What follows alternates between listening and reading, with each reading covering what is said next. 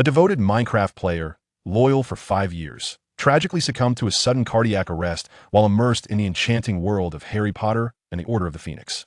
Upon awakening, he found himself transformed into Voltekai Jian Msi and endowed with the MC evolution system, which necessitates his direct involvement in pivotal narratives to accrue energy, thereby unlocking additional blocks.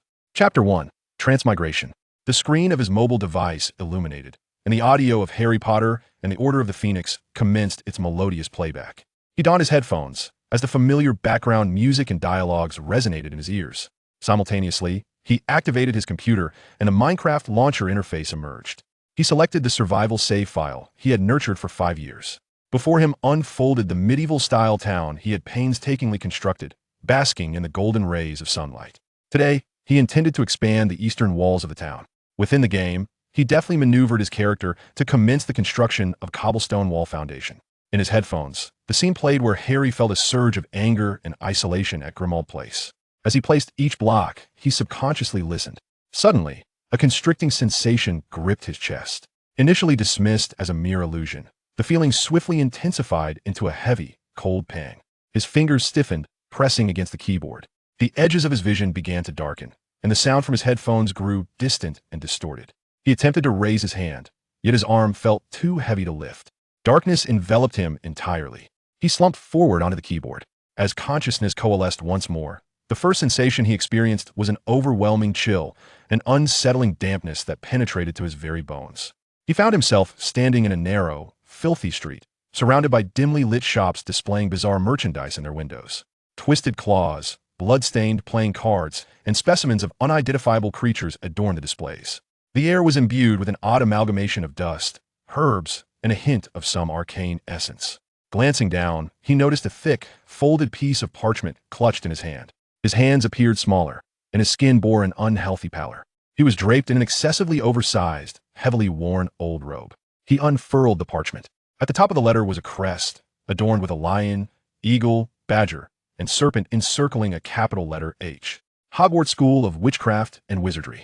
Headmaster, Albus Dumbledore. Dear Mr. Msi, we are delighted to inform you that you have been granted admission to Hogwarts School of Witchcraft and Wizardry. Enclosed is a list of required books and equipment. The term is set to commence on September 1st.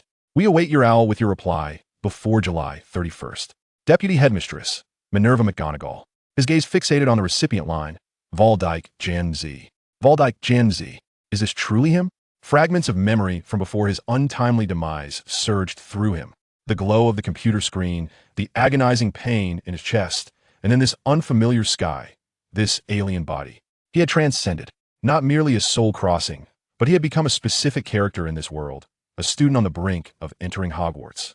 As he endeavored to untangle his thoughts, a chilling, emotionless voice resonated directly within his mind. Post-consciousness detected as stable. MC evolution system, binding in progress. Binding successful. Current world, Harry Potter universe. Energy acquisition method. Participate in or alter significant narrative nodes. Energy, 0 of 100. Available blocks, none. System prompt.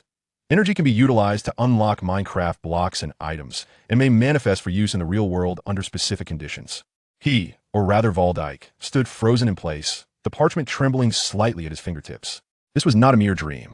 Death was real, the transmigration was real, and this system was undeniably real. Hogwarts, magic, and this system seemingly derived from his game. He required energy, and energy was derived from significant narratives. He gazed towards the end of the street, where distant, raucous voices beckoned, perhaps the entrance to Diagon Alley. He tightened his grip on the letter. Survive, and uncover the truth of it all. He needed a starting point, and the acceptance letter from Hogwarts was precisely that starting point. The cold reality pierced through his thin robe faster than the wind in the alley. Voltekai glanced down at his empty pockets, and then felt the lining of his robe. Apart from a thin layer of dust, it bore nothing. No jingling galleons, no shiny sickles, not even a single canute to his name. Penniless. This realization swiftly extinguished the flicker of excitement sparked by the system and his transmigration. The letter requested a reply via owl, yet he lacked even the funds to hire a school owl, let alone the books and equipment listed therein. The surrounding wizards hurried by, their robes billowing, oblivious to the pale, frail boy standing at the street corner. Snippets of their conversations drifted into his ears. The price of dragon liver has surged again. Tickets for the Quidditch World Cup. As for energy, It required participation in significant narratives. Significant narratives? He paused momentarily. In this magical realm, the so-called significant narratives were likely centered around that name, Harry Potter. He forced himself to move his nearly frozen legs, advancing down the narrow street. The shop's signs gradually brightened, and the merchandise became less ominous. He realized he was departing the fringes of Nocturne Alley, transitioning towards the renowned street, Diagon Alley. The street opened up, radiant shop windows and bustling crowds starkly contrasting with the dim corner he had just occupied. He spotted the grand sign of Flourish and Blots, and a spark ignited within him. According to his recollections of the narrative, Hagrid had brought Harry Potter to Diagon Alley during his first year. Flourish and Blots was a stop on their journey. He needed to find a vantage point that allowed him to observe the bookshop's entrance without drawing undue attention. He maneuvered to the side of the bookshop, where a narrow alleyway piled with a few empty crates lay. From here, he could clearly see the shop's entrance and a substantial portion of the street, while still being obscured by the shadow of the building. He settled into a relatively clean corner, leaning against the cold brick wall. A chill immediately seeped in from the ground and the walls, causing him to shiver as he tightly wrapped his oversized, tattered robe around himself, curling into a tighter ball. Time passed gradually. The sky over Diagon Alley transitioned from a bright azure to the warm hues of dusk, ultimately descending into a deep indigo. The lights of the shops flickered to life in succession, and the foot traffic on the street began to dwindle. The night air grew increasingly frigid.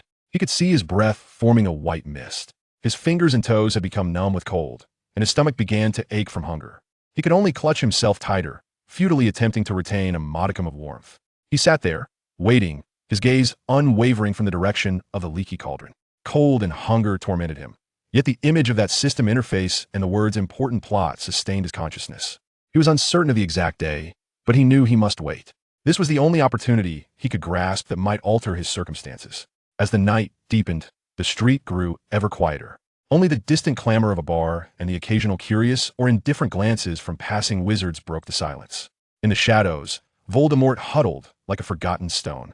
He clenched his robe tightly, his teeth chattering uncontrollably as he awaited the arrival of the boy with the lightning-shaped scar on his forehead and the tall gamekeeper. Chapter 2. Professor McGonagall. The morning light, sharp as a cold blade, sliced through the veil of night enveloping Diagon Alley, illuminating Voldemort, who was curled up in the shadows behind the bookstore. He had nearly lost consciousness. The cold had penetrated to his very bones, his skin taking on an unhealthy pallor, his lips turning a shade of purple. His awareness drifted precariously between clarity and oblivion, with the sole lingering thought being the instinct to wait. A rhythmic, unhurried footfall approached, eventually halting before him. Shadows enveloped him. Voldemort felt a warm, dry hand gently touch his shoulder. The touch was light, yet jolted his frozen body awake. With great difficulty, he slowly lifted his heavy eyelids.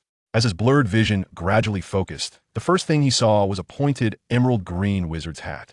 Next came a neatly arranged bun beneath the hat's brim, a serious face now displaying evident shock and concern, and sharp yet softened eyes behind a pair of rectangular glasses. It was Minerva McGonagall. His mind struggled to function in the biting cold. He recognized her, yet he was now Voldemort Janus MSY, a destitute orphan sleeping on the streets. He had to embody this role. A hoarse sound escaped his throat, and his body began to shake violently, half of the tremors genuine, the other half an act. Like a frightened animal, he attempted to shrink away, but his stiff body refused to obey. "Why, yes, I'm sorry," he stammered, his voice breaking, laced with an uncontrollable tremor. "I won't stay here. Please, don't hurt me." He struggled to rise and flee, but his legs were unresponsive. He barely managed to prop himself up before collapsing back onto the cold ground with a dull thud. Professor McGonagall's brow furrowed deeply, forming a pronounced crease. She immediately squatted down, reaching out to support his thin, cold shoulders, helping him to sit up. Her movements exuded an undeniable firmness, yet strangely lacked any harshness. "No one here will harm you, child." Her voice was softer than usual, yet still maintained a clear tone. Voldemort continued to tremble in her grasp, lifting his eyes, now an extraordinary shade of blue, glistening with moisture, betraying a mix of confusion and fear, to meet hers. Without a moment's hesitation, McGonagall swiftly removed her thick, deep green plaid woolen travel cloak, wrapping the warm fabric, still infused with her body heat, snugly around Voldemort's nearly frozen form. The immense cloak enveloped him entirely, instantly dispelling some of the lethal chill. She looked into the boy's eyes, which were filled with terror, and spoke in the calmest tone she could muster. "I am Professor Minerva McGonagall from Hogwarts. Do not be afraid." She helped him to his feet, noticing he still swayed unsteadily and felt alarmingly light. "You need food and warmth immediately." Her words were brief and forceful, leaving no room for negotiation. Without further inquiry, she half supported, half carried him away from the frigid alley and headed directly toward the leaky cauldron. The bar was sparsely populated at that hour. Tom, the proprietor, looked up in surprise as Professor McGonagall entered with a child swathed in an oversized cloak, pale and trembling. "Good morning, Professor McGonagall. This is—" "A bowl of steaming meat soup, extra bread, and a cup of hot chocolate, as quickly as possible, Tom," McGonagall interrupted, her tone brooking no dissent. She settled Voldemort at the warmest table by the fireplace. The hot soup and chocolate were promptly served. The rich aroma wafted into Voldemort's nostrils, and he instinctively reached out with his still trembling hands to cradle the warm bowl of soup. The warmth radiating from his fingertips elicited a barely audible sigh of relief. He did not immediately devour the sustenance, but rather sipped cautiously, savoring the warmth of the broth. The scalding liquid slid down his throat, spreading warmth throughout his body, dispelling the pervasive cold that had settled within him. Only then did he begin to eat the bread, his movements almost overly refined, as if he were desperately trying to control the gnawing hunger within him. Professor McGonagall sat across from him, silently observing. Her gaze swept over his excessively large and tattered robe, his malnourished pale complexion, and the careful manner in which he consumed his food. Her stern lips pressed even tighter, and the severity in her eyes gradually transformed into a profound understanding tinged with a barely perceptible compassion. She likely surmised the reasons behind the boy's failure to respond to her letters. The warmth from the soup and hot chocolate gradually seeped into Voldemort's icy limbs, significantly quelling the uncontrollable trembling. He set down the empty soup bowl, cradling the cup containing a remnant of hot chocolate in his hands, feeling the residual heat against his fingertips. He lifted his gaze to meet the steady, observing eyes of Professor McGonagall seated across from him. His voice, though still tinged with weakness, no longer trembled as it had moments ago. "Professor McGonagall," he began, his tone slightly hoarse. "I'm sorry, I didn't mean to neglect my reply." He paused, as if organizing his thoughts, his azure eyes revealing a blend of shame and helplessness. He slightly lowered his head, his gaze resting on the rough wood grain of the table. "I try to find work," he murmured softly, his voice tinged with a barely perceptible hint of inquiry, eager to ascertain whether his rationale was sufficiently plausible. "It is the shop just behind the alley. I inquired if they required assistance with moving items or tidying up." He refrained from specifying which shop, as numerous establishments along the edges of the flip alley and the diagonal alley conformed to this description. He took a gentle breath, his shoulders hunching slightly beneath Professor McGonagall's ample cloak. "However, no one is in need of help. They said I am too small." This statement was a blend of truth and fabrication. He indeed possessed no money and appeared remarkably frail. Yet the notion of working was merely a spur-of-the-moment idea he conjured as a seemingly rational explanation for his plight on streets. A pitiable orphan striving for self-sufficiency, albeit failing, elicits far more sympathy than a child aimlessly sleeping rough without cause, thus effectively concealing his identity as a time traveler and the true purpose of waiting for Harry. Professor McGonagall listened intently, her expression largely unchanged. However, her keen eyes flickered momentarily when he mentioned working and too small. She observed his tattered robes, felt the alarming lightness of his frame, and noted the restrained manner in which he had just eaten. All these elements corroborated his current claims. Chapter 3. The First Encounter with Harry. She refrained from immediately probing for details, such as the specific shop visited or the precise words exchanged with the proprietor. To her, it was entirely logical that a child, in such a circumstance, would attempt to resolve matters with their limited means, only to encounter obstacles. His shame and current candor resembled the response of a child whose pride has been wounded, yet recognizes their errors. "I comprehend." Professor McGonagall's voice remained steady, yet now bore a subtle hint of gentleness. "It is not your fault, Mr. Muggle." She gazed at the boy, now enveloped in her cloak and appearing even more diminutive, her heart resolute. Hogwarts would not allow any eligible student to be deprived of education due to financial constraints, especially not in such a manner. "First," she continued, her tone returning to its usual efficiency, "we need to address your letter and the procurement of your school supplies. This will be handled by the school." Rising with a swift motion, she added, "Now, if you're feeling better, we shall proceed to Gringotts. You need to acquire all the items on your list." Casting a glance at Voldemort, she further remarked, "The school has a fund specifically designated to assist students in need." Voldemort nodded, cautiously descending from the chair, still tightly wrapped in the thick cloak. The warmth of food and Professor McGonagall's clear stance alleviated some of his anxieties. The first step towards obtaining the fundamental resources necessary for survival in this world seemed to have been taken. Professor McGonagall was remarkably proactive. She led Voldemort directly to the White Edifice of Gringotts. The goblins regarded the boy, swathed in the professor's cloak, with indifferent yet scrutinizing gazes. However, they posed no further inquiries in response to Professor McGonagall's businesslike demeanor. The process was swiftly completed. In her capacity as Deputy Headmistress of Hogwarts, Professor McGonagall secured a basic scholarship for Voldemort. As the goblin presented a small pile of glimmering coins, Voldemort instinctively held his breath. After counting the coins, Professor McGonagall placed them into an ostensibly ordinary pouch, handing it to Voldemort. "Keep this safe. It is your funding for purchasing school supplies this term." Voldemort extended his hands and accepted the light yet weighty pouch. He lowered his gaze to the pouch, his fingers tightening slightly around it. But he raised his head again. His vivid blue eyes were unavoidably glimmering with genuine moisture, sparkling in the glow of the torches within Gringotts. This was not merely an act. The anxiety of being destitute, coupled with the sudden impact of possessing the means to establish a foothold, was all too real. Professor McGonagall observed the flicker of light in his eyes, her lips pressing together slightly as she exhaled almost inaudibly. She had witnessed countless children from Muggle or impoverished backgrounds experiencing such emotions upon their first encounter with magical currency. Yet this child's situation was evidently more dire. "Come along," her voice softened. "We still need to procure your listed items." Voldemort paused momentarily, then nodded, carefully stowing the pouch into the pocket of his robe's lining, pressing his hand against it to ensure it would not fall out. He stepped forward to follow Professor McGonagall, his stride noticeably lighter than before, the hem of his oversized old robe swaying gently with his movements. Their first stop was Madame Malkin's robes for all occasions, where they measured for school robes. Next, they procured cauldrons, scales, and various other essential supplies. Throughout, Voldemort maintained a demeanor that was both somewhat reserved yet filled with wonder.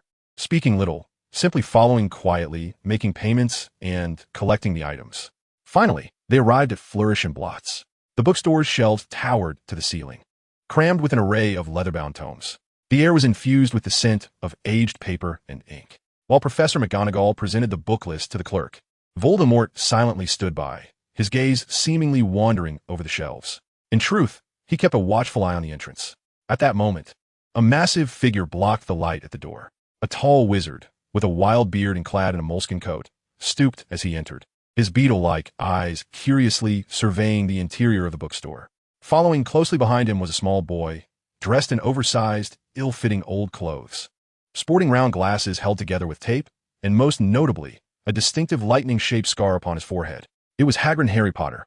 Voldemort's heart skipped a beat. He compelled himself to maintain his previous composure, merely turning his gaze toward the entrance, feigning the mild curiosity one might display upon encountering a towering gamekeeper and an unfamiliar boy.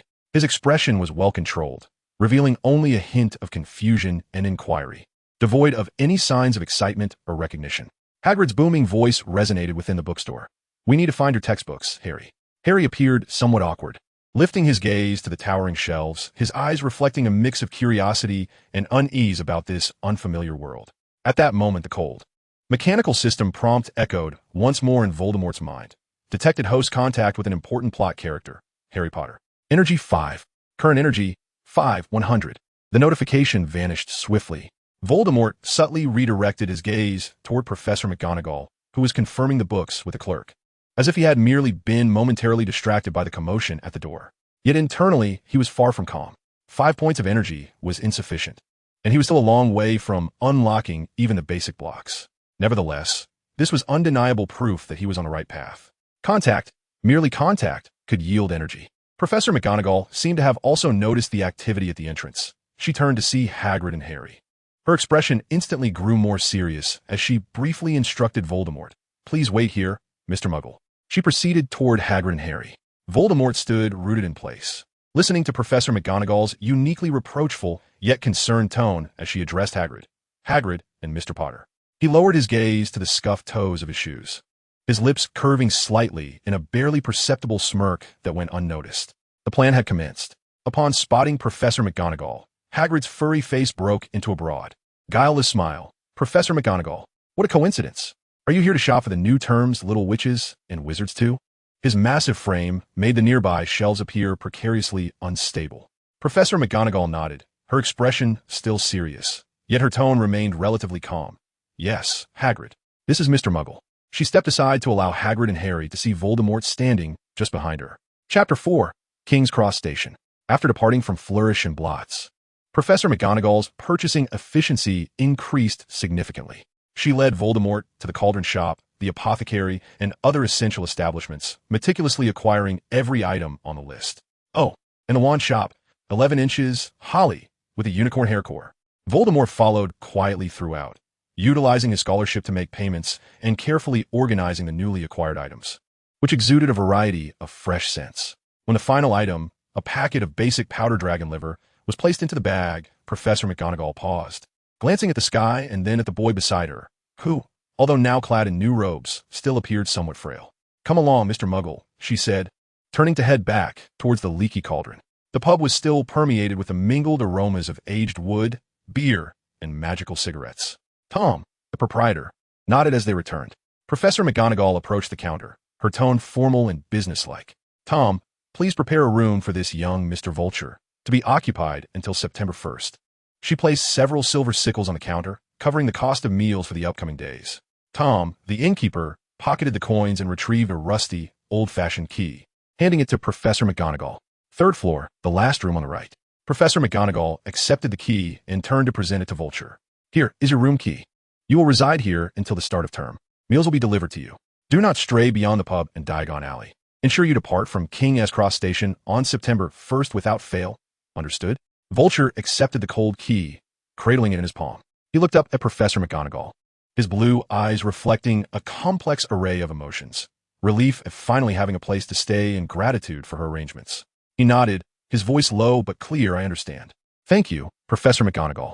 He offered no further assurances or promises, yet the sincerity in his gaze elicited a slight nod from her. "Take good care of the remainder of your scholarship funds," she advised finally, as if concluding an important task. She adjusted her pointed hat with a sense of satisfaction. "Until we meet again at the start of term, Mr. Vulture." Without lingering further, she exited the leaky cauldron with purposeful strides, the hem of her emerald robes swaying gently behind her. Vulture remained in place until her figure vanished through the doorway leading to Charing Cross Road. He glanced down at the key in his hand and then touched the bag in his pocket that contained his remaining scholarship funds and all his new supplies. Ascending the creaky wooden staircase to the third floor, he found a room, unlocked the door with the key, and stepped inside. The room was modest, furnished with only a bed, a wardrobe, and a small table, its window facing the pub's rear courtyard. It was clean, and most importantly, it belonged to him, a sanctuary from the storm, a temporary refuge free from the fear of eviction. He placed the bag containing all his belongings beside the bed, removed Professor McGonagall's thick cloak, carefully folded it, and laid it at the head of the bed. Then he sat on the edge of the mattress, which creaked slightly beneath him. The bed was solid, and above him was a ceiling. For now, he was safe. In his mind, the system interface remained silent, his energy level stagnant at 100. The road ahead was long, but at least he had taken the first step. He needed to devise a plan for more effectively acquiring energy and for utilizing his sole reliance in this simultaneously familiar and alien world. The MC evolution system from another realm. August 31st arrived. Vulture assessed his belongings. A bag containing all his uniforms, textbooks, and supplies, enchanted to expand, Professor McGonagall's cloak, and the dwindling funds his purse.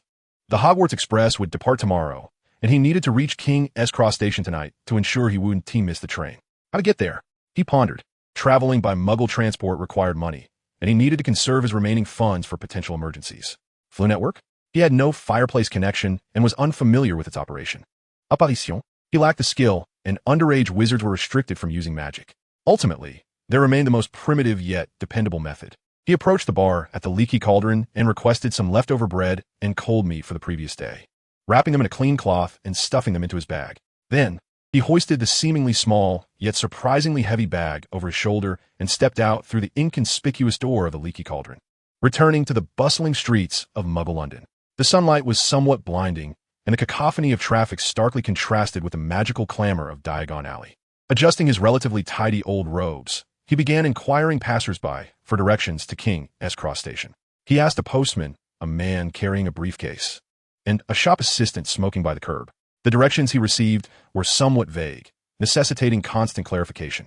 The streets of London felt like a labyrinth to him. Newly arrived and disoriented, he He walked for what seemed an eternity. The weight of the bag pressed against his shoulder, and sweat soaked the clothing beneath his robes. He stopped frequently, matching his hazy memories with street signs, all the while dodging the swiftly moving vehicles. The scents, sounds, and rhythm of the Muggle city felt foreign and slightly disconcerting. After exhausting more than half the afternoon, as his legs began to ache and the daylight started to wane, he finally spotted the familiar station building, its grand arched glass facade, King S. Cross Station. He entered the bustling station hall, where a medley of food aromas, the scent of perspiring crowds, and diesel fumes assailed him. All around him were travelers dragging luggage, hurrying past. He needed a place to spend the night. He found a relatively secluded corner near the wall. Though busy, it was at least less conspicuous. He held his bag tightly to his chest and slid down the wall to the floor. An overwhelming sense of fatigue washed over him instantly. As night fell, the station lights flickered on, replacing the fading natural light. The flow of people seemed to diminish slightly, yet the throngs continued to pass by. The station announcements occasionally crackled over the loudspeakers, announcing train schedules. Vulture did not sleep. He curled up in the corner, draping McGonagall's cloak over himself for warmth and to obscure his presence somewhat. His arms remained wrapped around the bag, his chin nearly resting upon it. His eyes remained alert in the dim light, observing every shadow that passed. He was acutely aware that such places were rife with pickpockets. All his possessions, his Hogwarts enrollment ticket, all his school supplies, and the remaining money were contained within that bag. Losing it would mean losing everything. Hunger and cold gnawed at him again, and he cautiously retrieved the packed food, taking small bites while keeping his gaze fixed on the surrounding environment. The station was colder at night, the air more oppressive. He heard the distant shouts of a drunken man and spotted several disheveled individuals wandering the benches in the waiting area. He dared not let his guard down. His physical exhaustion was kept at bay by a heightened sense of vigilance. Time moved slowly on the station clock, each tick dragging on. He maintained his protective posture around his bag, like a silent, watchful statue in the corner of the bustling station, guarding the last vestige of his hope for entry into the magical world, waiting for dawn and the train that would carry him into the unknown. Chapter 5, on the train. Passing through the barrier of platform 9 3/4, the billowing smoke of the steam engine and the clamor of voices enveloped him. The Hogwarts Express loomed like a colossal red iron beast stationed beside the platform. Vulture lingered not on the platform, but swiftly boarded the train, navigating the corridor ahead. He recalled the descriptions from the original text, searching for the compartment where Harry and Ron first met. He discovered an empty compartment that seemed fitting, located in the middle of the carriage towards the rear. Entering, he placed his bag in the luggage rack and chose a window seat, facing away from the direction of the train's travel. This vantage point provided a good view of the compartment door. He waited quietly, his fingers unconsciously stroking the fabric of his old robes. Before long, the compartment door opened slightly, and a messy-haired boy with round glasses peered in. It was Harry Potter. He appeared somewhat hesitant, seemingly confirming whether there was still room available. In the solitude of the compartment, Voldemort raised his head and spoke in as calm a tone as possible. "You may sit." Harry exhaled softly, opened the compartment door, and entered, laboriously pushing his suitcase onto the luggage rack before taking a seat opposite Voldemort. A brief silence enveloped them, punctuated only by the distant clamor outside the train and the shrill whistle of the locomotive. "It's good to see you again," Harry said somewhat awkwardly, breaking the silence. "At the Leaky Cauldron and just now at the platform." Voldemort nodded, a faint smile gracing his lips. "Yes, Voldemort Jian Msi. Harry Potter," Harry replied, offering his name once more, this time with greater ease. He adjusted his glasses and curiously inquired, "Are you alone as well?" "I haven't seen your family." The smile on Voldemort's face faded, his gaze dropping to the table, his voice growing somber. "I no longer have family. They passed away some time ago." He presented a carefully crafted persona, that of an orphaned pure-blood wizard, bereft of parents. This narrative accounted for his isolation and certain gaps in his knowledge, while also aligning with the slightly detached, yet dependent image he sought to project. Harry was momentarily taken aback, a flicker of palpable sympathy and confusion crossing his face. "I'm sorry," he murmured, genuine regret evident in his green eyes. "I didn't know it's all right," Voldemort replied, shaking his head as he raised his gaze once more, his blue eyes feigning a facade of strength and calm. "It's been quite some time." To divert the conversation and further solidify his character, Voldemort turned to Harry. "What about you? How well do you know Hogwarts?" "I've learned a bit at home, but it's rather unstructured," he suggested, subtly hinting at his pure-blood lineage without being ostentatious. Harry appeared somewhat embarrassed, candidly admitting, "I hardly know anything at all. I only discovered last month that I'm a wizard." He briefly recounted his upbringing in a Muggle household. At that moment, the compartment door swung open once more, and a freckled, red-haired boy peeked in, his voice tinged with a hint of embarrassment. "Excuse me, all the other seats are taken. May I sit here?" It was Ron Weasley. Harry immediately consented.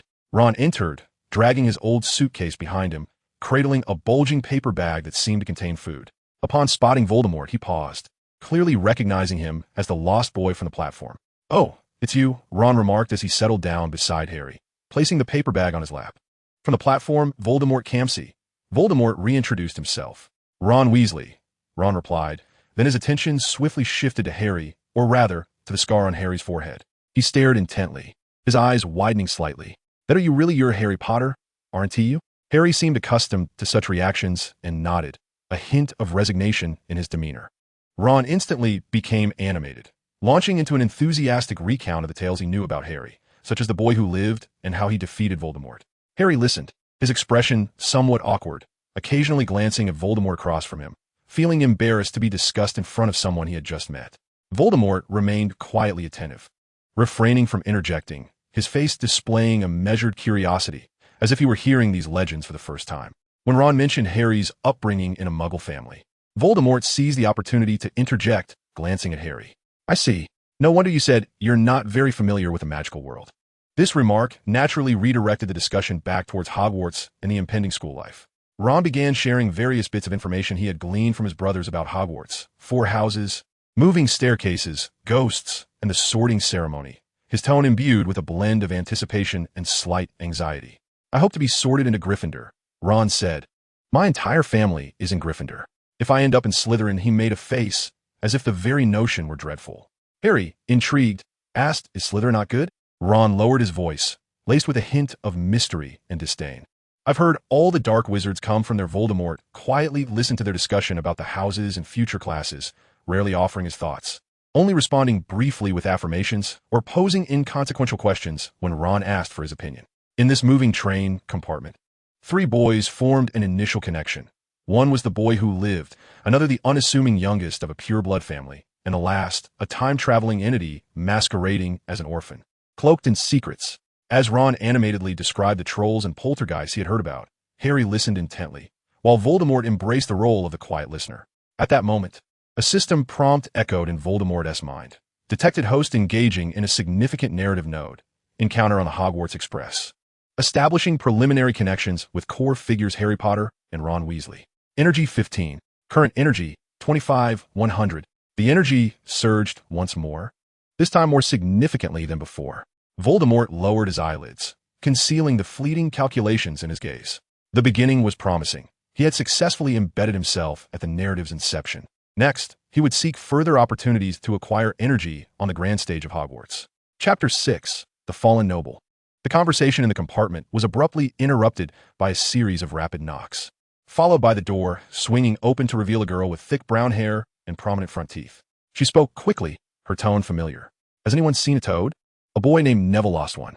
Her gaze swept over the 3 boys in the compartment. Both Harry and Ron shook their heads, and Voldemort gently waved his hand. "Oh." The girl appeared somewhat disappointed, but quickly redirected her attention to them. "By the way, you'd best put on your robes quickly. I've heard we're almost there." With that, she exited as abruptly as she had entered, shutting the door behind her. "Who is that?" Ron asked, his brow furrowed in discontent at the girl's commanding demeanor. "I have no idea," Harry replied, equally perplexed. This little interlude soon passed, and the train continued its journey northward, the fields outside becoming increasingly desolate, the outlines of mountains sharpening in the distance. Just as Harry and Ron began discussing Quidditch again, the compartment door was once more yanked open with force. This time, 3 figures stood at the entrance. At the forefront was a pale-faced boy with a pointed chin, his light blonde hair impeccably styled, clad in a pristine black robe of fine material. Flanking him were 2 large, seemingly clumsy boys, resembling hulking bodyguards. Voldemort immediately recognized them, Draco Malfoy, along with his henchmen Crabbe and Goyle. "Is it true?" Malfoy drawled, his tone dripping with condescension. "Everyone on this train is talking about how Harry Potter is in this compartment." His gaze settled on Harry, scrutinizing him with a mix of curiosity and disdain. Then, he turned to Ron, curling his lip in a mocking sneer. "Red hair, old robes. No need to ask, you must be a Weasley." Ron's face flushed crimson, matching the hue of his hair. Finally, Malfoy's gaze fell upon Voldemort, appraising his somewhat worn but clean robes, the disdain in his eyes becoming even more pronounced. As for you, I seem to have never heard of any reputable family that possesses someone of your ilk. With your pitiful appearance, could you possibly be of the mudblood variety? The term mudblood cut through the air like a whip. Harry's expression immediately shifted to one of vigilance, while Ron clenched his fists in anger. At that moment, Voldemort made his move. Unlike Ron, who was filled with rage, and unlike Harry, who was on high alert, he rose from his seat with an air of calmness, even elegance. His movements were slow, yet imbued with a peculiar, undeniable rhythm. He faced Malfoy, straightened his back slightly, and then executed a gesture that left everyone momentarily dumbfounded. He placed his right hand lightly on his left chest and leaned forward at a precise angle of about 15 degrees. This greeting, archaic and standard, bore the mark of an almost lost formality reserved for ancient families, presenting a stark contrast to his worn robe. The arrogance and disdain on Malfoy's face instantly froze. He clearly recognized the significance of this gesture. It was certainly not a formality employed by ordinary wizarding families, nor even by the average pure-blood lineage. It resembled the customs retained only by some exceedingly ancient families that prided themselves on their nobility. Voldemort straightened up, his cerulean eyes calmly scrutinizing Malfoy. His voice low yet resonant enough to reach every ear. Mr. Draco Malfoy, has your father, Mr. Lucius Malfoy, never mentioned the Msi family to you? His tone was remarkably flat, devoid of menace or boastfulness, merely presenting a question. Yet, this very flatness, combined with his earlier unexpected formality, exerted an invisible pressure. A flicker of barely perceptible panic and confusion crossed Malfoy's pale face. He quickly rummaged through his memories for the surname Msi, but found nothing. However, the certainty in Voldemort's demeanor, along with the ancient etiquette he had only witnessed during his father's receptions for certain distinguished guests, left him hesitant to draw conclusions too hastily. He stood there, momentarily at a loss for how to respond. Crabbe and Goyle looked between Malfoy and Voldemort, utterly bewildered. Ultimately, Malfoy let out a somewhat feeble huff, failing to answer Voldemort's question, and awkwardly redirected the conversation back to Harry, making a few remarks about the prudence of choosing friends before hastily departing with his two lackeys, their retreat appearing somewhat disheveled. Once the compartment door closed, Ron immediately turned to Voldemort, his eyes wide with astonishment and confusion. By Merlin's beard, Voldemort, what was that? The Msi family? I've never heard of them. You scared him. Harry also regarded Voldemort with curiosity, awaiting his explanation. Voldemort resumed his seat, his posture relaxing as if the noble figure who had just exuded an air of ancient aristocracy was not he. He picked up an old book that he had set aside, casually brushing off non-existent dust from its cover, and spoke in a nonchalant tone, as if discussing the weather. Oh, it's nothing. Merely an obscure and fallen family. He paused, a smirk curling at the corner of his lips, adding, once aligned with the Dark Lord Gellert Grindelwald in his early days. They later chose the wrong side and had their family's assets confiscated by the Ministry of Magic under the pretext of failing annual inspections. Naturally, few mention him now. His tone was dismissive, yet the mention of having once followed a Dark Lord and being dispossessed dropped like a bombshell within the cramped compartment. Ron gasped, his gaze towards Voldemort now filled with incredulity and a mingled curiosity tinged with fear. Even Harry, though not fully grasping the implications of a Dark Lord, understood that this was no ordinary background. The compartment fell into an eerie silence, punctuated only by the rhythmic clattering of the train wheels against the tracks. Finally, the train came to a gradual stop at a dimly lit platform amidst a cacophony of honking horns. The night air was cold and damp, lanterns swaying in the wind. First years, this way. A booming voice echoed above the crowd. It was Hagrid, his massive figure remarkably conspicuous in the light. Students jostled towards the train doors. Voldemort disembarked with the throng, but left behind his magically expanded bag containing all his belongings on the luggage rack. He was aware that these items would be sent separately to the school. Following behind Harry, Ron, and Hermione, he heard Hagrid call out, "Watch your step.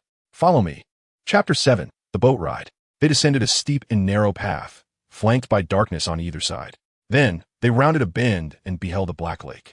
On the far shore, a towering castle loomed over the hillside, its spires reaching skyward, windows glimmering under the starlit sky. No more than 4 to a boat, Hagrid bellowed, pointing a line of small boats moored along the bank. The crowd began to disperse, each seeking their vessel. Harry, Ron, and Hermione naturally boarded a boat. Voldemort's gaze swept through the throng, landing on the conspicuous pale golden hair.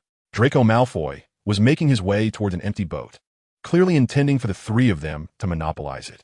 Voldemort quickened his pace, silently stepping onto the boat Malfoy had chosen before Hagrid could notice. The boat rocked gently. He opted for a position at the very front, shrouded in shadow, nearly merging with the darkness. As Malfoy approached the boat, he suddenly noticed someone already seated within, the dim light revealing only the vague silhouette of a motionless figure. Startled, he halted, nearly colliding with Crabbe behind him. "Who is there?" Malfoy's voice carried a hint of irritated anger and barely concealed tension. At that moment, the boat, having taken on weight, gently drifted away from the shore. The lantern light flickered across the water, illuminating the figure at the bow. There sat Voldemort Msi, sitting upright, hands resting naturally on his knees. Despite the rocking of the small boat, his posture exuded an unusual steadiness, as though he were in the study of some ancient manner. The dim light accentuated the pallor of his profile and the depth of his blue eyes, which appeared particularly profound in the darkness. "A fine performance," he remarked, observing the paralyzed Malfoy, and with a slight, almost ceremonial nod, he greeted him, the elegance of his gesture starkly contrasting with his tattered robe. "Mr. Malfoy." Voldemort's voice calmly traversed the few feet of water. "It seems we shall share this boat for a while." Malfoy's irritation morphed into uncertainty.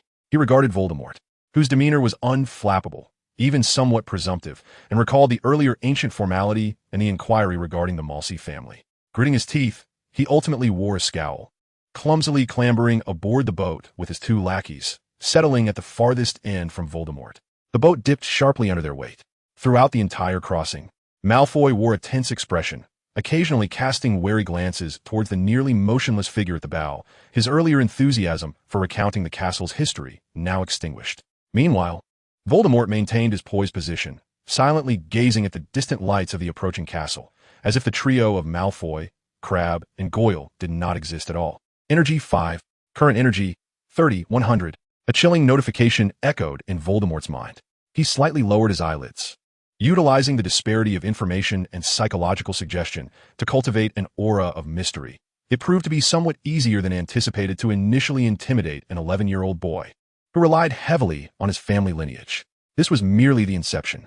The small boat gently bumped against the pebbled shore of the lake, emitting a dull thud.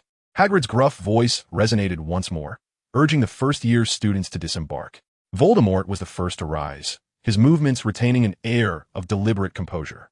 He gracefully stepped onto the land, not casting a glance back, and proceeded directly in the direction of the gathered crowd, his pace unhurried yet purposeful, effectively obstructing Draco Malfoy's path ahead. Malfoy seemed eager to escape the oppressive atmosphere of the boat, attempting to hasten past Voldemort. But the narrow path and crowded throng constrained him. He could only follow with a sullen expression, trailing behind the figure clad in a worn robe, yet standing tall.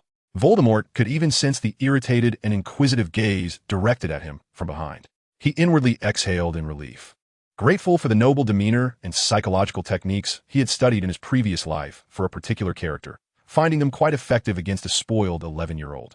Navigating through a pitch-black tunnel, they finally reached a damp patch of grass, ascending a flight of stone steps to gather before a massive oak door. Hagrid raised his enormous fist and knocked thrice upon the castle's entrance. The door swung open immediately. Standing at the threshold was Professor McGonagall, adorned in a flowing emerald green robe. Her gaze swept over the first years, pausing momentarily on Harry, then seemingly lingering imperceptibly on Voldemort, before commencing her customary welcoming speech regarding the gravity of the sorting ceremony and the characteristics of the four houses. As Professor McGonagall turned to lead them into the entrance hall, Voldemort deliberately slowed his pace, seamlessly blending into the crowd, silently positioning himself near Harry, Ron, and Hermione. Malfoy, having finally found a gap behind him, hastened ahead with Crabbe and Goyle, as if eager to shed some unpleasantness. They traversed the grand entrance hall, passing a marble staircase, until they arrived before an enormous door. Professor McGonagall instructed them to line up and tidy themselves. Behind the door, the buzzing conversations of hundreds of students could be heard. The door opened, and they stepped inside. Even though Voldemort believed himself to be psychologically prepared, the sight of the great hall still evoked a sense of awe. For long tables were filled with students, and above them, thousands of candles floated in mid-air, illuminating the star-dotted black ceiling. At the far end, the teachers were seated upon a dais. Professor McGonagall placed a four-legged stool before the first years, atop which rested a tattered, filthy, patched-up sorting hat. The first years stared intently at the hat. Then, the crack near the brim opened like a mouth, and the hat began to sing. When the song concluded, a thunderous applause erupted. The hat bowed to each of the 4 tables and then fell silent. At that moment, Professor McGonagall stepped forward, holding a scroll of parchment. "When I call your name, you shall don the hat and sit upon the stool to await your sorting," she proclaimed. Hannah Abbott, a rosy-cheeked girl with 2 golden braids, stumbled out of the line, placing the hat upon her head, which promptly obscured her eyes. She sat down. After a brief pause, the hat declared Hufflepuff. The table on the right erupted in applause, welcoming her to their ranks. After a few more names, Hermione Granger. Hermione nearly sprinted to the stool, hurriedly placing the hat upon her head. Gryffindor, the hat announced. Ron let out a grunt. Soon after, Draco Malfoy was called. He strode up with an air of arrogance. And as soon as the hat touched his hair, it screamed Slytherin. It was evident he belonged there. Malfoy, wearing a smug smile, joined his table, reuniting with Crabbe and Goyle. Next came Harry Potter. As the name echoed, a buzz of conversation rippled through the hall. The Sorting Hat took an extended time deliberating on Harry's head before finally proclaiming, Gryffindor. The roar of applause from the Gryffindor table was the loudest. After a few more names, Tom Riddle. Voldemort inhaled deeply, maintaining a calm facade as he stepped toward the stool. He could feel several gazes upon him, including Professor McGonagall's from the staff table and Malfoy's scrutinizing stare from the Slytherin table. He seated himself, and McGonagall placed the Sorting Hat upon his head. The hat was oversized, completely obscuring his vision, plunging him into darkness. Chapter 8, The Sorting. A subtle voice emerged in his ear. Difficult. Very difficult. Voldemort held his breath. Sufficient loyalty, endured suffering, understand appreciation, yearns for a stable home. Hufflepuff would suit you. Providing tranquility, no, Voldemort resolutely countered in his mind. It cannot be Hufflepuff. Hufflepuff stays away from the eye of the storm, too tranquil, detrimental to my energy acquisition. I need to be close to Harry Potter, close to the whirlpool of the plot. Not Hufflepuff, then? The voice seemed surprised. Well, you possess ambition, understand timing, adept at masquerading, willing to endure for your goals. Slytherin can lead you to glory, no. Voldemort almost shouted internally. It absolutely cannot be Slytherin. That would mean utter isolation, standing in opposition to the protagonists, thwarting my plans at every turn. Not Slytherin either? TSK, then Ravenclaw. Your mind holds fragments of knowledge beyond your years. A thirst for knowledge would be satisfied Gryffindor. Voldemort concentrated all his mental energy, fervently shouting in his mind, almost as if possessed. I must go to Gryffindor. There lies courage, companionship, and most importantly, pivotal plot points. Gryffindor? The hat seemed hesitant. You indeed possess courage, but more so, a calculated recklessness? Not purely brave, however. Since you are so insistent, very well, since you believe that is where you'll find what you seek, then the hat paused, then loudly declared to the entire hall. Gryffindor. Voldemort swiftly removed the hat and stood, striving to ensure his movements did not appear overly eager. He walked toward the raucous Gryffindor table, where Harry and Ron made space for him, and Hermione beamed a smile in his direction. He settled into his seat, feeling the taut nerves within him finally ease somewhat. The first step, the most crucial step, had been successfully taken. He had positioned himself beside the protagonist, at the very heart of countless impending plot storms. Host successfully intervened in a critical plot point, the sorting ceremony. Entering core house, Gryffindor. Energy 20. Current energy, 50, 100. His energy had surged significantly. Voldemort grasped a cup of pumpkin juice, using the act of drinking to mask the fleeting glimmer in his eyes. The life at Hogwarts had officially commenced. His MC evolution system would also unfold here, step by step. The sumptuous feast finally concluded. The last morsel of food vanished from the plates. Professor Dumbledore stood to share a few housekeeping notes, including that classic phrase, nitwit, blubber, oddment, tweak, before announcing the singing of the school song. Following a chaotic and discordant chorus, the feast was officially dismissed. Percy Weasley, adorned with a gleaming prefect badge upon his chest, strutted with an air of authority, striving to project a more imposing demeanor. First-year Gryffindors, follow me. Watch your step on the stairs. They can move at times. The freshmen trailed behind Percy, weaving through the bustling crowd as they ascended the marble staircase. True to his warning, the stairs unexpectedly shifted midway, nearly sending several first-years off course. They continued along the corridor, where animated portraits adorned the walls, the figures within gesturing and whispering amongst themselves as the newcomers passed. Eventually, they halted before the portrait of the fat lady at the corridor's end. Password? She inquired. Dadagongjung, Petsy Zeepli. The portrait swung open, revealing a circular hole in the wall. One by one, They climbed through and entered the Gryffindor common room. It was a cozy, circular chamber furnished with plush armchairs. A roaring fireplace warding off the night's chill. Percy began assigning dormitories. "You lot, over here. Harry Potter, Ron Weasley. You shall share a room with Neville Longbottom and Seamus Finnegan, at the end of this corridor on the right." Harry and Ron followed the other boys toward a staircase leading to the tower. Voldemort observed their retreating figures, a flicker of resignation crossing his mind. He understood that Harry's dormitory would play a significant role in future events, but as a newly acquainted student with a somewhat dubious background, he had no reasonable grounds to request a change in accommodations. To do so outright would appear conspicuous and suspicious. "Voldemort," Percy glanced at the list and turned to him. "Your arrangement is somewhat unique. Due to certain, circumstances, you shall have a room to yourself for the time being. It's right next door on the left." This was likely related to Professor McGonagall's awareness of his situation. Voldemort nodded, unsurprised by the arrangement, even feeling a tinge of relief. Solitude would facilitate his research into the system. He followed Percy up the spiral staircase to the dormitory area. At the fork pointing toward Harry's room, Percy gestured to a door on the left. "This is it. Your luggage should have already been delivered." Voldemort pushed the door open. The room was modest but comfortably appointed, featuring a four-poster bed, a wardrobe, a desk, and a window overlooking the distant Black Lake and Forbidden Forest. His old travel bag was indeed placed at the foot of the bed. Just as Percy prepared to depart, Voldemort seemed to recall something and called out to him. "Percy?" Percy turned, wearing a prefect's inquisitive expression. "May I ask if we are permitted to personalize our dormitory decor? For instance, altering the appearance of the walls or floors?" Percy appeared taken aback by the inquiry. He adjusted his glasses and pondered. The school rules do not explicitly forbid harmless decorations in the dormitory, as long as they do not compromise the castle structure, involve dangerous magic, or create noise or odors that might disturb others. Theoretically, it is permissible. Why, you ask? Voldemort's face broke into a perfectly timed, slightly bashful smile. "Oh, it's nothing, just curious. I wish to make my living space feel a bit more familiar." "Thank you, Percy." Percy nodded, seemingly satisfied with the response, and turned to continue fulfilling his prefect duties. Once the door closed behind him, sealing out the external noise, the bashfulness on Voldemort's face vanished, replaced by a calm scrutiny. He stepped into the center of the room, surveying his surroundings. "Personalized decor," he murmured softly, a faint smile curling at the corners of his lips. This offered a vague boundary of permissible experimentation for his forthcoming endeavors. His consciousness sank into his mind, and a succinct system interface resurfaced. Chapter 9. Transfiguration Class. Energy, 50, 100. Available blocks, none. Energy required to unlock the next block, 100. He was still halfway short on energy. He needed to swiftly find opportunities to acquire energy. However, before that, he refrained from attempting anything immediately, instead walking to the window to observe the nocturnal landscape of Hogwarts. The Forbidden Forest appeared deep and mysterious under the moonlight, while the surface of the Black Lake shimmered with rippling reflections.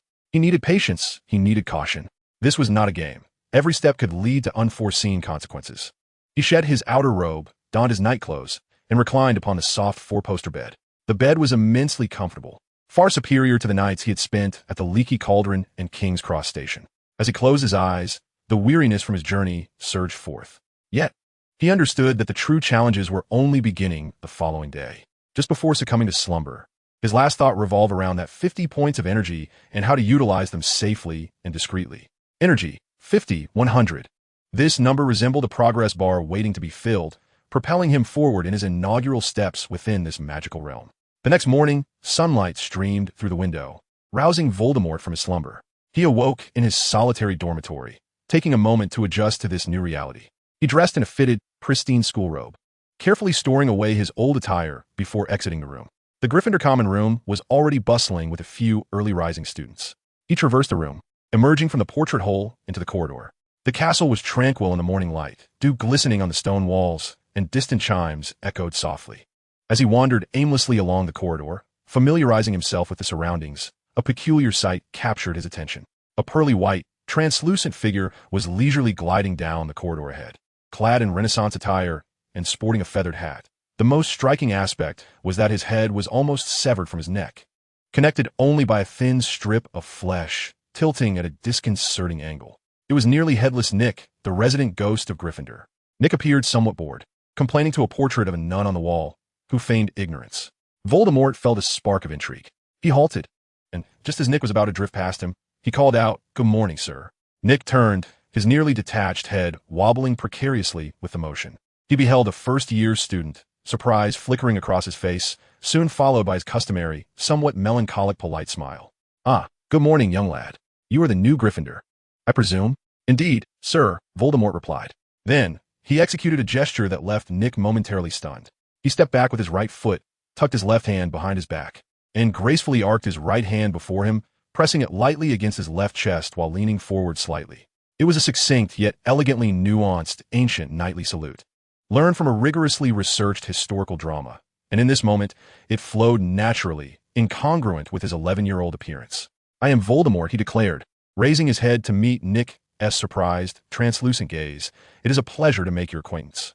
The melancholy and indifference on Nick's visage evaporated instantly, replaced by a sense of incredulous delight. His pearly white form seemed to radiate even more brilliance. He clumsily attempted to return the gesture, but as a ghost. His movements appeared somewhat comical, yet it was evident he was thoroughly pleased. "Oh, my word, a courteous young man." Nick's voice was laced with unmistakable joy. "Such a rarity. I am Sir Nicholas de Mimsy Porpington, though you're more commonly acquainted with me as Nearly Headless Nick." He puffed out his chest, despite the fact that this caused his unsteady head to wobble again. "It is my honor, Sir Nicholas." Voldemort maintained an appropriate smile and nodded. He understood that cultivating amicable relations with the indigenous inhabitants of these castles, particularly with the specter of his own academy, could prove advantageous. This not only enhanced his persona, but might also offer unforeseen information or conveniences in the future. "I wish you a delightful day, sir." Vodka did not linger excessively, politely taking his leave before Nick could continue to express his sentiments, turning to proceed down the corridor. Behind him, he could hear Nick animatedly conversing with a portrait of an armored figure. "Did you see that? What a cultured young man. Truly the epitome of knightly grace."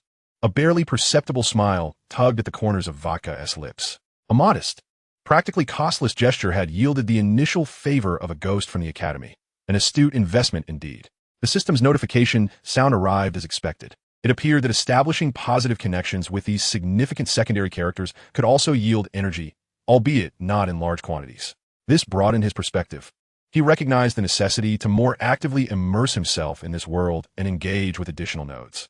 The Transfiguration classroom was located on the second floor of the castle, and Vodka arrived punctually according to the schedule.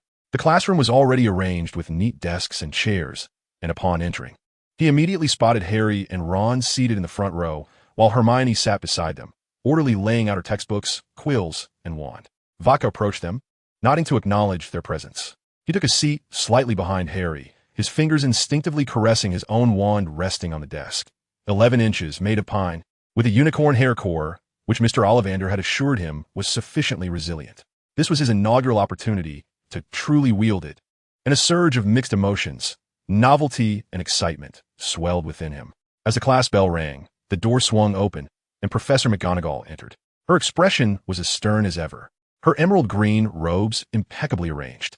Transfiguration is one of the most complex and perilous subjects you will encounter at Hogwarts, she stated directly, her gaze sweeping across the classroom without any preamble. "Anyone who misbehaves in my class will be immediately expelled and may never return. I trust that is clear." The classroom fell into profound silence. Even Ron straightened in his seat. Without further ado, Professor McGonagall commenced her explanation of the day's lesson, transforming a toothpick into a needle.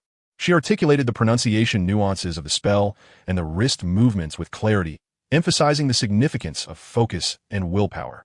"Now begin practicing," she instructed, with a wave of her wand, causing a plain wooden toothpick to appear before each student. Vodka picked up his wand, feeling somewhat unfamiliar with its weight in his hand. He endeavored to concentrate as Professor McGonagall had advised, waving his wand and reciting the incantation. The tip of his wand merely flickered with a faint spark, the toothpick remaining utterly motionless. He could hear the collective sighs of his classmates around him, all experiencing similar failures, while Hermione, frowning in concentration, attempted repeatedly, her toothpick barely glowing. "Relying solely on myself, success seems improbable in the short term," Vodka mused. He recalled the system's mention of generating energy by making an impact in significant scenes.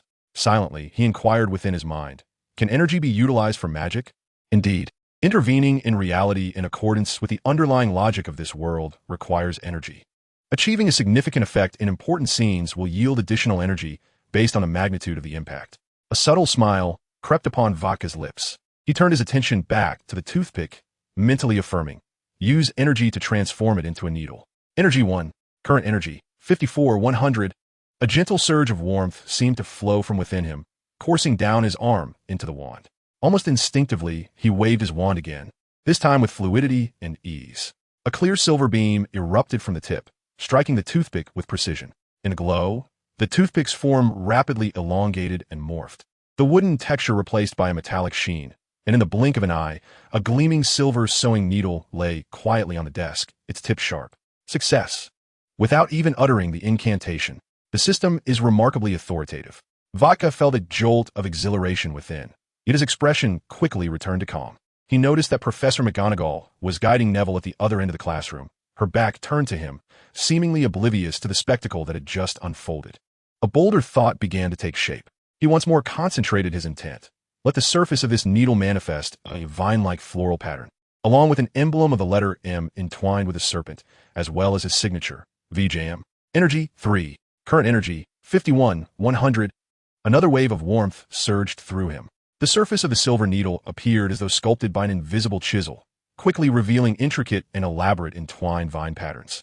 At its midpoint, a graceful emblem, formed by the letter M entwined with a small serpent, became distinctly visible, accompanied by a line of delicate cursive, VJM.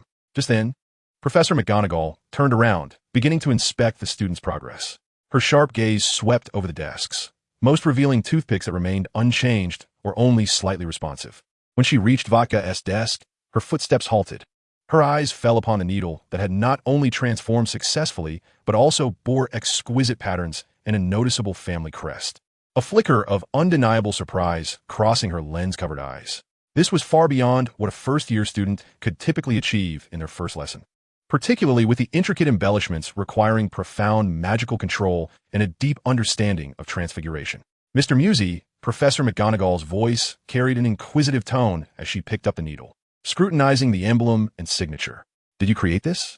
Yes, Professor, Vodka replied respectfully, standing. Remarkably well done, Professor McGonagall considered her words, her gaze shifting from the needle to Vodka's face.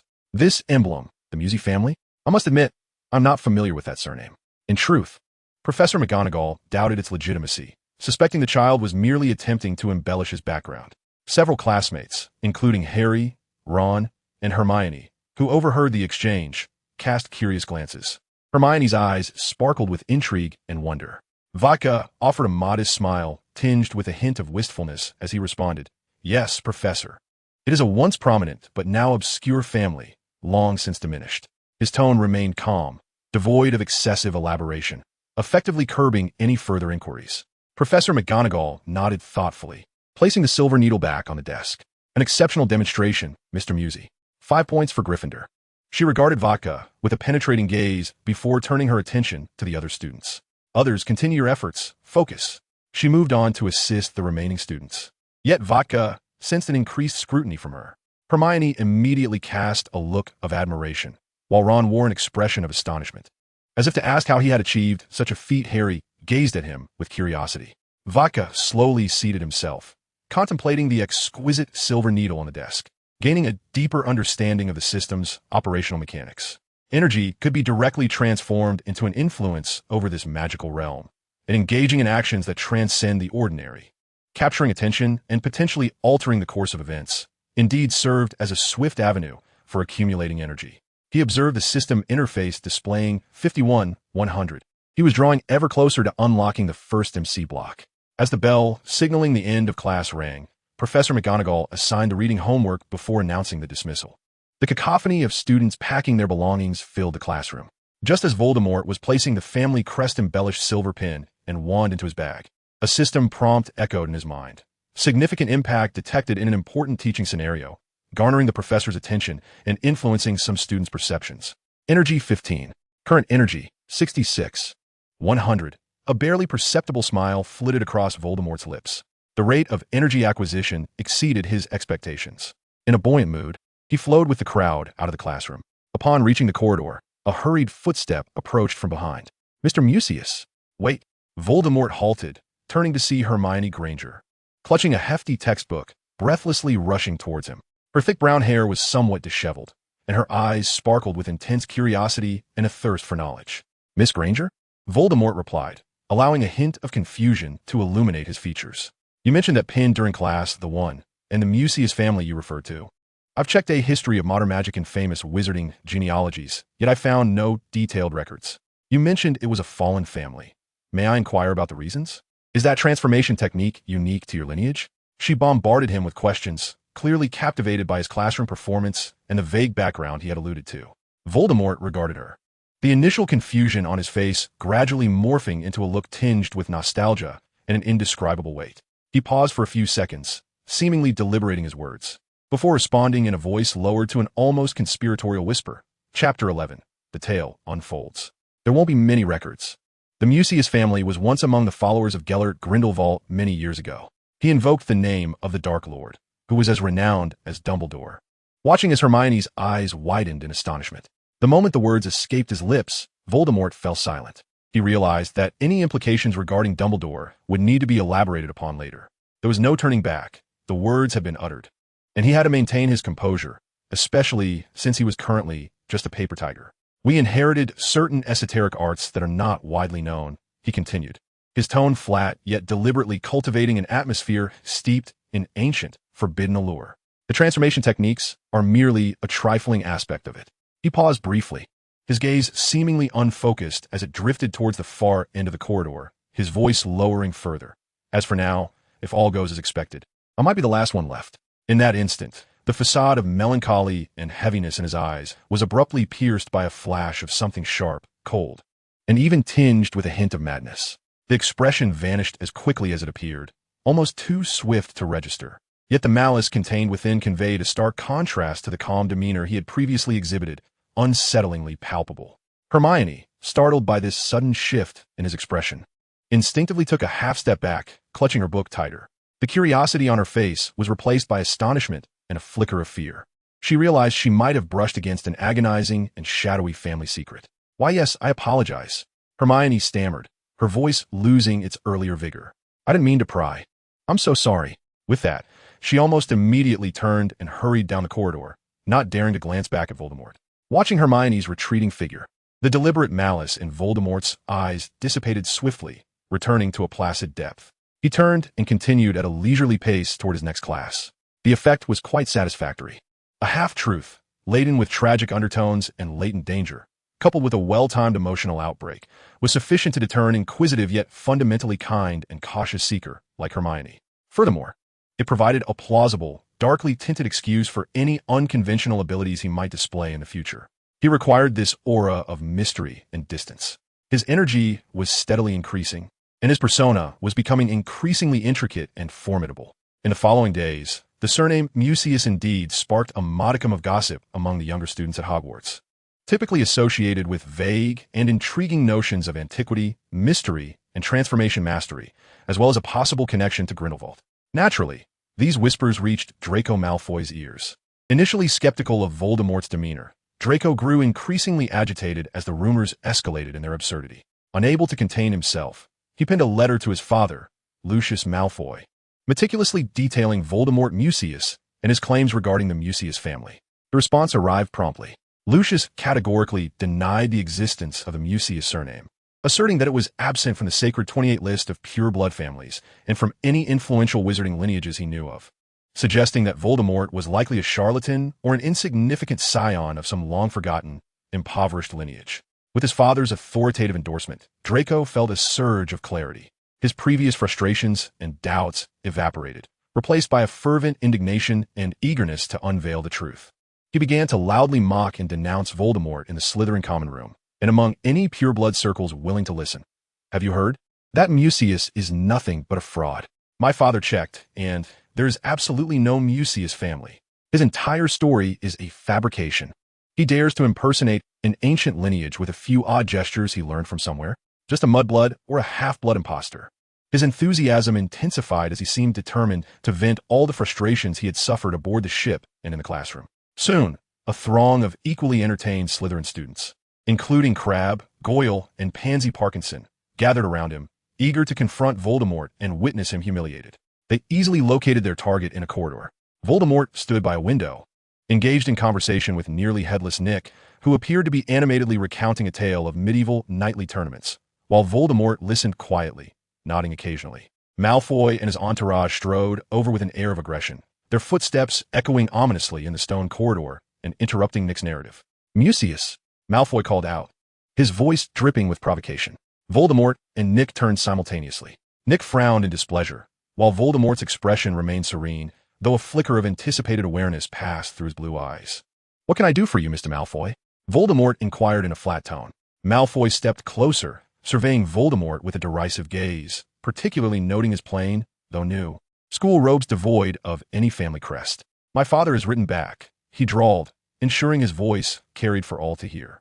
He stated that the name Mucius is absent from all records of pure-blood families. "You are nothing but a liar. Your so-called family does not exist." The Slytherins behind him erupted in laughter, eagerly anticipating a display of panic or embarrassment from Voldemort. However, Voldemort merely listened in silence, his face betraying no hint of disturbance. Once Malfoy finished, he tilted his head slightly, a subtle smile playing at the corners of his lips, one devoid of anger, embarrassment, and instead imbued with a hint of pity? "Oh." Voldemort gently uttered a syllable, his gaze sweeping over Malfoy and the onlookers behind him, finally settling once more on Malfoy's face. "So, the illustrious Mr. Lucius Malfoy, your study is a repository of all the secrets of the wizarding world, is it not?" His voice was subdued yet resonated like a drop of cold water plopping in a seething oil. The smugness on Malfoy's face faltered momentarily. Voldemort took a small step forward, encroaching upon Malfoy. Though he lacked the latter's height, the tranquility in his eyes exuded an invisible pressure.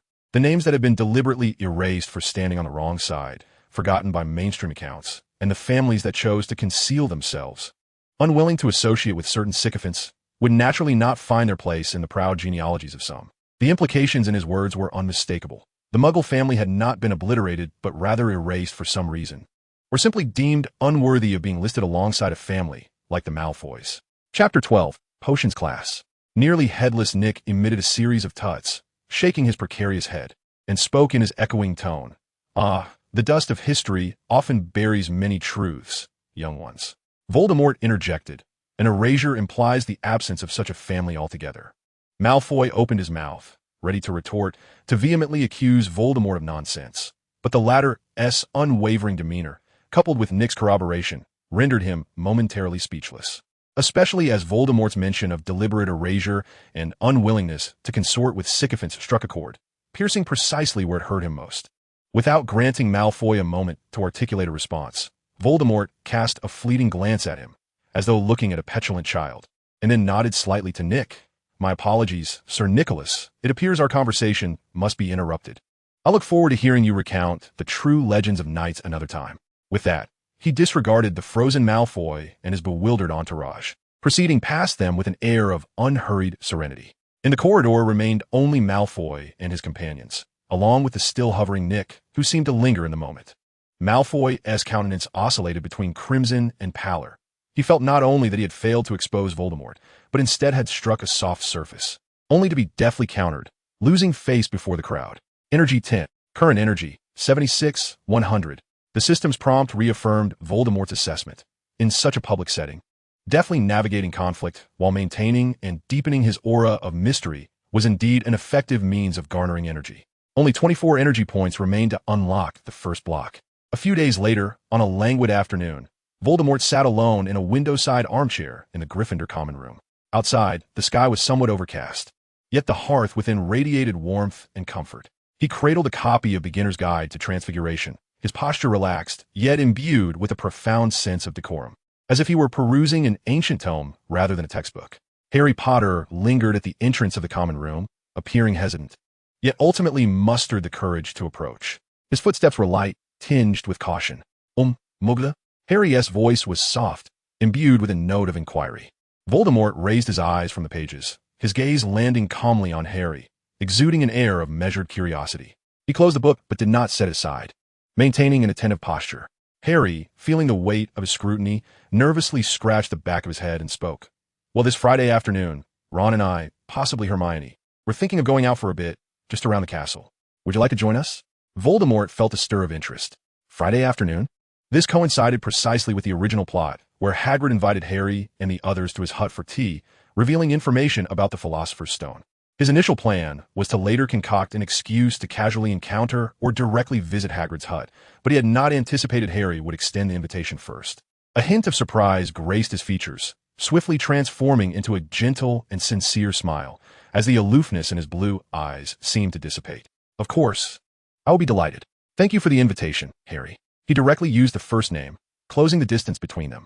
Harry appeared to exhale in relief, a smile gracing his features. Wonderful.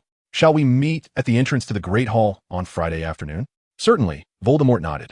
Just then, the clock in the common room indicated that there was little time left before the next class began. Voldemort picked up the nearby textbook on potions and elixirs and stood. It's nearly time for potions class. Right, the dungeons, Harry recalled. A hint of trepidation crossing his face at the mention of Professor Snape's reputed strictness. The two exited the portrait hole together, descending the moving staircase. In a corridor leading to the underground classroom, they encountered Ron Weasley waiting for them, along with Hermione Granger, who stood a bit farther back, clutching a hefty stack of books, her expression a mix of complexity. Upon seeing Voldemort and Harry together, Ron paused for a moment, but said nothing, merely grumbling. Come on, let's hurry. I don't want to be late for the first class, especially not with those Slytherins. He made a face of disdain, lamenting his misfortune. Hermione's gaze briefly met Voldemort's, only to flicker away, her fingers tightening around her books, revealing her lingering apprehension from a few days prior when she had been startled by that piercing stare. Unlike her usual self, she did not urge or emphasize discipline, but silently followed behind them. Voldemort observed her reaction keenly, yet remained unperturbed. He maintained a decorous silence, listening to Ron's continued grievances about Slytherin and anxieties regarding potions, with Harry chiming in beside him. The group traversed the increasingly chilly, dimly lit corridor leading to the dungeons, where flickering torches cast dancing shadows upon the walls, and the air began to permeate with a faint, mingled scent of herbs and chemical concoctions. Yet Voldemort's thoughts had already drifted to Friday afternoon. The invitation signified a quicker integration into the circle of protagonists, undoubtedly promising more energy and opportunities to engage with the core narrative. Energy 10, current energy, 86,100. The system prompt confirmed his thoughts. He lowered his eyelids slightly, concealing the fleeting calculation in his gaze. Hagrid's hut would serve as the next pivotal juncture in his plan. Meanwhile, the impending potions class might also yield some advantage. The potions classroom was colder than other parts of the castle, with walls lined with glass jars containing various preserved specimens, and a potent aroma of herbs and chemical mixtures filled the air. Harry, Ron, and Hermione squeezed together at one table, while Voldemort opted for a nearby table slightly further back, choosing solitude. The classroom doors swung open abruptly, and Severus Snape, cloaked in black, glided in like a massive bat.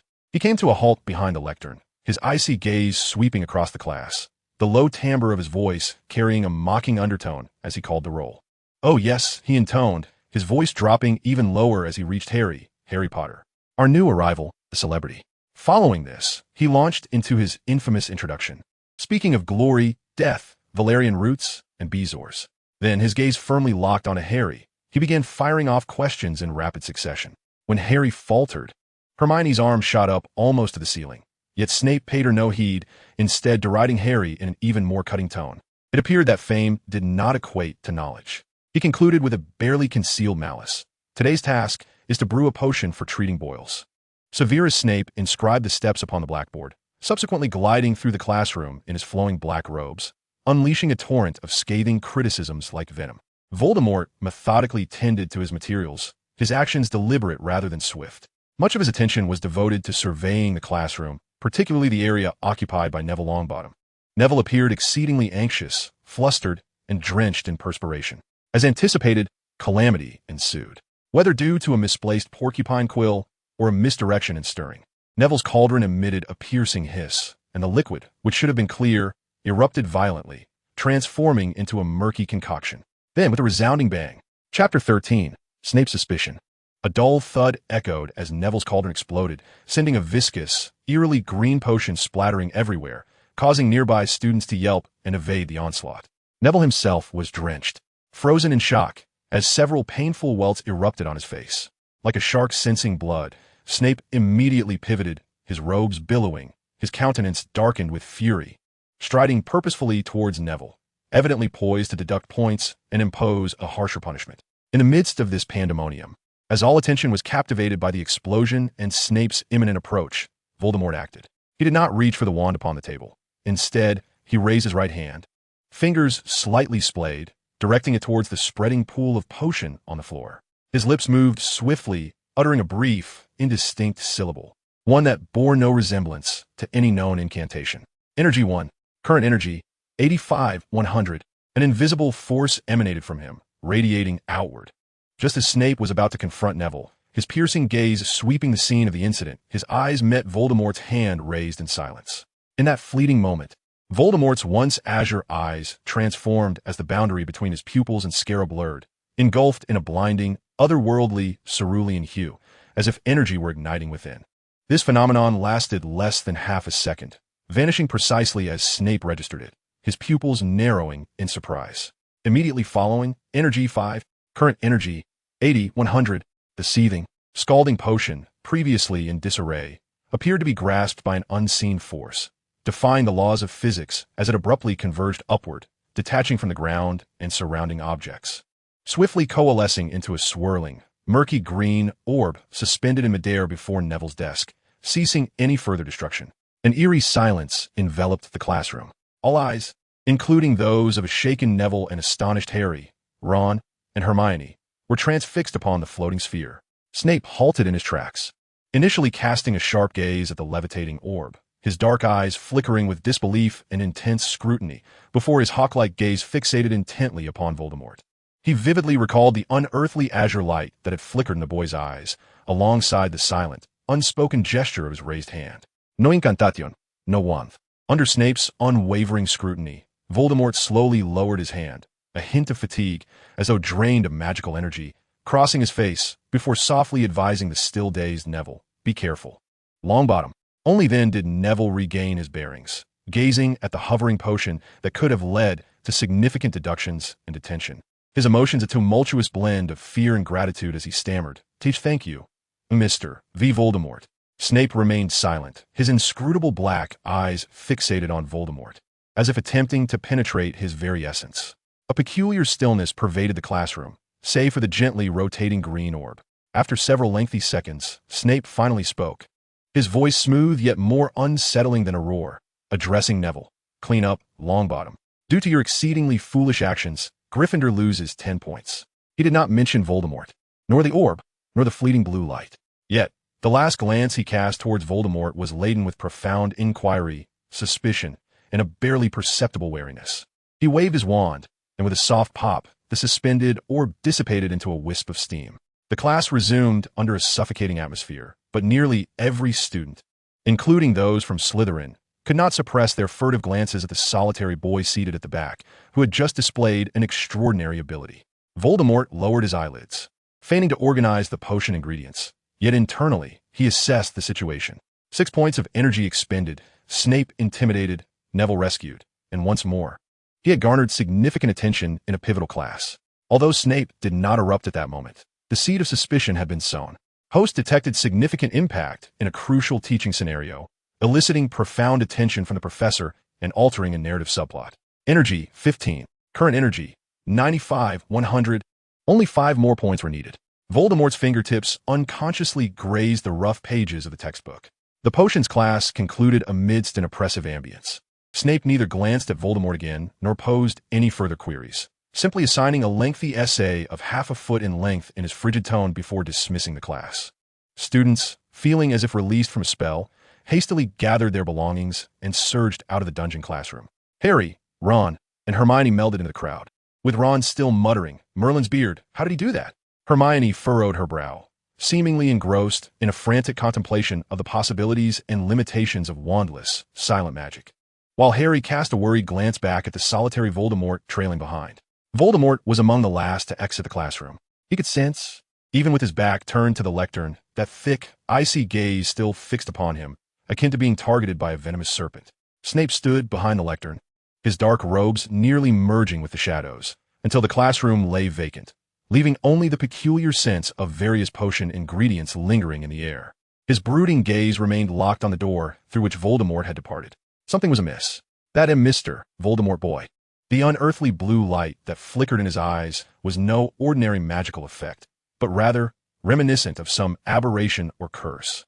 Additionally, the ability to control the spilled potion with such precision, without a wand or incantation, was far beyond what a first-year student, or even an ordinary adult wizard, could achieve.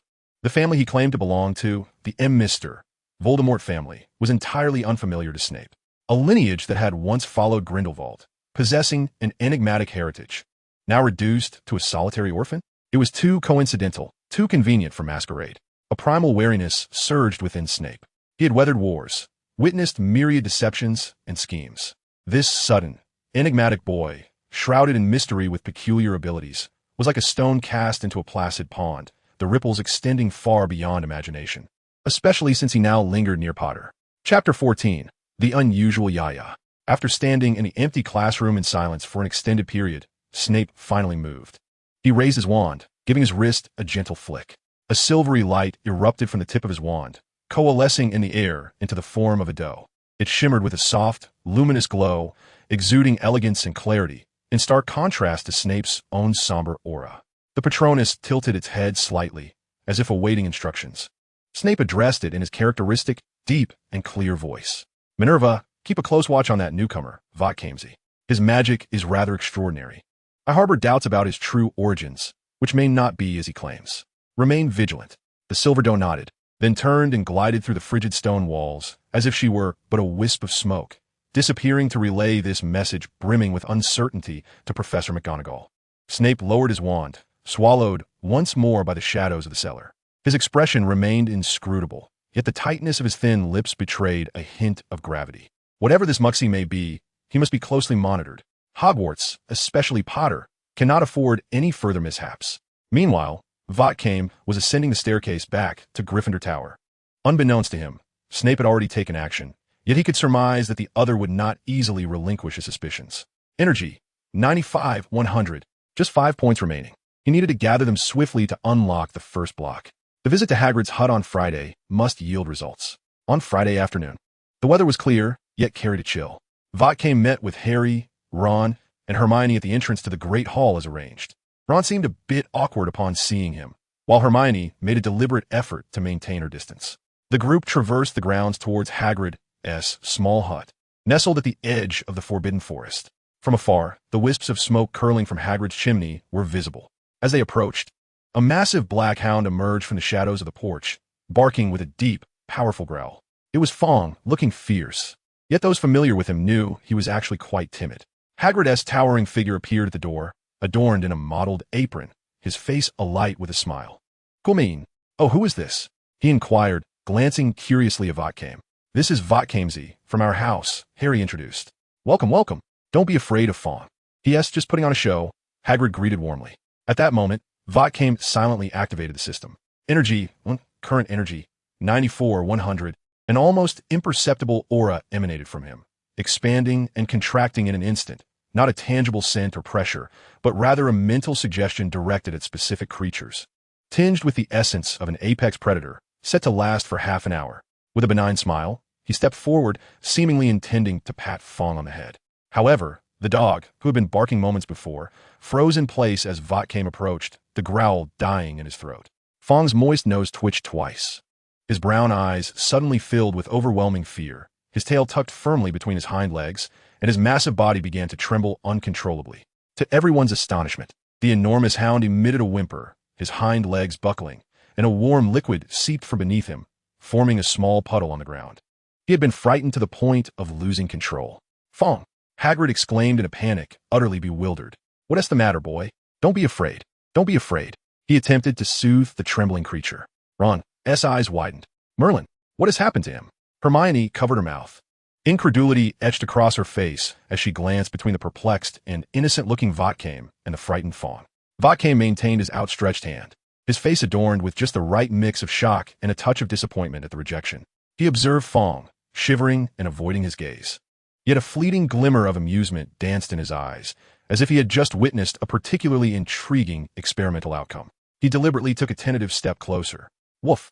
Fong let out a more anguished cry, desperately trying to retreat behind Hagrid, his massive frame trembling like leaves in a tempest.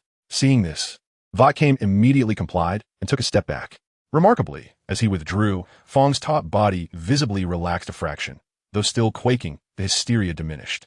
Voltekai, as if he had discovered a new toy, allowed the corners of his mouth to curve slightly upward, feigning another advance. All right. Mr. Msi, perhaps it would be best if you refrain from approaching him for now. Hagrid interjected hastily, positioning his broad back between Voltekai and Fong. Bending down to awkwardly pat the terrified hound, his face a mix of confusion and concern.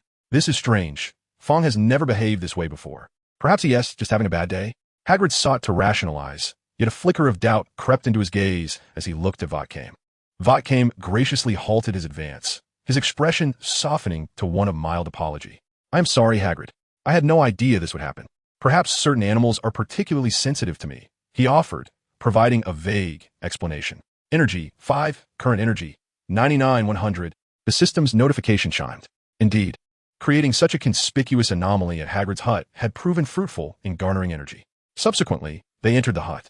Inside, it was cozy yet crowded. Hagrid brewed them strong tea and provided hard rock cakes. Fong remained curled up in the furthest corner from Voltekai, occasionally stealing glances at him, but upon making eye contact, would promptly bury his head beneath his paws. The atmosphere during tea time was decidedly peculiar. Hagrid produced his notoriously hard rock cakes, cheerfully inviting everyone to partake. Yet the conversation inevitably circled back to Fong's unusual behavior. Harry and the others ate with distracted minds, occasionally casting furtive glances at Voltekai. He, however, maintained an air of nonchalance, sipping his tea slowly and politely declining the rock cakes. He engaged with Hagrid on topics concerning the school and classes, presenting himself as an ordinary yet somewhat reserved newcomer. As they departed Hagrid's hut, walking back down the grassy slope, the setting sun cast elongated shadows behind them. Poe successfully intervened in a significant plot point. First visit to Hagrid's hut. Unconventional means significantly altered plot details, drawing the attention and speculation of core characters. Energy 5, current energy, 99-100, just 1 point remaining. Voltekai observed the system interface, his heart calm. This small display had cost him little, yet yielded considerable effect. Not only had he accrued energy, but more importantly, he had added a layer of enigma to his persona in the minds of Hagrid and Harry, which would undoubtedly aid his future endeavors. He needed to wait, to bide his time for the next opportune moment to cross that final threshold of energy. Chapter 15, The Bucket. The following morning, the atmosphere at the Gryffindor table was relatively relaxed. Students enjoyed their breakfast, discussing the day's lessons. Neville Longbottom appeared somewhat anxious. Clutching a glass marble-sized orb filled with swirling white mist, a memory ball sent by his grandmother. If you forget something, it turns red. Look, Neville attempted to explain to Harry and Ron, yet he had evidently forgotten what he was supposed to remember, as the memory ball remained clear in his grasp. Just then, Draco Malfoy, wearing his trademark smirk, strolled by and snatched the memory ball from Neville's hand. Give it back, Malfoy! Harry immediately stood up, with Ron following suit. Malfoy, grinning smugly, held the memory ball aloft. Want it? Come and get it. At that tense moment, Professor McGonagall appeared as if sensing the commotion, striding into the great hall with a piercing gaze scanning the center of the disturbance. What is happening here? All fell silent in an instant. Malfoy stood frozen, his hand, clutching the memory orb, caught in a state of indecision, neither releasing it nor retaining his grasp. Just as Professor McGonagall's piercing gaze fixed upon him, preparing to deliver a reprimand, a figure seated at a distance, Voltekai, who had been quietly dining, casually gestured towards Malfoy with a gentle wave of his hand. The motion was as graceful as dust being brushed away. A barely perceptible wave of energy rippled through the air. The memory orb in Malfoy's hand seemed to be drawn by an invisible thread, delicately and smoothly gliding from his fingers in a graceful arc, traversing several dining tables before landing precisely in the outstretched palm of Neville Longbottom, who was still gaping in astonishment. The entire sequence transpired in utter silence, so swift that it might have been mistaken for an illusion. Malfoy stood dumbfounded, staring at his empty hand. Harry and Ron were equally astonished. Neville, too, remained transfixed, gazing at the memory orb he had just regained. Professor McGonagall's brow furrowed slightly. She had evidently witnessed this remarkable event. Her gaze shifted rapidly from the bewildered Malfoy to Voltekai, who had just lowered his hand. The precision of this nonverbal summoning spell surpassed her expectations of a first-year student. After a brief silence, she cleared her throat and spoke in a businesslike tone. Mr. Voltekai, assist your classmates, and uphold the order of the house. 1 point for Gryffindor. She did not delve into the specifics of how he had assisted, but her sharp eyes lingered on Voltekai for an unusually long moment. The system notification chimed, accompanied by a panel that popped up automatically, capturing Voltekai's full attention. Though he appeared to be looking at Professor McGonagall, his eyes had lost focus, pupils slightly dilated. His mind entirely absorbed in a rapidly scrolling list of items visible only to him. To those around him, Voltekai's demeanor seemed exceedingly peculiar. He wore a blank expression, his gaze vacantly fixed on McGonagall from a distance, while his lips slowly curled into an eerie, rigid smile, as if he had encountered something immensely delightful, yet utterly incomprehensible. Selected item, bucket. The energy count stood at 100. Current energy, 0-100. Available block, bucket. He had succeeded. Although it was merely a basic bucket, it signified the true activation of the system. Mr. Voltekai? Professor McGonagall's voice bore a discernible severity and a hint of barely concealed vigilance, abruptly snapping him back to reality from his euphoric state of examining new items. Voltekai instantly composed himself, his expression neutralizing, as if the earlier episode had never transpired. He turned to face Professor McGonagall, his countenance exhibiting a hint of unease at being unexpectedly addressed. Yes, Professor? McGonagall scrutinized him intently, her gaze seemingly penetrating his mind. She had clearly observed his vacant stare and peculiar smile, and combined with the information relayed by Snape as Patronus, her suspicions deepened. Yet, the boy's current demeanor appeared entirely normal, focused on his meal. Ultimately, McGonagall merely uttered this remark before turning to leave, her posture more taut than usual. Not far off, Hermione Granger covered her mouth, her brown eyes wide with terror. She too had witnessed Voltekai's earlier inhuman expression. In recalling the glimmer of blue light in his eyes during potions class, a chilling thought took root in her mind. Who exactly is Voltekai McKee? Voltekai disregarded Hermione's frightened gaze and the murmurs of those nearby, lowering his head to feign continued dining, while an internal tempest brewed within him. A bucket, the most fundamental block of the Minecraft universe. He needed to swiftly find a secluded spot to test its potential in this world. At 2 o'clock, with more than an hour until the 3:30 flying lesson, Voltekai made his way to a quiet area near the greenhouses at the back of the castle, where few ventured. After confirming that the area was deserted, he took a deep breath, concentrating as he immersed himself in the system interface, locking onto the newly unlocked bucket icon. Retrieve. As the thought solidified, he felt a slight weight in his right hand. Glancing down, he beheld a wooden bucket materializing in his grasp, its design archaic, identical to the bucket he remembered from Minecraft, filled to the brim with clear water. A spark ignited within him as he poured the water onto the ground. The liquid flowed forth, forming an expanding puddle. He focused his thoughts once more. Retrieve. Another full bucket appeared in his hand. He poured it out, then retrieved yet another. After several repetitions, he noted that no matter how many buckets he summoned, the system interface displayed an indefinite symbol next to bucket, and each retrieved bucket remained full. Just like creative mode, he murmured, a glimmer of realization flashing in his eyes. This indicated that, at least regarding basic blocks, he possessed virtually unlimited resources. He attempted to recall the empty bucket. With a mere thought, the emptied wooden bucket vanished from the ground, leaving the system interface unchanged. Indeed, the retrieved blocks could be recycled without affecting his inventory. Chapter 16, Flying Lesson. Now, on the ground lay a puddle of water he had just poured out, slowly flowing along the terrain. Gazing at the puddle, a thought naturally emerged. If he didn't want it to flow away, it should remain here. A miracle unfolded. The puddle, which had been in motion, seemed to hit a pause button. Its edges solidified instantaneously, forming a perfect, motionless circular pool, its surface smooth as glass, devoid of any ripples, defying all physical laws, existing abruptly and stably upon the dry earth. Voltekai stood agape. An overwhelming surge of exhilaration washed over him. He could control this water freely. Not only did he possess an infinite water source, but he also wielded a near-legendary level of control over the very existence of water. This meant a bold, almost insane thought surged forth. Flying lesson. Walking on water? His heart raced as he approached the serene puddle, tentatively placing a foot upon it. There was no sinking, no rippling. A solid and peculiar support surged beneath his foot, as if he were standing on a layer of highly resilient transparent gel. Yet visually, his shoe was undeniably in contact with the clear water-esque surface. Taking a deep breath, he bore his full weight down. He remained stable. He stood upon the water-esque surface. Voltekai looked down at the water beneath him, then lifted his gaze to the distant sky, his excitement nearly bubbling over. He truly could do it. He attempted to walk upon the water, as if on solid ground. He commanded the water beneath his feet, even managing to hover slightly above the surface, a few inches off the ground. Although he was still far from actual flight, the sensation of transcending the ordinary was already profoundly exhilarating. He couldn't suppress a low laugh, filled with the joy of discovering a new world. What did this signify? He could not only place infinite water, but also manipulate it to perform various feats that defied the laws of physics.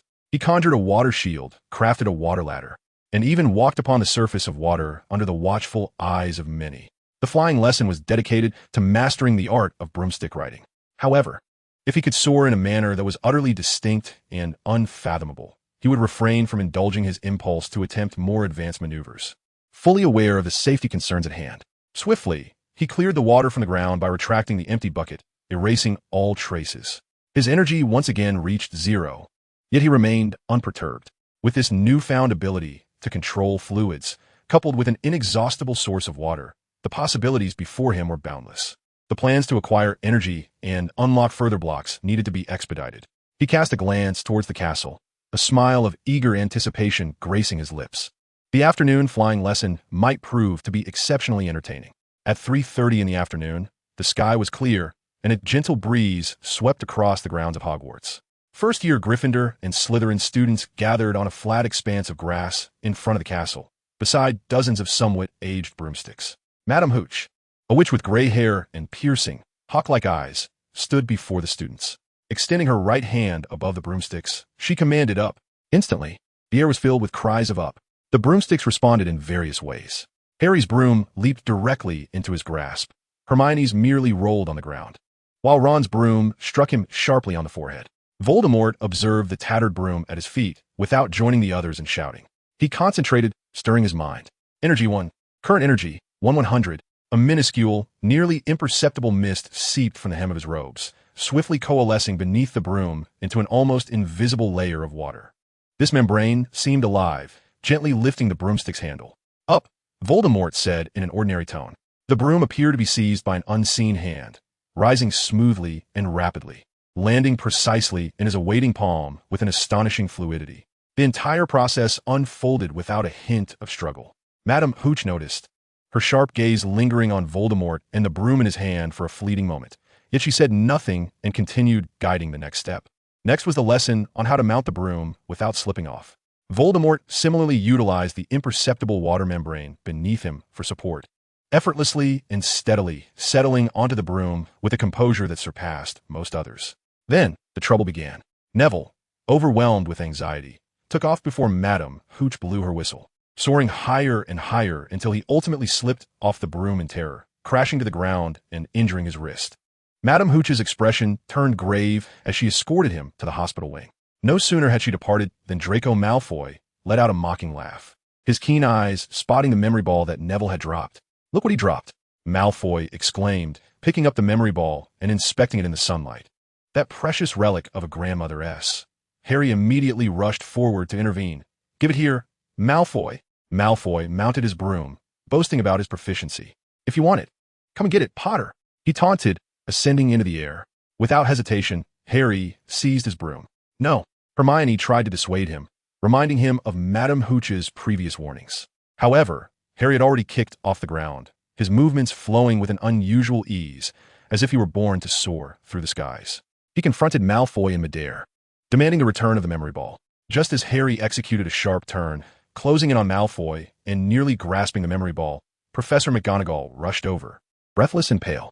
"Potter, get down here this instant," she cried, having evidently witnessed Harry's violation of the flying ban. Harry's heart sank as he descended slowly. Malfoy wore a smug grin as he landed nearby, tossing the memory ball in his hand and taunting Harry and the Gryffindor students. At that moment, Voldemort made his move. He did not gaze at Malfoy, but rather swept his eyes casually over the grass beneath him. Energy, 2. Current energy, 3/100. An invisible, flowing force suddenly ensnared the front of Malfoy's broom, as agile and powerful as a water serpent. Simultaneously, Voldemort raised his hand, feigning a spell, pointing at Malfoy. The overly confident Malfoy abruptly felt his broom uncontrollably surge forward, causing him to stumble awkwardly until he skidded to a halt in front of Voldemort. nearly falling flat on his face. The triumph on his face was swiftly replaced by terror, utterly bewildered by the sudden turn of events. Chapter 17, Mastery Over Water. Voldemort looked down upon him, his azure eyes devoid of any emotion, merely a cold scrutiny. He did not raise his voice. Yet every word was pronounced with such clarity that all in the vicinity could hear it, laced with unabashed disdain. Stealing others' possessions, bullying classmates, kicking someone when they're down. Malfoy, has your family's so-called noble etiquette been learned by dog? His voice, though soft, cracked through the air like a whip. The surrounding Gryffindor students stifled their laughter, while even some Slytherins wore bemused expressions. Malfoy's face flushed crimson, a mix of rage and profound embarrassment. He wished to retort, to curse, but the memory of his earlier uncontrollable flight and Voldemort's chilling presence left him speechless, his throat constricted. He clutched the memory ball tightly, his knuckles whitening. Yet not a word escaped his lips. Voldemort did not spare him another glance, as if even a fleeting gaze would tarnish him. He turned to Professor McGonagall, offering a slight nod, resuming his usual demeanor of respect.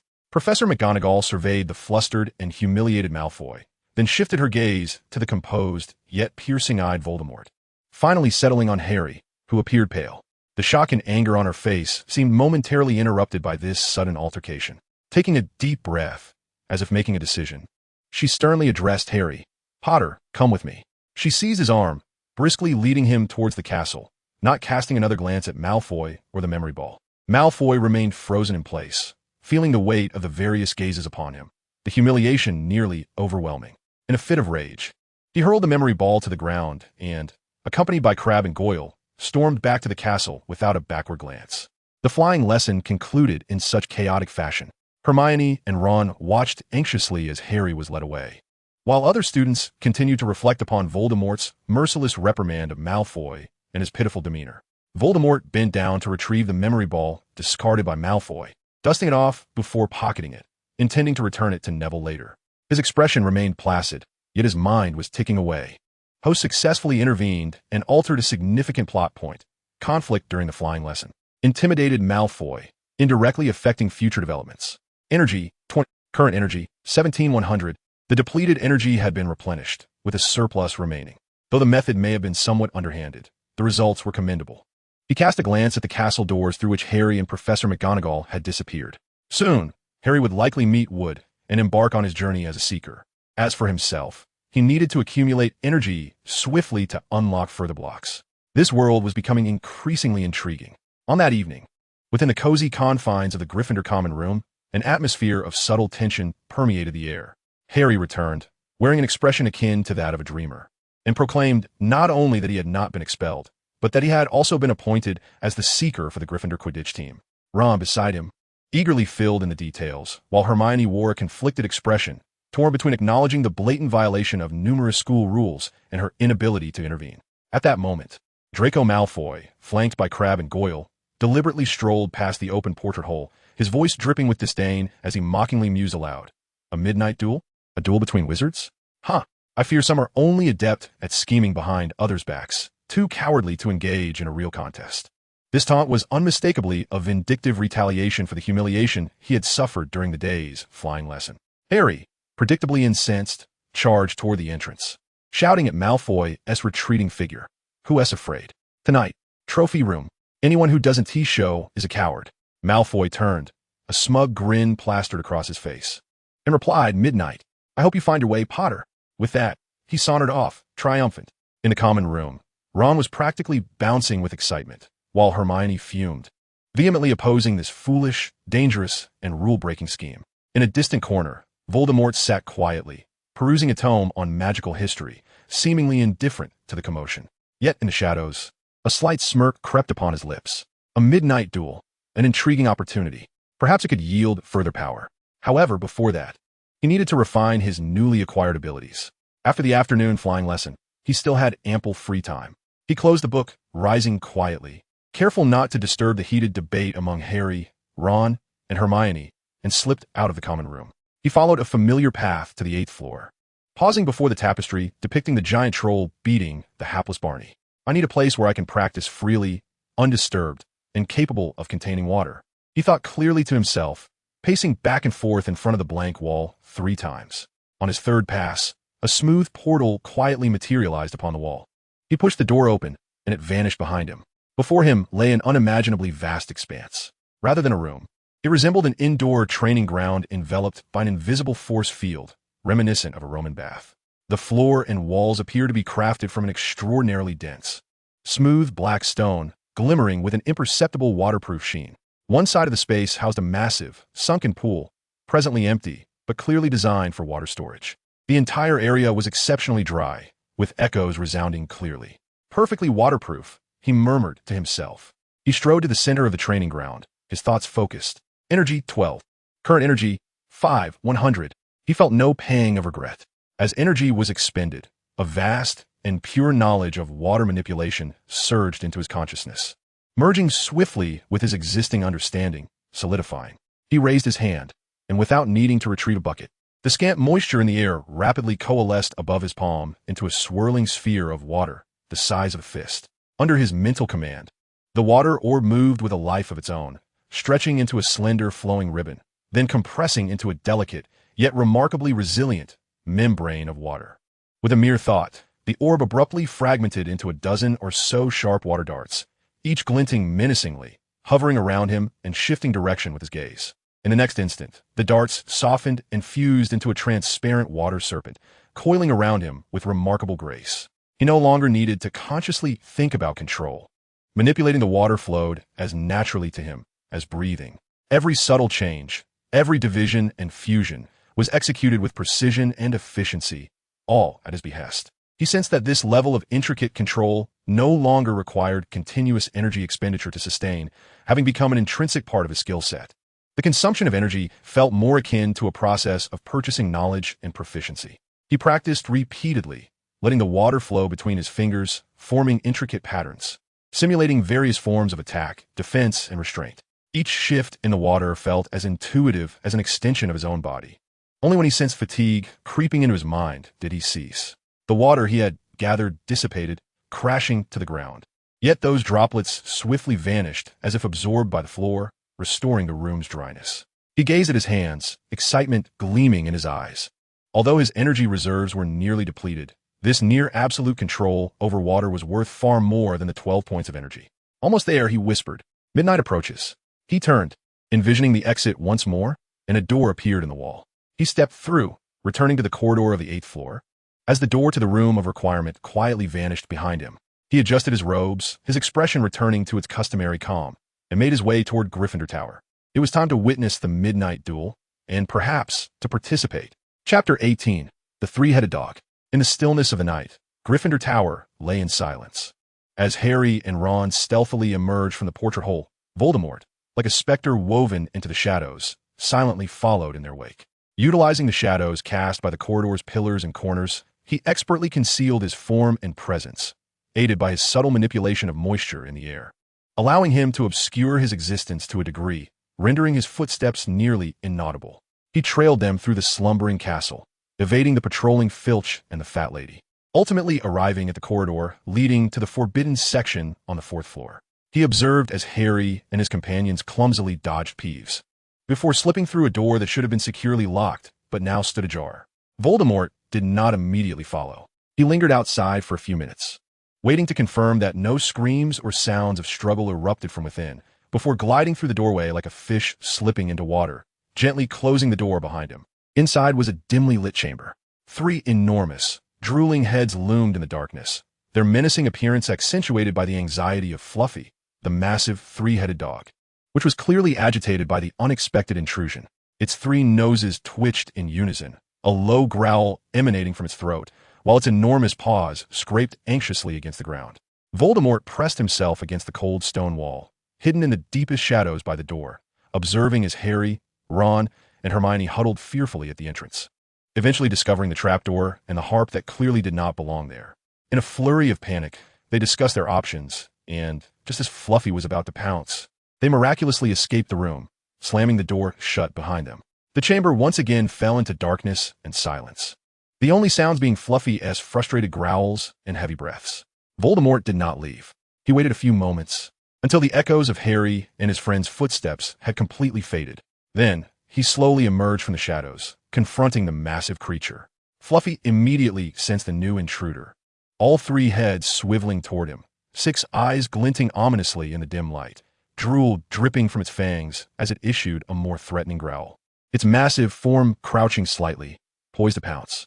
Voldemort did not retreat, nor did he display any sign of fear. Instead, he took a step forward, halting at a relatively safe distance. Then, he gently hummed a simple, soothing melody reminiscent of a Muggle lullaby, yet infused with the essence of an ancient ballad.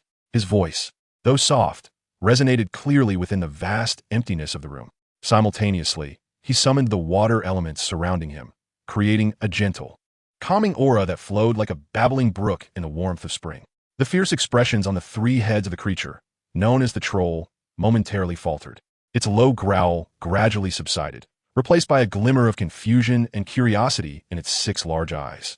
The creature's enormous nostrils flared as it seemingly detected something reassuring within that unfamiliar melody and peculiar atmosphere.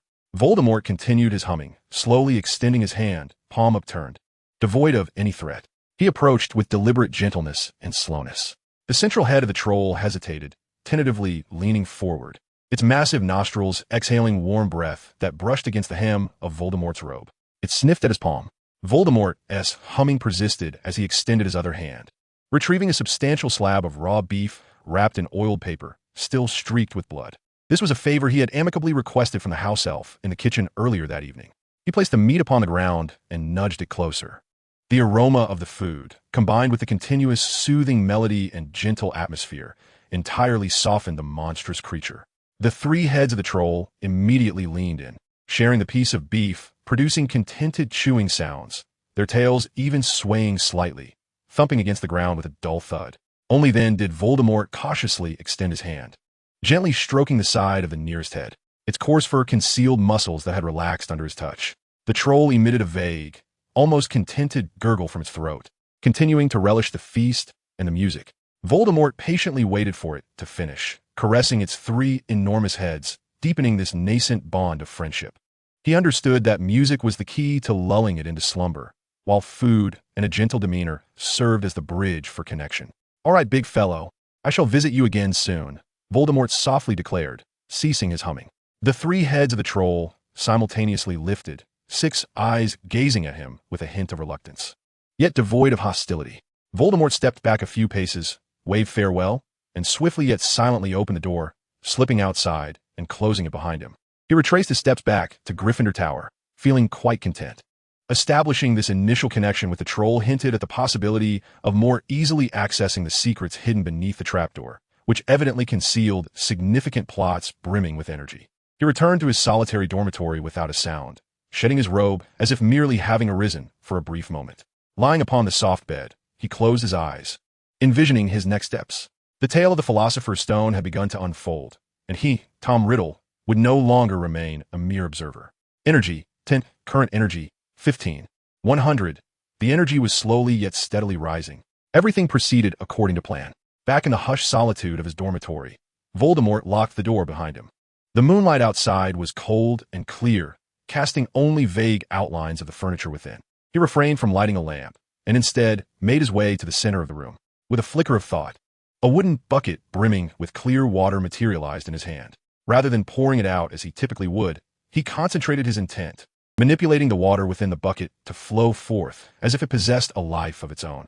The water did not splatter. It flowed like transparent silk, spreading along the path dictated by his will.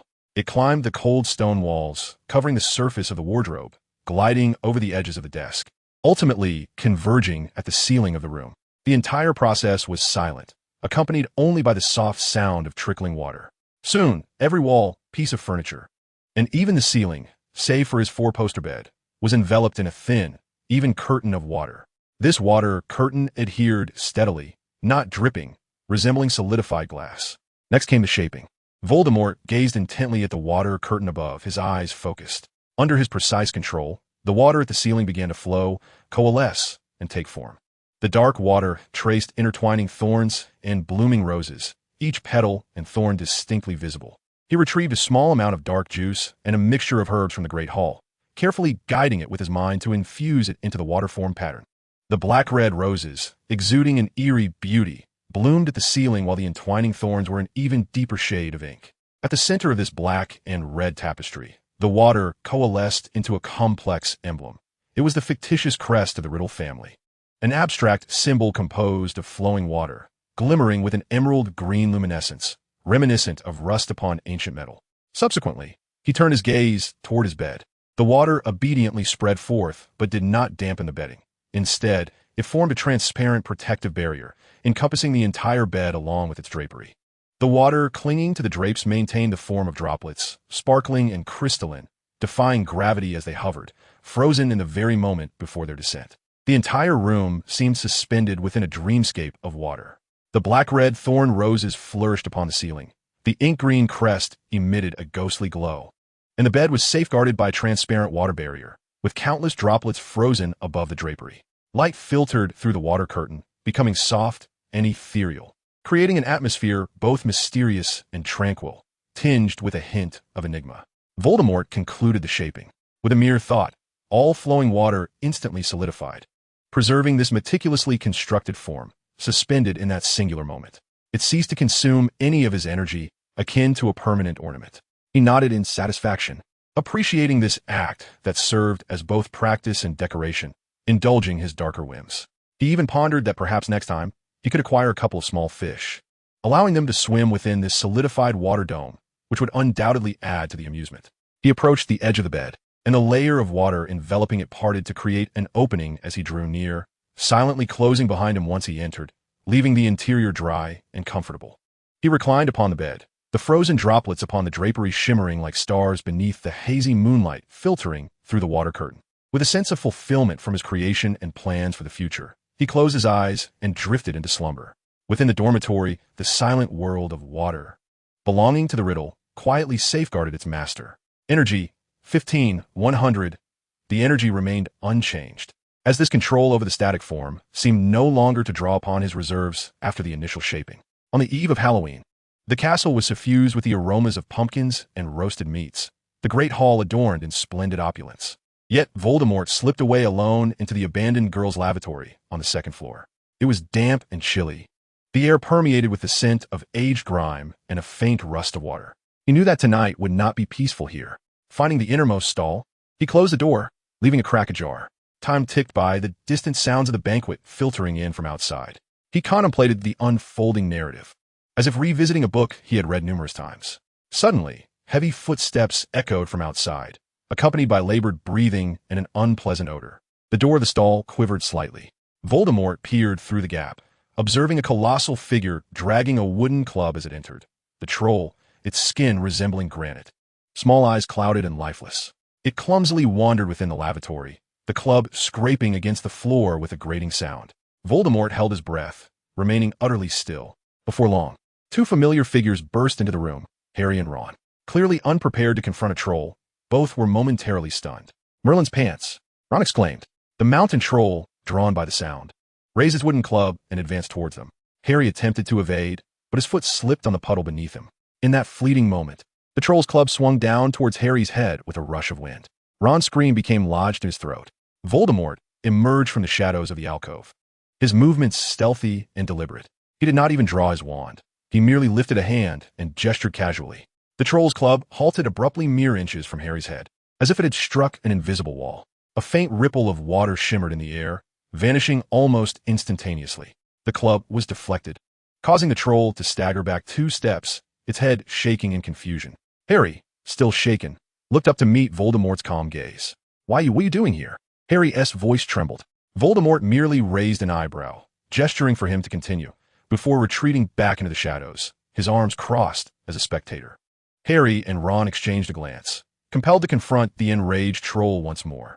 The two fumbled through their attempts, with Ron trying a series of clumsy spells, ultimately managing, through sheer luck, to use the levitation spell to control the troll's own club, knocking it unconscious. Just as the troll crashed to the ground, a flurry of hurried footsteps echoed in the corridor. Professor McGonagall was the first to burst in, followed closely by Snape and Quirrell. McGonagall's complexion was pale, her lips pressed into a tight line. "Can someone explain?" She scanned the unconscious troll, then turned her gaze to the perspiring Harry and Ron, finally settling on Voldemort in the corner. "Professor," Harry panted. We heard a commotion and came. And then, he was just standing there watching, Ron interjected, his voice laced with indignation, until the very last moment. McGonagall's brow furrowed even deeper. At that moment, Hermione also rushed in, cleverly claiming she had come to deal with the troll, and that Harry and Ron were there to rescue her. Ron leaned closer to McGonagall, lowering his voice. Professor, why was he here ahead of time? Could it be that the troll was released by him? All the professor's gazes converged on Voldemort. Snape's eyes were particularly piercing, as if he wished to dissect him. Mr. Mousy, McGonagall's voice was colder than usual. Why were you in the girls' bathroom? And precisely at the moment the troll appeared, Voldemort stepped out from the shadows, a perfectly innocent expression adorning his face. I was merely seeking a quiet place to read. Professor, he spread his hands, and upon hearing the noise, I hid. As for intervening, I believe any Gryffindor would not stand idly by when a fellow student is in danger. His explanation seemed plausible, yet his overly composed demeanor prompted several professors to exchange wary glances. A sarcastic smile flickered at the corners of Snape's lips. Too many coincidences, Mousy, McGonagall finally stated. Gryffindor receives 5 points for the bravery of Mr. Potter and Mr. Weasley. However, the three of you, she turned to Harry, Ron, and Hermione, are out after curfew, and each of you will lose 5 points. Her gaze finally rested on Voldemort. As for you, Mr. Mousy, I expect a thorough explanation of every detail from tonight. Come to my office tomorrow morning. Voldemort inclined his head slightly, the enigmatic smile still lingering on his face. The professors left with expressions of mixed emotions. Harry looked at Voldemort, opened his mouth as if to say something, but ultimately just shook his head and followed Ron and Hermione out. Only Voldemort and the unconscious troll remained in the bathroom. He approached the troll, peering down at the hulking figure. Plans always change, he murmured to himself, turning to exit the odorous space. The torches along the corridor cast a long shadow behind him. He knew that from this night forth, the professor's scrutiny would heighten to a new level. This was both troublesome and an opportunity for more.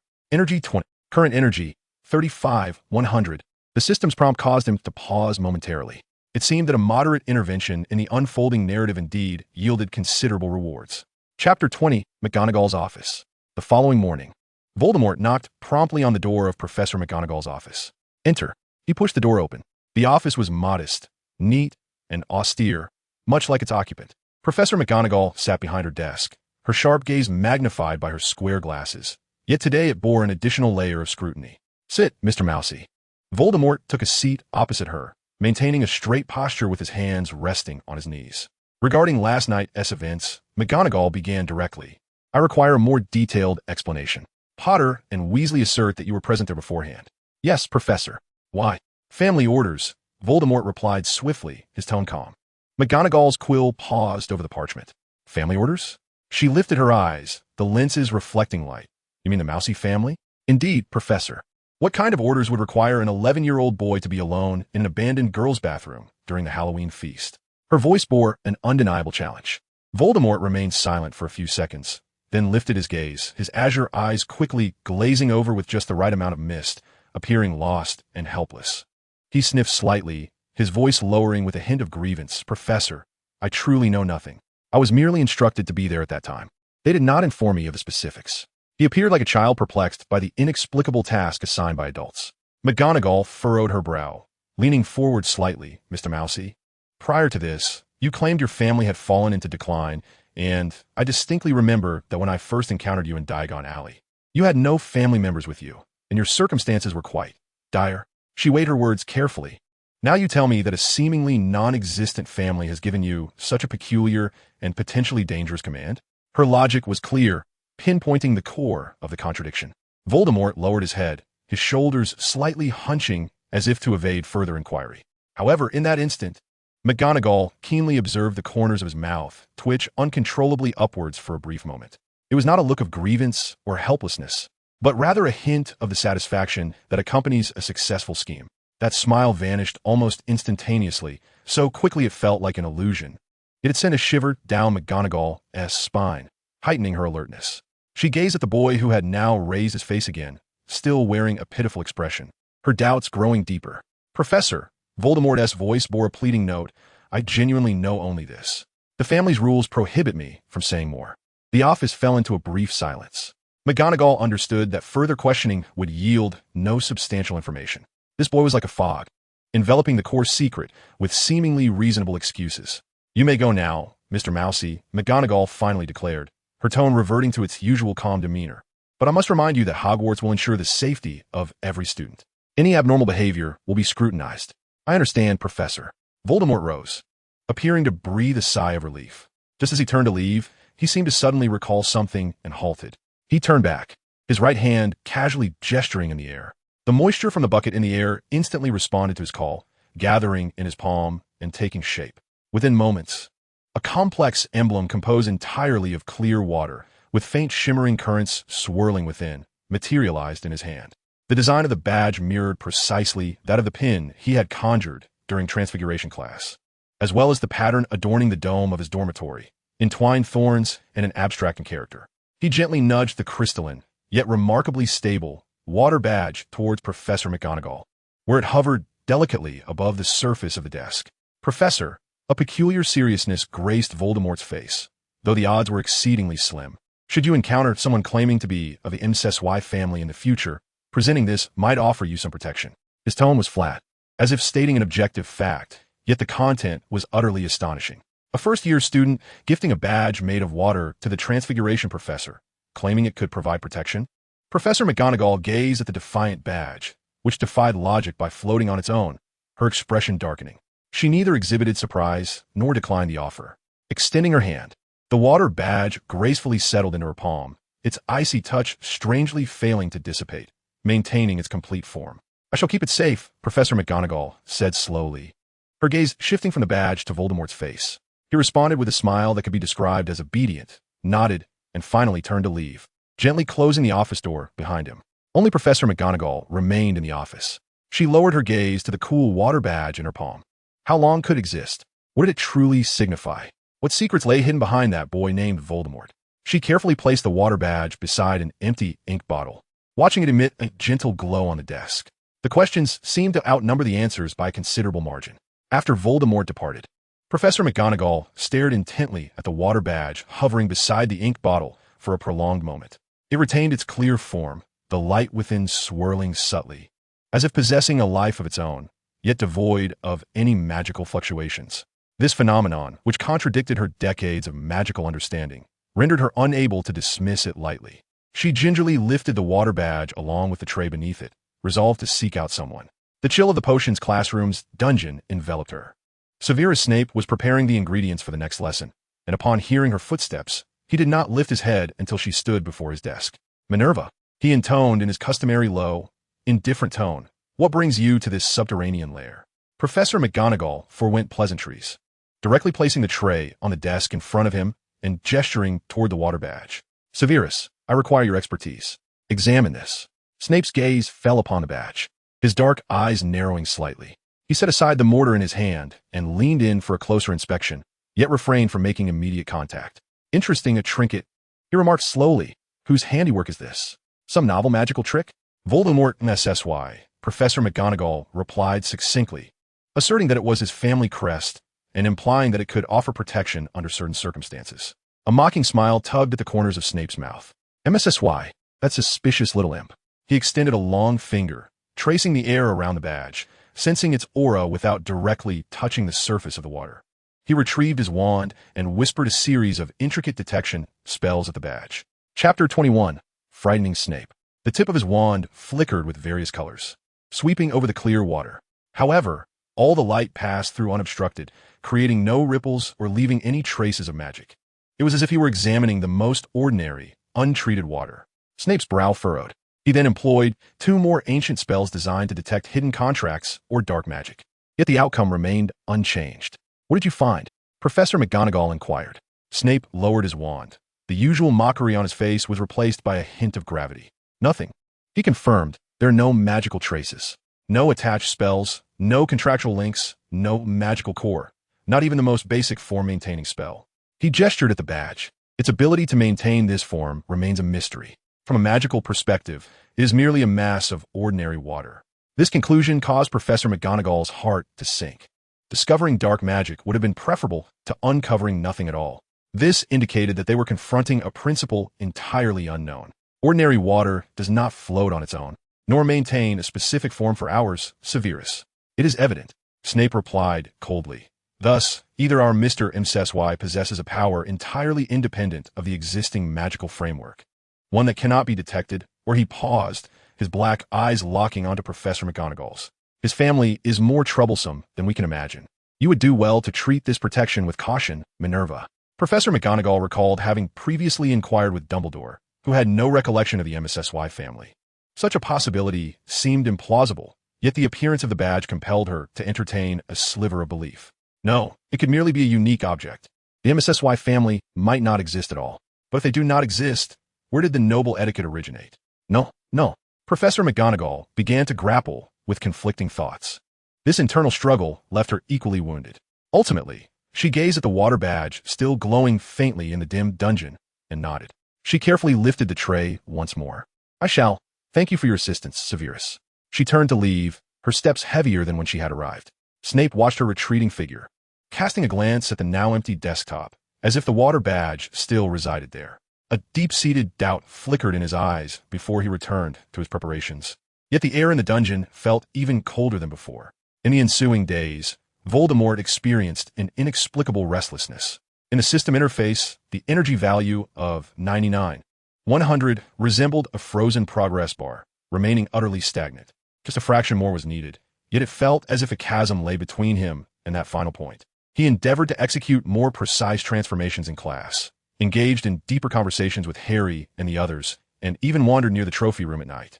Yet the energy stubbornly stagnated at 99 points. This visible yet intangible sensation gnawed at him like ants crawling within.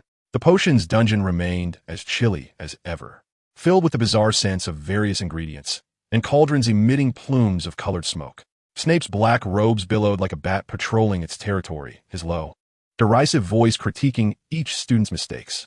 Voldemort stood behind his cauldron, mechanically handling the sleeping draft beans, his mind entirely detached from the sticky beans.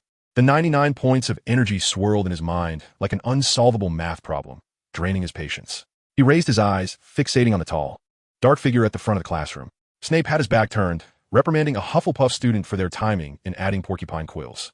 An unaccountable irritation surged within him. Were it not for that greasy old bat constantly watching him, were it not for these damned rules, he might have found an opportunity to amass that last bit of energy long ago. He expended 1 point of energy on murderous intent. He stared at Snape's back, his gaze involuntarily darkening. The calm smile he habitually maintained remained, but the warmth in his striking blue eyes vanished, leaving only a chilling, almost tangible scrutiny, as if calculating the most opportune moment to strike. The accumulated irritation over the days silently transformed into an intensely negative emotion, so potent it felt almost tangible. Snape's reprimanding voice abruptly ceased. A long-forgotten, chilling sensation, akin to the gaze of a venomous serpent, stealthily crept up his spine without warning. It was the instinctive intuition of danger possessed by those who have endured the ravages of war. He abruptly turned around, his dark cloak slicing through the air with a fierce arc, his sharp gaze sweeping towards the source of the malevolence, akin to a hawk detecting its prey. His eyes precisely locked onto Voldemort. In that fleeting moment, he perceived a nearly palpable coldness of murderous intent emanating from the boy's azure depths, which was swiftly replaced by a burgeoning expression of confusion and innocence. Swift, yet Snape was certain he had seen it. It was no mere illusion. Snape's heartbeat faltered, his pupils constricting slightly. He could even feel his fingers tightening instinctively around his wand. An 11-year-old child? How could such a gaze exist? Voldemort blinked, a slight unease flickering across his face as he became the focus of the professor's scrutiny, lowering his head as if he had merely been lost in thought moments before. Silence enveloped the dungeon, all the students acutely aware of the strange atmosphere, halting their activities to observe Professor Snape, who had suddenly turned to fixate intently on Voldemort. Snape uttered not a word, his fathomless black eyes locked onto Voldemort as if he intended to dissect his very soul. The sensation from mere moments ago was far beyond what an ordinary student should exhibit. It was an aura that could only be revealed inadvertently by one who had witnessed bloodshed, perhaps even taken a life. This Voldemort was more perilous than he had anticipated. After several seconds, Snape shattered the silence with a voice smoother and more menacing than usual, addressing the entire class. What are you all staring at? Do you wish for your cauldrons to explode? Continue. He turned away, no longer regarding Voldemort, yet everyone could sense the temperature in the dungeon plummeting a few degrees further. The remainder of the lesson was spent under an oppressive atmosphere. Snape did not pursue Voldemort any further, nor did he linger near him, as was customary. Yet the intangible feeling of being surveilled lingered around Voldemort. When the class bell rang, the students nearly fled the dungeon. Voldemort collected his belongings, his expression devoid of emotion as he flowed out of the classroom with the throng. He could feel Snape's gaze like a thorn in his back, persisting until he turned the corner of the corridor. Back in the silent solitude of his single dormitory, he shut the door behind him, leaning against the cold wooden surface, exhaling a slow breath of frustration. Just now, he had nearly lost control. He rubbed his temples, suppressing emotions that should not have surfaced. It was hardly worth revealing his cards before Snape for a mere point of energy. He approached the bedside, lying down fully clothed, staring at the family crest formed of water frozen upon the ceiling. The energy remained stubbornly stuck at 99. He closed his eyes, compelling himself to calm down. Anxiety would resolve nothing. He needed patience, waiting for the next opportunity. Hogwarts was never short of events. He merely needed to bide his time. Drowsiness gradually overtook him, drawing the day's anxieties and that moment of loss of control into the depths of darkness. Chapter 22. The Ancient Dormitory in Quidditch. On a free afternoon devoid of classes, Voldemort reclined upon the four-poster bed in his dormitory, fixated on the unyielding 98-100 within the system interface, troubled by a stagnation in energy acquisition. Conventional interactions and minor alterations had ceased to yield any benefits. Just then, a knock at the door interrupted his thoughts. He frowned, wondering who might seek him out. Slowly, he rose and approached the door, opening it. Standing outside was Harry Potter, a hint of awkwardness on his face, seemingly mustering courage to make his presence known. However, when his gaze traversed past Voldemort to behold the interior of the dormitory, he froze, his mouth slightly agape, his rehearsed words caught in his throat. Was this truly Hogwarts dormitory? What met his eyes was a private space imbued with a low-key, mysterious allure. The walls and ceiling were no longer cold stone, but were enveloped in a deep, flowing indigo water curtain, tantalizingly within reach, yet maintaining an enchanting dryness. At the center of the dome, a complex emblem composed of clear flowing water hung serenely, thorns entwining and abstract in character, emanating a faint green glow. The walls were adorned with black and red roses entwined with thorny vines, spreading in a manner that was both agonizing and exquisite. The water-formed rose petals were heavy with droplets, suspended in defiance of gravity at the brink of falling. The entire room was cast into a dim and ethereal light, the air seemingly thick with invisible moisture, carrying with it a chill and an indescribable ancient essence. This was certainly not any decoration provided by Hogwarts. Harry was so struck by the surreal scene that he found himself speechless, glancing at Voldemort, who was dressed simply in sleepwear, his expression tranquil, and then back at the dormitory that resembled an ancient family's secret chamber, struggling to process it all. Potter? Voldemort seemed somewhat puzzled by Harry's stupor, prompting him to speak. Harry jolted back to reality, his face flushing as he stammered, Tomorrow afternoon, there's a Quidditch match, Gryffindor versus Slytherin. I was looking for a seeker. Would you like to come? After he spoke, he nervously regarded Voldemort, uncertain whether this seemingly reclusive and enigmatic roommate would accept the invitation. Voldemort observed the barely perceptible flicker of hope for recognition upon Harry's countenance, casting a fleeting glance at the energy value that remained stubbornly stuck in his mind and felt a stir within him. A faint yet genuine smile graced his lips. Of course, I will attend, he replied.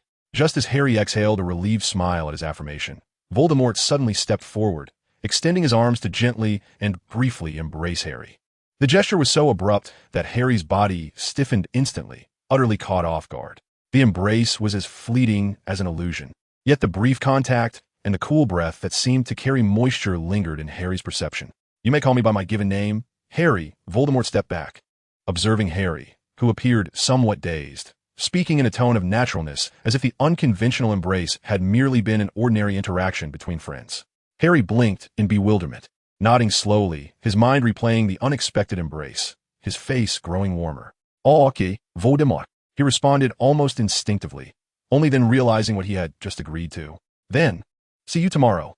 He nearly fled in haste, managing to close the door behind him, his heart racing. On one hand, the shock of the lavish dormitory, and on the other, the completely unforeseen embrace.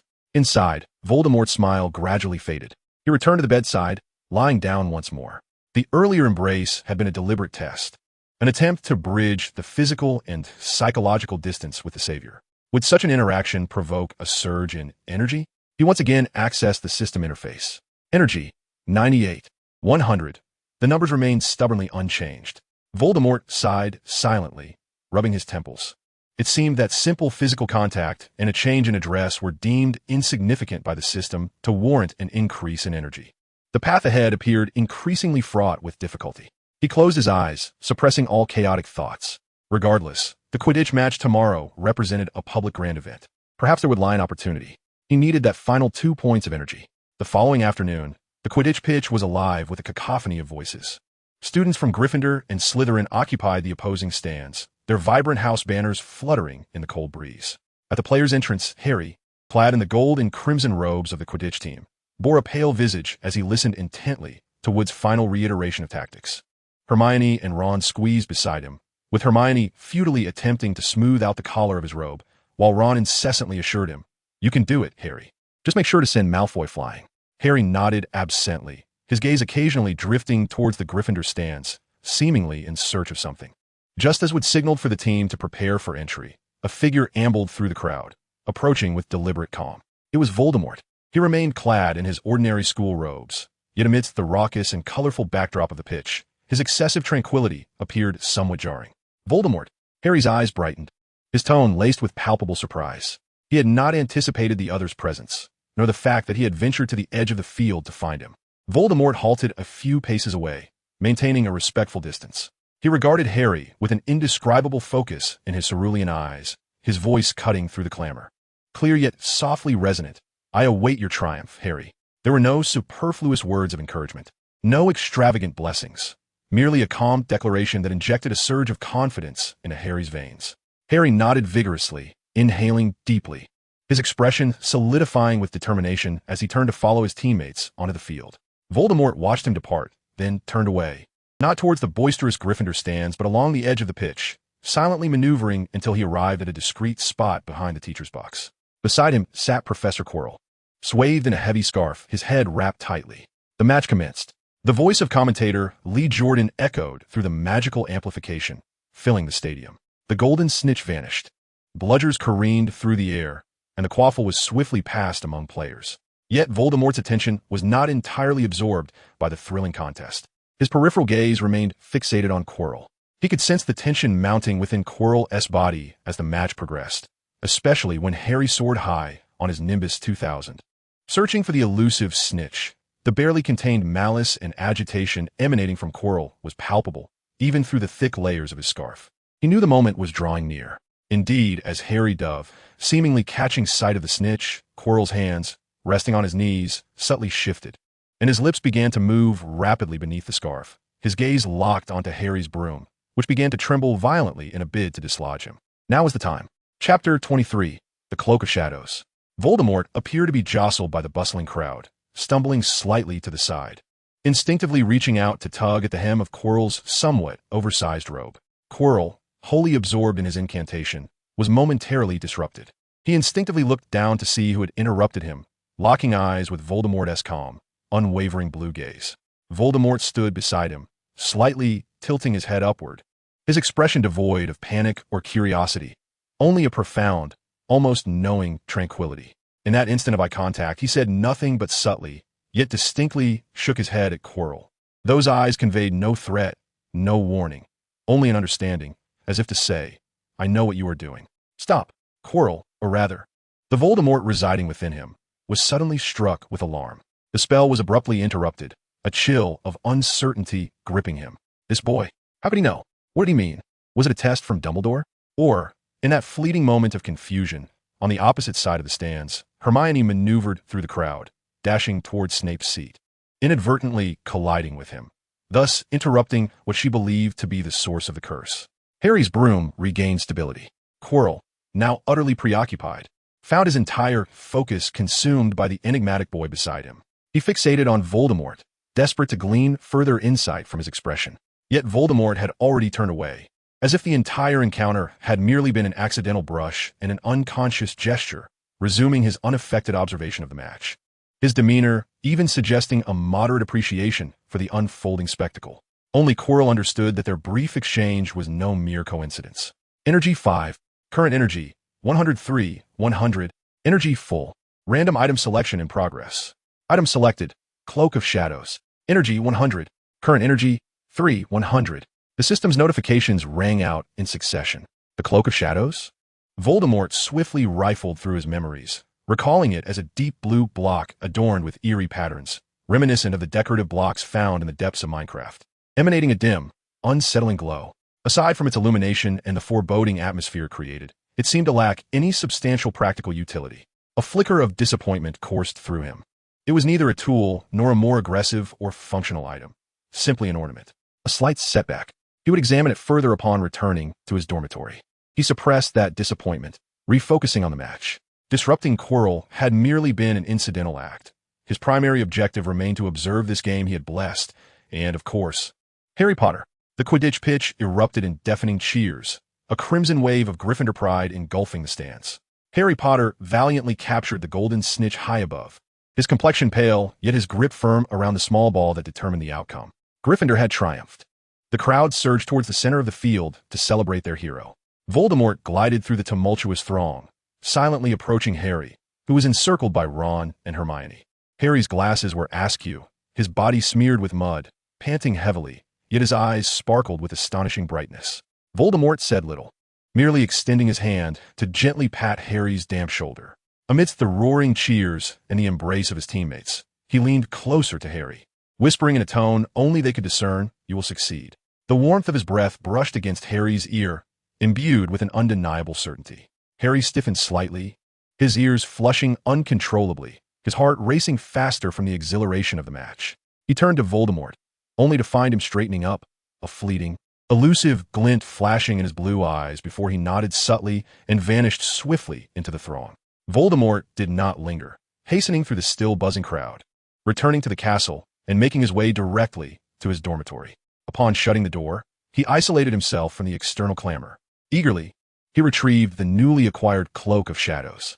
It rested in his palm, a palm-sized, peculiarly textured, deep blue block, its surface etched with twisted purple patterns, emanating a dim, unsettling light. He concentrated, directing his thoughts towards it. Shrink! The Cloak of Shadows quivered in his grasp, visibly diminishing in size until it was no larger than a fingernail, yet retaining its complete block form and that strange, haunting glow. Excellent! A glimmer of excitement sparked in Voldemort's eyes. This meant more possibilities. Fortuitously, he had no other classes that day. He ascended to the 8th floor once more, focusing his thoughts in front of the vacant wall. I require a space large enough that I can experiment freely without concern for damaging anything. The room of requirement manifested as expected. He stepped into the familiar, empty training ground. This time, he did not summon a stream of water. Rather, he concentrated entirely on the Cloak of Shadows in his hand, beginning to experiment with division and replication. More and more, thumb-sized, ethereal blocks materialized upon the ground surrounding him, resembling a cluster of blue candies radiating a dim glow.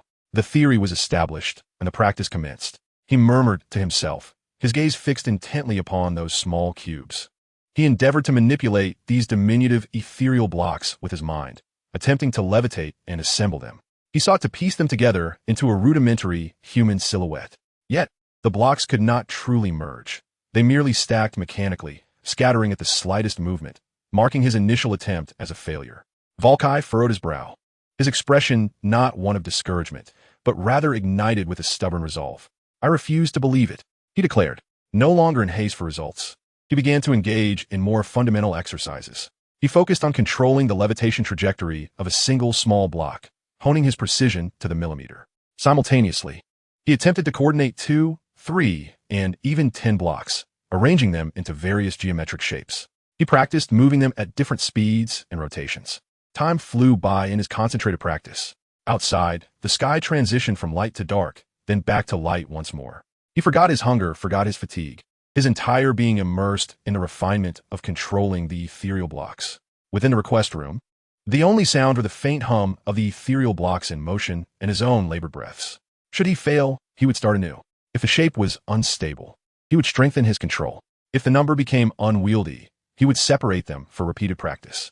It was not until the morning sunlight streamed through the high windows, casting a few glimmers of light upon the training ground, that Voltekai's bloodshot eyes finally sparkled with triumph. Before him stood a statue, approximately half his height, meticulously constructed from hundreds of tiny ethereal blocks. The contours of the statue were distinctly defined, even revealing the folds of a robe and the expression on his face, which bore an air of calm detachment. More wondrously, with the power of his will, the statue could be magnified, diminished, or even deformed in parts. All the small cubes responding in synchrony to his commands like well-trained soldiers. He had succeeded. Chapter 24, The Holiday. He released a deep sigh, feeling nearly exhausted, yet his spirit soared with exhilaration. He gazed at the statue, a bolder thought surfacing in his mind. In Minecraft, destroying ethereal blocks yields experience orbs. With a mere flick of his will, a corner of the statue disintegrated, several edge blocks shattering, not in a physical sense, but as if erased by an eraser, vanishing into thin air.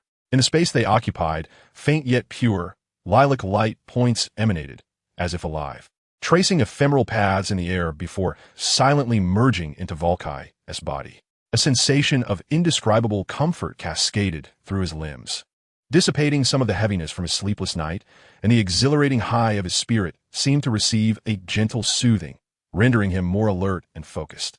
This sensation, Voltekai's eyes glimmered with astonishment, soon transforming into deeper inquiry. The ethereal blocks appeared to hold significance beyond mere decoration. He ceased the experiment, retracting all remaining ethereal blocks. A wave of profound fatigue surged over him, intertwined with an almost frenzied sense of satisfaction.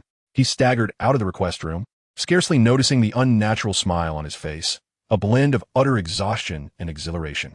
With heavy steps, he returned to his dormitory, lacking the strength to glance at the system interface, collapsing onto his bed and almost instantly falling into a deep slumber. Sunlight filtered through the water-curtained dome, casting dappled and elusive shadows upon his weary face. As the holiday commenced, Hogwarts Castle felt notably emptier. Voltekai lingered in his dormitory for half the day, further embellishing the space with his newly acquired ethereal block skills.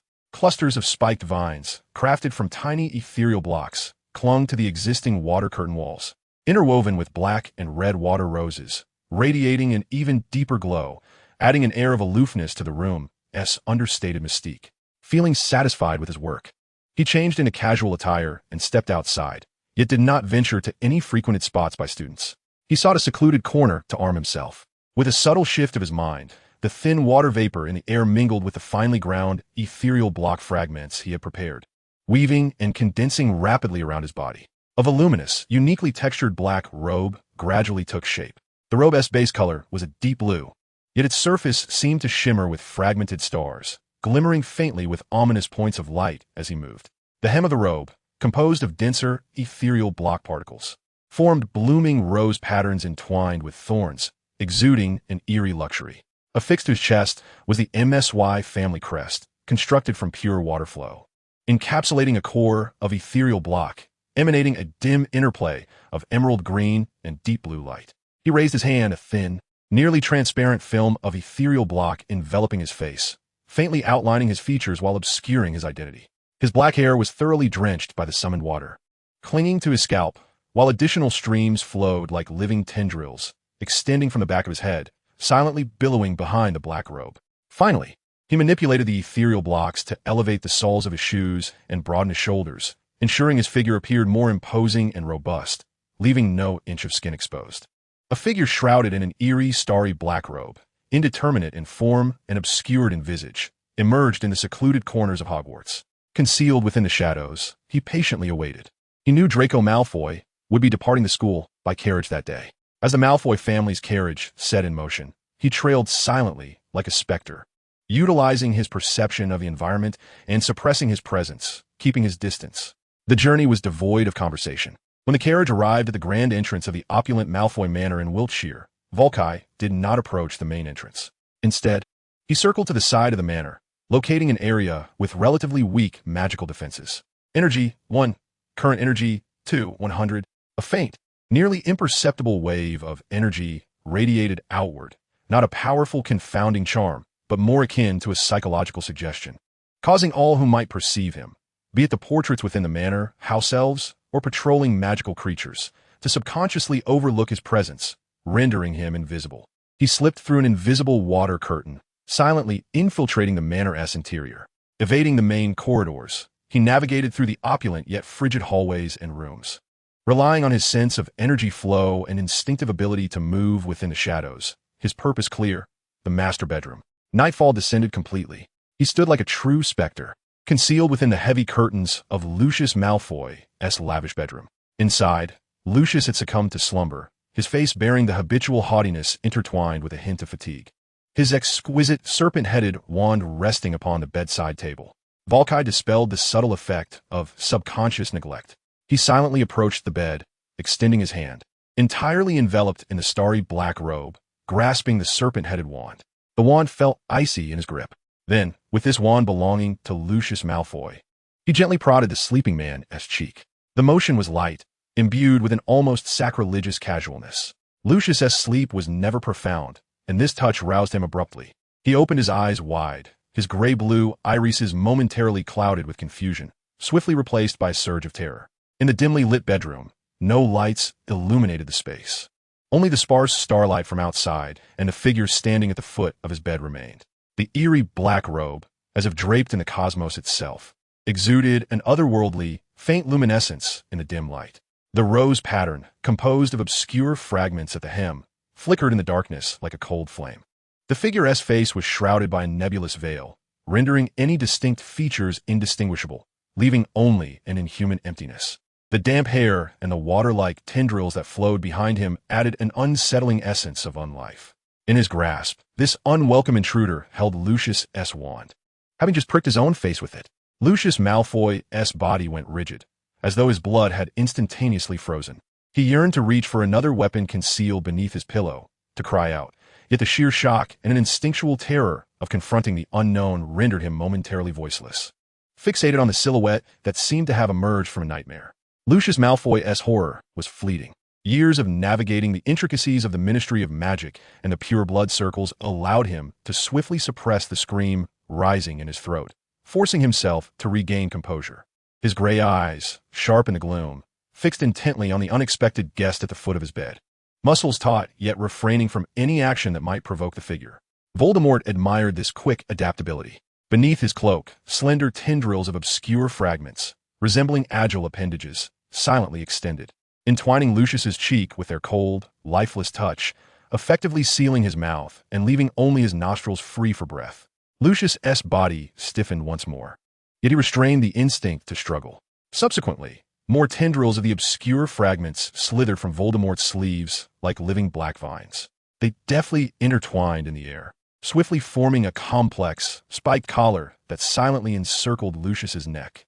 From the other end, a thicker chain, also composed of obscure fragments, extended, clicking softly as it seemingly melded with the ornate wooden bed frame, binding him firmly within its confines. Having completed this, Voldemort elegantly turned, as if concluding a ritual, and approached the exquisite oil lamp in the center of the room. He did not even employ his wand. Instead, he merely extended his cloaked fingertips and snapped them gently. The wick of the oil lamp ignited with a soft pop, the warm orange glow dispelling the darkness in one corner of the room, illuminating the bed and the eerie figure before it. In the light, the starry black robe and the obscure fragment rose shimmered with an even more sinister allure, and the contours behind the veil appeared even more obscured. Lucius had straightened, leaning against the headboard. The collar constrained his movements, but caused no discomfort, merely serving as a chilling reminder of his predicament. He pressed his lips tightly, glaring darkly at Voldemort, awaiting his next words. Voldemort remained silent. He raised his free hand, tracing movements in the air. As he gestured, the minuscule particles of obscure fragments floating in the air swiftly coalesced, arranging themselves into a clear, elegant yet chilling script that hovered before Lucius. The Msi family sends their regards. Lucius's pupils constricted suddenly, his gray-blue eyes filled with incredulity and profound suspicion. Msi? The family Draco had mentioned in his letter, which he had deemed non-existent. How could this be? Before he could process this information, the words in the air seemed to be wiped away by an invisible hand, the obscure fragments once again flowing and reconstituting into a more direct statement. If you wish to avoid becoming skewered, do not scream. The icy threat conveyed within the words sent a chill racing down Lucius's spine. He had no doubt that this being, capable of infiltrating Malfoy Manor so silently, with such uncanny methods, could indeed carry out such a threat. He inhaled deeply, forcing himself to calm, then nodded slowly and deliberately. He even lifted his chin slightly, signaling his understanding and willingness to cooperate. Voldemort appeared pleased with his compliance. He He curled his fingers slightly, and the tendrils of obscure fragments that had sealed Lucius's mouth receded like a tide, merging back into the folds of his ample cloak, vanishing from sight. Lucius immediately felt the release on his mouth. Instinctively, he moved his jaw but produced no sound, merely fixing a deeper gaze upon the enigmatic figure before him. The room was filled only with the soft crackling of the burning oil lamp and the silent standoff between the two. Observing Lucius's cooperative demeanor, Voldemort's floating words transformed once more, forming a new sentence. "We wish to propose a transaction." Lucius's gray eyes darted quickly, weighing the pros and cons. He nodded, indicating he was listening. Voldemort raised his hand, and the words dissipated. He gestured invitingly, as new letters materialized. "You may speak, but do so softly." The sensation of restraint around his throat had not fully dissipated, and Lucius cleared his throat, his voice low and tinged with an almost imperceptible rasp. "What do you wish to trade?" His gaze remained fixed on Voldemort, attempting to glean any clues from that indistinct visage and bizarre attire. Voldemort did not respond directly. His right hand, cloaked in black, lifted palm upward, as a complete fragment of obscure material, glowing with a faint bluish-purple light, materialized in his grasp, resting quietly there. Though small, the swirling patterns upon it, and the emanation of its non-magical, peculiar energy waves instantly captivated Lucius's full attention. "What is this?" Lucius could not restrain his curiosity, leaning forward slightly, his merchant instincts detecting an unknown value. Voldemort offered no explanation. He pinched the fragment between two fingers, presenting it before Lucius, then gently snapped his fingers. The fragment shattered, not into dust, but dissipated like an illusion. Yet from the spot it had vanished, several weak yet pure, liquid-like violet lights emerged, hovering momentarily in the air as if possessing consciousness, before gliding directly toward the nearby Lucius and silently melding into his chest. Lucius's eyes widened in shock. An indescribable sensation surged through him instantaneously. It was not an increase in magical power, but rather something deeper. It felt like parched earth receiving a drop of rain, alleviating the accumulated weariness and a subtle, unperceived sense of life's attrition. This feeling was exceedingly faint, fleeting, yet undeniably real. Akin to a dying person in the desert savoring the first drop of clean water, its significance far outweighing its quantity. He abruptly raised his head, his gaze toward Voldemort transforming entirely. The earlier incredulity and fear were replaced by a fervent, almost covetous light. He almost instantaneously comprehended the potential revolutionary value this substance might hold. The postponement of aging, the replenishment of vitality, perhaps even immortality. "We are willing to engage in long-term trade." Lucius's voice, thick with excitement, became even lower, tinged with urgency. He fixed his gaze on Voldemort, as if beholding a veritable gold mine. Chapter 26. Long-term cooperation. Voldemort was entirely unsurprised by his reaction, and new words floated into existence. "Make your offer." Lucius inhaled deeply, forcing himself to regain composure, the shrewd merchant within him reasserting dominance.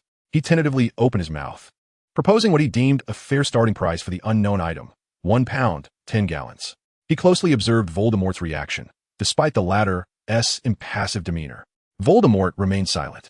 Time drifted in the stillness. The flickering light of the oil lamp seemed to sway in tandem with the heavy silence. Lucius felt the constricting pressure of the hidden collar around his neck, a chilling sensation of oppression. After a prolonged pause, new words gradually coalesced in the air, each letter formed by the hidden fragments emanating an icy mockery. "Do you believe it is easily obtained?" The words dissipated, only to swiftly reconfigure themselves, this time infused with a more pronounced incredulity. "Something that grants immortality, 1 pound, 10 gallons?" The term immortality struck Lucius like a hammer upon his heart. He realized he had severely underestimated, gravely miscalculated. The other party was evidently aware of the true value of this item. A flicker of embarrassment crossed Lucius's face, but it was swiftly replaced by resolute determination. He quickly reassessed in his mind, weighing the infinite benefits and costs that the prospect of immortality could entail. 1 ounce. Lucius's voice regained its steadiness, imbued with the gravitas befitting the Malfoy patriarch. 500 gallons. This is the most sincere price I can offer. Moreover, the Malfoy family is willing to serve as Mr. M's sole representative, as well as that of your family, in the magical realm. 3,000. This price was exorbitant, enough to purchase dozens of top-tier wands. Yet if it is indeed a true vessel for immortality. Lucius appeared to deliberate. Moments later, he nodded. Then, Voldemort subtly exhaled in relief. Tomorrow, during the day, Lucius quickly stated, I shall escort you to Gringotts to open a high-security anonymous vault. With the initial transaction, some deposited directly. At that time, we can finalize the specific delivery method and time frame. Voldemort nodded once more in agreement. He left no further words. His figure slightly retreated, the starry black robe seemingly merging with the shadows behind him, and he vanished like ink dissolving in water. The collar binding Lucius's neck simultaneously disintegrated, transforming into specks of luminescence that dissipated into the air. The room was left with only Lucius Malfoy, seated alone upon the bed, the light of the oil lamp illuminating his face, which bore the marks of both fear and ambition. He touched his now bare neck, feeling the faint, peculiar comfort within him, his gray-blue eyes shimmering with complexity. The M family, he murmured to himself, his fingers unconsciously fiddling with the silk sheets. It seems the waters of the magical realm run far deeper than I had anticipated. The Malfoy family must seize this opportunity. The following morning, within the cold marble foyer of Malfoy Manor, Lucius Malfoy was already attired, gripping his snake-headed wand, his complexion paler than usual, with a hint of barely perceptible anticipation and tension in his eyes. He was prepared to depart for the agreed-upon location. Just as he pulled open the heavy door, that figure stood outside, silhouetted in the soft morning light, clad once more in that peculiar black robe, seemingly imbued with the cosmos. The hidden rose blossomed silently at the hem, his face shrouded beneath a vague membrane, damp tendrils of water flowing behind him. He stood there, as if he had melded with the shadows beyond the door. Lucius's heart raced. He swiftly suppressed the instinctual trepidation, forcing a smile that appeared as warm and respectful as possible, just as he was about to step forward to greet. Father, a somewhat sharp, youthful voice echoed from within the foyer. Draco Malfoy hurried over, his face adorned with his habitual arrogance, clearly ready to venture out himself, or perhaps merely curious as to why his father was departing so early. His gaze was immediately drawn to the strange figure at the door, his gray-blue eyes instantly filled with unabashed disdain and the naivety of youth's insolence. What is this thing? A new addition to the household? Some monstrous decoration? Draco scoffed, uttering his customary, elongated, caustic remarks, even raising a finger to unceremoniously point at Voldemort. Lucius's face turned ashen, his blood seemingly freezing. Draco! He barked sharply, but it was too late. Voldemort did not so much as glance at Draco. He merely stood there, yet an invisible, oppressive weight suddenly descended. The mockery on Draco's face froze, replaced by sheer terror. He felt as though an unseen, cold, damp wall was crashing toward him, akin to being plunged into the depths of the ocean. A formidable force pressed down upon his chest and shoulders with precision. Thud! With a muffled sound. Draco scarcely had time to scream before he was forcefully pinned to the ground, his face pressed against the cold, smooth marble floor, limbs splayed, utterly immobilized. He struggled desperately, but it was as though he were a bug entombed in amber. Even breathing became a Herculean task. This was not a sheer physical impact, but rather a pervasive fluidic pressure. A thin, nearly imperceptible membrane of water isolated the air, uniformly exerting immense pressure upon his entire being. He is still but a child. Lucius cried out in alarm, his voice tinged with panic and a hint of pleading. He instinctively took a step forward, but upon seeing Voldemort's unyielding figure, he halted abruptly. In that moment, Draco, firmly pinned to the ground, succumbed to overwhelming fear and oppression. His throat constricting, he coughed up a small amount of blood, splattering against the pristine floor, glaringly vivid. Lucius, witnessing that crimson splash, felt his pupils dilate, as if doused in ice water. He looked at his son, writhing in pain and already injured on the ground, then back at the enigmatic figure at the door, whose attire remained undisturbed, a chill coursing from his feet to the crown of his head. He comprehended fully. This representative of the M family wielded an unfathomable power and an utterly indifferent will. The so-called pure-blood honor and noble facade held no value in the eyes of this being. He inhaled deeply, all hope and tentative gambits shattered. He bent low, adopting an unprecedented posture of near humility, gesturing toward Voldemort with a pleading hand, his voice quivering with suppressed emotion and absolute reverence. Esteemed sir, the carriage is prepared. Please, do step this way. He dared not cast another glance at Draco on the ground, his entire focus riveted on that eerie figure, awaiting a response. Chapter 27. The Hidden Transaction. The white marble hall of Gringotts remained as cold and solemn as ever. Goblins sat behind high counters, scrutinizing each visitor with shrewd and indifferent gazes. Lucius Malfoy walked ahead, respectfully leading the figure shrouded in the strange black robe behind him. Even before the experienced goblins, Voldemort's attire drew numerous curious glances, yet the intangible aura of oppression silenced any burgeoning inquiries or doubts. Lucius, utilizing special privileges under the Malfoy family name, swiftly and discreetly facilitated all necessary arrangements. A brand new, high-security anonymous vault was opened, linked to a specially crafted bronze key devoid of any family insignia, which Lucius personally presented to Voldemort. Throughout the process, Voldemort remained silently by his side, resembling a statue from another realm. Once the formalities were completed, they moved to a relatively secluded corner. Voldemort did not reach for the key. He merely raised his hand, and the hidden fragments coalesced in a text. I will come once a year. How much do you intend to collect this year, Lucius? Lucius took a deep breath, suppressing the excitement within him, and slightly bowed, his voice deliberately low and respectful. Esteemed sir, for every ounce you possess, the Malfoy family shall acquire in equal measure. He exhibited immense determination and ambition. Voldemort nodded, seemingly unfazed by this response.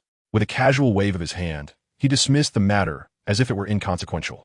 Beneath their feet, the polished stone floor of Gringotts rippled suddenly as if disturbed by water. Almost immediately, a humanoid figure composed entirely of obscure blocks, resembling Voldemort at that moment, slowly emerged from the ground. It emitted a dim blue-purple glow, devoid of facial features, merely a vague shape, standing silently before the two men. Even Lucius, accustomed to the wonders of magic, was taken aback by the astonishing method of this conjured entity. The figure raised its hand and, with the same obscure dust, materialized a line of clear text in the air. The current stock of the family amounts to approximately 1,500 pounds. 1,500 pounds. Lucius's heart raced violently. This far exceeded his expectations. However, before he could fully comprehend this figure, Voldemort appeared displeased with the creature's verbosity. Without a second glance, he casually lifted his foot and, as if shooing away a bothersome stray dog, kicked the obscure figure in the waist. Energy 1. Current energy 100. Instantly, the humanoid disintegrated, collapsing into a heap of lifeless, non-luminous fragments of ordinary obscure blocks, resembling a small mound of deep blue rubble. Voldemort did not even glance at the remnants. Instead, he reached out towards Lucius, whose pupils had dilated in shock, and with a gesture, the scattered fragments flew into the wide sleeves of his robe, vanishing from sight.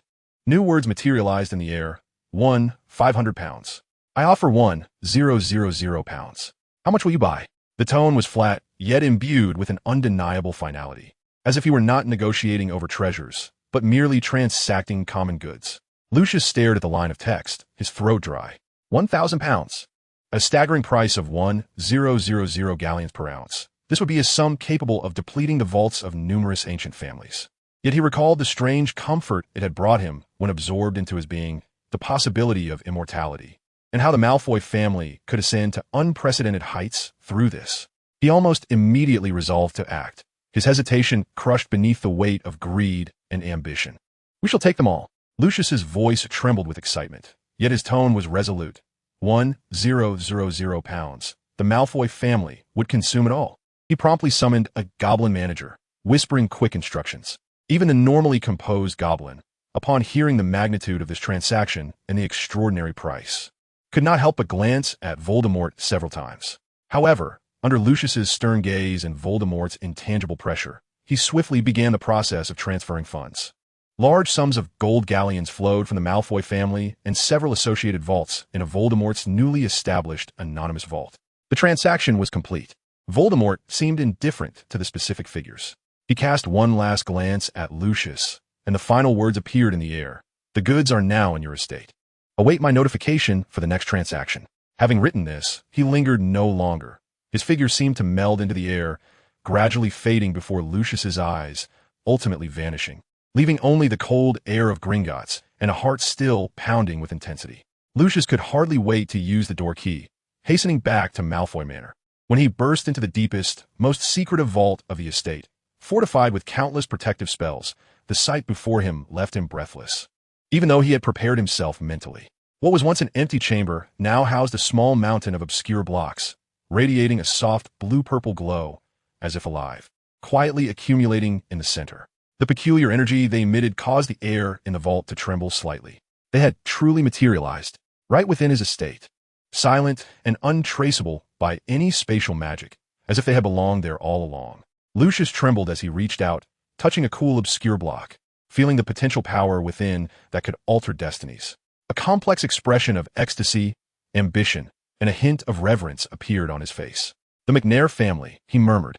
He understood that from this moment onward, the fate of the Malfoy family was inextricably intertwined with this mysterious and fearsome entity. In the study of Malfoy Manor, the atmosphere was tense. Lucius sat behind his expansive desk, unconsciously stroking the serpent-headed cane's top, his complexion more pallid and grave than usual.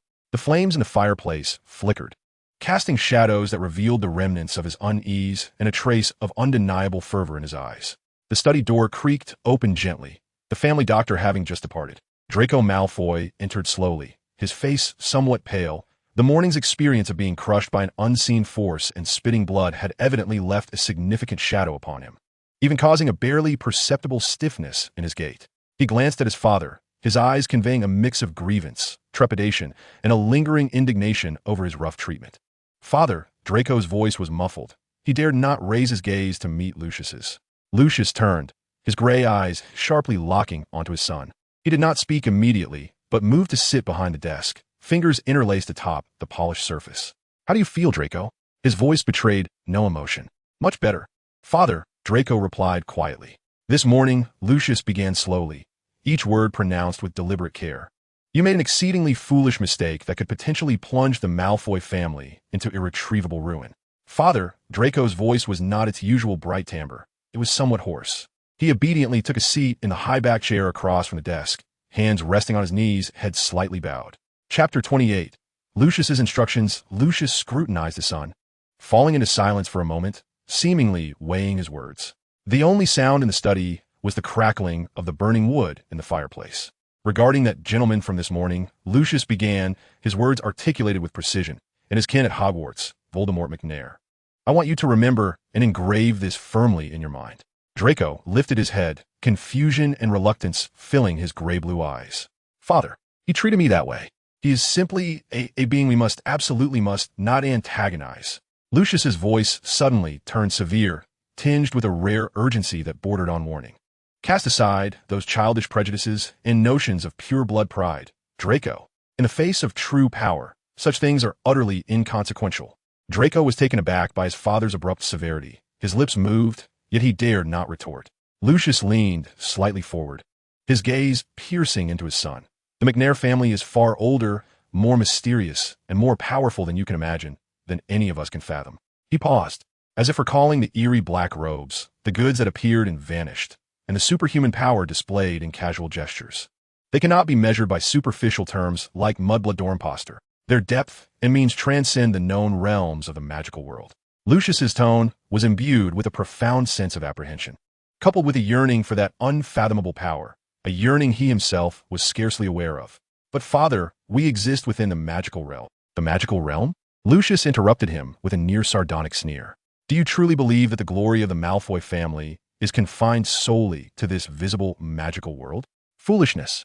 He punctuated his words by forcefully tapping the table. "The true ancient families extend their reach into realms beyond our wildest imaginings. The Muse family is one such entity. By forging an alliance with them, the Malfoys may usher in unprecedented opportunities while offending them." Lucius left the sentence hanging, but the icy chill that flickered in his steely gray-blue eyes made Draco involuntarily shiver, as the suffocating pressure of the morning and the metallic taste of blood in his throat seemed to resurface. "I do not care what previous grievances you had with that Muse at school." Lucius's voice regained its calm, yet became more assertive. "From this day forth, suppress all your petty actions and hostility. At Hogwarts, you must exhibit sufficient, even extraordinary, respect towards him. There is no need for you to fawn over him, but absolutely, under no circumstances, should you offend him. Do you understand?" Draco regarded his father's uncharacteristically grave expression and finally grasped the severity of the situation, which exceeded his imagination. This was not merely a trivial conflict among classmates. It involved deeper familial interests, even survival. He swallowed hard, suppressing the lingering resentment within, and nodded slowly, responding in a subdued tone. "I understand, father. I will be cautious." Lucius scrutinized his son's expression, ensuring he had genuinely absorbed the gravity of the matter before he slightly relaxed his tense frame, leaning back against the chair. Remember what you said today, Draco? He finally uttered, his gaze returning to the flickering flames in the hearth. As if peering into some distant and inscrutable future. The future of the Malfoy family may well hinge upon how you treat this classmate. Draco sat in his chair, digesting his father's words, his mind awash with complex emotions. The image of the boy clad in an old robe, with azure eyes and a perpetually enigmatic smile, had been irrevocably transformed, now shrouded in a heavy and dangerous shadow. Before the end of the holidays, the professors at Hogwarts, along with Harry Potter, received a package devoid of a sender's name, simply wrapped. Inside lay a badge crafted from an unknown material of deep blue with a purplish sheen, styled as an M entwined with thorns, identical to the family crest previously displayed by Voldemort Muse. Accompanying the badge was only a note, inscribed in concise handwriting, the emblem of the Muse family, protection. This sudden and ambiguous gift left its recipients bewildered and on high alert. On the eve of the term's commencement, the atmosphere in the headmaster's office was rather tense. Dumbledore sat behind his desk, his blue eyes scrutinizing the enigmatic badge resting on a velvet cushion. Professors McGonagall, Snape, Flitwick, and several other core faculty members were present. The Muse family, Dumbledore quietly repeated, his fingertips lightly tapping the surface of the desk. Voldemort Muse has sent us all a gift. Dumbledore pondered, questioning whether he had overlooked any impressions of Muse's intentions. Protection? Professor McGonagall's brow furrowed, her tone laced with skepticism. A first-year student sending a family crest claiming to offer protection? This is utterly absurd. Moreover, this material, Severus and I examined the previous water emblem and found no traces of magic. This one feels equally peculiar. Snape stood shrouded in shadow, his dark robes rendering him nearly indistinguishable from the backdrop. He fixated on the badge, his black eyes revealing unabashed skepticism and disdain. He recalled the fleeting murderous intent during potions class, recalling the boy's myriad of irrational behaviors. To break it, Snape reiterated the note's words in his low, silky voice, the corners of his mouth curling into a sardonic arc. An invitation? Or perhaps a provocation? I leaned towards the latter. We must ascertain what occurs upon its destruction, Albus. Professor McGonagall turned to the headmaster. This could be a trigger for some sort of curse, or something else entirely. Dumbledore remained silent for a moment, his gaze sweeping across each professor present. Caution is indeed necessary, Minerva, yet at times, risks must be assessed. His gaze ultimately settled on Snape. Severus, perhaps I shall do it. Snape interjected decisively. He stepped forward, drawing his wand from within his robes. Without hesitation, a near-cruel determination graced his features as he aimed the wand at the enigmatic badge resting on the cushion, softly uttering a simple, shattering spell. Shatter. A beam of white light struck the badge. There was no thunderous explosion, no scattering of shards. Before the watchful eyes of all, the hard material of the badge melted away like snow under the sunlight, dissipating into a small cluster of rich, liquid-like, softly glowing lilac light. These luminous points appeared almost sentient, briefly swirling in the air before seemingly drawn to Snape, silently merging into his chest and vanishing from sight. The entire process was quiet, swift, imbued with an unusual beauty that sent a chill through all the professors who witnessed it. Chapter 29, Christmas Gifts and the Mirror of Ariste. At the moment the light points merged with him, Snape's body jolted. He instinctively took a half-step back, his wand still firmly grasped, his usual detachment replaced by astonishment and an ineffable tremor. He furrowed his brow, quickly introspecting, sensing the changes within himself. There was no pain, no magical turmoil, nor any trace of a curse. Quite the opposite. An indescribable comfort coursed through his limbs, like a gentle stream, quietly flowing through his being. It felt as though chronic ailments had dissipated, weariness washed away, the subtle mental lethargy, and some imperceptible internal injuries. The byproducts of years of delving into dark magic and brewing complex potions seemed to have been smoothed over, mended by this gentle force. This sensation was exceedingly faint yet undeniably real, far surpassing the effects of any known healing magic or potion. He lifted his head to meet Dumbledore and the other professors' gazes, his black eyes filled with unprecedented gravity and disbelief. Severus? Professor McGonagall pressed anxiously. No harm. Snape's voice emerged deeper and more hoarse than usual, as he seemed to struggle to find the right words. Restorative effect. A slight positive influence on both mind and body. This conclusion cast a heavy silence over the office. Professor Flitwick inhaled sharply. Professor Sprout covered her mouth in shock. The skepticism on Professor McGonagall's face transformed into profound confusion and wariness. Protection? Could it be that what the boy claimed is true? This peculiar badge, upon being broken, truly yields some form of protective healing effect. Dumbledore's gaze deepened, peering through his crescent spectacles at the now empty velvet cushion, then at the complexly expressive face of Snape, and finally out into the inky night outside. A protection that can only take effect once broken. He murmured, as if conversing with himself. Muse family, Voldemort Muse. What do you, or rather, what do you all, intend to accomplish? This gift not only failed to unravel the enigma, but instead thickened the veil of mystery surrounding Voldemort Muse, rendering it even more intricate and elusive. It unveiled an unprecedented form of power, a manner of intertwining gift and destruction. This transcended their comprehension of the magical realm entirely. A singular thought arose in the minds of all the professors. This student must be afforded the utmost attention. What lay hidden behind him may be far more intricate and perilous than they could ever fathom. With the vacation at an end, the Hogwarts Express puffed steam as it conveyed students back to the ancient castle. Voldemort walked down the train amidst the throng, his deep blue eyes betraying no emotion. Upon returning to the silence of his solitary dormitory, he cast a glance at the corner where a few meager parcels lay, starkly contrasting with the low-key ambience created by the concealed stones and flowing water surrounding it. He unwrapped them one by one, finding them mostly to be perfunctory gifts of ordinary sweets or quills from somewhat unfamiliar classmates. As anticipated, he tugged at the corner of his mouth, striving to suppress an incongruous sense of emptiness within. In this world, he was ultimately an outlier, a solitary soul bearing a false surname, until he grasped the last parcel, the one adorned with the most care.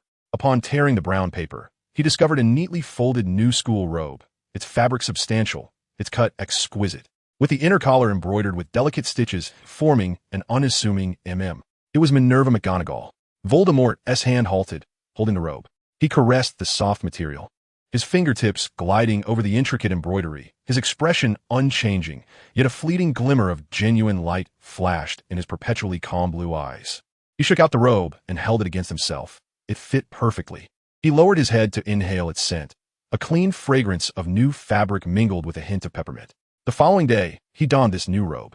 As he traversed the castle, the weighty fabric offered a tangible warmth, seemingly dispelling the trivial sense of loss from the previous night. However, certain plans would not be swayed by the mere acquisition of a new robe. As night enveloped the castle in silence, Voldemort stealthily slipped out of the common room, like a shadow gliding past stone walls. He evaded the patrolling Filch and Mrs. Norris, navigating the labyrinthine corridors guided by memory. His objective was clear, the abandoned classroom housing the Mirror of Erist. He knew Harry Potter would come. According to the narrative, the Savior, filled with curiosity and longing about his lineage, could not resist the allure of a mirror that reflected the deepest desires of the heart. He arrived early, concealing himself in the innermost recesses of the classroom, shrouded in the heavy shadows cast by piles of desks and chairs. Dust lay thickly about, the air stagnant, with only a sliver of moonlight streaming through a high window, casting a delicate glow upon the tall mirror, half obscured by drapery. He found a comfortable position leaning against a dilapidated cabinet, completely merging with the darkness, patiently awaiting his moment. The fabric of the new robe reflected almost no light in the shadows, effectively concealing his form. Time trickled by. The castle lay in utter stillness. At last, a faint, hesitant footstep echoed from the corridor outside, drawing nearer. Voldemort slightly opened his eyes within the shadows, a barely perceptible smile curving at the corners of his lips. The fish was on the hook. Harry Potter slipped into this abandoned classroom nearly every night, drawn as if by invisible threads, obsessively gazing at the Mirror of Erist. In the mirror, his long-lost parents smiled and waved at him, the warmth of familial love nearly spilling forth from the cold glass. He was immersed in the illusion of reunion, oblivious to everything surrounding him. Just then, a subtle, unusual disturbance shattered his focus. Out of the corner of his eye, he caught a glimpse of a figure in the shadows near the doorway.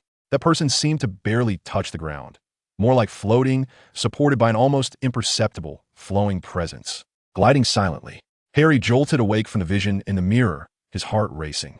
He turned abruptly toward that direction. It was Voldemort, clad in the pristine new robe.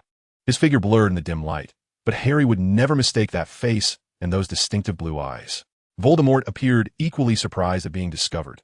A fleeting, almost deliberate look of astonishment crossed his face before he melted back into the shadows like ink dissipating, vanishing instantly into the darkness of the corridor beyond. So swiftly it seemed, but a figment of imagination. Voldemort? Harry instinctively called out, his voice echoing starkly in the empty classroom.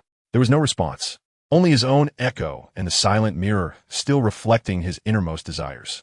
The corridor outside lay in silence, as if everything that had just transpired was merely an illusion conjured by his prolonged gaze into the mirror. Harry remained rooted in place, his heart pounding. The image of his parents in the mirror seeming to lose some of its enchantment. Voldemort? How could he be here? What had he seen? What was that strange manner of movement? Countless questions flooded his mind in an instant, having retreated into the shadows of the corridor above. Voldemort felt the notification echoing in his mind, his lips curling involuntarily into a smile.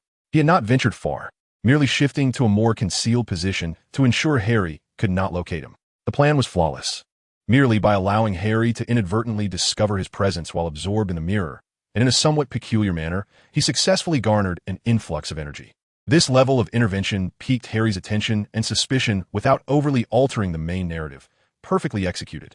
Leaning against the cold stone wall, he listened to the muffled sounds emanating from the classroom below, perhaps the confusion and unease of Harry. A wave of pure joy surged within him, akin to the thrill of a successful prank. Chapter 30, Calm Days. The ensuing weeks saw Hogwarts enveloped in a semblance of tranquility, as though poised on the brink of a storm. No trolls, no mountain beasts, nor midnight duels disrupted the peace.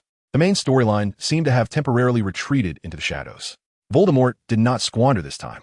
He immersed himself in all areas of study outside the restricted section of the library. Ancient runes, magical theory, foundational potion-making, history of magic. Even the tedious genealogies and etiquette tomes of pure blood families became his targets for conquest. He invested his last remaining 4 points of energy entirely into the forced memorization and comprehension of knowledge. The system's energy appeared to significantly enhance his learning efficiency and memory consolidation, yielding effects comparable to the most potent wisdom potions. Devoid of side effects, at least in terms of knowledge absorption, a torrent of information surged into his mind, categorized and forcibly imprinted. Various complex runic symbols, intricate potion recipes, lengthy historical events, and the ostentatious yet essential details of noble etiquette crystallized vividly in his thoughts. When his energy was depleted, the sensation of forced indoctrination faded, and Voldemort leaned against a bookshelf, his vision dimming. His temples throbbed, his head felt as if it might burst, filled with a cacophony of conflicting fragments of knowledge. He felt akin to a stuffed doll, crammed to the limit with cotton, teetering on the brink of collapse from the slightest additional information. Stumbling out of the library, he leaned against the cold corridor wall, gasping for breath. At that moment, he heard Ron Weasley nearby, attempting to dissuade a few younger students from mimicking and mocking Professor Quirrell's stutter. That's not right.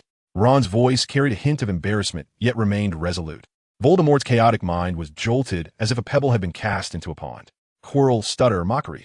He suddenly realized that this detail was part of Quirrell's disguise, indicating that the pivotal moment of the plot, the three-headed dog guarding the magical stone, as well as Quirrell's true objective, was about to surface. The Forbidden Forest, the death of a unicorn, significant energy acquisition nodes were drawing near. A wave of anticipation and urgency surged within him, only to be swiftly overwhelmed by a more potent wave of fatigue. What he desperately needed was not a plan, but sleep. His mind had reached its limit. Any further contemplation could lead to a complete breakdown. Yet, his gaze flickered to the class schedule on the corridor wall, and the next lesson was potions with Snape. Voldemort nearly groaned aloud. To face that meticulous, keen-scented old bat in such a state of mental exhaustion and throbbing headache, it was sheer torture, but he could not afford to be absent. Any aberrant behavior could attract unnecessary attention, especially considering that both Snape and Professor McGonagall were already highly vigilant of him. He pinched the web of his thumb hard, attempting to rouse himself through pain. The effect was minimal. He could only force his nearly failing body to trudge forward, taking heavy steps as he wobbled toward the stairs leading to the dungeon. Each step felt as though he were treading on cotton, his mind playing back various magical gestures and family crests he had just memorized in a frenzy. All he wished for was to collapse onto his bed and succumb to slumber, yet reality dictated that he must confront a cauldron that could explode at any moment. Alongside Snape's omnipresent, frigid gaze, it was a dismal feeling. The potions classroom was as cold and damp as ever, the air thick with the acrid scent of various ingredients. Voldemort nearly dragged himself to his cauldron. The intense headache and fatigue made the world swirl before his eyes as he struggled to handle the materials, his movements considerably slower than usual. He needed to concentrate, to combat the exhaustion that threatened to engulf him. To stay alert, his gaze instinctively locked onto the sole, constantly moving focal point in the classroom, severe Snape. Snape's black robes swirled like a bat patrolling its territory, pausing at each desk to unleash venomous critiques. He had long grown accustomed to the fearful or evasive glances of students beneath his scrutiny. Yet today, he sensed a different gaze. This gaze was not one of fear or loathing, nor did it carry much emotion. It simply existed, steady and persistent, like a persistent thorn, firmly lodged in his back and at his side, regardless of where he roamed within the classroom. When he abruptly turned, attempting to capture its source, he consistently met those azure eyes, which at this moment appeared somewhat vacant and unfocused. Voldemort. The boy's complexion was paler than usual. Dark circles under his eyes suggesting a state of distress. Yet his gaze was magnetically drawn to Snape's every movement. There was no provocation in that gaze, no scheming, only an almost bewildered, stubborn fixation. Snape attempted to disregard it, but the sensation was akin to a thorn in his side. He felt that gaze upon him as he reprimanded Neville, as he mocked Harry's cauldron. Even when facing away from that direction, he could keenly sense that stare penetrating his black robes, settling upon his back. This was abnormal. Snape's brow furrowed deeper. He intentionally lingered a moment longer by Voldemort's desk, casting his most oppressive gaze over him. However, Voldemort merely raised his vacant eyes to meet his for a fleeting second before slowly lowering them again, returning his focus to the cauldron of potion that barely hovered at the passing mark, as if their brief eye contact was merely an unconscious reaction. This did not seem like a disguise. The boy appeared as though he had not closed his eyes for days, teetering on the brink of mental collapse. Yet in such a state, why was he so fixated on Snape? Doubts blossomed in Snape's mind like mold in the dungeon, spreading swiftly. He recalled the water badge that shattered into shimmering light, Professor McGonagall's warning, and the various illogical aspects surrounding the boy. Now, this eerie and persistent gaze seemed more like a silent declaration, or perhaps a form of surveillance he could not comprehend. Throughout the entire class, Snape felt his nerves taut, the gaze coiling around his perception like a cold serpent, preventing him from fully concentrating on scrutinizing the errors of other students. He felt a rising irritation, an offense, a sense of being spied upon, yet unable to pinpoint a reason for such agitation. When the class finally concluded and the students fled as if liberated, Snape observed Voldemort slowly, almost like a ghost, gathering his belongings and staggering out of the classroom, that ever-present gaze finally dissipating. The dungeon returned to its customary silence, filled only with the scent of potion ingredients. Yet Snape sensed that the feeling of being scrutinized lingered faintly in the cold air. He stood still, fingers curling slightly beneath his black robes, his expression darker than usual. What secrets did this Morsi conceal? What did this almost pathological fixation signify? Chapter 31. Hagrid's Dragon Dam. After sleeping nearly an entire day, Voldemort finally emerged from the overwhelming sensation of knowledge overload. His mind no longer felt like a powder keg stuffed with cotton. The forcibly ingrained information settled, still vast, yet at least restored to some semblance of order. He calculated the days, and according to the timeline in his memory, Hagrid's acquisition of the dragon egg, leading to the plot of escorting Norbert to Romania, should be approaching swiftly. This was a critical juncture. The following morning, he donned the thick new robes gifted by Professor McGonagall, the fabric's comforting weight lifting his spirits. In Transfiguration class, he performed adequately, smoothing a snuff box transformed from a mouse to a degree that earned a subtle nod of approval from McGonagall. When the class bell rang, he did not immediately return to the castle, but took a detour toward the warden's hut in the hunting grounds. The weather was somewhat dreary, the wind at the edge of the forbidden forest carrying a chill. He knocked on Hagrid's heavy wooden door. The door swung open abruptly, and Hagrid's enormous form blocked the entrance, clad in a dirty apron and wielding a massive brush. "Who is it?" "Oh, it's you." He recognized Voldemort, a warm smile spreading across his furry face. "Morsi, right? Harry's classmate. Come in, it's cold outside." Hagrid always held a natural affection for Harry's companions, particularly Voldemort, whom he had met in Diagon Alley and later during a Quidditch match. Inside the hut, it remained warm, a blend of the scent of baked cookies with smoke, and an unusual, slightly sulphurous aroma permeating the air. Fong lay by the fireplace, merely lazily lifting his eyelids upon Voldemort's entrance, letting out a muffled whine without exhibiting the fear he had shown previously. Voldemort suppressed all his presence, appearing harmless. "Make yourself at home, kid." Hagrid busily set a kettle over the fire. "Care for some rock cakes?" "Just baked." Voldemort politely declined the offer, seating himself on a relatively sturdy wooden chair. his gaze casually scanning the hut. His attention was soon drawn to the enormous egg-shaped object partially obscured by thick cloth on the mantelpiece, its outlines still vaguely visible. The faint trace of sulfur in the air seemed to emanate from there. He maintained a composed demeanor, engaging Hagrid in conversation about the care of magical creatures and school life. Hagrid's spirits were particularly high, especially when he spoke of the little creatures he cared for. Before long, the sound of footsteps and voices could be heard outside the small cabin. The door swung open, and Harry Potter stepped inside, followed closely by Ron and Hermione. "Hagrid, Harry began, but his words faltered as he caught sight of Voldemort seated within. He momentarily froze. "Voldemort? What are you doing here?" Voldemort rose to his feet, nodding at Harry and the others, his face adorned with a perfectly measured, slightly bashful smile. "I have no classes this afternoon, so I thought I would pay a visit to Mr. Hagrid." Hagrid let out a hearty laugh. Indeed. Mr. Malsey has come to visit. Just in time, Harry, Ron. Hermione, it's splendid that you're all here." He appeared exceptionally excited, rubbing his large hands together, his gaze involuntarily darting toward the fireplace. A look of barely contained secretive joy on his face. Voldemort observed Hagrid's indecisive yet proud expression, casting a sidelong glance at the trio of Harry, Ron, and Hermione, who were blissfully unaware of the unfolding drama and merely curious about Hagrid's exuberance.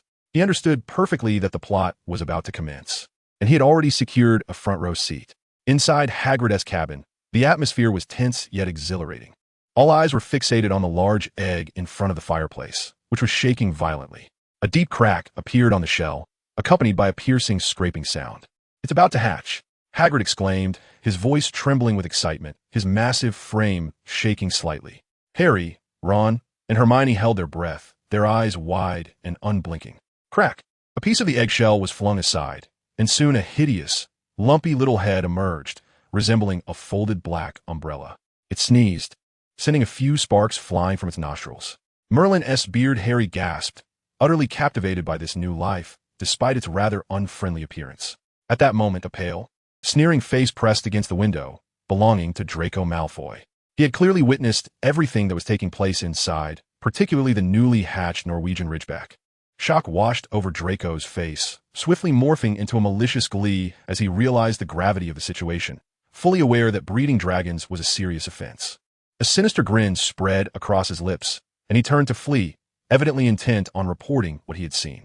"He saw us," Ron shouted, his face draining of color. Hagrid let out a desperate whimper, his enormous body swaying as if the sky had fallen. In that critical moment, Voldemort, standing by the door, took action. Instead of rushing after Draco, he merely extended his hand and calmly opened the cabin's wooden door. Outside, Draco was about to bolt away when a voice, cold and composed, resonated behind him. "Draco, stop!" Draco Malfoy's body stiffened abruptly. He recognized that voice, not from familiarity, but from the bone-deep fear instilled by his father's stern warnings. Every ounce of bravado and arrogance he possessed froze in an instant. Slowly, like a rusted machine, he turned around. Upon seeing Voldemort, clad in a pristine robe and exhibiting an unsettling calmness, Draco's face lost all color, becoming even paler than before. His lips trembled, and his gray-blue eyes brimmed with terror and disbelief. Almost instinctively, he stammered the name he knew his father dreaded.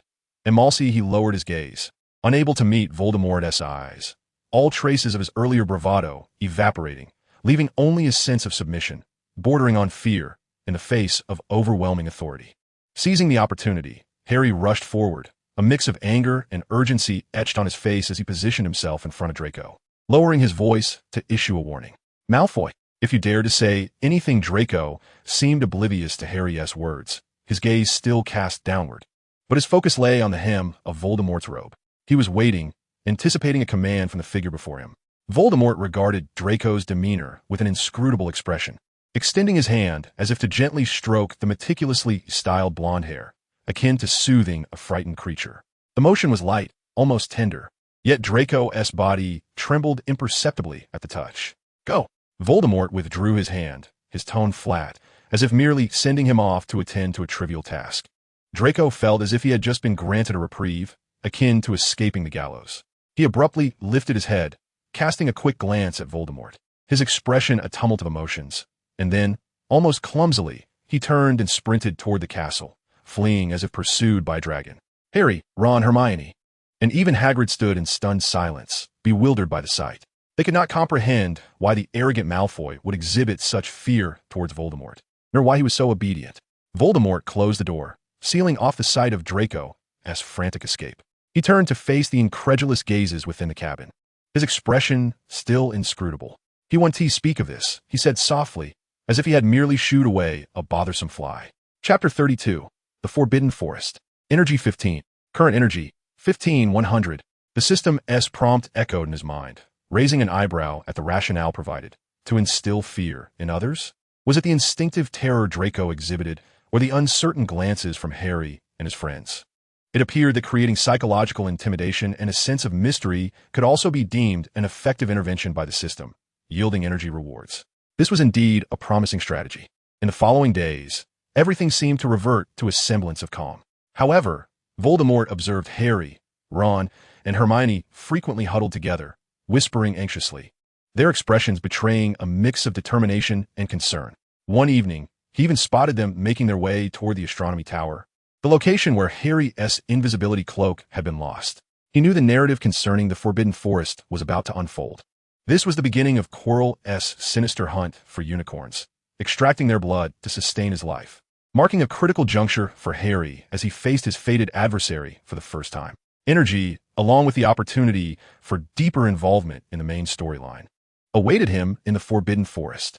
He needed to prepare himself. The next day, as the clock approached 11 at night, most of the castle had plunged into darkness, enveloped in slumber.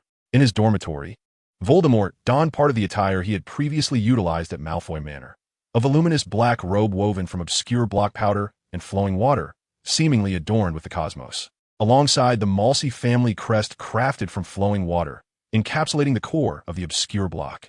However, this time, he chose not to cover his face with the obscure block membrane, allowing his visage to be exposed to the air, while the damp water flowed like living tendrils from the back of his head, silently drifting behind his black robe. He did not artificially elevate his stature, but maintained his natural form. This ensemble preserved an adequate air of mystery and intimidation while still allowing him to be recognized, at least by specific individuals. The nighttime Forbidden Forest was even more foreboding than during the day. The twisted trees loomed like contorted giants, casting heavy, inescapable shadows. Distant howls of unknown creatures echoed, and the air was thick with the damp scent of decaying organic matter and an unsettling, almost imperceptible aura. Voldemort moved like a true specter, silently traversing the woodland. His heightened perception of danger and adaptability to the environment seemed to have significantly improved, bolstered by the presence of the system and his mastery over the elemental waters. He skillfully avoided the areas heavily populated by magical creatures, guided by an instinctive intuition as he ventured deeper into the Forbidden Forest. He was aware that Harry, Hermione, Draco, and Hagrid would soon enter the forest, each searching for the wounded unicorn. He found a suitable spot on the edge of a relatively open glade, where massive, moss-covered boulders provided natural concealment. Leaning against a cold stone, he melded into the shadows of the night, waiting patiently. The starlight on his dark robe emitted a faint, unnatural glow in the pitch darkness, while the badge upon his chest resembled a frigid eye. He calibrated his breathing, almost becoming one with his surroundings, save for his striking blue eyes that glimmered in the dark, quietly observing the glade and the ominous depths of the forest that seemed capable of swallowing everything. He waited for the silver blue, pure blood to spill, anticipating the first true confrontation between the Savior and the Dark Lord, as well as the opportunity to harvest energy and draw closer to the Vortex's center. The night in the Forbidden Forest was fraught with peril, yet teeming with opportunity. Voldemort, like a weightless shadow, trailed far behind Harry and Hagrid's group. He deliberately maintained his distance, utilizing the cover of trees and perfectly suppressing his presence to ensure he remained undetected. He could hear the anxious whimpers of Fong ahead, along with Hagrid's deep, comforting tones. Suddenly, the atmosphere shifted. A stifled gasp rang out, Harry's voice. This was followed by Fong's terrified yelps and Hagrid's heavy, panicked footsteps. Through the sparse trunks, Voldemort witnessed Harry, seemingly terrified by some unseen horror, his face pale as he stumbled backward, only to be caught by Hagrid. Together, they, along with Fong, fled frantically in the direction from whence they came, as though pursued by a malevolent specter. Voldemort knew they had seen the figure hunched beside the slain unicorn, cloaked and consuming the silver blue blood, Quirrell. He disregarded the fleeing Harry and Hagrid. They were not his targets, but rather the audience they unwittingly brought with them. He moved soundlessly, calculating his angle and timing. As Harry, Hagrid, and Fong dashed through a slightly sparser thicket, Voldemort emerged from the shadow of a colossal, gnarled ancient tree. He suddenly appeared in their path, partially obstructing their escape while not entirely blocking it. The moonlight struggled to penetrate the dense canopy, casting a mottled illumination that highlighted his figure. The expansive black robe, seemingly woven from the night sky, shimmered ominously in the dim light. Dark strands clung to his cheeks, while more water flowed like living tendrils, silently snaking around the back of his head and shoulders. The more Smordra family crest upon his chest radiated a chilling, intertwining glow of deep green and blue. He did not obscure his visage, yet his pallid face, illuminated by the dim light, along with a faint, almost joyful smile, appeared particularly sinister and dangerous after the preceding horror. Harry abruptly halted, his pupils dilating in shock. He had just escaped a vampiric beast, only to confront this eerily attired, cold-breathed classmate. The immense psychological contrast and successive frights drenched his back in cold sweat, his freshly donned robe clinging to his skin, clammy and chilling. He opened his mouth, but no sound escaped. He merely stared fixedly at Voldemort. Hagrid, too, was taken aback, his massive form shielding Harry, gripping his pink umbrella tightly, his face a tumult of lingering grief over the unicorn's tragic demise, fear of the monster they had just encountered, and uncertainty in facing Voldemort. Emor Smordra? What are you doing here? Hagrid's voice trembled with uncertainty and wariness. Fong cowered behind Hagrid's enormous leg, emitting low, fearful whimpers, his tail tucked tightly, too frightened to gaze at Voldemort. Voldemort did not respond to Hagrid's inquiry. His gaze slowly swept over the startled Harry, then flickered to the anxious Hagrid and the trembling Fong. The smile on his face seemed to deepen, his blue eyes sparkling with an indescribable light. He remained silent, simply beginning to stride forward. One step, then another. He walked slowly, his movements elegant and composed, yet imbued with an intangible sense of pressure as he approached Harry and Hagrid. The rose pattern, composed of hidden fragments, seemed to come alive in the folds of his robe, entwined with thorns. "What do you want?" Hagrid's voice wavered, a hint of false bravado seeping through as he raised the umbrella. Harry instinctively retreated, his heart racing, the image of the vampiric monster intermingling with Voldemort's bizarre visage in his mind, rendering coherent thought nearly impossible. Voldemort remained silent, merely smiling as he continued to advance. This silent approach, laden with a palpable sense of menace, was far more threatening than any words. "Run, Harry, run!" Hagrid bellowed suddenly, no longer hesitating. He seized the still-dazed Harry and turned, sprinting madly in another direction, with Fong howling in distress, swiftly vanishing into the dense underbrush, leaving behind nothing but the sounds of frantic footsteps and snapping branches. Voldemort halted, standing still, watching the direction of their frantic escape. The smile on his face gradually faded, returning to its usual calm demeanor. Energy 15. Current energy 30, 100. The system's prompt chimed as expected. It seemed that in such a tense situation, making a striking entrance had successfully frightened the protagonists, which was also deemed an effective intervention. He did not pursue them, nor did he depart. He turned his gaze towards the direction from which Harry had fled, into the deeper darkness steeped in the scent of spilled unicorn blood. His task was far from complete. The night in the Forbidden Forest had only just begun for him. Energy 1. Current energy 29, 100. A faint ripple of perception emanated from Voldemort, swiftly locking onto a location deep within the forest, saturated with blood and dark magic. He moved, ghost-like and soundlessly, deftly positioning himself ahead of Quirrell and Voldemort's potential escape route, standing silently in a glade where the moonlight barely reached, waiting. Before long, a figure draped in a heavy cloak, with a somewhat unsteady gait, appeared within his line of sight, still reeking of unicorn blood and that nauseating, deeper darkness. Upon spotting the figure blocking their path, Quirrell abruptly halted, trembling violently beneath his hood. He recognized the peculiar starry black robe and badge, the very presence that had so nonchalantly interrupted his spell at the Quidditch pitch. It's you. Quirrell's voice twisted with fear as he almost instantly raised his wand, aiming unsteadily at Voldemort. The hidden entity behind him seemed to stir as well, a chilling intent of murder pervading the air.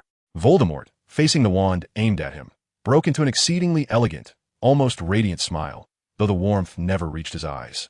He felt a slight unease within, for he was confronting Voldemort in his weakened state, yet he knew he must maintain his composure in this delicate situation. Voldemort, the arch-villain. He inclined his body slightly, executing an impeccable bow steeped in the antiquated elegance of noble etiquette, his voice resonant and steady.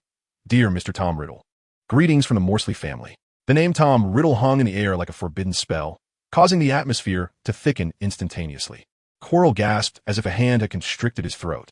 A hoarse, chilling voice, seemingly emanating from the very fissures of hell, emerged from beneath Quirrell's hood, imbued with an essence of profound danger and inquiry. "Are you my follower?" Voldemort straightened, his smile remaining flawless. Yet his tone bore an air of aloof detachment. The Morsley family is not beholden to any organization or individual. He lifted his chin slightly, the confidence in his blue eyes glinting with a determined radiance. "We merely engage in transactions." A derisive hiss escaped Quirrell, laden with scorn for this presumptuous assertion. Without warning, a blinding red light erupted from the tip of Quirrell's wand, aimed directly at Voldemort. A curse designed to pierce the very marrow. Voldemort's pupils contracted, yet he was prepared. He did not even shift his stance, he merely willed it. Energy 3, current energy 26,100, a shield of deep blue, composed of countless minuscule, shadowy fragments, materialized before him as if conjured from thin air, shimmering with an ethereal glow.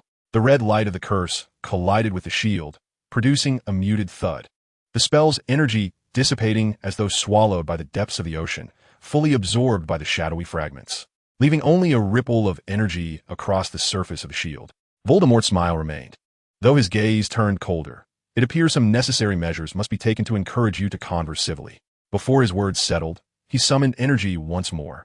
Energy 3, current energy 23,100, an invisible, potent field of suppression enveloped Quirrell instantly, causing his magical energy to falter abruptly, as though he were ensnared in a viscous mire. Simultaneously, more shadowy fragments surged forth from the ground and air like sentient black tendrils, rapidly encircling Quirrell's limbs and body, binding him tightly and rendering him immobile. "Master, master!" Quirrell cried out in terror, struggling desperately. "Silence!" A voice barked from the back of his head, the hoarse tone now tinged with a barely perceptible hint of panic. This unknown force, capable of instantaneously suppressing his magic, surpassed his comprehension. Voldemort, leisurely adjusting his impeccably neat robes, smiled. "Now, can we converse properly, Mr. Riddle? What is there to discuss?" The hoarse voice remained silent for a few moments before responding, tinged with suppressed fury and a hint of caution. "The Morsley family offers a substance that can restore one's physical form." Chapter 34. Voldemort is merely an ordinary man. Voldemort's voice dripped with temptation. "Once you reclaim your glory, we can provide assistance in solidifying your form more swiftly. How can I trust you?" Voldemort's voice was venomous, filled with skepticism. Being relegated to a subordinate position was a profound humiliation, yet the power displayed by the other party and the terms proposed forced him to suppress his murderous intent. Voldemort said nothing further, merely retrieving a small fragment of shadowy material the size of a fingernail from his robe, pinching it between his fingers. Then, under Voldemort's watchful gaze, he applied slight pressure with his fingers. Crack! The shadowy fragment shattered effortlessly. In its wake, several orbs of pale violet, shimmering like liquid light, dispersed. This time, Voldemort guided them with his will, directing them precisely toward the bound Quirrell. The motes of light penetrated, even through the barrier of flesh and soul. Voldemort distinctly sensed that peculiar energy.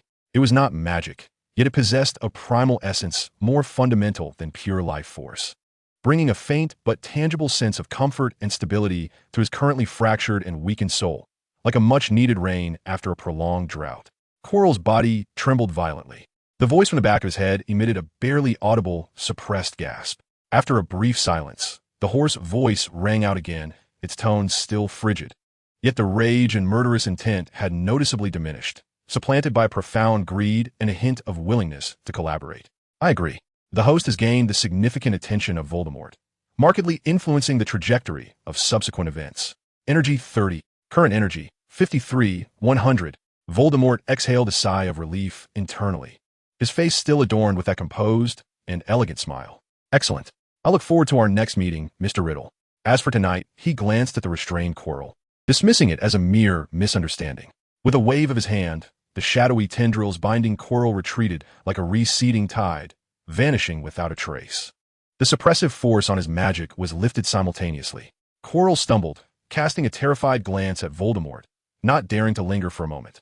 Under the urgency of his master's mental prodding, He fled hastily from the clearing, disappearing into the darkness of the forbidden forest.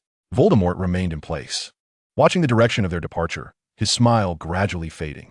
The first step of this perilous gamble was, at best, tenuously accomplished. The next phase involved patience and the further accumulation of his strength. With 53 points of energy, he had moved a step closer to the next threshold. The night in the forbidden forest remained profound. The chill at the forest's edge seemed to cling to his robes. Voldemort, relying on the last vestiges of instinct and disguise, maintained an air of composure as he deftly evaded potential scrutiny, returning to his solitary dormitory in Gryffindor Tower. When a heavy wooden door clicked shut behind him, sealing him off from the outside world, it felt as though all his strength had been siphoned away in an instant. His once straight spine sagged, the facade of elegance and calm crumbling inch by inch. He barely had the strength to reach the bedside, nearly collapsing into the soft bedding, burying his face deep into the pillow that still retained a trace of sunlight's warmth. His body began to tremble uncontrollably, initially a slight quiver, but soon escalating into violent shakes, causing the bedpost to emit faint creaks. He curled up, wrapping himself tightly in the blankets, as if seeking even a modicum of safety. His mind replayed the scenes from the forbidden forest uncontrollably, that hoarse, chilling voice that seemed capable of freezing the very soul, the lightning-fast, malicious scarlet curse, and the palpable aura of darkness and slaughter radiating from Quirrell when bound by the shadowy fragments. So close, he had been so close. Had his reactions been a moment slower, had the shadowy fragment's defense not been timely, had Voldemort recklessly continued his assault, the agony of the curse, or worse, the Avada Kedavra, would have descended upon him in all its grim reality. What was he? A mere corporate drone from a past life, accustomed only to performing before the camera and script, now inexplicably thrust into the body of a child in another world. Even with a seemingly impressive MC evolution system, he was merely an amateur just beginning to scratch the surface. Confronting Voldemort? Engaging in negotiations with that name that could not even be uttered? In retrospect, he could scarcely fathom where he had found the audacity to play with fire. The semblance of effortless smiles, impeccable noble etiquette, and just the right blend of threat and temptation. All had been a facade, an act he had forced himself to maintain. Every expression, every syllable, ignited his overly tense nerves. A muffled, choked sob escaped from the pillow, a sound heavy with suppressed fear. It washed over him like a delayed tide, utterly submerging him.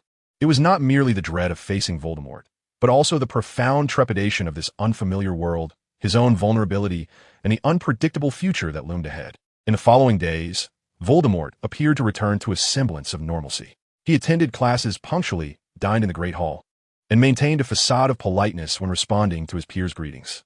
Yet, in the unnoticed corners, his complexion remained pale, with a faint shadow of darkness beneath his eyes. The nights grew especially tormenting. He would awaken abruptly from slumber without warning, his heart racing, cold sweat saturating his nightclothes. At times, his dreams were filled with the crimson light of the Cruciatus Curse, other times with the hollow, bloodied eyes of a unicorn or the rasping, malicious inquiries from beneath a hood. Each awakening demanded considerable time for him to reassure himself that he was, indeed, safely nestled in his bed at Hogwarts, surrounded by the frozen water flow emblem and the intricate stone carvings, rather than the foreboding depths of the forbidden forest. To be composed? To have control over the situation? Utter nonsense. That was merely another mask he forced upon himself to survive in a moment of despair.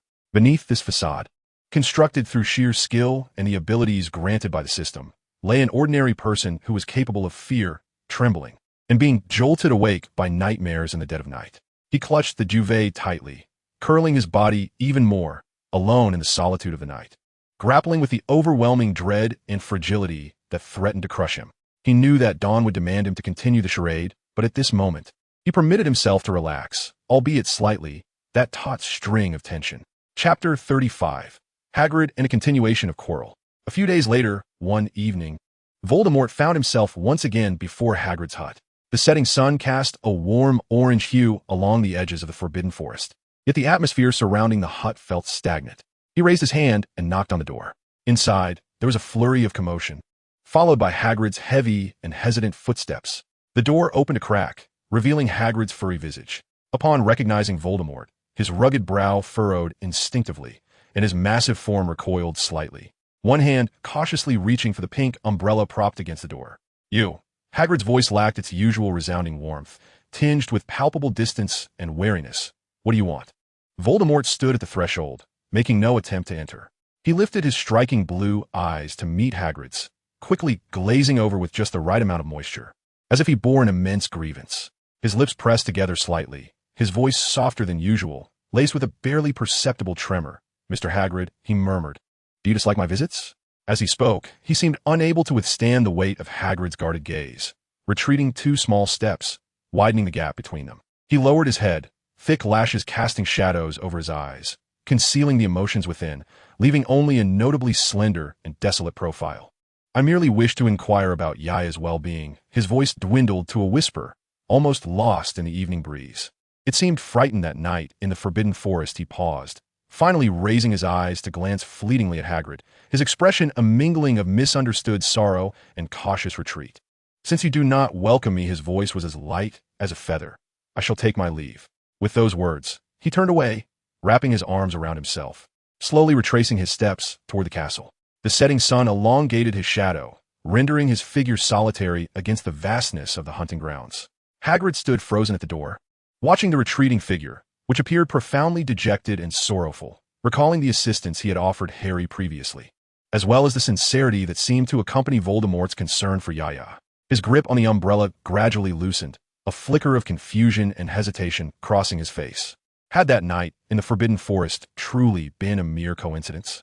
Had he been too harsh with him? Hagrid opened his mouth, wanting to call out, but the slender silhouette had already vanished into the distance. Frustrated, he ran a hand through his unkempt hair, muttering something inaudible, before finally shutting the door with a resounding thud. Having distanced himself enough to ensure Hagrid could not see his expression, Voldemort's look of desolation and grievance evaporated without a trace, replaced by an abyss of tranquility. The seed had been sown. Now, it was merely a matter of waiting for it to sprout. One afternoon following a charms class, the corridor still resonated with the remnants of students' uproar. Voldemort Kemsley approached the unassuming wooden door to Professor Quirrell's office. He raised his hand and rapped out 3 distinct, measured knocks on the door. Silence lingered momentarily within, before a flurry of scuffling sounds emerged, as if something had been knocked over in a panic. The door opened a narrow crack, and Professor Quirrell's perpetually anxious face appeared.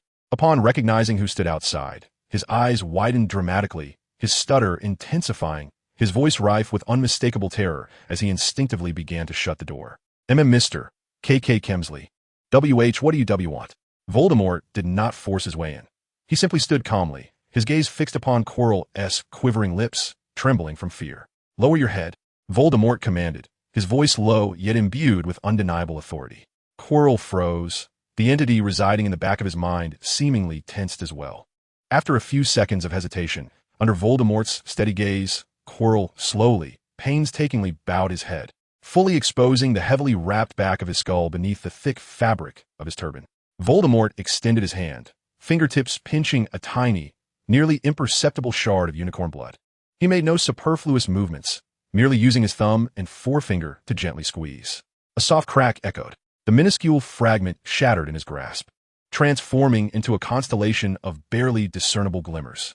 Voldemort directed these points of light, guiding them silently toward Quirrell's bowed head, allowing them to seamlessly merge beneath the weighty turban. "I fear you may perish before the transaction is complete." Voldemort's tone remained flat, as if stating an objective fact. "Allow me to provide you with a continuation." Quirrell's body jolted sharply, not from pain, but from the familiar, faint yet overwhelmingly real sensation of soul-nourishing comfort coursing through him once more. Though fleeting, it offered a momentary reprieve from the discomfort and agony wrought by his long-term dependency on unicorn blood. His expression, still marked by terror, was involuntarily tinged with a hint of almost greedy enjoyment, his eyes a tumult of confusion and incredulity. He parted his lips, seemingly wishing to speak. Yet, Voldemort had already concluded his offering, without another glance at Quirrell, as if he had merely performed an inconsequential task.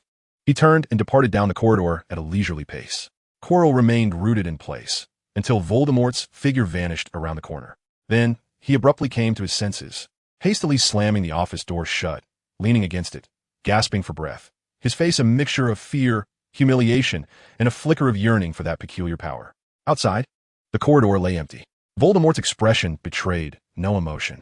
Investment requires continuous commitment, especially when the prey is sufficiently dangerous and greedy. The onset of final examination week enveloped Hogwarts in an atmosphere of anxiety and tension. Yet, for Voldemort Kemsley, it was an unprecedentedly extraordinary experience. Thanks to the vast knowledge forcibly instilled in him through energy and his own efforts to maintain his persona, the questions on the exam appeared clear and simple to him. The precise manipulation of spells, the properties of potion ingredients, the nuances of transfiguration, and even the tedious dates of magical history. All the answers manifested in his mind as if etched there. Sitting in the examination hall, his quill glided smoothly across the parchment. An involuntary smile, tinged with a hint of novelty and excitement, played at the corners of his lips. In his previous life, he had struggled as a mere cog in the machine, barely scraping by, and before his reincarnation, he was just an ordinary student, never having experienced such a divine flow of thoughts, where every question felt effortlessly familiar. Chapter 36. Cake. What a thrill! This sensation of dominating the scene through sheer ability allowed him to momentarily forget the dread of the Forbidden Forest and the exhaustion of social interactions. On the afternoon after the exams concluded, the castle resonated with jubilant cheers of relief. Voldemort, in high spirits, sneaked into the kitchen, and with the astonished assistance of the house elves, he personally baked a modest yet beautifully adorned fruit cake. He meticulously piped the names of Harry, Ron, and Hermione in cream, alongside a few crooked but recognizable depictions of Gryffindor lions. Balancing the cake, a token of his clumsy goodwill, he searched for Harry and the others within the castle. Eventually, around a corner near the Great Hall, he heard familiar voices. Slowing his pace, a gentle smile of anticipation graced his face as he prepared to turn the corner. I still think something's off about him. Ron's voice rang out with unwavering suspicion. In the Forbidden Forest, he looked like that, and Malfoy was terrified of him. He must have some connection to the Dark Lord. We can't jump to conclusions based solely on assumptions. Ron, Hermione's voice sounded weary, yet laced with doubt. But his behavior is indeed inexplicable. That badge he gave us. Harry's voice was low, filled with confusion. The professor said it had strange effects when broken. Why would he give it to us? What is he really up to? Voldemort's smile faltered. The hand that held the cake froze mid-air, his feet rooted in place. At that moment, Hermione seemed to sense something, abruptly turning around to find Voldemort standing at the corner, cake in hand, his expression frozen. Her face drained of color, panic and guilt flashing in her eyes. Voldemort? What is it, Hermione? Ron turned in confusion, following her gaze. Upon seeing Voldemort, he leapt back as if a cat had stepped on its tail, instinctively drawing his wand and pointing it at Voldemort. It's you. Harry swiftly turned, and upon witnessing the scene, his confusion morphed into vigilance. Though he did not immediately draw his wand, his body adopted a defensive posture, his gaze complex as it scrutinized Voldemort and the cake bearing their names. Voldemort observed their hostile demeanor, noting Ron's wand aimed at him. The remnants of his smile vanished completely, replaced by a profound sense of desolation. Lowering his eyelids slightly, his thick lashes cast small shadows on his pale face, obscuring any emotion that might linger in his blue eyes. He did not argue or retreat. Instead, he silently bent down, gently and steadily placing the meticulously crafted cake on the cold ground before them. It's nothing. His voice was soft, imbued with a calm that felt deliberately suppressed, even a bit hoarse. I made it for you. After speaking, he straightened up, casting one last deep glance at the cake on the floor, then quickly sweeping his gaze over Harry, Hermione, and finally settling on Ron, who still held his wand aloft. His eyes seemed to convey 1,000 unspoken words, yet remained hollow, devoid of meaning. Then, he turned away, uttering no further words, and slowly departed along the path he had come. His silhouette appeared particularly solitary in the desolate corridor. Only after Voldemort's figure had completely vanished did the three of them gradually shift their attention to the cake left behind. The piped names were distinctly visible, and the crooked line design appeared somewhat comical. The cake emanated a sweet aroma that felt discordant with the heavy atmosphere of the corridor. Ron slowly lowered his wand, his face still flushed with anger, mingled with an undercurrent of uncertainty and vague guilt. He opened his mouth, but no words came forth. Hermione bit her lip, her brows furrowed, her gaze oscillating between the cake and the direction Voldemort had taken, her rationality clashing violently with the poignant loneliness she had just witnessed. Harry stared at the cake and recalled Voldemort's careful actions when he placed it down, along with that complex expression. His wariness had not dissipated. Yet the phrase "I made it for you" and Voldemort's departing figure stirred a subtle, emotional response within him. He did not believe that someone with ulterior motives would go to such lengths to create a cake, especially one adorned with their names. Doubt and a vague sense of guilt entwined around their hearts like creeping vines. The cake left behind stood as a silent inquiry, rendering their previously steadfast conclusions far less certain. Ultimately, none of them dared to touch the cake. It remained abandoned, gradually growing cold under the dimming light of the corridor. After a while, Voldemort returned silently to the corridor. The cake he had placed on the ground still sat there, forlorn, the cream decorations appearing somewhat pathetic in the dim light.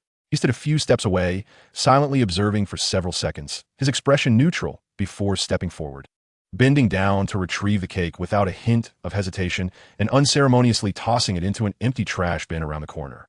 After completing this act, he lightly brushed off non-existent dust from his hands. Was he disappointed? A tad indeed. After all, he had invested some thought into that cake. Yet, this sentiment was swiftly overshadowed by a stronger impulse. Since goodwill was misunderstood, he may as well indulge in something more befitting of his current persona. A smirk crept across his lips, a hint of mischief brewing within him as he plotted. Next, he would give Harry a good scare. Ha ha ha. As night deepened, the castle fell into silence. Voldemort arrived early at the forbidden corridor on the 4th floor, concealed in the dense shadows at the entrance like a lurking predator. He stifled all his presence, patiently awaiting. Before long, a cloaked figure with hurried steps appeared, Quirrell. He scanned the surroundings cautiously before swiftly slipping deeper into the corridor. Voldemort, like a shadow, followed silently behind him. Current energy, 51,100. He trailed Quirrell closely, almost flat against the ground, making no sound and revealing no magical fluctuations, relying solely on the concealment effect provided by his system's energy akin to a true specter. Quirrell's full attention was fixated ahead, on potential dangers, completely oblivious to the shadow trailing him. Chapter 37. The Philosopher's Stone. They passed through the trapdoor, landing on a soft cushion. Quirrell cautiously navigated around the three-headed dog, opening the trapdoor and jumping down. Voldemort did not follow immediately. He waited until Quirrell's figure vanished below before gracefully descending. He paid no heed to the perilous devil's snare, conjuring a thin layer of water beneath his feet, gliding through like a skater. Faced with the wooden door, he made no effort to search for a key. Extending his hand, a flowing curtain of water enveloped the door panel, seeping into the keyhole, exploring its structure. Then with a soft click, the lock was deftly disengaged from within by the water's caress. He pushed the door open. At last, there stood the door of black flames. Quirrell was beside a stone pedestal, searching for the correct potion. Voldemort did not linger. He approached the fiery door and extended his hand. A gossamer, yet remarkably dense membrane of water materialized out of thin air, cloaking the undulating black flames. The fire continued to burn, yet it seemed isolated in another realm, unable to penetrate the crystalline water layer or emit its scorching heat. Voldemort stepped through as if passing through a curtain of water, entering with calm assurance, utterly unscathed. Beyond the door lay a vast stone chamber. At the far end, the mirror of Ariste stood silently. Voldemort did not glance at the mirror. Instead, he walked to the center of the chamber, turning his back to the entrance as if admiring the ancient stone room. He dismissed the concealment charm that cloaked him. Before long, Quirrell also imbibed the potion and traversed the black flames. Upon entering the chamber, he immediately spotted the familiar figure standing before the mirror, and he froze in shock as if struck by lightning, exclaiming in horror, What are you doing here?" Voldemort slowly turned, his face bearing an expression of knowing calm as he regarded the panicking Quirrell, his tone flat. "Just like you." He paused, as if recalling something amusing, and added with a casual air, "The elders of the family said Quirrell would perish here. I was merely curious to see." This statement pierced Quirrell like a chilling dagger, sending shivers coursing through him. The Voldemort within his mind seemed to stir at the prophetic words. Quirrell's face drained of color, fear overwhelming him. He muttered a few curses under his breath, but dared not acknowledge Voldemort any further. He understood that time was of the essence, and that he must swiftly acquire the Philosopher's Stone. Suppressing his terror, he turned away from the sinister specter and hastened to the mirror of Ariste, anxiously studying it in an attempt to uncover the hidden stone. Meanwhile, Voldemort leisurely retreated into the shadows of the chamber, crossing his arms, genuinely curious to witness Quirrell's performance, awaiting the unfolding of a grand spectacle. Voldemort's form melded into the shadow of the stone wall, his presence entirely vanishing. He quietly observed Quirrell as he anxiously whispered and raged before the mirror, watching him remove his turban, revealing a grotesque visage on the back of his head. Before long, commotion erupted at the entrance, and Harry Potter stumbled in, his face a mask of determination and fear. Upon seeing Quirrell standing before the mirror, he halted in shock. What transpired next was astonishingly swift. Quirrell and Harry exchanged words. Harry, protected by his mother's loving sacrifice, caused Quirrell immense pain when touched, leading to a struggle between them, during which Quirrell began to disintegrate under Harry's touch, turning to ash. Ultimately, Voldemort's lingering essence emitted a guttural roar of defiance, escaping like a dark mist from Quirrell's collapsing body, piercing through the chamber's ceiling, vanishing from sight. Harry collapsed to the ground, breathless, his face a mix of the remnants of victory, the shock of losing Quirrell, and the disorientation of having survived. He clutched the vibrant red Philosopher's Stone in his hand. At that moment, the light within the chamber seemed to warp slightly. Under Harry's terrified gaze, a figure appeared to coalesce from the void, slowly emerging from the shadows beside the mirror of Ariste. It was Voldemort, but he was no longer the student he once was. He wore a flowing black robe, reminiscent of those he had donned in Malfoy Manor and the Forbidden Forest. Woven from shadows and water, the hem glittering faintly like starlight, the dark roses muted. The damp tendrils of water flowed silently over his shoulders, and the emblem of the Msi family gleamed with a cold light upon his chest. His face bore no expression as he approached step by step, like a representative of an ancient, secretive family, emerging from the annals of legend. You. Harry's voice was hoarse from shock and fear as he struggled to rise, but faltered, weakened by exhaustion and the recent struggle, forced to watch as Voldemort drew nearer. A flood of suspicions surged through his mind. Voldemort's strange appearances in the Forbidden Forest, Malfoy's fear, and the possible connection to Quirrell. He instantly concluded that Voldemort was indeed allied with the Dark Lord, come to seize the Philosopher's Stone. Voldemort knelt before Harry, extending his hand as if to assist him. "Don't touch me." Harry recoiled violently, as if bitten by a venomous snake, his body shrinking back, his face a mask of revulsion and fury. "You traitor! You're in league with the Dark Lord." He spat the words with all his might, his eyes filled with utter disappointment and animosity. Voldemort regarded Harry's fierce reaction with an unperturbed expression, only his gaze darkened slightly. He did not attempt to assist further, but instead raised his hand gently. Several slender tendrils of shadow, formed from dark matter, slithered forth from his sleeve like agile appendages, softly yet firmly binding Harry's wrists and ankles, restricting his movement without causing pain. "Do not be afraid, Harry." Voldemort's voice was low and steady, creating an eerie contrast with his villainous appearance. Harry wished to utter something more, but the overwhelming fatigue, heightened tension, and despair in the face of his adversary began to cloud his consciousness. The scene before him began to spin. Voldemort's calm face wavered in his vision, until finally, his head drooped, and he succumbed to unconsciousness. Just then, a cacophony of hurried footsteps and anxious calls echoed from the entrance. It was Dumbledore, Professor McGonagall, and others arriving in haste. Upon entering the chamber, they were met with a shocking tableau. Quirrell reduced to a pile of ashes, Harry Potter, bound and unconscious, and Voldemort, clad in his eerie black robe, half kneeling beside Harry, guiding ethereal lilac orbs of light into Harry's mouth. "Mr. Msi!" Professor McGonagall exclaimed in disbelief, her voice tinged with shock and incredulity. Voldemort did not cease his actions. He did not even turn around, but remained focused on delivering the last orb of light into Harry's lips, watching as it silently merged with him. Once he had completed this task, he slowly stood, turning to face the approaching professors.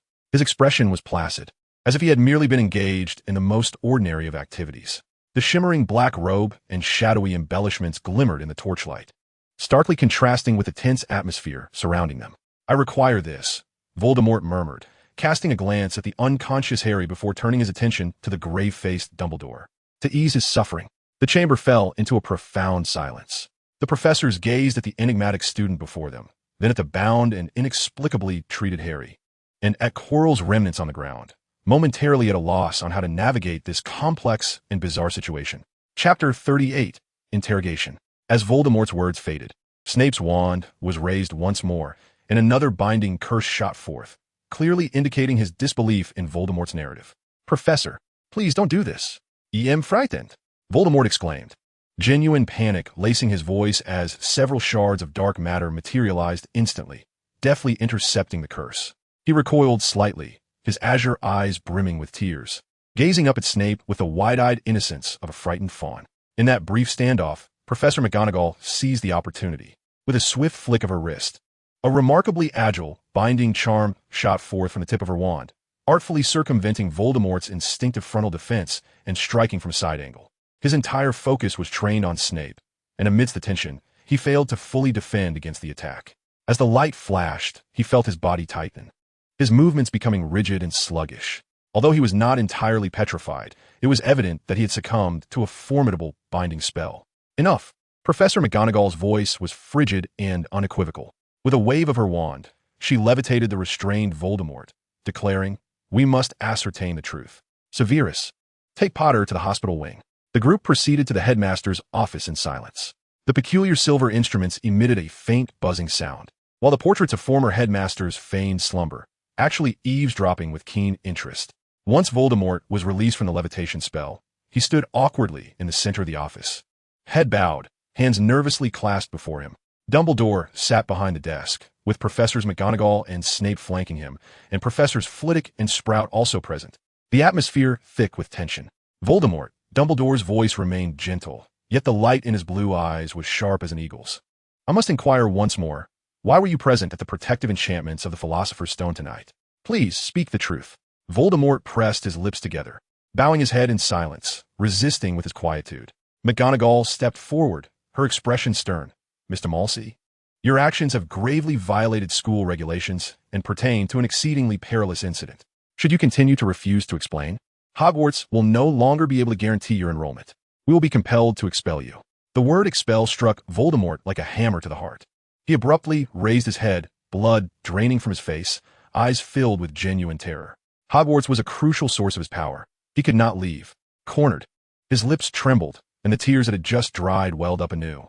He glanced at Dumbledore, then at McGonagall, his voice quavering with desperation. "Yes, it's about the family and Tom Riddle, their S.A. transaction." He struggled to articulate the name, as if each syllable bore a searing weight. The office fell into a profound silence. The portraits, no longer feigning sleep, widened their eyes in astonishment. "What sort of transaction?" Dumbledore pressed, leaning slightly forward. Yet Voldemort abruptly closed his mouth, shaking his head vehemently, tears streaming down his cheeks. His hands clutched his robe tightly, knuckles white, and regardless of Dumbledore's inquiries or McGonagall's piercing gaze, he merely shook his head, refusing to utter another word, presenting the image of a first-year wizard utterly terrified, adhering to familial commands while fearing expulsion. At that moment, Snape's cold voice slithered through the air like a serpent, his dark eyes fixated on Voldemort. "So, during potions class, that look you cast my way was an intent to kill?" Voldemort recoiled as if scalded by the accusation, his head snapping up. Incredulity and extreme grievance etched on his face. His voice rose, tinged with a cry. "How could I possibly wish to kill a professor? I was just so tired. My head hurt. I didn't know where to look. How could I think?" He choked on his words, unable to continue, his tear-filled, fear-stricken blue eyes fixed on Snape, as if the latter were the true villain hurling unfounded accusations. Silence enveloped the office once more. Voldemort's performance was seamless, crafting the persona of a first-year student burdened by family secrets, misunderstood by professors, and utterly defenseless.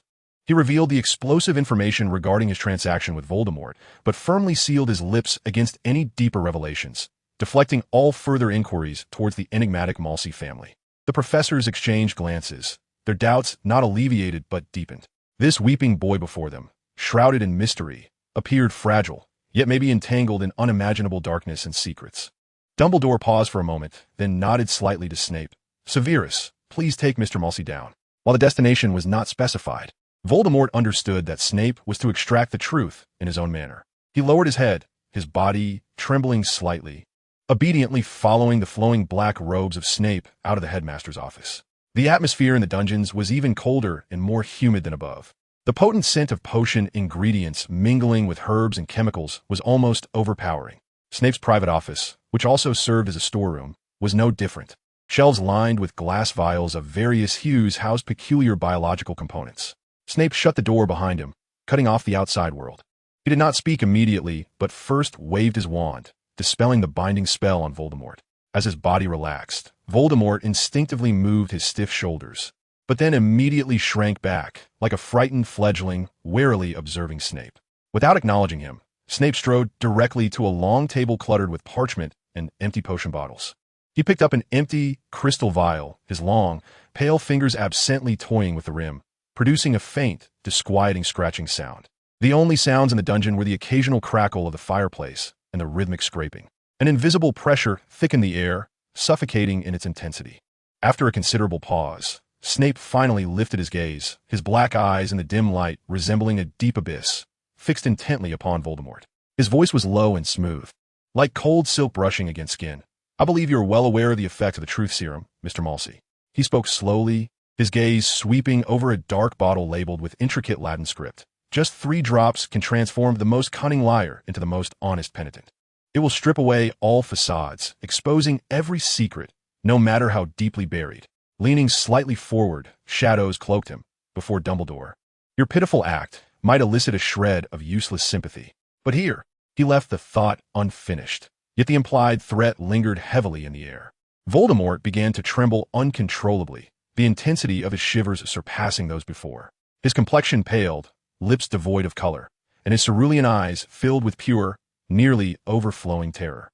He clutched his arms tightly, nails digging into the fabric of his robe, as if seeking a modicum of safety from the icy oppression. He appeared utterly like a frightened child, vulnerable and defenseless against the professor's stern interrogation and the ominous threat of the potion. Professor." His voice quivered, nearly incoherent. I don't know about the family matters. I truly cannot." He babbled, tears welling in his eyes, on the brink of spilling over. Snape regarded him coldly, his expression inscrutable, only deepening his scrutiny. He was weighing how much of this fear was genuine and how much was yet another intricately spun lie. This boy was akin to a poison encased in a sugary coating. Beneath every layer of sweetness lurked potentially lethal traps. Chapter 39. The first phase concludes. As Snape approached with his cold, threatening words weaving around him like a spider's web, attempting to pry open his mouth, a remarkably clear notification reverberated deep within Voldemort's mind. Harry Potter has awakened. The first phase of the plot has concluded. Reward summary. Due to your profound influence, the entire Red faction has been alerted and hostile, while the Black faction has taken a keen interest and regard. Energy, 350. Current energy, 400, 100. 400 points of energy, like a torrential flood crashing through a dam. The overwhelming joy and sense of power brought forth by the enormous number instantly submerged all previous tension, pretense, and the flicker of genuine fear. 50 points of energy had already granted him the ability to manipulate water flow and conceal blocks. What could these 400 unlock? He almost unconsciously disregarded the oppressive presence of Snape before him. His previously bowed head, filled with fear, suddenly lifted. In his azure eyes, all traces of panic, tears, and grievance vanished as if erased by an eraser, replaced instead by a profound emptiness and focus. His gaze pierced through Snape's body, fixating intently on a point in the void, unwavering and unblinking. His expression was devoid of any emotion, his muscles rigid as if carved from cold stone. His consciousness had completely immersed itself in the system interface, operating at a rapid pace. Energy 100, unlock block, tall grass. Energy 100, unlock block, withered rose. Energy 100, unlock block, weakening potion. Energy 100, unlock block, dark oak logs. Current energy 0, 100. A series of notifications flashed by. 4 new icons illuminated the system interface. In that moment, as his consciousness was wholly absorbed in the system's acquisitions, perhaps due to the subtle influence of a sudden surge in power, or perhaps inspired by some intriguing blocks that conjured dark associations, Voldemort's previously mask-like expression of indifference slowly curved into a smile, albeit a minuscule and unervingly clear one. However, this smile, appearing on his otherwise expressionless, hollow-faced visage, radiated an eerie chill rather than warmth. Especially those hollow blue eyes, still fixated on Snape, coupled with this abrupt smile, suddenly erupted with an almost tangible, bone-chilling murderous intent. Snape's fingers, which had been fiddling with the crystal vial, abruptly halted. A far sharper, more dangerous warning pierced through his spine like an ice pick. He acutely sensed that nearly palpable cold intent, along with the unabashed malice lurking behind that smile. As if scrutinizing prey, he scarcely had time to ponder the sudden shift before his body instinctively reacted before his mind could catch up. He sprang from his chair, the black cloak sweeping back and colliding with the chair, producing a harsh scraping sound.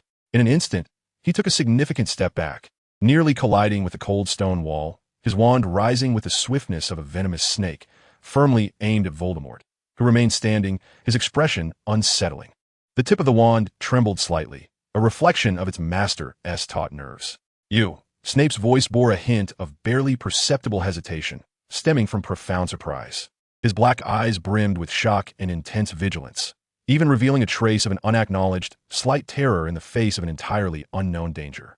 Voldemort seemed jolted awake by Snape's intense reaction and the wand pointed at him. He blinked, his empty gaze rapidly regaining focus, once again reflecting Snape's astonished face. The eerie smile receded like a tide, vanishing as swiftly as it had appeared. He reverted to the appearance of a somewhat frail, pale boy. He glanced at the wand aimed at him, then at Snape, who was evidently on high alert, displaying an appropriate mix of confusion and innocence. "Professor?" He spoke softly, his tone tinged with a bewildered innocence. "What's wrong?" Snape's chest heaved violently, his black eyes capturing Voldemort's face, which bore an expression of innocence and confusion. The wand remained firmly pointed at him, unwavering. The icy murderous intent and strange smile that had erupted moments earlier could not have been an illusion.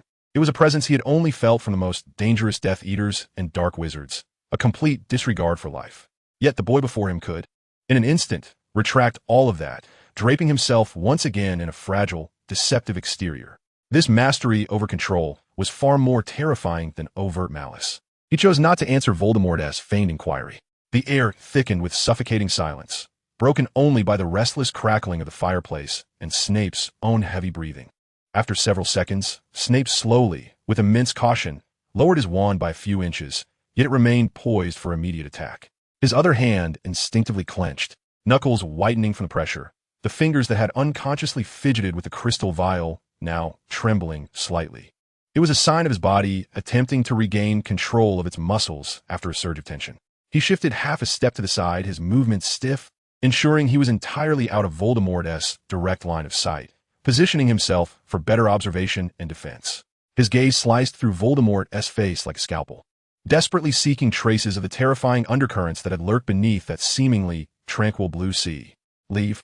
Snape's voice was as cold and hard as the stone walls of the cellar, carrying a rasp that suppressed the tumultuous waves within. He did not mention the Veritaserum again, nor did he press further.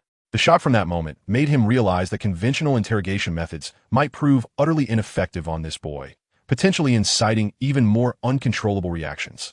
What he required now was time.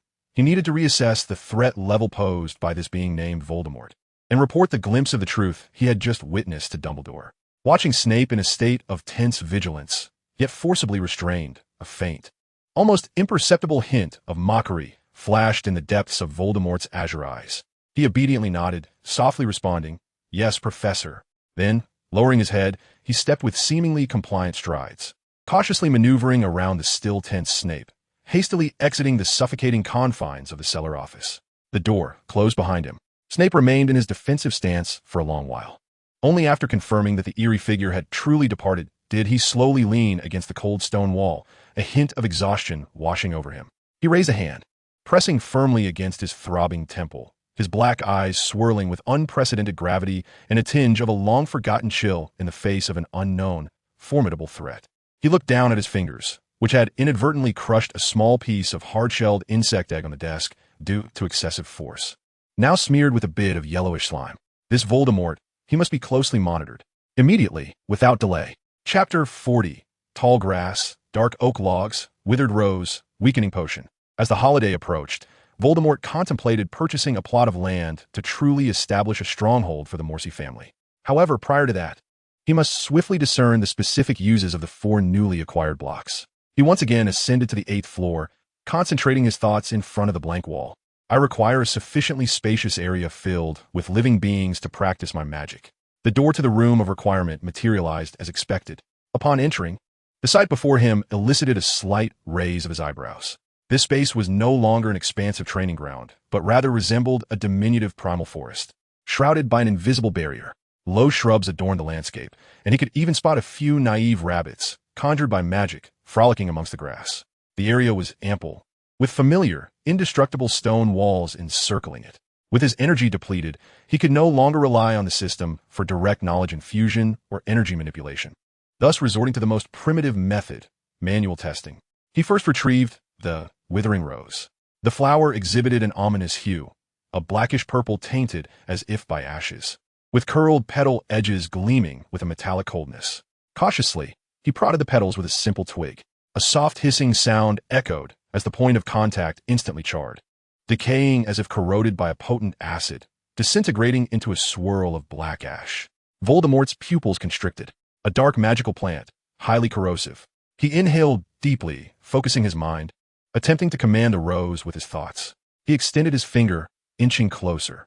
At the moment his fingertip was about to touch the petal, he distinctly sensed he could control whether to release that corrosive energy. He opted against it. His fingertip lightly grazed the frigid petal, remaining unscathed. However, as he slightly relaxed his concentration, preparing to further test its controllable range, whether due to distraction or insufficient mastery, a faint trickle of corrosive energy escaped. Brushing against his thumb, a sharp, burning sensation ensued, causing him to retract his hand abruptly, revealing an irregular, burn-like, grayish corrosion mark on the back of his hand. Though shallow, it throbbed painfully. He frowned, acknowledging this lesson. Control necessitates sustained and focused willpower. Next came the dark oak log. This was a piece of wood that appeared dense and richly textured. He endeavored to manipulate its form with his mind, elongating and compressing it. The wood responded like pliable dough in his hands, capable of stretching, flattening, and even bending into simple arcs. Yet the process was exceedingly taxing on his mental energy, and any lapse would revert it to its original state. After much practice, he managed to maintain a twisted shape of a small section of wood for just over 10 seconds. This material, at present, seemed to serve no purpose beyond construction and mental discipline, lacking any direct offensive capability. Then came the tall grass, a seemingly ordinary cluster of slender, dark green blades. Upon testing, he discovered he could control the fiber density of these grass blades.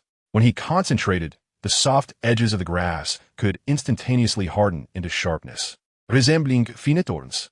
He attempted to harden the tops of a bundle of tall grass, transforming them into a perilous bouquet of prickly spikes. An idea formed in his mind. Enduring the pain in his thumb, he once more manipulated the withering rose, cautiously suppressing its corrosive nature, and combined it with the sharply hardened grass, binding them together with a slender vine, creating an exceedingly peculiar and menacing bouquet. The blackish-purple rose, encircled by the razor-like grass blades, appeared poised to strike. Finally, he encountered the weakness potion, a small glass vial containing a murky purple liquid. He resolved to test its effects personally. Approaching the edge of the forest, he hurled the potion vial to the ground. Instead of shattering glass, the vial vanished upon impact, like a mirage, as an invisible energy field, tinged with a faint purple mist, emanated from the point of contact, enveloping him instantly. Voldemort felt all his strength evaporate in an instant. His legs buckled, and he collapsed to the ground. A heaviness overwhelmed his head, and even lifting a finger felt laborious. This sensation of weakness persisted for several minutes, gradually receding like a receding tide.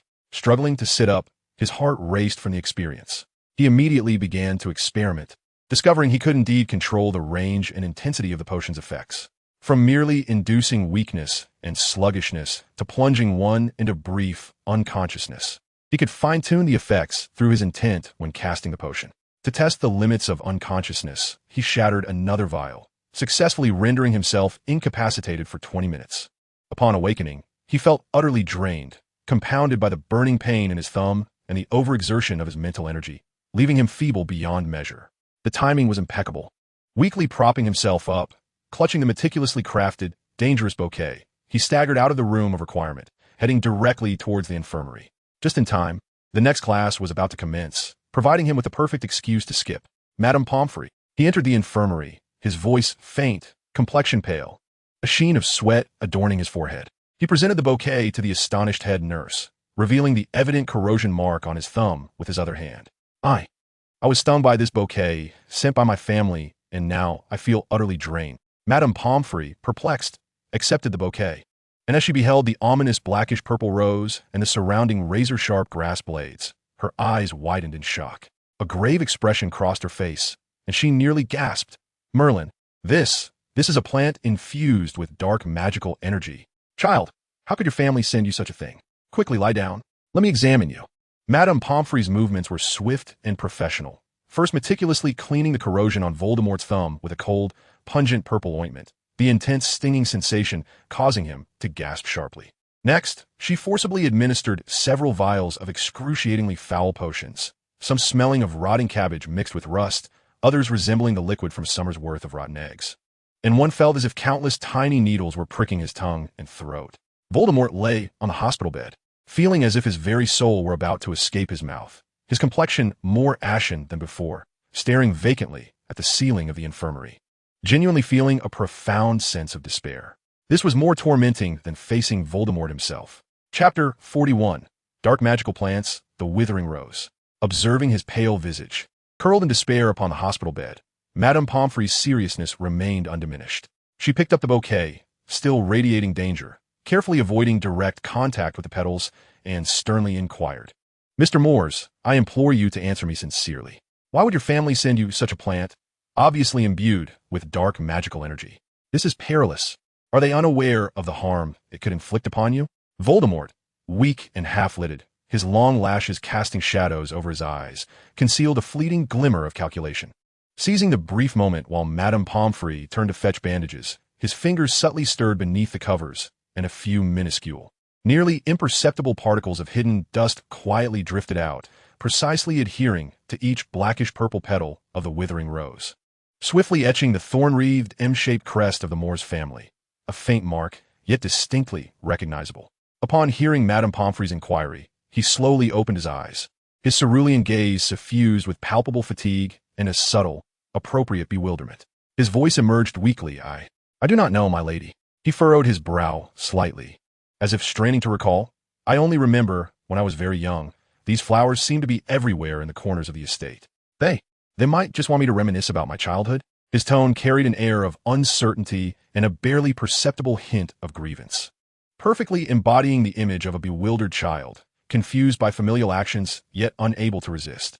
Reminisce about childhood? Madame Pomfrey echoed incredulously, her brow furrowed. It was evident that she struggled to comprehend such a cruel method of recollection. Donning her thick dragon-hide gloves, she gingerly picked up the bouquet, preparing to preserve it for analysis. As she examined the flowers and scrutinized their specific composition, her gaze abruptly fixated on the petals of a wilting rose. The distinctly engraved family crest, like a silent proclamation, pierced her line of sight. "This is—" Madame Pomfrey hesitated, carefully discerning the emblem. She recalled Professor McGonagall mentioning this design in connection with a boy named Voldemort. She lifted her gaze to the boy on the bed, who appeared drowsy from the effects of the potion, then looked down at the dangerous bouquet in her hands, her expression growing increasingly grave. The clandestine delivery that resulted in a student being harmed by a dark magical plant was no mere prank or oversight, especially given the enigmatic nature of the Msi family. She cautiously placed the bouquet into a box reinforced with protective charms, deciding to report the matter immediately to Headmaster Dumbledore and Professor McGonagall. This child, along with his family, seemed to be introducing an ever-increasing array of perilous elements into Hogwarts. Meanwhile, Voldemort lay in the hospital wing, lulled into a deep slumber by the calming effects of the potion and his own overwhelming fatigue. The corrosive scars on the back of his hand were slowly, yet visibly, healing under the influence of the specialized ointment. On the other side, Madame Pomfrey, clutching the sealed box containing the perilous bouquet, hurriedly sought out Professor McGonagall. She succinctly outlined the situation, particularly emphasizing the sinister rose imbued with dark magical energy and the engraved Msi family crest. Professor McGonagall's countenance instantly turned graver than usual. Without a moment's hesitation, she and Madame Pomfrey made their way to the dungeon in search of Snape. They knocked on the door of the potions office for an extended period before it was abruptly yanked open. Snape stood in the doorway, his complexion an unhealthy pallor, dark circles under his eyes lending him a frighteningly gaunt appearance. His normally sharp black eyes bore an unusual glimmer of fatigue and a trace of residual shock. His gaze seemed somewhat unfocused, as if he had just endured a significant mental drain. "Minerva? Poppy?" Snape's voice emerged in a more hoarse, subdued tone than usual. He rubbed his brow, forcing his scattered attention to coalesce. "What is it?" Noticing the grave expressions on their faces, particularly the protective box held by Madame Pomfrey, he inquired. "Severus," Professor McGonagall's tone was urgent. "We require your expertise. Mr. Msi has been injured by a bouquet sent from his family, which contains a dark magical plant we cannot identify. It bears the Msi family crest." Snape's pupils dilated slightly, the remnants of fatigue swiftly replaced by alertness. He stepped aside, permitting both women to enter his office, with a potent aroma of potions assailed them.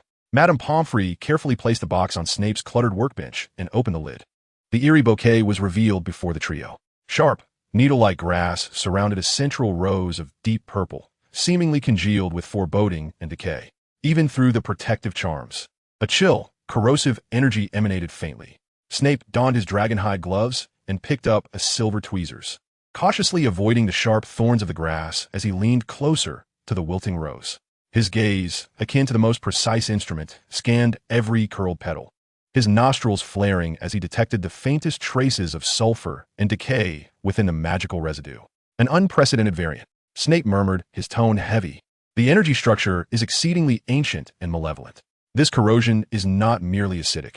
It resembles a direct annihilation of vitality, an affront to the very essence of life. He lightly prodded one of the petals with the tweezers, the contact of the dragonhide glove producing a faint sizzling sound, leaving behind a charred mark.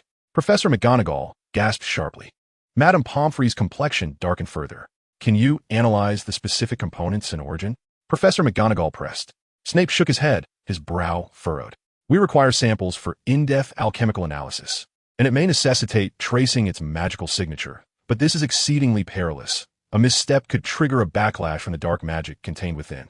His gaze fell once more upon the petals, and this time he noted the extremely minute yet distinctly engraved thorns and the M emblem. His movements stilled. This emblem, Snape's voice deepened, is identical to that displayed in his Transfiguration class and on the water crest. He set down the tweezers, straightened slowly, and removed his dragonhide gloves, a heavy cloud of foreboding cloaking his features. He regarded Professor McGonagall and Madame Pomfrey, his black eyes swirling with complex emotions, trepidation concerning the unidentified dark magical plant, deep skepticism regarding the Msi family's intentions, and an unsettling sense of having merely grazed the surface of a colossal iceberg. We shall temporarily confine this bouquet within the highest-grade magical suppression box, Snape finally declared, his tone resolute, and refrain from any destructive testing until we possess absolute certainty. As for the Msi family, he left his statement unfinished, yet both Professor McGonagall and Madame Pomfrey comprehended the unspoken implication. This family was not only shrouded in mystery, but their methods also bore unmistakable, perilous dark undertones. They had sent a life-threatening dark magical plant under the guise of nostalgic childhood memories to an 11-year-old child. This had transcended mere prank or oversight. Chapter 42. The first semester break the term had finally concluded, and the Hogwarts Express, exhaling white steam, came to a halt beside platform 9 3/4. Students bustled about, dragging their luggage and bidding farewell to their classmates, the air thick with the excitement and clamor of the holiday's commencement. Voldemort, burdened with a simple satchel, moved with the throng toward the train. His expression was notably devoid of any particular emotion, as if he were out of place amidst the surrounding revelry. Just as his foot was about to step onto the train's boarding platform, an abrupt transformation occurred. The solid ground of the platform seemed to morph into the surface of water, as 7 or 8 figures emerged without warning, rising silently, as if from an abyss, precisely blocking the passage between Voldemort and the train door. Dressed in voluminous robes akin to his, woven from the night sky and starlight, the hem of their garments shimmered ominously. Their hair flowed like living water, cascading silently over their shoulders and down their backs. Most terrifying of all was the layer of smooth, shimmering deep blue-purple obscuration covering their exposed facial and hand skin, rendering their features and skin texture invisible, leaving only a non-human, frigid deep blue hue. As they appeared, a dense and frigid sense of oppression permeated the atmosphere, enveloping the platform like a tangible presence, instantly stifling the lively chatter. Surrounding students seemed to be grasped by an invisible hand around their throats. Laughter and farewells abruptly silenced as they gazed in horror at this uninvited assembly, akin to specters from another realm, instinctively retreating and clustering together. This group, shrouded in dark cloaks, advanced with singular purpose and synchronized steps, silently closing in on Voldemort's position. In this moment of palpable tension, a shadowy figure, as though it had been poised for this very encounter, swiftly interposed itself between Voldemort and the enigmatic visitors, Severus Snape. His countenance bore an even darker shade than usual, his black robes billowing as if stirred by an unseen wind, his wand firmly gripped in hand, poised to unleash its power at a moment's notice. It was evident that he had anticipated or sensed something amiss and had deliberately awaited their arrival. Snape's piercing black eyes scrutinized the oddly attired, menacing intruders, finally resting upon the tallest among them, cloaked in shadow. His voice, frosty and penetrating, resonated with unmasked scrutiny and warning, cutting through the sudden stillness of the platform. Identify yourselves and state your intentions. He paused, raising his wand imperceptibly, directing it at the intruders, declaring that no one was permitted to approach Hogwarts students until a clear response was given. His stance was unwavering, even in the face of those who outnumbered him, their aura foreboding. Yet, he stood as an impenetrable barrier, shielding Voldemort from view while firmly anchoring all potential threats before him. The platform was enveloped in an eerie silence, with every student holding their breath, captivated by this dramatic standoff. As Snape's words hung in the air, the atmosphere seemed to solidify. The cloaked figures remained utterly silent, their very breathing indistinguishable. After a brief, tense pause, the tallest of the shadowy figures, its face obscured, seemed to conjure an inscription of ethereal, cerulean luminescence that materialized in the air before them, clear yet frigid. "We have come to take Voldemort back." At the instant those words formed, Voldemort, who had been cowering behind Snape, reacted as if a cat had its tail stepped on, emitting a sharp, terrified scream. "No, I don't want to go back." He clutched Snape's cloak with desperate intensity, his knuckles blanching under the strain, his entire form nearly shrinking behind Snape's imposing silhouette, revealing only a pair of wide, frightened blue eyes locked onto the cloaked figures, his body trembling involuntarily. Snape could distinctly sense the boy's unfeigned tremors and terror radiating from behind him. He did not turn, his gaze still fixed on the foremost figure among the shadows, raising his wand a fraction higher, his voice colder, imbued with an undeniable authority. "Mr. Muggle is currently an enrolled student at Hogwarts. Until he reaches the age of 17, his safety and whereabouts are the responsibility of Hogwarts. If you claim to be family members..." A chilling curve graced the corners of Snape's mouth. "Then, per protocol, I must confer with his legal guardians. Please provide your family's address, or arrange for a formal home visit." He presented a seemingly reasonable, yet practically unattainable demand. A home visit? To a family whose very existence eluded even Dumbledore's scrutiny? The floating azure text shimmered momentarily, as though disturbed by the request. The leading cloaked figure's expression remained inscrutable, but the others behind him appeared momentarily stilled, their flowing hair pausing as if caught in a current. After several seconds, just as Snape pondered their possible refusal, or worse, an attempt to forcibly seize Voldemort, the text gradually dissipated, then reformed, bearing a response that sent a chill through all who were observing. The family estate is not open to outsiders. No explanation, no compromise, only a single, chilling rejection that left no room for negotiation. Subsequently, all the cloaked figures, much like their abrupt arrival, began to sink slowly, as if submerging into unseen waters, the platform beneath them rippling once more. Throughout, they remained utterly silent, making no aggressive or explanatory gestures, but exuding that suffocating aura, vanishing without a trace beneath the platform, as if they had never existed. Only the deathly silence remained, the students in shock, clutching Snape's robes, while a pale Voldemort stood trembling. And the potions professor wore an expression dark enough to draw water. Snape lowered his wand gradually, feeling the boy's unrelenting tremors behind him. His fingers clenched into a fist beneath his cloak. The Muggle family. They were not only shrouded in mystery and danger, but entirely outside the norms of the Wizarding World. As the cloaked figures disappeared as completely as if they had sunk to the ocean's depths, the platform's stillness was broken by the muffled sounds of gasps and hushed whispers. Yet, all eyes remained fixed on the two figures at the center of the platform. Voldemort was still gripping Snape's cloak with such force that it seemed he might tear the expensive fabric. Chapter 43, Returning to Diagon Alley. He was nearly concealed within the shadow cast by Snape's towering form, revealing only a pale visage and those wide, fear-laden blue eyes. His body continued to tremble uncontrollably, the sound of his teeth chattering audible, each breath shallow and rapid, as if he had just been rescued from drowning. Snape could distinctly perceive the boy's frantic shivers and dependence radiating from him. He did not act immediately, nor did he turn back, simply standing there like an unyielding statue, cutting off all probing gazes and fearful inquiries. His muscles tightened slightly, not from fear, but from an acute vigilance and an irritation at being drawn into turmoil against his will. He turned his head slightly, casting a sidelong glance at the boy nearly attached to his robes. The child's face was devoid of color, and his cerulean eyes brimmed with unshed tears, appearing fragile and vulnerable. "Release me, Mr. Muggle." Snape's voice resonated, low and firm, carrying his habitual coldness, yet lacking its usual edge, infused with an undeniable command.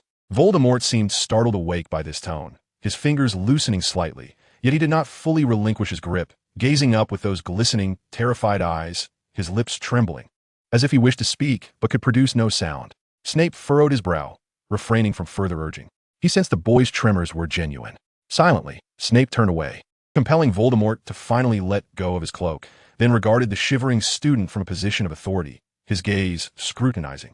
"Get on the train." Snape ultimately uttered those two chilling words, devoid of comfort or further inquiry. Voldemort, as if granted a reprieve, nodded vigorously, tears finally spilling down his cheeks.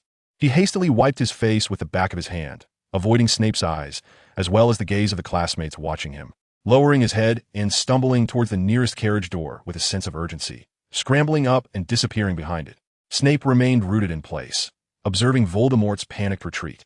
Then scanning the platform, which gradually resumed its noise, though still occasionally casting curious and fearful glances in his direction. With an expressionless countenance, he adjusted the slightly wrinkled hem of his robe, caught by Voldemort, before turning away. The dark cloak traced a sharp arc as he strode purposefully from the platform, leaving behind all murmurs and speculations. His brow remained perpetually furrowed. The boy's fear was palpable, yet the strangeness and power of the Malsey family were equally undeniable. What secrets lay concealed between these two truths? And what vortex had Hogwarts been ensnared in? The train gradually departed, exhaling white steam as it carried a full complement of students away from the platform. However, the doubts plaguing Snape's mind deepened like shadows creeping through a cellar. Upon the Hogwarts Express coming to a standstill at King's Cross Station, Voldemort disembarked with the throng, his face still bearing a faint, deliberate pallor of lingering fright. Yet, he lingered not, ignoring any glances that might have been cast his way, and passed through the wall of platform 9 3/4, returning to the Muggle world. He then re-entered the leaky cauldron, tapping the brick wall to return to Diagon Alley. His intentions were clear, and his pace brisk. He first entered Flourish and Blots, not pausing before the textbooks and common reads, but rather directly ordering a high-end suitcase enhanced by the undetectable extension charm, along with a multitude of blank, leather-bound notebooks devoid of any content.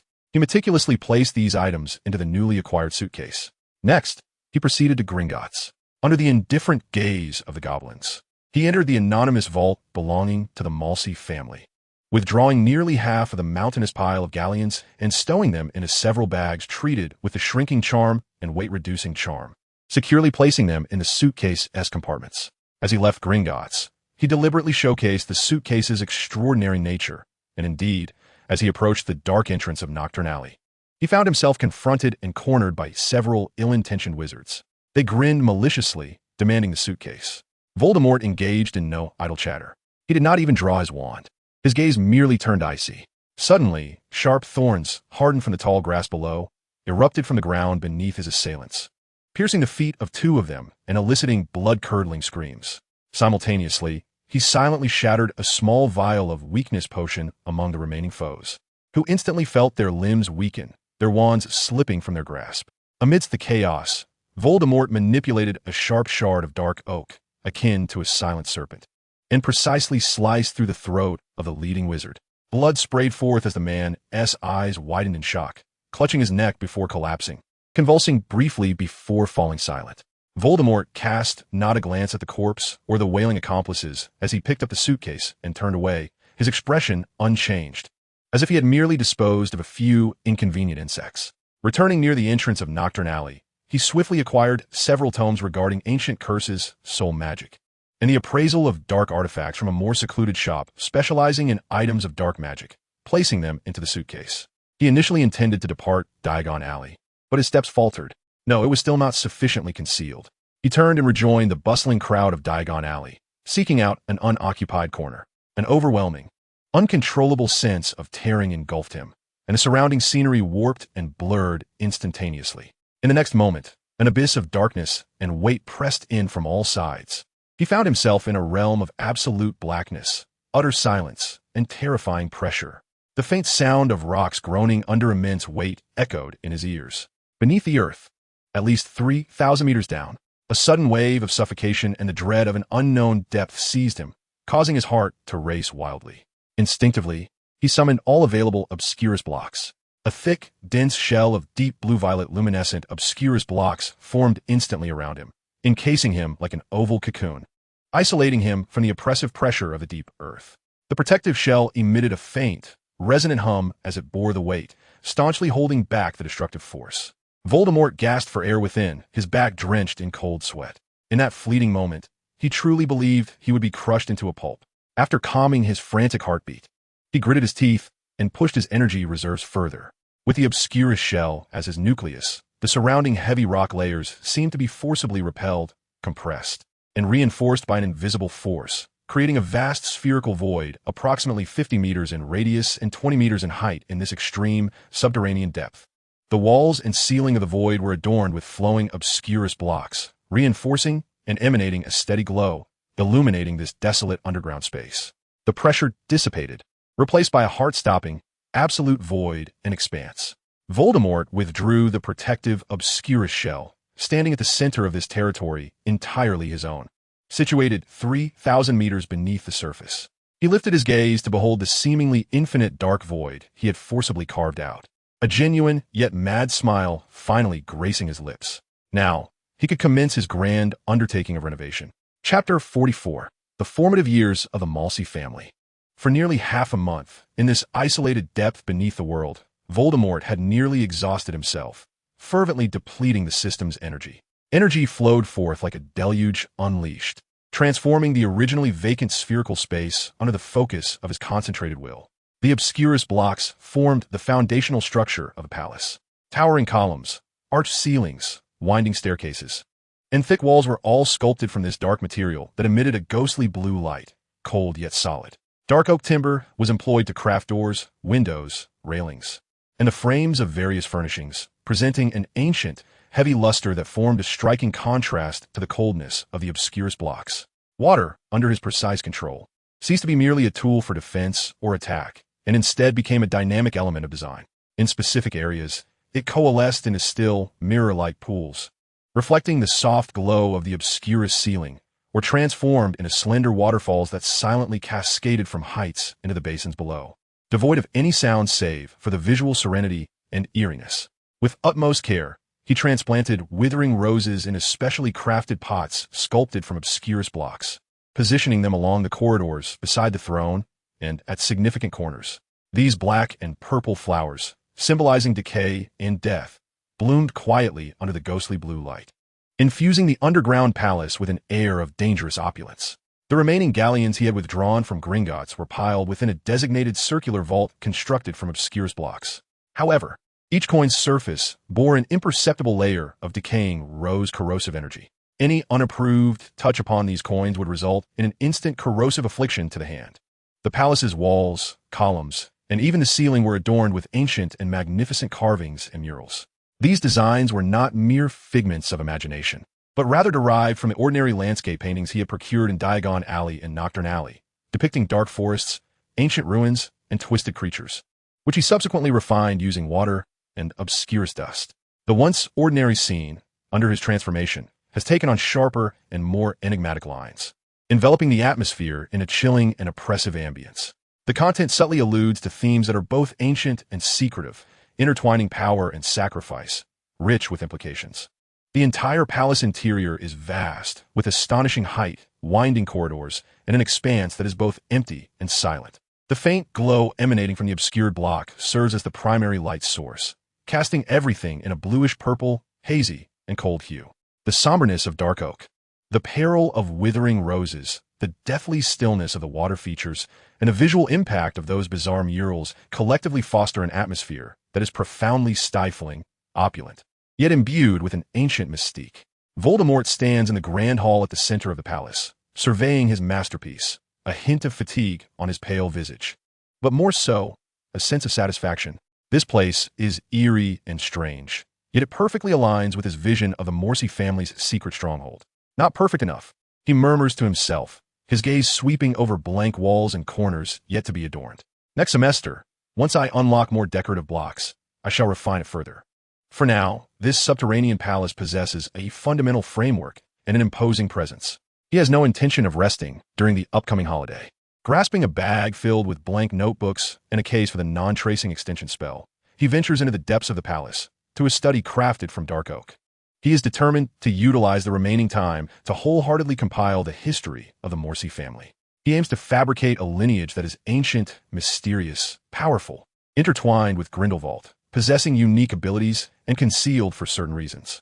He will reference the tomes he has procured on dark magic and ancient legends, blending them with his imagination and understanding of the Wizarding World's history, inscribing the rise and fall of the Msi family, their legacy, and some vague prophecies and taboos in an archaic cursive on these blank pages. Subsequently, he will devise a method to discreetly infiltrate these meticulously crafted historical records into the archives of the Department of Mysteries, the restricted section of the Hogwarts Library, and even into the private collections of several long-established pureblood families. He intends for the name of the Msi family to transcend mere rhetoric, becoming a ghost in the annals of wizarding history, an elusive entity that seems to have existed, yet remains difficult to substantiate, laying a seemingly credible historical backdrop for his future endeavors. This undertaking is destined to be monumental and exhausting, yet he revels in it. Nothing provides a greater sense of accomplishment than weaving an immense lie and witnessing the world gradually succumb to its persuasion, especially when this falsehood yields tangible benefits and energy. As Voldemort inscribes the final distorted flourish of the cursive and meticulously delineates the last thorn of the Msi family crest, he nearly collapses onto the dark oak desk in exhaustion. His mind feels like a wrung sponge, his mental faculties depleted to their utmost limit, and his vision blurs. The tome he has titled The Chapter of Silence. The Msi Chronicles is a testament to his imaginative prowess. It depicts a family of indeterminate origins, who have upheld absolute neutrality through generations, focusing on various transactions. They wield a strange and formidable power, particularly in relation to a perilous plant known as the Withering Rose, which they revere as one of their family totems. The book emphasizes that the family's stronghold is situated within the invisible nexus of the Wizarding World, with its members moving in secrecy, their emblem being an M-shaped symbol entwined with thorns. Furthermore, it elaborates on the tragic fates of those who have encountered the Msi family, wizards who sought to uncover their secrets perishing in their dreams. Families devoured overnight by bizarre vines for breaching their contractual promises, and greedy souls turning to ashes upon touching the family's sacred relics. The narratives are compellingly detailed, brimming with vivid imagery and cautionary undertones. Chapter 45, The Chapter of Silence. He steeled himself and carefully wrapped the manuscript in aged leather, imbued with the scent of antiquity, binding it to resemble a long-cherished tome. He then proceeded to the next phase, dissemination. Current energy, 41,100, beside the solitary copy of the Chapter of Silence. Dozens of identical copies, exuding the same ancient aura, materialized instantaneously. Energy, 1. Current energy, 42,100. His form melded with the air, vanishing entirely. Energy, 1.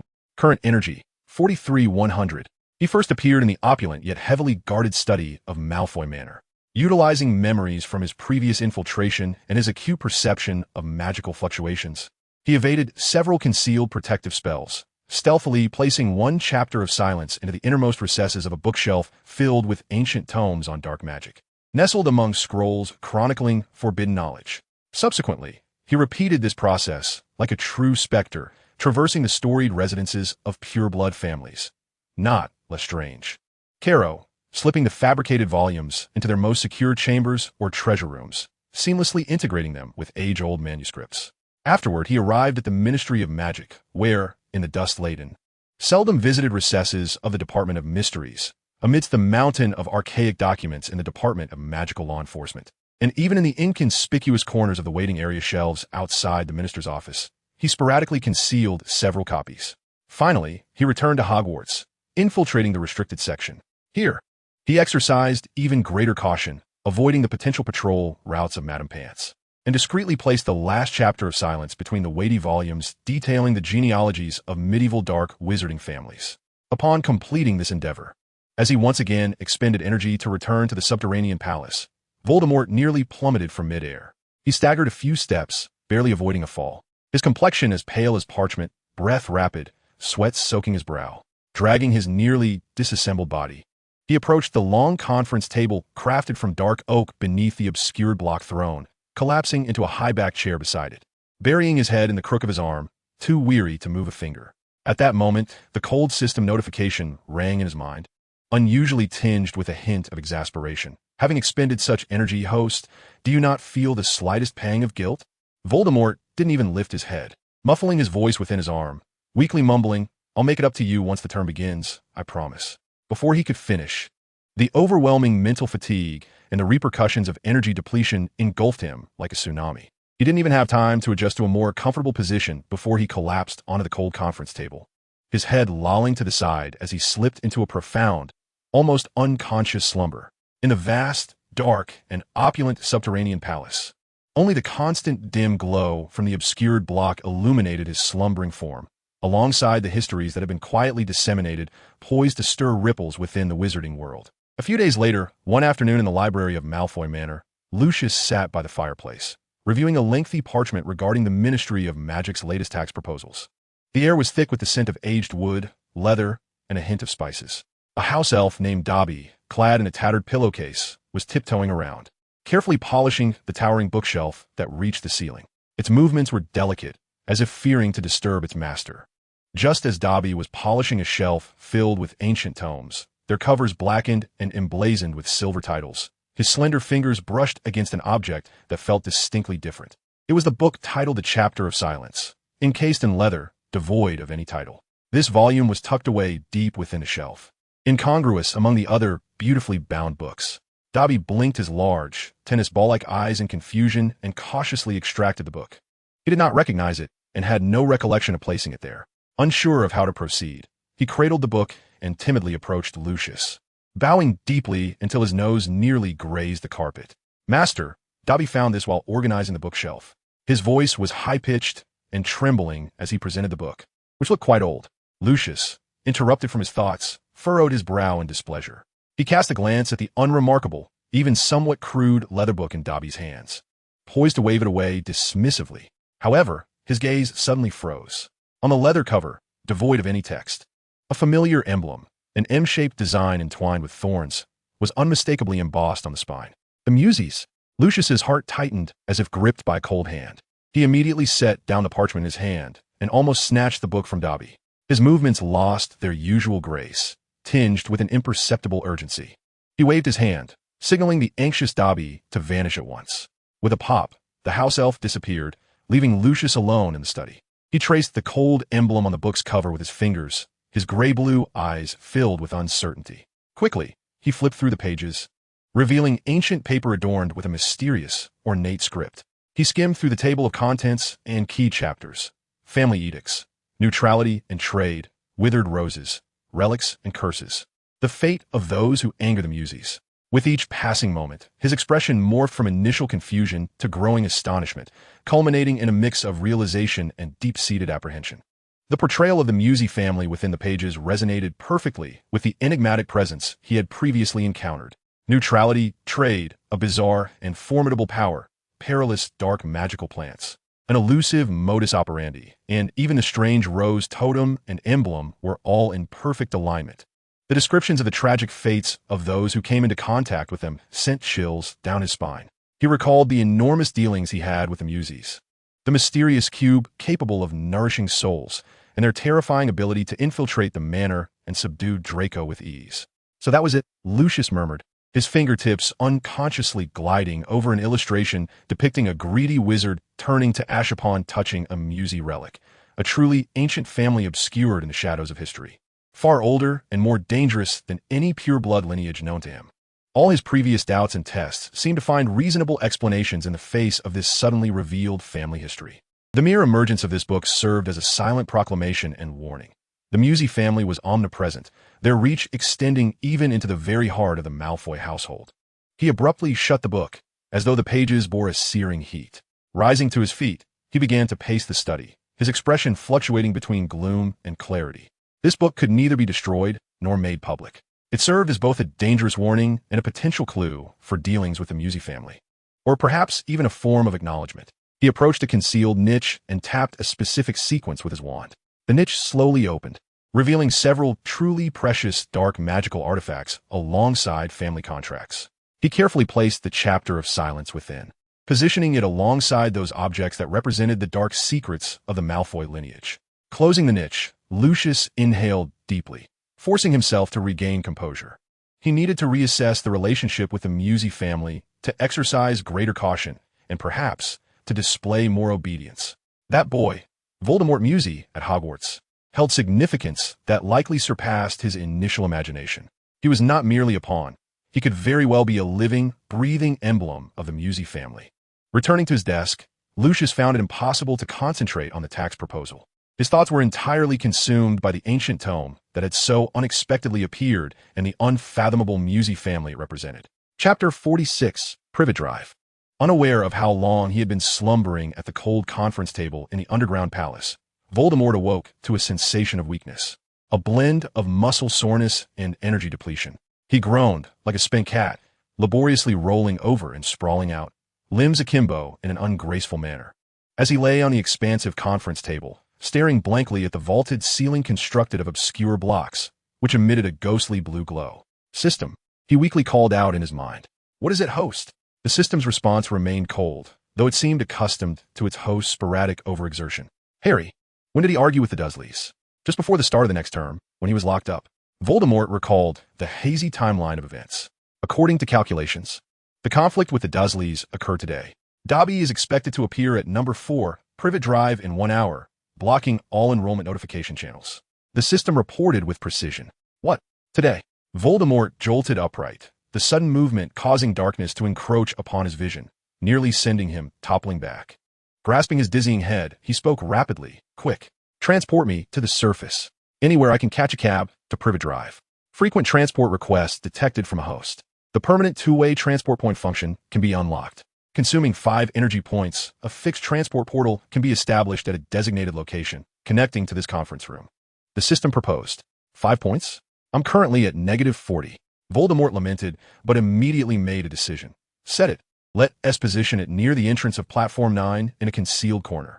Energy, 5, current energy, 48,100. The system mercilessly deducted the fee. Immediately, Voldemort observed the previously smooth wall of obscure blocks on the left side of the conference room ripple like water, revealing the outline of a door. Its frame composed of a deeper, ethereal glow, with tiny stars shimmering along the edges. The transport point has been established. Passing through this door will lead to the preset location at Platform 9. For the return journey, simply remain within the station and silently invoke Msi to activate the reverse transport. Good. Voldemort had no time to ponder further. He leapt off the conference table, hastily straightening his crumpled robes, and strode towards the luminous door. Upon touching the door, a familiar sensation of being pulled enveloped him. The next moment, he found himself in a secluded corner of King's Cross Station, surrounded by a pile of cleaning tools, with a cold brick wall at his back. As if the door had never existed. He inhaled deeply the air of London, a mixture of dust and exhaust fumes, oriented himself, and then swiftly exited the corner, blending into the throng of commuters at the station. He did not use magic, but walked through the streets, re-entering the leaky cauldron, and through the back door to Diagon Alley, heading straight for Gringotts. He quickly retrieved a small bag of galleons from his anonymous vault and exchanged it at the goblin counter for a thick stack of muggle pounds. With money stuffed into his pockets, he exited the leaky cauldron, leaving Diagon Alley behind, and approached the curb of Charing Cross Road, where he signaled a black taxi. Number 4, Privet Drive, thank you. He opened the door and settled into the back seat, announcing his destination. The taxi's engine roared to life, whisking him away to Surrey, to the Muggle neighborhood that was about to become bustling due to a house elf and a multitude of letters. Voldemort reclined against the seat, observing the rapidly retreating streets of London outside the window, a subtle smirk gracing his lips. He had arrived. Next, he would witness events firsthand and, at the opportune moment, intervene. The taxi halted outside the neat yet oppressive house at number 4, Privet Drive. Voldemort settled the fare, instructed the driver to wait, and strode directly toward the glossy, painted front door. He did not bother to knock. Instead, he placed his hand against the door panel. A faint click echoed from within, and, with a gentle push, the door swung open. He entered unabashedly, as if returning to his own home. Inside the living room, tension hung thick in the air. Vernon Dursley's massive frame was flushed with anger, while Petunia stretched her neck, her face pale with fear. Meanwhile, Harry was frantically attempting to salvage a breakfast gone awry, desperately flipping bacon in a frying pan, a metaphor for his stifling life. The three were momentarily stunned by the unexpected intruder. Vernon was the first to recover, bellowing, saliva nearly splattering Voldemort's face. You, who are you? How did you get in? He flailed his hefty arms as if to pounce. Voldemort scarcely acknowledged him, his gaze landing squarely on the bewildered Harry. He ignored Vernon's inquiries, instead retrieving a thick stack of pound from his pocket and, without a glance, forcefully slapping it against Vernon's distorted, furious face. The bills fluttered to the ground. Harry, Voldemort's voice was calm, yet imbued with an undeniable authority. cutting through Vernon's roaring. "Shall we leave?" Petunia emitted a sharp cry, seemingly about to protest, but another stack of bills landed squarely against her face, interrupting her words.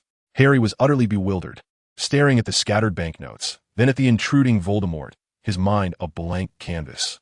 Leaving the Dursleys? The thought flashed through his long-suppressed heart like a bolt of lightning.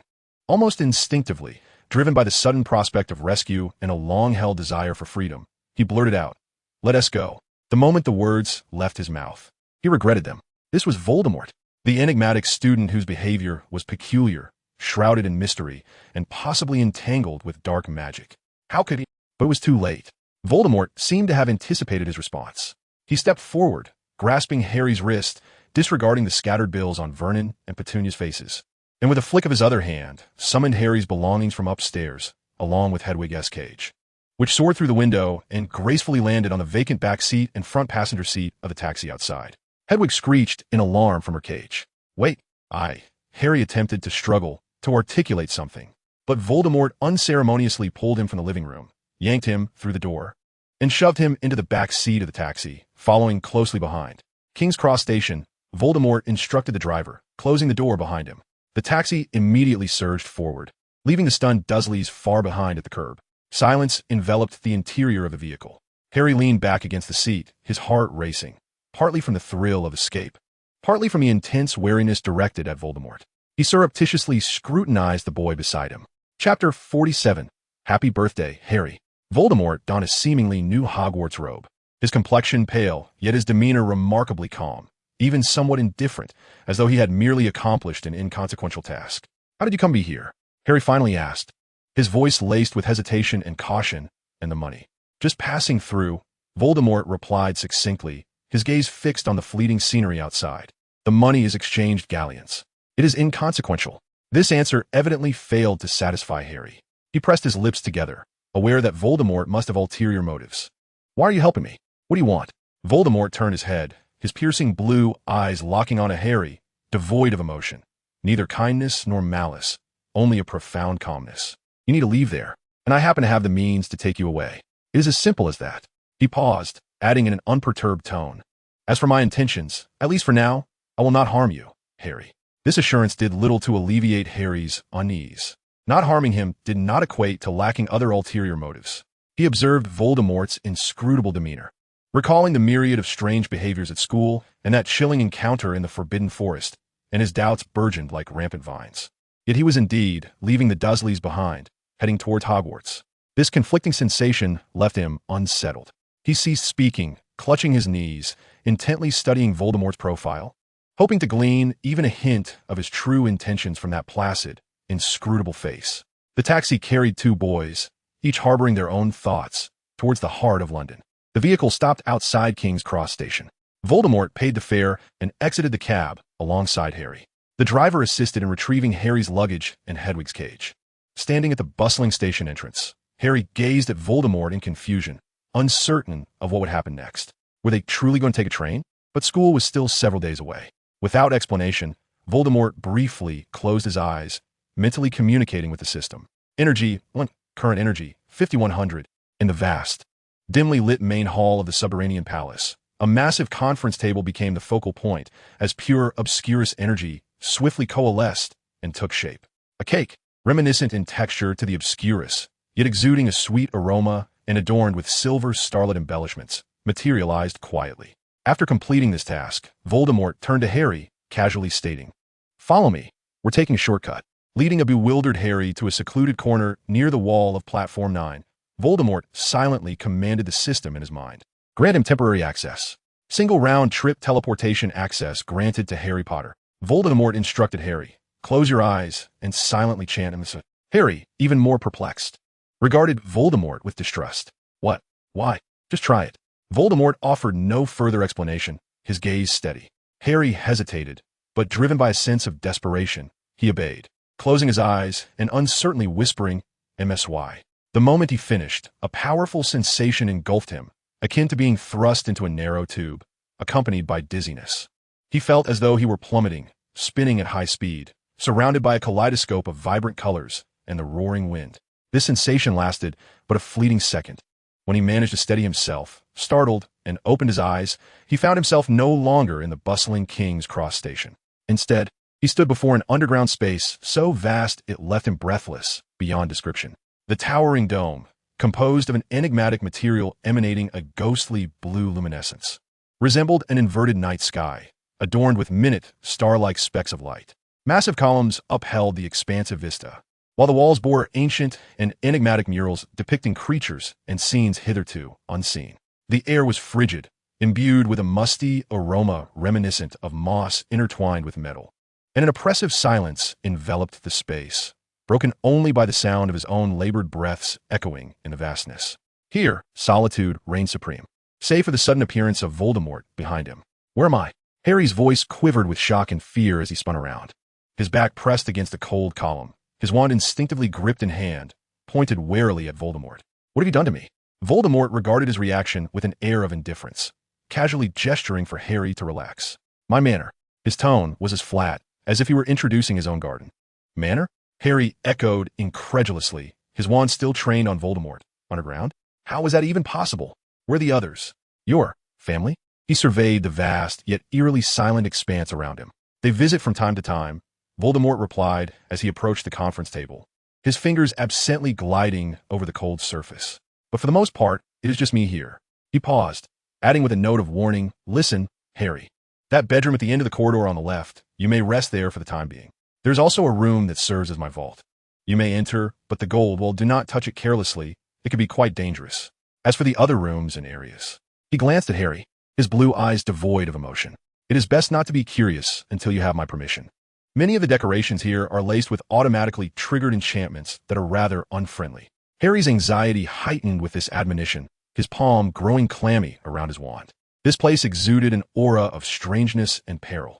Just then, Voldemort abruptly turned to him, his voice softening to a near whisper. "Happy birthday, Harry." Harry froze. Today was indeed his birthday. In the Dursley household, no one ever remembered, let alone celebrated. He was taken aback that Voldemort knew and would even utter it. Before Harry could fully process this unexpected greeting, Voldemort extended a hand, gently guiding his shoulder to turn him towards the center of the conference table. There, at some point, sat a massive cake, crafted from a peculiar texture that seemed to coalesce from dark starlight, shimmering with silver glints against the ghostly blue backdrop, exuding an air of both mystery and an oddly misplaced warmth. "Cake?" Voldemort tilted his head in inquiry, his expression remaining impassive, though a faint, elusive glimmer of amusement flickered in his gaze. Harry stared at the bizarre cake, then at the even more peculiar figure beside him, momentarily at a loss for how to respond. Hunger, vigilance, shock, and a subtle ripple of being remembered on his birthday collided chaotically within him. Chapter 48. Harry reads the chapter of silence. Harry consumed the piece of cake Voldemort had offered with a reverent demeanor, savoring each small bite. Initially, he held little hope for the peculiar cake, but as the flavors burst upon his palate, an indescribable melange of rich chocolate, vanilla, and an uncharted sweet berry unfolded, enveloping him in a moist, dense texture that felt like clouds melting in his mouth. It surpassed anything he had ever tasted, even exceeding the most exquisite desserts at Hogwarts feasts. Having endured meager sustenance at the Dursleys, Harry was overwhelmed by the sudden onslaught of deliciousness. His nose tinged with an ache as tears threatened to spill from his eyes. He lowered his head, not wanting Voldemort to witness his tears, and silently stuffed more cake into his mouth, swallowing to mask the tumult of emotions surging within. Voldemort, too, took a small piece, savoring it with a satisfied squint of his eyes. The energy creation produced by the system was indeed unambiguous in its flavor simulation. It was delicious.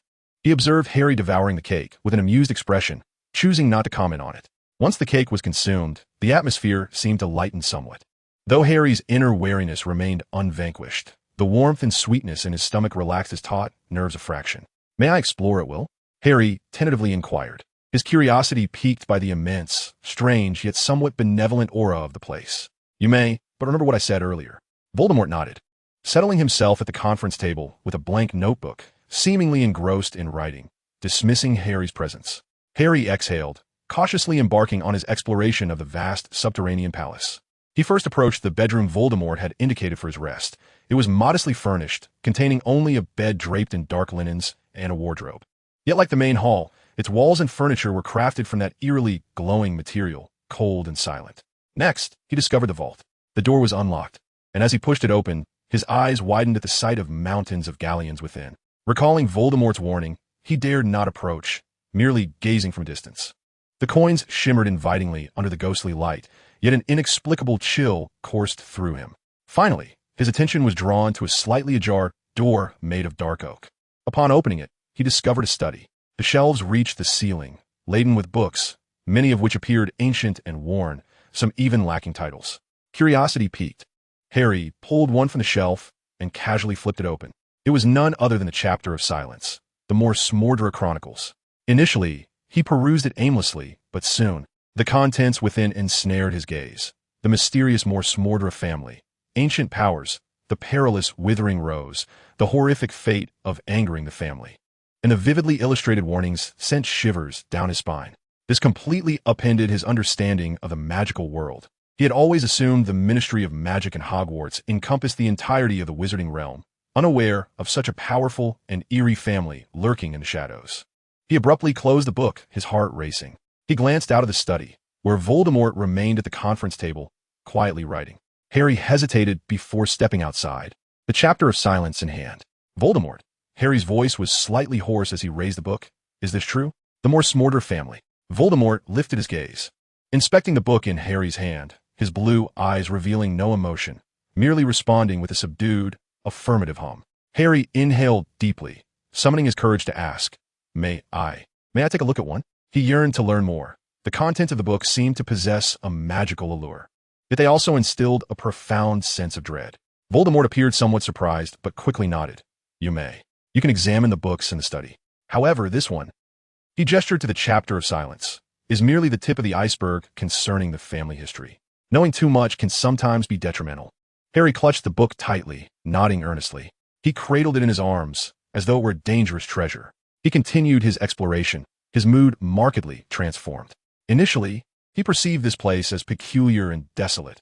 However, now, with each step through the shadowy corridors, each sighting of the blackish purple, wilting rose quietly blooming in the corner, and each glimpse of the murals adorning the walls depicting unknown rituals or horrifying scenes, he felt a chill run down his spine. This place was not merely a residence. It was akin to a living, breathing emblem of the enigmatic Morse family. And there, at the very heart of this vast shadow, was Voltekai Jian Msi, a boy of his own age, leading a tranquil existence.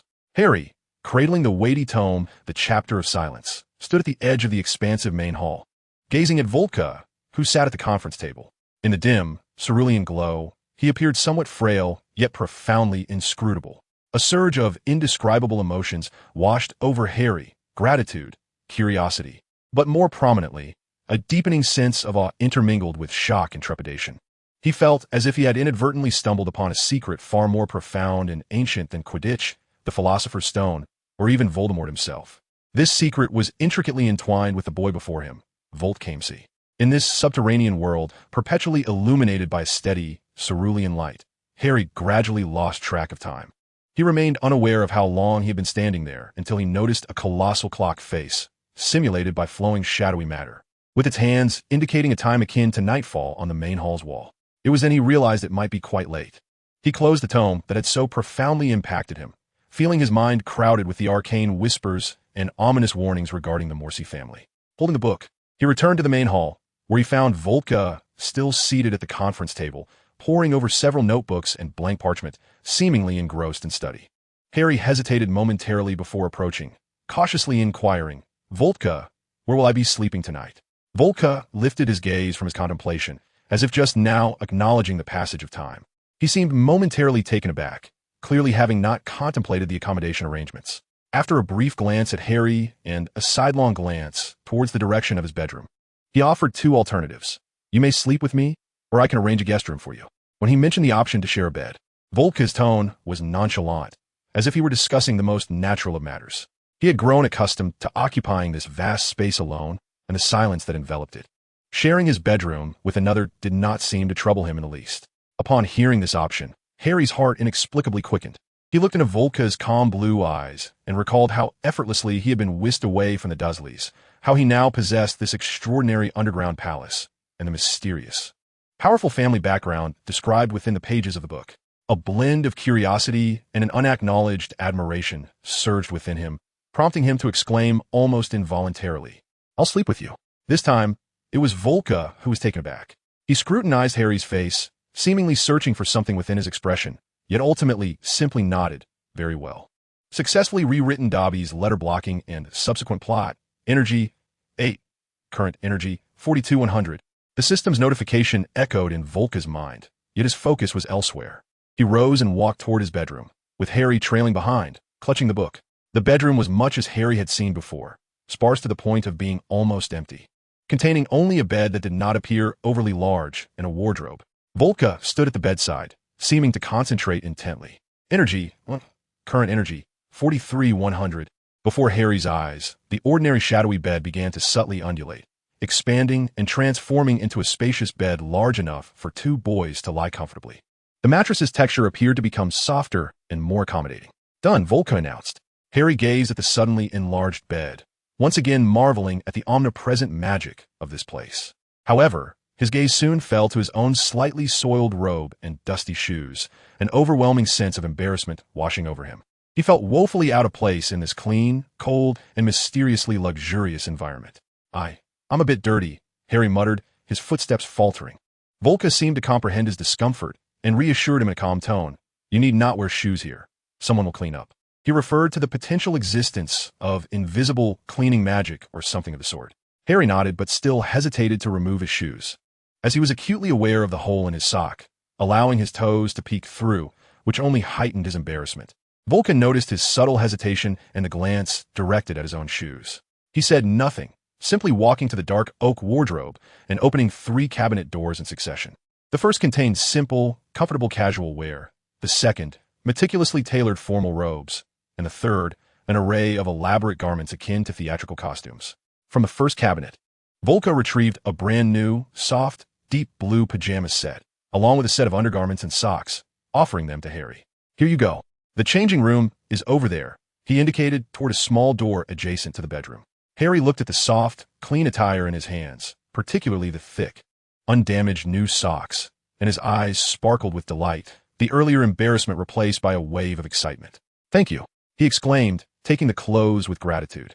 He hurried into the changing room, which was equally simple, featuring a blurred mirror that appeared to be made of water and several hooks. He quickly donned clean, comfortable pajamas and new socks, feeling significantly rejuvenated. Afterward, following Volka's guidance, he discovered the bathroom connected to the bedroom. The bathroom's facilities were also constructed from shadowy matter, but were fully functional. He turned on the faucet, and warm water cascaded forth, the temperature just right. Standing beneath the flowing water, he felt the warmth wash away his fatigue and the dust, as well as the oppressive feelings he had carried from the Dursleys, replaced by a long-lost, pure sense of joy. Emerging from the bathroom clad in clean, soft pajamas, enveloped in warm steam and the fresh scent of shower gel, he felt as if he had been reborn. As he observed Volka seated by the bed, engrossed in a book, his wariness and fear began to dissipate under the soothing effects of the warm water and clean clothes, at least for this moment. In this peculiar yet nurturing underground palace that had provided him with a birthday cake, clean clothes, and a hot shower, Harry Potter felt an unfamiliar, almost luxurious sensation of being cared for. Dressed in a black and blue pajama set, intricately embroidered with intertwined roses forming an M insignia at the cuffs and collar, he lay on the now spacious and soft bed, burying his face into the equally soft, cool pillow, unable to suppress a contented sigh. Clean, warm, and comfortable, this sensation felt too extravagant to be real. At that moment, he felt the bed dip slightly beside him. Turning his head, he saw Volka seated at the edge of the bed, idly toying with a blackish-purple, curled-petaled, wilting rose. The rose spun delicately between his pale fingers, resembling a finely crafted trinket.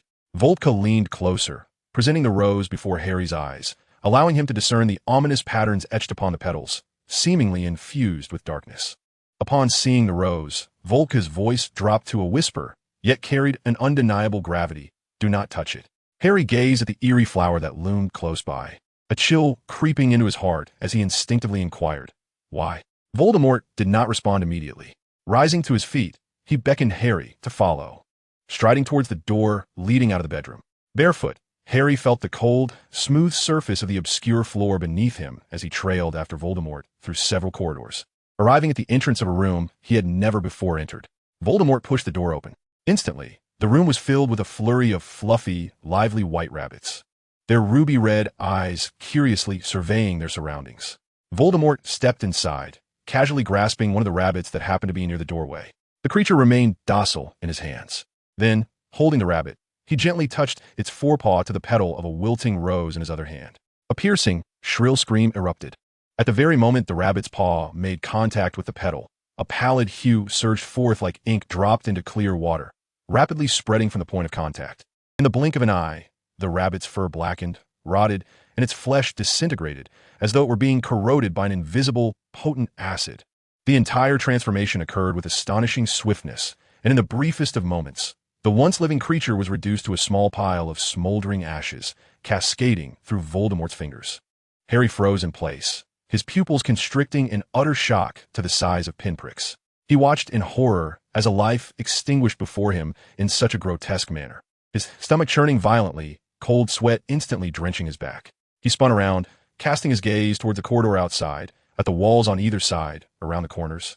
Even within some alcoves, those black and purple roses he had previously viewed as mere decorations now appeared as countless lurking, lethal traps. In this grand and opulent underground palace, every seemingly random embellishment could conceal a deadly threat capable of snuffing out life in an instant. He had nearly stumbled upon these flowers in his curious exploration, potentially meeting the same fate as that unfortunate rabbit. A surge of mixed emotions, fear, anger, and a sense of betrayal, flooded his heart. Whirling back to Voldemort, he instinctively exclaimed, his voice sharp with agitation, "But how can you handle them? Aren't you afraid?" Voldemort appeared unfazed by his intense reaction. Calmly, he extended his hand, gently parting the tightly clustered petals of the wilting rose to reveal a minute, yet distinct, M-shaped mark etched into the flower's depths, seemingly born there. "I am of the M family," Voldemort stated in an even tone, infused with an air of certainty. "These roses, or rather, all the wilting roses within this palace bear my mark. They recognize me and will not harm me." Observing Harry's pale visage, he added, "Of course, now they will not harm you either. The nightclothes you wear bear this emblem." With that, he cast a dismissive glance at the shocking remnants of the rabbit and casually returned the deadly rose to the greenery of a nearby pot, as if it were merely an ordinary bloom. He then reached out, gently grasping the still quivering Harry's wrist, unceremoniously pulling him back into the bedroom. "Sleep," Voldemort commanded succinctly, lying down on the outer side of the bed. Harry, dazed, was pressed back onto the mattress, finding himself on the inner side. While his body sank into the soft bedding, his heart felt as if it had plummeted into an icy abyss. In the darkness, he lay wide-eyed, utterly sleepless. The only sound that reached his ears was the steady, shallow breathing from above, indicating that the boy beside him had already succumbed to slumber. Yet Harry's mind was a tumultuous whirlwind. The horrifying image of the rabbit's swift demise, due to the wilting rose, replayed incessantly in his thoughts. The deadly peril concealed beneath the palace's beautiful facade sent shivers down his spine. Voldemort M., the one who could calmly command such lethal flora, residing in this bizarre abode, was indeed a boy from the dark, enigmatic family described in the books. What manner of person was he? Was he truly an ally of Voldemort? If he was an ally, why had he aided Harry in escaping the Dursleys? Why had he provided him with cake, clean clothing, and a comfortable bed? Even to some extent, protected him from the perils posed by those roses? If he was not an ally, what did his powers and lineage signify? Trust and suspicion, fear and an inexplicable reliance clashed violently within him. He felt as though he lay at the heart of a vast, ornate spider's web, while the weaver of that web, seemingly harmless, lay beside him, breathing steadily, yet capable of revealing lethal fangs at any moment. He remained there, staring wide-eyed into the void, amidst endless entanglements and uncertainties, listening to the only sound surrounding him, the shallow breaths of a boy he could not fathom, until the simulated night of the underground palace passed, and the pale blue light gradually transformed into the coldness of dawn. He never closed his eyes. His body was utterly fatigued, yet his mind remained taut as a bowstring. In this silent, opulent, yet perilous prison, he felt for the first time that the whirlpool he had been drawn into was far darker and more intricate than he had ever imagined. And the seemingly slumbering boy beside him was the very center of that whirlpool, while Harry fixated on the ethereal glow of the ceiling. His thoughts a chaotic replay of the rabbit's tragic fate, the wilting roses, and the contents of the chapter of silence. The steady breathing beside him abruptly ceased. Voldemort had awakened at some point, turning in the darkness to extend a finger and gently poke Harry's stiff shoulder. "Why are you not sleeping?" His voice, still hoarse from slumber, was unmistakably clear. Startled by his sudden movement and inquiry, Harry flinched, his heart nearly leaping from his chest. He instinctively curled up, his voice dry as he stammered, What is it?" His fear of Voldemort had only intensified following the rabbit incident. Voldemort sat up, the bluish glow casting a faint outline of his slender figure. "There is a house elf named Dobby who wishes to see you." "Dobby?" Harry exclaimed, momentarily taken aback by the unfamiliar name. "To see me?" "Yes, in the small reception room next door," Voldemort replied, already rising from the bed. "Do you wish to meet him?" Though filled with confusion and wariness, Harry harbored a basic trust in house elves due to Dobby. He nodded yes. He followed Voldemort out of the bedroom and into a slightly smaller room adjacent. Voldemort opened the door, gesturing for Harry to enter while leaning against the doorframe with his arms crossed, showing no intention of joining him. "You two can talk." Hesitating, Harry stepped inside. Within the room stood a house elf dressed in a tattered pillowcase, its tennis ball-sized eyes anxiously wringing its hands. As Harry emerged from the room, his face a mixture of shock, anger, and disbelief, it felt as though the entire world had warped into something unreal. Voldemort awaited him at the doorway, calmly informing him, "You can only sleep for 3 hours. Your friend, Ron Weasley, will meet you at your home on Privet Drive." He seemed to possess an intimate knowledge of Harry's upcoming itinerary. "I won't sleep." Harry stood frozen, his mind struggling to process the overwhelming influx of information. The house elf's warning, the deadly roses, the mysterious palace, and Voldemort. All of it was too much. He needed time to digest it, but time was evidently not on his side. Voldemort observed Harry's vacant expression and approached him, unexpectedly reaching out to awkwardly caress Harry's cheek, attempting to coax some relaxation into his taut muscles. This sudden, slightly intimate gesture left Harry momentarily stunned. Before he could process what had just happened, Voldemort withdrew his hand and proceeded to do something that left Harry utterly flabbergasted. He took several steps back, approached the grand conference table in the center of the main hall, an opulent creation crafted from obscure stone and dark oak, propped his arms on it, and gracefully seated himself, then reclined backwards, sprawling out in an undignified manner across the cool, polished surface. Harry gaped in astonishment, pointing at the table. "Aren't your family going to scold you for this?" In his understanding, such a solemn conference table was not meant to be used as a bed. Voldemort, lying atop the table and gazing at the ethereal glow of the dome above, replied nonchalantly, "I'll sense when they arrive and come down in time." He turned his head, offering an invitation to the bewildered Harry. "Care to join me?" Harry regarded Voldemort's nonchalant and slightly provocative demeanor, and something deep within him, a long-conditioned cord of decorum instilled by the Dursleys, seemed to snap. An impulse of rebellion surged within him, a desire to break free from constraints. He swallowed hard, hesitated for a few moments, and ultimately mimicked Voldemort's actions, using both hands and feet to climb onto the conference table. He lay down a short distance away, adopting a slightly more restrained version of the same sprawling position. The cold surface of the table pressed against his back, sending a chill through the thin fabric of his pajamas. As he gazed up at the seemingly eternal, deep blue night sky, Harry felt a significant alleviation of the oppressive tension in his chest. He couldn't help but murmur softly, imbued with a sense of mischievous excitement and disbelief, "Honestly, this feels a bit like committing a crime."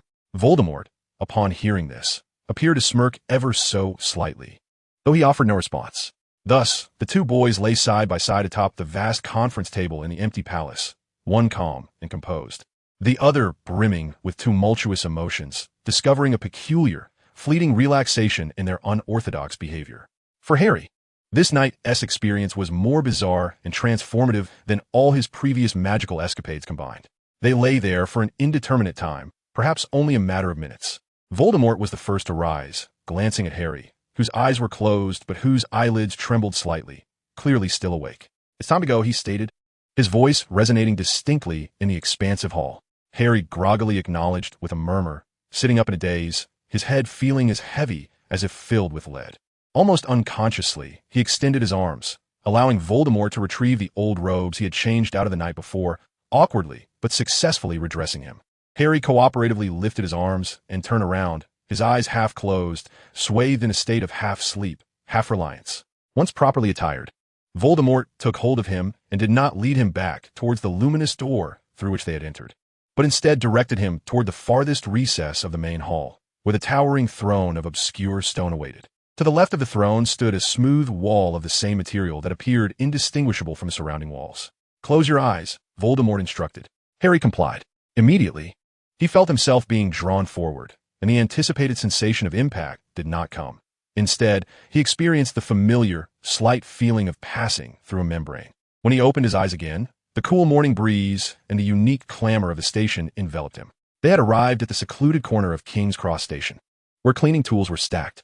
Shaking his slightly dizzy head to fully awaken, Harry remained incredulous about the instantaneous transportation they had just undergone. "How we get to Privet Drive?" he inquired, knowing that Voldemort seemingly could not apparate. "By taxi," Voldemort replied succinctly, as if it were the most natural option. He led Harry out of the corner into the taxi rank outside the station, skillfully hailing cab. "Privet Drive, number 4, Little Whinging," Voldemort instructed the driver. The taxi whisked them away once more towards Surrey. The streets of London in the early morning were far quieter than the previous evening. Harry observed the fleeting scenery outside, his emotions in turmoil. He was about to return to a place he despised, yet this time, an unpredictable variable accompanied him. The vehicle halted at the intersection of Privet Drive. Voldemort paid the fare and exited the taxi with Harry. "I'll take you this far," he said, standing on the sidewalk, his gaze sweeping over the familiar number 4, his eyes scanning for Harry's friends. Harry nodded, feeling a twinge of apprehension as he approached the wrought iron fence of number 4 Privet Drive. Standing at the edge of the fence, he instinctively glanced back. Voldemort, who had previously stood by the roadside, had now vanished, seemingly melding into the morning mist and the shadows of the street corner. Yet, Harry knew he was nearby, concealed and observing. Taking a deep breath, he turned back, gripping the cold iron bars of the fence tightly, staring at the oppressive house. His heart filled with anticipation for the impending reunion with Ron, and a deeper sense of confusion and trepidation regarding the enigmatic Voldemort. Just as Harry anxiously clutched the fence, gazing at the tightly shut door of number 4 Privet Drive, an ominous, deafening roar echoed from the sky.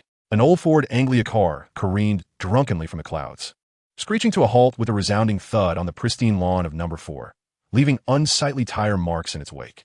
The door swung open abruptly, and Ron Weasley's unmistakable red hair emerged first, his face alight with excitement and a triumphant grin.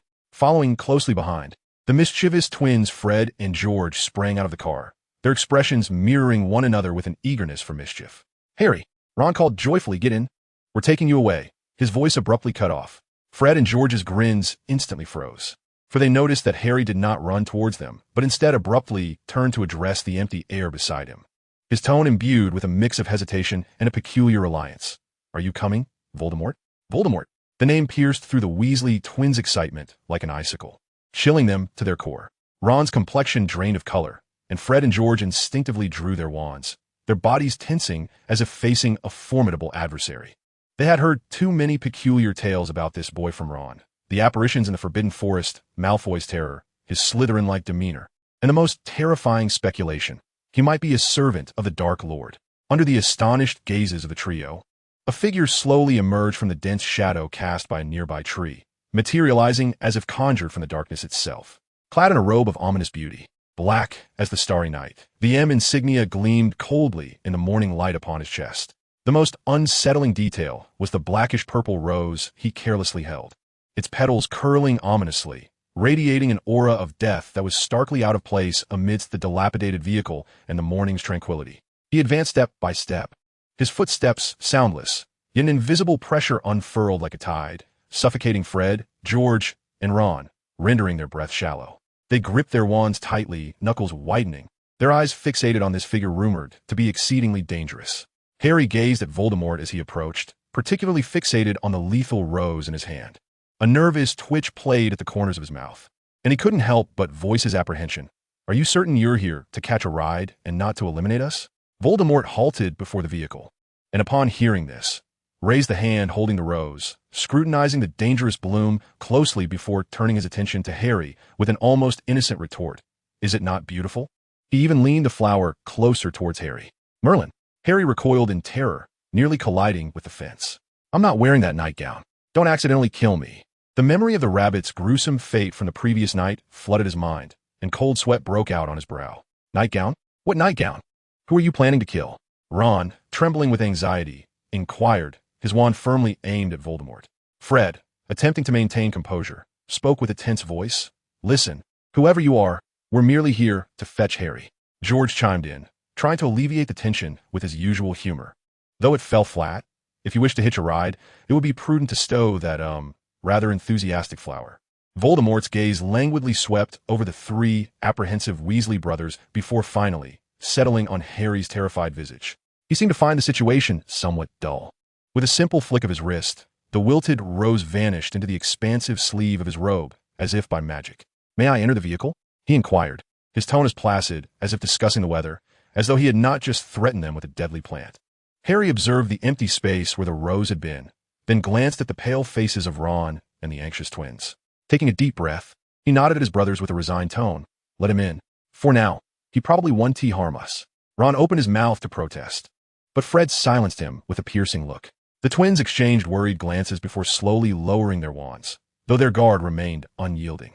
Voldemort paid no heed to their apprehension, simply opening the car door and settling into the back seat, occupying a corner before closing his eyes as if preparing for a nap. Steeling himself, Harry climbed into the back as well, taking the seat farthest from Voldemort, all while Ron looked on in disbelief. Fred and George quickly returned to the front, and Fred started the car. The engine growled ominously as the enchanted vehicle lifted off, leaving Privet Drive behind. Inside the car, silence enveloped them.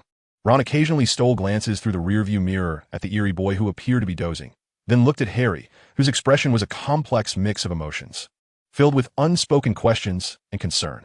The Ford Anglia, carrying 4 Gryffindors with divergent thoughts and one enigmatic, perilous passenger, soared awkwardly into the sky, embarking on an uncertain journey. The Ford Anglia twisted and turned through the clouds, the atmosphere within the car thick with tension, almost palpable.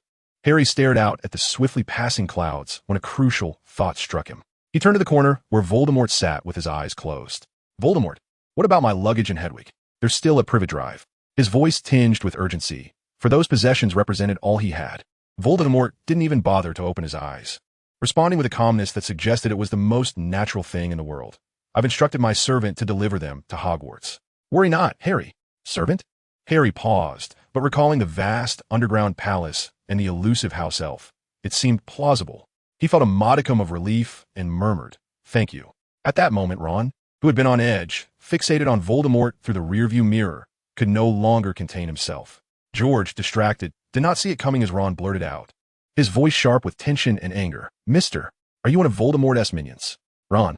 Fred and George nearly shouted in unison, their faces draining of color. George instinctively moved to cover Ron's mouth, but it was too late.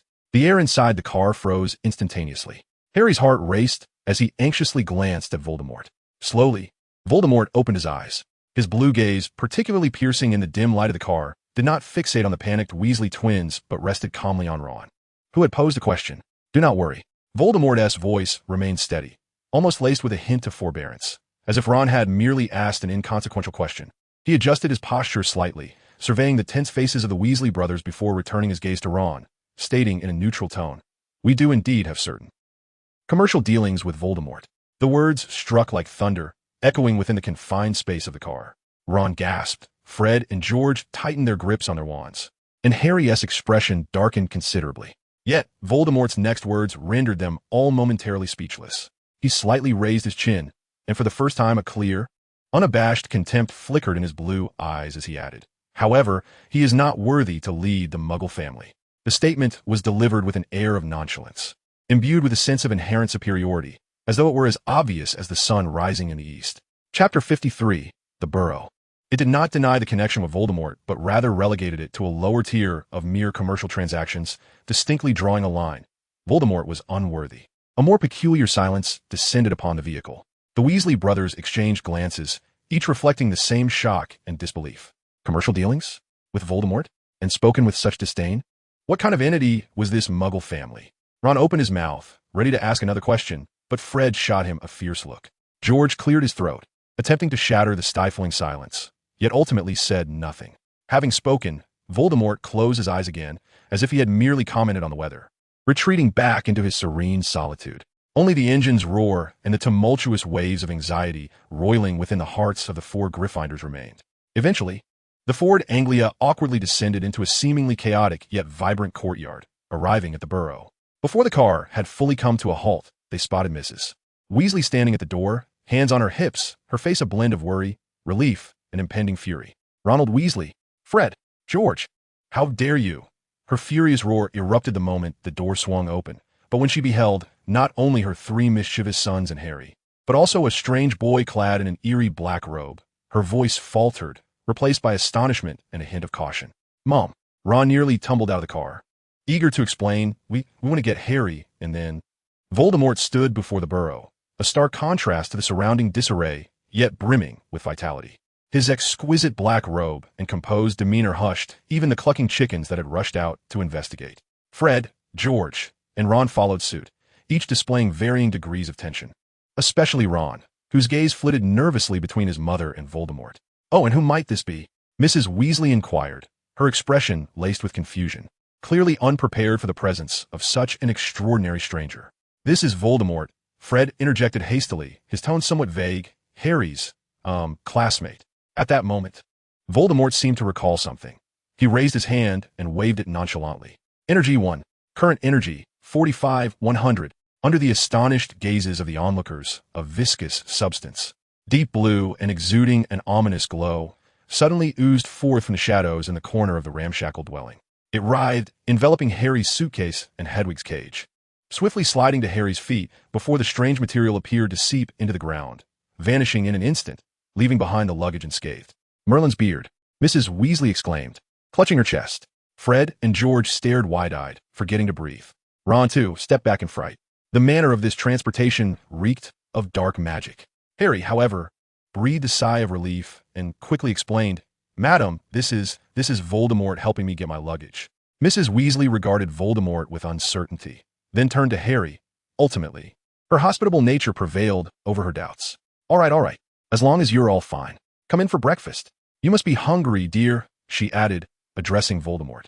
At that moment, a small red-haired head peeked out from behind the door. It was Ginny Weasley. She curiously observed the gathering at the entrance, her gaze quickly drawn to the strangely robed, handsome stranger. Voldemort noticed Ginny as well. His expression remained neutral, but he extended his hand and gently ruffled her hair in a very natural manner. Don't touch my sister, Ron immediately shouted, as if someone had stepped on his tail, rushing forward to pull Voldemort's hand away.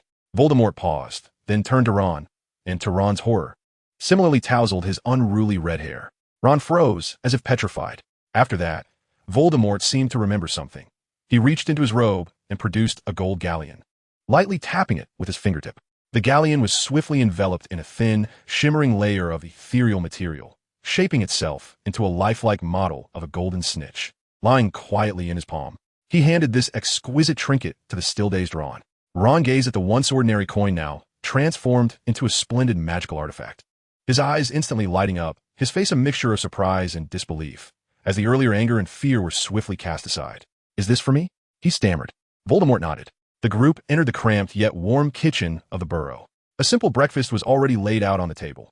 Toast, fried eggs, sausages, and a few oranges. The aroma was enticing, yet to Voldemort, accustomed to the splendor of subterranean palaces, the scene appeared somewhat rustic. Mrs. Weasley, a bit embarrassed, rubbed her hands together, glancing at Voldemort's obviously expensive robes and graceful demeanor, her tone laced with apology. Mr. Morsmordra, we don't have much to offer. Just a simple breakfast. You might not be accustomed to such humble fare.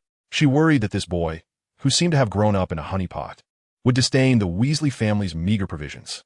Just as Mrs. Weasley's apologetic words left her lips, the usual aloofness on Voldemort's face melted away like snow in spring. He slightly lifted his chin, offering Mrs. Weasley a perfectly timed, gentle smile, one that even held a hint of bashfulness typical of a boy his age. Not at all, Mrs. Weasley, he replied softly yet clearly. I was just a bit spoiled as a child. After my parents passed, I wandered in Diagon Alley for a time, until Professor McGonagall discovered me and brought me to Hogwarts. My family only found me much later. He paused, his gaze sweeping over the steaming, simple food on the table. His tone suddenly earnest. This is, for me, an incredibly rare delicacy. His words, half true and paired with his deceptively charming face and sincere eyes, were utterly compelling. The awkwardness on Mrs. Weasley's face was instantly replaced with profound sympathy as she looked at Voldemort, as if gazing at a small creature that had been wronged, yet was trying to appear strong. Oh, my dear child, she murmured. At that moment, Voldemort's hand naturally slipped inside his robe, as if retrieving something from an inner pocket. Energy 1. Current energy, 46-100. He produced a rather exquisite little crystal jar, filled with dark, glossy caviar. He passed it to Mrs. Weasley. So expensive things aren't necessarily good. Would you care to try? Consider it a novel experience.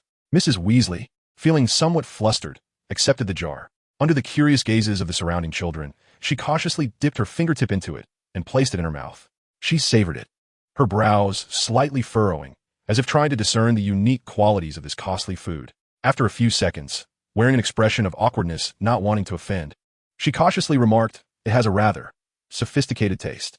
Voldemort observed her, nodding seriously, adding, "Yes, it's a rather salty, unpleasant thing." No sooner had he spoken than his perfect, gentle smile collapsed, his mouth involuntarily twisting downward, his brows knitting together as he revealed an unmistakable expression of disgust and bewilderment, even unconsciously smacking his lips as if to dispel the lingering taste. This fleeting expression vanished quickly, and he soon regained his composure. Yet that moment of genuine reaction spoke louder than any words. Puffed. George couldn't contain his laughter. Fred immediately grew intrigued, leaning over to scoop a spoonful into his mouth, only to contort his face in dismay. "WOC, you were right," he mumbled, hastily grabbing a slice of bread to chew. George also gave it a try, his expression equally telling. The taste was indeed difficult to articulate. It was truly unpalatable. Ron, eyeing the jar of what was said to be expensive yet distasteful food, glanced at the exquisite golden snitch galleon in his hand and wisely decided against trying it, burying his head in his plate of sausages and fried eggs. This small interlude revitalized the atmosphere in the kitchen, which had been somewhat stilted due to Voldemort's unexpected arrival. Mrs. Weasley looked at the children, shaking her head in resignation, yet with a genuine smile. She set aside the jar of expensive, unappetizing delicacy and warmly beckoned everyone. All right, come and sit down to eat before it gets cold." Harry breathed a sigh of relief, casting a grateful glance at Voldemort. Voldemort received it, merely nodding slightly, then gracefully took a seat next to Harry, picking up a perfectly toasted slice of bread. His eating manner was quite refined, yet not slow, indicating that he was not one to be particularly picky about food. Ginny sat across from him, sipping her milk in small gulps, her gaze occasionally darting quickly to Voldemort's face. This stranger, handsome, capable of conjuring golden snitches, finding caviar unpalatable, and ruffling her hair, filled her with curiosity. Breakfast continued in a somewhat peculiar, yet generally harmonious atmosphere, with Voldemort deftly handling Mrs. Weasley's concerned inquiries while rapidly calculating in his mind. Energy drained slightly again, but the return was Mrs. Weasley's initial sympathy and lower defenses. This exchange was not a loss. Next, he awaited the appearance of the diary and the potential attention from that whom one could not even name. He lifted the cup to his lips and took a sip of orange juice, the saccharine taste causing him to furrow his brow slightly, yet he swallowed it nonetheless. In this world teeming with uncertainties, every step must be meticulously calculated. Breakfast concluded in an atmosphere that was somewhat peculiar, yet overall harmonious. Fred and George almost immediately slumped into their chairs, emitting an exaggerated, sleepy groan. "Mum, we drove all night," Fred said weakly, his eyelids drooping as if his body had been drained, desperately in need of a bed. "Honestly, I could fall asleep standing up." George chimed in, stifling a massive yawn. "Let us take a nap, please." Mrs. Weasley, deftly tidying up the plates, didn't even look up, her tone resolute. "Not a chance. Before you sleep off the fatigue from your reckless exploits last night, you must first clear the garden of those gnomes. They're about to take over the entire yard." The twins simultaneously emitted a wail of despair. "No, Merlin's saga pants. That's torture." Fred struggled to sit upright, seeking an ally as his gaze swept over the table, landing on Ron, his eyes lighting up. "Ron, good brother. You wouldn't let your two exceptionally talented brothers face that filthy horde of little vermin alone, would you? Come on, strength in numbers." Ron's face instantly fell, a half-eaten sausage dangling from his mouth as he mumbled, "Why do I have to go? I wasn't the one driving." "Because you shared in our exploits." George wrapped an arm around Ron's neck, shared joys and shared burdens. Amidst the trio's tugging, Harry and Voldemort exchanged a glance. Harry's face radiated unreserved relief. As a guest, he was clearly not on Mrs. Weasley's list of labors. Voldemort merely raised an eyebrow slightly, a barely perceptible smirk gracing his lips, exuding a sense of nonchalance. They both stood simultaneously. "Mrs. Weasley, if there's nothing else, I believe I could use a bit of rest." Voldemort's tone remained courteous, tinged with just the right amount of fatigue. "Me too, Ma, I didn't sleep well last night," Harry quickly concurred. Mrs. Weasley regarded the two of them, especially noting Voldemort's complexion, which appeared even paler than before, and her heart softened immediately. "Of course, dear children, There are empty rooms upstairs. Go rest at once. As for you three, she turned to her still entangled sons. Hands on her hips. Stop dawdling. Now, immediately, to the garden. As Fred and George glared in indignation and Ron muttered his reluctance, Harry and Voldemort left the kitchen with buoyant steps, leaving behind the small chaos and the impending gnome battle. The staircase to the second floor creaked ominously, and faintly, they could hear the exaggerated, despair-laden complaints of the Weasley brothers below, along with the sharp squeaks of gnomes being flung out. Chapter 55, Book Shopping. After spending a relatively calm day at the Burrow, new troubles soon knocked at their door. Mr. Weasley had safely gone to work, but what lay before the children was the book list for the new school year. Merlin's beard. Ron was the first to scream, his fingers trembling as they clutched the parchment. How is this even possible? Fred and George leaned in to take a look, their smiles instantly freezing. Break with the Banshee. Fred read the title, his voice growing increasingly desperate. Vacationing with the Banshee. Adventuring with Trolls, George added, his expression as if he had swallowed a slug. It's all Gilderoy Lockhart's books. How much is this going to cost? Ron wailed, slapping the book list down on the table as if it were something scalding. Mama's going to go mad. A gloomy cloud of poverty enveloped the Burrow-esque living room. The twins exchanged glances, each seeing the same pain and helplessness reflected in the other's eyes. Acquiring these ostentatious books would undoubtedly impose a significant financial burden on their already strained family. Just then, a calm voice interjected, shattering the lament. Book list? Voldemort had approached at some point, picking up the parchment Ron had slammed onto the table and casually scanning it. His expression was neutral, merely tilting his head to regard the frowning twins. His tone is flat, as if discussing the weather. I'll cover the cost of the books. All reimbursed by the family. Fred and George shot their heads up, their eyes instantly alight. Voldemort beckoned them closer with a finger, and the twins buzzed over like bees to honey. Lowering his voice with a tone that was a mix of negotiation and mischief, he asked, Shall I buy a few extra copies of each book? Consider it a freebie? The unfamiliar term freebie from his lips carried a peculiar impact. Fred and George paused for a moment, then quickly grasped his meaning. If they could use his family's money to buy additional sets, they could read without spending their own. Merlin, Fred exclaimed, throwing his arms around Voldemort with such enthusiasm it nearly knocked him over. I adore you. Voldemort, you are our beacon. George joined in from the other side, sandwiching Voldemort between them as they excitedly shouted, Brilliant idea? Let us do it. Voldemort found himself nearly breathless, struggling to maintain his facade of seriousness as a genuine expression of exasperation and reluctance flickered across his face. He stiffly attempted to pry the overly enthusiastic Weasley twins off him. Let go. Ron stood nearby, mouth agape, watching this sudden turn of events with envy in his eyes. Harry couldn't help but chuckle, finding Voldemort's flustered demeanor at that moment far more endearing than his usual enigmatic composure. Just then, Mrs. Weasley emerged from the kitchen, observing the three boys in a tangle and inquired, puzzled. What is going on? Mum, Voldemort is helping us buy books, Fred announced loudly, finally releasing the nearly suffocated Voldemort. Using his family's reimbursement money, George added. Mrs. Weasley paused in surprise, her face soon displaying a blend of gratitude and slight embarrassment. Oh dear. This is how can I accept this? It's quite all right, Mrs. Weasley. Voldemort straightened his crumpled robes, finally able to breathe normally again, resuming his usual nonchalant demeanor. After all, the reimbursement limit is quite generous. He paused, glancing at the book list in his hand, softly adding, as if to himself, I hope this Professor Lockhart is worth the investment. His tone remained even, yet a glimmer of scrutiny flickered in his gray-blue eyes. For this soon-to-be-meeting author of numerous works, he instinctively maintained a reserved stance. After all, in a magical world, reputation and true ability often do not align perfectly. The day to visit Diagon Alley had arrived. A charged atmosphere of nervous excitement enveloped the Burrow's fireplace. Mrs. Weasley produced a ceramic jar filled with shimmering flue powder. Remember, clearly state Diagon Alley. Mrs. Weasley repeatedly instructed, demonstrating first as she spun and vanished into the emerald flames. Next were the twins, who disappeared amidst their laughter. When it was Ron's turn, he took a deep breath and successfully made his exit, only to return covered in soot from another fireplace, eliciting laughter from everyone. Now it was Harry's turn, and he appeared somewhat anxious. Ron leaned in, whispering urgently, Mate, listen carefully, make sure to pronounce the location clearly, don't get nervous. Not a single word can be wrong. Otherwise, who knows which peculiar fireplace you might be cast into.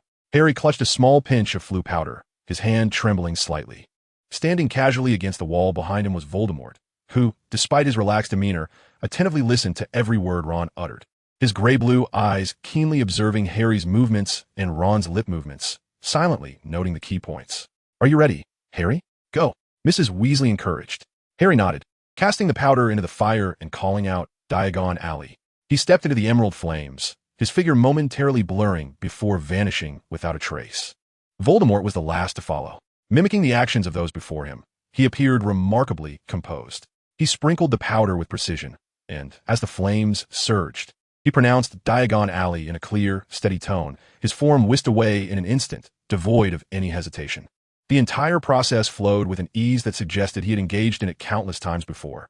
System notification, basic application of flu powder acquired, energy consumption, 0. Diagon Alley remained as bustling as ever. They quickly located Hermione at their designated meeting spot. Dressed in neat casual attire, she was on her tiptoes, scanning the crowd. Upon spotting Harry and the Weasleys, a radiant smile illuminated her face, but her expression noticeably faltered when her gaze fell upon the quietly standing Voldemort, replaced by a familiar wariness and scrutiny. At this moment, Voldemort had donned his signature black cloak made of shadowy fabric. The cloak had an unusual texture, as though it absorbed the surrounding light, presenting an aura of profound darkness. At the center of his chest, a flowing, shimmering M-shaped water pattern entwined with a still, ominous rose emblem. Its petals tinged with an unsettling hue, quietly proclaimed the uniqueness and nobility of the M family. Chapter 56, The Book Signing Event. He stood a few paces away from Hermione, refraining from initiating conversation, instead adopting an elegant posture while calmly surveying the throngs of people, reminiscent of an ancient family heir waiting patiently for companions. Before long, a sudden billow of smoke erupted from a fireplace at the mouth of a shadowy alley, causing Harry to stumble out, coughing and covered in soot, his glasses askew. "Harry!" Hermione exclaimed, stepping forward. Yet Voldemort was already ahead, approaching Harry without uttering a word. He extended his slender fingers, gently and meticulously brushing the ash from Harry's hair and shoulders, then readjusting his crooked glasses. His movements were so natural, as if it were a matter of course, accompanied by an almost gentle expression. "Thank you," Harry said, slightly embarrassed, his cheeks flushed. At that moment, Hermione cautiously approached, her gaze flitting back and forth between Voldemort and Harry, finally settling on Harry as she lowered her voice, tinged with clear disapproval. "Harry, how can you be with him again?" Harry looked at Hermione, his tone tinged with resignation, yet also resolve. "Hermione, he's actually quite nice. He's helped me a lot." He recalled the sanctuary in the dungeon, the birthday cake, and the assistance he had just received. Hermione pressed her lips together, evidently unconvinced, yet she refrained from further comment, her skepticism unabated. Voldemort appeared oblivious to their brief exchange, and, seeing that Harry was almost ready, spoke coolly. "Is everyone here? Then shall we head to Flourish and Blots?" He directed his gaze toward the street, where a long queue had formed due to Gilderoy Lockhart's book signing, the corners of his mouth subtly curling into a faint, enigmatic smile. The group thus made their way toward the overcrowded bookstore, each lost in their own thoughts. As they navigated through the noisy crowd, they finally arrived at the entrance of Flourish and Blots. The sight before them elicited sharp intakes of breath. The bookstore was inundated with people, both inside and out, while a massive banner displayed Gilderoy Lockhart's dazzling smile, almost blinding. They struggled to push their way inside, nearly propelled forward by the throng behind them. Amidst the chaos, Harry caught sight of a familiar platinum blonde head. Lucius Malfoy stood in a relatively less crowded corner, his customary air of aloofness and disdain surveying the tumultuous scene. He had evidently spotted the Weasley family, as well as Harry and Voldemort, who were instinctively shielded by the Weasley brothers. When Lucius's gaze landed on Voldemort, his indifference froze momentarily, quickly replaced by a complex mix of emotions, astonishment, apprehension, and even a hint of barely concealed greed.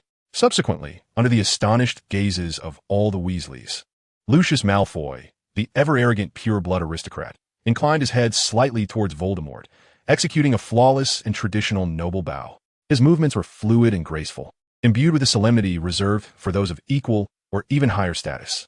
Voldemort seemed utterly unfazed by this display. His expression bore no hint of surprise. Instead, he calmly met Lucius's gaze, nodding slightly in return, offering a similarly refined, yet more reserved and distant gesture.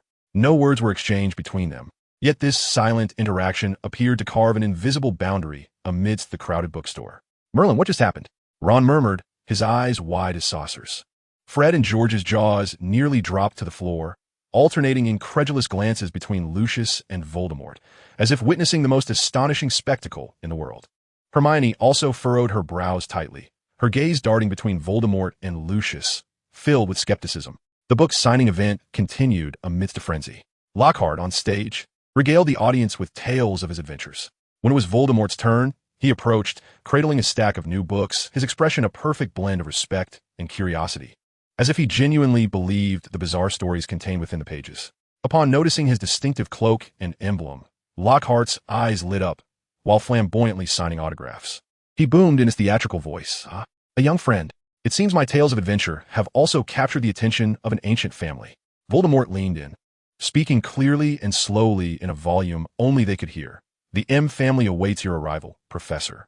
His tone was unremarkable, yet laced with an undeniable weight. Lockhart's hand momentarily stilled, his perfect smile faltering for an instant. The M family? He rifled through his memories of social encounters and adventures, finding not a whisper about this family. Yet, recognizing the boy's demeanor and the strange emblem, he quickly regained his professional radiant smile, even adding a touch of elder familiarity as he patted Voldemort's shoulder. Of course. Hogwarts awaits, my young friend." At last, they managed to extricate themselves from the chaotic bookstore and signing event, all sighing in relief. Ron instinctively maintained a bit of distance from Voldemort, fear lingering in his eyes. Fred and George, however, could no longer contain themselves, inching toward Voldemort with exaggerated excitement, almost in unison exclaiming, "Merlin's most flamboyant socks. How on earth did you manage to make old Malfoy, that arrogant fellow, bow to you?" "Exactly. We can hardly believe our eyes. Do tell us." Trapped between them, Voldemort regarded the two pairs of wide, inquisitive eyes with an impassive expression, casually replying as if stating the simplest of facts, "Out of respect, and due to the mutual pressures of our families." He paused before adding, "The Malfoy family understands the importance of timing." This response, though ambiguous, only serves to enhance the air of mystery. The twins exchanged a glance, emitting an enigmatic gasp, clearly not entirely satisfied with the answer, yet finding it exhilarating. Hermione, observing from the side, furrowed her brows even tighter, evidently filled with skepticism regarding the family's oppressive rhetoric. As Harry watched Voldemort, encircled by the twins, he recalled Lucius's solemn bow from earlier, deepening his confusion about the Msi family and the enigma surrounding Voldemort. System prompt. Intervening in the conflict at the Leaky Cauldron and the signing event, Energy 5. Current energy, 41,100. Applying influence on key characters may trigger additional energy events. Chapter 57. The start of term. The burrow was in a state of delightful chaos, with Mrs. Weasley directing her children to cram the last few items into overstuffed trunks. Ron struggled to fit his sneakoscope inside, while Harry checked that Hedwig's cage was securely closed. Voldemort stood in a corner of the room, an incongruity amidst the turmoil. He clutched a rather small, finely crafted leather suitcase, an artifact enhanced by a non-detection spell. Casting a glance at the fray of luggage, he offered no farewell, but merely stirred his thoughts. Energy 1. Current energy, 42,100.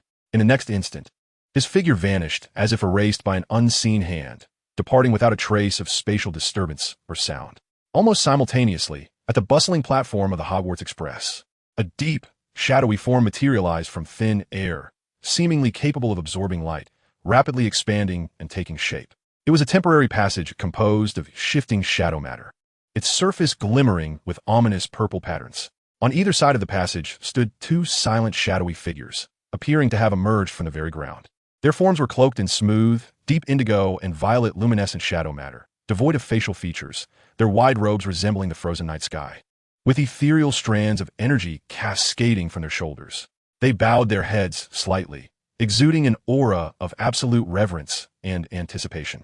Then, the shadowy passage unfurled like a curtain, and Voldemort stepped forth with grace, his cloak adorned with an M-shaped water pattern and a withered rose emblem, pristine and unblemished. As he came to a halt, he casually waved his hand. The two shadow figures silently melted into the ground, vanishing from sight, and the shadowy passage disintegrated as if it had never existed. This series of silent and eerie appearances immediately captivated the attention of many students and parents nearby. Whispers rippled through the air like waves. "Did you see that? What was that? Merlin, what on earth was that? A servant? Is it Msi, that rumored family? How could he appear here directly?" Voldemort, seemingly oblivious to the murmurs, lifted his chin slightly, a fleeting look of satisfaction flashing in his eyes, indicating his delight in the effect he had achieved. He desired precisely this outcome, to ingrain the mystery and power of the Msi family deeper into the consciousness of the onlookers with each of his appearances. Ignoring the various probing, reverent, or fearful gazes, he ascended the train with composure, found an empty compartment, and remained silent throughout the journey. Upon arriving at Hogwarts, as he entered the bustling Great Hall and took his seat at the Gryffindor table, he keenly noted that the murmurs persisted. Yet Harry Potter and Ron Weasley were conspicuously absent. Cutting into the roast beef on his plate with refined grace, his demeanor remained calm and unperturbed. So they truly did not arrive. It seems the flying Ford Anglia has indeed played its part as expected. Voldemort understood this well, yet he felt no urgency. He leisurely finished his dinner, disregarding Hermione's worried and questioning glances. As most students began to indulge in dessert, he quietly rose and departed the hall. Instead of returning to the common room, he made his way outside, approaching the infamous Whomping Willow. He chose a spot that allowed him to observe the tree's movements clearly while remaining sufficiently concealed from prying eyes, leaning quietly against the shadow of a large tree, as if merely a student strolling at night. The night breeze was cool, stirring the hem of his cloak. In the distance, the Whomping Willow flailed its branches, emitting ominous creaks. Voldemort patiently awaited, his gray-blue eyes gleaming with calm light in the night, much like a director whose script is ready, awaiting the actor's entrance. Eventually, the anticipated loud crash and the sound of breaking branches echoed from the direction of the Whomping Willow. Voldemort straightened from the shadows, witnessing the familiar Ford Anglia awkwardly collide with the tree trunk, provoking the irate willow to thrash its branches wildly, striking the car with a cacophony of noise. He raised his hand, gesturing towards the trapped vehicle with a subtle motion. Energy 2. Intervening in a key plot point. Energy 5. Current energy 39,100. An invisible force gently enveloped the car, deftly dissipating much of the willow's assault and guiding the vehicle out of the range of its branches, landing it safely on a nearby patch of ground. The car appeared battered, caked in mud and leaves, with one headlight shattered, yet its overall structure seemed intact, certainly faring better than in the original story where it was utterly wrecked by the tree. Voldemort observed Harry and Ron, shaken but emerging from the car, a barely perceptible smirk curling at the corners of his lips. The energy influx notification lifted his spirits. However, before Harry and Ron could catch their breath, a dark figure, resembling a bat, swiftly appeared on the scene. It was Professor Snape. His expression was as dark as a storm cloud, his thin lips pressed tightly, and his icy gaze swept over the car and the two startled students. Potter Weasley, follow me. His voice glided over the air like ice. Harry and Ron, dejected, followed Snape like frostbitten vegetables, oblivious to Voldemort lurking in the shadows. Voldemort paid them no mind. He turned and returned to the castle, heading straight for the Great Hall. The sorting ceremony had just commenced, and he quietly took his seat at the Gryffindor table, watching the new students don the sorting hat, his expression impassive, as if nothing had transpired outside moments before. As the sorting ceremony concluded and he prepared to join the throng leaving, an overly enthusiastic voice called out to him. Hello there, Voldemort." Gilderoy Lockhart stood beside the staff table, wearing his trademark radiant smile, yet beneath that smile lay a hint of barely perceptible tension and unease. He had evidently gleaned some initial understanding of the existence and peril of the Malsey family through certain channels. "Good day, Professor Lockhart," Voldemort replied, his tone devoid of warmth. Lockhart fidgeted, striving to sound casual. "Regarding what you mentioned in the bookstore, the Malsey family wishes to invite me to partake in something. Is it to join an adventure record, or to write a biography for the family?" His eyes sparkled with a mix of anticipation and trepidation. Chapter 58. Lockhart Voldemort did not reply immediately, but took a few steps closer to Lockhart, clad in ordinary Hogwarts robes. The calm demeanor he exuded was still tinged with an unmistakable air of intimidation. He raised his hand, revealing a simple badge crafted from a small amount of shadow matter, imbued with a faint purple glow. Before this, Voldemort's voice, though low, carried an undeniable weight. "I must first assess your magical abilities, Professor." Lockhart's smile froze upon witnessing the peculiar badge. He stared at it, his Adam's apple bobbing nervously, yet he endeavored to maintain his composure as he extended his hand. Voldemort gently pressed the badge against the back of Lockhart's palm. The instant the badge made contact with his skin, a fleeting glimmer flickered before it settled into silence. As if sensing something, after a moment, Voldemort withdrew his hand, leaving the badge resting on Lockhart's hand like a temporary brand. Stepping back, Voldemort's gray-blue eyes bore into Lockhart with a sharpness akin to a blade. He lowered his voice, imbued with a chilling disappointment and a hint of barely concealed anger. "Professor Lockhart," he began slowly, "you have deceived me and also the MSSY family." Lockhart's complexion paled instantly, beads of sweat forming on his forehead. He opened his mouth, attempting to muster his usual elaborate excuses. I don't understand your meaning, Dear child, my accomplishments are well documented. Perhaps the method you are using, this detection technique, is simply not suitable. Enough, Voldemort interrupted, his tone firm yet subdued, carrying an undeniable weight. The badge does not lie. The magical energy it perceives is wholly inconsistent with the power required for your illustrious deeds. He tilted his head slightly, his gaze laced with a mocking insight. How could a person so fundamentally mediocre, whose basic magical aptitude is so lacking, possibly have completed a year with the Yeti in Tibet or a journey with vampires? Through your charming smile and signed photographs, perhaps?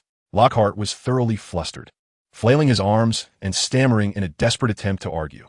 No, you cannot. This is a misunderstanding. I have evidence. Numerous witnesses. The MSSY family cannot conclude based on a mere trinket. The MSSY family. Voldemort interjected again, his tone returning to a calm, yet more chilling demeanor, as he emphasized the importance of facts and potential. We initially believed we had found a worthy collaborator. It now appears. His gaze swept over the still glowing badge on Lockhart's hand, implying perhaps you possess other values worth extracting. For instance, your eloquent tongue and your apparent talent for acquiring and weaving together the stories of others? Lockhart felt as though he were being throttled, all arguments lodged in his throat, leaving only terrified gasps. He looked at this young student before him, radiating a terrifying aura of oppression, and for the first time realized how utterly ineffective his once infallible deceit was against a truly mysterious and dangerous force. The chill of the badge on his hand felt like a reminder that he was now marked. Voldemort observed Lockhart's suddenly ashen face and the cold sweat beading on his forehead, a flicker of understanding crossing his eyes. The desired effect of intimidation had been achieved. Rest assured, Voldemort's voice regained its usual monotone, even carrying a semblance of falsely comforting warmth. The MSSY family operates by its own principles. We shall not allow your little embellishments to erase you entirely. He deliberately stressed the phrase little embellishments, laced with unmistakable sarcasm. Similarly, we shall not inform the outside world. He continued, his gaze scanning Lockhart's stiff form. After all, a polished and popular Professor Lockhart may hold more value for us than a disgraced one. He nodded slightly, his movements as graceful as ever. Farewell, Professor. I look forward to your splendid performance in the defense against the Dark Arts class. With that, Voldemort cast one last glance at the ashen-faced Lockhart, who appeared nearly unsteady on his feet before turning away. His black robe swept through the air with a decisive arc as he strode down the corridor toward Gryffindor Tower, leaving Lockhart frozen in place, the frigid touch of the badge seeping into his very marrow. He opened his mouth, yet no sound emerged, his mind a tumultuous whirl of endless fear and dread. The MSSY family, they knew. They knew everything, but why were they remaining silent? What do they want? Value? What value could he possibly still possess? Cold sweat soaked the back of his lavish robe, and all previous pride and vanity were shattered in an instant by the harsh reality. For the first time, he comprehended that the dangers lurking within Hogwarts were far more profound than mere legend. Meanwhile, Voldemort returned to his dormitory, quite satisfied with the evening's yield. He had not only confirmed Lockhart's fraudulent facade, but had also sown the seeds of fear and control within him, paving the way for future potential utilization, all while expending almost no energy. The following day's schedule was fully packed. The morning began with Professor Sprout's herbology class, where they repotted mandrakes in the third greenhouse, the air filled with their shrill cries. Voldemort's technique was not particularly deft, but he remained calm and precise. Compared to such messy physical labor, he preferred to stay in the quiet dungeons, studying his cubes or compiling books. In the afternoon, awaited the highly anticipated defense against the Dark Arts class. The classroom had been redecorated by Lockhart, adorned with his various beaming portraits, and the lectern piled high with his works. Lockhart himself wore a resplendent forget-me-not blue robe, his smile radiant as ever, yet upon closer inspection, one could discern an underlying stiffness and guilt hidden beneath that grin. Several times, his gaze flicked toward Voldemort, seated in the back of the classroom, only to hastily avert, as though burned. Welcome, everyone, Lockhart boomed, waving his arms. Welcome to your first defense against the Dark Arts class. I shall impart my hard-won practical experiences. He continued now. Let us begin with a little quiz to see how well you know my splendid achievements. He distributed a ludicrously lengthy quiz. Voldemort picked up a quill, glancing over the absurd questions, such as what is Gilderoy Lockhart's favorite color, and what is his ideal birthday gift. A faint, mocking smile curled at the corners of his lips. He made no move to write, merely pushed the quiz aside, reclining comfortably against the back of his chair. hands folded on the desk, his gray-blue eyes sparkling with a near-playful amusement as he quietly observed the professor, who was attempting to mask his anxiety with exaggerated gestures. Thus, with that all-knowing smile, he watched Lockhart pace restlessly at the lectern, witnessing his furtive glances toward Voldemort that quickly darted away. Observing as the facade of calm he attempted to project slowly crumbled under Voldemort's silent scrutiny. Lockhart was evidently further unsettled by this wordless observation. He hastily concluded the so-called quiz, scarcely bothering to collect the papers, as though eager to transition to the next segment to divert attention, or perhaps to prove he was not entirely inept. So, after theory, we shall move on to practice. He raised his voice, striving to regain control, suddenly lifting a cloth-covered cage from the lectern. Let us meet these cunning little troublemakers, the Cornish pixies. Inside the cage were 12 cerulean-hued creatures, sharp faces and exceptionally shrill voices. When the cage door swung open, they erupted forth like rockets, initiating a complete frenzy of destruction. They hurled ink bottles against the walls, shredded books and exam papers, ripped down the curtains, and even dangled Neville from the chandelier by his ears. The classroom was instantly engulfed in chaos, with students shrieking and scurrying to find refuge. Lockhart brandished his wand, futilely exclaiming, "Wait, Wingardium Leviosa?" However, the incantation bore no fruit. A diminutive house elf snatched his wand and flung it out of the window. Lockhart's complexion turned ashen, and he awkwardly retreated behind the podium. Amidst the pandemonium, only the corner where Voldemort resided remained eerily tranquil. A tiny elf screeched as it attempted to approach him, reaching for the exam papers sprawled across his desk. Voldemort did not even glance up, merely allowing his fingers resting on the desk to move imperceptibly. The elf seemed to collide with an invisible, slightly elastic barrier, being gently repelled, dazedly flying away, and thereafter, no elf dared to venture within a meter of him. How utterly amusing. Voldemort maintained his previous posture, adorned with a subtle smile, feigning indifference as he observed the farcical spectacle orchestrated by his anticipated professor, akin to relishing a poorly executed drama that bore no relevance to him. He even noticed that Hermione Granger was the sole individual, aside from himself, attempting to thwart the house elf with spells, albeit with minimal effect. The tumult persisted, while Voldemort quietly awaited the ringing of the class bell, as well as the next opportunity to stir mischief and absorb energy. He was well aware of the Quidditch team's training schedule, timing his arrival meticulously. He stealthily made his way to the training grounds shortly after Harry and Ron departed the common room, seeking a vantage point that allowed him to observe the proceedings while remaining sufficiently concealed, akin to a lurking shadow in quiet anticipation. Indeed, it was not long before the distinctive, elongated drawl of Draco Malfoy approached, accompanied by the heavy footsteps of Crabbe and Goyle. They seemed to be deliberately seeking confrontation, targeting Hermione Granger with malicious intent. "Look who it is. The know-it-all Granger," Malfoy sneered, his gray eyes glinting with malice. "Do you think coming to the Quidditch pitch will make you appear more intelligent? Unfortunately, some things cannot be altered, such as blood status." Hermione's face flushed crimson, clutching her books tightly, her lips pressed into a thin line, her expression a mixture of anger and hurt. "My father always said," Malfoy stepped forward, his voice exaggerated with cruel delight, "that filth like you, a mudblood, should never have been allowed into Hogwarts." The term mudblood pierced the air like a venomous dart. Hermione visibly trembled, her eyes instantly glistening with unshed tears, yet she defiantly held her head high, refusing to let them fall. The Gryffindor players behind her immediately bristled, and Voldemort recognized that it was time for him to assert his presence. In this tense moment, a figure descended leisurely from the upper stands, descending the steps with an unhurried grace. The sound of his footsteps, though soft, peculiarly captured everyone's attention. It was Voldemort. He moved slowly, his demeanor composed, as though he were merely passing by on a casual stroll. The afternoon sun illuminated his somewhat pallid profile, and his gray-blue eyes, devoid of any discernible emotion, emanated a timeless quality far beyond his years, as if steeped in history. He approached the standoff between the individuals, disregarding Crabbe and Goyle's instinctive step back, ultimately halting beside Draco Malfoy. As Draco furrowed his brow at this unexpected interruption, preparing to reprimand the oblivious interloper, Voldemort naturally placed a hand lightly on Draco's shoulder.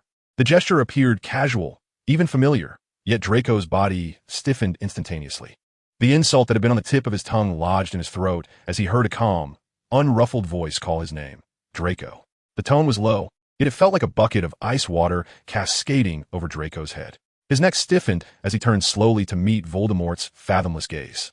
Voldemort's expression remained impassive, merely observing him, the hand resting on his shoulder, exerting no pressure. Yet Draco sensed an invisible, chilling weight emanating from that hand and that gaze, evoking memories of his father Lucius's apprehension regarding the MXYS family, and the eerie legends of the withered rose and the hidden block.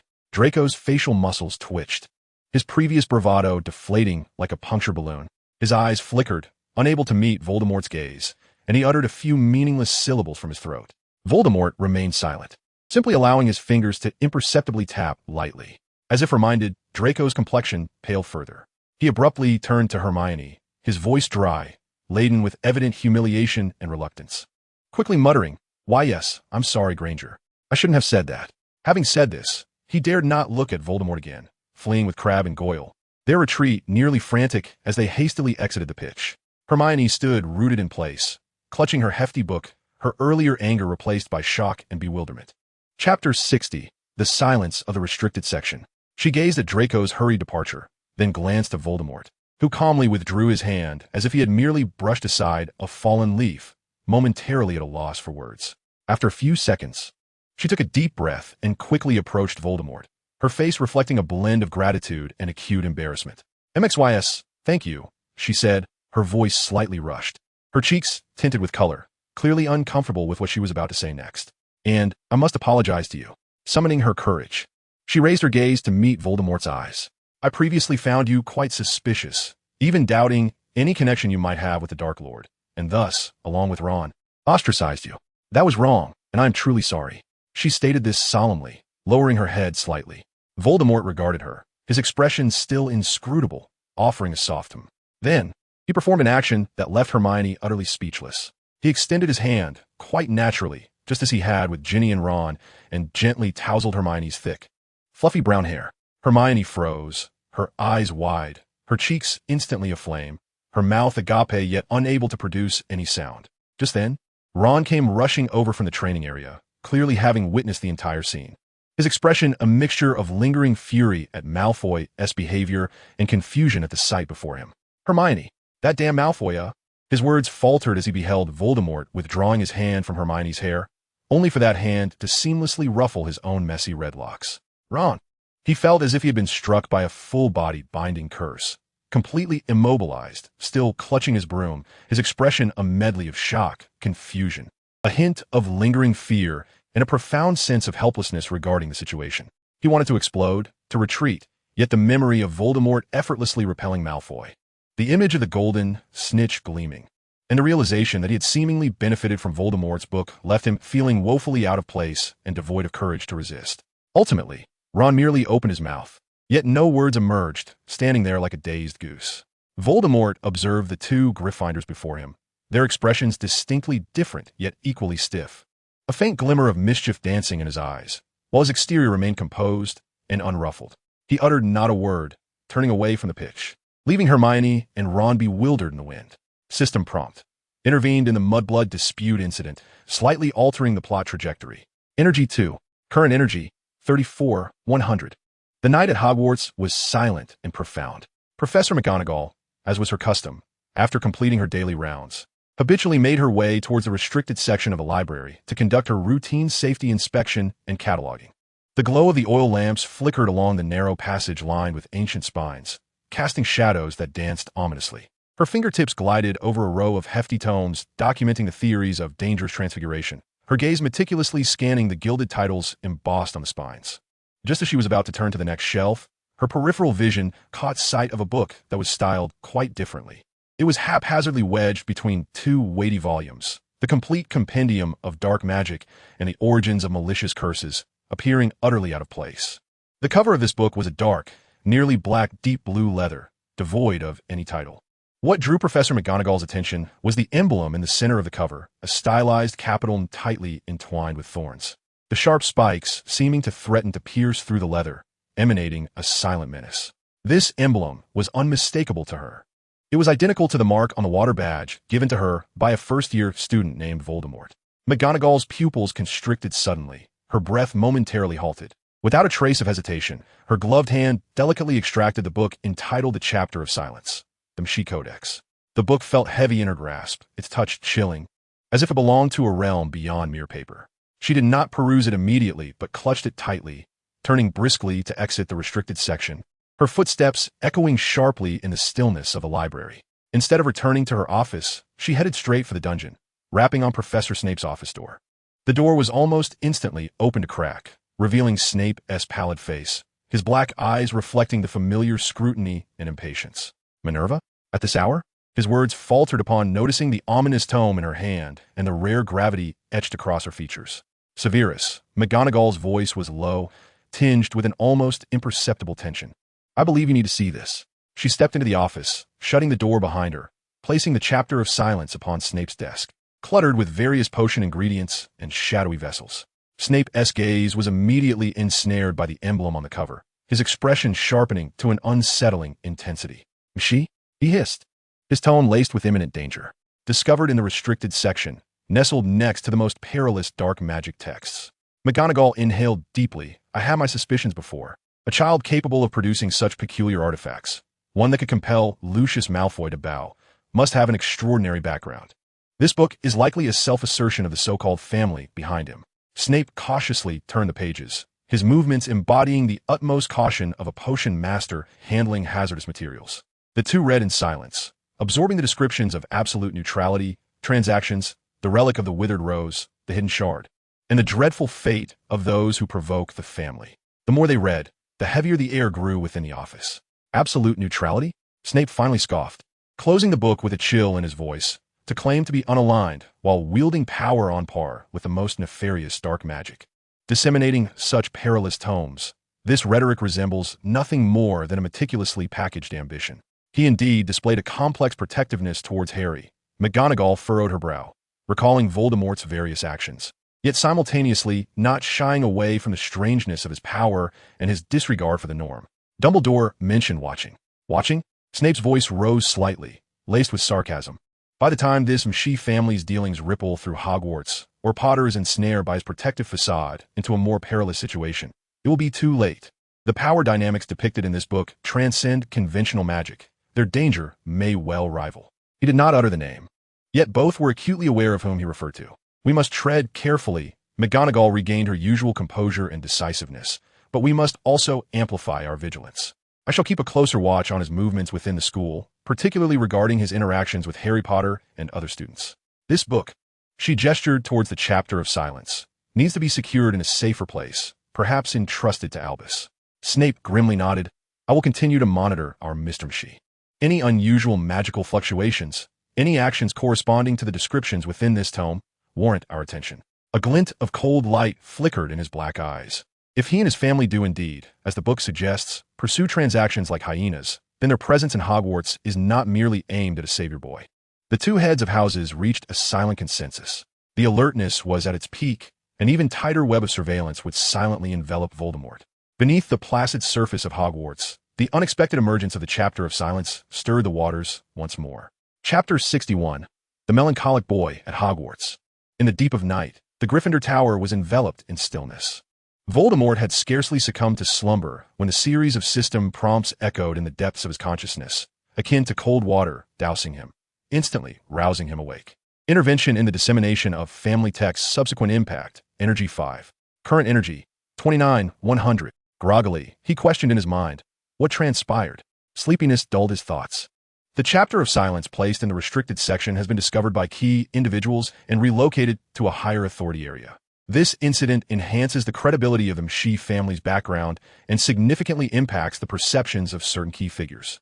Subsequent determination. The host will be subjected to more stringent monitoring and behavioral oversight during their time at school. Due to the deepening of background settings and potential plotline expansion, energy increased by 5. Current energy 24,100. Voldemort. He abruptly sat up in bed, fully awake, his mind bombarded by a flurry of prompts and the final energy count flashing before him. -24? He recalled that before sleeping, it was still above -30. How had he gained energy during the slumber? And all due to that book he had fabricated and covertly inserted into the restricted section? What was this? A blind cat stumbling upon a dead mouse? Or had the system determined that his cultural intrusion had indeed caused a significant impact? He rubbed his temples, his emotions tangled. The good news was that his energy had unexpectedly risen, bringing him a step closer to positive numbers. And it seemed the legend of the Msi family had genuinely captured the attention of the professors, even Dumbledore, which would aid him in maintaining his facade. The bad news was the increased monitoring and oversight, implying that his forthcoming actions would face greater restrictions, making his schemes less convenient. Truly, a double-edged sword. He muttered softly to himself, reclining once more, yet sleep evaded him. His mind began to race with calculations on how to seize opportunities amidst heightened scrutiny, particularly concerning the forthcoming Quidditch match or the Chamber of Secrets, which still lacked clear leads. The cold moonlight streamed through the window, and Voldemort's gray-blue eyes glimmered with cunning in the darkness. Being monitored was indeed troublesome, but perhaps he could turn this to his advantage. He needed to contemplate this thoroughly. The castle of Hogwarts at night resembled a slumbering behemoth, with only the moonlight casting a cold luminescence upon the stone walls. Voldemort silently pushed open the window of Gryffindor Tower, and the night breeze rushed in, carrying the damp scent of grass. Without a moment's hesitation, he propped himself on the windowsill with one hand and gracefully leapt out, plummeting downward. In the instant before he touched the ground, a swirling pool of clear water materialized beneath his feet, perfectly cradling his body and cushioning the force of his descent, allowing him to land as softly as a feather upon the lawn. The water then silently seeped into the earth, leaving no trace behind. Standing in the vast expanse, he surveyed his surroundings, the moonlight casting an eerie glow upon his pale visage. "System, are there any professors nearby?" he silently inquired. Key figure detected, Severus Snape, located in the east corridor of the castle on the second floor, in motion. Expected to enter the host's current area in 3 minutes and 12 seconds. A calculating smile curved at the corners of Voldemort's lips. Excellent. With a subtle shift of his thoughts, his magical aura began to flow. In the next moment, several dark purple, wilting roses, their petal edges curling as if adorned with a metallic sheen, materialized around him, silently rotating like loyal sentinels or perhaps elements of an ancient ritual. These dangerous yet beautiful blooms emitted an ominous glow under the moonlight, strikingly reminiscent of the emblem of the Msi family described in the texts. Voldemort timely raised his gaze towards the distant, shadowy Forbidden Forest, his expression a blend of melancholy and contemplation, reminiscent of a boy burdened by ancient fate and familial expectations, who could only lick his wounds in solitude during the quiet of the night.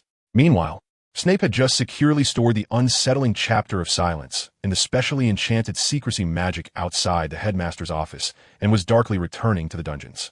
He strode swiftly down the second-floor corridor, his black robes swirling, his mind still grappling with the terrifying descriptions of the wilting roses from the book. Just as he passed a tall arched window and his gaze inadvertently fell outside, he abruptly halted. His body instinctively moved forward 2 steps, yet his head was yanked back as if tethered by an invisible thread. On the moonlit lawn stood a slender figure clad in pajamas and a hastily donned robe. Msi. What made his heart stop, however, was the dark purple flowers, the wilting roses, slowly floating and rotating around the boy. Precisely the ones described with deadly curses in the chapter of silence. Snape nearly pressed his entire upper body against the cold glass of the window, his black eyes fixated on the scene below, his pupils constricting with shock and realization. The very essence of the book had materialized before his eyes, in the hands of a first-year student who had sneaked out in the dead of night. Did this boy even comprehend what he was toying with? Or was this an act of defiance in itself? A strong sense of crisis and his responsibilities as a professor instantly overshadowed all other emotions. Snape straightened abruptly, like an enraged bat, and dashed towards the nearest staircase with astonishing speed, his black robes billowing behind him, almost creating a gust of wind. He stormed onto the lawn, taking several long strides until he stood before Voldemort. His complexion was more sallow than usual, his lips pressed into a severe line, and his black eyes churned with suppressed rage and vigilance. "Msi," he hissed, his voice piercing the stillness of the night with unmasked coldness, wandering around at this hour, blatantly violating school rules and showcasing dangerous magical creations outside the castle. His sharp gaze swept over the still swirling, wilting roses, feeling the dark energy within them prickling against his skin, further affirming that the book's descriptions were far from mere fiction. 20 points from Gryffindor. Snape nearly ground out, each word seeming to be forced through clenched teeth, "for your foolish, reckless behavior. Now, this instant, return to your bed. If I catch you roaming the grounds like a ghost again tonight, or if I see these flowers," he gestured disdainfully at the wilting roses, "it won't simply be a matter of points. Do you understand?" Voldemort had already anticipated Snape's approach and had promptly masked his previously affected melancholic expression with a hint of perfectly timed feigned disarray. He nodded obediently, and the surrounding wilting roses instantly transformed into shimmering purple motes, dissipating into the air. "Yes, Professor. I apologize," he murmured softly as he turned toward the castle entrance. His steps measured and unhurried, as if he had merely taken a stroll. Snape watched his retreating figure until it vanished into the shadows of the entrance hall, then let out a slow breath of frustration. He stood there, the night breeze tousling his greasy black hair, his mood heavier than the darkness around him. This Msi, along with the family he represented, was proving to be more troublesome and perilous than he had anticipated. The events of the evening needed to be reported to Dumbledore immediately. Yet Dumbledore was asleep, and the old man sleeps like a log. "Wake up!" innocently elbowed Dumbledore. Chapter 62, The Death Day Party. A few days later, on an evening, nearly headless Nick, the Gryffindor ghost, approached Voldemort with a blend of pride and awkwardness, formally inviting him to his 500th Death Day party. Voldemort pondered briefly before nodding in agreement. This was an opportunity to observe the non-living and perhaps acquire some unconventional information. He had no reason to decline. On the night of the Death Day party, the underground classroom was chillingly cold. Voldemort arrived promptly, clad in a well-tailored, luxurious deep blue robe, embroidered at the hem with silver threads in a flowing pattern reminiscent of water, starkly contrasting with his usual school robe and accentuating his demeanor as an heir of an ancient family. However, as he stepped into the venue and beheld the scene before him, the calm expression he typically wore instantly froze. The entire underground classroom was draped in black curtains. Countless translucent, pearl-white ghosts wafting about, engaging in indistinct conversations. The air was filled with a cold, musty odor reminiscent of mold and decayed flowers. Chandeliers adorned with ghostly blue candles cast flickering, dismal shadows, illuminating the surroundings as if it were a nightmare. The long table was laden not with the anticipated delicacies, but instead it was piled high with moldy cheeses, massive, charred, petrified cakes, and various unrecognizable foods exuding suspicious odors. The guests surrounding him were dressed in an array of bizarre outfits, some appearing as they did at the moment of their demise, blood-stained, while others donned garments from centuries past, their styles peculiar. Voldemort stood frozen in place, his gaze slowly sweeping over the surreal tableau, his face revealing a rare, unmasked stupor. The disparity between this and his expectations for the evening was staggering. Just then, he spotted Harry Potter, Ron, and Hermione, who had also just entered, each wearing expressions of barely suppressed discomfort. Voldemort instinctively moved towards Harry, his brow slightly furrowed, genuine confusion filling his gray-blue eyes as he softly inquired, his tone marked by a rare bewilderment. "Isn't this the party?" He gestured toward the foul-smelling food and the drifting ghosts. "This food?" And Harry, already feeling uneasy due to the surrounding environment and the low temperature, suddenly heard Voldemort's soul-deep question, then saw the genuine bewilderment etched upon his face. The normally elegant and mysterious heir of the Msi family, who seemed to have everything under control, appeared as lost as an ordinary person who had stumbled into the wrong scene. Harry couldn't help but let out a soft chuckle, quickly covering his mouth. Though the mirth in his eyes was unmistakable, he lowered his voice to explain, "It's the Death Day party. Nick is a ghost, so well you understand. Their tastes differ somewhat from those of the living." He noticed Voldemort still fixated on the moldy cheese, an expression of existential doubt etched on his face, which only made Harry find it even more amusing. It seemed Voldemort had been enlightened by Harry's explanation. After a moment's hesitation, he approached the long table with an air of almost scholarly curiosity. He deftly avoided the most conspicuous green fuzzy cheese, his gaze settling on a relatively intact, charred object that appeared to be a meat pie. He extended a finger and gently prodded the pie crust. The sensation that met his fingertip was hard and cold, akin to stone. Undeterred, he exerted a slight force, attempting to break off a small piece, but the pie remained steadfast, not yielding even a crumb. Voldemort, taken aback, withdrew his hand, staring at the impenetrable food before him, his expression deepening into one of bewilderment, as if some foundational belief had been shaken. He silently stepped back, completely abandoning the idea of trying it, and stood quietly to the side, out of sync with the lively ghosts around him, resembling a delicate yet perplexed statue. Harry, observing him, struggled to suppress his laughter, his shoulders subtly shaking. He suddenly felt that this enigmatic Voldemort was not always so aloof and terrifying. After attending the impressively eerie Death Day party, Voldemort returned to his dormitory, shedding the luxurious deep blue robes that clashed with the ghostly gathering, and donned the ordinary Hogwarts attire once more. The cold stone and sinister spirits left little ripple in his mind. He had more pressing matters to confirm. According to his hazy recollections of the original text, it was around this time that the so-called Chamber of Secrets would be opened, and the first warning would manifest somewhere within the castle's corridors.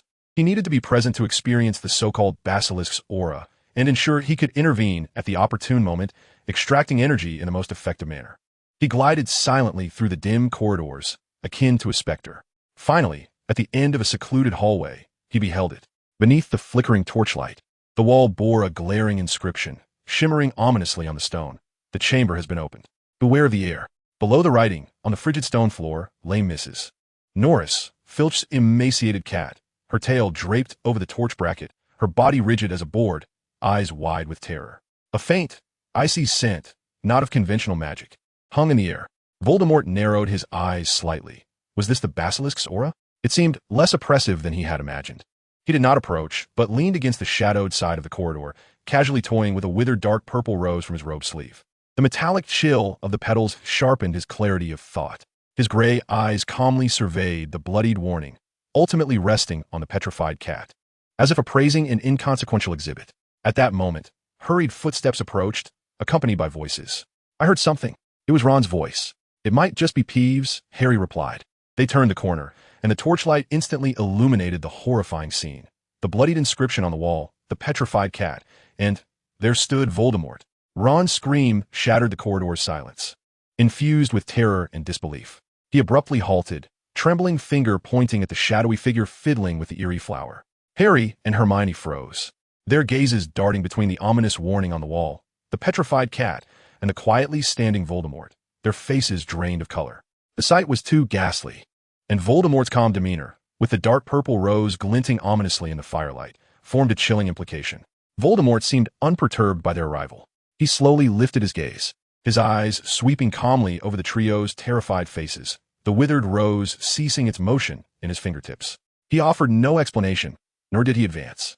He merely remained in the shadows, as if an outsider observing the unfolding drama, or perhaps the orchestrator of it all. System Prompt intervened at the scene of the chamber's initial opening, successfully inciting panic and suspicion among key figures. Energy 3. Current energy, 21,100. Chapter 63. The target of blood writings. Ron's terrified scream rippled through the calm like a stone cast into a serene lake, instantly stirring greater chaos. Dinner had just concluded, and the hallway was already populated by scattered students. This scream quickly drew more to the scene. They gathered around, and upon seeing the bloodied inscription and the petrified cat, a chorus of horrified whispers erupted. Merlin, what is that? Mrs. Norris, the chamber has been opened. Soon. Someone noticed Voldemort quietly standing in the shadows, holding the eerily dark purple rose. It's him. He's here. Another voice shrieked, laden with accusation. What is he holding? That flower looks terrifying. Is he involved in this? In an instant, nearly all fearful, suspicious, and terrified gazes converge upon Voldemort, making him the most jarring and unsettling presence in this terrifying tableau. Voldemort, indeed, faltered momentarily. He had anticipated being discovered, yet he had not expected his image to have become so perilous in others' eyes, instantly rendering him the focal point of blame. This sudden, concentrated malice and suspicion weighed heavily upon him. However, he swiftly quelled the momentary shock. An explanation? In such a charged atmosphere, any clarification would appear feeble, potentially exacerbating the situation. Silence, at times, is the most effective response. Thus, to the onlookers, Voldemort merely raised an eyebrow in initial surprise, then returned to his customary inscrutable calm. He did not even conceal the withered rose, allowing it to linger at his fingertips, as if the accusatory fingers and fearful murmurs surrounding him bore no relevance. He lifted his chin slightly, his gray-blue eyes meeting the fearful stares with a tranquil gaze, a faint, almost mocking curve gracing his lips. This extraordinary calm in such circumstances appeared increasingly enigmatic, even carrying an air of arrogant ease, as if to say, "Yes, I am here, and what of it?" This demeanor dissuaded some impulsive souls who had intended to confront him, leaving them instead to stare at him with even greater trepidation. What has happened here? Why is everyone gathered? Professor McGonagall's stern voice cut through the chaos as she parted the crowd, followed by several other professors, including a scowling Snape and a curious Lockhart. Upon seeing the bloodied inscription and the petrified cat, McGonagall gasped, her face instantly paling. She then caught sight of Voldemort, standing apart from the crowd, and her expression became an intricate mix of shock, wariness, and a barely perceptible trace of disappointment. Mr. Moores, her voice trembled slightly. Could you explain why you happen to be here? Severus Snape stood before the trio like a vigilant guardian bat, his obsidian eyes glinting with malevolence as they fixed on Voldemort, his thin lips pressed tightly together, as if he had already determined the man's guilt. Perhaps we ought to inquire of this heir of the Muggle family, how much he truly knows about the secrets of a Chamber of Secrets and the warnings inscribed upon the walls. His voice was as frigid as ice. Good heavens! Gilderoy Lockhart pushed forward, glancing between the writing on the wall and Voldemort, his face contorting into an exaggerated expression, as if he had stumbled upon a sensational headline. This is dreadful. Could it be that ancient evil has truly returned? Silence. Gidriel McGonagall interjected sternly, her gaze unwavering upon Voldemort. Mr. Muggle, I implore you to respond. Voldemort, under the scrutiny of all the professors and students, finally spoke, his voice calm and devoid of emotion. I attended the memorial gala, passed by here, and then beheld these occurrences. He gestured towards the wall and the cat, nothing more. His explanation was exceedingly succinct, lacking any superfluous defense. To Snape, this demeanor appeared arrogant. To McGonagall, it seemed suspicious. To the other students, it solidified his dangerous reputation. Passed by, Snape scoffed, clearly unconvinced. All students, return to the common room immediately. Now, the voice of Dumbledore suddenly resonated through the corridor, having appeared at the far end, his sharp gaze sweeping across the assembly, ultimately resting on Voldemort for a fleeting moment. His eyes profound, as if perceiving the very essence of all. Filch, escort Mrs. Lorelei to Madame Pomfrey. Minerva, Severus, and Mr. Muggle, please accompany me to the headmaster's office. With this command, the students began to disperse under the professor's urging, yet the fearful and suspicious glances directed at Voldemort did not diminish. Voldemort, his expression impassive, silently tucked away the wilting rose from his fingertips, following Dumbledore and the two heads of houses, leaving behind a scene of chaos and an even more tumultuous tide of rumors. System notification became the focal point of the Chamber of Secrets incident, inciting widespread suspicion and fear, deepening the perilous image of the Muggle family. Energy 5. Current energy, 16,100. The atmosphere in the headmaster's office was tense. The spinning silverware emitted a faint hum, while the portraits of previous headmasters feigned slumber, yet were all ears. The dangerous wilting rose at Voldemort's fingertips had vanished without a trace, as he stood quietly in the center of the office, facing Dumbledore, who sat behind the imposing desk. Professors McGonagall and Snape flanked him, resembling stern sentinels. Voldemort maintained a demeanor of decorum, almost submissive, with a slight bow. Good evening, Headmaster Dumbledore, Professor McGonagall, Professor Snape. His etiquette was impeccable. However, only he was aware that beneath his robes, his fingertips were growing icy, and his heart raced with an unsettling quickness. Being summoned directly to the headmaster's office, confronting the most formidable wizard in Hogwarts and the two heads of houses with piercing gazes, starkly contrasted with his envisioned subtle involvement and quiet accumulation of power. Internally, he felt a surge of anxiety. Yet years of servitude and experience in subterfuge compelled him to maintain a stoic facade. Dumbledore, peering through his half-moon spectacles, scrutinized him, his blue eyes devoid of their customary glimmer, replaced by an all-knowing calm. Good evening, Mr. Muggle. I suspect you are aware of the reason we have summoned you here. Is it due to the words on the wall and the cat, Headmaster? Voldemort replied steadily. I regret to see such occurrences transpire. Only regret? Snape's voice glided through the air like cold silk, especially given your presence at the scene, while toying with that perilous family heirloom of yours. He fixed his gaze upon Voldemort, determined not to miss any subtle shift in his expression. Severus, McGonagall interjected, her tone equally severe as it turned to Voldemort. Mr. Muggle, we require your honest response. Why were you in that particular corridor at that specific time? Voldemort inhaled deeply, recognizing the critical moment had arrived. His smile diminished slightly, replaced by an expression more befitting his lineage, tinged with a hint of confusion and sincerity. I attended Nick's memorial gala and felt somewhat melancholic. He pondered his words, wandering aimlessly within the castle to seek fresh air. That corridor was tranquil. I had no inkling I would encounter those. He paused before adding, as for the flower, it is merely a habit. When I contemplate or feel uneasy, I unconsciously take it out. It serves for me as a sort of talisman, akin to others' pocket watches or lucky charms. This statement was half-truth. The wilting rose was indeed under his control, but was far from a benign comfort object. Contemplation? Unease? Snape seized upon this term, taking a step closer, his dark cloak stirring a chilling breeze. What are you contemplating? What unease do you harbor? Is it related to the Chamber of Secrets and the air? The pressure intensified. Voldemort sensed a cold sweat threatening to break forth on his back, yet he forced himself to meet Snape's gaze, his tone tinged with a hint of unjust grievance. Professor, I am but a second-year student. The Chamber of Secrets, to me, is akin to a vague legend, just as it is to my fellow classmates.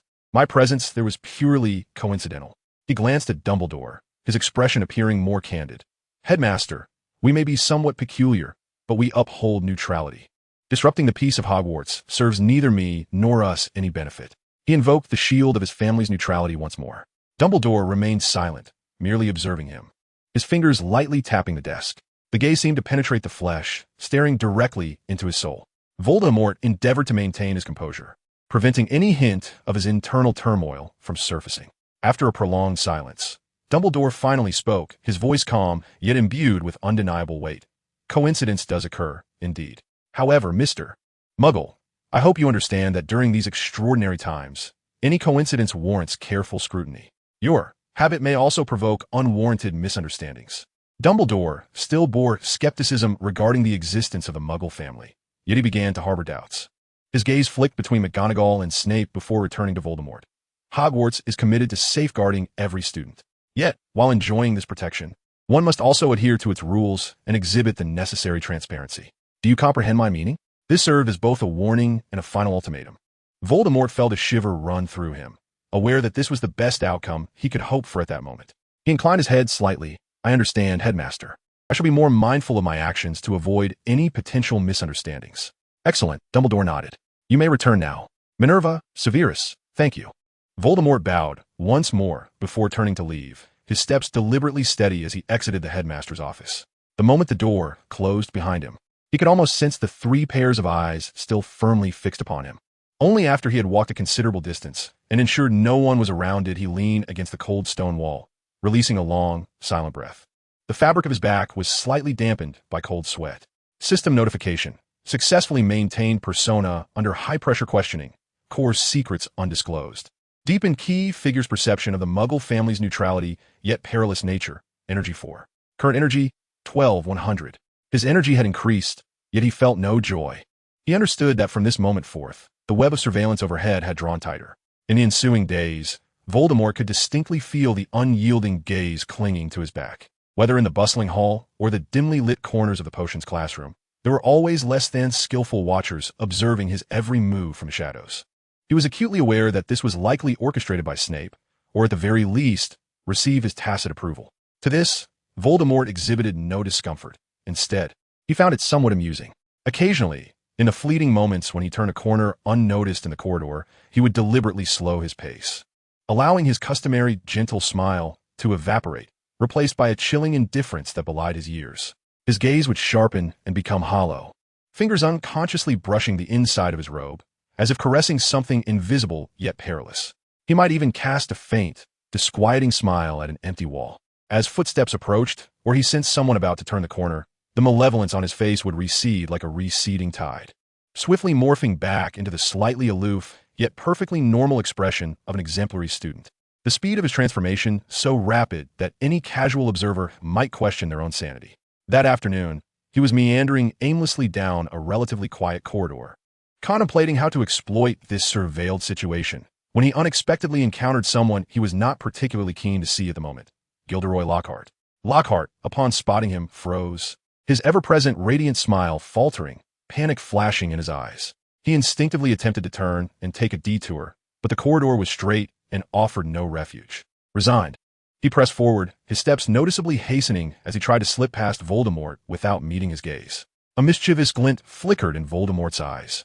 Just as they were about to brush past one another, he naturally raised a hand and lightly patted Lockhart's shoulder, the gesture casual as if greeting an old friend. Good afternoon, Professor.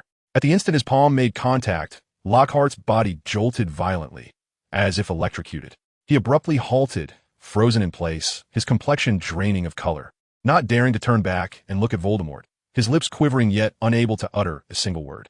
He could feel the seemingly gentle yet imperceptibly oppressive touch on his shoulder, as though it were not a hand but a cold, venomous serpent. Voldemort distinctly felt the tremor of Lockhart's body, a source of amusement within him that he kept concealed. He withdrew his hand at just the right moment, as if merely concluding a commonplace gesture. Almost simultaneously, Lockhart exhaled a long breath of relief, as though pardoned, and fled the scene as if pursued by a fire-breathing dragon, his eye-catching forget-me-not blue robe flapping wildly behind him. Voldemort observed the frantic retreat with a barely perceptible smirk.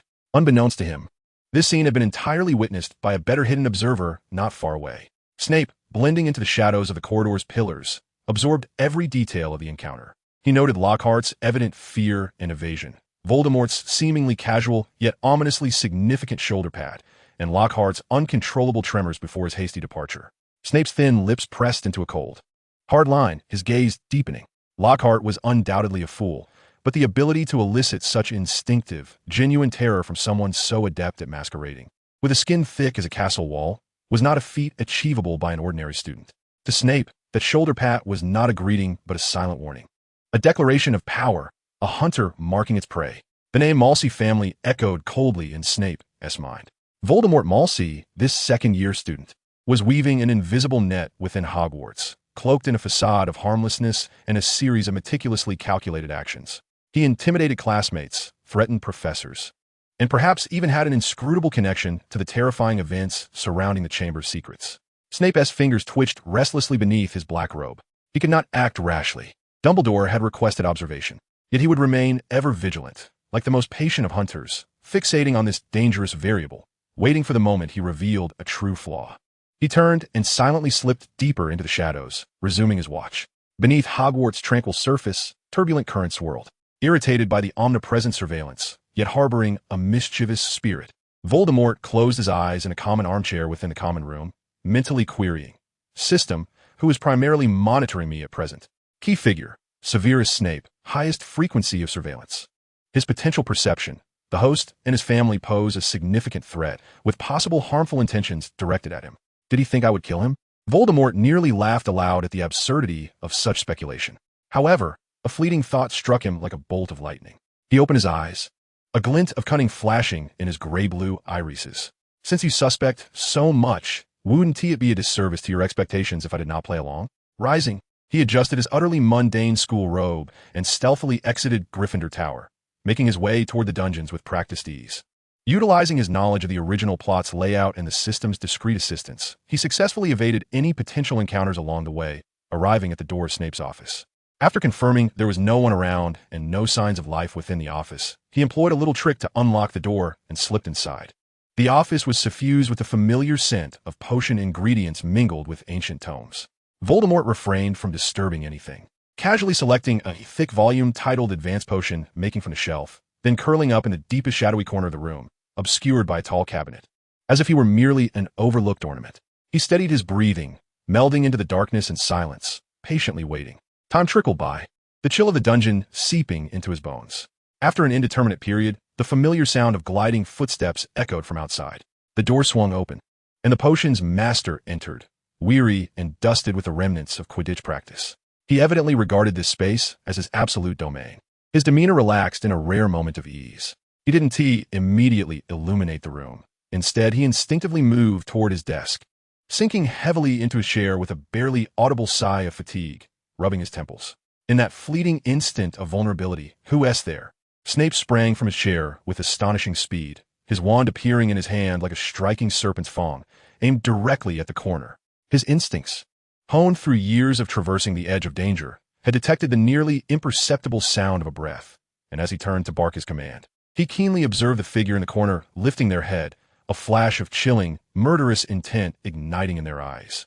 That malevolence was like a tangible ice shard, appearing for less than half a second, but enough to nearly freeze Snape's blood in his veins.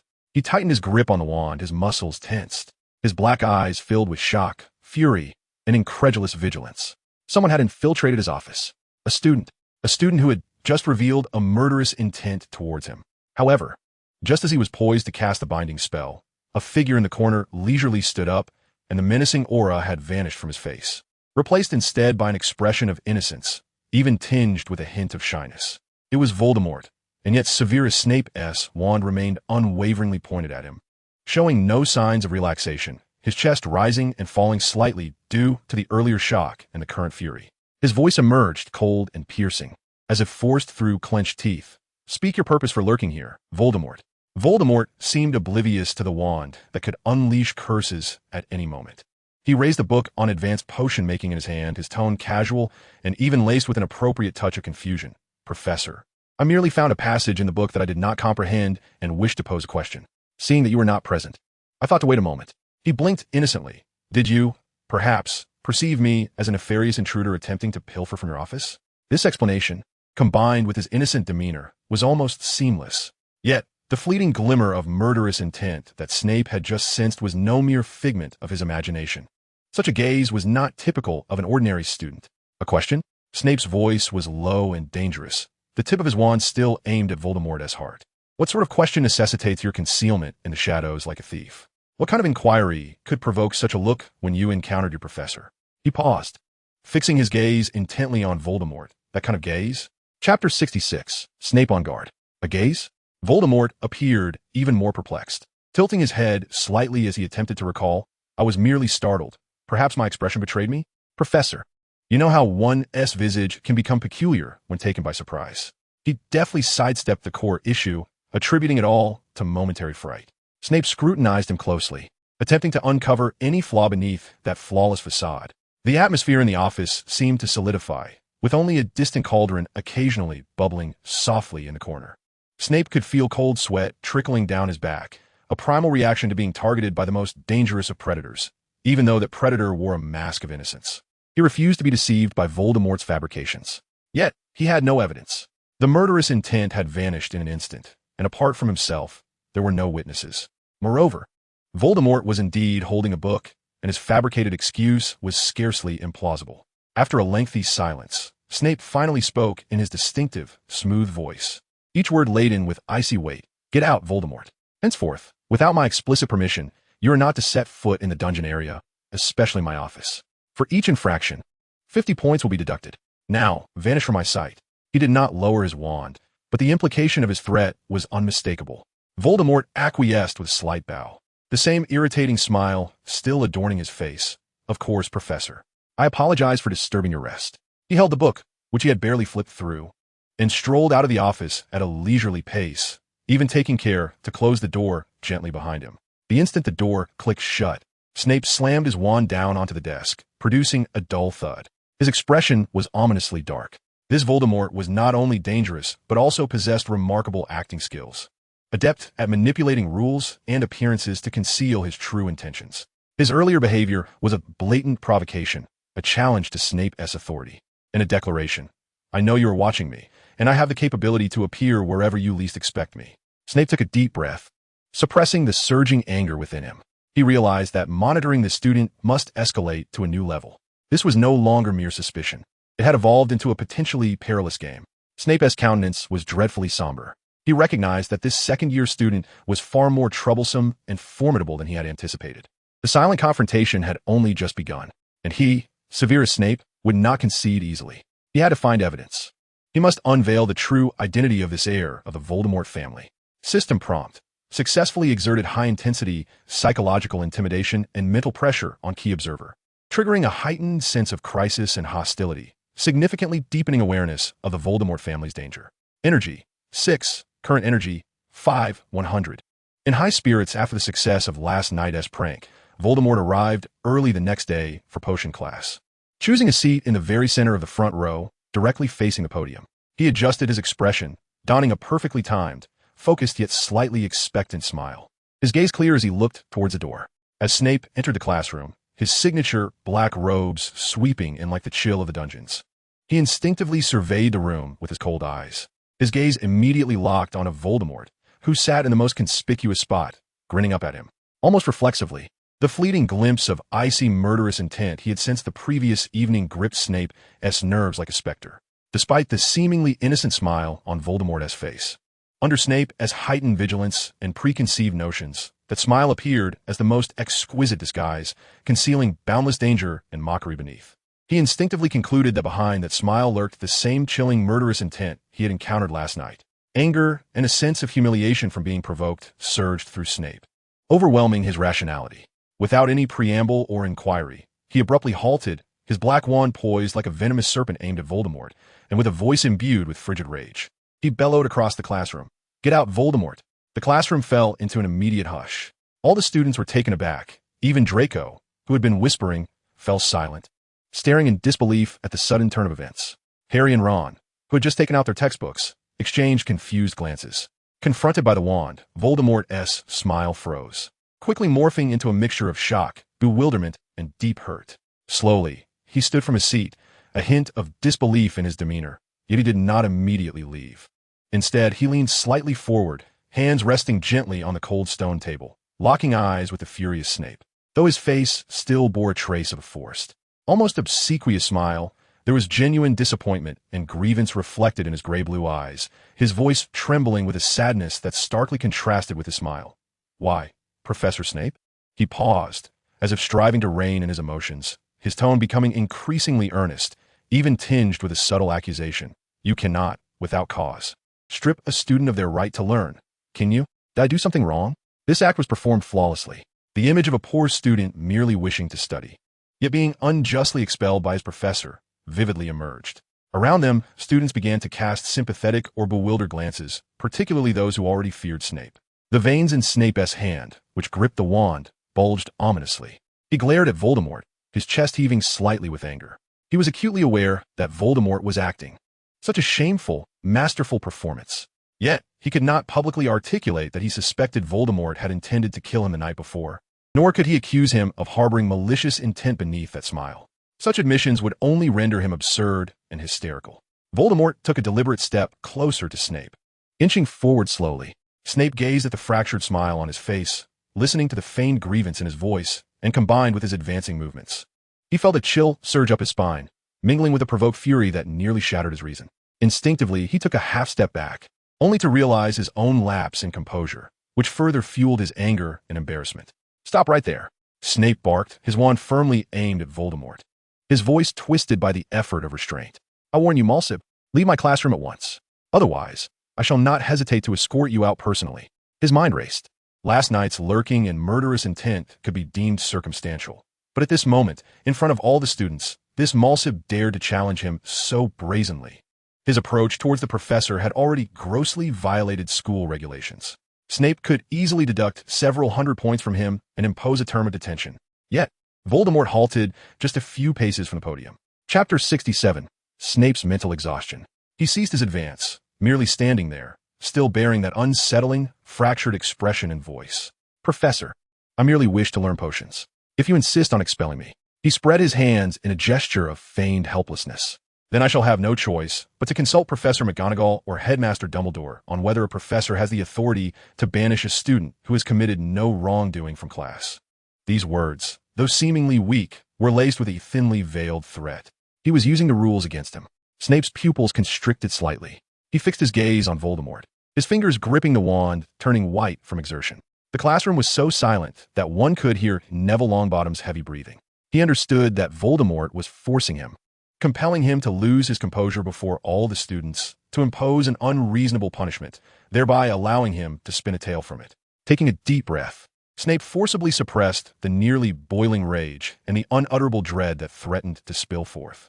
His voice regained its customary, cold smoothness. Though the chill within it was more pronounced. "Sit down, Malsib." He nearly spat these words through clenched teeth. "However, if you or anyone around you creates even the slightest disturbance during the remainder of this class, resulting in the most minuscule error in potion-making." His gaze slithered like a viper over Voldemort, then to the pale-faced, terrified Seamus Finnegan beside him. "Gryffindor will pay a price you cannot fathom. Now, turn a page." Ultimately, he chose a temporary compromise, but the warning had been issued. He would never allow this dangerous individual to have it easy. Voldemort appeared quite pleased with this outcome. The eerie smile on his face finally faded, returning to his usual indifference as he obediently resumed his seat, as if the earlier confrontation had never occurred. System notification. Successfully exerted psychological pressure on a key observer in a public setting, provoking intense emotional fluctuations and forced compromise.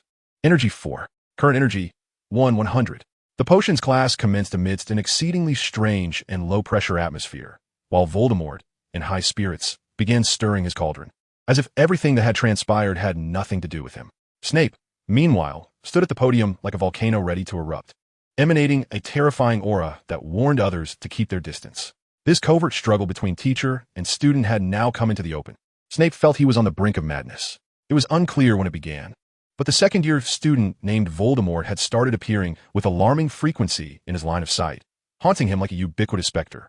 At the corners of corridors, at the ends of library shelves outside the staff lounge, and even the moment he emerged from the damp lavatory, shaking droplets from his hands, he would catch sight of that quiet figure in a school robe passing nearby, as if by mere coincidence. Yet Snape refused to believe it was mere coincidence. What chilled him further was that each time Voldemort saw him, he acted as if he were merely encountering an utterly ordinary professor, even offering a slight nod of greeting before naturally averting his gaze, as if nothing had occurred, and walking away. No provocation, no words, not even an excessive expression.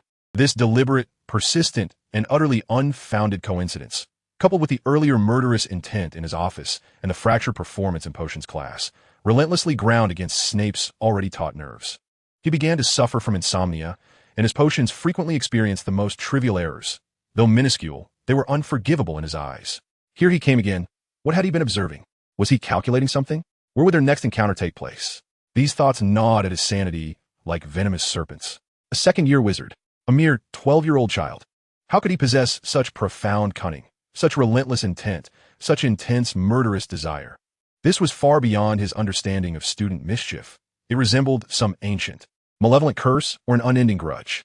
Finally, in yet another encounter, this time on a secluded path leading to the Quidditch pitch, Voldemort was walking with his head bowed, clutching a thick book, seemingly oblivious to the approaching Snape. In that moment, Snape's frayed nerves snapped entirely. He lunged forward, seizing Voldemort by the collar. The force was so great that it nearly lifted the lighter boy off the ground. Voldemort appeared completely unprepared for this sudden action. The book he held fell to the ground with a thud, and he stood there, dazed, his gray-blue eyes wide with genuine, unfeigned shock and confusion, forgetting to struggle. Frozen in midair like a kitten caught by the scruff of its neck, staring blankly at the potions professor, whose face was ashen and whose eyes seemed ready to unleash flames. Malsip, Snape's voice, strained by extreme anger and a long-suppressed fear, came out hoarse and trembling. He nearly roared, leaning closer to Voldemort, his black eyes bloodshot. What do you intend to do? Speak. What do you and your wretched family want from me? Or is it simply that you take pleasure in tormenting my nerves? Huh. He panted heavily, his gaze fixed on Voldemort's eyes, which were filled with innocence and terror, trying to find even the slightest hint of disguise or the triumph of a hidden scheme. Yet there was none, at least, none on the surface. Voldemort seemed genuinely frightened, his lips quivering, his voice weak and tremulous, carrying a genuine whimper. Professor? What's wrong? I was just on my way to the library. I haven't done anything. This complete facade of ignorance, this pure victimhood, only served to stoke the flames of Snape's fury, yet felt like striking a fist into cotton. How could he directly question why Voldemort always loomed before him as if intent on his demise? It sounded utterly ludicrous, looking at the trembling second-year student before him, whose eyes were beginning to redden, and glancing around for any curious onlookers drawn by his outburst of anger. Snape's remaining rationality told him he had lost control. He was committing violence against an innocent student. This thought struck him like a bucket of ice water, and he instantly released his grip. Voldemort stumbled slightly, nearly falling, hastily retrieving the fallen book, clutching it tightly to his chest, staring at Snape in terror, tears finally spilling down his cheeks, and then he fled without a backward glance, as if escaping from some monstrous creature. Snape stood rooted to the spot, watching the panicked figure flee, his chest heaving violently. Anger, frustration, and indescribable shame, and a deeper, insidious fear and doubt intertwined within him, threatening to consume him whole. He had failed. He not only failed to extract any information, but instead, under the meticulous machinations of his adversary, completely lost his composure, becoming a deranged professor who unleashed violence upon his students. Voldemort, what manner of creature are you? Leaning against the frigid wall, Snape slowly slid down to the floor, burying his face in his palms. An unprecedented weariness and helplessness washed over him. It seemed he had been at a disadvantage from the very outset of this game. System notification successfully induced significant psychological pressure, resulting in key observers' mental anxiety, loss of control, and self-doubt, substantially diminishing monitoring efficiency. Energy 8. Current energy, 7,100.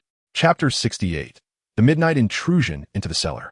Shortly after Snape succumbed to an unstable sleep, exhausted from the day's breakdown, a faint, mocking chuckle, akin to a cold serpent, slithered into his eardrum. It was the voice of Morsi. Snape's eyes flew open, instincts honed from years of battle, jolting him into alertness as his right hand shot towards the wand beneath his pillow. However, he was thwarted. His limbs and torso had been ensnared by countless tenacious, icy thorns, adorned with minute barbs, binding him to the bed, rendering him immobile. In a fit of rage, He turned his head, only to find Voldemort standing beside his bed, moonlight filtering through the curtain, outlining the smirk on his face.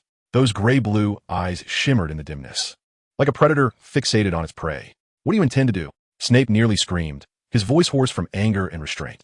Yet, amidst the depths of his fury, there strangely lingered a hint of relaxation. Yes, this bastard had finally made his move. There was no longer any need for conjecture, nor to endure the pervasive mental torment. Everything lay bare before him. Voldemort appeared unfazed by his wrath, leaning slightly forward, that infuriating smile still plastered on his face. His voice soft, as if confiding a secret. "Dearest Professor, you seem rather fatigued. Shall we strike a deal?" As he spoke, he extended his hand, icy fingers gently resting upon Snape's exposed neck. The sensation froze Snape in place. To him, it was not a gesture of goodwill, but a blatant threat. Refuse the deal, and death would follow. In truth, Morsi admired Snape, hence the touch. Snape forced himself to regain his composure, his mind racing in desperation. He turned his head, evading that disquieting contact, and squeezed the words through gritted teeth. "Release me first." "Very well," Voldemort replied with unusual promptness. The entangling thorns, as if animated, swiftly receded into the shadows. Almost the instant his body regained its freedom, Snape lunged for his wand, akin to a coiled serpent ready to strike, aiming it directly at Voldemort and hissing the incantation of a perilous curse. Sectum Sempra, an invisible blade whistled through the air, slicing toward Voldemort. Caught off guard by Snape's resolute ferocity, even after being subjected to temptation, Voldemort hastily sidestepped, hurling a small vial he had clutched in his left hand toward Snape, shattering it. The curse struck Voldemort's left shoulder with a sickening impact, the wound deep enough to expose bone, blood rapidly saturating his robe. The tremendous force of the blow sent him staggering back several paces until he crashed against the wall, his face paling from the intense pain. Simultaneously, the shattered potion took effect.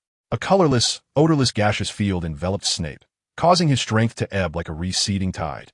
The arm that had just raised his wand felt unbearably heavy, and with a soft thud, it fell upon sheets. He lacked even the strength to lift a finger. Collapsing onto the bed, his fierce black eyes ablaze with an inferno of rage and seething hatred, fixed intently on Voldemort. "You insidious bastard!"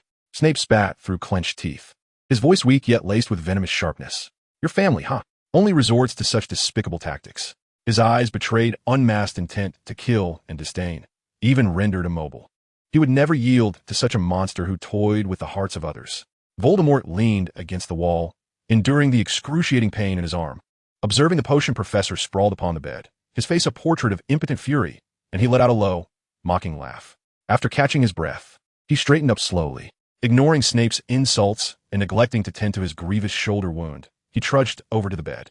He extended his uninjured right hand, revealing a small fragment of deep blue, intricately veined with purple patterns, an obscure shard. Under Snape's wary and malevolent gaze, Voldemort pressed down, shattering the shard. A soft crack echoed as the piece crumbled into powder but did not dissipate. Instead, it transformed into a few faintly purple, liquid-like energy particles, experience orbs.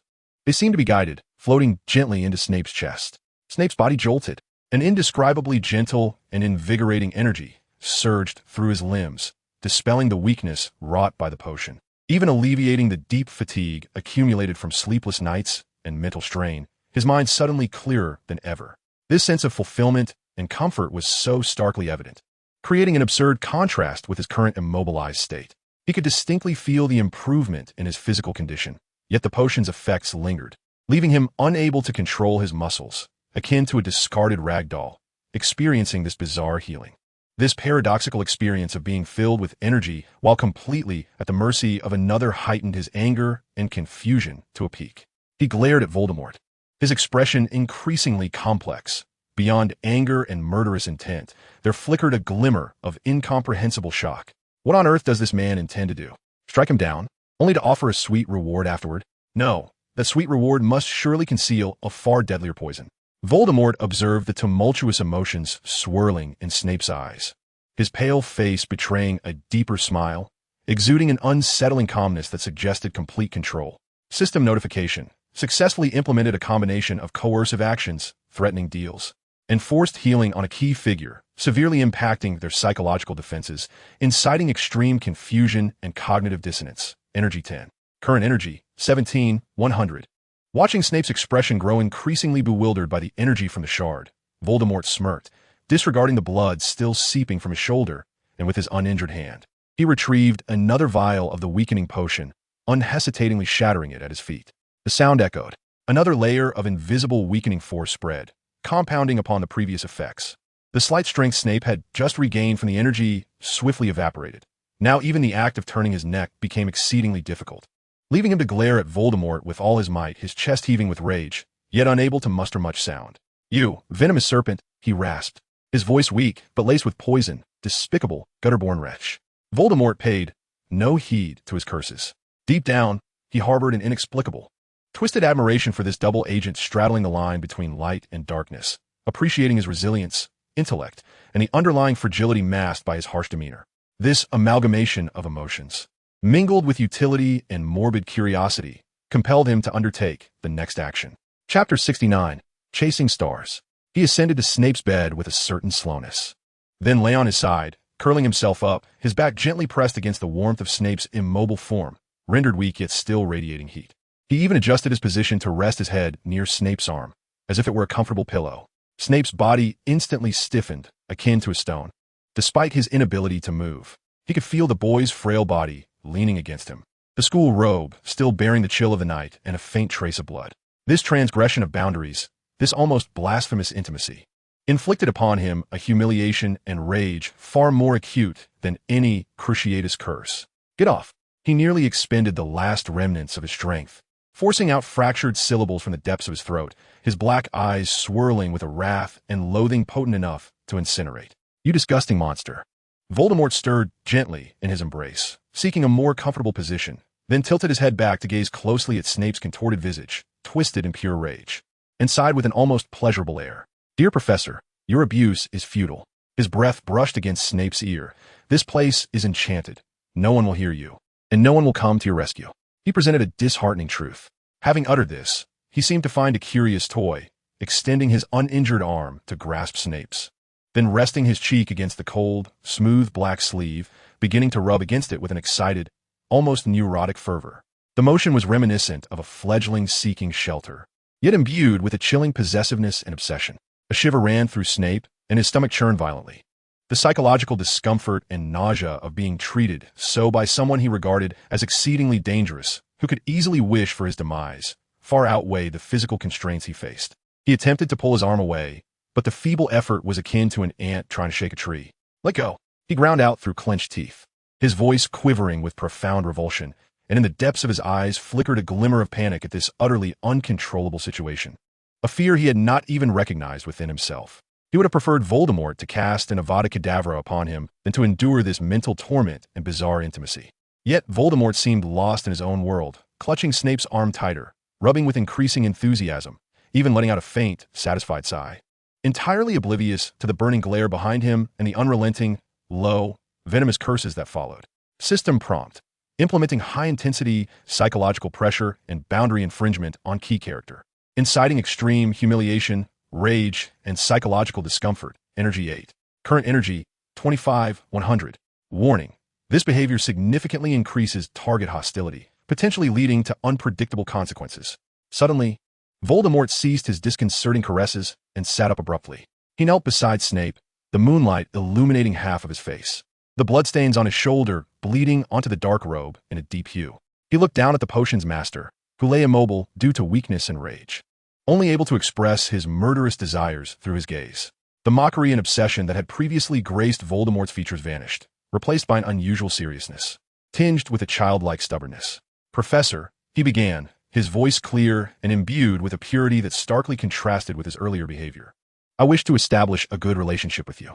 This statement fell like an absurd punctuation mark, crashing into the stagnant air. Snape's pupils constricted in sheer astonishment, which was swiftly replaced by a more tumultuous wave of absurdity and fury that threatened to burst from his chest. Establish a good relationship? By binding him with thorns? Rendering him paralyzed with debilitating potions? Wounding him with curses? Then cuddling his arm like a doll and claiming to want a good relationship? This was, without a doubt, the most ludicrous, shameless, and mentally deranged statement he had ever heard. A guttural sound escaped his throat, akin to one being choked, as he summoned every ounce of strength to spit out a sharp and broken mockery. Establish a good relationship with your schemes and curses? Or with your revolting touch? Each word dripped with venom, his black eyes boring into Voldemort. As if his glare could kill, Voldemort would have long since been put to death. He stared at the gaping wound on Voldemort's shoulder, a mark of his own making, feeling not an ounce of pity, but rather a twisted satisfaction. At least he had left a mark. Voldemort appeared unfazed by his vehement reaction, showing no signs of anger. He tilted his head, genuine confusion flickering in his gray-blue eyes, as though Snape's questioning was the irrationality. But he replied in a flat tone, his logic bizarre enough to raise the hairs on one's neck. You have been suspicious of me, monitoring me, and even attempted to attack me with curses. I merely took the necessary measures to ensure you could listen to me in peace. He paused, his gaze sweeping over Snape's taut jawline, taut from anger, and added, moreover, I believe we have much in common. You see, we are both adept at potions, somewhat of misfits, and we harbor secrets. This theory of compatibility sent Snape's vision darkening, nearly inducing him to vomit blood. This madman was utterly ensconced in his own logic. Voldemort observed Snape's heaving chest and his eyes, which burned with a desire to consume him alive, and sighed softly, his demeanor oddly. Disappointed, he reached out, seemingly intending to touch Snape's cheek once more. But upon encountering the palpable intent to kill in Snape's gaze, his fingers hesitated in the air before retracting. Very well, he conceded quietly, as if yielding like a child deprived of their favorite toy. It appears you still require some time to accept my sincerity. He spoke no further, deftly rolling off the bed, the motion pulling at his shoulder wound, causing him to furrow his brow slightly, yet he paid it no mind. Standing at the bedside, he cast one last glance at Snape, who remained immobile, only able to engage in silent curses with his gaze, the corners of Voldemort's mouth curling into a disquieting, shallow arc good night, Professor, he said with a buoyant tone, as if he had merely conducted an unsuccessful friendly visit. I hope you have pleasant dreams. The proposal for a better relationship remains effective for quite some time. You may ponder it at your leisure. With that, he lingered no longer, turning and silently merging back into the shadows of the room, disappearing from sight. The cellar returned to a deathly silence, punctuated only by Snape's labored breathing, rough as a bellows, and a lingering, mixed scent of the weak potion and a faint trace of blood emanating from Voldemort. He collapsed on the bed, grappling with the overwhelming sensation of physical weakness and the profound psychological impact and humiliation he had endured, a cold chill creeping up his spine, enveloping him entirely. Voldemort was not merely a dangerous individual. He was a madman through and through, utterly incomprehensible by any rational measure. And he, Severus Snape, had fallen into the hands of such a lunatic. System prompt, inflicting intense cognitive dissonance and psychological distress on key character through extreme contradictory behavior. Energy 5. Current energy, 30. 100. Chapter 70. The Plan to Steal. The following morning, the Great Hall bustled with the lively sounds of breakfast. Voldemort, counting the days, knew that the Quidditch match was approaching. He entered the hall, scanning the Gryffindor long table, quickly zeroing in on his target.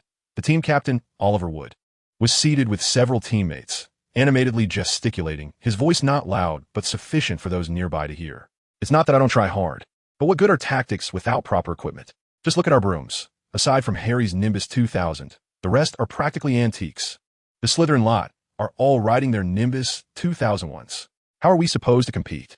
Can we really fly faster than them solely on belief? Wood's face was etched with anxiety and frustration, and the surrounding team members appeared equally despondent. Without pausing his stride, Voldemort walked over and naturally took a seat beside Wood. His presence momentarily stilled the previously gloomy atmosphere, as several players turned to him with a mix of curiosity and caution. For the name Mucius carried an air of mystery within Gryffindor. Wood, Voldemort began, his voice calm, yet resonant enough to reach every ear in the vicinity. If you manage to win your next match. He paused, his slate-blue eyes sweeping over Wood and the attentive Fred, George, and the pair seated across from them. Harry and Ron, I will pilfer from the family vault and provide your entire team with the latest broomsticks. His words fell like a deep-sea bomb into the tranquil waters of their disheartened spirits. Wood whipped around, his eyes wide as saucers, mouth agape in shocked disbelief as a blend of utter astonishment and euphoric incredulity washed over his features, as if he had just received a promise from Merlin himself. Why, you said what? Wood's voice cracked with excitement as he grasped Voldemort's arm. The whole team? The latest model? Merlin S. Beard. Are you serious, Mucius? Fred and George erupted into exuberant cheers, lunging toward Voldemort from either side, nearly toppling him from his seat. Merlin S. most extravagant undergarments. Mucius, you are our savior, Fred exclaimed, A complete team makeover. At long last, we can rid ourselves of those antiquated shooting stars. George added enthusiastically, slamming his fist on the table, causing the dishes to clatter. To the new brooms. We must trounce Slytherin and leave them toothless. Ron, holding a chicken leg, dropped it back onto his plate with a thud, glancing between Voldemort and the ecstatic Wood and twins, before finally turning to Harry, his face a canvas of confusion. Harry, equally bewildered, gazed at Voldemort, whose expression remained placid, far from jesting. Stealing from the family vault? Such an outrageous notion seemed oddly fitting for Voldemort's unconventional style. A tumult of emotions surged within Harry, a mix of yearning for the new broom and an undercurrent of unease. Was it truly acceptable to accept money stolen by Mucius? Wood, having regained his composure from the initial shock, held on to Voldemort's arm tightly, his tone imbued with an unprecedented seriousness, even tinged with flattery. Mucius. No, Voldemort. As long as you keep your word, I swear, Gryffindor will fight tooth and nail to reclaim the trophy. Just watch us. The surrounding Gryffindor students, having overheard this bold proclamation, cast astonished, envious, or doubtful glances. The news of Mucius' sponsorship of the Quidditch team spread like wildfire through the Great Hall. Voldemort observed the excited throng, calmly withdrawing his hand to pick up a piece of bread, his tone unperturbed. Let us win the match first. It was as if the earth-shattering promise had been merely an afterthought. The following day, the Gryffindor common room was awash with jubilant triumph. As Voldemort stepped through the door, Oliver Wood, who had been waiting eagerly at the entrance, lunged at him like a cannonball, his face flushed with excitement, gripping Voldemort's uninjured hand with such force it felt as though he might crush his bones. We won, Mucius.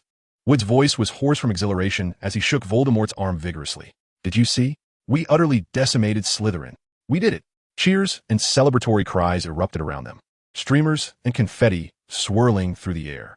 Dizzied by Wood's enthusiasm, Voldemort struggled to maintain his balance, patting Wood's trembling shoulder with his other hand. His tone still measured yet laced with a hint of unspoken approval. Yes, I saw. Well played. Wood finally managed to calm himself somewhat, though his eyes remained bright with anticipation. So about that broom, he hesitated to mention stealing, but his intent was unmistakable. Voldemort nodded knowingly, as if merely arranging a routine purchase. He scanned the eager faces of the gathered team members, finally landing on the mischievous grins of Fred and George, who were clearly concocting some scheme, and Ron, who stood beside them, his eyes betraying a mix of longing and trepidation. Next holiday, Voldemort stated clearly, his voice low yet commanding enough to silence the room. I need someone to accompany me to Mucius Manor. He paused, employing the rather jarring term, to steal some galleons. Count me in. Fred instantly raised his arm, his face alight with unmasked excitement and a thirst for adventure. I can't miss out on something this thrilling. Me too. George chimed in, exchanging a knowing glance with Fred. They were a formidable duo. Wood opened his mouth, seemingly wishing to volunteer, but hesitated, weighing his responsibilities as captain against potential risks, ultimately retreating into silence.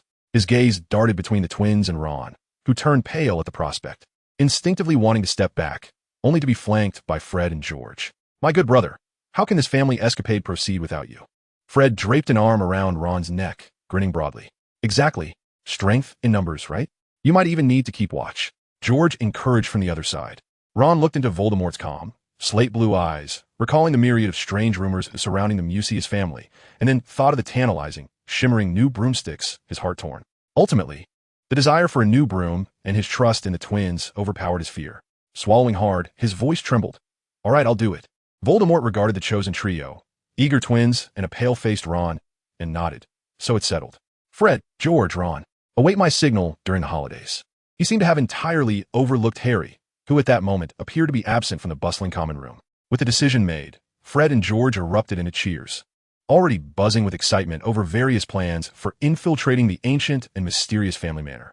Ron, however, wore a pained expression, as if he could foresee his grim fate. Yet he couldn't help but secretly envision himself soaring on a new broom. Voldemort said nothing further, turning to leave the still boisterous crowd.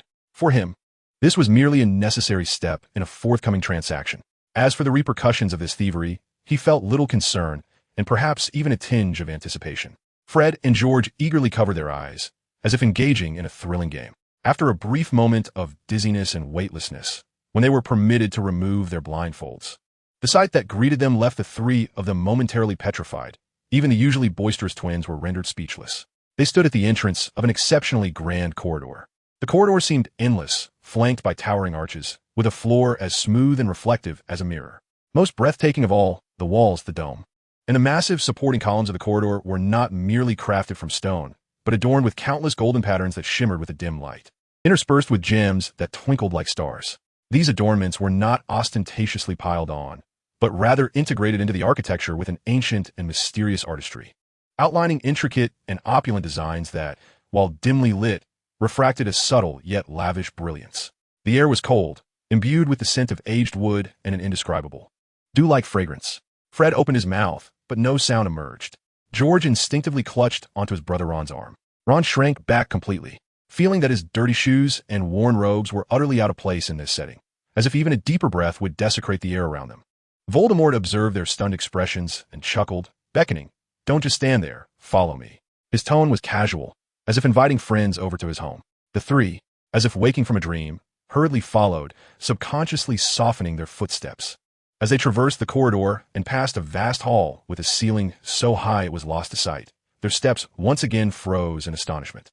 In the center of the hall floated a colossal throne, constructed from a myriad of interwoven dark starry materials and richly grained, dark woods that resembled precious agarwood. Behind the throne was a mural that flowed like a river of stars, the entire scene majestic, ancient, and imbued with an unassailable authority. Merlin, Fred finally regained his voice, though it was barely above a whisper. George murmured, "This place, even a single brick, could sustain our family for years." Ron nodded instinctively, voicing a thought that lingered in his mind. It could last a lifetime. Upon hearing this, Voldemort paused, turned to see their astonished faces, and couldn't help but smile. He patted a nearby column, similarly encrusted with gemstones, and with a teasing tone remarked, "Don't even think about prying these off. They may look shiny, but they're quite solid. I tried once, and it hurt my hand without leaving a mark." The Weasley twins whispered conspiratorially to Ron. "Malfoy showed us this. 1 ounce is 3,000 galleons." His light-hearted demeanor somewhat alleviated the heavy atmosphere. He continued, leading them forward, speaking as he went, "Relax, just pretend you're visiting a friend's house.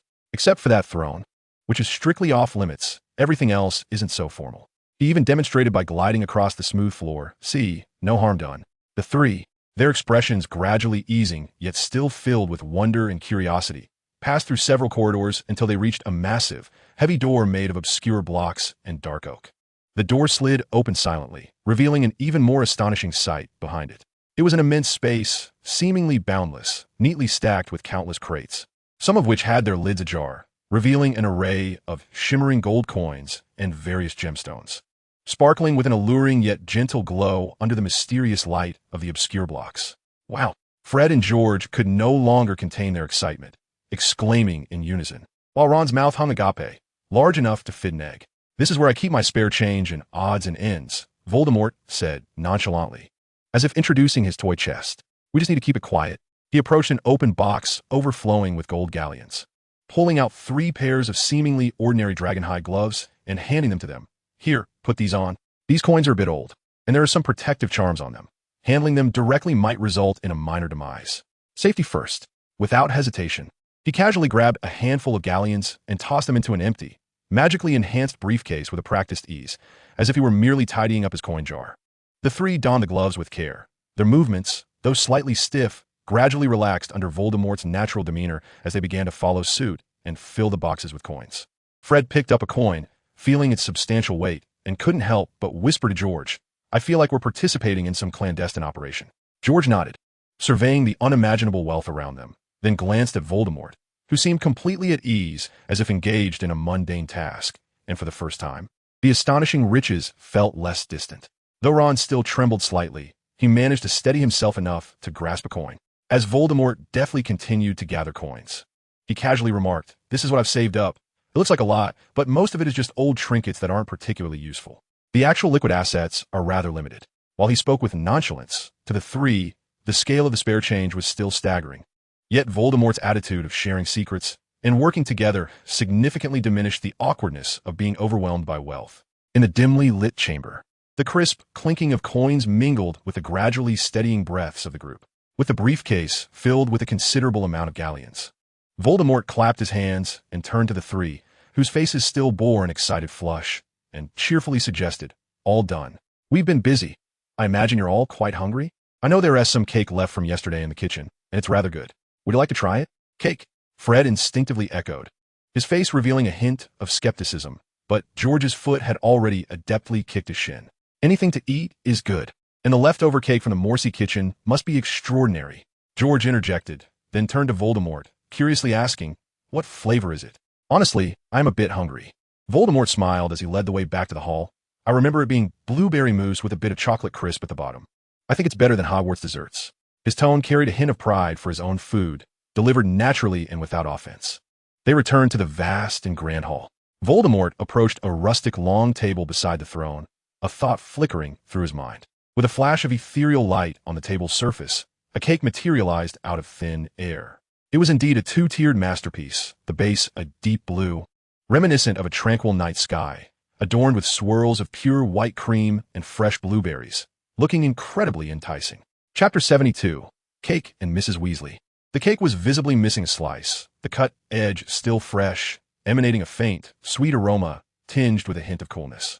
Ron gazed at the obviously nibbled cake, hesitating as he murmured, "Someone has already touched it." The shadow of moldy cheese from the last feast still lingers.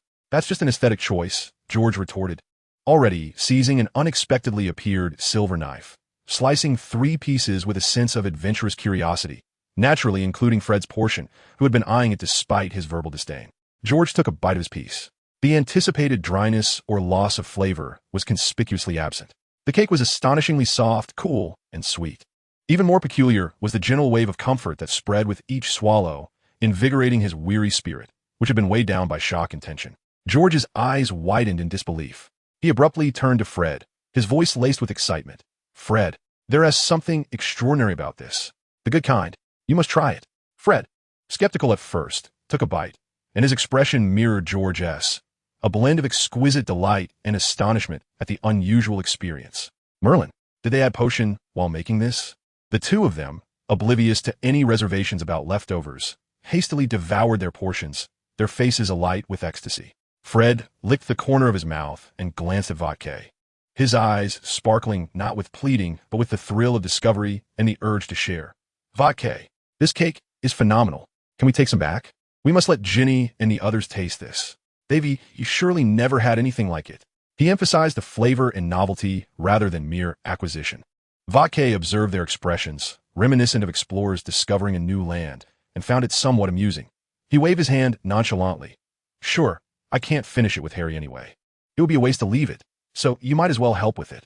He framed their actions as assistance rather than acceptance of a gift. Fred and George cheered, immediately and carefully wrapping several sizable pieces of cake in a clean napkin, cradling them as if they were treasures, their faces beaming with joy.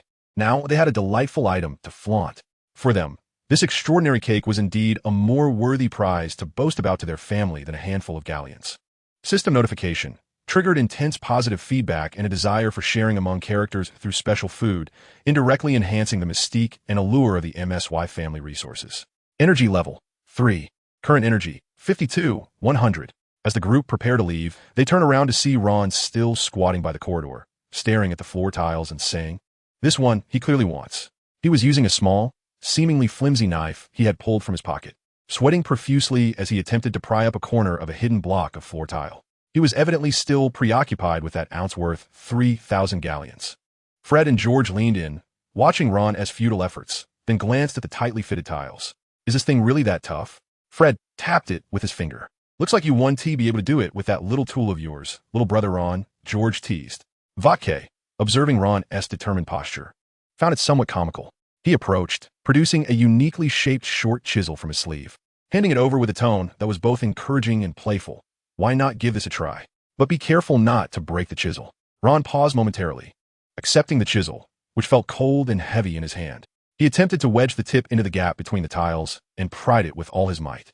This time, accompanied by a faint cracking sound, a chunk of hidden tile, about the size of 2 fists, was pried loose. The 3 of them gasped in surprise and joy, scrambling to extract the heavy piece of tile. "Merlin, how much must this be worth?" Ron exclaimed, trembling as he held it.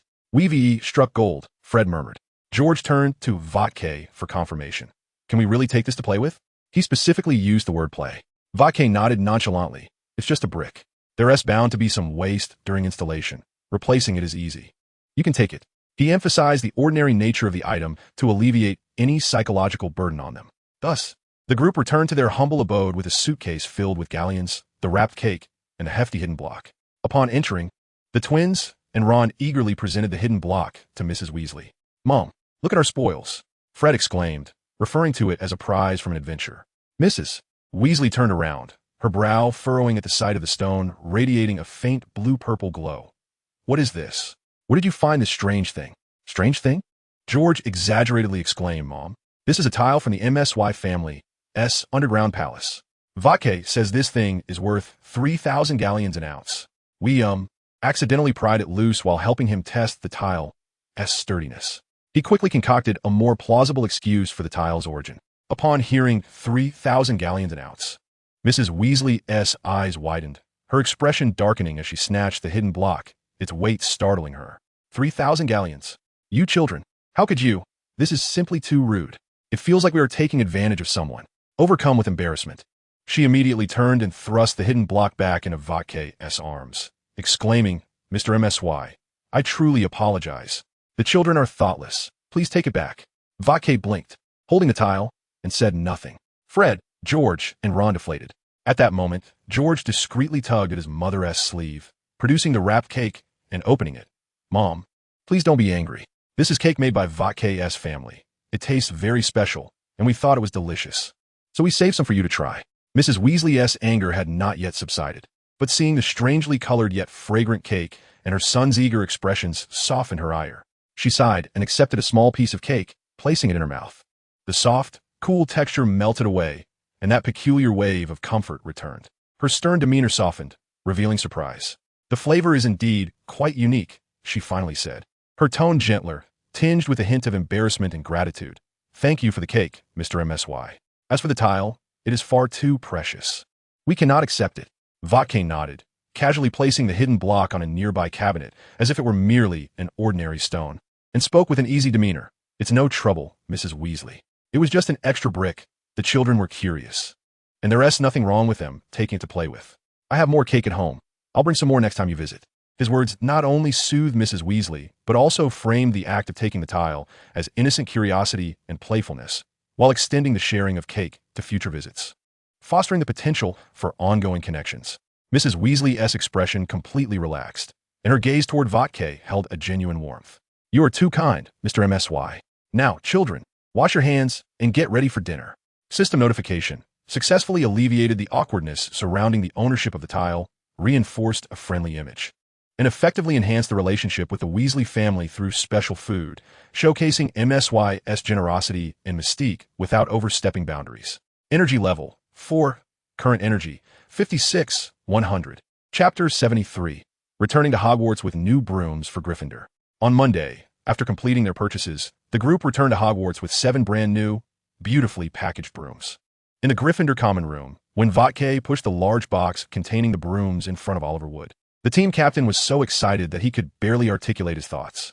Trembling hands caressed the smooth packaging, and then he abruptly looked up, his eyes slightly reddened. His voice choked with barely contained enthusiasm. "Merlin, truly, the latest model, 7 of them. 7. He took a deep breath, gazing at Voltekai with eyes filled with unprecedented gratitude and a near-worshipful glimmer.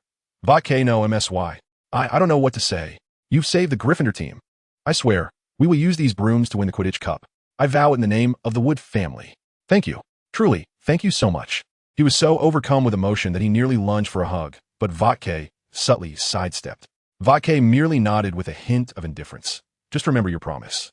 It seemed as though what was offered were merely a few feather quills, rather than the exorbitantly priced premium flying brooms. The first class of the afternoon was potions. Voldemort arrived early, being the first to enter the cold, damp classroom, and chose a seat right in the center of the front row. Unlike previous occasions, his mood today appeared exceptionally buoyant, a subtle, almost imperceptible smile gracing his lips, and an enigmatic glimmer of anticipation and wicked amusement danced in his gray-blue eyes. He sat quietly, observing his classmates as they filed into the room, and when Harry, Ron, and Hermione took their seats beside him, their expressions complex, his smile deepened further. As the class bell was about to ring, the familiar sound of footsteps gliding through the corridor, akin to a bat's flight, finally reached his ears, and Voldemort's smile widened almost undetectably for a fleeting moment. Snape strode into the classroom, enveloped by the chill of the dungeons, his black robes billowing behind him like oppressive waves. Habitually, he cast a dark, brooding gaze over the room, attempting to silence the raucous chatter of the small trolls. However, his eyes almost immediately and inevitably landed upon the undeniable figure in the front row, Voldemort, smirking, gazing at him with an expression bordering on delight. In that moment of eye contact, Snape's stride faltered imperceptibly. The muscles in his face tensed instantaneously, his already pallid complexion darkening at a visible pace, as if one could squeeze ink from it. Within his typically vacant and indifferent black eyes, a tumult of emotions surged, unabashed, deep-seated hostility, an anger at having his territory intruded upon, but more than that, a heightened sense of vigilance akin to a startled bird, and a flicker of physical discomfort he was loath to acknowledge. He averted his gaze almost immediately, as if fearing that a longer look would taint him. He ascended to the lectern, slamming his lesson plan onto the desk with a resounding crash that rendered the classroom instantly silent, even Neville recoiling in fright. "Cease your foolish giggling." Snape's voice was colder and sharper than usual, laced with an irrepressible irritation. Though he did not look back at Voldemort, everyone could sense that the invisible fury was directed at him. "Today, we shall concoct a swelling solution. The steps and precautions are on the blackboard. I do not wish to see any one of you blow this classroom to smithereens due to your ignorance and carelessness." His gaze, sharp as a poison dagger, swept across each student, ultimately and uncontrollably lingering on the figure in the front row once more. Upon witnessing Voldemort still wearing that infuriatingly cheerful expression, and even tilting his head slightly when Snape glanced his way, Snape's breath hitched. He turned abruptly, presenting his back to the class, and began to write the formula on the blackboard with such fervor that he nearly punctured the slate. The atmosphere in the potions classroom was steeped in an exceptionally eerie and oppressive tension. Professor Snape appeared particularly irascible today. Any minor misstep would elicit his merciless venom. Everyone was acutely aware that the source of this unusual ire was the figure quietly sitting in the front row, smiling as if detached from the situation, Voldemort. As the class bell rang, Snape hastily rolled up his lesson plan and fled the classroom with the urgency of one evading a plague. Yet, his keen senses informed him that the figure causing him such discomfort was languidly trailing behind. Throughout the day, whether Snape was in the staff lounge, patrolling the restricted section of the library, or dining in the hall, he could always catch a glimpse of Voldemort lurking in his peripheral vision. The figure did not draw near, merely following from a distance, silently shadowing him like an unseen specter, a pair of invisible eyes fixed unwaveringly upon his back. Snape attempted to quicken his pace to shake him off, to suddenly turn and intimidate him with a glare. But Voldemort always managed to meld seamlessly into the crowd or shadows, that persistent feeling of being watched never dissipating. This continued. Overt stalking was more maddening than any direct assault. Snape felt his nerves fraying like a taut string, his temples throbbing, remaining in a heightened state of vigilance throughout the day, even distracted while grading papers by the slightest sounds at the door. That night, when he finally returned to his dungeon quarters, utterly exhausted and on the brink of mental collapse, he nearly collapsed onto his bed, scarcely pausing to ponder whether this remarkably smooth escape held any hidden intricacies, as his consciousness blurred from extreme fatigue. However, just as he was about to drift into sleep, an almost imperceptible sound of glass shattering jolted him awake. He attempted to sit up, only to find himself utterly powerless, unable even to lift a finger. An intangible force permeated the air, that wretched, weakening potion, and a more potent version at that, sufficient to plunge one into unconsciousness. He struggled to open his eyes, and in the dim light, he beheld Voldemort standing at his bedside, head bowed, expressionless, his gray-blue eyes devoid of emotion, as if examining a lifeless specimen. Chapter 74. Snape's Counterattack. Recently, the accumulation of energy has been remarkably swift. System. It was not like this last semester. System prompt. The host has inflicted sustained and intense psychological pressure and emotional fluctuations on key plot characters, far exceeding conventional interference, thus triggering an additional energy reward mechanism. So that was it. It appears that persecuting Professor Snape is a shortcut to acquiring energy. Voldemort silently nodded to himself, observing the potion's professor lying in bed, too drained even to express his anger, barely clinging to consciousness. A friendly plan began to take shape. Since the effects are so favorable, let us continue to cultivate our relationship. The next morning, Snape, unusually, did not awaken amidst fatigue and headaches. On the contrary, he felt as though he had slept remarkably well last night, deeply even. One might say it was the finest sleep he had enjoyed in years, if one could classify unconsciousness as good. He abruptly sat up, warily surveying his surroundings. The room was empty. as if everything from the previous night had been but a nightmare. Yet, as he exited the dungeon and made his way down the corridor towards the dining hall, that familiar feeling of being watched returned. He spun around sharply, and indeed, at the end of the corridor, beside a pillar, he glimpsed the fleeting, robed figure. Snape's heart sank. The following days became almost a mirror of the one preceding them. No matter where he went, or how he attempted to alter his path, employing the disillusionment charm or blending into crowds, that relentless, shadowing gaze always found him. Voldemort no longer drew near nor exhibited any provocative gestures, but continued to appear silently within his line of sight, like a curse that could not be shaken off. Snape began to grow irritable and prone to anger. In class, even the slightest mistake would provoke tenfold the venomous sarcasm he had previously wielded. Dark circles formed beneath his eyes, and his complexion became even more waxen, even when he occasionally forced himself to sleep with the aid of potions. His slumber was shallow and dream-ridden, any slight disturbance jolting him awake. He felt akin to a moth ensnared in an invisible web, with the spider weaving it lurking in the shadows, relishing in his struggles. His mental state deteriorated at a visible rate, and his animosity and vigilance towards Voldemort evolved into an almost reflexive, fear-laden response. The faculty and students of Hogwarts unmistakably sensed that Professor Snape had become increasingly formidable of late. The origin of this disquiet seemed to stem from a certain second-year Gryffindor student who perpetually lingered quietly in the shadows. System alert. Through sustained psychological pressure and tracking behavior, a significant deterioration in the mental state and behavioral anomalies of the key individual has been successfully induced. Energy level, 10. Current energy, 69,100. Warning. The target's mental strain is nearing critical levels. Host is advised to exercise caution in behavior. Upon witnessing the system's alert and Snape's clearly disturbed demeanor, which was on the verge of unraveling, Voldemort felt a jolt of dread. This was a predicament spiraling out of control. He could almost perceive the palpable darkness enveloping Snape and the unrestrained, murderous intent flickering within those eyes. The potion's master had even lost his trademark, acerbic composure, resembling a fully enraged beast as he gripped his wand and strode purposefully towards him, intent on much more than merely deducting points or imposing detention. Voldemort, acting swiftly, uttered not a word but executed a nimble sidestep, diving into the adjacent moving staircase, not daring to look back as he embarked on his first strategic escape since arriving at Hogwarts. The following day, Hogwarts students were treated to an extraordinary spectacle.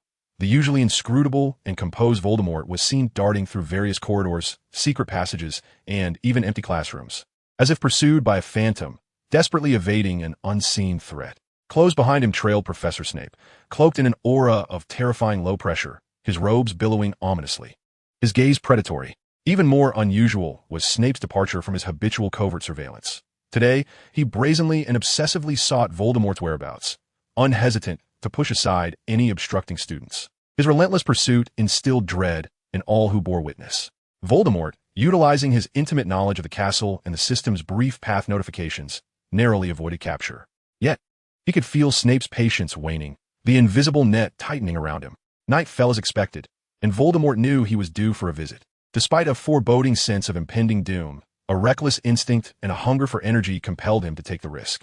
He reassured himself that, at worst, he could expend more energy to teleport away. Stealthily, he slipped into the cellar once more, even more cautious than before. However, as soon as he set foot across the threshold of Snape's chamber, a red beam shot forth from the shadows behind the door, striking his back with precision. It was the full bodybind curse. Voldemort barely had time to react before his body stiffened instantly, collapsing forward like a wooden plank hitting the cold floor, with only his eyes able to move. Footsteps echoed from the shadows, slow and heavy. Snape approached, crouching down before him. The hem of his black robes splayed upon the ground. His expression was devoid of emotion. Yet the swirling darkness lurking within his hollow gaze was far more terrifying than any grimace. The icy tip of Snape's wand pressed forcefully against Voldemort's forehead, causing pain to radiate through his skin. Snape loomed over him, his voice low and hoarse, akin to a whisper from the depths of hell. Imbued with a cold madness that lingered after reason had burned away. The game is over, MXSY. The wand tip pressed forward slightly. Tell me, what you and your damned family seek from me. His voice was dangerously low, laden with lethal menace. Or should I employ a more direct method to pry open your mind? I believe that inflicting excruciating pain will coax even the most hardened tongue to speak.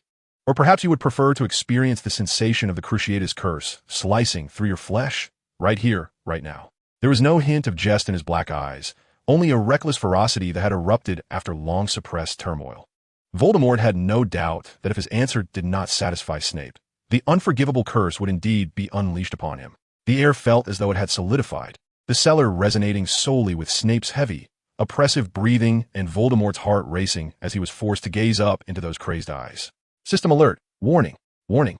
The hostility level of the key individual has surpassed the safety threshold, presenting an extreme personal risk. Immediate withdrawal is advised. Chapter 75. A situation gone awry. The full body bind curse rendered Voldemort utterly voiceless. He could only emit a muffled mm as he gazed at Snape with gray eyes devoid of fear, instead shimmering with a maddening curiosity. Snape's intense stare bore into him, his chest heaving. Moments later, he brandished his wand and lifted the curse, but almost immediately, an invisible magical rope coiled around Voldemort's body like a venomous serpent, binding his arms tightly to his sides, rendering him immobile, though at least able to speak. As soon as he regained a modicum of freedom, Voldemort cleared his throat lightly and adjusted his breath.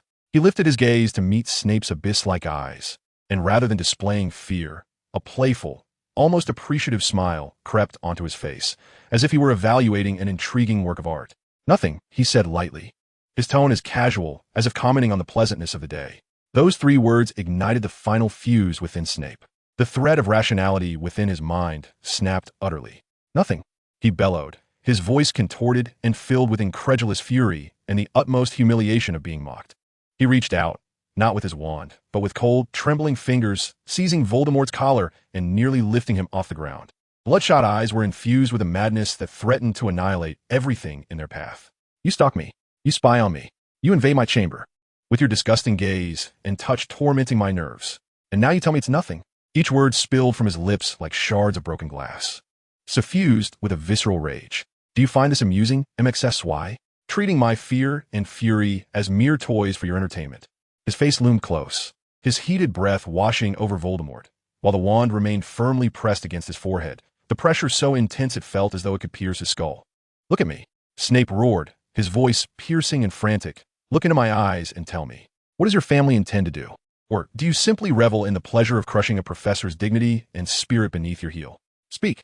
His mental state was evidently unstable, the cumulative pressure, fear, and anger erupting at that moment. He was no longer the composed, acerbic potions master, but a cornered beast, willing to tear apart his adversary at any cost. The magic of the binding curse quivered under his tumultuous emotions, revealing the fragility of his control. Voldemort found it difficult to breathe as Snape grasped his collar. Yet his amused smile remained undiminished, even more pronounced due to Snape's complete loss of control. He could vividly sense the tremor in Snape's fingers and the seething hatred that nearly threatened to consume him, providing a twisted satisfaction deep within. "Professor," he chuckled, his voice slightly distorted by the constricted collar, yet still tinged with that infuriating nonchalance. "Your current demeanor is far more animated than usual." This remark undoubtedly stoked the flames further. Snape's pupils abruptly constricted to the size of pinpricks. He raised his wand with fervor, no longer merely bracing it, but instead adopting a definitive stance, poised to unleash a malevolent curse. The magic in the air instantly thickened, becoming perilous and palpable. System alert. Warning. Target's mental state has spiraled completely out of control. Hostility has reached catastrophic levels. Immediate disengagement is strongly advised. Repeat. Immediate disengagement. Voldemort, Mariula. Just as Snape's wand was about to erupt with lethal light, Voldemort's figure vanished, as if erased by an eraser. Energy 1. Current energy, 68,100. The crimson light of the curse struck the barren floor, leaving behind a charred mark that sizzled ominously. Almost simultaneously, a hand gently, even tenderly, patted Snape's rigid back, which was taut with tension. Snape jolted as if struck by an electric current. He swiftly turned around, instinctively directing his wand behind him, his movement so swift it left an afterimage. Upon seeing Voldemort standing behind him, his binding spell inexplicably lifted, head tilted slightly as he regarded Snape. The expression of furious madness on Snape's face froze instantly, then shattered, transforming into an extreme, almost bewildered horror. Voldemort gazed into Snape's bloodshot, despair-laden eyes. The hand that had rested on Snape's back did not withdraw, but instead patted him twice more, awkwardly, as if attempting to mimic a gesture of comfort. Yet in the context, it appeared profoundly bizarre and chilling. "Professor," Voldemort's voice was soft, imbued with a tentative calmness that starkly contrasted his previous actions, remain calm. You. Snape's throat emitted a harsh, discordant sound, his wand still aimed at Voldemort, though his arm trembled slightly. He glanced at the spot where Voldemort had fallen moments earlier, then back at the seemingly materialized figure before him, his mind blank from shock and emotional overload. Tracking, binding, interrogation. Explosion. Every meticulously set trap and pent-up fury seemed to dissolve into a crude jest at that moment. The adversary could not only effortlessly extricate himself from Snape's magic, but also manifest behind him in a manner that transcended his comprehension. This absolute, overwhelming sense of impotence, akin to a bucket of icy water mixed with despair, extinguished his frenzied wrath, leaving only a chilling, profound coldness. He realized that all his struggles, all his anger, might truly be perceived as nothing more than a game by the other. Voldemort observed the tumultuous emotions in Snape's eyes shift from rage to horror, then to a desolate gray of despair, cognizant that perhaps his dosage of harshness had been excessively potent. After some contemplation, he withdrew his hand, taking a small step back to create some distance, attempting to alleviate the oppressive atmosphere. I bear no malice, Professor. He endeavored to infuse sincerity into his tone, though to Snape, it likely rang as the greatest irony. I merely wish to converse with you. Snape offered no reply. He simply fixed his gaze upon Voldemort, his wand gradually lowering, not from belief, but from a complete and utter exhaustion. He leaned against the frigid wall, slowly sinking to the floor, burying his face in his knees, his voluminous black robes enveloping him like a shroud, resembling a shattered, silent shadow. The room was filled solely with his labored, oppressive breaths, akin to those of a dying creature. Voldemort stood still, observing the curled form of the potion's master, for the first time not receiving a prompt indicating an increase in energy. He rubbed his nose, sensing that matters had deviated from his anticipated trajectory of mending relations. System alert. Target's emotional fluctuations have exceeded the threshold, plunging into a brief state of mental collapse. Energy acquisition paused. Warning. Excessive stimulation may lead to irreversible psychological damage, affecting future energy acquisition. Chapter 76. The potion class gone awry. Watching Snape huddled in the corner, seemingly utterly defeated, a rare sense of helplessness replaced Voldemort's earlier malice and calculation. It appeared he had indeed bungled the situation. Hesitating briefly, he approached slowly, squatting before Snape.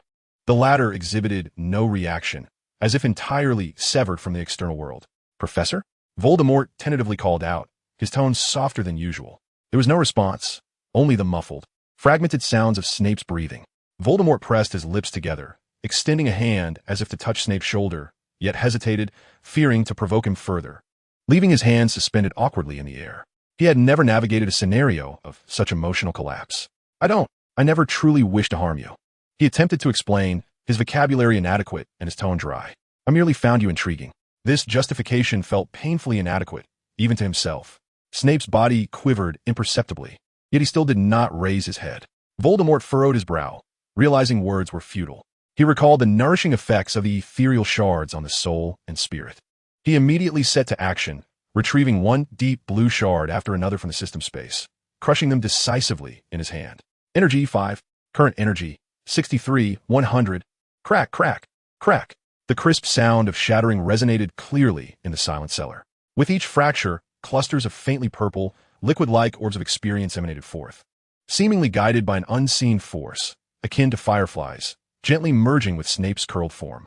At first, Snape exhibited no response. However, as more energy integrated, his violently trembling shoulders gradually stilled, and his near-death gasps began to slow and deepen. The muscles, once taut to the brink, began to relax, and the frigid despair that had threatened to engulf him appeared to be gently eased away by a warm, abundant force. He still did not lift his gaze. Yet Voldemort could sense the stifling aura of gray and collapse surrounding Snape gradually dissipating. An indeterminate amount of time passed before Snape finally, with profound fatigue, raised his head at an agonizingly slow pace. His face bore no expression, the pallor of his skin rendered even more haggard in the dim light. Dark circles under his eyes still pronounced. Yet the madness and rage had ebbed from his black eyes, replaced by a placid stillness akin to stagnant water, and beneath it, an indelible cold weariness. He did not look at Voldemort, his gaze vacant as it stared into the void ahead, his voice raspy yet eerily calm. Leave. Voldemort observed Snape regaining a semblance of sanity. Though still in a dire state, he was no longer on the brink of collapse. And a sigh of relief escaped his heart. Yet he also recognized that remaining here would only exacerbate the situation. He stood up, taking in Snape's appearance, as if all strength had been siphoned away, hesitating briefly, ultimately saying nothing, and turned to exit the cellar hastily. Instead of returning to the tower, he made his way directly to Professor McGonagall's office. His steps were quicker than usual, the habitual calmness on his face replaced by a rare, almost imperceptible anxiety. He understood that the predicament he had created might necessitate the expertise of someone more qualified to resolve. He knocked on McGonagall's office door. After a moment, Professor McGonagall, clad in checkered pajamas with a robe thrown over, opened the door, her expression one of displeasure and confusion at being disturbed. "Mr. Malsip?" She furrowed her brow even tighter upon recognizing him. "What brings you here at such a late hour?" Voldemort stood at the threshold, refraining from entering, merely meeting her gaze. His tone uncharacteristically devoid of theatrical flair, imbued with a subtle hint of resignation. "Professor McGonagall," he said, "I believe it may be necessary for you to check on Professor Snape. He is not in a good state." Professor McGonagall's expression shifted dramatically. Her sharp gaze lingered on Voldemort's face for several seconds, as if attempting to discern any trace of mischief, yet all she beheld was an unsettling calm. Without uttering another word, she swiftly turned on her heel, even neglecting to change out of her slippers, and hastened toward the direction of the dungeon, her steps brisk and heavy with gravity. Voldemort stood rooted in place, watching her silhouette vanish around the corner of the corridor, before he exhaled softly. The following day in potions class, Voldemort unusually refrained from occupying his customary central seat in the front row. Instead, he opted for a position in the far corner, adjacent to the door, nearly pressed against the wall. He sat upright, yet his eyes frequently darted warily toward the entrance, his fingers unconsciously picking at the edge of his cauldron, emanating an unmistakable tension, as if he were perched on the edge of a precipice. Even his neighbor, Simon Finnegan, sensed his unease and discreetly shifted away. When the familiar footsteps, reminiscent of the chill of the dungeon, echoed down the corridor, Voldemort's body involuntarily quivered, and he instinctively shrank his neck. Snape entered the classroom. Unlike the madness teetering on the brink of collapse from the previous day, today's Snape exuded an extreme, icy silence. His complexion was an unnatural pallor, as if all blood had been drained from his visage, and dark shadows hung heavily beneath his eyes. Those black orbs were hauntingly hollow, devoid of any emotional fluctuation, resembling two bottomless ice caverns. Anyone who dared to meet his gaze would feel an unsettling chill. A palpable aura of forbidding low pressure enveloped him, rendering the previously murmuring classroom utterly silent, with even breaths becoming cautious. He did not commence with his usual scathing remarks, but rather, upon entering the room, his gaze, as if drawn by an unseen force, latched onto the figure attempting to diminish their presence in the corner by the door. Then he moved. Rather than approaching the lectern, he advanced directly toward Voldemort, each step deliberate and measured. His dark cloak billowed silently behind him, resembling a foreboding cloud. Though his pace was not rapid, it was imbued with an inescapable, suffocating pressure. Voldemort could only watch as that shadow loomed closer, his heart threatening to leap from his throat. In a sudden panic, he sprang from his seat, pressing his back against the frigid stone wall, his hands instinctively clutching at the crevices of the wall, as if that could provide him with even a modicum of solace. "Professor," he attempted to speak, his voice quivering with trepidation. Snape offered no response. He did not even meet Voldemort's eyes, merely pausing a mere step away, inclining his head slightly, those cavernous, icy eyes unwaveringly fixed on Voldemort's face. The classroom was oppressively silent, all breaths held in fear, transfixed by the scene unfolding before them. Voldemort felt a chill run down his spine under Snape's scrutinizing gaze, which bore no anger, no malice, but rather a chilling indifference, as if appraising a lifeless object, far more terrifying than any display of emotion. He felt akin to a frog ensnared by a serpent's gaze, his very blood threatening to freeze. Just as Snape seemed to twitch his finger ever so slightly, Voldemort let out a short, involuntary scream, abandoning all pretense and calculation. His instinct for survival overwhelmed all else. He darted low, almost scrambling through the narrow gap beside Snape, then bolted without a backward glance, sprinting from the potions classroom with the desperation of a sprinter, vanishing into the corridor. The entire episode transpired in the blink of an eye. Snape did not even turn to observe the fleeing figure. He maintained his posture, slightly bowed, as though he had transformed into a statue. After several seconds, he slowly, stiffly straightened and turned toward the lectern. "Turn to page," he began, his voice hoarse and dry, devoid of inflection, like rusted gears grinding together. "Today we shall brew a calming draught.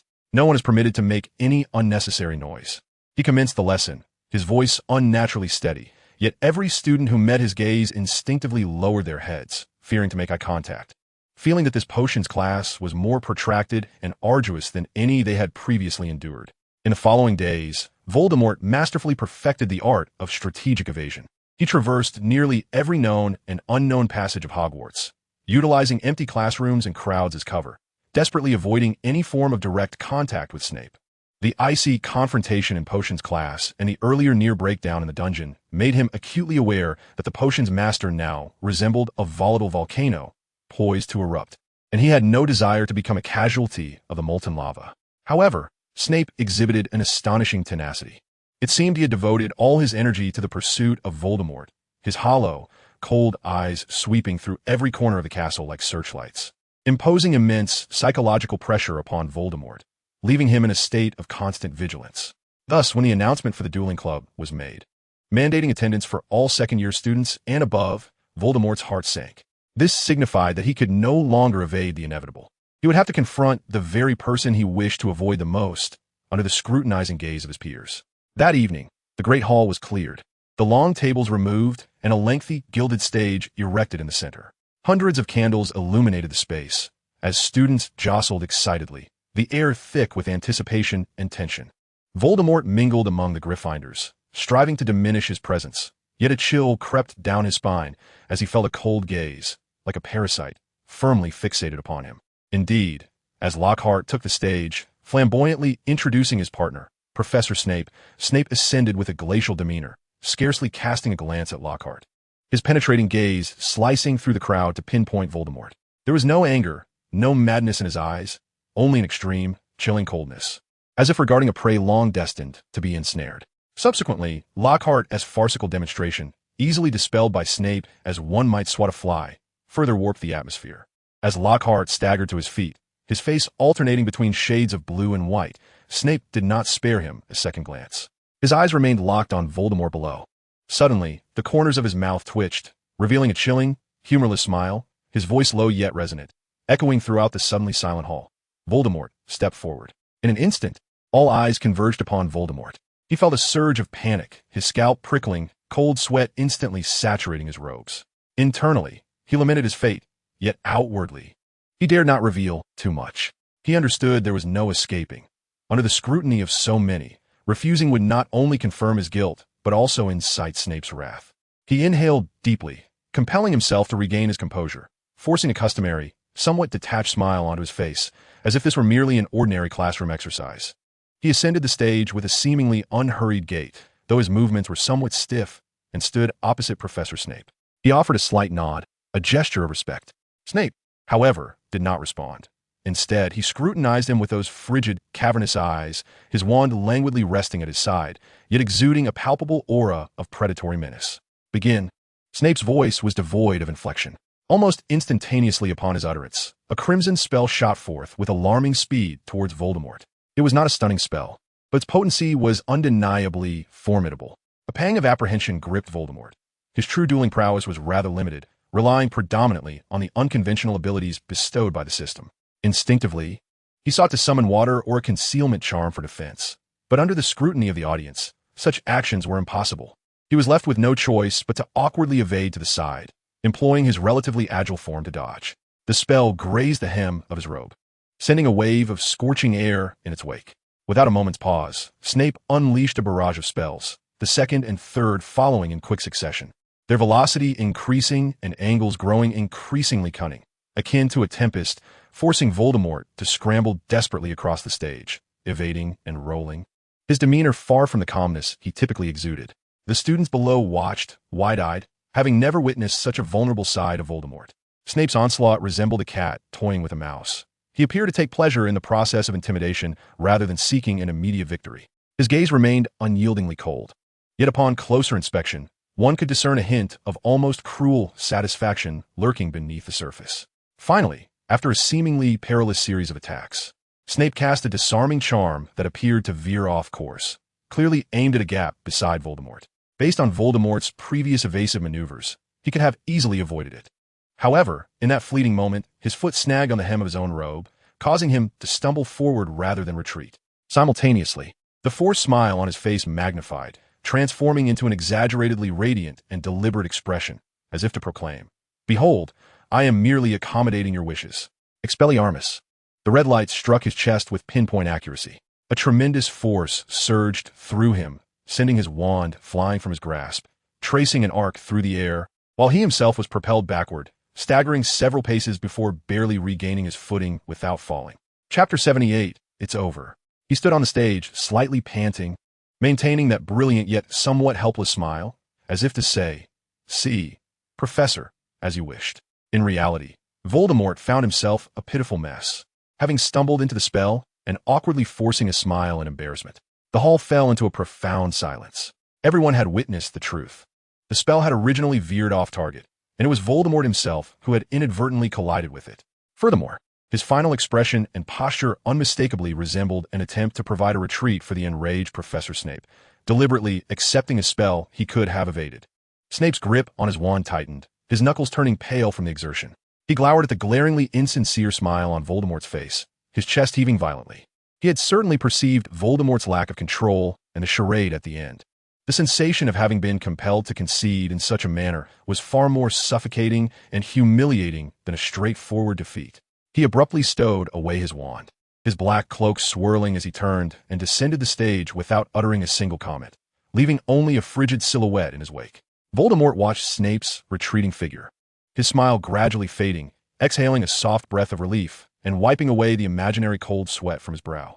At last, he had navigated through the ordeal. Though the method was somewhat embarrassing, it had at least spared him from being relentlessly pursued by Snape's more vicious spells on stage. He bent down to retrieve his wand, and under the watchful gaze of the crowd, he silently descended from the stage, merging back into the throng. System notification. Successfully averted greater conflict by exhibiting performative failure in response to a key figure's oppression in a public setting. Maintaining a facade of peace. Energy 4. Current energy, 77,100. Voldemort. The farce of the dueling club had finally concluded, and the students, laden with various reactions and astonishment, began to disperse. He observed Snape's figure, emanating an aura of forbidding distance, vanish through the hall's entrance, the fleeting sense of luck swiftly supplanted by a wave of unease. He felt compelled to take action, at the very least to attempt an explanation, though he himself deemed such an explanation to be feeble. After a moment's hesitation, he quickened his pace to follow. Outside the dimly lit corridor, Snape had not strayed far. He stood with his back to the entrance, leaning against the cold stone wall, his head slightly bowed, his black robes nearly melding with the shadows, save for the subtle rise and fall of his shoulders due to heavy breaths, revealing his deeply unsettled inner turmoil. Voldemort slowed his pace, cautiously approaching Professor. He had barely begun when the figure against the wall suddenly sprang into action. Snape, akin to a long-concealed predator, whirled around with alarming swiftness, a chilling gust following his movement. He seized Voldemort by the collar, forcefully slamming him against the opposing wall. The sound of impact echoed, and Voldemort's back collided painfully, darkness momentarily clouding his vision. The cold stone wall pressed against his bones. But even more chilling were Snape's bloodshot eyes nearly pressed to his face, radiating an intense, pent-up fury. Explain? Snape's voice was dangerously low, yet laced with venom. Each word dripping with a chilling incredulity. You stood on that stage, like a clown, performing your pathetic act of humility, and now you come to explain to me. His grip on Voldemort's collar tightened to the point of blanching his knuckles, nearly restricting Voldemort's breath. Look at me. Voldemort, look at me. He bellowed, forcing Voldemort to meet his gaze. Tell me, what game are you playing? First, you haunt me like a specter, offering your insidious goodwill. And now you feign the role of a powerless weakling before me. Do you find amusement in mocking me?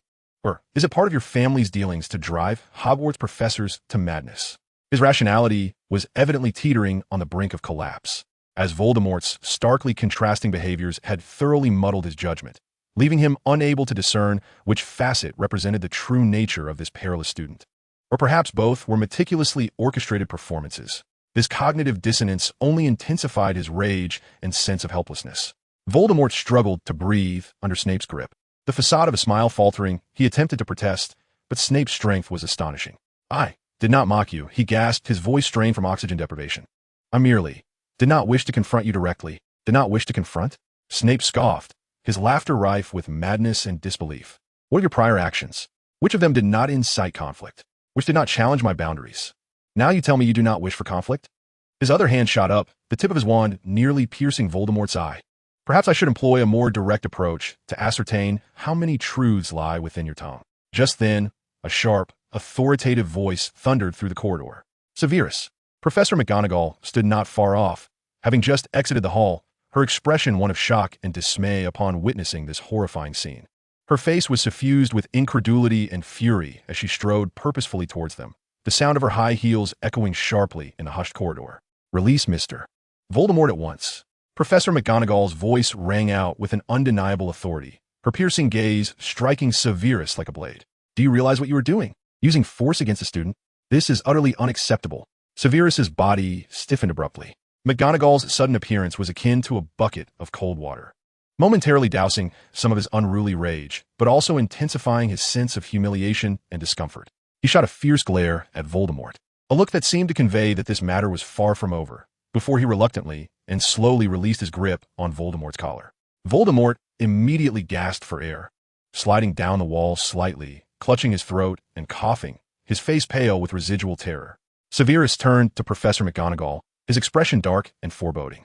He attempted to explain, his voice hoarse from earlier agitation. Minerva, you do not understand him.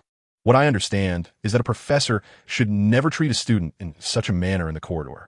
McGonagall interjected sharply, her gaze flickering between Severus's bloodshot eyes and Voldemort's disheveled state, brows furrowed. Whatever has transpired, this is not the way to resolve it. Professor Snape, I expect you to calm down. Now, return to your dungeon, immediately. Severus's lips pressed into a pale, straight line as he cast one last, icy glance at Voldemort, choosing not to argue further. With a dramatic flourish of his black cloak, he strode away, his back still taut with lingering anger. Only then did Professor McGonagall turn her attention to Voldemort, her expression a complex mix of severity tinged with an almost imperceptible curiosity and concern. Mr. Voldemort, are you all right? What on earth happened? Leaning against the wall, Voldemort gradually straightened up, adjusting his ruffled collar, shaking his head as he murmured, I'm fine, Professor McGonagall. Just a misunderstanding. He downplayed the incident, unwilling to elaborate further at that moment. McGonagall regarded him, clearly not entirely convinced, yet she refrained from pressing him for more information. Letting out a sigh, go back and rest. If, should anything similar occur again, report it to either myself or Professor Dumbledore immediately. Yes, Professor, Voldemort replied, quietly, watching as she turned to leave, finally allowing himself to exhale, feeling the cold sweat soaking his back. He understood that the unresolved enmity with Severus was likely to become increasingly complicated. Chapter 79. Professor McGonagall implements new regulations. Professor McGonagall's newly instituted regulations loomed over Hogwarts like a heavy cloud, forbidding students from leaving their dormitories before 6 o'clock and requiring faculty escort for classes. Voldemort grasped that this signified the panic surrounding the Chamber of Secrets had reached its zenith, accelerating the unfolding narrative. Yet, more than the ominous creature rumored to inhabit the chamber, his thoughts were preoccupied with the precarious state of the potion's master in the dungeon. That frigid, lifeless gaze was far more disconcerting than any raging fury. In the dead of night, estimating that Severus had likely succumbed to slumber, Voldemort once again expended energy, silently teleporting to the dungeon bedroom. Upon materializing, Severus was jolted awake, akin to a startled bird. His heightened vigilance rendered him acutely sensitive to any unusual sounds. He bolted upright, swiftly reaching for the wand hidden beneath his pillow, his eyes locking onto the uninvited visitor with a tempest of rage and a hint of panic swirling within. What do you want, Voldemort? His voice, hoarse from sleep, bore an edge of venom. Voldemort remained silent, or rather, his original intention had been disrupted. He had planned to accurately administer a potent weakening potion to render Severus truly at rest. However, perhaps due to nerves or an estimation error, the vial he produced contained an insufficient dosage. With a crack, the potion bottle shattered at the foot of Severus's bed, an invisible force field expanding outward. Severus's body froze as he felt the power rapidly dissipating, his limbs growing heavy and feeble, yet his mind remained unnaturally alert. He could not move significantly. Even lifting his wand became arduous, but he could still speak, his eyes blazing with fury as they bore into Voldemort. Voldemort noted Severus's state of weakness, yet also his acute awareness, and a sense of dread gripped him. This is bad. I slipped. I sincerely apologize, Professor, he said earnestly, even inclining his body slightly. Because of my oversight, you are merely weakened rather than unconscious. Please allow me to rectify this mistake. Get out. Severus spat through clenched teeth. his furious glare capable of inflicting wounds despite his immobility. Voldemort recoiled slightly under the force of his shout, yet instead of retreating, he adopted an expression of feigned sorrow, as though he had been grievously wronged, even raising a hand to wipe non-existent tears from his eyes, his voice taking on a quivering tone. "Professor, since you have told me to leave, I shall not, for I must remain here to care for you." This bizarre logic, combined with his expression, was astonishingly effective. Severus was momentarily rendered speechless by such unabashed audacity, his chest heaving with indignation, yet he lacked the strength to even point a finger at Voldemort. Seizing the opportunity while Severus struggled to regain his breath, Voldemort approached the bedside, skillfully beginning to dismantle the obscuring blocks. Rich orbs of light surged forth like docile fireflies, continuously merging into Severus's form. As Severus felt the accursed energy forcibly relaxing his tense mind and gradually restoring strength to his body, he unleashed a torrent of the most vicious and scathing insults upon Voldemort, cursing everything from his peculiar family to his own mental state, his vocabulary rich enough to leave any Hogwarts student aghast. Voldemort appeared oblivious, focused solely on imparting energy. Perhaps due to the late hour or the tension of recent days, he found his eyelids growing heavier, his head growing drowsy, and his movements becoming almost mindless as he hovered above Severus's arm, releasing energy. Just then, Severus felt a measure of strength returning to his arm. His instinctive reaction was to reach for the wand that had fallen onto the bedspread. However, in his weakened and frantic state, his hand inadvertently brushed against Voldemort's low-hanging, fluffy head. The touch was so light it could hardly be termed as contact at all. Yet, Voldemort reacted as if struck by a jolt of electricity, springing back from the bedside with alarming speed, retreating to the farthest corner of the room. Pressing his back against the cold wall, his expression one of sheer terror, as if Severus were some form of monstrous threat. His gray-blue eyes wide with disbelief and a hint of offended confusion. Severus's hand, poised to grasp his wand, paused mid-air. He stared at Voldemort, whose reaction was a stark contrast to his previous defiance, and an absurd, almost morbidly amusing thought crept unbidden into his mind. Is he afraid of this? Just from a mere accidental touch? This revelation fell upon Severus Snape's long-suppressed and rage-filled heart like a faint spark, igniting a twisted, vengeful thrill within him.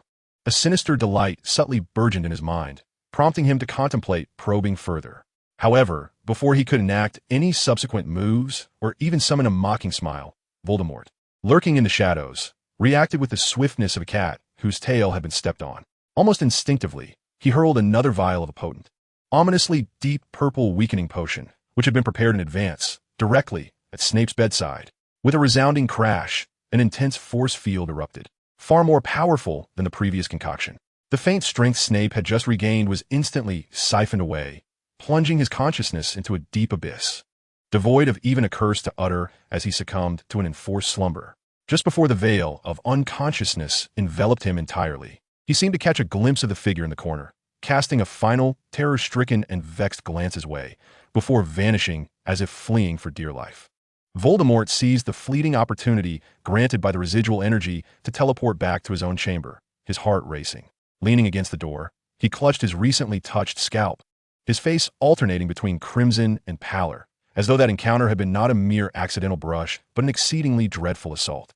System notification, forced calming and energy replenishment of a key figure initiated. However, unexpected physical contact resulted in a strong stress response. Energy 2.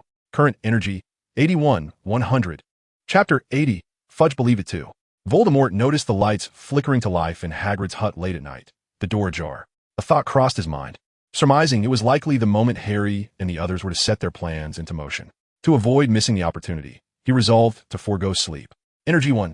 Current energy, 80,100. Silently, he materialized behind Harry, extending a hand to gently tap the shoulder concealed beneath the invisibility cloak. Who? Hagrid's massive form spun around in alarm, his face a mask of terror, instinctively grasping his pink umbrella and tremblingly pointing it towards the direction of the cloak. Perceiving nothing but sensing the touch. Hagrid, no! Harry hastily pulled back the cloak, revealing his own and Hermione's, Ron's panicked faces. It's Voldemort. He's not a bad person. Hermione quickly clarified. Yes, Hagrid. He is our classmate. Just his approach is a bit unconventional. Ron vigorously nodded, though his complexion remained pale, adding, right, he's a bit odd. But he hasn't harmed us. Ron quietly inquired of Harry. How did he get here? No idea. He must have been tracking us. Why have we all grown accustomed to Voldemort's tracking? Hagrid regarded the suddenly appearing Voldemort, then the anxious trio, his rugged face a mixture of uncertainty. His massive chest heaved as, ultimately, his trust in Harry overshadowed his fear. He slowly lowered the umbrella, rumbling, all right, since Harry says so. Come in, all of you. Don't linger outside." As they squeezed into the cozy hut, before they could exchange many words, footsteps echoed from outside. Dumbledore and Cornelius Fudge entered. The trio reacted swiftly, retreating beneath the invisibility cloak once more. Thus, in Dumbledore's and Fudge's eyes, the scene within the hut was as follows. Hagrid stood there, uneasy, while seated in the only relatively intact armchair by the fireplace was an unexpected figure, Voldemort. He had seemingly changed into a dark robe that appeared simple, yet was crafted with exquisite tailoring and materials, sitting gracefully as though in an ancient salon rather than Hagrid's cluttered abode. His face bore the customary, slightly aloof calm, seemingly unperturbed by the arrival of the two prominent figures in the magical world, merely nodding in acknowledgement. Dumbledore's gaze lingered on Voldemort for a moment, his eyes behind half-moon spectacles inscrutable. Fudge appeared somewhat bewildered, evidently not anticipating the presence of such a uniquely poised student here. Shortly thereafter, Lucius Malfoy entered, his face adorned with his usual condescending indifference, initially surveying the hut's surroundings with disdain, his voice dripping with sarcasm. "This place truly befits your station, Hagrid." Yet, when his gaze fell upon Voldemort by the fireplace, that haughty expression froze, swiftly morphing into a complex blend of astonishment, apprehension, and a subtle undertone of ingratiation. Without a hint of hesitation, he promptly executed a flawless, standard noble bow towards Voldemort, his movements fluid and earnest. "Mr. Msi," he addressed with deference. Voldemort stood with poise from his chair, reciprocating with a similarly impeccable, yet more reserved and detached noble gesture, his movements elegant and natural as though ingrained in his very being. "Mr. Malfoy," he replied coolly. This tableau left Fudge utterly astounded, his mouth agape, as if witnessing an extraordinary phenomenon. Lucius Malfoy, a pure-blood aristocrat who often defied him, the Minister of Magic, was displaying such respect toward the student. Lucius, evidently noticing Fudge's astonishment, discreetly pulled him aside into a corner as Dumbledore engaged Hagrid in conversation. "Cornelius," Lucius lowered his voice, an air of sharing a secret enveloping him, yet his gaze betrayed lingering trepidation for the youth within. "Did you observe that young man just now?" Yes, I saw him. Who is he?" Fudge stammered, still in disbelief. "Voldemort Msi." Lucius's voice dipped lower, laced with a tone of mystique. "A member of a very ancient and secretive family, the Msi lineage. This family wields immense power but operates discreetly, rarely involving themselves in external affairs." He paused, ensuring Fudge was paying rapt attention. "There are detailed accounts of them in the Chapter of Silence, a tome that should exist in the Ministry's confidential library, of course. We have a copy at Malfoy Manor as well. Next time, I can lend it to you." He deliberately emphasized the word lend, hinting at the book's elusive nature and intrinsic value. Fudge was momentarily dumbfounded. To be described so gravely by Lucius Malfoy as a family of significant power documented in a mysterious text spoke volumes. The confusion on his face gradually morphed into a blend of curiosity and awe. When the two returned to the hut, Fudge's demeanor had subtly shifted. He adjusted his tie and approached Voldemort, donning a somewhat awkward yet earnest smile, even attempting to mimic Lucius's earlier mannerism with a clumsy, less-than-standard bow. "Mr. Msi," his voice carried an unnatural enthusiasm. "It's a privilege to meet you." Voldemort maintained his serene composure, merely inclining his head slightly, returning a flawless, yet far more graceful and composed gesture than Fudge's. "Minister," he addressed with polite detachment. Beneath the invisibility cloak, Harry, Hermione, and Ron observed everything. Harry and Ron gaped, while Hermione furrowed her brow, hastily closing their mouths, her eyes filled with incredulity and deeper skepticism. Hagrid, utterly bewildered, scratched his unruly beard, entirely at a loss as to why the Minister of Magic and Malfoy would display such courtesy toward a second-year student. The atmosphere within the cabin grew increasingly peculiar and intricate due to the presence of Voldemort and the sudden imposition of aristocratic etiquette. System notification, at a critical plot juncture, make an appearance and indirectly demonstrate the influence of the MSSY family to the Minister of Magic through a third party, successfully enhancing the credibility and deterrence of the family background. Energy, 8. Current energy, 88, 100. Chapter 81. Elegance is timeless. Amidst the eerie ambience of the cabin, Voldemort sensed that matters here had reached their conclusion. He gracefully inclined his head slightly towards the individuals present, primarily directed at Fudge, Lucius, and Dumbledore, and said, "I shall not disturb your affairs any longer. I take my leave."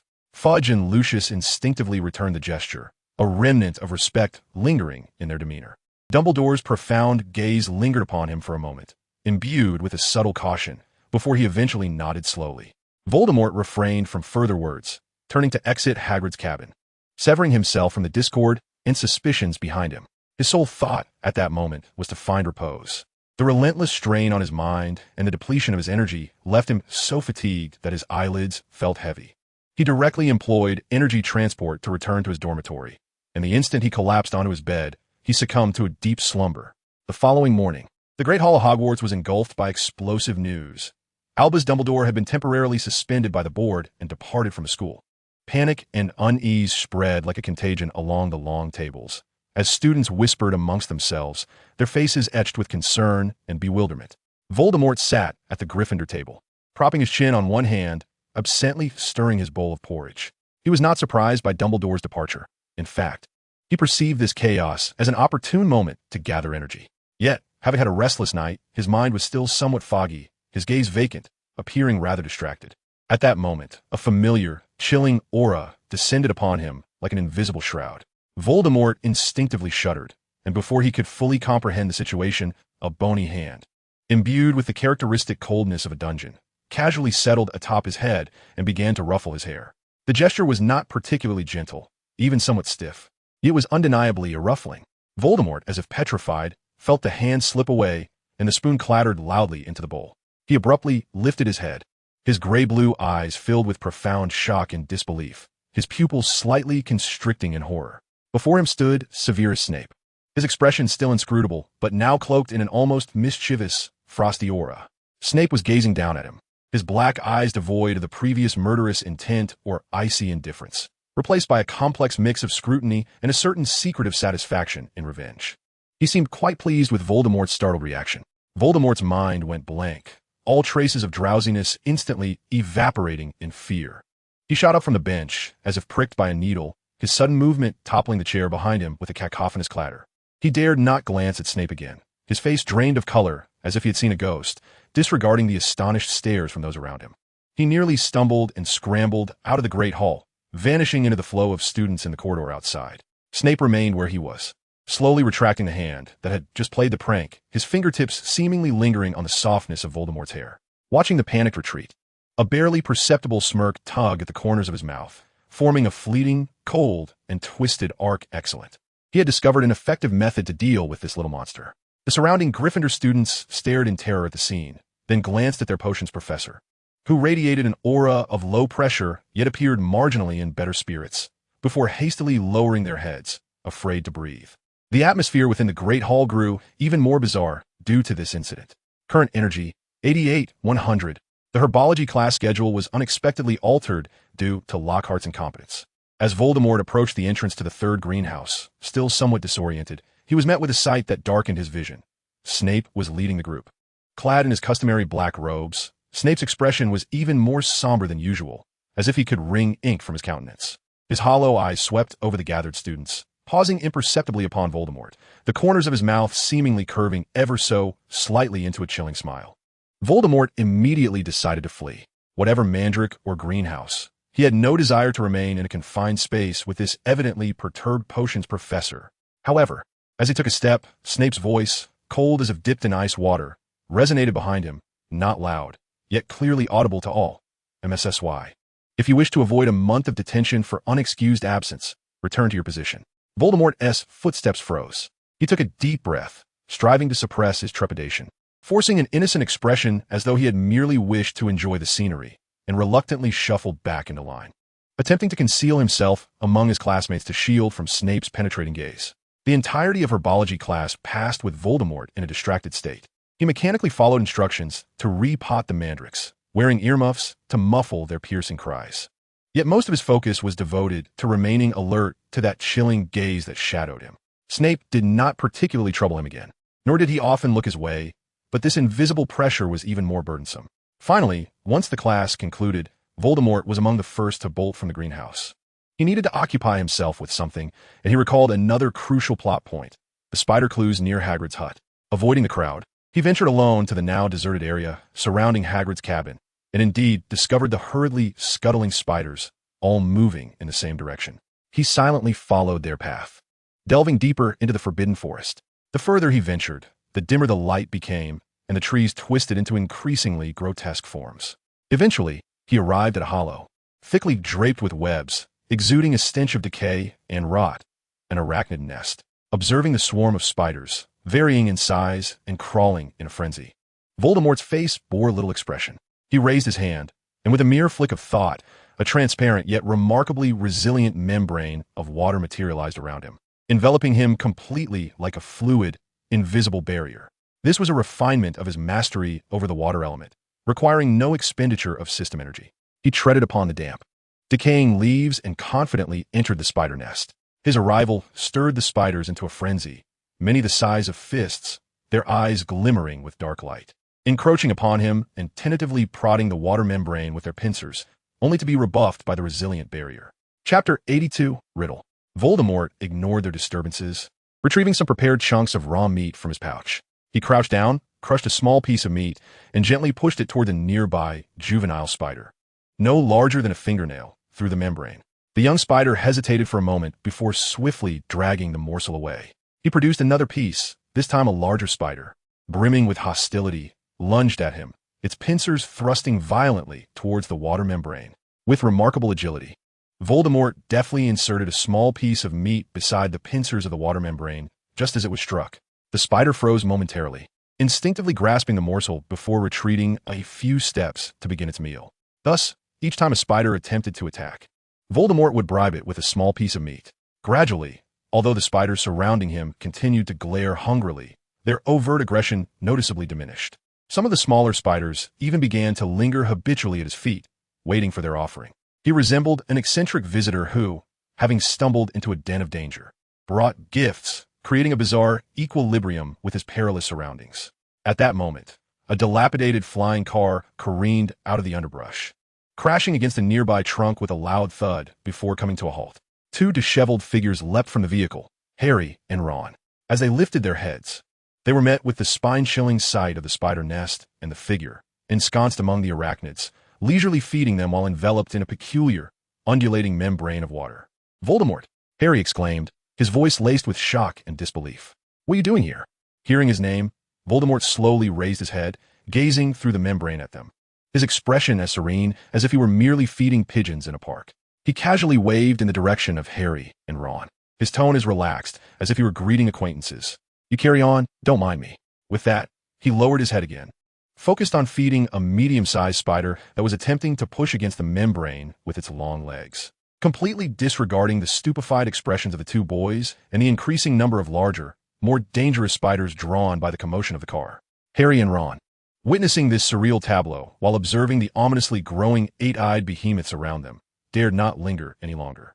They exchanged a terrified glance, abandoning any inquiry into Voldemort's bizarre behavior, and hurriedly scrambled towards the direction of Aragog. Voldemort watched their hasty retreat, continuing his feeding task until their figures vanished into the depths of the nest. After a moment, he heard a greater commotion from within and the terrified cries of Harry and Ron, accompanied by the fading roar of the car's engine. Intervention in the spider nest narrative node, existing in an unconventional manner and causing cognitive shock to the protagonists. Energy 2. Current energy, 90-100. He brushed off the non-existent dust from his hands and stood up. The surrounding spiders, having lost their reliable source of nourishment, again began to stir restlessly, emitting threatening, clicking sounds. Voldemort, disinterested in further exploration, maintained the membrane and calmly turned, retracing his steps away from the perilous nest. The next day, Voldemort arrived early at the infamous girls' restroom on the second floor, perpetually occupied by the Weeping Myrtle. He found a secluded corner, skillfully concealing his form and presence with the aid of his system and mastery over the environment.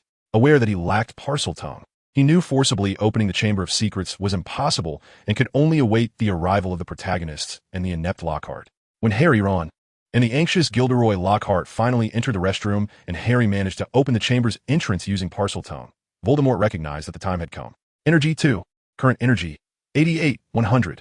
His initial intention was to intervene when Lockhart attempted to cast a memory charm on Ron and Harry, but reconsidering, he determined that stopping Lockhart would be troublesome and would consume energy with minimal reward. Weighing his options, he decided to directly enter the core area. In a flash of light, he materialized deep within the chamber, avoiding the lengthy, slippery, and perilous pathways that could lead to the basilisk. He found himself in a vast, ancient cavern supported by countless colossal, serpent-like statues, the air thick with a chill, dampness, and rot. His gaze quickly fell upon a platform not far away, where lay a small, lifeless Ginny Weasley, clad in Hogwarts robes, yet he did not approach her immediately. Instead, his attention was drawn to the indistinct, ghost-like black figure standing beside her, a tall, handsome boy with dark hair, the 16-year-old Tom Riddle, or rather, the youthful memory of Voldemort. A knowing smile, tinged with detachment, yet seemingly all-knowing, graced Voldemort's face as he strode forward and greeted him in a tone as casual as one would use with an old acquaintance. "Hi, Voldemort."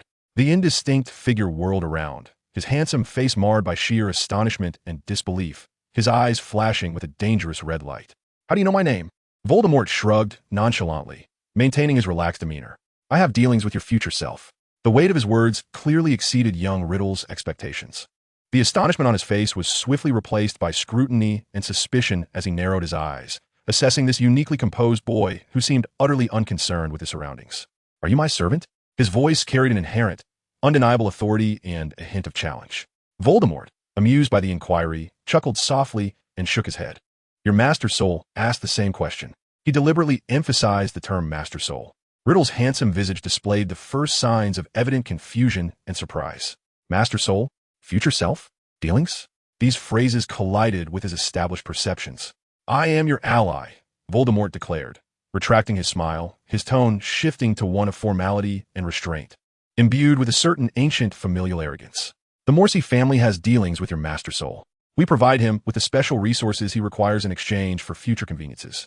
He spoke ambiguously yet compellingly. Riddle fixed his gaze on him, attempting to discern any trace of deceit in Voldemort's expression, but found only an unfathomable calmness and a certain transcendent confidence. He keenly realized that this boy, claiming to be from the Morsi family, possessed knowledge far beyond his current understanding, including his future identity and the existence of the Master Soul. "Morsi family," Riddle repeated slowly, his mind racing to sift through all relevant memories and information, yet finding nothing. This only solidified his belief that this family was indeed, as claimed, secretive and formidable. "What can you offer? And what do you desire in return?" "We offer the Shadow Block," Voldemort stated plainly, producing a small, shimmering cube that flickered with deep blue and purple light, which vanished just as swiftly. "A unique substance that nourishes the soul and repairs damage. As for what we seek," he paused, his gaze sweeping over the unstable essence of Riddle. "It is a promise, and a neutral position for the Morsi family during the forthcoming upheaval in the magical realm." His mention of the Shadow Block and its capability struck at the very core of Riddle's deepest desires, immortality and power. The request for a neutral position also aligned with the modus operandi of an ancient, secretive family. The red light in Riddle's eyes flickered uncertainly as he quickly assessed the authenticity and value of this transaction. This boy was far too enigmatic, his appearance too coincidental. Yet his displayed knowledge and demeanor suggested an air of undeniable authority. "Prove it to me," Riddle finally said coldly, his gaze sharp as a blade. "Demonstrate the Shadow Block you speak of, and provide evidence of your dealings with the Master Soul." Voldemort had long anticipated such a demand. A slight smile graced his lips as he prepared to produce a fragment of the elusive Horcrux, when suddenly they both sensed an overwhelming vitality rapidly draining from Ginny. The basilisk had been summoned, or was approaching swiftly. Voldemort cast a glance at Ginny and then at Riddle, his tone remaining serene. "It appears your little game has reached a critical juncture.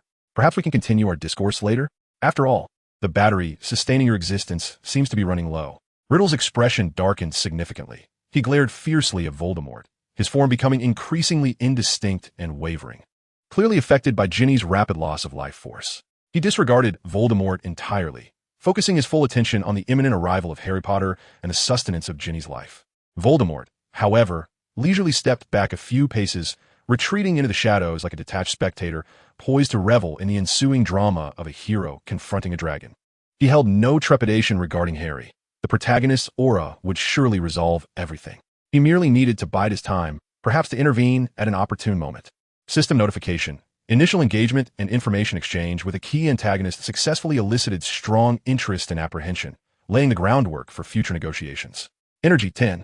Current energy, 98-100. Harry Potter burst into the depths of the chamber, spotting Ginny lying motionless on the platform, alongside the striking yet ominously charismatic figure of Tom Riddle. Anger and fear propelled Harry to confront Riddle. When Riddle mockingly admitted to being Voldemort and derided Harry's ineptitude, he suddenly seemed to recall something. Tilting his head slightly to the shadows and speaking with a subtly familiar tone, "You may emerge now, my ally." Harry's heart plummeted, disbelief washing over him as he gazed at the shadows. Was there someone else here? Voldemort's accomplice? As Harry's eyes darted uncertainly, Voldemort leisurely emerged from behind a massive serpentine stone pillar, his expression adorned with an air of mild surprise, as if disturbed. He glanced at Riddle, then at Harry, and inquired with a placid tone, "What seems to be the matter?" Riddle's lips curled into a cruel and sinister smile as he pointed an accusatory finger at Harry, commanding Voldemort with an air of undeniable authority. "Kill him." Harry felt as though he had plunged into an icy abyss, a tumult of betrayal and seething rage surging within him. He stared intensely at Voldemort, his voice trembling with agitation. "Voldemort, you truly are in league with him. You have been deceiving us, deceiving Hermione, deceiving everyone." Memories of Voldemort's earlier strange behaviors flooded his mind, particularly his descriptions of the Msi family. Everything now seemed to take on the worst possible interpretation. In response to Harry's furious accusations, Voldemort merely twitched his lips, seemingly at a loss for words regarding Riddle's blatant deflection of responsibility. He did not even glance at Harry's almost fiery gaze, instead turning to Riddle, his tone still calm, yet imbued with an undeniable detachment. "We only facilitate transactions, Tom. We do not personally engage in your private grievances." He deliberately addressed Riddle as Tom, rather than Voldemort or my master, once again emphasizing their equal status as allies rather than a master-servant dynamic. The moment his words hung in the air, a tremendous, bone-chilling, slithering sound echoed from afar. Almost immediately, a colossal creature emerged from the dark waterway, the basilisk, its immense form cloaked in scales, its yellow eyes glowing like lamps of death. Even when closed, the chilling aura it exuded was sufficient to freeze one's blood. "Speak to me, Slytherin, the greatest of Hogwarts' four founders," Riddle hissed in Parseltongue. The basilisk obeyed his command, its massive head turning toward Harry. Harry could no longer afford to question Voldemort. His instinct for survival and determination to save Ginny propelled him into combat mode.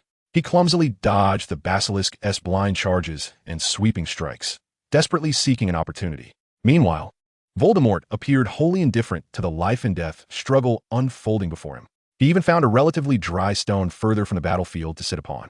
Extending his hand, a deep blue Horcrux materialized in his palm, and he began to idly mold it with his fingers, reshaping it as if it were an amusing piece of clay. Chapter 84. Accusations and Awe. His gaze occasionally flickered toward Riddle, who was directing the basilisk, with an inscrutable, almost evaluative calmness, as if assessing the value of a commodity. Successfully maintained a neutral traitor stance within the core plot of the chamber, refusing to directly engage in combat while continuously observing and evaluating the key antagonist. Energy, 15. Current energy, 13-100. Random block unlocked. Joy Spirit, capable of summoning small blue ghost-like entities to assist in item classification, searching, and delivery. A new little trinket? It appears somewhat useful. Just as Harry faced imminent doom, nearly consumed by the basilisk, a miraculous sight unfolded. Fawkes the Phoenix swooped in, clutching the sorting hat. Fawkes blinded the basilisk with a peck to its eyes, while Harry drew forth the sword of Gryffindor from the hat. The true battle was only just beginning. Voldemort remained seated, his fingertips continuing to manipulate the ever-changing Horcrux, like an audience member at a distant theater. Yet within his gray-blue eyes reflected the cold gleam of the sword and the venomous spray from the basilisk, leaving no one privy to his thoughts at that moment. As Harry, regaining consciousness yet disoriented, along with the bewildered Gilderoy Lockhart and the revived Ginny, grasped foxtail feathers and clutched the diary, pierced by the basilisk's fangs. They ascended toward the pipe above in disarray. Voldemort's figure vanished from the depths of the chamber, as if erased from existence. The next moment, he appeared in Professor McGonagall's office. The atmosphere was tense, with Dumbledore, Professor McGonagall, and Professor Snape present, evidently anxiously awaiting news from the chamber. Voldemort's sudden appearance startled everyone. Professor McGonagall instinctively drew her wand. Voldemort paid no heed to the wand pointed at him, straightening his slightly wrinkled robe sleeves, maintaining an air of composure, and offering a slight bow. "I apologize for intruding without announcement, esteemed professors." Dumbledore's piercing blue eyes lingered on him for a moment, the depth behind his crescent-shaped spectacles inscrutable. Professor McGonagall regarded him with suspicion, slowly lowering her wand, though her vigilance remained unyielding. Snape's countenance darkened instantly, complex emotions swirling in his black eyes. His lips pressed into a cold, straight line. Amidst the palpable tension, the office door swung open with a crash, and Harry Potter burst in, breathless and covered in mud and blood, his face alight with the thrill of survival, yet overshadowed by a profound sense of betrayal. He immediately spotted Voldemort standing at the center of the office, as if awaiting his arrival. Harry nearly expended all his energy pointing at Voldemort, his voice hoarse as he shouted to Dumbledore and Professor McGonagall, "Is the ally of the mysterious man. I saw it with my own eyes in the chamber. I heard it with my own ears. He spoke with that young Voldemort. Voldemort called him an ally." All eyes converge upon Voldemort, filled with shock and scrutiny. In the face of Harry's accusations, Voldemort exhibited no signs of panic at being unmasked. Rather, he nodded with remarkable composure, his tone remaining unperturbed. "Indeed, I did engage in conversation with Tom Riddle, or shall I say, Mr. Voldemort." His direct admission only fueled Harry's fury further, while Professor McGonagall gasped in shock, gripping her wand tightly. "You admit it?" Harry shouted, incredulous. "You're in cahoots with him." "We are neutral, Mr. Potter," Voldemort interrupted his calm, gray-blue eyes meeting Harry's gaze with unsettling composure. "The Msi family does not ally with any factions. We merely engage in trade. My discussions with Mr. Voldemort have been confined to exploring the possibilities of transactions. This does not imply that either I or my family endorses his ideology or serves him." He paused, adding, "As I previously mentioned, our dealings with his Master Soul are strictly commercial." "Trade? At a time like this? Trading with the Dark Lord who seeks to kill me and murder Hogwarts students?" Harry's anger surged to a near tangible form. What difference does that make? Engaging in trade with Voldemort. Harry's rage threatened to erupt. "Do you have any idea what he has done? He nearly killed Ginny. He has harmed so many. The difference lies in the fact that we do not wield wands against you, nor do we obstruct your efforts to destroy the Horcruxes, do we?" Voldemort countered, his logic chillingly clear. "We provide him with resources he may require in exchange for future benefits. How he utilizes those resources is of no concern to us. That is neutrality. This is not neutrality at all. It is complicity. It is being an accomplice." Harry retorted vehemently, struggling to comprehend such a cold, transactional mindset.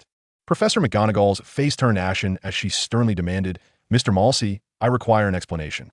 A detailed account of your presence in the Chamber of Secrets and your interactions with that monster."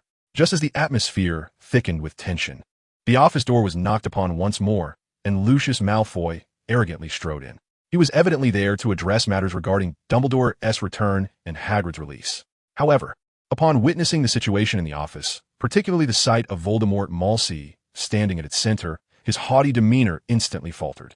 Almost instinctively, as he had done on several previous occasions, he executed a flawless, aristocratic bow towards Voldemort, his tone dripping with respect.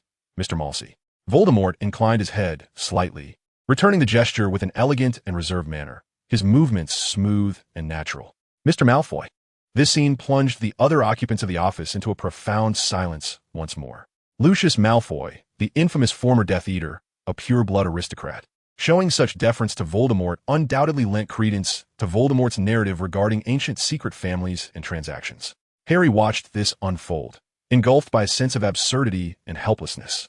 He ceased to argue with Voldemort and turned instead to Lucius, employing the sock he had discovered in the diary to cleverly orchestrate Dobby's successful dismissal. Watching as the house elf joyfully embraced his newfound freedom, it seemed the matter was drawing to a close. Voldemort felt no further need to linger, turning to depart as quietly as he had arrived. Yet, at the very moment he moved, a calm yet unyielding voice interrupted. "Please stay, Mr. Msi." The speaker was Dumbledore. He had risen at some point, his gaze behind his half-moon spectacles sharp and penetrating, as if capable of piercing through all facades to reach the core. He did not point his wand at Voldemort, yet an invisible pressure enveloped the entire office. "I believe we need to engage in a more profound discussion concerning the events that transpired in the Chamber of Secrets tonight, as well as your dealings with Tom Riddle." Dumbledore stated slowly, his tone placid, yet imbued with an undeniable weight. Voldemort halted, turning to face Dumbledore. He sensed that he was not in an optimal state, his energy reserves plummeting, yet he maintained an expression of tranquil indifference, though a flicker of rapid calculation and caution flashed in the depths of his gray-blue eyes. He had been intercepted. Chapter 85, Interrogation and Deceit. Voldemort's assertion that the transaction indeed utilized him as a conduit, yet he was unaware of the specifics, stirred only a ripple upon the surface of stagnant waters, intensifying the currents beneath. Dumbledore's azure eyes, sharp behind his half-moon glasses, scrutinized him intently. You were a conduit? What does that imply, Mr. Msi? What was transmitted? Unclear, Voldemort replied, lowering his gaze to the intricate patterns of his robe, his tone flat. Professor McGonagall stepped forward, her voice trembling with severity. What was the nature of that transaction? What did you provide to Riddle, or Voldemort, as he is known? What did he promise you in return? Unclear. Voldemort continued to shake his head, like a stuck record. Snape stood in the corner, a dark shadow, observing Voldemort's impermeable facade, resolutely deflecting all inquiries beyond the realm of unclear. He noted the slight droop of Voldemort's head, yet his neck remained upright, while a cold intensity gathered in his hollow black eyes. He recalled the intense reactions Voldemort had exhibited towards his previous transgressions. Just as Dumbledore prepared to speak again, attempting to pry open this gap with a gentler or more cunning approach, Snape moved.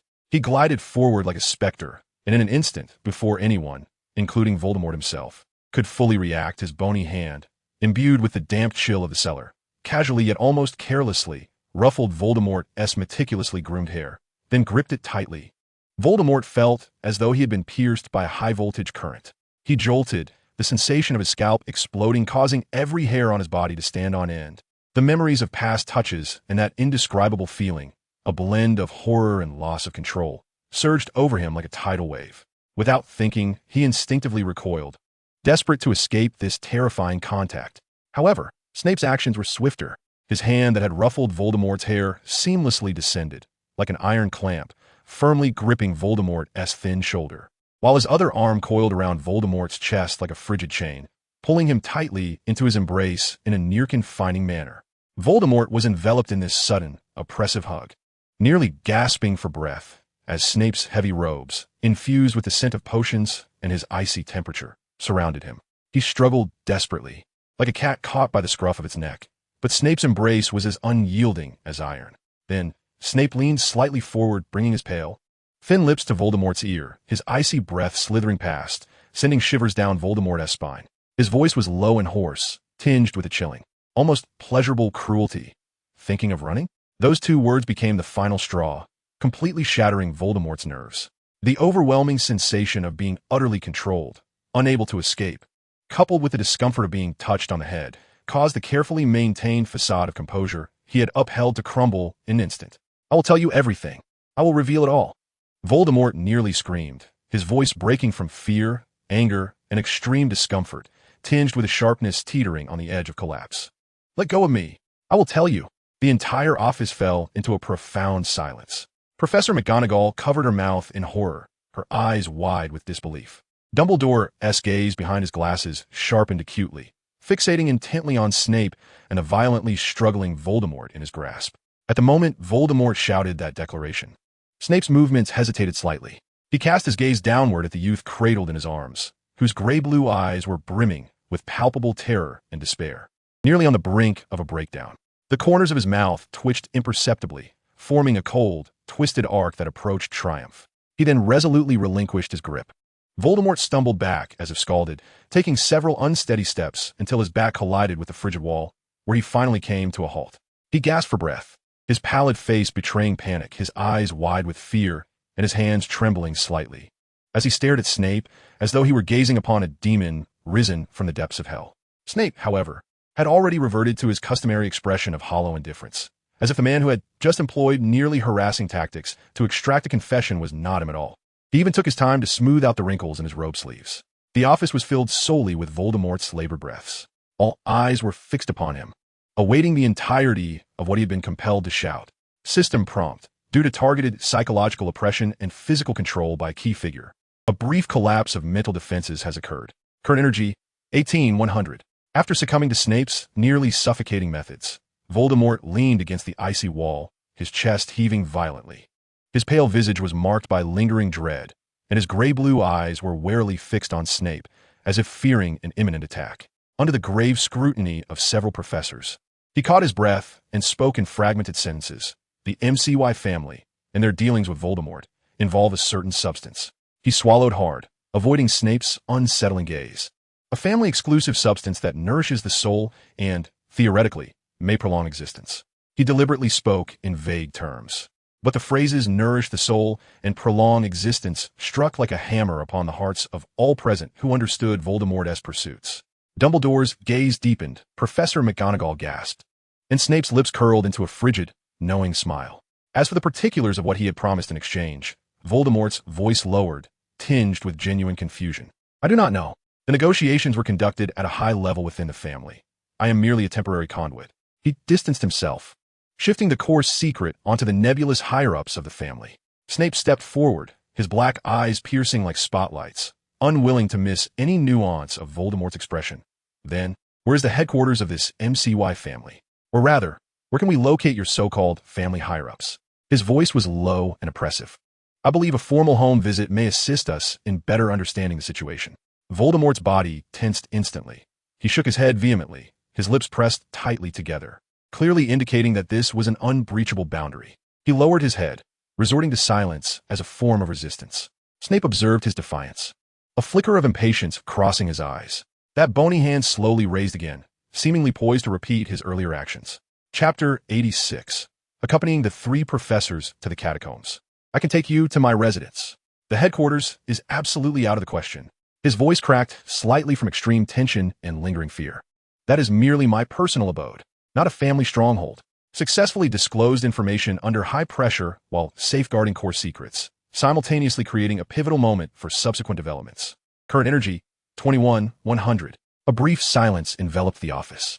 Dumbledore's gaze flitted between Voldemort's ashen face and Snape's inscrutable demeanor before he finally spoke. His tone calm, yet resolute. Very well. Then, it shall be myself, Minerva, and Severus who will accompany Mr. MCY for a visit. Voldemort regarded this triumvirate of Hogwarts' highest authority, his throat dry, fully aware that he had no grounds for refusal. When shall we go? He inquired hoarsely. Dumbledore's blue eyes gleamed with insight as he presented two options, after the break or right now. Voldemort hesitated not at all. The break. He blurted out. He needed time. Time to return and properly prepare that subterranean palace, making it appear more like the private residence of an ancient family heir rather than a mere construct of a system. He could not allow these three, especially the keen-eyed Snape and the unfathomable Dumbledore, to perceive too many flaws. Very well, Dumbledore nodded, not pressing further. We look forward to our meeting during the holiday. Voldemort felt as if a great weight had been lifted. He nearly stumbled in his bow before exiting Professor McGonagall's office in a near panic, his garments soaked with cold sweat. Observing his hasty retreat, the three within the office displayed varied reactions. Professor McGonagall furrowed her brow, her tone laden with deep concern. Albus, this is far too risky. The MCY family, along with the entity he mentioned precisely for that reason, we must see for ourselves. Minerva, Dumbledore replied calmly, his gaze distant. Fear stems from the unknown. And it seems Mr. MCY fears Severus? He spoke, casting a meaningful glance at the statuesque Snape beside him. Snape's face remained impassive, yet a fleeting, elusive light, mingling cold clarity with a twisted sense of gratification, flickered in his black eyes. He vividly recalled the boy's intense reaction when his fingertips brushed against his hair, as well as the genuine, unmasked terror and breakdown when he had been confined in his embrace. What on earth is happening with Snape? The last time was an accident, but this time it is undoubtedly intentional. It would be better to simply give me a heart-wrenching stab. He resolved to take them to the catacombs during the break. That was his domain, and at least he could find some semblance of security there. As for the abnormal Snape, he needed to devise a way to keep his distance. That gentle touch sent shivers down his spine, leaving him flustered and disoriented, more disconcerting than any curse. The days passed swiftly in a state of anxious anticipation, and before long, the holiday arrived. King's Cross Station, Platform 9, was bustling, filled with the clamor of farewells and the joy of reunions. Yet, in a relatively secluded corner, the atmosphere was starkly different. Voldemort beheld the three professors, who had arrived as promised, encircling him subtly. Dumbledore wore his customary serene expression, Professor McGonagall appeared serious, and Snape maintained his usual sullen demeanor, exuding an aura that warned others to keep their distance. He struggled to muster even a hint of a smile. This arrangement felt less like an escort and more akin to a detention. Taking a deep breath, he understood that the performance required full commitment. He lowered his eyelids, focusing intently, summoning the subtle energy particles that permeated the surrounding environment, imperceptible to ordinary senses. In an instant, a thin mist, imbued with a dark blue-purple luminescence, silently enveloped the corner where they stood, isolating them from the surrounding noise. Gradually, three towering silhouettes emerged from the mist. They were composed entirely of a deep blue substance that seemed to absorb light, their surfaces smooth and featureless, merely human-shaped outlines. Clad in flowing robes that resembled the solidified darkness of night, their shoulders bore not strands of hair, but rather a fluid, living water that flowed silently and gracefully. As they merely stood there, a suffocating magical pressure radiated from them, palpable as a solid entity. Professor McGonagall gasped, instinctively retreating a half-step, her wand already drawn. Dumbledore's gaze, sharp as a falcon's, glinted behind his crescent-shaped spectacles as he stepped forward imperceptibly, positioning himself slightly aside to shield McGonagall and the visibly tense Voldemort. Snape's lips pressed together more tightly, his dark eyes scanning the three non-human entities with the precision of a finely tuned instrument, evaluating their threat levels. Voldemort, his head bowed, spoke in a hushed tone, laced with a deliberately crafted tremor of unease and guilt. "My abode is to be exposed." This utterance felt like a soliloquy, yet simultaneously served as an explanation to the three veiled figures.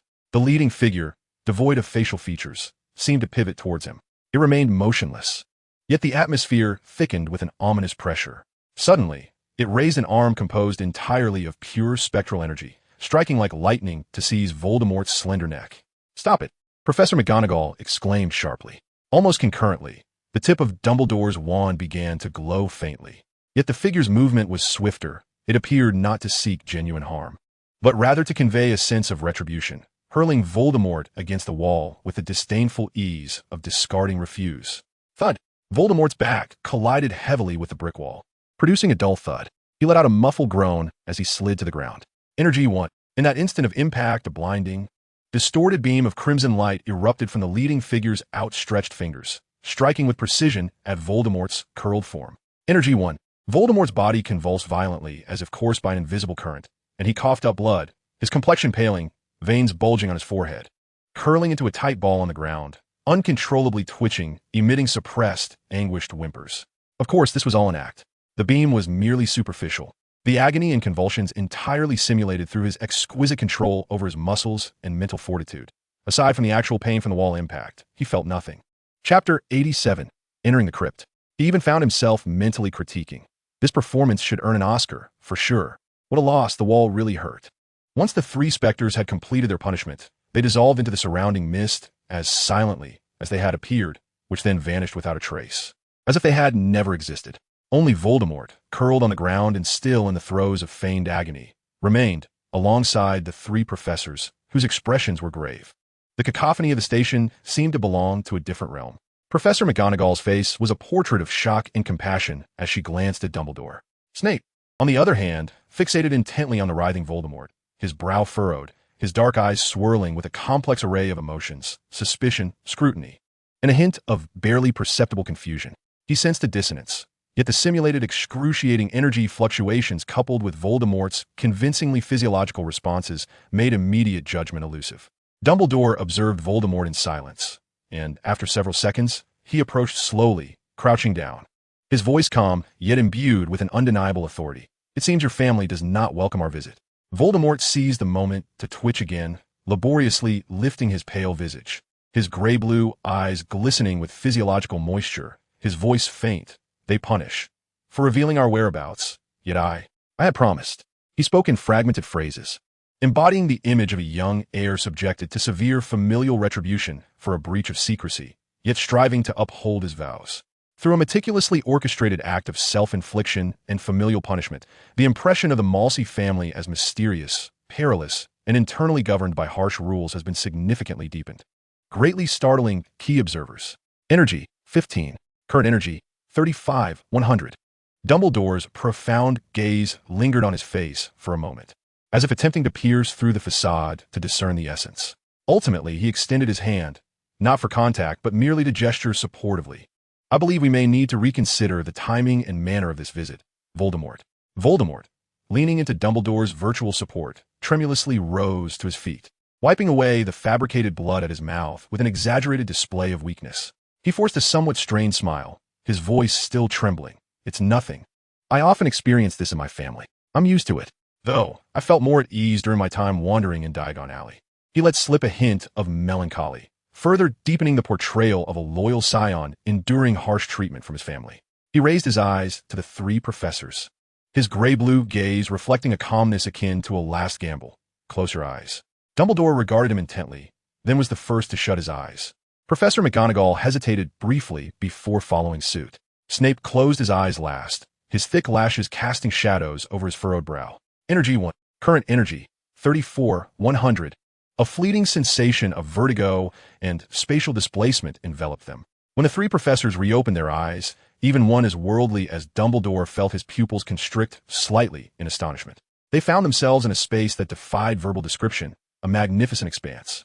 The soaring vault above appeared to envelop the entire night sky, myriad tiny lights, akin to genuine stars, swirling slowly overhead, casting a cold and mysterious glow. Beneath their feet lay deep blue tiles, smooth as glass, pulsating silently with purple energy veins reminiscent of blood vessels, emanating a soft luminescence. This was precisely the spectral block worth 3,000 galleons per ounce, as Lucius had described. Towering, ancient columns, crafted from the same spectral blocks intertwined with dark, fragrant wood, supported this grand structure. The air was frigid, imbued with the scent of aged timber and something akin to nocturnal dew. Adjacent to the columns, within wall recesses, and even as mere decoration, clusters of dark purple, with curled metallic-tinged edges, withering roses bloomed silently. They were beautiful, yet exuded a heart-stopping aura of danger. These were the family relics inscribed in the chapter of silence. Deadly to the touch, the entire subterranean palace embodied a perfect fusion of extreme opulence and lethal peril, vast, ancient, oppressive, suffused with a sense of inhuman, profound solitude. Voldemort did not acknowledge their astonished expressions. He seemed drained of energy, or perhaps to avoid any potential traps he had mentioned. He clumsily crawled on all fours towards the enormous, similarly crafted long table at the hall center, made of spectral blocks and dark oak. He curled atop the cold surface, burying his face in the crook of his arm, his muffled voice emerging, laden with fatigue and a barely detectable hint of resignation. Here, since it has been exposed, I doubt anyone will come again. He paused, as if recalling something significant. Lifting his head, his pallor unchanged, he cautioned, "Be careful of your footing and surroundings. There are traps laid by the family everywhere, and I am not privy to all of them, especially in that storage area." He gestured toward a shadowy corridor, warning, "The gold galleons within, do not touch them. They are heavily cursed and will lead to death." Professor McGonagall surveyed the unimaginable scene, her breath quickening. She glanced at the frail, vulnerable Voldemort sprawled across the table, then at the perilous, withering roses surrounding them and the invaluable tiles beneath their feet. Her face a tapestry of complex emotions, fear of the environment and a twinge of sympathy for Voldemort's plight. If his words held any truth, this child indeed lived in an environment of extreme harshness and danger. Snape's gaze, sharp as the most delicate probe, swiftly scrutinized every detail. He sensed the arcane energy flowing through the air, distinct from the Hogwarts system, and observed the meticulously arranged positions of the wilting roses, which subtly formed a defensive or trigger-based array. Voldemort's warning struck him as half a caution and perhaps half an expression of genuine resignation. Dumbledore's gaze was the most serene, yet profoundly deep. It seemed as if he sought to imprint every inch of the space's structure and every thread of energy flow into his memory. He noted Voldemort's choice to lean on the table. Was it weakness or a deliberate avoidance of the ground? "We understand, Voldemort." Dumbledore's voice shattered the silence, still calm. "Thank you for your warning, and for your trust in bringing us here." He refrained from mentioning further exploration or a visit to the warehouse. Voldemort buried his face back down, mumbling indistinctly, choosing silence. He lay on the table, calculating. This intimidation should be quite effective, and it also solidified his pitiable persona. He had gained energy, but that collision with the wall truly hurt. What a loss. The subterranean chamber sank into prolonged silence, only interrupted by a faint, almost aqueous humming sound that seemed to emanate from nowhere. The three professors remained still, not daring to move, quietly observing and processing everything beyond their comprehension. The information shock brought by this forced interruption of their visit was far more significant than that of a smooth tour. System notification successfully showcased the mushy underground palace, depicting a scene of peril and opulence coexisting with a forced exposure of hardship, greatly deepening the key figure's understanding of the mushy family's mystery, power, and stringent internal rules, evoking intense shock and complex emotions. Energy, 12. Current energy, 46,100. Chapter 88. Overthrowing the Three Professors. Voldemort propped himself up on the table, somewhat unsteadily rising, and suddenly shouted into the vast hall, his voice stirring a faint echo within the enormous space. Guests have arrived. Prepare some food. Then, as if sapped of strength, he tumbled off the conference table with a thud, clumsily climbing onto a tall chair beside him, breathing slightly heavily. Energy 1. A flicker of ghostly light danced along the long table, and a spread of food materialized out of thin air. Roasted chicken legs, meat pies, bread, pudding. Though the variety appeared normal, everything was shrouded in an unnatural dark hue, as if cloaked in a layer of haze. Even the fried chicken legs exhibited a bizarre, dark golden color, utterly unappetizing. Voldemort picked up a piece of relatively normal-looking dark bread and began to eat it slowly. After swallowing, he addressed the still-standing professors, who were on high alert. Have a bite. After such a long journey, though it may not look appealing, it is edible. He, of course, consumed only the plain portions. Dumbledore and Professor McGonagall exchanged a glance before observing the now-eating Voldemort. Dumbledore was the first to take the smallest piece, a dark scone, and cautiously sampled it. Professor McGonagall followed suit, selecting the least conspicuous dark sandwich. The moment they tasted, both professors were momentarily taken aback. The anticipated awful flavor was absent. On the contrary, the food was extraordinarily delicious, soft, and palatable. Strangely, as they swallowed, a gentle energy spread through them, soothing the fatigue brought on by their earlier shock and tension.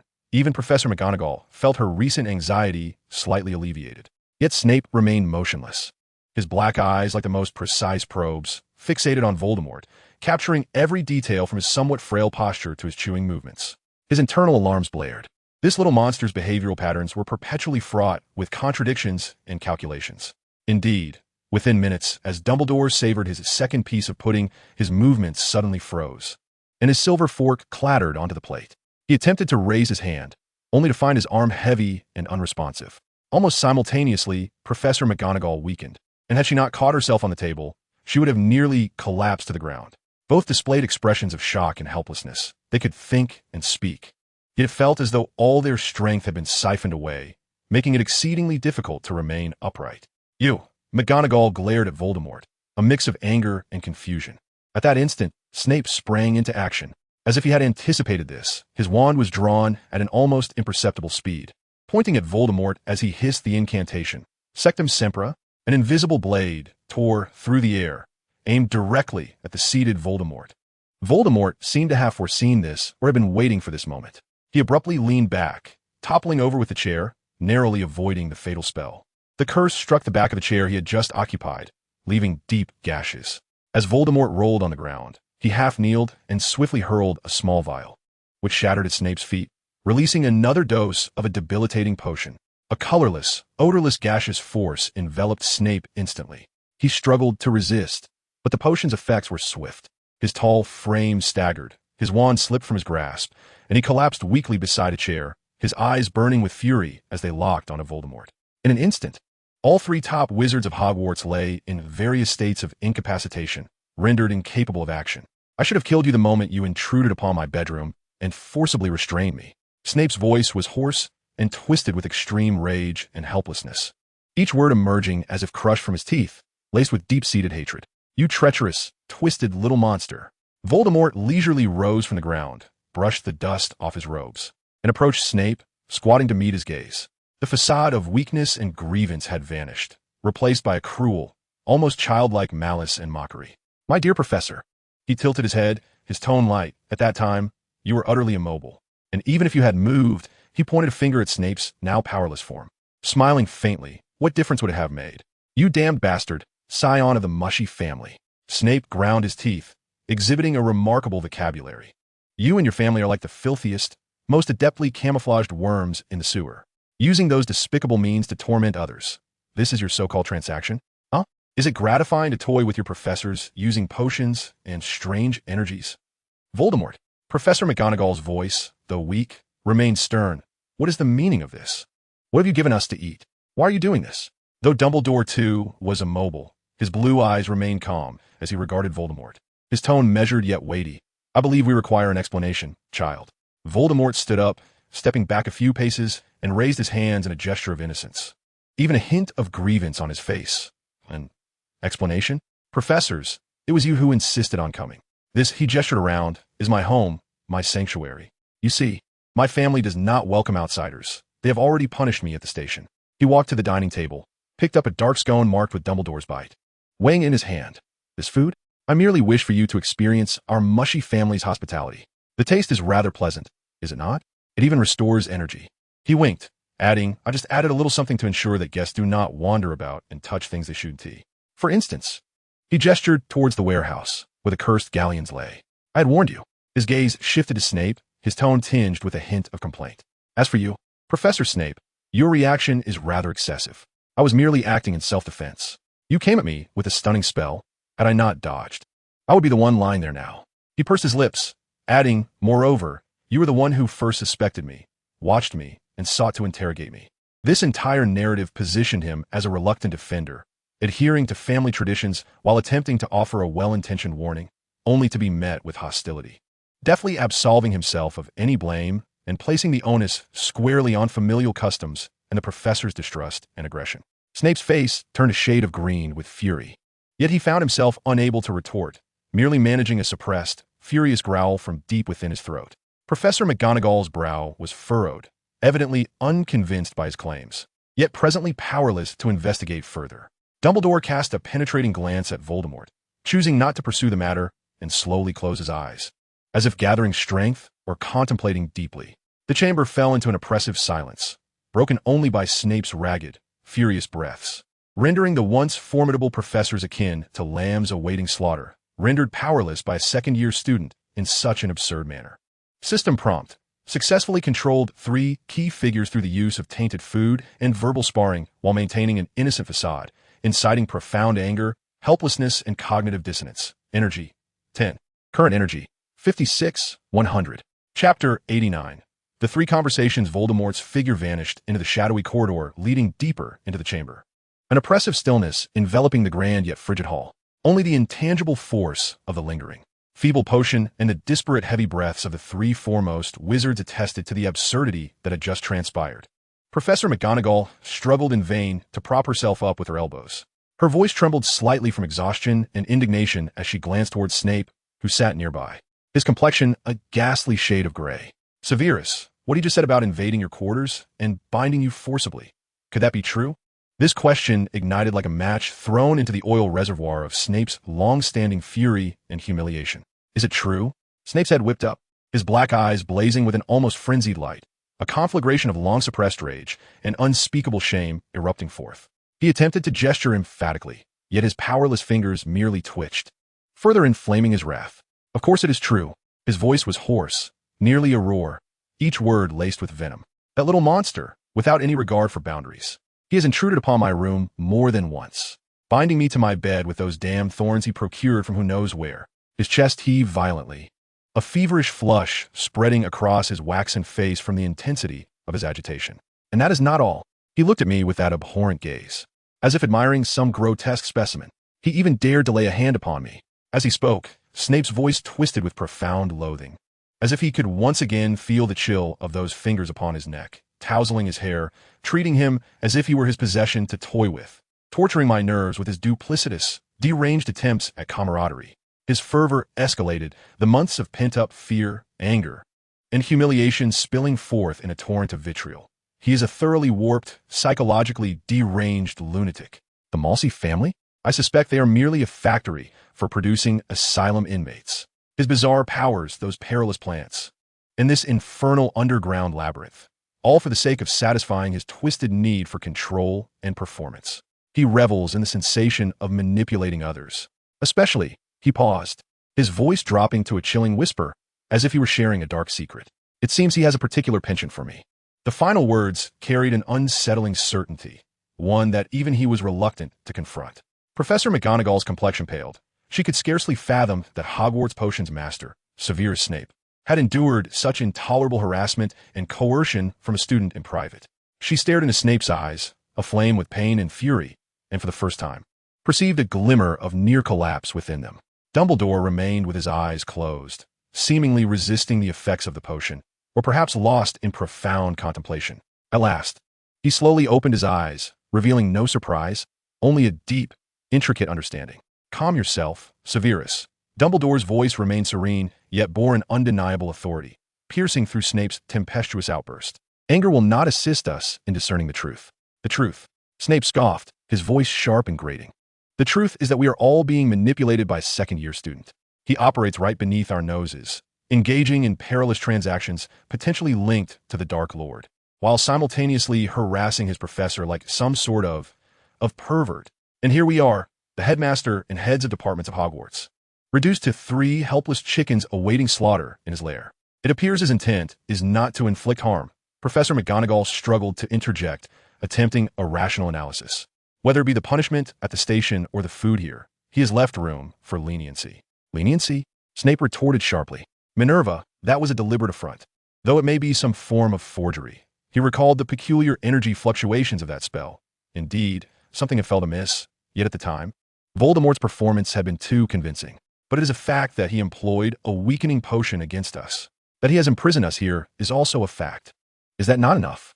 That is precisely what we must contemplate. Severus, Dumbledore intoned slowly, his gaze sweeping over the lavish yet perilous surroundings. Why has he gone to such lengths to summon us here, to display all of this?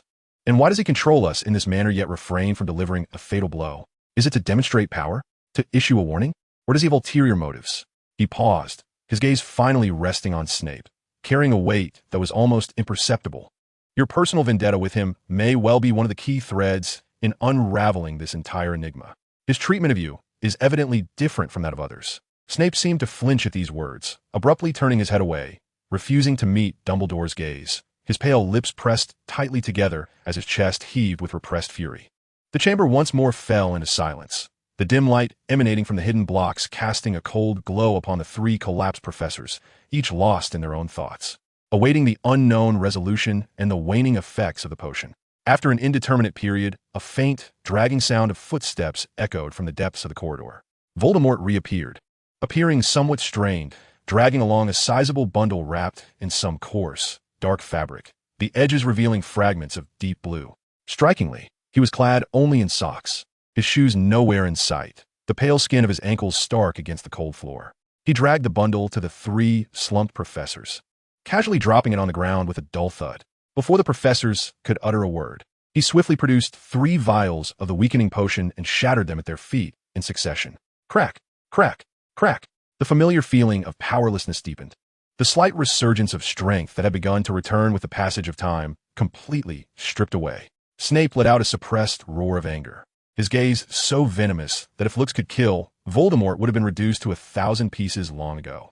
Children, Dumbledore maintained his composure, despite his disheveled appearance. His voice carried a peculiar soothing power. What is the purpose of your actions? For what reason? Snape, seizing the moment before Voldemort could respond, unleashed a hoarse tirade with all the strength he could muster, his frail voice punctuated by intermittent gasps, yet growing increasingly venomous. To satisfy his perverse desire for control. To watch us squirm like insects at his feet. You twisted, hell-bound little wretch. Ugh. Chapter 90. This is the object of our transaction with Voldemort. His further vile invectives were abruptly interrupted by Voldemort's foot gently nudging his calf. Voldemort did not regard him. He merely crouched down and began to unwrap the parcel. The coarse fabric fell away, revealing a large, irregularly shaped, deep-hued block of obscure energy, pulsating with a flowing purple light, larger than any Snape had previously encountered. Voldemort cradled the heavy block in his hands, seemingly struggling with its weight. He lifted his gaze to Dumbledore and casually dropped a bombshell. This he tapped the block. Is the item we traded with Voldemort. Upon uttering this, he performed an unexpected act, holding the fractured, pulsating block of energy. He stepped over the scattered debris and positioned himself directly between Dumbledore's waist and abdomen. This posture was exceedingly disrespectful, exhibiting a childlike, boundary-defying audacity, yet within the bizarre context. It evoked an unsettling chill. Crack, crack. The sharp sound of shattering echoed eerily in the silent chamber. As the block was destroyed, a thick, starlight-like lavender energy surged forth, resembling living entities drawn by an unseen force, eagerly and gently merging into Dumbledore's body. Dumbledore's form quivered slightly. For the first time, the surprise was unmistakable in his blue eyes. He could distinctly sense a vast and gentle energy, unlike any magical force he had ever known, flooding into his weary limbs, revitalizing the faded and depleted areas of his aging body. An indescribable sensation of comfort and fullness enveloped him, Even the charred tips of his right fingers felt faint, almost rejuvenating tingling, akin to the first signs of spring. This is Dumbledore's voice held a barely perceptible rasp as he gazed up at Voldemort, who was intently focused on the block, an obscure resonance. Voldemort, head bowed, his fringe obscuring his expression, replied in a muffled tone, "Yes. It can mend certain damages. Slow down erosion." He did not elaborate, but the implication was clear. "Why do you offer me this?" Dumbledore inquired gently, his gaze piercing. "It is a peculiar power, Voldemort." Dumbledore's voice remained steady, even carrying a note of encouragement. "It seems to be repairing?" "Indeed," Voldemort continued without lifting his head, his focus unwavering as he shattered another piece of the block. "It can nourish the soul, mend certain injuries that ordinary magic cannot address." He paused, adding, however, "It is a temporary solution. It requires continuation." Then, he repeated the process, moving to Professor McGonagall's side, similarly positioning himself to infuse her with energy. Her experience was more immediate. The anxiety of recent days and the mental strain from the events surrounding the Chamber of Secrets and Dumbledore's resignation dissipated under the soothing power, allowing a long-lost sense of tranquility to wash over her, nearly prompting an audible sigh. She observed Voldemort's focused profile, her gaze a tumult of complexity. Finally, it was Snape's turn. As Voldemort approached him with the block, Snape's reaction was the most intense. He sharply turned his head away, despite his immobility. His muscles tensed with resistance. "Remove it." He attempted to unleash the most venomous curses, but weakness dulled the intimidation of his voice. Voldemort regarded him impassively, his expression devoid of emotion as he firmly secured Snape's shoulders, then similarly sat upon him. Snape's body stiffened, his typically hollow black eyes now brimming with profound humiliation and murderous intent as they bore into Voldemort. Voldemort disregarded Snape's glare and began to channel the obscure energy into his body. Snape felt the energy coursing through him, mending the toll taken by sleepless nights and the strain of high tension, even alleviating the pain in his nerves, exacerbated by his overwhelming fury. This forced acceptance of a favor was more nauseating and enraging than any Cruciatus curse he could imagine. Having completed this, Voldemort stepped away from Snape, retreating a few paces to observe the three professors, now slumped on the ground, yet visibly revitalized, and let out a soft exhale. He sat on the cold floor, hugging his knees, looking at them with a voice barely above a whisper, yet clear enough to reach every ear. "I do not wish for you to perish." He paused, his gaze sweeping over the grand, yet desolate chamber before settling on the three professors, a flicker of genuine emotion passing through his gray blue eyes. "Hogwarts is quite pleasant. More so than here, it has a certain liveliness." This statement seemed nonsensical, bordering on childish, yet when juxtaposed with his previous actions, the perilous transactions, the enigmatic lineage, the harsh punishments, and the current coercive healing, it revealed a disconcerting complexity and contradiction. He exhibited a power that would enthrall even the Dark Lord, utilizing it to heal them. He imprisoned them, yet openly declared his reluctance for their demise. He lamented the constraints of family, yet appeared to express a rare sense of belonging to Hogwarts. The chamber fell once more into silence. The effects of the weakening potion lingered, but the comfort brought by the obscure energy flowed within them. The three professors regarded Voldemort, who sat not far away, cradling his knees like a lost child. And for a moment, they found themselves at a loss on how to define this dangerous, uncanny figure, who at times revealed an unsettling vulnerability. System notification. By showcasing the core item of the transaction and enforcing treatment upon key figures, an exceedingly contradictory situation has been successfully manufactured, eliciting profound cognitive dissonance and emotional turmoil. Energy, 15. Current energy, 71,100. Second-year energy settlement, based on the host's deep engagement in the main storyline. Emotional manipulation of key figures and character shaping, a total of 550 energy has been accrued. Energy has been automatically stored. Current total energy, 621,100. Random block extraction in progress. Acquired. Villager spawn egg, capable of generating a regular villager. Uses to be explored. Voldemort scratched his head, glancing at the three professors still immobilized on the ground, and posed a rather practical question. "Will you sleep here, or shall we retire to my bedroom?" The Grand Hall, while magnificent, was undeniably cold and empty, an unsuitable place for rest. Dumbledore, without hesitation, responded with a gentle yet firm voice, "The bedroom." He needed to observe more of this heir to the MCY family's personal space. Chapter 91. It has begun. Professor McGonagall weighed the risks of remaining in this hall, filled with unknown enchantments, against entering the lair of the other. Eventually, she nodded with difficulty, "The bedroom. At least it sounds like a place one can rest properly." Snape's response was a series of low, venomous curses, diminished in volume by the effects of the weakening potion. Yet the malice remained undiminished, his language obscenely filthy enough to petrify any passing young wizard. The essence was clear. He would rather rot here than venture into that little monster's den. Voldemort automatically filtered out Snape's tirade. He approached Dumbledore, bending down slightly as he exerted himself to hoist the tall old headmaster onto his comparatively slender shoulders. With painstaking effort, he staggered step by step toward the direction of the bedroom. Throughout this process, Dumbledore seemed to relax completely. He keenly perceived that Voldemort's actions, though crude and direct, even somewhat juvenile, were devoid of further malice. Considering the prior contradictory behaviors, where the Dark Lord both healed them and imprisoned them while candidly expressing affection for Hogwarts, Dumbledore arrived at a preliminary conclusion. This child may have grown up in an exceedingly distorted environment, lacking normal emotional interactions. His worldview and moral compass diverged from the norm, yet deep within his essence, there appeared to linger a faint, nearly primal purity that had not been extinguished, albeit expressed in profoundly problematic ways. He even took a moment to gauge the softness of the large bed in Voldemort's bedroom, unexpectedly discovering it to be quite comfortable. Next came Professor McGonagall. Voldemort similarly dragged her toward the bedroom. Throughout the ordeal, Professor McGonagall remained tense, her eyes vigilant, still fixated on Voldemort's every move even after being placed upon the bed. Voldemort, however, exhibited no particular reaction. He merely retrieved a thick, soft dark velvet blanket from nearby and gently covered her with it, his movements surprisingly tender. Lowering his gaze to Professor McGonagall, he suddenly blurted out, "Professor McGonagall, you mustn't stay up late correcting papers. It will give you a headache." Professor McGonagall's eyes widened in shock, the astonishment eclipsing her frailty. "You've been watching me?" Voldemort did not respond, merely pressed his lips together and turned to exit the bedroom. After a brief moment, he returned with another blanket, approaching Severus Snape, who remained slumped beside a chair in the hall, glaring at him with a murderous gaze. Voldemort made no attempt to move him. Instead, he roughly enveloped Snape in the blanket, like a haphazardly wrapped burrito, before disregarding him entirely. Upon re-entering the bedroom, Dumbledore suddenly spoke, his tone as casual as if engaging in afternoon banter. "Voldemort, do you have any lemon drops?" Voldemort paused momentarily and nodded. He walked over to a small table in the corner of the bedroom that appeared to be of considerable value, where indeed lay a dish of candies, including several brightly wrapped lemon drops.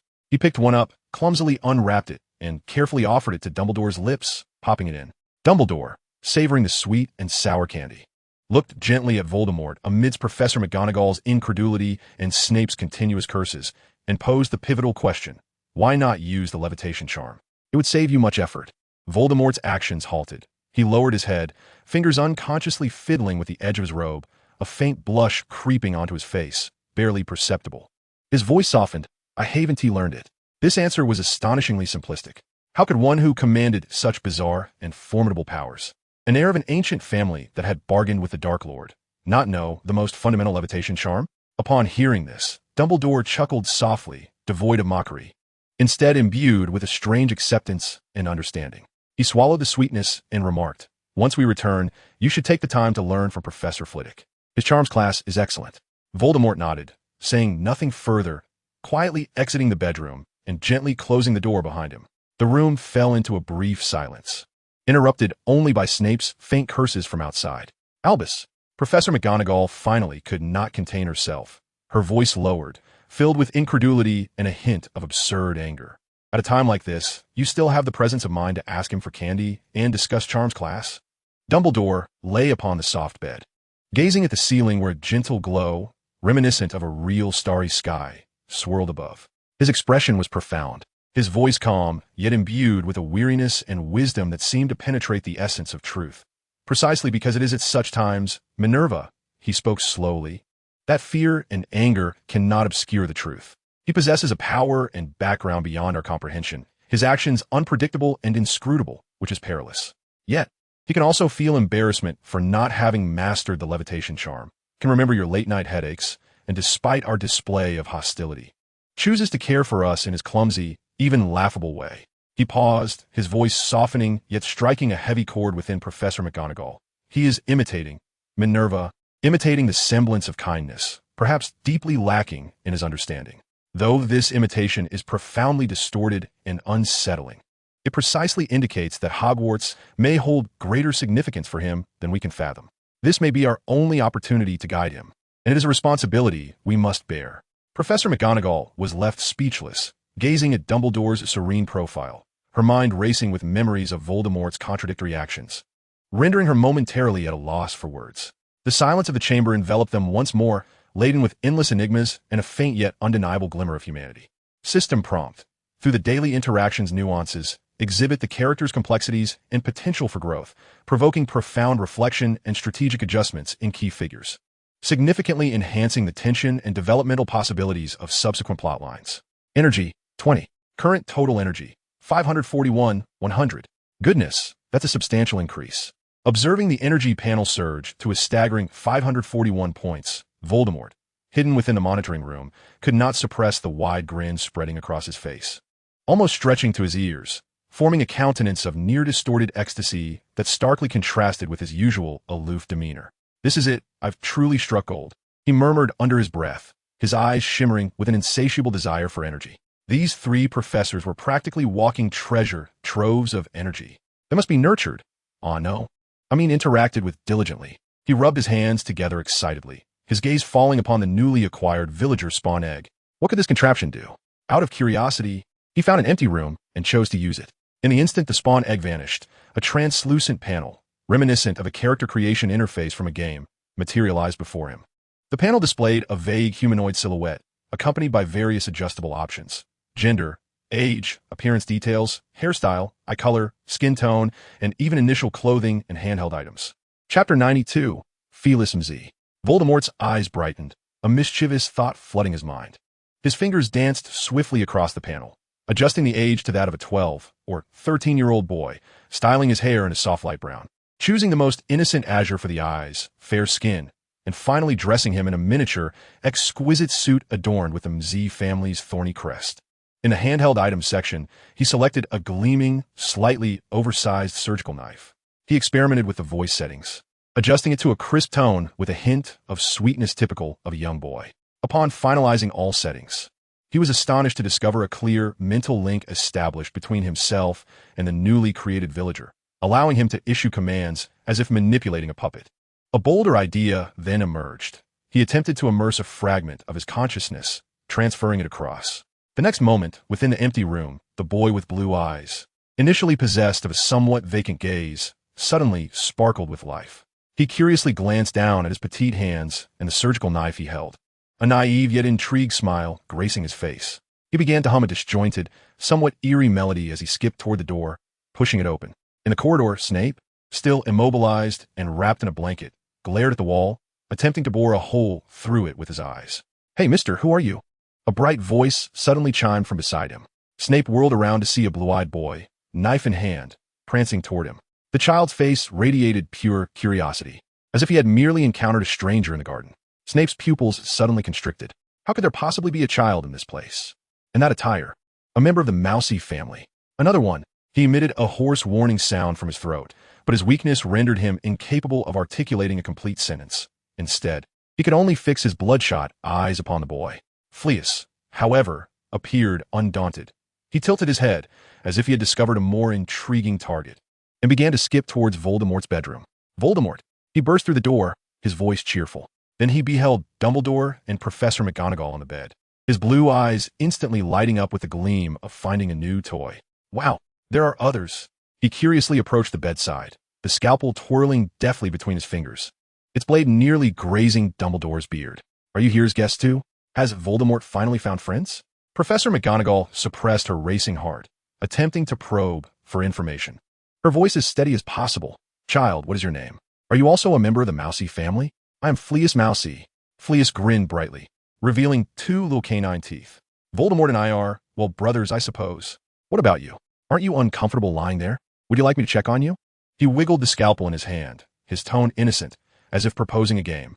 Dumbledore remained silent, merely observing Fleus with his sharp blue eyes, his gaze seemingly capable of piercing through the boy's innocent facade to discern the ominous currents beneath. This overly calm and perceptive look seemed to provoke the Voldemort consciousness controlling Fleus. Fleus's smile vanished in an instant, replaced by an expression of offense, imbued with a child's capricious cruelty. "You don't like me," he stated, a flicker of icy excitement flashing in his blue eyes. "That's all right. Once I dissect you and see what you're made of, you won't look at me that way anymore." No sooner had he spoken than the scalpel, glinting coldly, lunged directly at Dumbledore's face. The motion was astonishingly swift. "Fleus, stop!" Just as the blade was about to breach the skin, Voldemort stormed in like a whirlwind, delivering a powerful kick to Fleus's side. The force was so immense that Fleus stumbled backward, crashing into the wall.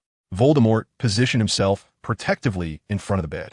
His expression darkened, radiating genuine fury as he glared at Fleus, who was rising from the ground. "Fleus, these are my people. You shall not use your experiments on them." He deliberately emphasized my people, leaning slightly forward, adopting a defensive stance.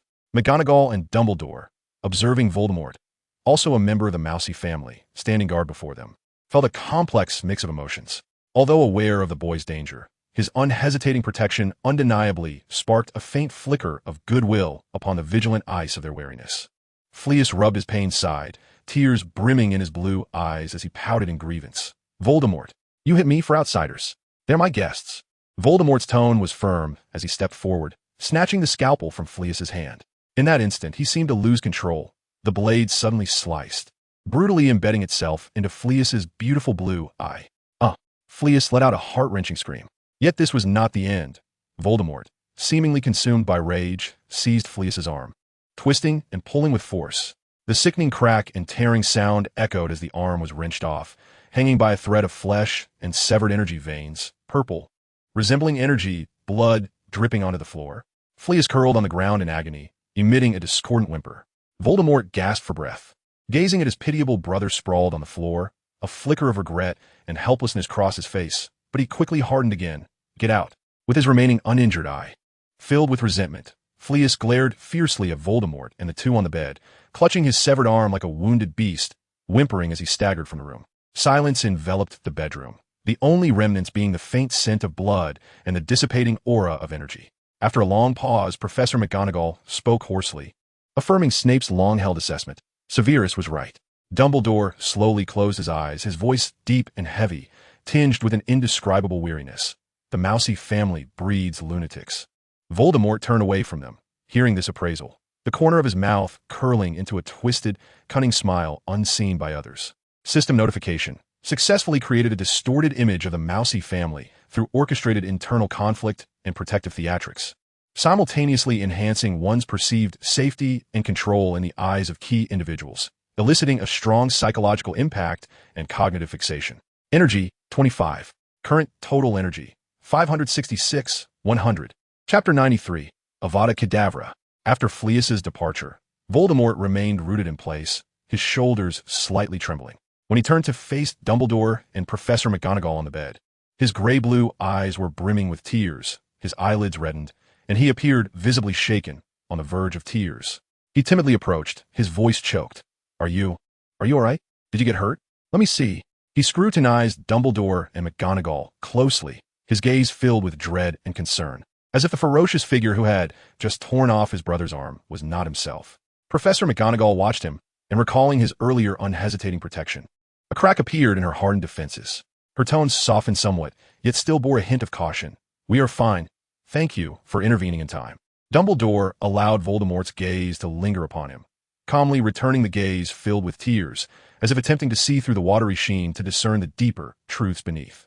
He said nothing, merely nodding slightly. Voldemort quickly exited the bedroom and made his way to the hall, crouching before Snape, who remained wrapped in a blanket and leaning against the wall. He delicately reached out, cautiously prodding Snape's arm, his voice faint. "Professor Snape, are you all right?" Snape did not even bother to raise his eyelids, his expression impassive as he stared at the false starry sky on the ceiling, as if it were the most exquisite sight. After a moment, Snape suddenly spoke, his voice low from weakness but imbued with a chilling insight. "This is underground, isn't it?" Voldemort blinked in surprise and nodded honestly. "Yes." Snape let out a faint scoff, filled with derision and understanding. "No wonder. All the windows are sealed or merely illusions." He had long noticed the unnatural aspects of this grand structure, devoid of genuine sunlight and ventilation. Voldemort, caught off guard by his observation, appeared somewhat embarrassed, fiddling with the hem of his robe, more cautiously making a request. May I check for injuries on you?"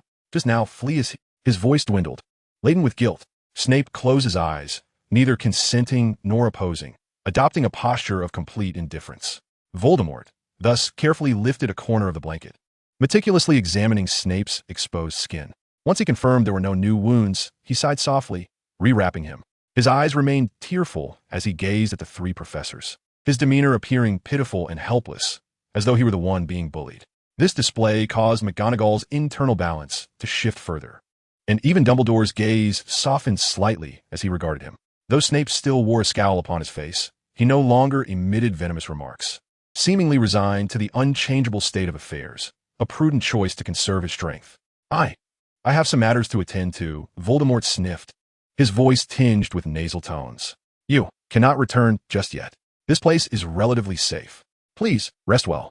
With those words, as if fearing rebuke, he hastily exited the hall. Upon returning to the vacant side chamber, the traces of tears and vulnerability vanished from Voldemort's visage.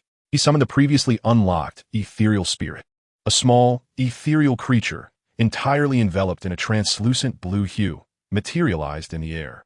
With a large head and gentle eyes, it hovered silently, awaiting instructions. Voldemort noted the creature bore resemblance to a house elf, tasked with menial duties yet devoid of speech, executing commands with remarkable efficiency and grace. Its appearance far more pleasing to the eye. He directed the ethereal spirit to cleanse the remnants of blood and chaos from the bedroom and hall. As the spirit, radiating a soft blue glow and moving with elegant fluidity, glided into the bedroom to begin its silent and efficient task, Professors McGonagall and Dumbledore were once again taken aback. "What is this?" McGonagall whispered in astonishment. She had never encountered such an extraordinary magical creation. Dumbledore's profound gaze followed the spirit's movements, remarking slowly, "Another unknown entity. Not alive, yet possessing a degree of intelligence and agency. Minerva, our understanding of the magical realm may be far from comprehensive." His tone was grave, imbued with an unprecedented caution.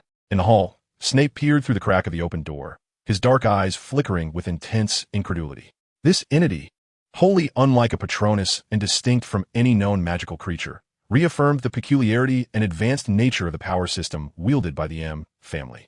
In the side chamber, Voldemort observed the professor's astonished reactions through the veil of his concealment, a satisfied smirk gracing his lips.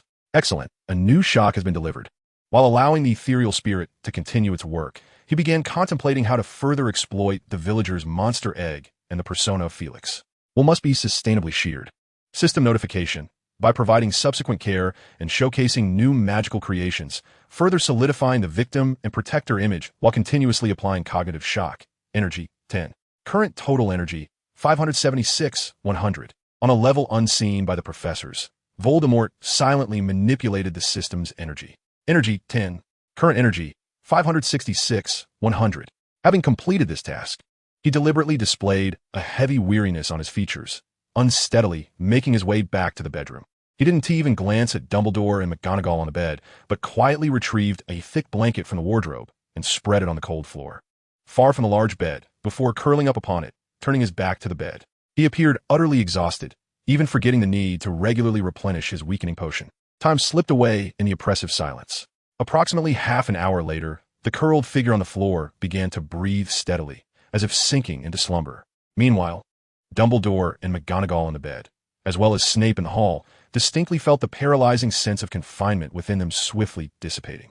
Almost the instant their strength began to return, a resolute glimmer flickered in Snape's eyes.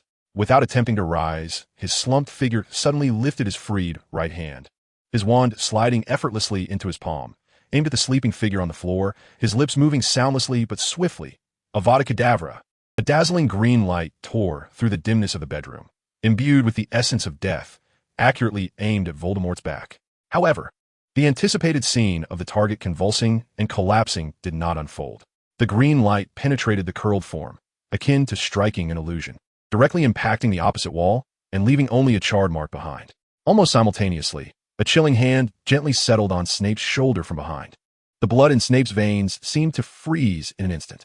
A soft, eerily soothing voice whispered close to his ear, laced with a hint of an almost imperceptible sigh. "Professor."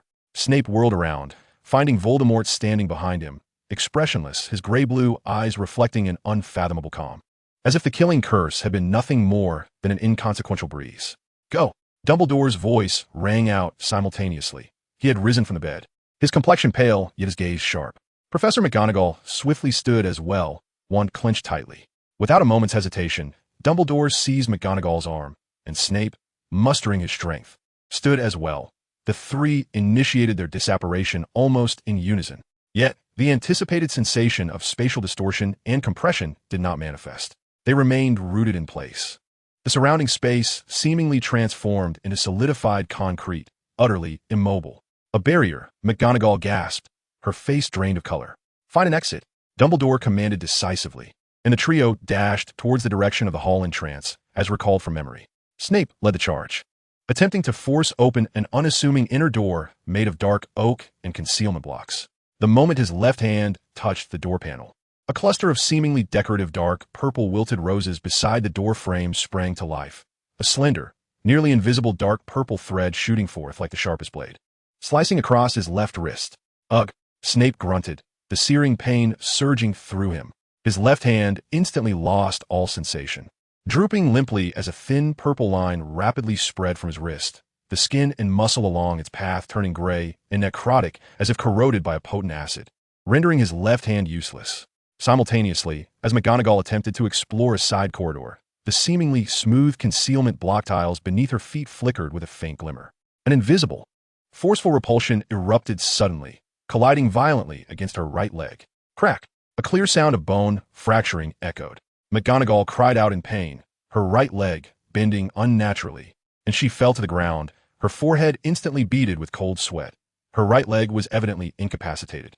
Only Dumbledore, with his extraordinary perceptiveness and instinct for danger, managed to halt his steps at the last moment, narrowly avoiding another concealed trap lurking in the seemingly harmless air ahead. He stood in a relatively safe position, observing his two colleagues, one injured and the other in pain, slowly retrieving a few lemon drops from his robe, unwrapping one and placing in his mouth, chewing slowly to calm his racing heart and tumultuous emotions.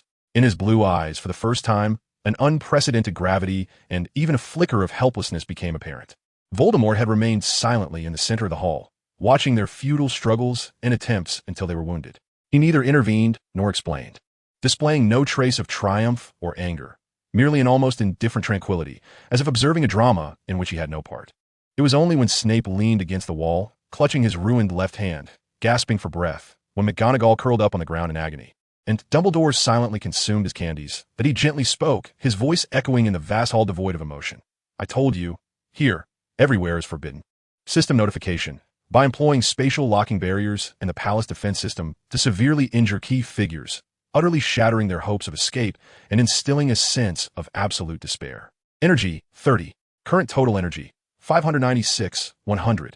Severus Snape gazed at his utterly incapacitated left hand, then at Professor McGonagall's broken right leg. The long-suppressed fury, humiliation, and despair erupted within him like a volcano. He surged forward, gripping Voldemort's collar with his intact right hand, almost lifting the slender youth off the ground, and unleashed a roar of pent-up rage, akin to a wounded beast. You madman. Pervert. What must we do to be allowed to leave? Huh. Do you derive satisfaction from toying with us like lab rats, maiming us for your twisted amusement? His voice, distorted by extreme emotion, was hoarse, his black eyes bloodshot, each word laced with the scent of blood. The long-accumulated fear, the nauseating harassment, and the shock of his current physical impairment shattered the composure he had once prided himself on. Severus. Dumbledore attempted to intervene, but upon witnessing Snape's near collapse and glancing at the injured McGonagall, he ultimately found himself at a loss for comforting words, his mouth closing heavily. At that moment, any utterance seemed feeble in the face of absolute violence and confinement. Professor McGonagall, enduring the excruciating pain of her fractured leg, beads of cold sweat on her forehead, spoke weakly yet still endeavored to maintain her composure. Severus, calm down. Suspended by Snape's tight grip, Voldemort's face flushed slightly due to the constriction, yet he did not struggle. Instead, he blinked slowly, his gray-blue eyes revealing a glimmer of genuine, or perhaps feigned, confusion. His voice, strained by the grip on his collar, nevertheless reached Snape and the other two professors. If you wish to leave, you could simply tell me. He tilted his head slightly, his gaze innocent as if he did not understand their agitation. I never said you couldn't leave. In an instant, the entire chamber seemed to be muted. Snape's furious expression froze on his face, his fingers unconsciously loosening their grip just a fraction. He stared intently into Voldemort's eyes, which were filled with sincere bewilderment. as if his mind were a rusted gear, emitting a clattering sound, barely able to process the absurdity contained within those simple words. Dumbledore's eyes suddenly widened, a flash of sharp light igniting in his azure gaze, quickly morphing into an intricate expression of disbelief and profound resignation. He slowly returned the uneaten lemon sherbet to his pocket. Even Professor McGonagall, whose consciousness was somewhat dulled by pain, struggled to lift her head, her face a canvas of shock and bewilderment at being toyed with. Directly speak to him? All their vigilance, all their struggles, all their despair, Snape's shattered hand, her broken leg. Was it merely because they had failed to ask directly? The implication of such a possibility struck with a sense of absurd helplessness greater than any Cruciatus curse. Snape's arm gradually fell, releasing Voldemort's collar. He staggered back a step, gazing at his useless left hand, then at Voldemort's face, which still bore a hint of innocence, and emitted a sound from his throat that was ambiguous, caught between a cold laugh and a strangled sob. He suddenly realized that all his anger, fear, and defiance over the past months had, in this moment, transformed into an utterly ludicrous joke. Voldemort smoothed out his wrinkled collar, observing the three professors, who seemed to have been drained of all strength. He softly added, as if stating an undeniable fact, "This is my home. Guests wishing to leave may certainly do so. However, the barriers outside are perilous. I must accompany you to ensure a safe exit." Within the chamber, only a heavy silence remained, tinged with the scent of blood, alongside the profound collapse of something within the three esteemed wizards, followed by an encroaching, deeper chill. The collar remained unconsciously gripped by Snape, while Voldemort, tilting his head back, calmly surveyed the professor's grim expressions, proposing a more brutal choice. "However, before you leave, there is a condition." His voice remained gentle, yet imbued with an undeniable decisiveness. "Only one of you may retain complete memory of everything here. The chamber, the transactions, and all that has transpired. Choose." This ultimatum hung in the air like a final verdict, freezing the already tense atmosphere. Snape's fingers tightened around the collar, knuckles whitening, as he fixed his gaze upon Voldemort, as if he intended to devour him whole. Dumbledore closed his eyes, his jaw clenched, as if enduring immense pain. Professor McGonagall, gritting her teeth against the agony in her leg, trembled as she struggled to shift her gaze between Dumbledore and Snape. Silence weighed heavily, pressing on each individual's nerves. After a few seconds, Snape spoke first, his voice hoarse and dry yet imbued with a resolute calm. "I will retain the memory." He did not look at the other two, his focus still fixed on Voldemort's face. Erase theirs. This decision was not unexpected. Dumbledore, the pillar of Hogwarts, could not bear a secret of such gravity that might precipitate a chain reaction. McGonagall had already sustained injuries. An additional psychological burden might overwhelm her. Only he, Severus Snape, a man already entrenched in hell, was most suited to bear this filthy and repugnant truth. Professor McGonagall wished to interject, but upon seeing the resolute look in Snape's eyes and Dumbledore's silent acquiescence, she merely bit her lips sharply, swallowing her protest, her eyes filled with anguish and helplessness. Snape fixed his gaze on Voldemort, emphasizing his words with icy warning and an almost obsessive insistence. "Only erase memories concerning this chamber, your family's dealings, and all that has occurred here. As for you, your anomalies at Hogwarts must remain unaltered." He paused, his black eyes swirling with complex emotions, disgust, wariness, even a tinge of twisted fondness. "I do not wish for you to erase my unfavorable impressions of you. Those doubts, those conflicts, must be preserved." He required those memories, those corrosive feelings of anger and fear, the details of how this boy had infiltrated his bedroom, how he had harassed him in bizarre ways, how he had psychologically tormented him. These were his anchors for recognizing danger, maintaining vigilance. They were defenses he could not afford to lose, even if they were akin to a festering wound. Voldemort met his gaze, seemingly surprised by the request, yet he soon nodded, his tone flat. "Very well. Only erase what pertains to the chamber. Your impressions of me will remain intact." Having reached this twisted accord, Snape finally released his grip, as if he had touched something profoundly filthy. He staggered back, leaning against the edge of the conference table that Voldemort had once leaned over, his incapacitated left hand hanging limply, while his intact right hand remained clenched in a fist. Voldemort adjusted his collar, turning his gaze to Dumbledore and Professor McGonagall. He raised his hand, energy swirling around his fingertips, faintly glimmering with the unique purple hue of his magic. Then, "I beg your pardon." With a flash of light, the four found themselves enveloped in the familiar and comforting ambience of the Hogwarts headmaster's office. Fawkes lazily lifted his eyelids from his perch, while the portraits of former headmasters dozed within their frames. Dumbledore and Professor McGonagall almost instantly resumed their usual demeanor, as if merely having momentarily drifted off. Dumbledore even casually plucked a new lemon drop from the silver dish on his desk, unwrapping the candy with an air of nonchalance. Professor McGonagall instinctively adjusted her pointed hat, though a sharp pain in her right calf caused her to furrow her brow slightly and sway. Yet she seemed to attribute it to fatigue from standing too long or some other mundane cause. "Well," Dumbledore remarked, with the candy still in his mouth, his tone imbued with a lightness reminiscent of having just concluded an inconsequential discussion. "It appears Mr. Muesley's dinner party has drawn to a close. I trust we have not overstayed our welcome." His memories had been deftly altered to reflect that the three had made a brief, somewhat curious visit to Mr. Muesley's residence, enjoying a meal that was quite distinctive before politely taking their leave. They could scarcely recall the decor of the Muesley manor. McGonagall nodded, her recollections hazy, recalling only the peculiar embellishments of the place, the unforgettable flavors of the food, and, inexplicably, her own leg being injured. She turned her gaze toward Voldemort, her tone imbued with the concern typical of a professor, yet more so out of a sense of duty. "Mr. Muesley, I appreciate your hospitality. It seems I have inadvertently strained my leg, and I believe a visit to the hospital wing is in order. You should return to the common room as well." She had not connected her injury to Voldemort in the slightest. Chapter 96. Chilled Peppermint Tea and Unsalted Pumpkin Seeds.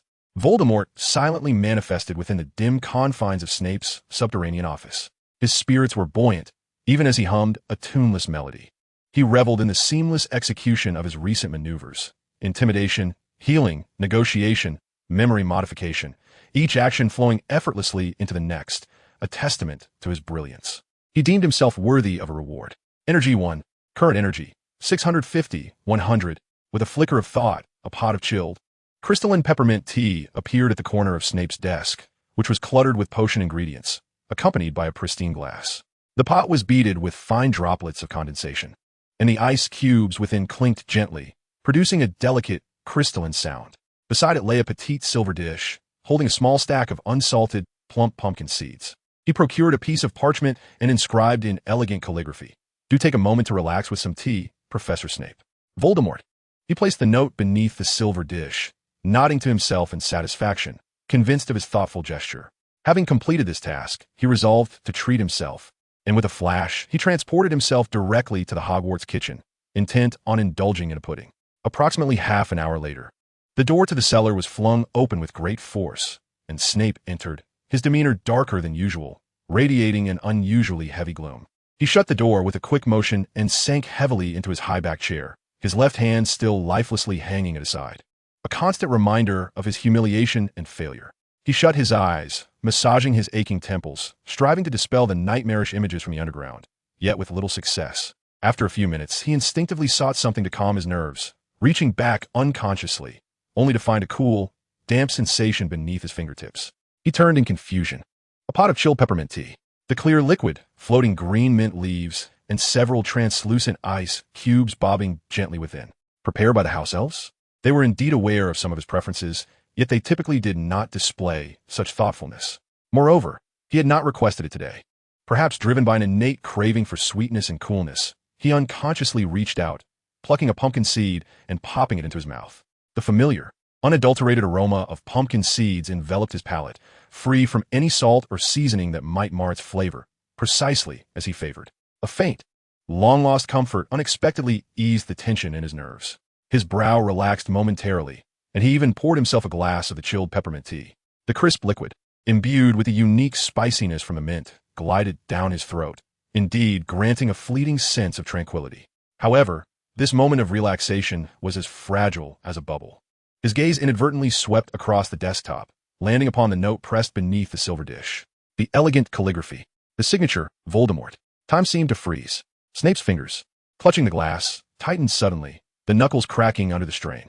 The cold tea within the glass sloshed violently, spilling droplets that splattered onto his dark robes, leaving dark stains in their wake. Chilled peppermint tea, unsalted pumpkin seeds, his favorite indulgences, those trivial pleasures he reserved for rare moments of indulgence. Muesli. Again, Muesli. How long had he been surveilling me? How'd he know? Not even the minutiae escaped his scrutiny. Everything he had just endured in the underground, confinement, injury, threats, that nauseating display of protection, the forced erasure of memories, the weight of the secrets he bore alone, all the repressed anger, fear, humiliation. And that chilling sensation of being completely exposed came rushing forth, ignited by this pot of tea, this dish of pumpkin seeds, this note. Bang! A deafening crash resounded throughout the cellar. Snape sprang to his feet, expending every ounce of strength to deliver a fierce kick to the heavy oak desk. The desk slid violently backward, colliding with the storage shelves behind it, sending numerous glass jars crashing to the ground, their contents mingling and releasing a pungent, acrid aroma that quickly enveloped the entire office. His chest heaved violently, breath coming in gasps, his dark eyes ablaze with a near-manic fury and an unfathomable despair. He glared at the pot of still-steaming peppermint tea, as though it were not mere tea, but the most vicious of curses. He understood. This was not concern, nor was it flattery. It was a demonstration, a mark, an omnipresent reminder that he was forever under the control of that little monster. Even his most private cravings had become a tool for mockery.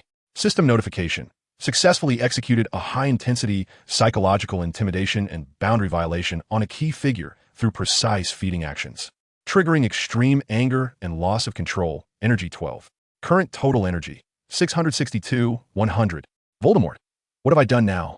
Voldemort leisurely finished a decadent pudding, contemplating whether to indulge in another, when suddenly another system notification popped up, indicating an increase of 12 energy points. What have I done? He murmured, spoon dangling from his mouth, genuinely perplexed. He reflected on his recent actions, realizing he had done nothing beyond enjoying a pudding. Could it be that Professor Snape had conjured some emotional upheaval on his own? He shrugged it off, not overly concerned. Energy was energy, after all, regardless of its source. Wiping his mouth, he resolved to attend to more pressing matters. He returned to his quarters, donning a much more formal ensemble befitting the Muesli family, a darkly elegant robe, intricately embroidered at the collar and cuffs with subtle thorny M patterns. He adorned a plain black mask that concealed his entire face, devoid of any embellishment, and then summoned a shroud of darkness to envelop him like flowing black liquid, leaving no trace of skin or any detail that might reveal his identity. He even slightly altered his silhouette with the shroud, shaping it into a taller, more imposing figure befitting that of an adult male. Once prepared, he locked onto his target, his thoughts shifting subtly. Inside the office of the Minister of Magic, Cornelius Fudge was buried under a mountain of paperwork, his brow furrowed with concern over the recent string of events at Hogwarts and the potential troubles that Dumbledore could bring. Suddenly, he felt as if something had materialized at his side. Instinctively, he reached out, feeling a cold and peculiar texture. As he glanced down, his pupils dilated in shock. It was a piece of dark wood, as thin as a cicada's wing yet remarkably resilient, its surface smooth and warm, as if polished by the passage of countless years.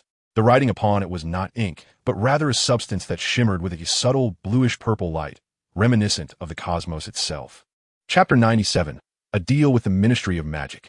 His initial reaction was not to examine the content, but rather to be astounded by the very material it was inscribed upon. Could this be the elusive Darkwood that Lucius Malfoy had recently boasted about? Said to be exceedingly rare, immensely valuable, and priced a staggering 3,500 galleons per ounce? Moreover, this wood so delicately thin, yet maintaining its integrity and resilience, was no ordinary specimen. He inhaled deeply, suppressing his astonishment at the material, and finally directed his focus to the text itself. The message was brief, yet it struck him like a bucket of icy water. The Cruciatus Curse at Hogwarts Station is an internal punitive measure of the Msi family. There is no need for excessive concern. Hogwarts Station, Cruciatus Curse. Fudge suddenly recalled the scattered reports he had received regarding unexplained dark magical fluctuations at the station. Suspected to be the Cruciatus Curse, at the time, he had dismissed them as mere rumors or minor incidents. Yet now, this note directly acknowledged the matter, casually attributing it to an internal disciplinary action. He found himself almost reflexively exclaiming into the empty air, in a tone typical of a minister striving to maintain his authority. Even the Msi family cannot. His words fell abruptly silent. For in an instant, a memory surged forth in his mind, from a tome he had painstakingly unearthed in the most clandestine corner of the ministry's library, the silent chapter, Secrets of the Msi. The book ominously detailed the terrifying fates that befell those who angered a member of this family. Flesh withered in slumber, devoured by grotesque tendrils, turning to ash, while also hinting at the unimaginable benefits that could arise from dealings with this family. Fear coiled around his heart like a chilling vine. To so effortlessly use materials worth thousands of galleons as mere notes, to silently deliver such items to the desk of the Minister for Magic, and to openly admit the use of an unforgivable curse, The might and modus operandi of the Msi family far exceeded his imagination. To offend them? For a curse that had yet to yield any significant consequences and was deemed an internal matter. To provoke such a mysterious, powerful, and evidently law-defying ancient family? Cold sweat beaded on Fudge's forehead. His plump fingers unconsciously caressed the icy, precious piece of wood. His internal balance swinging violently between the bureaucratic urge for self-preservation and the fear of the unknown. Ultimately, the dread inspired by the fates described in the silent chapter, coupled with a clandestine yearning for the potential benefits that could reinforce his power through this transaction, outweighed all else. Slowly, almost cautiously, he tucked the piece of wood into the innermost layer of his dragon-hide pocket, as if it were not merely a note, but a dangerously alluring key to a Pandora's box. He uttered no further words, only exhaled a heavy sigh into the empty office, resolving to erase the incident of the Cruciatus curse at Hogwarts Station from the official records entirely. Better to avoid trouble, especially when faced with the likes of the Msi family.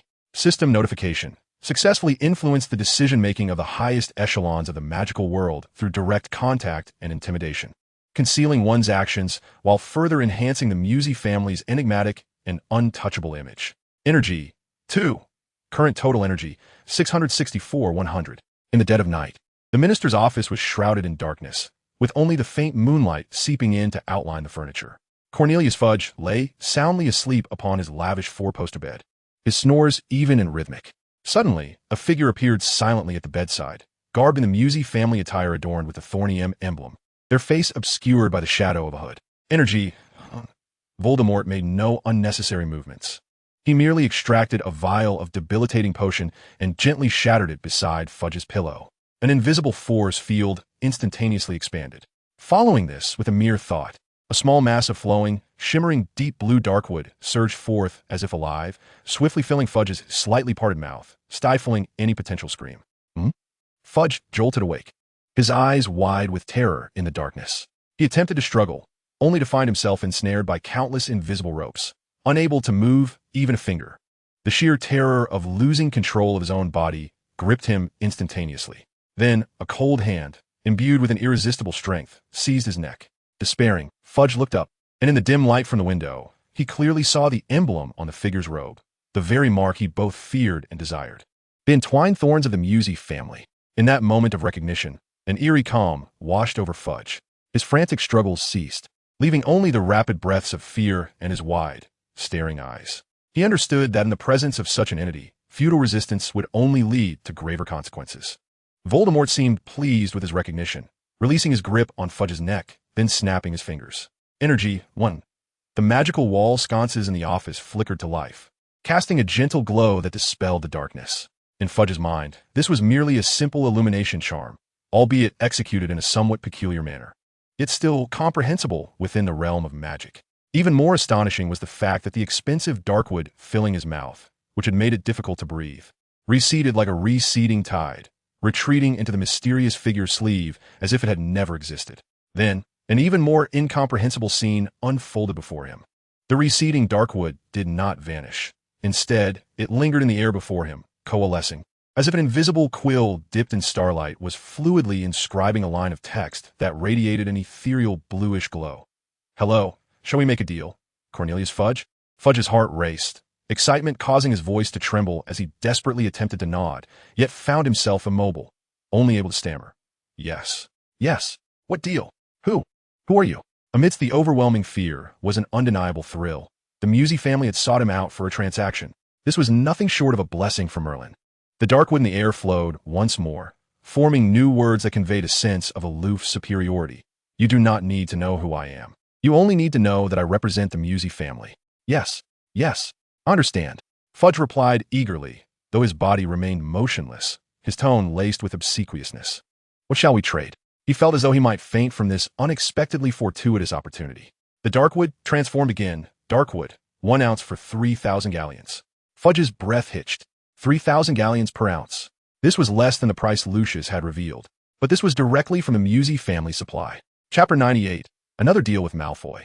All right. He replied excitedly, but then recalled the ministry's rather limited budget, cautiously inquiring, how much do you have? As much as you can afford. The response was succinct and haughty. Fudge took a deep breath, striving to appear formal and judicious. Even as he lay there like a puppet, The Ministry of Magic is willing to purchase 1 pound of Darkwood. I shall select an unequivocally secure and flawless location as a long-term trading point for our transaction. He endeavored to exhibit sincerity and meticulous planning. A momentary silence enveloped the air, soon followed by words that dripped with unabashed sarcasm. Do you truly believe you are worthy of discussing long-term arrangements? Fudge's face flushed crimson, a wave of embarrassment washing over him. Yet he quickly gathered his composure, adopting the demeanor of a minister. As he attempted to salvage a modicum of dignity, just 1 pound, my lord. Will you sell or not? He pressed, steeling himself. Sell, came the crisp and decisive response. I will take it myself. No sooner had the words left his lips than a fragment of obscure stone, precisely weighing 1 pound and shimmering with a profound blue-violet luminescence, was carelessly tossed onto Fudge's expensive silk bedspread, mere inches from his corpulent form. Where shall our next transaction take place? Fudge inquired eagerly, his gaze fixed intently on the invaluable stone. Do you think MSSY's dealings are as simple as cabbages? The final line appeared, imbued with utmost disdain. In the blink of an eye, the enigmatic member of the MSSY family melded into the shadows, vanishing from Fudge's bedroom, leaving behind only the obscure stone and the beleaguered, emotionally conflicted Minister of Magic. Energy 1. Voldemort directly proceeded to Fudge's vault to retrieve the necessary sum of 4,800 galleons for the purchase of the pound of obscure stone. For one equipped with a system, breaching the protective measures of Gringotts was hardly a challenge. The next day, plagued by unease, Fudge hurried to Gringotts to inspect his private vault. When the goblin opened the vault door and he rushed inside to tally his riches, his complexion drained to a ghastly pallor. Indeed, the vault was precisely 4,800 galleons short, and the anti-theft magic of Gringotts, along with the goblins, had been utterly oblivious. Failing to sound any alarm, gazing at the vacant spot within the vault and feeling the cold weight of the obscure stone in his pocket, Fudge once again deeply sensed the terrifying power of the MSSY family. It was a force that transcended all his understanding and authority, instilling in him a profound fear, yet simultaneously awakening a sense of greed and ambition within him. System notification. First force transaction completed with the apex of magical world power, successfully demonstrating absolute strength and information asymmetry, inciting extreme fear and hidden ambition. Energy 3. Current energy, 665,100. Departing from Fudge's chamber. Voldemort did not discard the guise representative of the MSSY family. The obscure stone continued to envelop him, outlining the rigid contours of an adult male, the mask concealing any hint of emotion. With a flicker of thought, the space shifted once more. Energy 1. In the next instant, he found himself standing before Lucius Malfoy's opulent four-poster bed. The bedroom was suffused with a faint aroma of sandalwood and wealth. Without hesitation, he extended a finger wrapped in the obscure stone, gently prodding the shoulder of the slumbering figure on the bed. Years of cultivated vigilance caused Lucius to awaken instantaneously, instinctively reaching for his wand beneath the pillow, only to grasp at empty space. His wand lay quietly in the hands of the uninvited guest, casually toyed with by the deep blue substance that seemed to absorb light. Lucius's heart plummeted, and he gazed up in horror. There, he beheld the familiar attire adorned with the thorned M insignia, along with a featureless mask, a member of the MSSY family. His taut nerves instantly relaxed, replaced by a mingling of reverence and uncontainable excitement. The minuscule amounts of obscure stone that had passed through his hands had already brought astounding profit and intangible influence to the Malfoy family. Sir Lucius swiftly collected himself, omitting any inquiry about how the individual had breached the fortress of protections around his estate, propping himself up as he sought to convey the value of collaboration. Tinged with just the right amount of difficulty, he began, this time, our galleons may be somewhat limited. He needed to gauge the other's limits, laying the groundwork for potential negotiations. Voldemort responded without words. He stepped forward, extending a hand. That hand, devoid of warmth and enveloped in the obscure stone, gently caressed Lucius's meticulously maintained hair, akin to strands of platinum silk. The motion was light, almost casual, as if assessing the quality of an object. Lucius's body stiffened instantaneously, all words lodged in his throat. This touch, transcending the boundaries of commercial collaboration and imbued with an inexplicable significance, stirred within him a sensation of discomfort and subtle unease. Yet he dared not, nor could he, exhibit any sign of resistance. Then, in the air, the obscure stone began to coalesce once again, forming words that completely surprised Lucius. Voldemort is quite fond of you. Voldemort? The young heir of MSSY from Hogwarts? Lucius momentarily froze, his mind racing. Soon, a wave of intense relief and deeper calculation surged within him. He felt fortunate that his previous respectful demeanor towards the young heir had seemingly yielded substantial returns. And he calculated how to transform this inexplicable fondness into more tangible, long-term benefits. He immediately lowered his gaze, his tone laced with humbled surprise. "It is my honor." He cautiously refrained from mentioning Voldemort's name, as if it were a title to be avoided. The obscure text morphed again, returning to the matter at hand. This time, "How much shall you purchase?" Lucius suppressed his exhilarating joy, unhesitatingly declaring a figure that far exceeded Fudge's, one that even surpassed his current liquidity capabilities. He would seize this opportunity firmly, even if it required temporarily reallocating unconventional resources. 100 pounds. Very well. Tomorrow at Gringotts. The words materialized. The transaction instantaneously concluded, devoid of haggling or delivery specifics, as if 100 pounds of obscure stone were mere commonplace items at hand. In the next moment, before Lucius could utter another word, that enigmatic MSSY family member vanished from sight, just as silently as he had arrived, leaving Lucius alone upon the expansive bed, still tinged with the chilling, eerie sensation of the other's touch upon his hair. The bedroom fell silent once more. The only sound discernible was Lucius's racing heartbeat. He reclined slowly against the soft pillow, his platinum locks fanning out, his gray-blue eyes glinting with cunning and avarice. "Voldemort is quite fond of you," he murmured, a calculating smile gradually curving his lips. This unexpected favor from the MSSY family heir undoubtedly constituted a highly valuable card. How to exploit it? Perhaps by maintaining this fondness through more frequent gifts and salutations? For instance, sharing trivial but considerate tidings from within Hogwarts? Or subtly emphasizing the special connection between the Malfoy family and the MSSY family within pure blood circles at opportune moments? This could not only elevate the Malfoy family status, but might also yield more favorable conditions in future transactions, even allowing him to unearth more secrets about this mysterious family and the enigmatic substance, the obscure stone. Lucius's mind raced, formulating plans to solidify power and extract benefits from this newfound favor.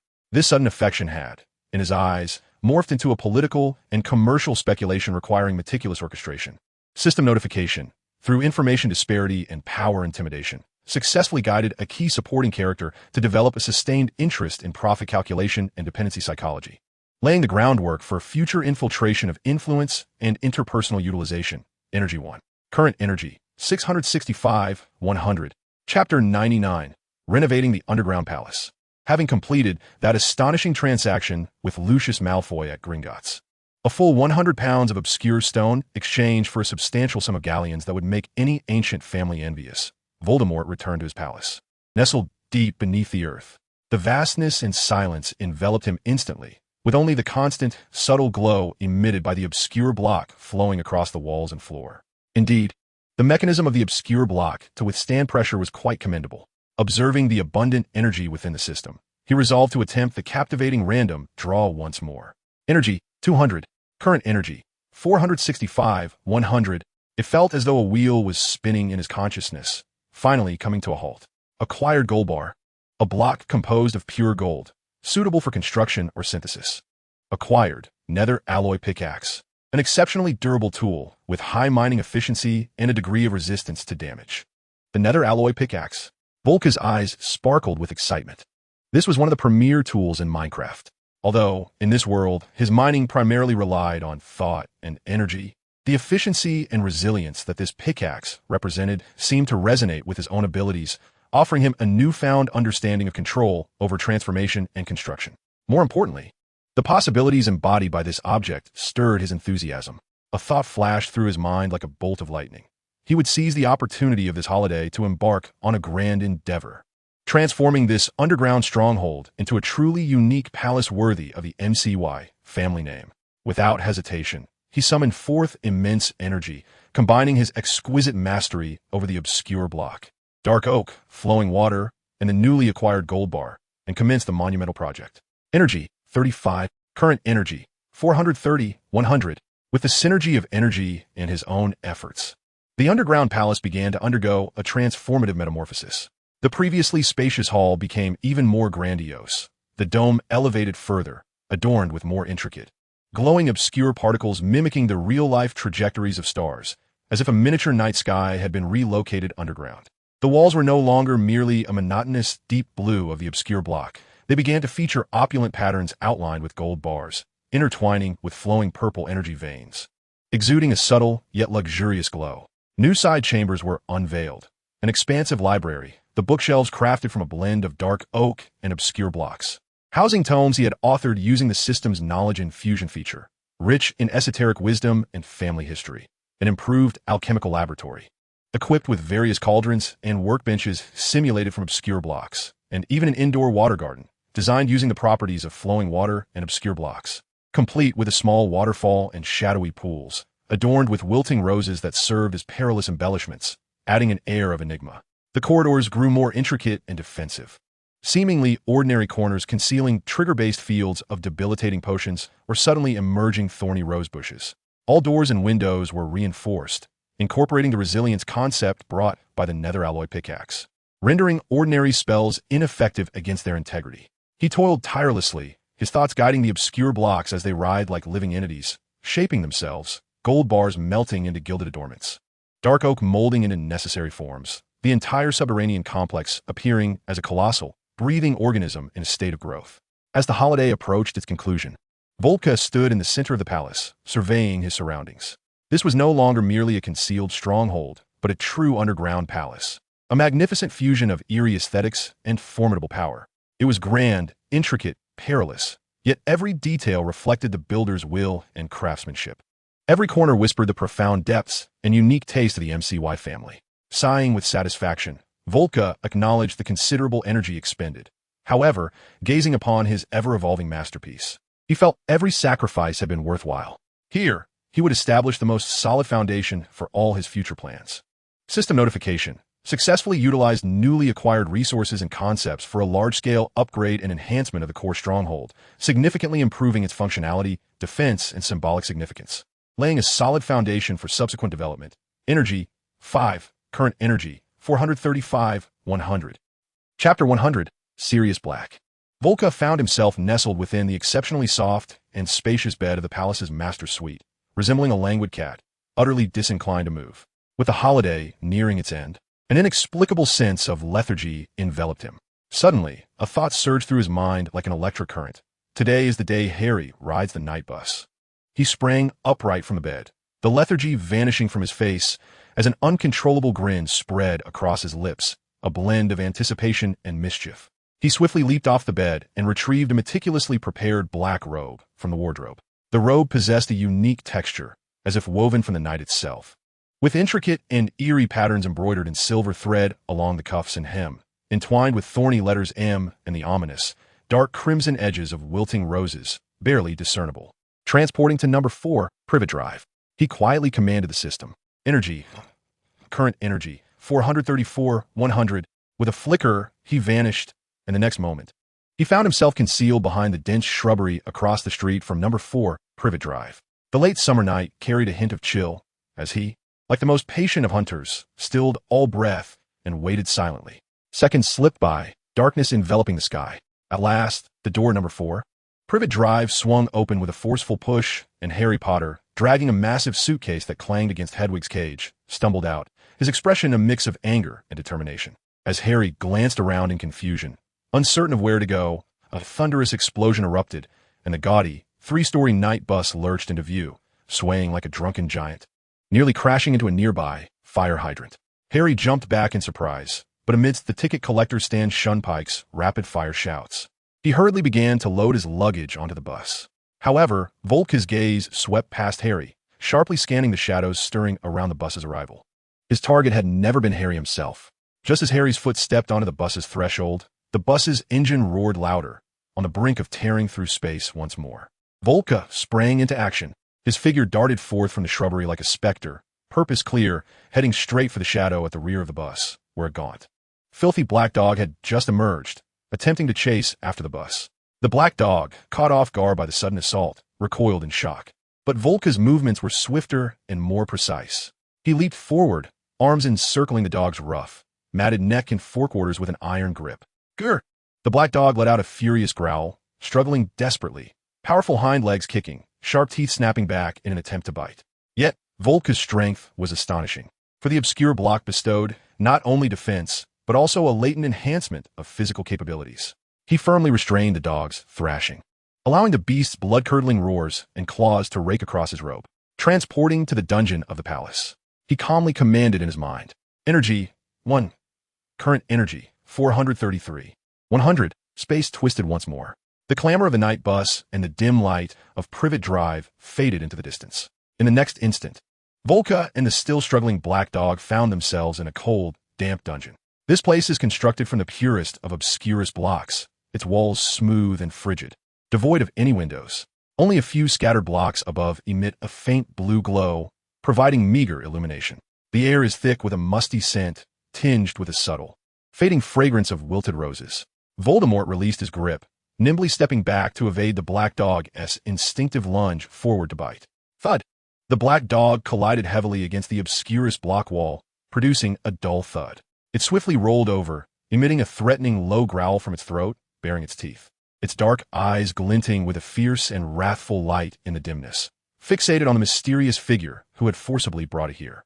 Voldemort calmly adjusted the sleeves of his robe, which had been disarrayed, and crossed his arms, taking a keen interest in the hostile and wary black dog before him. In the dungeon, only the heavy panting and suppressed growling of the dog remained. Finally, Voldemort spoke, his voice echoing in the dungeon, unsettlingly calm. Now, we can have a proper discussion, or would you prefer to maintain this form? In response to Voldemort's insinuation, the large black dog, Sirius Black, remained tense, his throat producing an increasingly low, threatening growl, baring his teeth as he attempted to mask the storm of emotions raging within him with a primal display of ferocity. He could not admit it. He must not. Voldemort, observing his bluster, suddenly chuckled. He did not press further. Instead, he unexpectedly stepped forward, disregarding Black's warning growl, extending his hand in a surprisingly gentle manner to lift him entirely into his arms. Black stiffened momentarily, struggling to leap down, but Voldemort's arms were solid and strong, while the other hand began to leisurely comb through the tangled, filthy fur on his back. The act was so bizarre that Black momentarily forgot to resist. Subsequently, Voldemort carried him out of the dungeon, producing a plate of freshly cut meat, still warm, and placing it before him. After enduring the ravages of Azkaban and living off scraps and rats during his escape, Black inhaled the long mist, pure aroma of meat, and the strings of reason snapped. He could no longer afford to hesitate, bursting from Voldemort's embrace and lunging toward the plate, devouring the food voraciously, as if it might vanish in the next instant. Watching him consume the meal with such instinctual fervor, Voldemort merely stood quietly by, a cryptic smile lingering on his face. Once satiated, Black panted heavily, his reason gradually returning. He knew that his facade had likely crumbled before Voldemort. He raised his gaze, meeting Voldemort's with his own weary and vigilant eyes. His voice hoarse from disuse in his animagus form. What do you want from me? Voldemort did not answer his question. Instead, he approached with a cheerful demeanor. Pulling him up, Black instinctively attempted to resist, but Voldemort's movements exuded an undeniable force, beckoning him to follow. Chapter 101, Black's Guard. After a considerable time, Sirius Black still found no solace in sleep. He paced restlessly in the excessively spacious bedroom, like a caged beast, his fingers grazing the cold, obscurest block walls, inspecting the incomprehensible, softly glowing carvings, searching for any potential crevice, mechanism, or weapon. Yet, all was in vain. Everything here was seamlessly integrated, solid to the point of despair, as if the very air was imprisoned by some force. Just then, the bedroom door opened silently. Voldemort stood at the threshold, now clad in a simple night robe.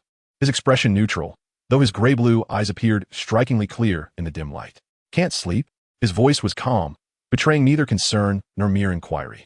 Black spun around abruptly, instinctively adopting a defensive stance, despite being unarmed and feeble. What is this place? What do you intend to do with me? What is your connection to Harry? He growled in a rapid succession, his voice hoarse from tension and weakness. Voldemort did not respond to any of his queries. He merely advanced steadily, his pace unhurried, yet exuding an oppressive aura that compelled Black to instinctively retreat. Before Black could react, Voldemort revealed a length of rope, seemingly woven from the same obscure strands and some pliable material. You! Black began to protest, but Voldemort's movements were astonishingly swift. The rope coiled around him like a living serpent, efficiently binding his hands behind his back and tying a knot he could not hope to escape. You need a cleansing, Voldemort stated, his tone as flat as if he were commenting on the pleasantness of the weather. He then effortlessly dragged the bound Black towards the opulent bathroom adjoining the bedroom. Black, both astonished and furious, struggled mightily, but the rope proved remarkably resilient. and Voldemort's strength exceeded his expectations. He was half dragged, half pulled into the bathroom, where he was met with a pool, so vast it could accommodate swimming. Carved entirely from obscurest blocks, its edges inlaid with dark golden patterns, filled with warm water, steam rising languidly. Voldemort appeared wholly indifferent to Black's protests, directly commencing the removal of his tattered, dirt-encrusted prison garb. Black felt an overwhelming sense of humiliation, roaring in resistance, but it was all futile. He was forcibly submerged in the warm water, and Voldemort even picked up a bar of soap emanating a refreshing aroma, crafted from an unknown material, and began to wash him personally. Throughout the ordeal, Black was in a daze. After escaping from Azkaban, he had grown accustomed to filth, cold, and the vigilance of being hunted, never envisaging that he would be handled in such a manner, in such a bizarre place, by a mysterious and powerful youth, as if he were merely an object in need of cleaning. The warm water cascaded over his skin, washing away years of grime and fatigue, a certain comfort instinctively spreading through him, yet only deepened his fear and confusion.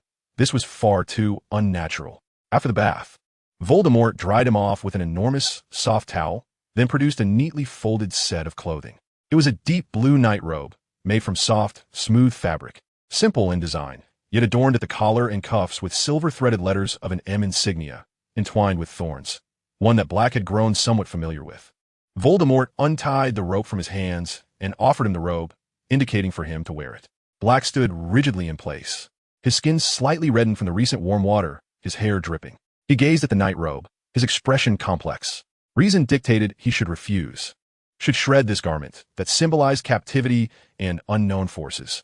Yet, his body greedily recalled the fleeting comfort brought by the warm water and the soft appearance of the fabric. Ultimately, under Voldemort's calm, yet unyielding gaze, he nearly gritted his teeth, stiffly donning the nightrobe. The silky, cool fabric clung to his freshly washed, still moist skin, providing an unprecedented, almost luxurious comfort.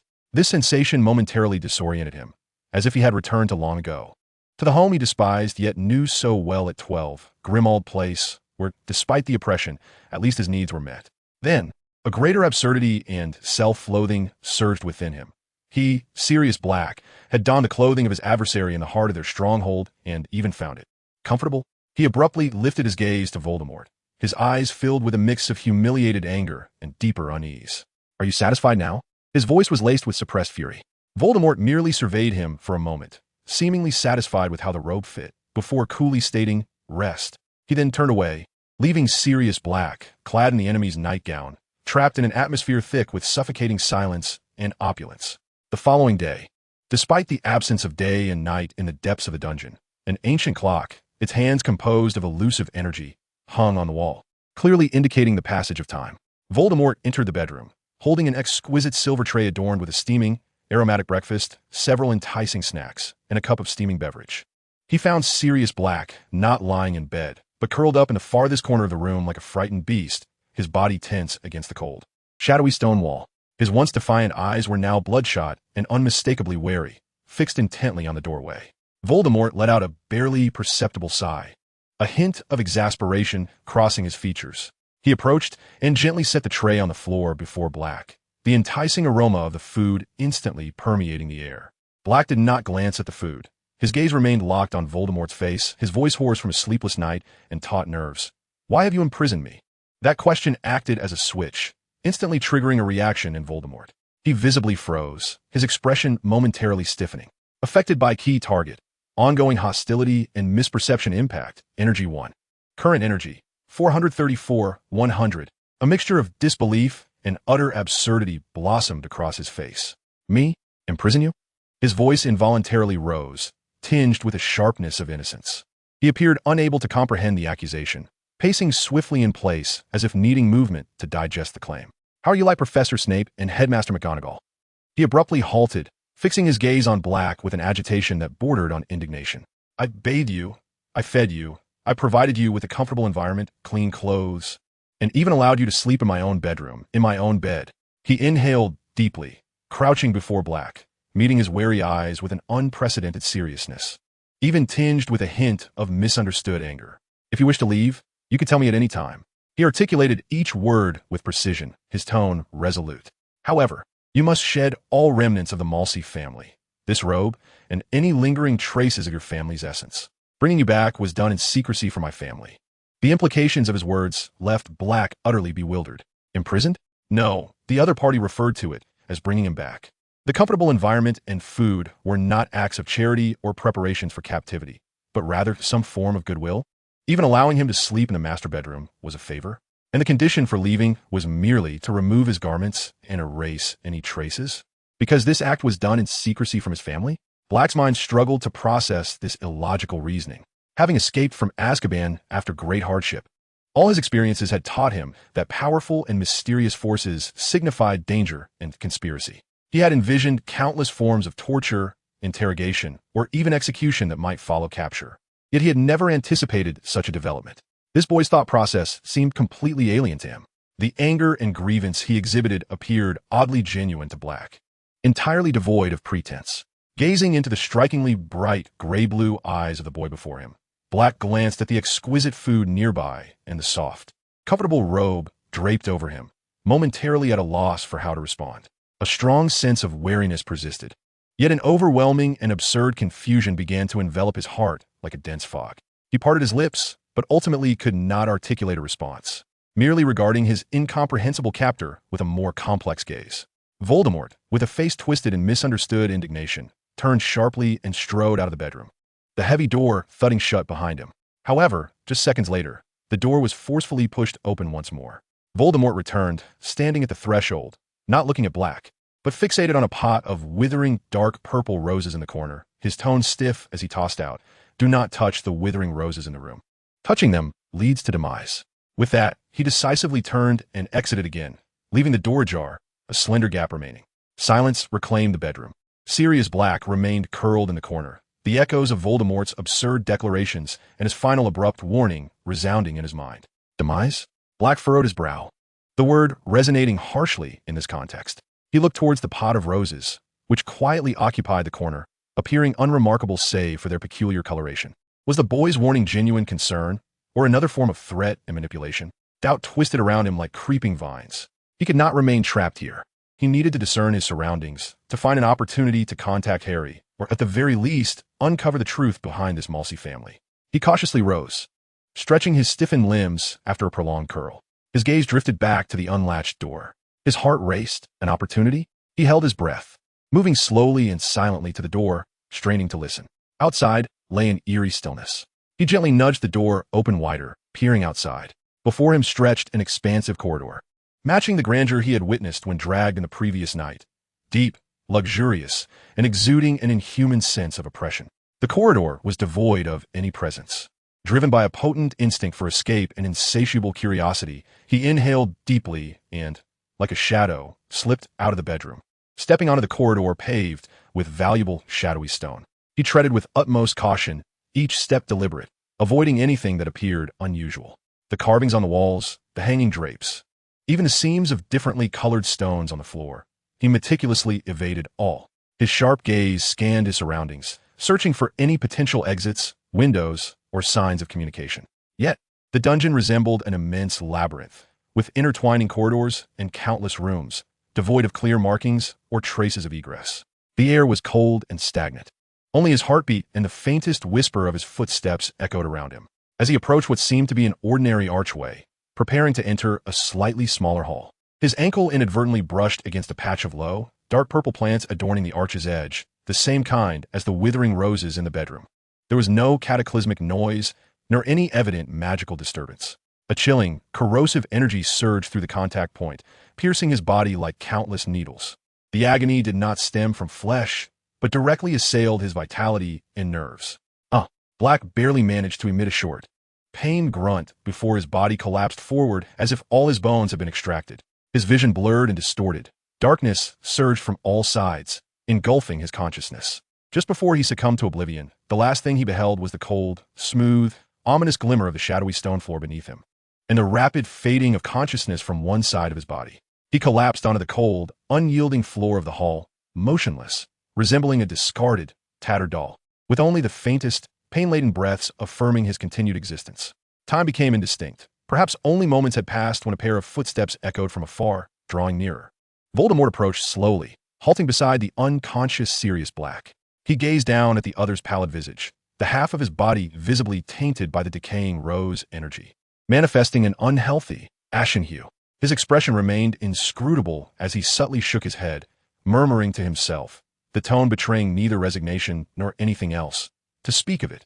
To touch invites demise. Chapter 103. The school year approaches. Observing the unconscious Sirius, whose body seemed to fade into a ghostly gray, Voldemort grimaced and, resigned, bent down, exerting considerable effort to drag the taller man step by step towards the medical chamber he had prepared within the depths of the palace, relying solely on his physical strength, eschewing any magical assistance. Once he had placed Black upon the bed, constructed from obscure blocks yet adorned with a plush mattress, Voldemort noted the depletion of his energy reserves and resolved to draw upon the cubes once more. Energy 100. Current energy 334, 100. The wheel of consciousness began to spin. Acquired. Cow, capable of producing milk, leather, and raw beef. A cow.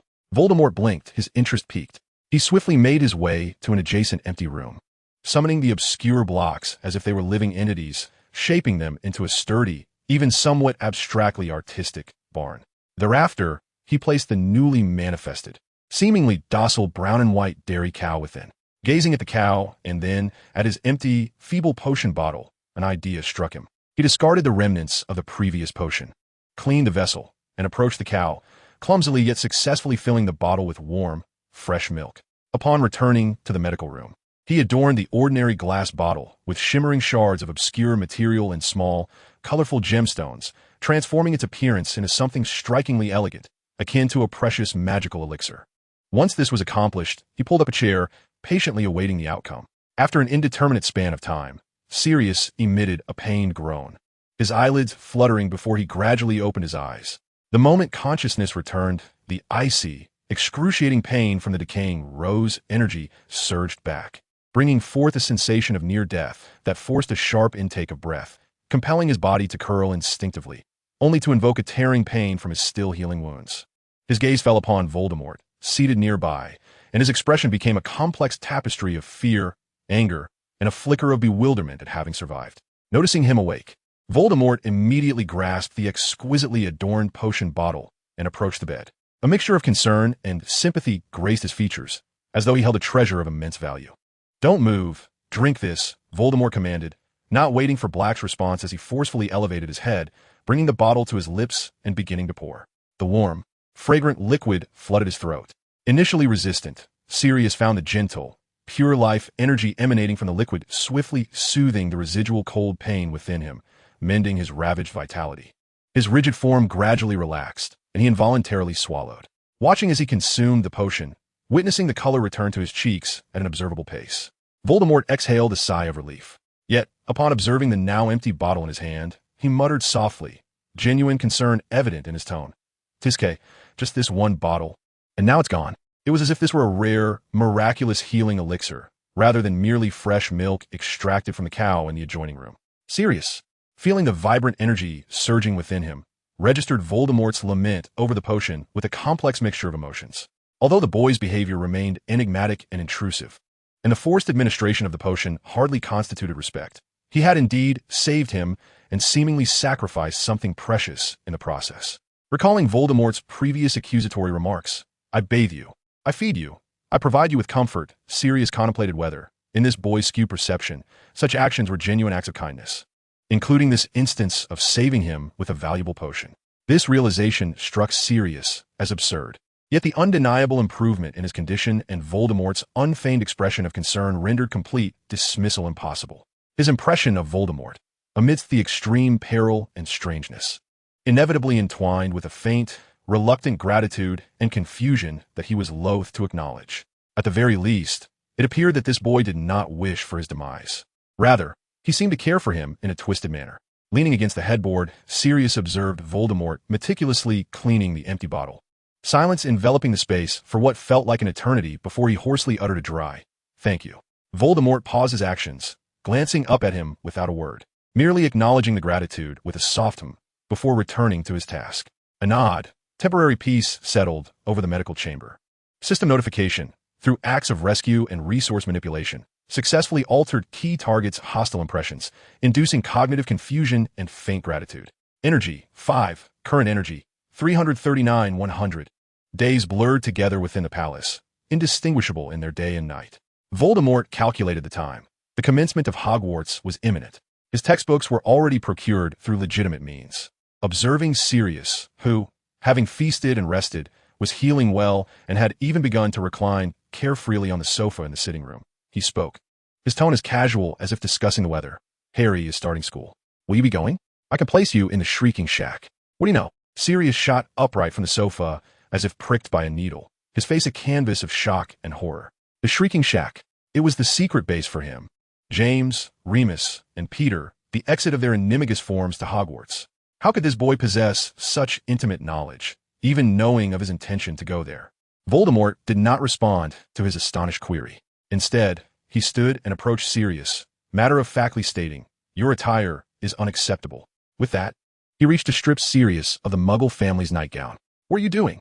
Sirius exclaimed, both startled and furious, instinctively retreating, a hue of offended embarrassment flushing his cheeks. Although he no longer harbored the intense animosity towards Voldemort that he once did, such an abrupt, boundary-less action remained difficult for him to accept. Chapter 104. Remus Lupin. Yet, he was no match for Voldemort. Voldemort effortlessly seized his wrist, swiftly peeling away the nightgown and discarding it aside. Sirius felt a chill wash over him, accompanied by overwhelming shame, and immediately bent to retrieve his own worn but familiar clothing, hastily donning it. The rough, familiar texture of the fabric offered him a semblance of security.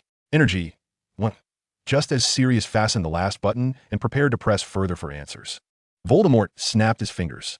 As soon as Black's vision blurred, the extravagant and bizarre scenery of the underground palace transformed into a familiar yet dilapidated environment, filled with dust, cobwebs, and shattered furniture.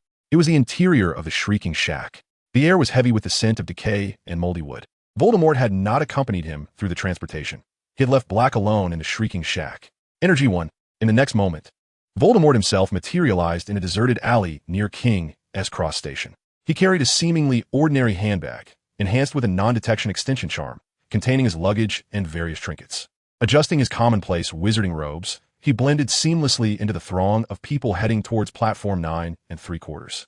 The underground palace and the prisoner were temporarily cast aside as the new term at Hogwarts was about to commence. Meanwhile, Black, left in the Shrieking Shack, found himself engulfed in a deeper sense of confusion and urgency as he faced the empty, both familiar and foreign, dilapidated room. Was he free? Was it truly that simple? Who exactly was the enigmatic Voldemort? He needed to seize the opportunity to reach Hogwarts and seek out Harry. The bustling crowd at King's Cross Station was overwhelming. Voldemort, clutching the handbag imbued with the non-detection extension charm, casually traversed the partition between platforms 9 and 10.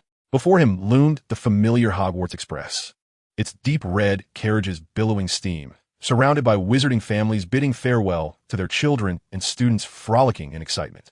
Ignoring the vibrant atmosphere, he ascended the train. Most compartments were filled, occupied by groups of 3 or 4.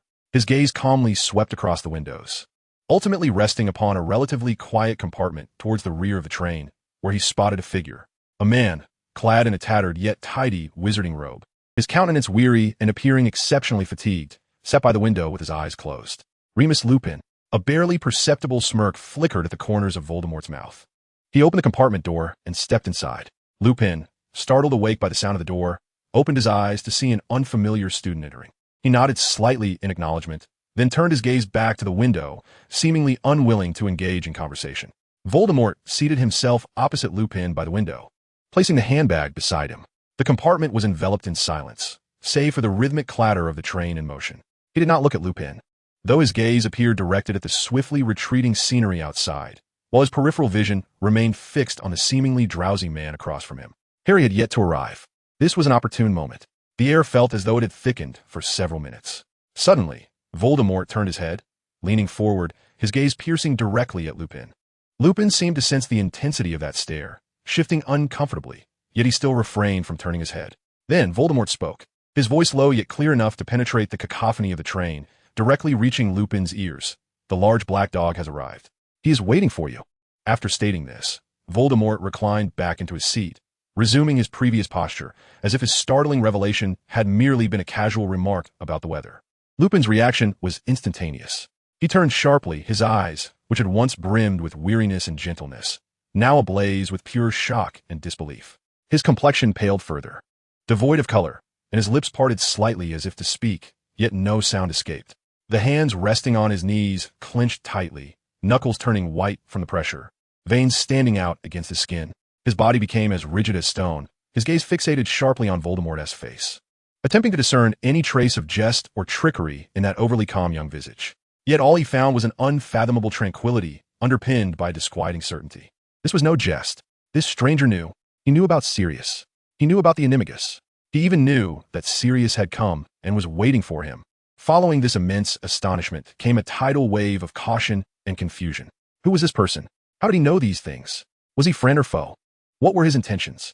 Countless questions erupted in Lupin's mind, rendering him momentarily incapable of thought or response. His gaze locked onto Voldemort, his chest rising and falling rapidly, breaths quickening. The atmosphere in the compartment had abruptly turned intensely tense and eerie. Voldemort met his gaze, his expression remaining inscrutable, adding with a calm tone, as if stating an indisputable fact. He is doing quite well, at least better than when he was in Azkaban. This statement further solidified Voldemort's position as someone in the know. Lupin's heart raced. How much did this young man understand about Sirius's escape? He felt as if he were engulfed in a vast fog, while this student before him loomed as an indistinct shadow, exuding an air of danger. He parted his lips, his parched throat finally managing to produce a hoarse sound. At that moment, the compartment door slid open once more. "Excuse me, is there any space here?" "The other compartments are." Harry Potter, clutching his owl cage, stood awkwardly at the entrance, halting mid-sentence as he caught sight of the two individuals seated across from one another, and the almost palpable tension that hung in the air. The instant the door opened, Voldemort's attention shifted from Lupin, refocusing on the outside view, seemingly captivated by the unchanging scenery beyond the window.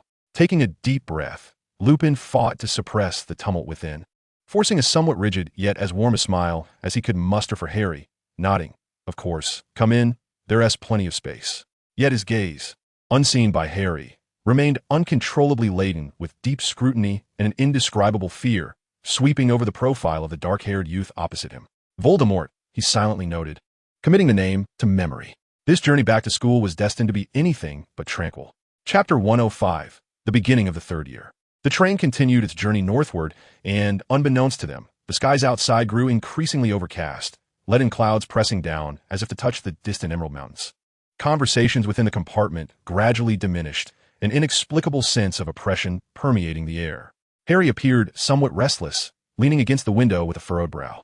Professor Lupin remained with his eyes closed, yet Voldemort noticed his hands, resting on his knees, had tightened slightly.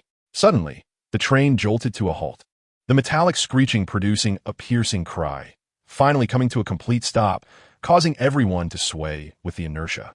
The lights flickered several times before extinguishing, plunging the compartment into a dim silence, with only the faint light filtering through the window outlining the shapes of objects. The temperature plummeted sharply, an unnatural chill seeping in, as if it could freeze blood. Harry's breathing quickened. He pressed his forehead, where his lightning-shaped scar lay hidden beneath his fringe, as a sudden wave of pain surged through him. He heard a sound, a woman's scream, filled with terror and despair, his mother's voice. "No, don't." Harry curled up, his body trembling uncontrollably, cold sweat soaking his hair. That chill affected not only his body, but seemed to siphon away the joy and hope within him, dragging him into a frigid abyss of despair. Lupin instantly opened his eyes, his expression sharp and alert. He sprang to his feet, scanning the tortured Harry before warily glancing towards the encroaching darkness and cold outside the door.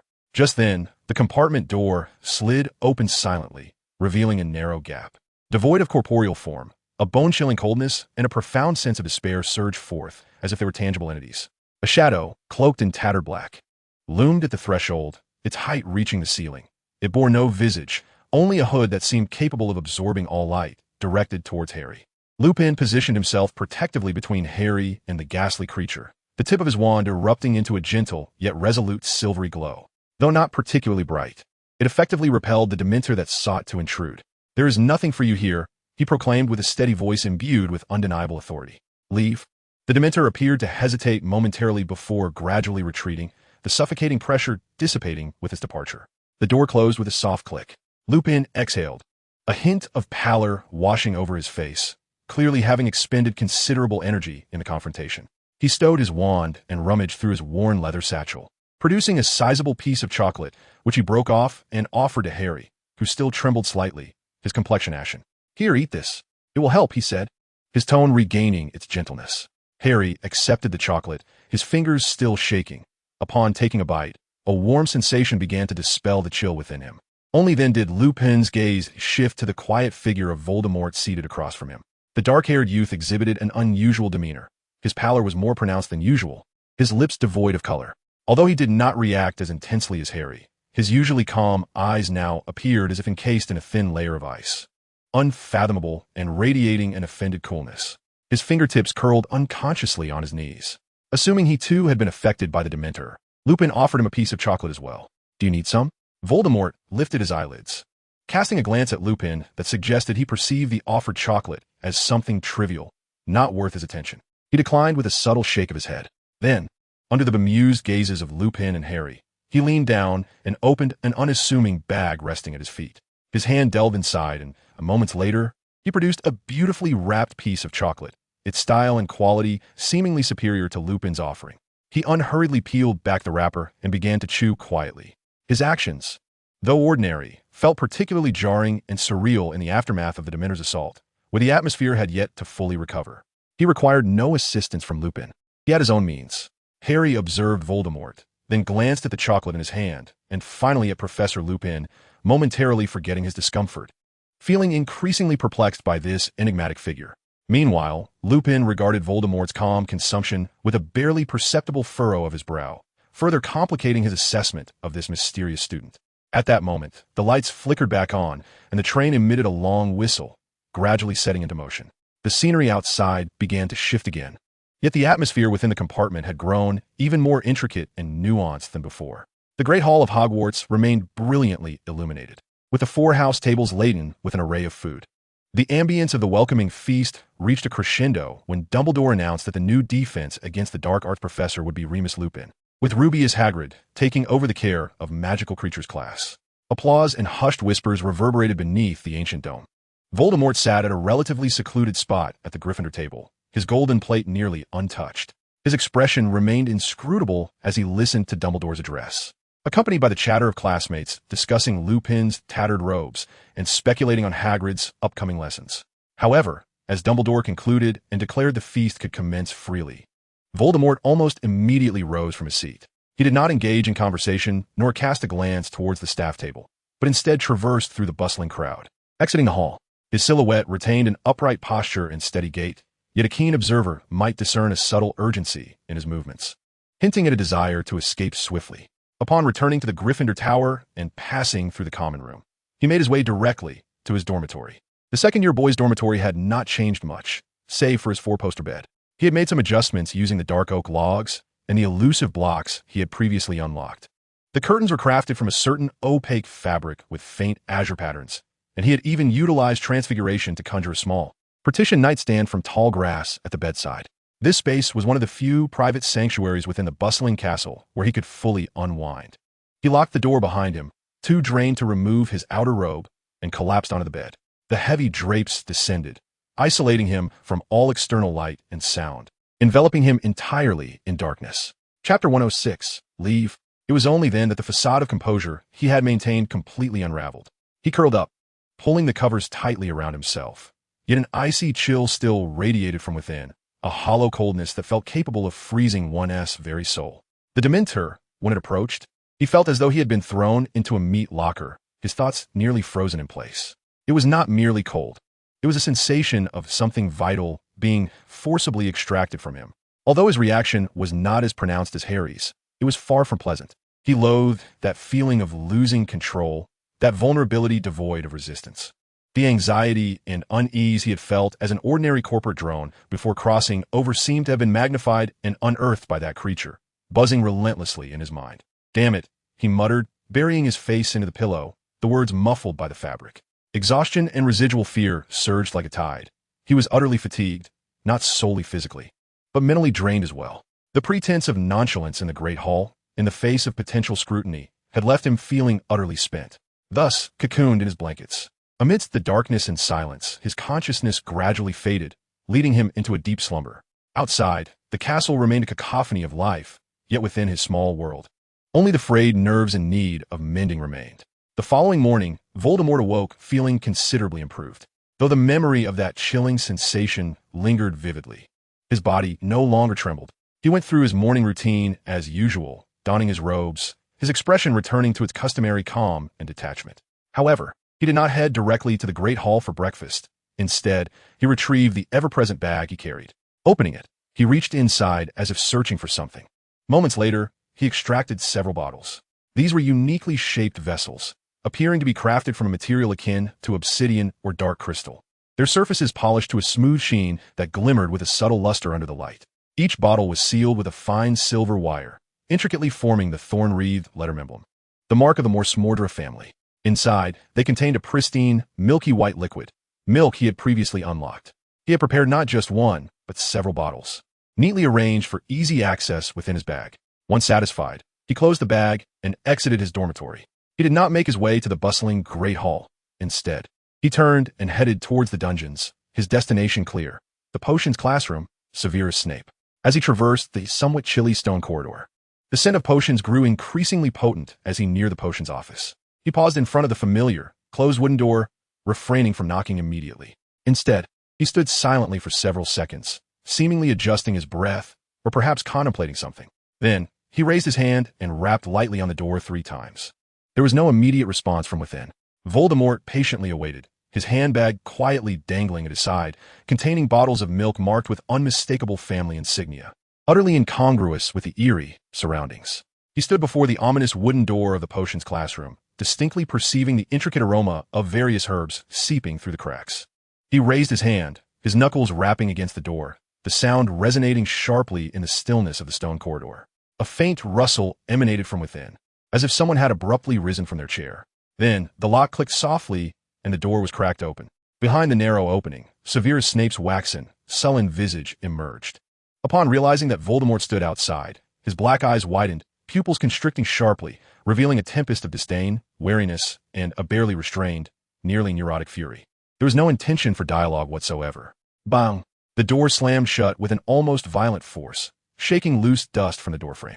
Almost immediately, faint, barely perceptible flickers of magical light danced upon the door, evidently the swift application of a spell designed to deter intrusion or disturbance. All transpired in the blink of an eye. Voldemort remained rooted, observing the tightly shut door, seemingly laced with invisible barbs, his expression devoid of surprise, merely exhaling a nearly inaudible sigh. He could sense the repulsion emanating from the newly added magical barrier. He leaned in slightly closer to the door, ensuring his voice was barely above a whisper, just loud enough for the occupant within to discern, infused with a tone of resigned tranquility. "I shall seek you out, Professor Snape." Inside, a suppressed growl erupted, as if wrenched from deep within the throat, laden with unmasked loathing. "Get lost." Voldemort pressed his lips together, saying nothing further. He turned away, gripping the handbag filled with milk, retracing his steps from the subterranean classroom. Snape's reaction had been anticipated, even more fervent than expected. It seemed that the treatments from the end of last semester in the labyrinth and the refreshments of this holiday had yielded significant results. Upon reaching the entrance of the Great Hall, the breakfast hour was in full swing, a cacophony of voices resonating.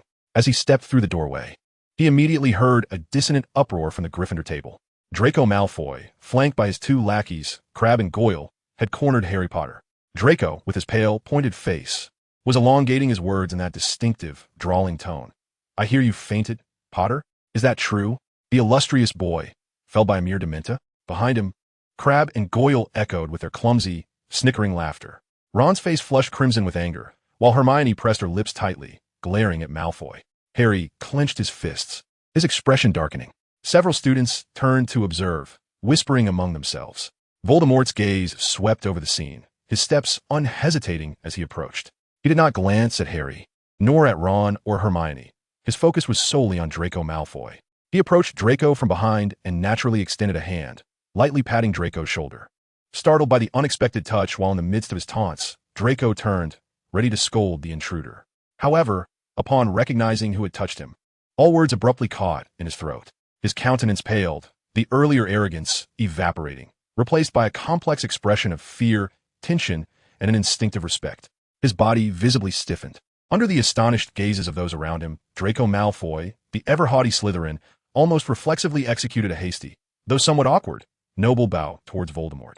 Though lacking in grace, the respect and trepidation were palpable. "And master," he stammered, his voice taut, devoid of the usual drawl. Voldemort merely cast a disinterested glance at him, saying nothing, retracting his hand and continuing towards the empty seat at the Gryffindor table, as if he had merely brushed away a speck of dust. Draco stood frozen, his face alternating between shades of blue and white, feeling the weight of countless eyes upon him, particularly those of Harry and Ron, which bore expressions of astonishment and a hint of satisfaction, amplifying his humiliation.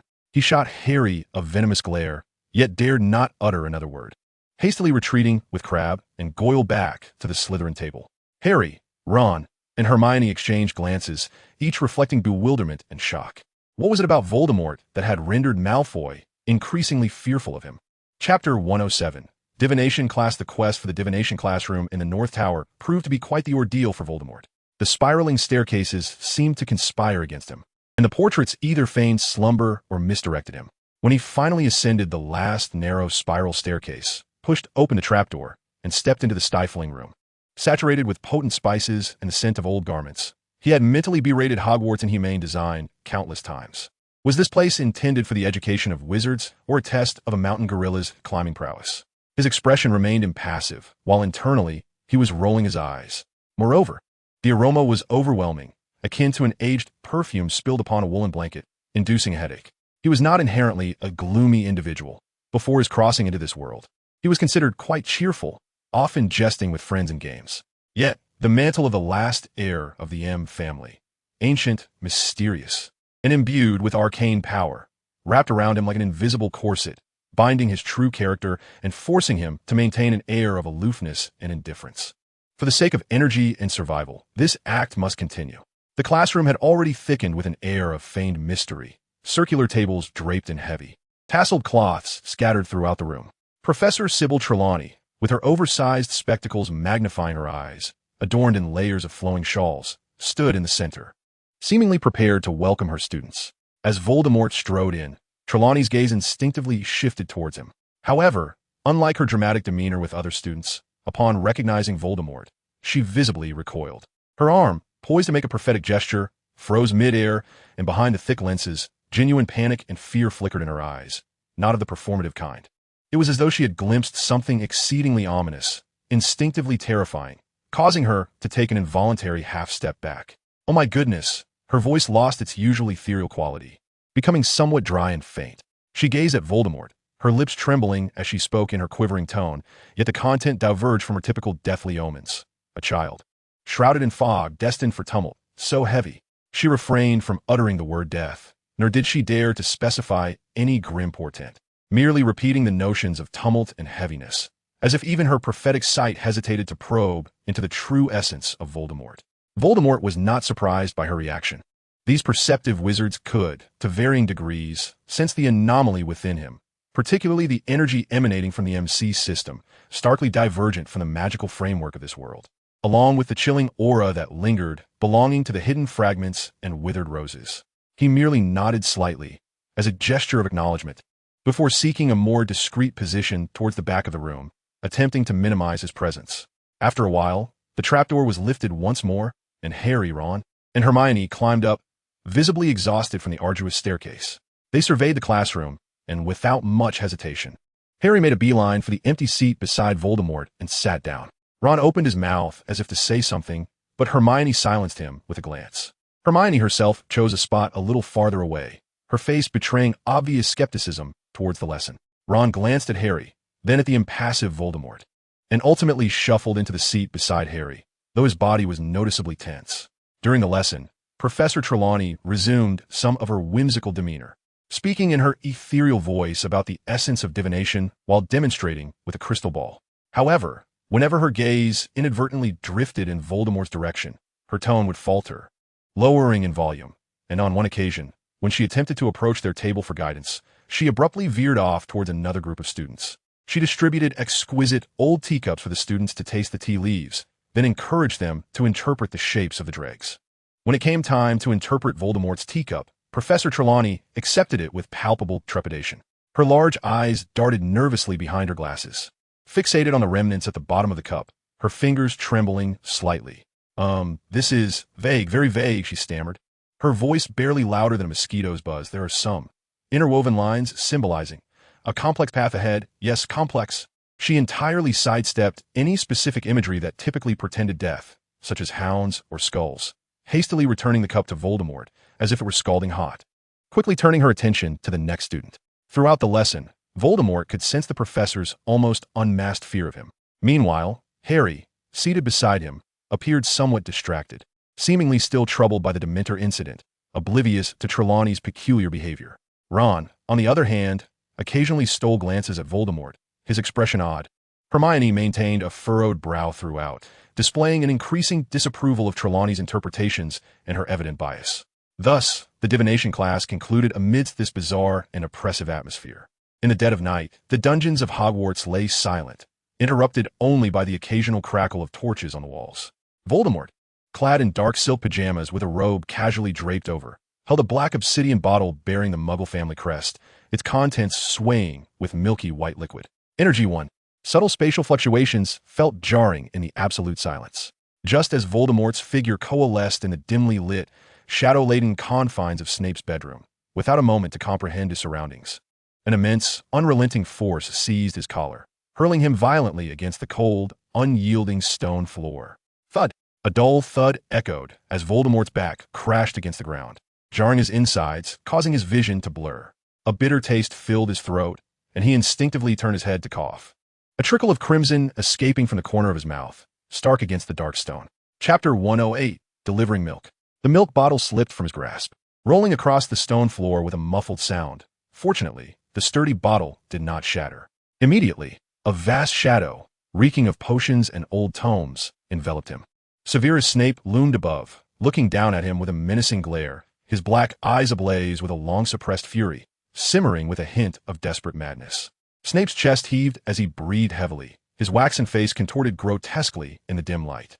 He bent down, his face nearly touching Voldemort's, his voice squeezed through clenched teeth, deep and hoarse, brimming with unmasked loathing and a near-frantic inquiry. What exactly do you intend to do? Muggle. He surged upright again, as if unable to contain his wrath, diving back down, his finger nearly piercing Voldemort's nose, like a filthy insect in a gutter. Ubiquitous, monitoring my every move, lurking outside my office, appearing suddenly in my bedroom. The last words, in my bedroom, were laced with a pitch of rage, twisted with a sense of violation of his final bastion of privacy. Delivering a gift, Snape, cough, Professor, he stammered. A gift? Huh.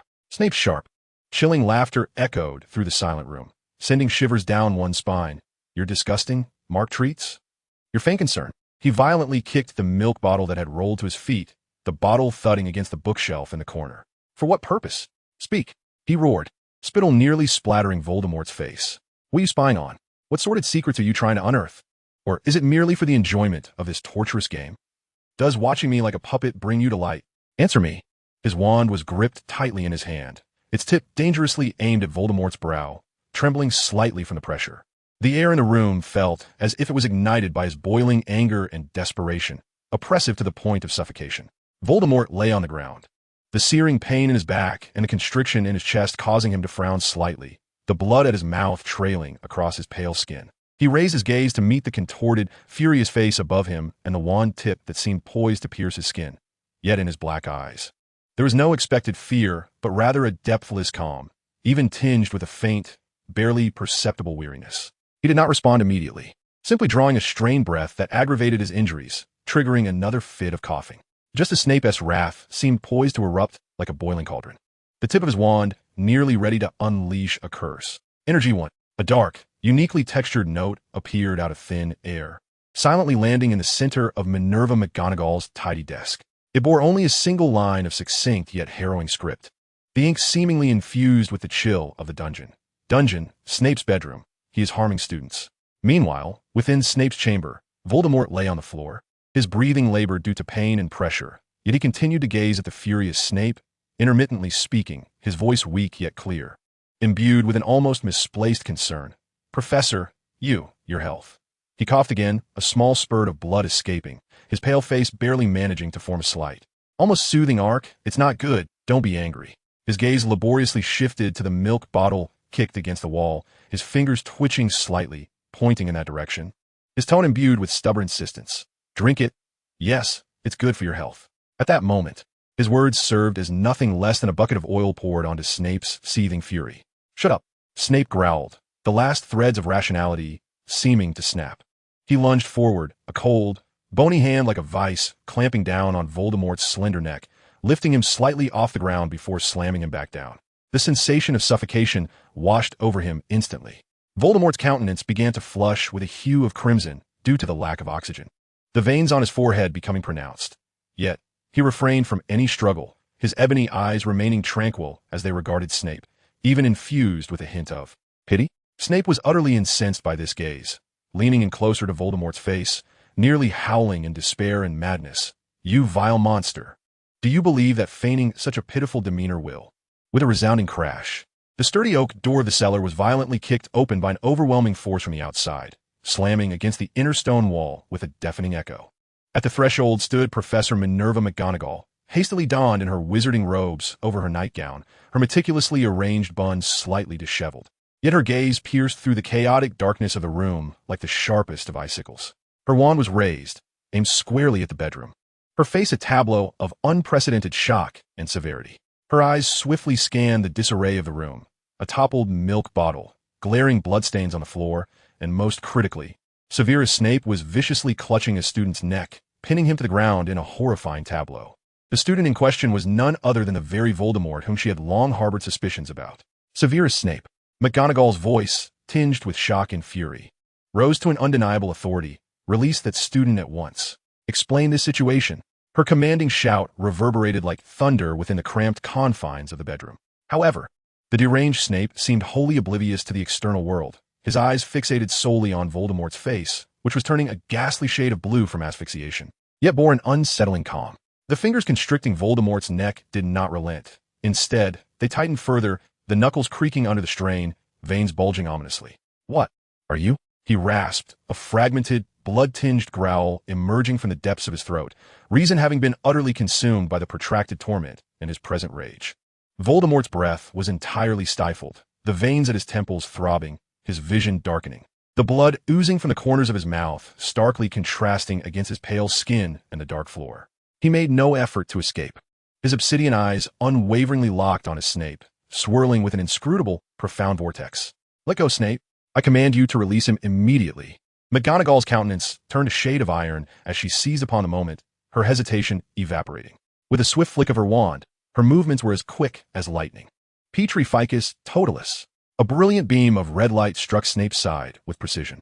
The immense force rendered his body momentarily rigid, causing his grip on Voldemort's neck to involuntarily ease, his form staggering to the side.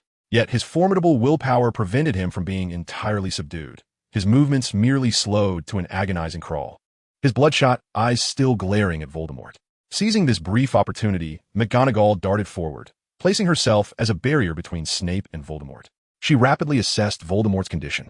The clear purplish bruises encircling his neck and the blood at the corner of his mouth elicited a sharp intake of breath, sharpening her gaze to a razor's edge. She swiftly waved her wand, casting several basic healing spells to stabilize his rapid breathing and evident injuries, ensuring he would not succumb to asphyxiation or internal harm. Then, she pivoted sharply, her wand once again aimed at the still unsteady Snape, who was struggling against the petrifying spell. Severus Snape, consider what you are doing. To lay such heavy hands upon a student. Her chest heaved slightly with ire. This matter must be reported to the headmaster without delay. Now, come with me to the headmaster's office. She allowed no room for Snape's defense or further outbursts, directing her wand at him resolutely while carefully aiding the still coughing, exceedingly weakened Voldemort. Can you walk, Mr. Voldemort? Her tone softened slightly in addressing the student, yet remained taut. Voldemort, supported by her, managed to steady himself, nodding with difficulty. His voice hoarse and faint. I can, Professor. McGonagall uttered no further words, resolutely escorting the still emanating a violent aura, rigidly moving Snape alongside the pitifully injured Voldemort, away from the chaos of the bedroom, traversing the cold, dimly lit corridors of the cellar towards the headmaster's office. The portraits lining the corridor walls stirred from their slumber, taken aback by this bizarre and grave procession. The furious Professor McGonagall, the seemingly deranged Professor Snape, and the bloodied Voldemort, eliciting gasps of astonishment and whispered conjectures. The journey to the headmaster's office felt exceptionally protracted and oppressive in the stillness of the night. As they proceeded, Voldemort, half supported by McGonagall, felt his mind racing despite the pain in his neck and the tightness in his chest. A sense of inexplicable agitation mingling with a hint of grievance. He genuinely wished to placate Snape. The bottle of milk contained no curses. It was merely intended to provide nourishment, considering Snape's taxing potion-making and his own troublesome presence, which must have exhausted him physically and mentally. He even recalled Snape having a slight gastric ailment. Why did Snape always react so vehemently, as if his tail had been stepped on? How was one to communicate with such a person? A wave of helplessness washed over him. Though not an adept in social situations, he had a basic understanding of human interactions. Yet Snape was an absolute void. Any goodwill was twisted into the most malicious provocation. Suddenly, an absurd thought flickered across his mind. In his previous life, while scrolling through short videos, he had come across something titled How to Soothe Sensitive and Melancholic Colleagues and Friends, which, despite its triteness, might offer some insight. As Snape, still tense and radiating a forbidding aura, staggered forward under McGonagall's wand, Voldemort seized a moment of proximity and, with a voice rendered deeper and more hoarse by his neck injury, whispered quickly into his ear, "Lily's memory must be safeguarded." These words acted as a precise trigger. Snape froze, his steps halting. He did not glance at Voldemort, but slowly, excruciatingly slowly, turned his head to a point in the void. Then, the twisted anger on his face gradually smoothed into a most peculiar, chilling smile. Not of joy, but rather a maddened expression interwoven with profound suffering, mockery, and an unsettling despair. He began to chuckle softly, the sound echoing eerily in the silent corridor. Ha, ha, ha, ha. He laughed, his voice growing louder before abruptly devolving into more venomous. Fragmented curses aimed at Voldemort, the content becoming increasingly obscure, rife with words like voyeurism, filth, and the manipulation of souls. As if Voldemort's prior statement had not calmed him, but had instead unearthed the deepest, most untouchable scars, dousing them with salt. McGonagall, alarmed by Snape's sudden shift, tightened her grip on her wand, her voice sharp. "Snape, control yourself." At last, they arrived at the door of the headmaster's office. McGonagall uttered the incantation, and the spiral staircase ascended. In the principal's office, Albus Dumbledore was impeccably attired, seated behind his desk, his blue eyes sharp yet tranquil behind his crescent-shaped spectacles, as if he had anticipated their arrival long before. Fawkes perched quietly, observing the scene. Upon entering the office, Severus Snape seemed to partially shake off the effects of the petrifying spell, abruptly breaking free from McGonagall's invisible restraint. He pointed an accusing finger at Voldemort, turning his gaze towards Dumbledore, his voice hoarse from previous laughter and curses. "He wants to know. He has always wanted to know. He seeks to manipulate everyone's secrets, including yours, Dumbledore." He gasped for breath, his frenzied eyes darting between Dumbledore and McGonagall before finally settling on Voldemort, a profound despair and hatred swirling within. As if utterly exposed and humiliated, Dumbledore's gaze swept over the marks of fingers and blood upon Voldemort's neck before returning to the seemingly deranged Snape. His voice steady yet imbued with an undeniable authority. "Severus, calm yourself. Tell me, what has transpired?" "Calm?" Snape scoffed, the smile on his face more grotesque than tears. He inhaled deeply, as though gathering his last reserves of strength, and then, with an almost reckless madness in his eyes, he demanded, "Do you wish to know the truth? Do you wish to know what this monster has done to me? Do you wish to comprehend the nature of the so-called family behind him?" His gaze turned to Voldemort, tinged with a cruel satisfaction. "Do you not delight in prying into others' lives? Do you not pride yourself on being neutral, on engaging in transactions? Dare you let them see? To witness what lies beneath your facade of calm?" Voldemort clutched his neck, coughing twice, raising his eyes devoid of fear. Only a profound silence within. He nodded, his voice still raspy. "The memories can be viewed." Snape appeared to have awaited this very declaration. Chapter 110, The Unveiling of Memories. He suddenly turned to Dumbledore and McGonagall, his tone eerily calm, as if a stillness lingered before a tempest. "Release me." "All of it." Dumbledore pondered for a moment, then inclined his head slightly towards McGonagall. Professor McGonagall waved her wand, dispelling the remaining binding spells on Snape. He flexed his stiff wrists, no longer glancing at anyone, and walked directly to Dumbledore's desk, seizing the pensieve. He withdrew his wand, pressing it against his temple, his expression contorted with extreme pain and humiliation, and with a swift motion, he yanked it away. Several strands of silver-blue memories, glimmering like spider silk, were extracted, intertwining and emanating a potent aura of unease, fear, and madness. Without hesitation, Snape cast them into the pensieve, the liquid memories swirling violently, revealing chaotic and oppressive imagery. Behold, Snape's voice was hollow, pointing to the pensieve. See what he has done to me. Witness what that muggle-born family intended for me. Listen to their praises of their lineage. Dumbledore and McGonagall exchanged a glance, each perceiving an unprecedented gravity in the other's eyes. Dumbledore was the first to lean forward, immersing his face into the memories of the pensieve. McGonagall followed suit. The principal's office fell into a profound silence, punctuated only by the faint sounds of swirling memories within the pensieve and Voldemort's somewhat labored breaths. Snape stood motionless, his back to them, his body trembling slightly, as if all strength had been siphoned away, or perhaps he was desperately suppressing something. As moments ticked by, suddenly, Professor McGonagall jerked her head up from the pensieve, her face ashen, lips quivering uncontrollably, her normally immaculate hairstyle disheveled. She glanced at Dumbledore, still bent over the pensieve, then abruptly turned to Voldemort, her expression filled with disbelief and a terror that shattered her preconceptions. She attempted to voice her thoughts, but could produce no sound, only covering her mouth with her hand. Soon after, Dumbledore also slowly straightened up. This elder, who was usually so composed, now bore an expression devoid of his customary gentle smile, replaced by a profound, almost frozen seriousness. His blue eyes, visible through his crescent spectacles, pierced deeply into Voldemort. A gaze complex and inscrutable, filled with scrutiny, shock, and an exceptionally rare, almost helpless weight. He gradually returned to his chair, his fingers unconsciously tracing the surface of the desk, remaining silent for a protracted moment.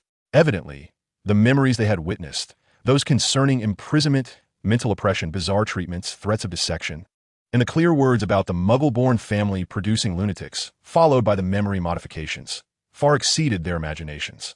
As Snape remained turned away from them, motionless, he emanated a profound stillness, resembling a statue that had suddenly lost all spirit and strength.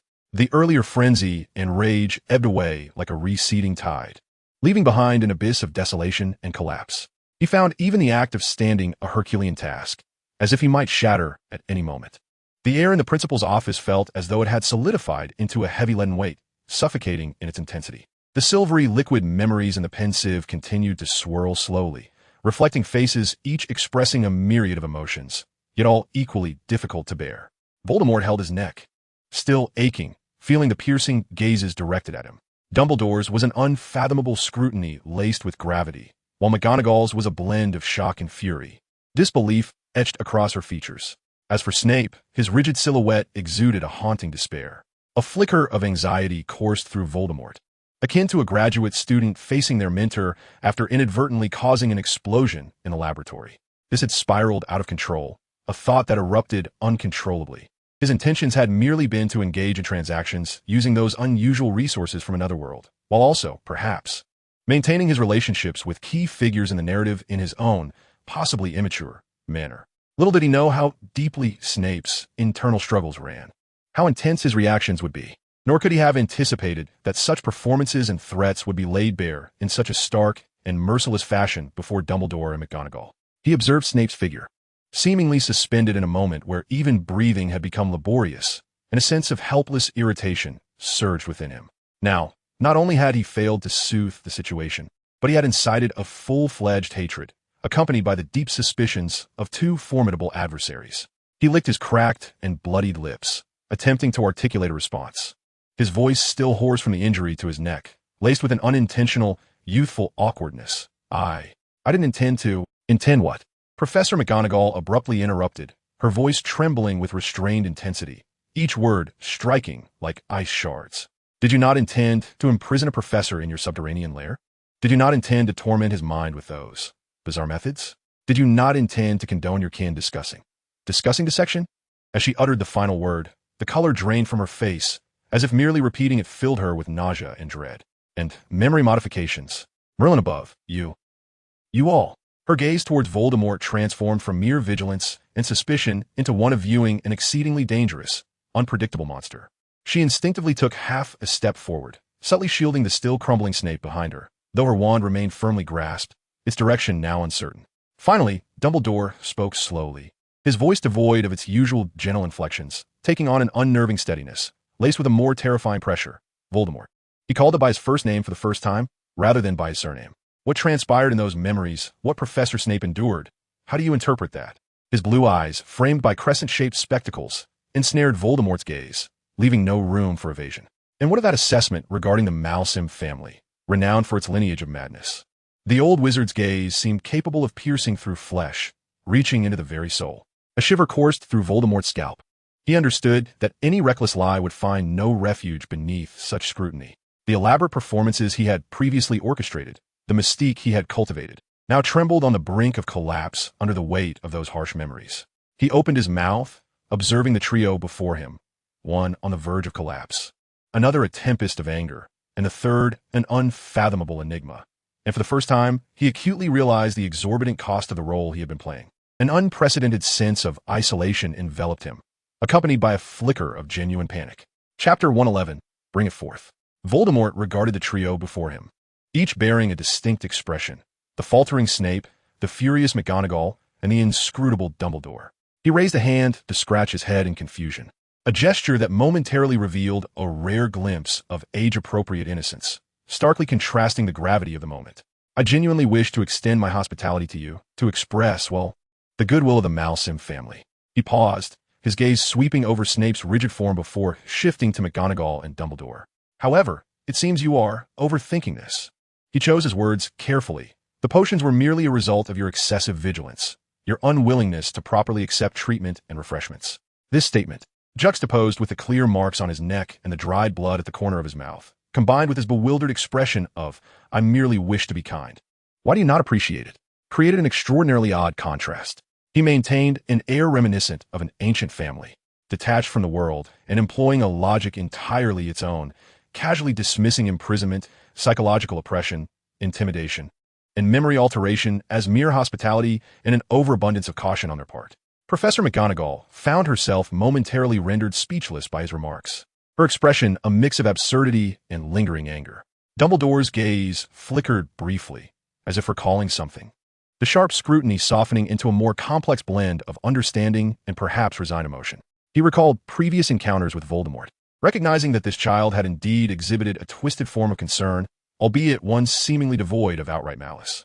It appears, Dumbledore began slowly, his voice regaining some of its customary gentleness while still tinged with caution, that we harbor some deeply rooted misunderstandings. Voldemort, the hospitality of the Malsim family is, to outsiders, indeed rather unique. At that moment, Voldemort appeared to have reached a decision. He raised his hand, the tips of his fingers seemingly flickering with an imperceptible glow. Energy too. Dumbledore's gaze momentarily clouded, then quickly regained clarity, the weight and sharpness in his eyes notably diminished, replaced by a disposition more akin to earlier interactions. Cautiously observant of this unusual child, wary of his power, yet inclined to believe that his essence was not purely malevolent. He exhaled softly, as if releasing a burdensome weight he had briefly shouldered.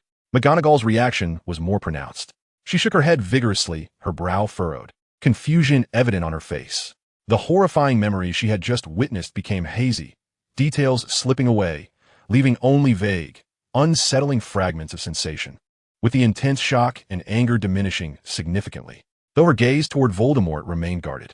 It now reflected less of the determination reserved for unforgivable monsters and more of the wariness and exasperation typically reserved for a dangerous yet eccentric student. Therefore, Dumbledore resumed, his voice returning to its usual cadence as he placed his hands flat on the table. Given the current circumstances, I believe we should conclude tonight's discussions. Severus requires rest and tranquility. Voldemort, you must also attend to your injuries with Madame Pomfrey. We need to deliberate thoroughly on the events of this evening and the Malsim family's approach to hospitality. He made a decision to temporarily set aside the disputes. McGonagall seemed poised to voice her thoughts, but the blurring of her memories undermined her strongest accusations, and Snape's condition was indeed not conducive to further discourse. She pressed her lips together, ultimately nodding in agreement. Voldemort reciprocated with a nod, signaling his acceptance of the arrangement. He turned to follow Professor McGonagall out of the headmaster's office. However, just as he reached the door, his hand poised to grasp the doorknob, he abruptly halted, turning back to face Dumbledore and McGonagall, an expression of entitlement on his face as he spoke in a calm tone. By the way, Professor McGonagall, Professor Dumbledore, before I leave, kindly return your memories to me. The moment the words left his lips, energy 331, 100. Dumbledore's body faltered imperceptibly, his gaze momentarily blank, before regaining its profound depth. Yet, as he looked at Voldemort, the glimmer of trepidation in his eyes seemed to intensify. McGonagall appeared even more bewildered, instinctively glancing around the headmaster's office, then at the motionless Snape and the standing Voldemort, her brow furrowed, voice laced with genuine confusion. What are we doing here? What transpired? Severus, she evidently had no recollection of the memories she had just witnessed or the subsequent dialogue. At that very moment, as Voldemort commanded, "Return my memories," and the energy surge manifested, Snape, who had been like a statue, turned away from the others, lost in his own unraveling despair, suddenly lifted his head. His black eyes were bloodshot, pupils constricted with profound shock and an overwhelming sense of betrayal and rage. He beheld the fleeting confusion on Dumbledore's and McGonagall's faces, recognizing that they had evidently forgotten the brutal truths revealed in the memories. The realization struck him. This monster, this Malsim, he had not only manipulated his memories, but now, even the memories of Dumbledore and McGonagall, his only witnesses who could attest to the inhuman treatment he had endured, had been casually erased as if reclaiming borrowed items. "You!" Snape emitted a broken, beast-like cry from his throat, his eyes fixed intently on Voldemort, his body trembling violently from the impact of rage and despair. The hopelessness that had recently subdued him was instantly eclipsed by a darker, more frenzied hatred. He felt as if he stood upon a solitary isle. The one lifeboat before him effortlessly sunk, leaving him alone to confront an endless, frigid abyss. Chapter 112. Chaos in the Headmaster's Office. The air in the Headmaster's office seemed to have been siphoned away. As Professor McGonagall looked around in confusion, Dumbledore's gaze remained deep, and Snape sank further into despair and fury due to the erasure of his memories. Voldemort, against all expectations, took an unforeseen action. Rather than departing, he slowly approached Snape, who appeared anchored in place, exuding an aura of darkness. He crouched a few steps away from Snape, needing to tilt his head slightly to meet the contorted features of the other. His gaze seemed to carry an unadulterated, genuine concern, his tone soft and nearly a whisper, as if he were soothing a frightened child. "Professor, do not let yourself be angered." This voice, this demeanor, formed an extreme and bizarre contrast to his earlier nonchalant erasure of the two professors' memories. Severus Snape was not soothed. Rather, he felt as though a venomous serpent had licked his skin, every hair on his body standing on end as an icy chill and wave of nausea swept over him. He staggered back 2 steps, nearly colliding with the cold wall before he managed to steady himself. He fixed a fierce, accusatory stare upon the crouched figure of Voldemort, his breath coming in ragged gasps, his chest heaving violently, and his dark eyes swirling with loathing, terror, and a desperate, frantic despair as if pushed to the brink of annihilation. Through clenched teeth, he forced out a fragmented, blood-spattered voice. "You madman, you Malsi family. What must you do to let me be free?" His voice bore a hint of an unrecognized, almost pleading collapse. He had exhausted all patience with the relentless attention and hospitality from this bizarre youth and the terrifying family behind him. Observing this, Dumbledore furrowed his brow and stepped forward, seemingly attempting to calm Snape's nearly uncontrolled emotions with his usual authority and composure. "Severus, calm down, However, at that moment, Voldemort rose to his feet. He appeared utterly unconcerned with Snape's nearly murderous glare or Dumbledore's admonitions. Looking at Snape, he wore that expression of pure innocence, tinged with a hint of "I only wish to help you," and spoke again, attempting what he deemed the most effective move from his repertoire of soothing techniques. "Lily's memory needs—" "Shut up!" Voldemort exclaimed. Snape emitted a beastly roar. His reason shattered entirely. Almost instinctively, he swung his wand with astonishing speed, perhaps barely completing the incantation, as a wildly unstable curse, mingling black and blinding red light, shot forth like a serpent from its lair, directed at Voldemort with all his fury, pain, and despair. Boom! The curse did not strike Voldemort directly, but instead hit a small table nearby. The table exploded instantly, splintering wood flying. The silverware atop it twisted into grotesque shapes, emitting a piercing hum. The powerful surge of magic even caused the air around them to ripple. "Severus, stop!" Professor McGonagall, though her memory was hazy, recognized the reality of the attack. She immediately raised her wand, casting a barrier charm to intercept the potential onslaught from Snape. Dumbledore reacted even quicker, almost simultaneously waving his Elder Wand, summoning a gentle silver barrier that appeared before Voldemort, shielding him from the explosion's aftermath and the flying debris. His expression darkened considerably. "Severus, control yourself." But Snape was beyond hearing. The mere mention of Lily's memory from Voldemort felt like a searing iron pressed against his most sensitive, painful nerve. He gazed at Voldemort, shielded by Dumbledore, and McGonagall obstructing him. At this absurdity and a long-suppressed resentment, fear, and humiliation erupted like a volcano. He no longer directed his wrath at Voldemort, but instead swung his wand violently towards the obstructors, McGonagall and Dumbledore. Of course, he had no intention of truly harming them, but the wild, uncontrollable magic surged forth like a rampaging tornado, wreaking havoc in the headmaster's office. The shattering curse struck the bookshelves, books and scrolls fluttering down like snowflakes. A stunning spell's red light grazed the edge of McGonagall's robes, striking the wall behind her and leaving a charred mark. Various beams of magical light collided in the air, exploding with crackling sounds. Dumbledore was compelled to wave his wand repeatedly, countering Snape's frenzied attacks while simultaneously protecting those present and the precious artifacts within the office. Professor McGonagall also exerted herself to fend off the frenzied Snape, sternly chastising him by name. Fawkes emitted a clear, piercing cry from its perch. In an instant, the once solemn headmaster's office was plunged into an unexpectedly chaotic magical skirmish, ignited by Snape's complete loss of control and Voldemort's seemingly benign reminder. The center of this turmoil, the dark-haired youth who had instigated it all, stood quietly behind Dumbledore's protective barrier, observing the chaotic scene of flying spells with a slight tilt of his head, his face revealing a genuine, bewildered innocence, as if he could not comprehend how matters had escalated to this point. He merely wished to soothe the professor. The magical tumult in the headmaster's office abruptly ceased. In a moment when Snape's chaotic spells, Dumbledore's defenses, and McGonagall's obstruction collided, Voldemort furrowed his brow slightly, seemingly growing impatient with the chaos before him. Without uttering any incantations or waving his wand, he merely stirred his thoughts. Control of the Obscurus bind. Several deep blue, purple-veined Obscurus tendrils shot forth from the smooth stone floor of the headmaster's office as if they possessed life, swiftly and silently ensnaring Snape, Dumbledore, and McGonagall's arms, waists, and legs, tightening instantly. Bang! The three wands almost simultaneously slipped from their hands, clattering to the floor with a crisp sound. Dumbledore and Professor McGonagall's faces were filled with disbelief and shock. They attempted to struggle, only to find the Obscurus bindings unyieldingly hard. The cold energy within suppressing their magical flow, rendering them like insects trapped in amber, unable to move. For the first time, Dumbledore's blue eyes reflected sheer astonishment, while McGonagall's eyes widened as she gazed at the bizarre substance coiling around her, her breath quickening. Chapter 113, Binding. Snape's reaction was the most visceral. Bound tightly by the Obscurus, his body forced into an awkward stance, yet this did nothing to quell his towering rage and humiliation. His eyes burned red, glaring fiercely at Voldemort, his throat emitting a hissing sound akin to a ruptured bellows, and then a torrent of fractured, venomous curses spewed forth. I knew it. I knew it. You damned, hellbound monster. Madman, your entire Msi family are thoroughly deranged, delighting in the torment of others. Keep pretending to wear that innocent facade. Do you find it amusing to watch me crumble? Does it please you to manipulate us like pawns on a chessboard? Let me go. You filthy, twisted.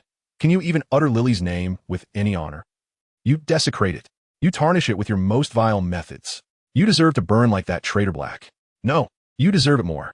More. His curses intertwined with his personal resentment towards Voldemort, the Msi family, and past agonies, his words fragmented yet brimming with emotional intensity, echoing painfully in the now silent headmaster's office, resonating with a haunting despair. Voldemort stood still, quietly observing the bound trio, particularly the seemingly deranged Snape. Rather than anger, a look of almost naive, pure confusion slowly emerged on his face as he tilted his head, softly asking, his tone filled with incomprehension. Why fight? This question was like pouring gasoline on a fire. I knew it. Snape nearly expended all his strength to scream, his voice hoarse and strained. You madman just want to toy with us. To watch us struggle. To see us lose our composure. Is it your idea of fun? The MSY family are demons that feast upon the suffering of others. The spawn of MSY.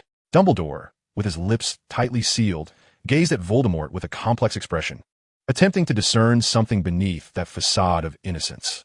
Professor McGonagall, pale from Snape's vehement words and the implausible situation before them, cast a wary glance at Voldemort, filled with a profound sense of helplessness. Voldemort appeared to be oblivious to Snape's curses. He merely blinked. As if he had uncovered the root of the problem, Professor Snape needed to calm down. He recalled that the system seemed to possess something that could alleviate such states. Raising his hand, a subtle wave rippled through the space before him, and a seemingly ordinary black and white cow materialized out of thin air, mooing in bewilderment as it stood in the midst of the disarrayed headmaster's office. Subsequently, a seemingly unremarkable bucket appeared in his hand. He casually discarded the water that might have once filled it and, holding the empty bucket, approached the cow, bending down to gently tap just beneath its belly. Milk acquire. Miraculously, the empty bucket transformed into something heavy, brimming with fresh, creamy liquid that exuded a delightful dairy aroma. Then, amidst Snape's increasingly frenzied curses and struggles, and under the astonished gazes of Dumbledore and McGonagall, Voldemort calmly approached the bound Snape. Ignoring the unsavory words, he exerted a cunning force to pry open Snape's mouth, then unhesitatingly poured the entire bucket of milk down his throat in a steady stream. Gagging, coughing, and sputtering, Snape's mouth overflowed with milk, staining the collar of his black robes and rendering him a pitiful sight. He attempted to resist, but the binding curse left him utterly powerless. After finishing one bucket, Voldemort observed Snape's still red eyes and labored breaths, seemingly dissatisfied with the amount, and proceeded to refill the bucket from the cow once more, continuing the absurd process. It was a scene both grotesque and bizarrely purposeful. However, something even more astonishing transpired. As the copious milk was ingested, Snape's violently heaving chest gradually began to settle. The frenzied crimson in his eyes slowly faded. Though still filled with hatred and coldness, the brink of madness that had threatened to consume him dissipated. The energy expended in his excessive agitation seemed to be replenished swiftly, and the sense of exhaustion following his emotional turmoil was soothed.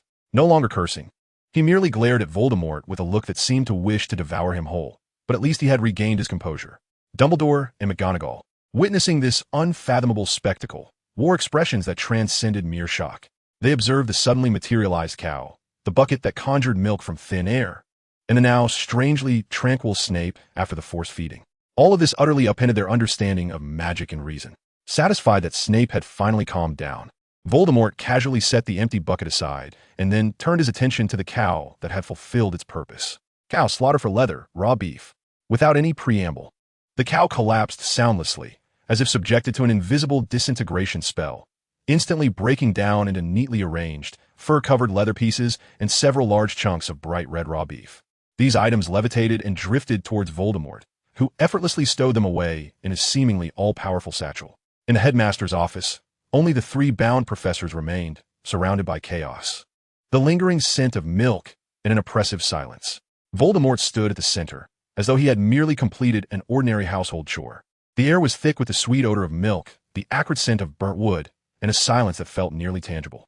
Snape, bound by the curse, was drenched, his face a lifeless shade of gray, with only his eyes still smoldering with cold embers.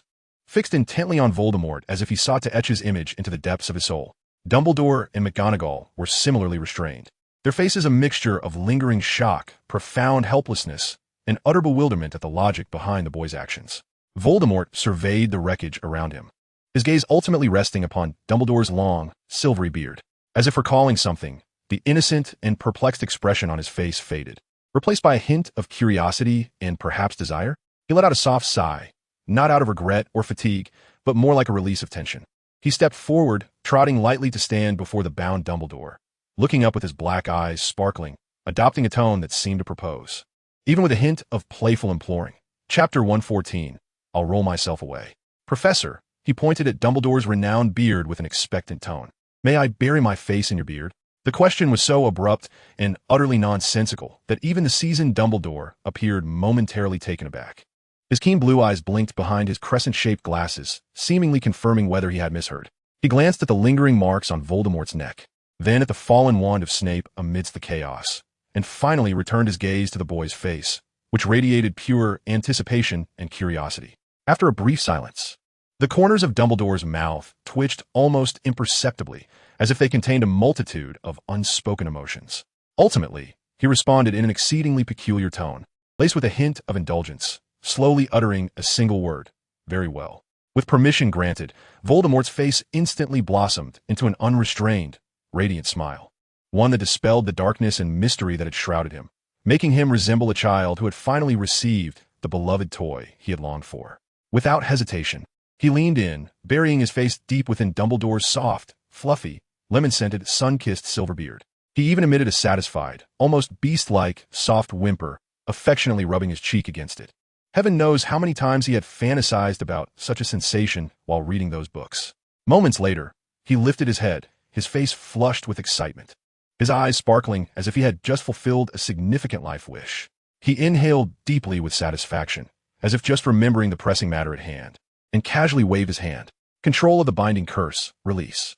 The binding curse that had ensnared Dumbledore and Professor McGonagall receded like a living tide, swiftly retreating beneath the floor, vanishing without a trace. The two were suddenly liberated, their bodies swaying slightly. Professor McGonagall immediately bent down to retrieve her wand, her expression still fraught with shock as she regarded Voldemort with a complex gaze. Dumbledore, on the other hand, flexed his wrist, his gaze deeply fixed upon the boy who had just rubbed his face with such satisfaction against his beard, unconsciously twisting a strand of his own beard, lost in thought. Voldemort paid them no further mind, nor did he acknowledge the icy glare that seemed to pierce through him from behind. He skipped lightly to the door of the headmaster's office, pulling it open, and just as he was about to step outside, he seemed to suddenly remember the one he had forgotten, turning without looking back to snap his fingers carelessly. Control of the binding curse, release. The binding curse that had held Snape in place also dissipated in response. Almost instantaneously upon regaining his freedom, Snape's body swayed due to the prolonged stiffness and the tumult of emotions he had experienced, but he quickly steadied himself against the adjacent wall. He did not bend down to retrieve the wand that lay abandoned on the floor. Instead, he fixed his gaze with an intensity that was both hollow and dark, as if all light had been extinguished from his eyes, upon the figure at the doorway, which was about to vanish. Voldemort, akin to a cat that had successfully executed a prank, swiftly slipped out of the headmaster's office, the heavy wooden door clicking shut behind him, sealing off the oppressive silence within, a silence thick with the mingling scent of milk, gunpowder, and countless unanswered questions. Outside, faintly echoed the sound of his retreating footsteps, light and almost melodic, accompanied by a hint of humming. Within the room remained only 3 of Hogwarts' most esteemed professors, amidst a chaotic scene of disarray, confusion, and a severe Snape who seemed as though his very soul had been drained, leaving only profound hatred and icy despair. Having fled from the potions classroom, Voldemort strode briskly through the chill of the underground corridors until he was assured that the piercing, frigid gaze following him had receded, at which point he allowed himself to slow his pace. Leaning against the rough stone wall, he exhaled softly. Things had gone awry. The hatred had been drawn too taut. He rubbed his temples, feeling a slight headache brewing. Glancing at his timetable, he noted that the next class was Defense Against the Dark Arts. Thursday, he recalled it clearly. Though uncertain whether Professor Lupin would arrive on time, or if there were any special arrangements for the lesson, he found himself with nowhere else to go. Return to the dungeons? Not at present. Wanted the castle? That would only increase the likelihood of encountering undesired company. Thus, he resolved to head towards the Defense Against the Dark Arts classroom. This particular classroom was situated on a higher floor of the castle, where the light was considerably better than in the dungeons. Upon reaching the classroom door, he discovered it to be, as anticipated, empty and locked. He hesitated for a moment, but chose not to leave. Instead, he leaned against the wall beside the door, waiting quietly. Minutes passed, and occasionally students strolled by, casting curious glances, yet none approached him. Voldemort merely kept his eyes lowered, gazing at the floor as though lost in thought, or perhaps merely daydreaming. He felt a twinge of exhaustion, not just physically but mentally drained. Dealing with Snape was more taxing than battling through 100 MC module instances. After approximately half an hour, the sound of leisurely footsteps echoed from the end of the corridor. Voldemort looked up to see Professor Remus Lupin approaching the classroom. He still wore that tattered yet clean wizarding robe, his face marked with a gentle weariness. However, upon spotting Voldemort waiting alone at the classroom door, a flicker of clear surprise crossed his features. Lupin approached, glancing at the tightly shut classroom door, then back at the evidently expectant Voldemort, and spoke softly. "Mr. Mushi, are you waiting for class? I believe today, as schedule suggests." He paused, seemingly recalling the timetable. Voldemort straightened, quickly donning his habitual expression of aloofness and mystery, masking any hint of anxiety or fatigue with practiced ease. Lupin refrained from continuing the topic of the class schedule. Instead, he regarded Voldemort with a look of inquiry, devoid of Snape's sharp hostility, yet imbued with cautious observation and a trace of complex emotion. After a few seconds of silence, as if weighing his words, he finally stated clearly and calmly, "We need to talk." Voldemort was taken aback. Talk? With him? After the reminders on the Express and the indirect confrontation last night, what could Lupin possibly wish to discuss? Yet he quickly composed himself, refusing to show any sign of weakness. A slight smile curved his lips, a hint of assurance dancing in the arc as he nodded and replied with calm composure, "Of course, Professor." Lupin chose not to converse in the empty corridor, nor did he unlock the classroom door. Instead, he gestured for Voldemort to follow him to a relatively secluded window at the corridor's corner. Outside, the expansive grounds of Hogwarts lay in view, with the distant smoke rising from Hagrid's hut barely visible. Lupin turned to face Voldemort, his expression serious, his tone still gentle but imbued with an unavoidable directness, about Sirius Black.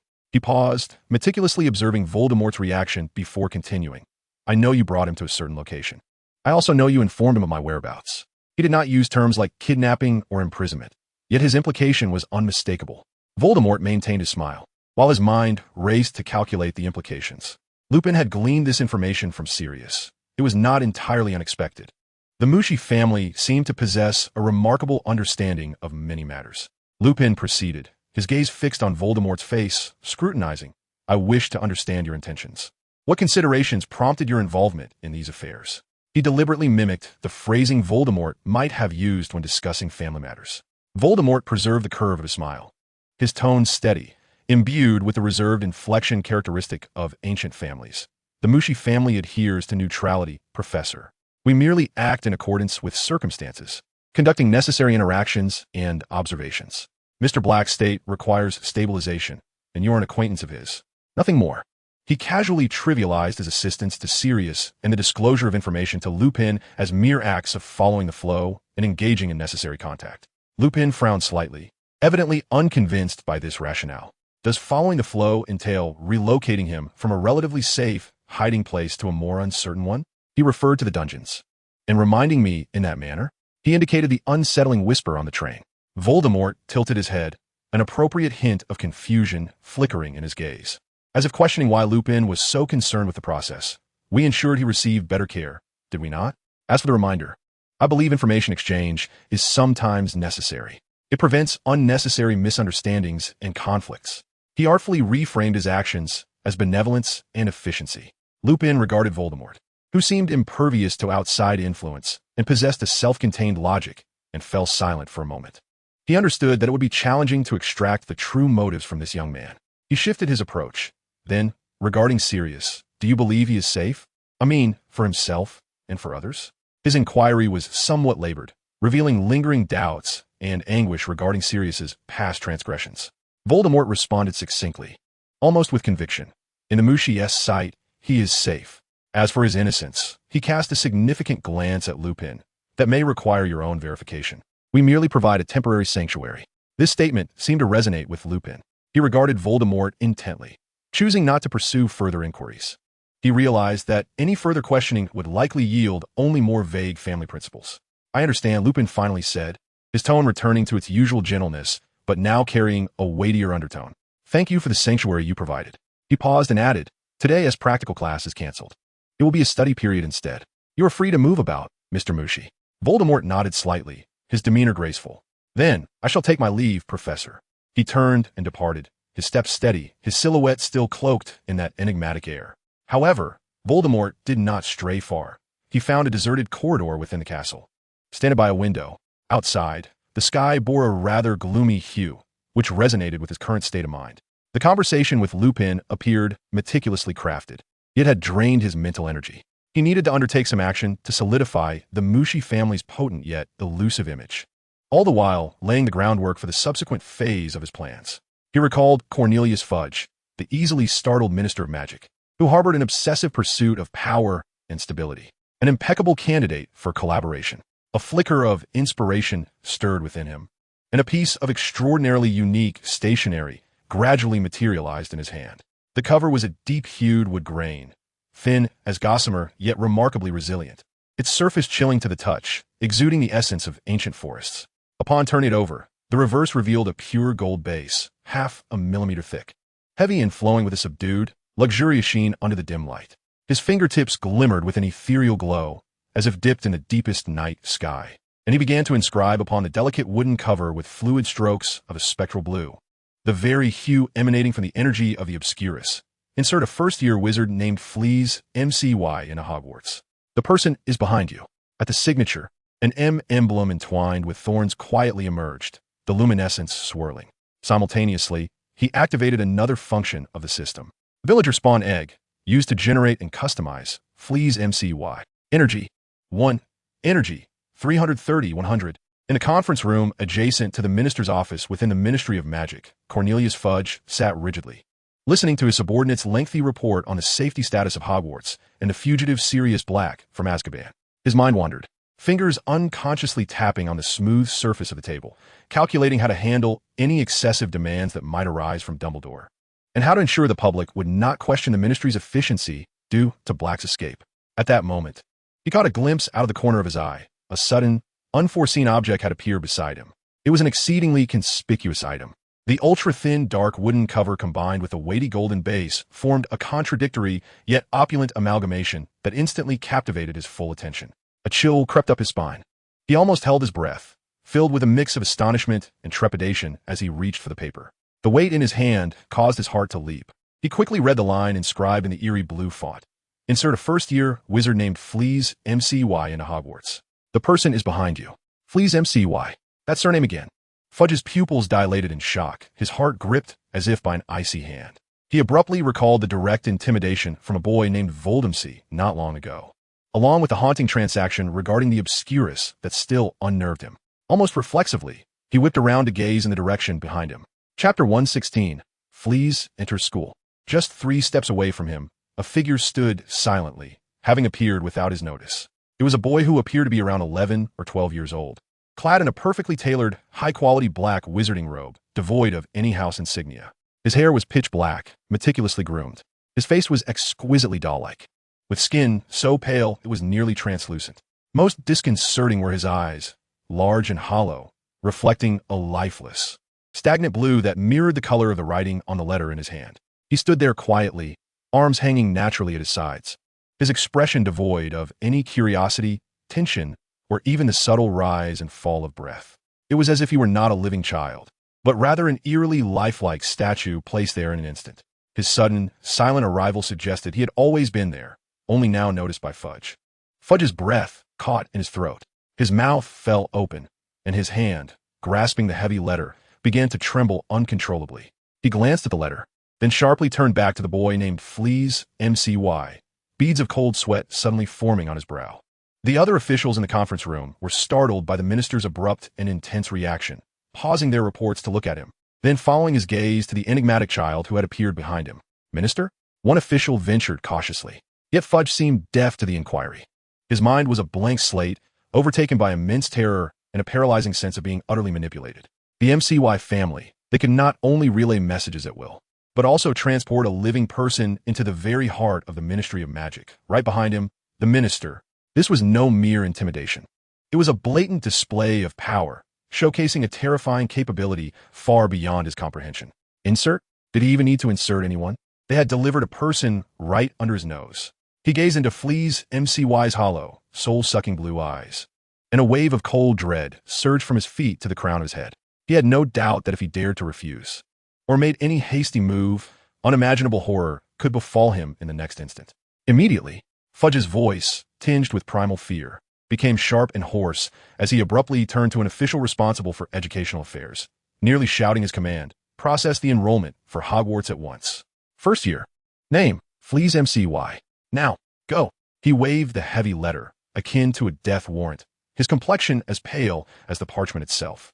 The official, though bewildered, was frightened by the minister's unprecedented display of urgency and hurriedly complied, nearly tumbling out of the conference room. Only then did Fudge slump back into his chair, gasping for breath, too afraid to look at the motionless Fleas MCY behind him, or to meet the incredulous gazes of his colleagues. He understood only that Hogwarts, and indeed the entire magical world, was likely on the brink of greater upheaval due to this mysterious and terrifying MCY family. And he himself was irrevocably bound to this unpredictable and ominous vessel. Cornelius Fudge's fear transformed into remarkable efficiency. Just a day after receiving that ominous letter, all necessary procedures were completed at an astonishing pace. Brand new textbooks, dragon-hide gloves, brass scales, and a set of exquisitely tailored black wizard robes, smaller in size but identical in style to Voldemort's, were swiftly assembled. Then, almost under escort, Fleas MCY, this villager puppet generated by the system and remotely controlled by Voldemort, was cautiously delivered by ministry staff to the entrance of Hogwarts Castle. The news spread like wildfire. A first-year student suddenly inserted midterm was already noteworthy, especially as he was personally arranged by the Minister of Magic and shared the same surname. Curiosity drove several students with free periods and a few professors to the entrance hall to welcome this unique newcomer. Professor McGonagall stood at the forefront, her expression serious, yet tinged with an imperceptible hint of doubt.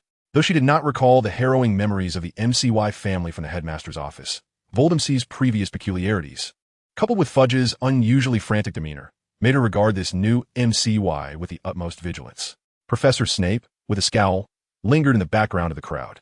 He typically disdained participating in such welcome activities, but the MCY surname pricked at him like a thorn, leaving him restless. He needed to ascertain the relationship between this new little monster, Voldemort, and the fleas MCY who had threatened to dissect him in the chamber. At that moment, the castle doors swung open, and a slender figure stepped into the light. It was a boy who appeared to be no older than 11 or 12, wearing a well-fitted black wizarding robe, his meticulously groomed jet black hair contrasting with skin so pale it bordered on sickly. He strode into the foyer, clutching a seemingly extravagant suitcase, his steps steady and measured. When his face was fully illuminated by the light of the hall, Severus Snape's breath hitched abruptly, and his pupils constricted to the size of pinpricks. It was that very face, a visage so exquisitely doll-like yet imbued with an unsettling, inhuman hollowness. Although at that moment, those eyes were no longer the frenzied, blood-red orbs of his memories, brimming with murderous intent, but had transformed into a stagnant, ghostly blue, he could not be mistaken. This was the very same child who, in the catacombs, wielded a knife and bore an innocent yet cruel smile, attempting to assassinate Dumbledore. Felis MCY.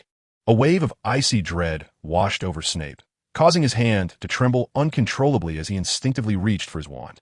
He stared intently at the boy, as if gazing upon a specter risen from the depths of a nightmare. Sensing Snape's nearly palpable, frigid gaze, Felis slowly turned his head, his hollow blue eyes locking on Snape's filled with loathing and vigilance. Then, under the scrutiny of all present, a lively, almost childishly curious expression unfurled upon Felis's face. This expression was so natural, in stark contrast to his previous doll-like rigidity, as if he had been suddenly imbued with a soul. Chapter 117. Request for an operating room. He tilted his head slightly, gazing at Snape with a clear, childlike voice tinged with innocence. "Oh? I feel as though I've seen you somewhere before, Mr. Blackrobe." This utterance struck Snape like a thunderclap. Seen? It was far more than that. Snape's complexion turned an ashen gray, his lips pressed into a pale line. He abruptly averted his gaze, whispering in a barely audible tone, almost brushing against Professor McGonagall's ear, forcing out words laced with suppressed fury and a barely detectable tremor. "Minerva, this is the child who, in that place, held a knife and nearly killed Dumbledore." Upon hearing this, Professor McGonagall jolted, spinning to face Snape, then casting a disbelieving glance at the seemingly harmless, almost excessively beautiful boy. Her mind was a whirlwind, with memories of Snape's claims shrouded in fog. Yet the genuine terror and rage reflected in Snape's eyes, coupled with his unwavering seriousness regarding Dumbledore's safety, sent a chill down her spine. Her gaze toward Felis shifted from wary to intensely scrutinizing, her body instinctively leaning forward into a defensive posture. Though she could not recall, Snape's accusations were far too grave. The surrounding students, while unable to decipher Snape's murmurs, sensed the abrupt change in the professor's expressions and the charged atmosphere, leading them to murmur amongst themselves, their curious and slightly uneasy glances directed at Felis. Felis seemed entirely oblivious to the undercurrents stirred by his words, maintaining that innocent and curious demeanor, even offering Snape and McGonagall a sweet, slightly bashful smile. To Snape, this smile felt akin to the taunts of a demon. The subsequent sorting ceremony was brief, yet peculiar. When Professor McGonagall called out Felis MCY, an abrupt silence fell over the hall. Voldemort sat at the Gryffindor table, seemingly calm as he sliced into his steak, yet wholly absorbed in remote manipulation. Felis approached, donning the tattered sorting hat. The moment the hat barely touched his hair, it recoiled as if scalded. Then, in a voice that bordered on a shriek, it declared, "Ravenclaw." The sound echoed through the hushed hall. Applause erupted at the Ravenclaw table, polite yet tinged with surprise. Felis removed the hat, still adorned with that innocent and obedient smile, and briskly walked towards the blue and bronze table, taking a seat at an empty spot while nodding amicably to a slightly awkward girl beside him. Snape's gaze darkened as he beheld the small figure, out of place among the Ravenclaw crowd, his expression stormy enough to reign. He averted his eyes, attempting to dismiss the sight, Yet his clenched fists and the oppressive atmosphere around him betrayed a turmoil far from the calm he sought to project. Professor McGonagall furrowed her brow, observing Felis. Then glancing at the inscrutable Voldemort at the Gryffindor table, her doubts and concerns layering like dark clouds. The MCY family, what were they truly after? One Voldemort had already set Hogwarts abuzz with unrest, and now came this seemingly innocuous boy, labeled as exceedingly dangerous by Snape. This term at Hogwarts was destined to be anything but tranquil. Felis MCY, or rather, the Voldemort manipulating him from afar, followed the head of Ravenclaw through the spiral staircase to the common room located on the western side of the castle. The bronze eagle-shaped knocker posed a tricky question regarding the origins of magical creature taxonomy, and upon the head's smooth reply, the door slid open quietly. The view beyond the door captivated Voldemort. The spacious circular room boasted elegant arched windows that overlooked the lake and the distant forbidden forest. A celestial mural adorned the vaulted ceiling, while the deep blue carpet harmonized with the bronze furniture and the hanging blue and bronze silks. The entire space exuded a serene, wise, and cool atmosphere. This color scheme is quite pleasing, Voldemort mused, far more agreeable than Gryffindor's warm, golden-red hues. He maneuvered Felis, allowing a fittingly youthful expression of curiosity and contentment to surface as he thanked the head of house with an air of innocence. He was assigned to a first-year dormitory, where several young Ravenclaws were already organizing books or engaging in hushed discussions about challenging problems. Upon seeing their new roommate enter, they cast curious yet polite glances his way. Felis mimicked the bashful demeanor typical of an 11-year-old, offered a brief self-introduction, then approached his assigned four-poster bed, draped in blue and white linens, placing his suitcase down. Everything appeared entirely normal, akin to that of a typical new student. However, early the following morning, while the other young witches and wizards acclimated to their new surroundings, Felis independently sought out the head of Ravenclaw, Professor Flitwick. Professor Flitwick stood atop a stack of books to meet his students at eye level behind his desk. He regarded the newly arrived boy with the unusual surname, his tone gentle. "Good morning, Mr. MCY. How may I assist you?" Felis looked up at him with his exquisitely delicate face and those hollow, ghostly blue eyes, speaking with a calmness that carried an academic seriousness. "Professor Flitwick, I require an independent operating room." "An operating room?" Professor Flitwick's high-pitched voice rose an octave, nearly causing him to slip from his precarious perch. Adjusting his glasses, he incredulously repeated, "Child, what do you need an operating room for? This is a school of magic, not St. Mungo's." To observe the internal structures of living beings and their connection to magical flow, Felis replied earnestly, echoing Voldemort's fabricated rationale with a flat tone. "I require space for some precise operations, preferably equipped with anatomical tools and preservation runes." Professor Flitwick's face paled instantaneously. He waved his hands frantically, his voice tinged with alarm. "No, absolutely not. Merlin above. Hogwarts forbids any form of dissection, especially on living beings. Do not even think about it, child." The application was summarily rejected. The expression of eagerness and docility on Snape's face vanished in an instant. He pressed his lips tightly together, his pale visage puffing up like a child with cheeks stuffed full of dumplings, as a flicker of evident displeasure and stubbornness emerged in his deep blue eyes. No longer glancing at the flustered Professor Flitwick, he turned on his heel and departed in silence. "TSK, such an old stick," Voldemort scoffed from the remote control center, lacking any spirit of exploration whatsoever. Chapter 118, Snape and the Two Professors. As he pushed open the stone gargoyle at the entrance of the headmaster's office and ascended the spiral staircase, he discovered not only Albus Dumbledore, but also Professor McGonagall in attendance, seemingly engaged in a discussion. Upon Snape's arrival, their conversation abruptly ceased. McGonagall's gaze sharpened into one of acute vigilance, her body tensing slightly. Dumbledore, seated behind his desk, regarded the uninvited young visitor with calm blue eyes framed by crescent-shaped spectacles. Snape's eyes first swept over McGonagall before settling on Dumbledore. He paused, momentarily taken aback by the long silver beard and wise countenance of the headmaster, as if retrieving some information from memory. Suddenly, a radiant and exaggeratedly warm smile broke across his face, reminiscent of a long-lost relative. As he exclaimed in a bright voice, "Grandfather, you're here too. You who dislike me." Dumbledore was indeed caught off guard. The term of endearment and the overly enthusiastic demeanor starkly contrasted with the dangerous image he had of the boy wielding a knife and the residual tension from the potential conflict the previous night. However, he quickly regained his composure, allowing a gentle yet inquisitive smile to surface as he followed the boy's lead. Attempting to glean more information, "There is no dislike towards you, my child. What brings you here?" Instantaneously, Snape's smile vanished. his expression shifting with alarming rapidity back to that of a sulking child. I wish to apply for a surgery room, but Professor Flitwick refuses to grant me one. He complained, then, as if struck by a sudden realization, cocked his head to stare at Dumbledore, piercingly declaring, "But grandfather, your words are quite false." No sooner had the word false escaped his lips than chaos erupted. The Snape who had just moments ago resembled a petulant child transformed, his eyes suddenly icy and frenzied. An embodiment of the extreme emotions Voldemort had deliberately instilled in him during the control. His small frame erupted with an unnatural speed, and from seemingly nowhere, he produced a gleaming kitchen knife, identical to the one from the crypt. Like an arrow released from its bow, he lunged towards Dumbledore's desk. The blade aimed directly at the old wizard's heart. "Watch out!" Professor McGonagall, ever vigilant, swung her wand in the instant she detected the shift in Snape's demeanor. Bang! An invisible barrier spell struck Snape's small body with pinpoint precision, sending him crashing backward onto the thick carpet, the knife clattering from his grasp. McGonagall's reflexes, honed as a master of transfiguration and head of Gryffindor, exhibited her remarkable combat instincts and speed. Snape, groaning softly, lay on the ground, momentarily unable to rise. The office fell into a profound silence. Dumbledore remained seated, his expression largely unchanged, only his gaze flickering with an intricate mix of emotions, understanding, weightiness, and a barely perceptible sigh as he looked at the fallen boy.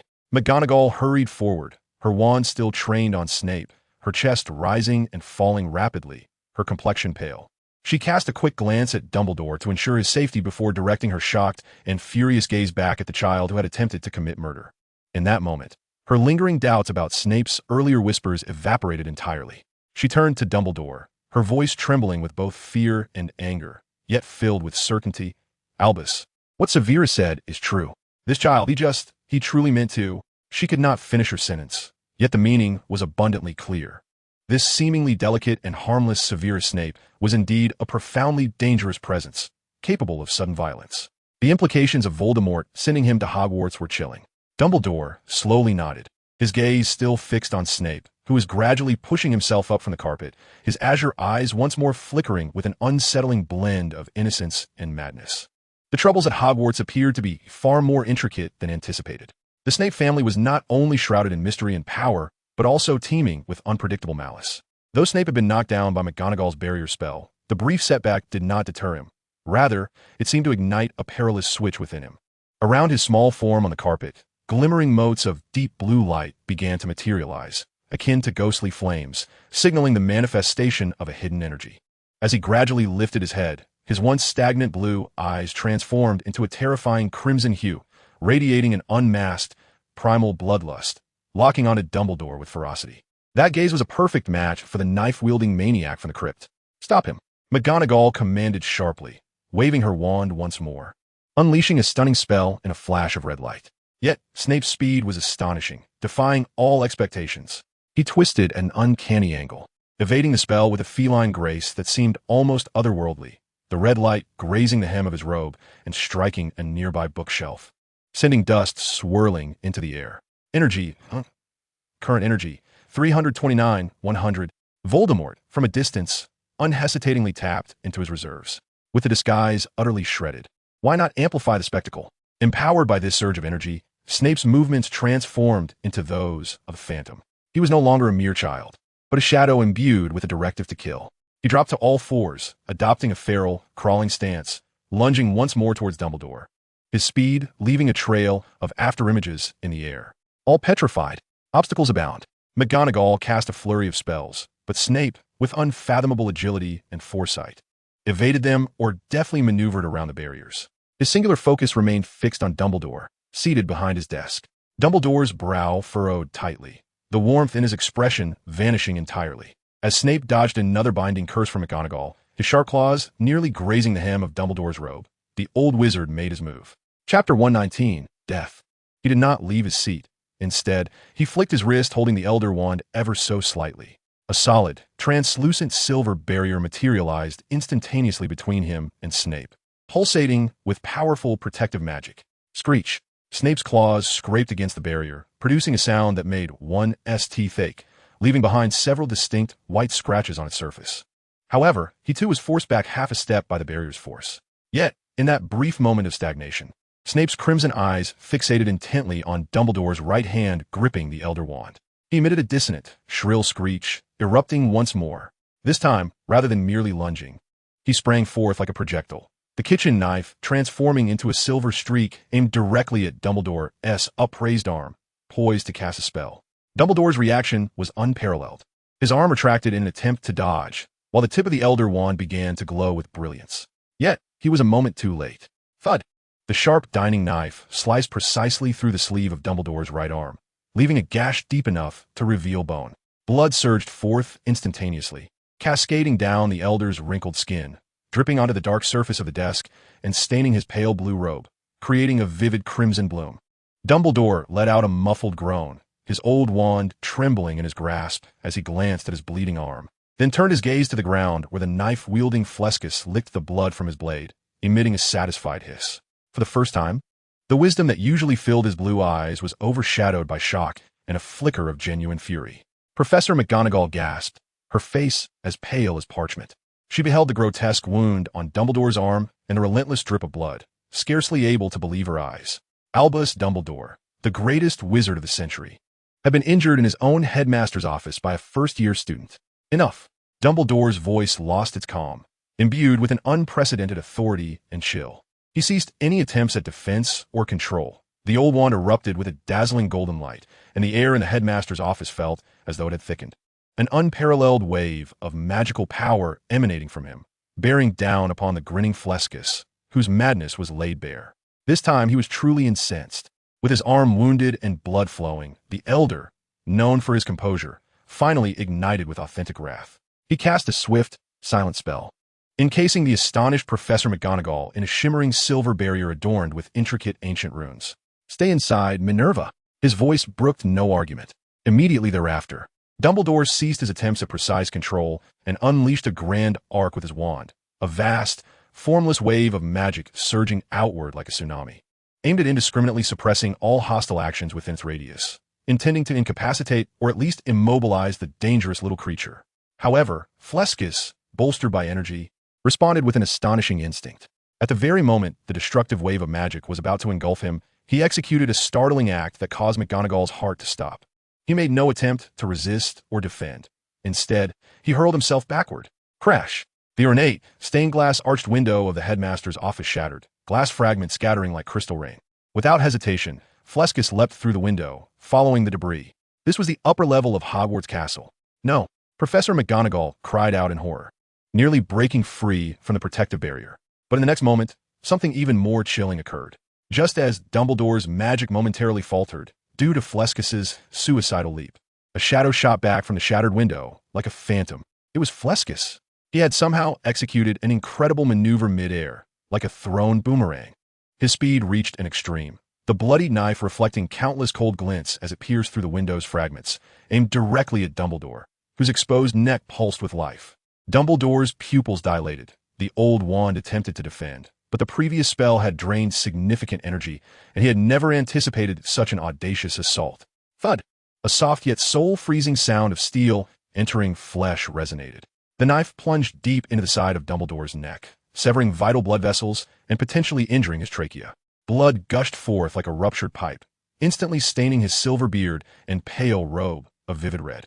Dumbledore's body stiffened, the old wand slipping from his grasp to land on the carpet with a muffled thud. His eyes widened in disbelief as he gazed at the grinning Flescus, whose crimson eyes glimmered with triumphant malice, emitting a few muffled gasps. Then his formidable frame slowly toppled backward, collapsing amidst a scene of chaos and blood. "Albus!" Professor McGonagall let out a heart-wrenching scream, the protective spell around her quaking violently under the weight of her anguish and fury. She was nearly compelled to rush forward. In that critical moment, by the shattered window of the headmaster's office, two tall figures composed entirely of the enigmatic substance known as the Shade materialized like phantoms rising from the shadows. They moved with lightning speed. One deftly seized Flescus, who had just landed and still bore a cruel smile, gripping him as one would a mere chick. The other instantly moved to Dumbledore's fallen form. Voldemort, from a distance, distinctly sensed Dumbledore's life force waning like a flickering candle in the wind. This has gone too far. He cursed inwardly, unhesitatingly channeling energy once more. Energy 327. 100. A vast and gentle flow, infused with the essence of life's primordial power, surged into Dumbledore's near-lifeless body. The horrific wound on his neck healed at a visible pace. The spouting blood ceased, severed vessels and tissues reformed, and his pallid complexion rapidly regained its vitality, a faint heartbeat returning with renewed strength. Almost in the blink of an eye, Dumbledore, who had just collapsed in a pool of blood, suddenly opened his eyes wide. Yet, there was no joy at being reborn, only a profound bewilderment, quickly followed by an eruption of suppressed rage, akin to the ominous tremors preceding a volcanic eruption. Instinctively, he touched his intact neck, then looked at Flescus, still struggling futilely in the grip of the shade, before his gaze shot toward the void, as if seeking to penetrate the walls and find the true puppeteer behind this chaos. At that moment, the shade holding Flescus gestured with its empty hand through the air, the dust of the shade coalescing into a clear line of text that hovered before Dumbledore and the stunned, nearly catatonic Professor McGonagall. I apologize for the lack of discipline, for disturbing you both. This line of apology, juxtaposed with the recent assassination attempt and resurrection, felt profoundly ironic, flippant, even laced with a chilling mockery. Professor McGonagall stared at the words, then at Dumbledore, who was alive yet brimming with wrath, and finally at the subdued Flescus. She opened her mouth, but found herself unable to utter a sound. A wave of shock, dread, anger, and a deep sense of helplessness gripped her, rendering her icy and nearly unable to stand. Dumbledore slowly rose from the ground, reclaiming his fallen wand. He did not glance at the apologetic words, nor did he regard McGonagall. His gaze, as cold as the iciest winter, was fixated on the still grinning Flescus, now ensnared by the shade. In the headmaster's office, only the chilling wind from the shattered window and an almost suffocating, profound silence remained. An apology? This was no apology at all. It was a blatant display of power, an exceedingly vile provocation that toyed with life and death as if they were mere playthings. Chapter 120. The Bound Flescus. The air in the headmaster's office felt as though it had crystallized into solid ice. Dumbledore had just been forcibly pulled back from the brink of death, his fury still simmering. Professor McGonagall remained in a state of shock as she gazed at the floating, insincere apology that seemed to mock her very being. A chill spread from the depths of her heart to her extremities. The two enigmatic figures stood motionless, their featureless, smooth surfaces appearing to assess the wrathful Dumbledore and the trembling McGonagall, who was nearly paralyzed by fear and anger. Were they contemplating? After a suffocating silence that lingered for several seconds, one of the figures raised its hand once more, and azure dust coalesced in the air, forming new sentences with an unsettling calmness, as if discussing the weather. Fleuras, they seemed to reject the apology. This statement was like a stone cast into still waters, stirring up monstrous waves. McGonagall instantly tightened her grip on her wand, while Dumbledore's gaze sharpened like a hawk's, and the elder wand lifted slightly. Both anticipated that these bizarre entities would unleash a more ferocious attack in response to the rejection of their apology. And the atmosphere in the headmaster's office tightened to a breaking point once more. However, what transpired next surpassed all expectations. Just as Dumbledore and McGonagall braced themselves for an onslaught akin to a tempest, the figure grasping Fleuras suddenly cast him aside as if he were a mere piece of refuse, hurling the still grinning, crimson-eyed child toward Dumbledore. Thud! Fleuras's diminutive body thudded against the carpet at Dumbledore's feet, producing a dull sound. He seemed momentarily incapacitated, writhing futilely and emitting incoherent hissing sounds, his scarlet eyes fixed ravenously upon Dumbledore. Following this, the other figure spoke in a disturbingly nonchalant manner. The cold letters of the azure dust forming words, "Feel free to strike. The aim is to alleviate your frustrations." It paused, and its companion appeared to supplement, or rather, to make the statement seem more reasonable. The child requires discipline. It's acceptable to strike him dead. Just leave a piece of flesh. With those words, the two enigmatic figures vanished as abruptly as they had appeared, their forms shimmering as they seemed to sink into the floor of the headmaster's office, leaving behind the chaos, shattered windows, and the chilling remnants of their ominous declarations. Feel free to strike. It's merely to relieve your anger. Striking him dead is inconsequential. Just leave a piece of flesh. The headmaster's office fell into a suffocating silence, heavier than ever before. Professor McGonagall stood frozen, wand still raised, her expression a frozen tableau of utter absurdity, disbelief, and a bone-deep terror. She looked at Fleuras, discarded at Dumbledore's feet like an object, and recalled the casually spoken words that determined a child's fate, causing her stomach to churn violently. This was not discipline. What cold cruelty, what utter disregard for life. The broken window frames continued to let in a biting wind, swirling with blood and dust. The two lines left by the enigmatic figures slowly dissipated into the air. Yet their cold implications weighed heavily upon the hearts of Dumbledore and McGonagall. They looked down at Fleuras, who, despite being discarded like a broken doll, continued to writhe and emit meaningless cries, his crimson eyes still burning with a frenzied fire, as if he would leap at them to bite the moment the opportunity arose. Taking a deep breath, Professor McGonagall forced herself to suppress her nausea and the chill in her heart. She turned to Dumbledore, her voice tinged with a barely perceptible tremor, yet more severe than ever. "Albus, we cannot truly." She could not finish her thought. Merely repeating the notion of striking him dead filled her with a sense of guilt. Dumbledore's gaze lifted from Fleuras to meet McGonagall's, the fury in his eyes having transformed into an unfathomable weariness and gravity. He slowly shook his head, his voice low and resolute. "Certainly not, Minerva. Violence, especially against a being so manipulated, will never be the answer." He paused, his eyes drifting to his recently injured arm, now whole, and the fresh bloodstains on his robes. His expression complex. Moreover, this may very well be the reaction they wish to elicit. He raised the Elder Wand, not aiming at Fleuras, but gently sweeping it across the ground around him. Silvery, serpentine magical ropes emerged from the void, coiling around Fleuras's limbs and torso, binding him firmly to the carpet, even sealing his mouth with a soft light, so that he could only emit muffled sounds, utterly immobilized and silenced. This was a sophisticated, lasting binding spell, devoid of harmful intent.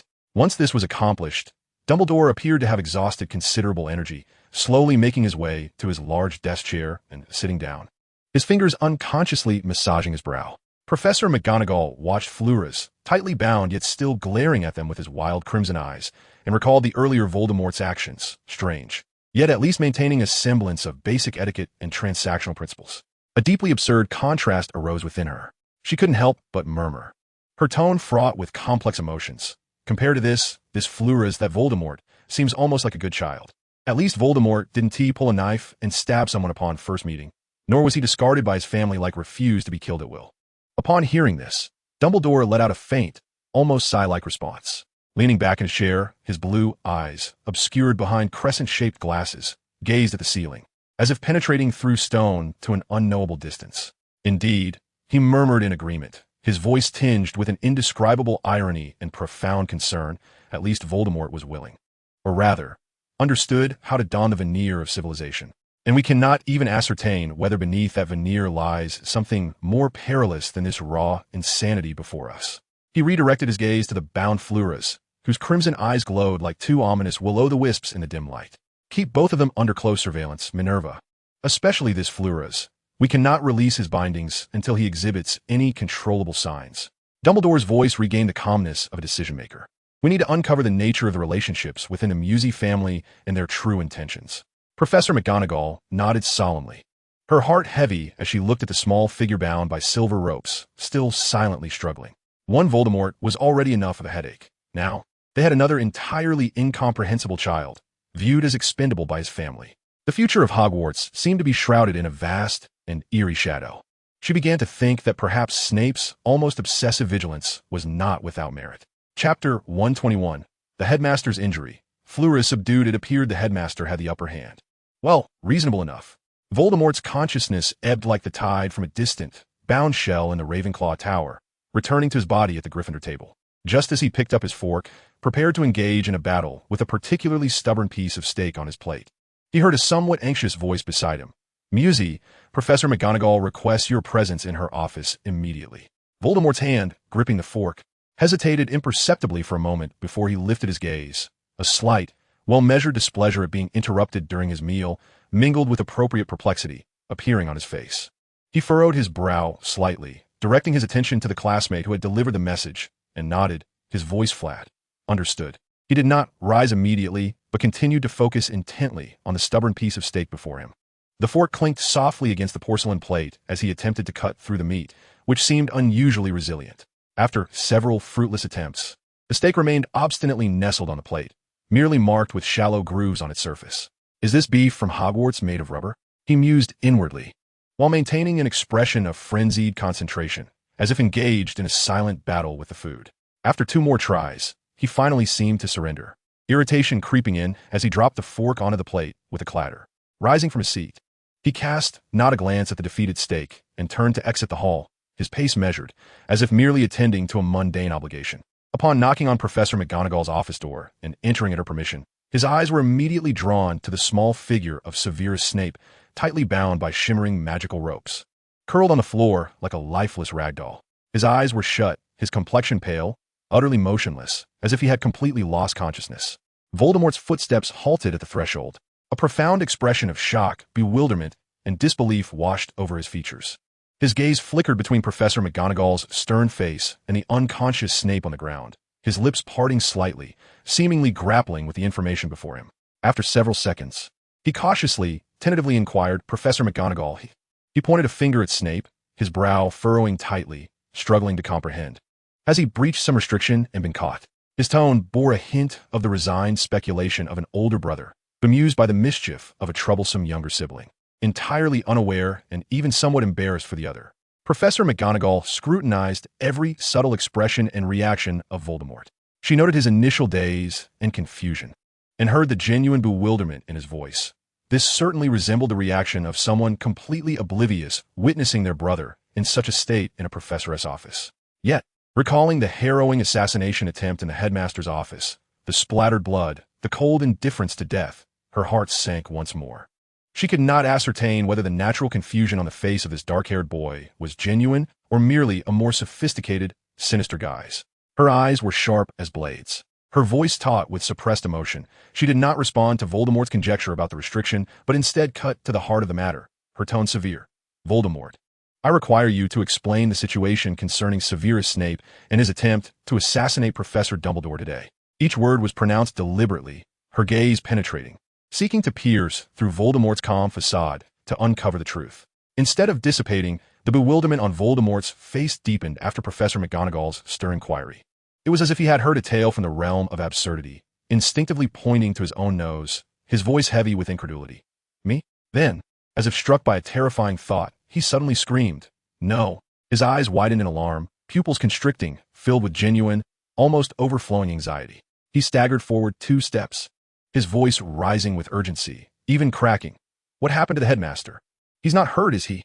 This reaction was so intense, so authentic, that Professor McGonagall, who had been closely observing him, was momentarily taken aback. Yet, in the next instant, Voldemort seemed to snap back to reality, abruptly halting, vigorously shaking his head, his words tumbling out in a rapid self-dialogue, as if engaged in a fierce internal debate. "No, the headmaster is powerful. He won't be harmed. He is Dumbledore." Before the words fully escaped his lips, he negated himself, his expression turning to one of concern. "No, Snape's agility. If it were a surprise attack, the headmaster might." He quickly countered again. "No, the headmaster surely has area attacks. He wouldn't allow him to get close." "No."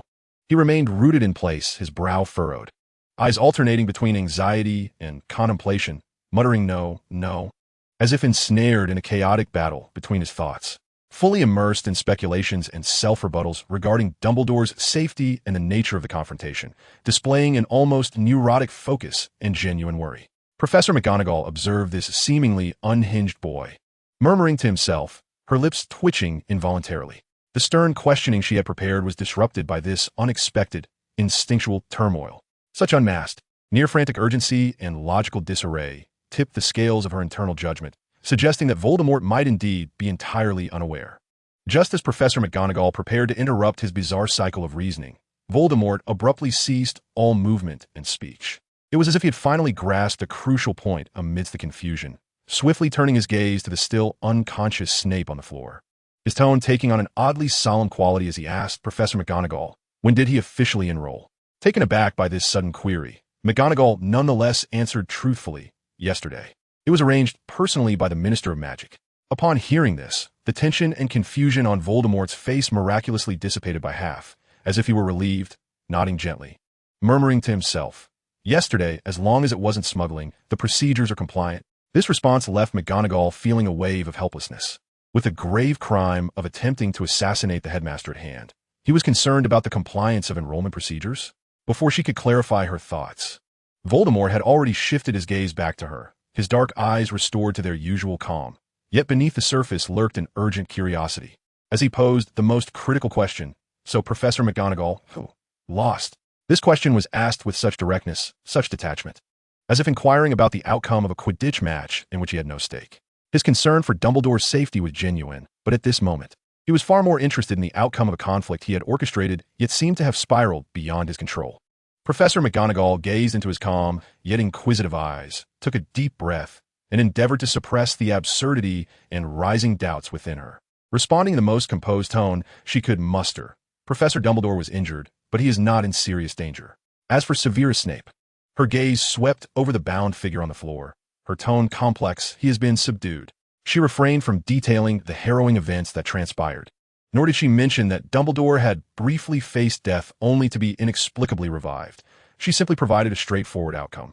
Upon hearing this, Voldemort nodded thoughtfully, his gaze returning to Snape, murmuring to himself, as if analyzing or confirming something. The headmaster is injured. Snape has been subdued. It seems the headmaster still holds the upper hand. Reasonable. His reaction was chillingly calm.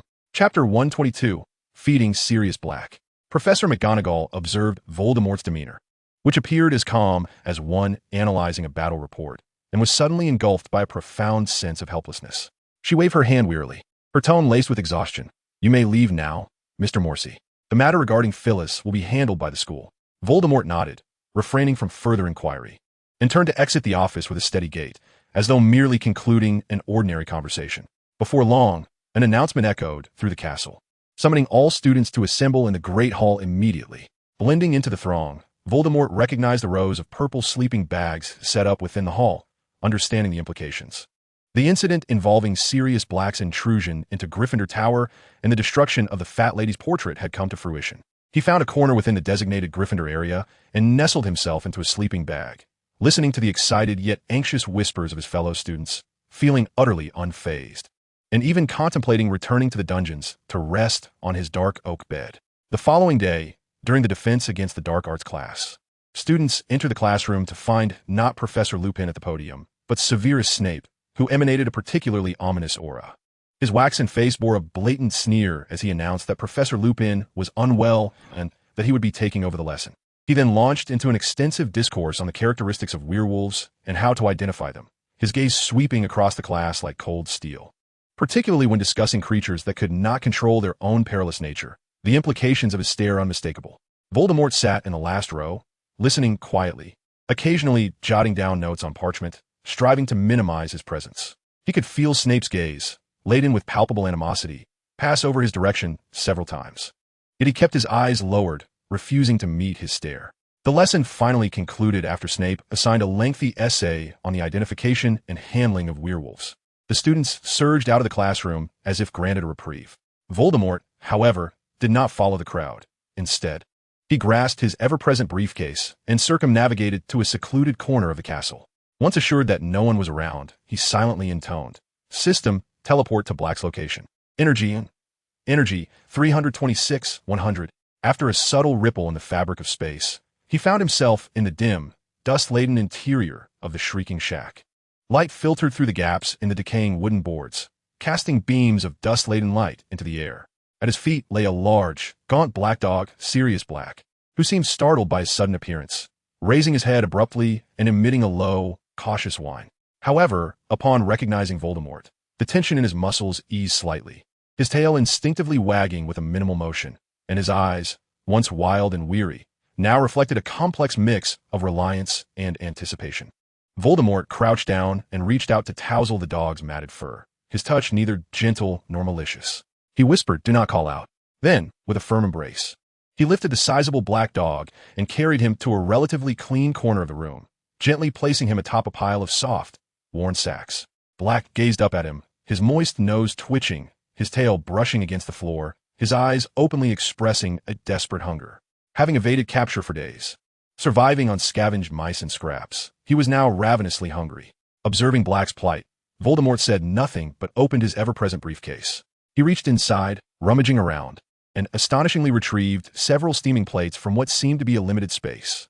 There were perfectly roasted lamb chops, vegetables drizzled with sauce, soft bread, and even a small bowl of what appeared to be creamy mushroom soup. A balanced assortment of meat and vegetables, while not opulent, certainly constituted a warm, normal meal from the Hogwarts kitchen. He laid the food out before Black with an air of nonchalance, even a hint of disdain. This is from the Hogwarts kitchen. It will suffice. The taste is mediocre, and the portions are just so, nowhere near the quality of my home-cooked meals. He paused, watching as the black dog began to devour the lamb chops voraciously, and added, almost as a promise, just hold on a little longer. When the holidays arrive, you'll be able to enjoy my home-cooked meals. In the midst of his frenzied eating, Black's movements momentarily faltered at the mention of home-cooked meals. The term, as spoken by Voldemort, naturally referred to the hidden, enigmatic dungeons deep underground, filled with the strange and perilous essence of the Morsi abode. Within those confines were comfortable beds, warm water, and the superior food this young man spoke of, even the peculiar cubes that brought warmth and tranquility to his soul. As Sirius Black, he should have harbored deep-seated loathing and fear for the place that had once imprisoned him.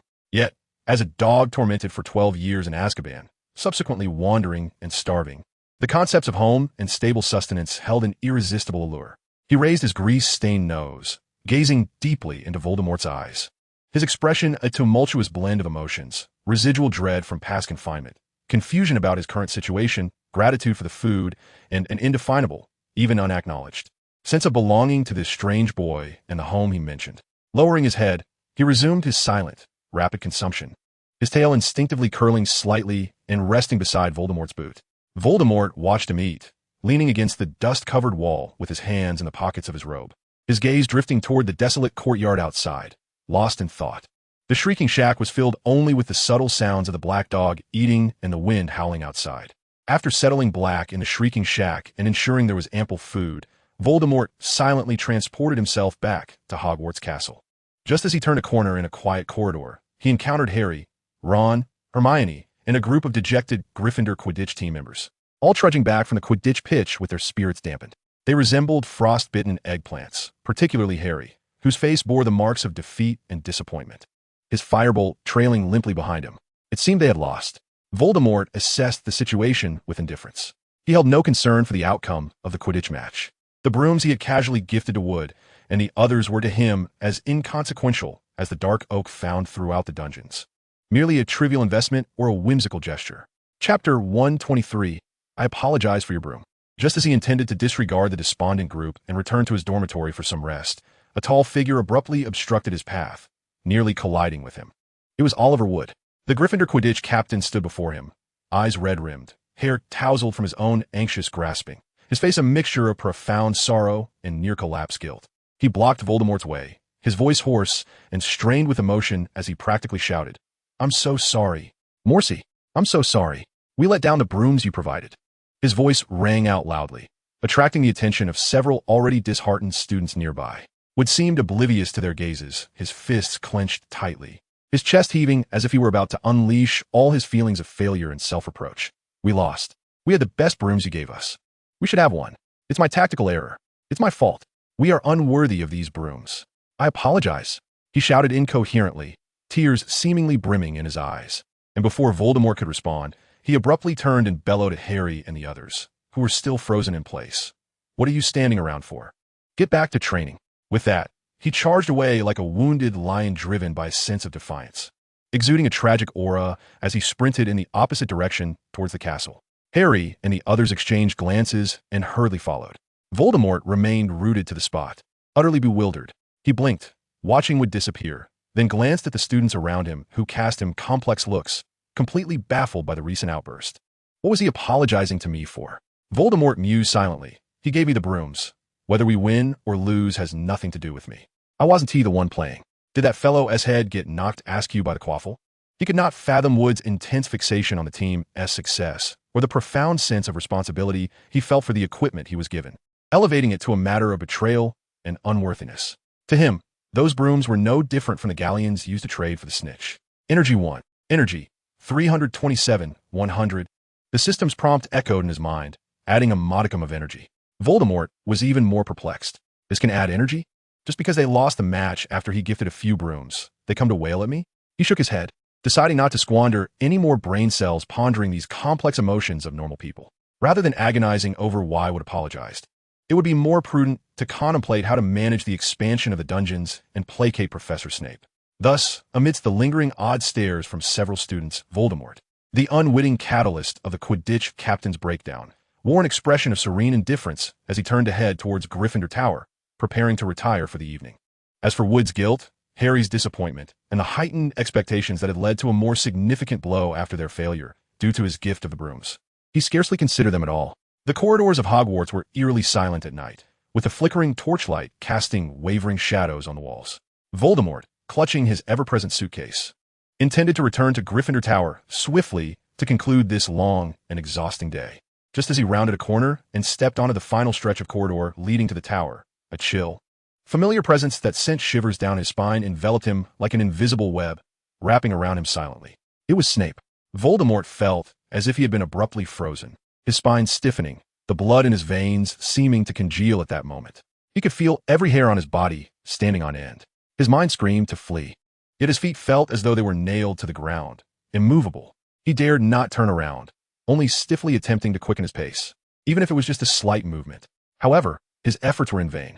An irresistible force seized the collar of his robe, effortlessly lifting him off the ground as if he were a disobedient kitten. Ugh! The unsettling sensation of his feet dangling elicited a short gasp from him. He was compelled to turn his head, trembling as he met the gaze of those bottomless black eyes mere inches away.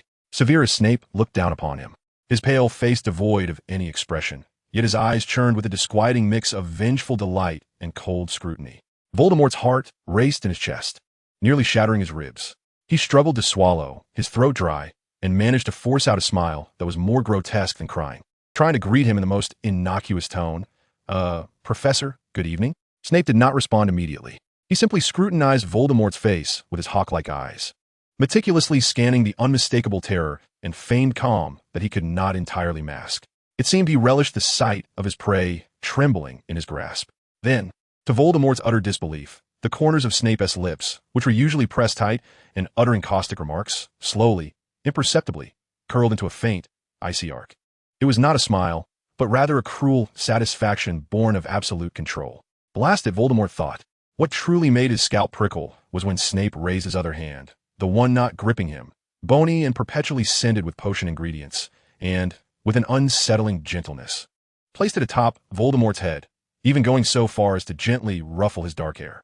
The motion was light, almost tender, yet the humiliation and sense of control it conveyed were far more unbearable than any curse. Voldemort's expression twisted in an instant.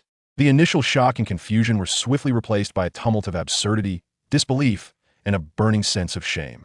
He was being held like a child, and now being petted? This was more bizarre and humiliating than any anticipated retribution, curse, detention, or even direct violence. Let go of me, he nearly shouted, his voice sharp with indignation. He began to thrash violently in Snape's grip, legs kicking out and hands attempting to pry away the hand that clutched his collar. All notions of the Morsi family's composure and calm were shattered in that moment by this sudden, deeply insulting contact. He only wished to escape this suffocating proximity and the damned touch. Snape, seemingly unfazed by his sudden struggles, showed no sign of anger. He maintained that cold, sardonic curve of his lips, his grip on Voldemort unyielding, no matter how much the boy squirmed. He even tilted his head slightly, regarding Voldemort's flushed face, marred by shame and rage, as if he were admiring the climax of a meticulously orchestrated performance. At last, Snape spoke, his voice low and silky, like a serpent uncoiling, dripping with unmasked sarcasm. Our all-powerful Morsi seems to be unaccustomed to the professor's affection. His fingers toyed again with Voldemort's dark hair, eliciting a shudder from him, causing him to struggle even more fiercely, his eyes nearly ablaze with fury. In the frigid corridor, the only sounds were Voldemort's rapid breaths and the rustle of fabric, accompanied by Snape's looming presence, which bore a palpable sense of menace. Chapter 124, Stirring Trouble.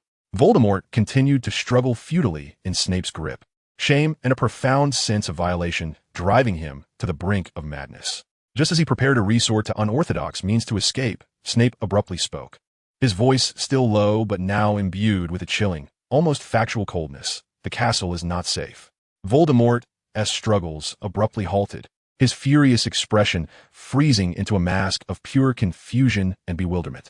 Not safe. What did that mean? Was it concerning Black, or something else entirely?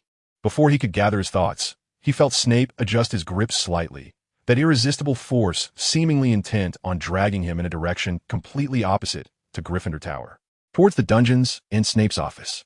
Damn it! This sudden motion ignited the deepest alarms within Voldemort's mind. To the dungeons? To Snape's domain? After Severus Snape endured his previous confinement, mental torment, forced feeding, and the suffocating humiliation he just experienced? Absolutely not. An overwhelming dread eclipsed all else.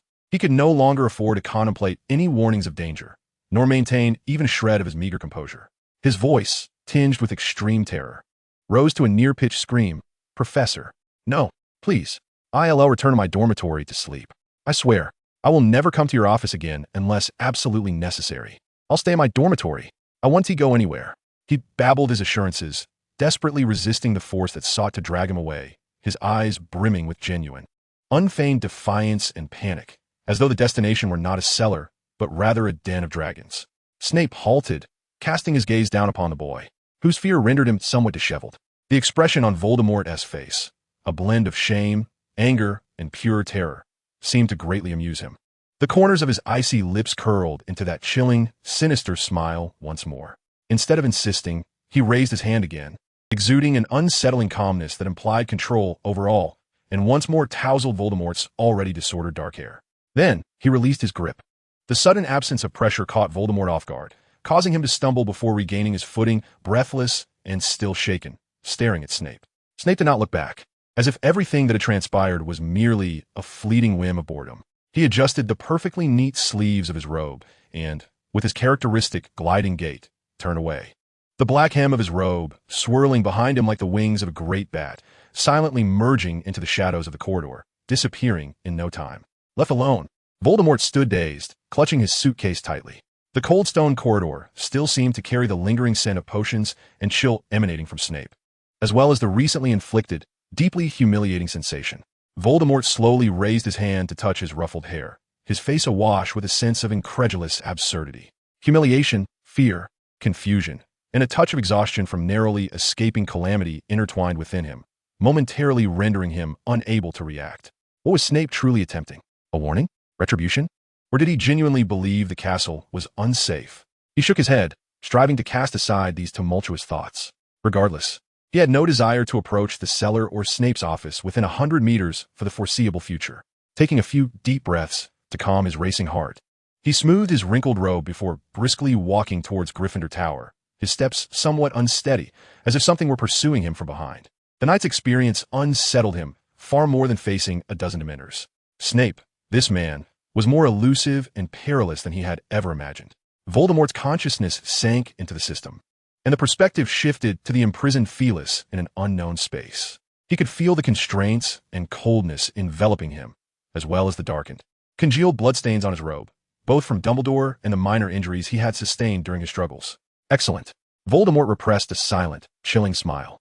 Snape's special attention had ignited a flame of malice within him, and he was in dire need of amusement or, rather, the creation of chaos to vent his frustration, while simultaneously obstructing those who constantly scrutinized him with suspicious gazes. Energy, 326-100. Space transition.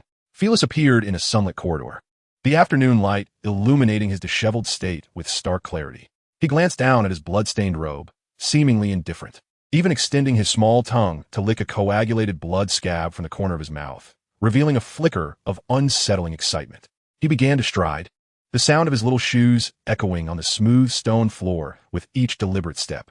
He intentionally avoided the crowded main thoroughfare, opting instead for secluded corridors, while his hollow, azure eyes keenly scanned his surroundings. Soon, he spotted a target, an unattended food cart laden with silverware destined for the kitchen's washing.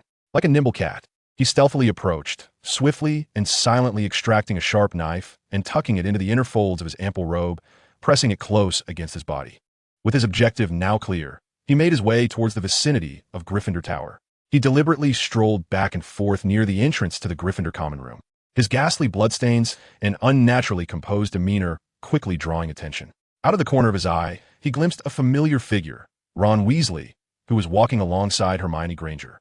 Felis instantly concealed himself behind a suit of armor, waiting for them to approach before suddenly darting out, racing past Ron with a swift motion, leaving behind a trail marked by the scent of blood. Merlin's beard, Ron gasped, pointing towards the direction Felis had vanished, his voice trembling. Hermione, did you see that?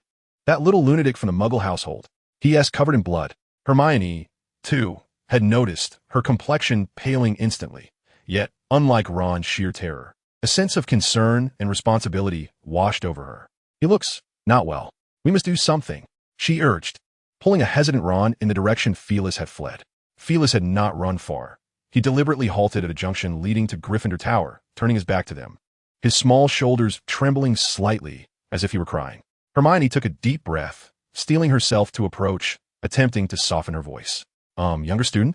You seem to need to go to the hospital wing." She gazed at the shocking bloodstains, her voice quivering involuntarily. Felix slowly turned around, tears still streaking his face, mingling with dried blood, presenting a pitiful sight.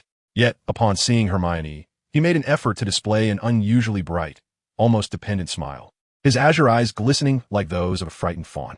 "Thank you, pretty big sister with the fluffy hair," he chirped in a clear, nasally tone, before suddenly stepping forward and gently wrapping his blood-stained little arms around Hermione's waist, only to release her immediately. Hermione was taken aback by the unexpected embrace and the endearing title, a blush creeping onto her cheeks, but her predominant emotion was concern for the child's condition. This isn't my blood." He retreated a step, tilting his head and adding innocently, "Not his blood." Hermione's heart sank heavily at that moment. Just then, Ron arrived, panting alongside their head of house, Professor Flitwick, trailed by several Ravenclaw students drawn by the commotion. Upon seeing Felix in such a state, particularly with those horrifying bloodstains, Professor Flitwick recalled the strange request the transfer student had made the previous day regarding the operating room, a dreadful thought striking him instantly.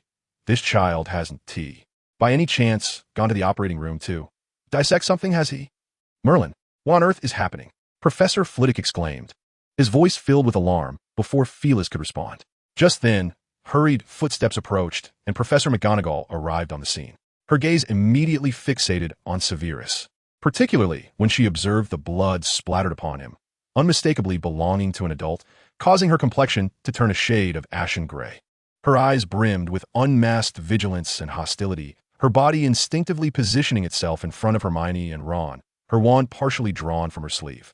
Yet, upon witnessing Severus's pale countenance, marked by tear stains and blood, alongside the bewilderment and helplessness reflected in his deep blue eyes, a fleeting, profoundly complex pang of sympathy surged uncontrollably from the depths of her stern demeanor.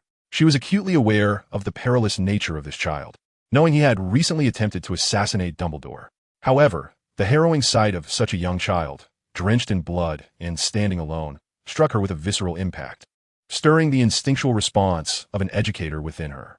Nonetheless, this flicker of compassion was swiftly overshadowed by an even more potent sense of vigilance and duty. Fixating her gaze on Severus, her voice emerged cold and severe, each word akin to ice drawn from the depths of a frigid cavern. "Severus Snape, explain. What is the source of the blood upon you? What have you done?" The moment Professor McGonagall uttered her stern inquiry, a disquieting realization gripped her heart. She was all too aware of the blood's origin. It was the very blood that had spattered upon this child during the assassination attempt on Dumbledore. She quickly discerned that Severus's presence here meant he had somehow escaped the binding spell Dumbledore himself had cast, a spell that was supposed to be infallible. Yet, she could not voice this revelation. Absolutely not.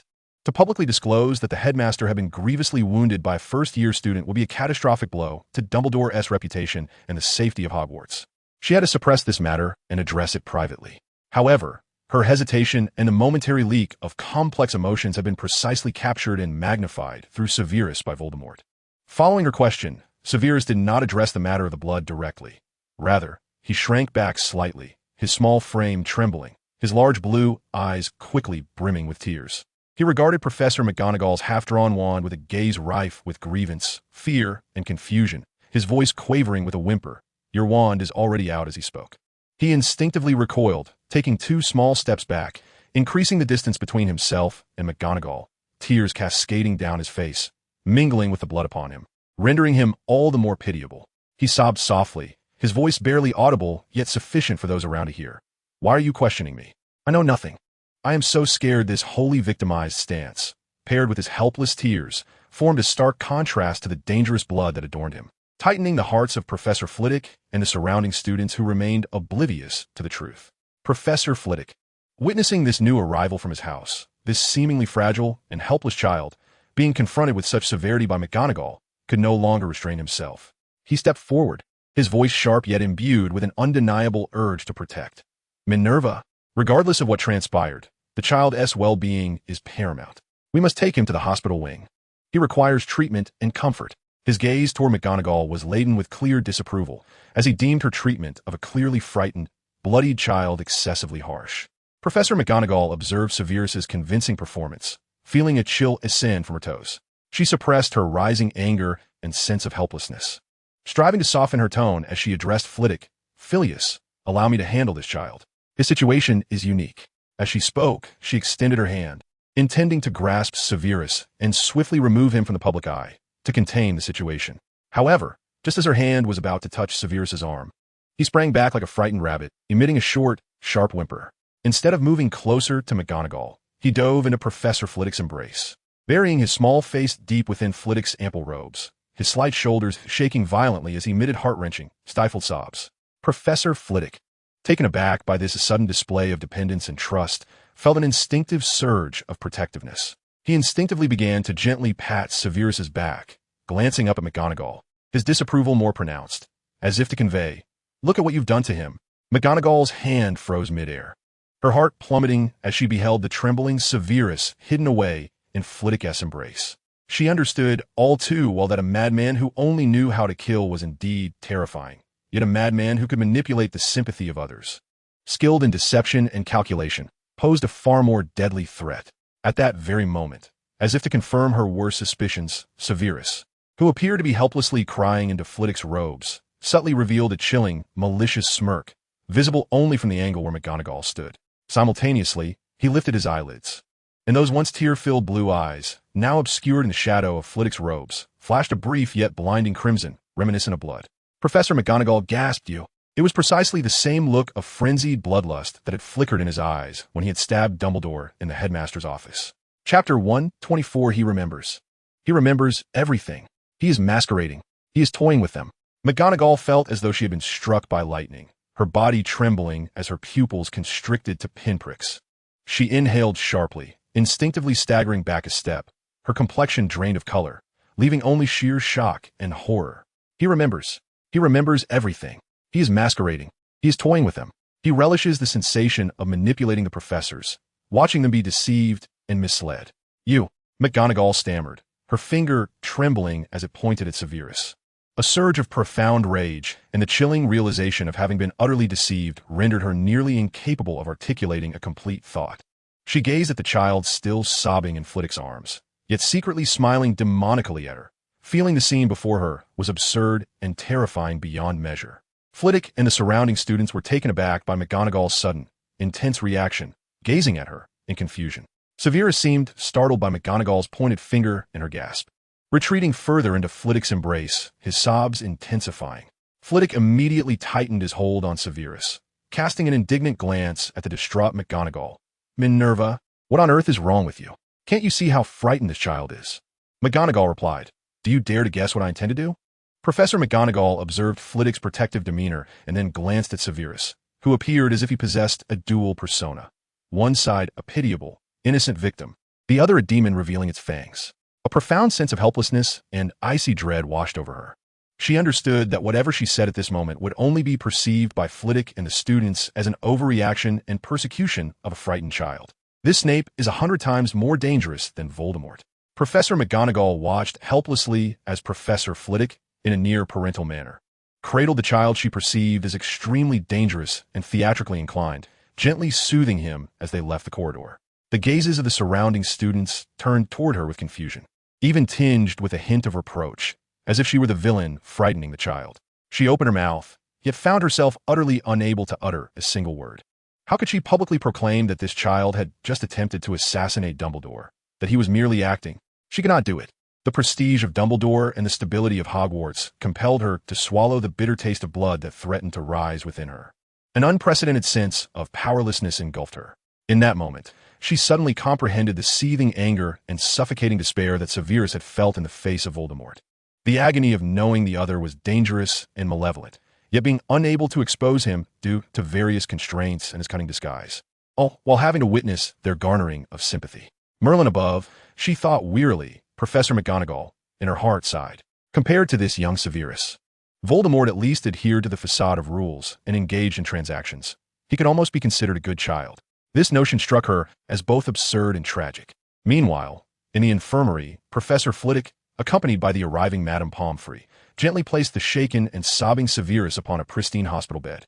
Madame Pomfrey promptly retrieved calming potions and cleaning spells, attempting to soothe him and tend to the bloodstains upon his person. Severus sensed that the act was nearing its conclusion and gradually ceased his weeping, though he clung tightly to Professor Flitwick's robe, as if it were his sole lifeline. He raised his tear-streaked, delicate face, his damp, grateful, cerulean eyes gazing up at Flitwick, his voice still tinged with the soft, quavering timbre of one who had just cried, "Thank you, Professor. You're the best professor I have encountered since arriving at Hogwarts." The combination of his frail, dependent demeanor with these words was profoundly impactful.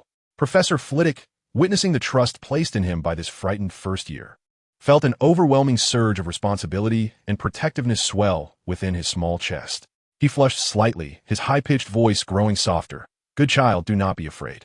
You are quite safe here. Rest well. Madame Pomfrey will take care of you. I must attend my class now, but I shall return to see you afterwards, if that is agreeable." Severus obediently nodded, his adorably cherubic face resembling that of a small angel. Flitwick offered a few more instructions to Madame Pomfrey before reluctantly departing the infirmary, casting back glances laden with concern. Madame Pomfrey, after bidding farewell to Flitwick, turned to carefully examine Severus and cleanse his wounds, as she used warm water and a fresh towel to wipe away the dried, dark blood, revealing the skin beneath. She could not help but gasp in horror.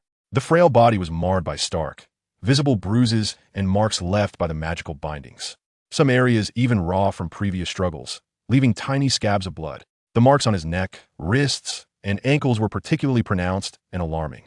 These were unmistakable signs of brutal restraint and confinement. Madame Pomfrey's eyes filled with compassion and outrage.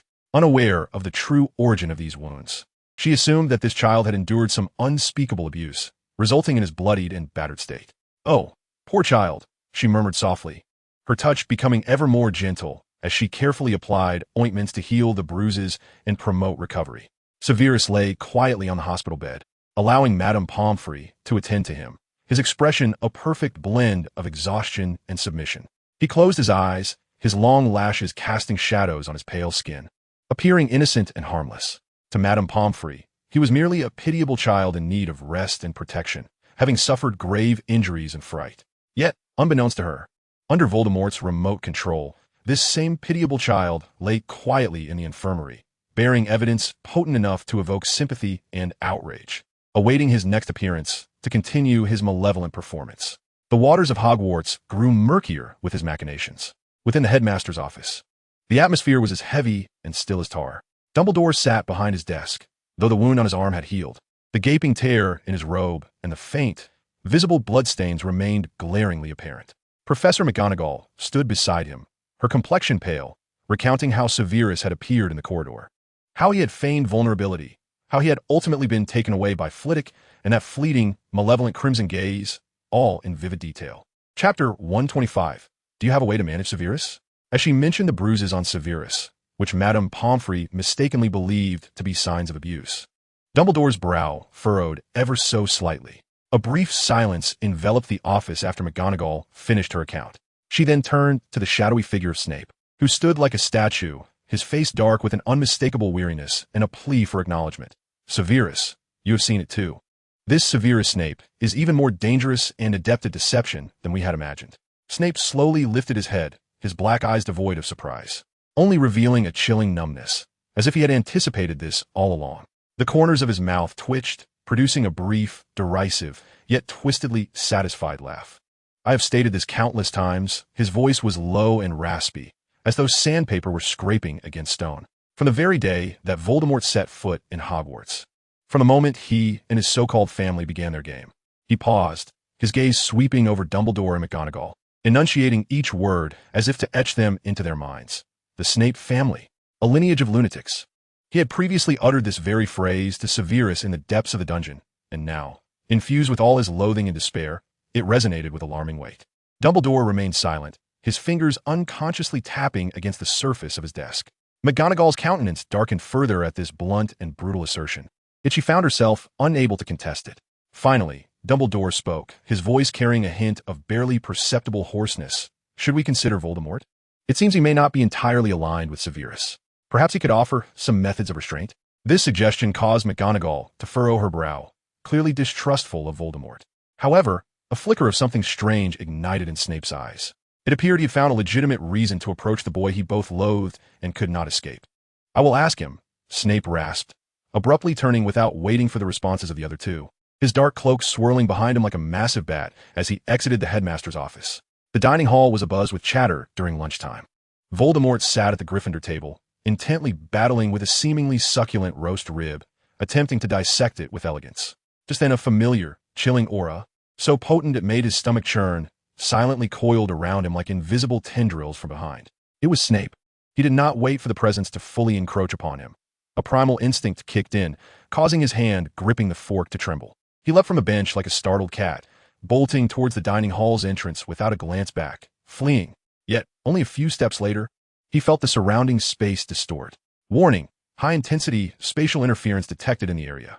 In the next instant, he collided with a hard, cold embrace, the familiar scent of potions flooding his nostrils. A hand, remarkably defined by its sinewy strength, once again seized the back of his robe with precision, effortlessly lifting him off the ground, his feet dangling in mid-air. Voldemort, frozen in place, gradually turned his head to meet Severus Snape's penetrating gaze, mere inches away. Those bottomless black eyes swirling with impatience and a chilling certainty that seemed to convey, "Where can you possibly run now?" In his hand, he absurdly clutched a fork, skewering a piece of rib that had fought valiantly for its freedom. Voldemort, rigid, slowly turned his head, locking eyes with Snape's expressionless, pallid visage. He struggled to swallow. His throat parched and managed to force out a smile that was more grotesque than sorrowful, tinged with tremors. Professor? Good afternoon?" Snape disregarded his feeble demeanor and the ridiculous rib in his grip, his dark eyes, like two depths of stagnant water, fixed intently upon him, cutting straight to the point. His voice low and unyielding. "Do you possess the means to subdue Phalesmus, or the methods to do so?" Voldemort was momentarily taken aback, seemingly unprepared for Snape's inquiry. He blinked, the terror on his face slightly receding, replaced by genuine bewilderment and a hint of nonchalance. He waved the fork in his hand, the rib wobbling in the air, tentatively offering a suggestion. Why not expel him?" He paused, appearing to contemplate the feasibility seriously, then added, "Or perhaps acquiesce to his demands? He generally doesn't pursue murder, I suppose?" His tone sounded uncertain, as if discussing a troublesome, distant relative he scarcely knew. There was neither a display of brotherly defense nor any indication of capability or willingness to subdue the other. He merely exuded an attitude of helplessness, as if to say, "I cannot manage him, so you figure it out." Snape stared intently at him for several seconds, seemingly searching for any trace of pretense in his eyes, but only found a facade of sincere bewilderment and resignation. Ultimately, Snape uttered nothing, appearing to have lost all patience, or perhaps deeming further inquiry futile.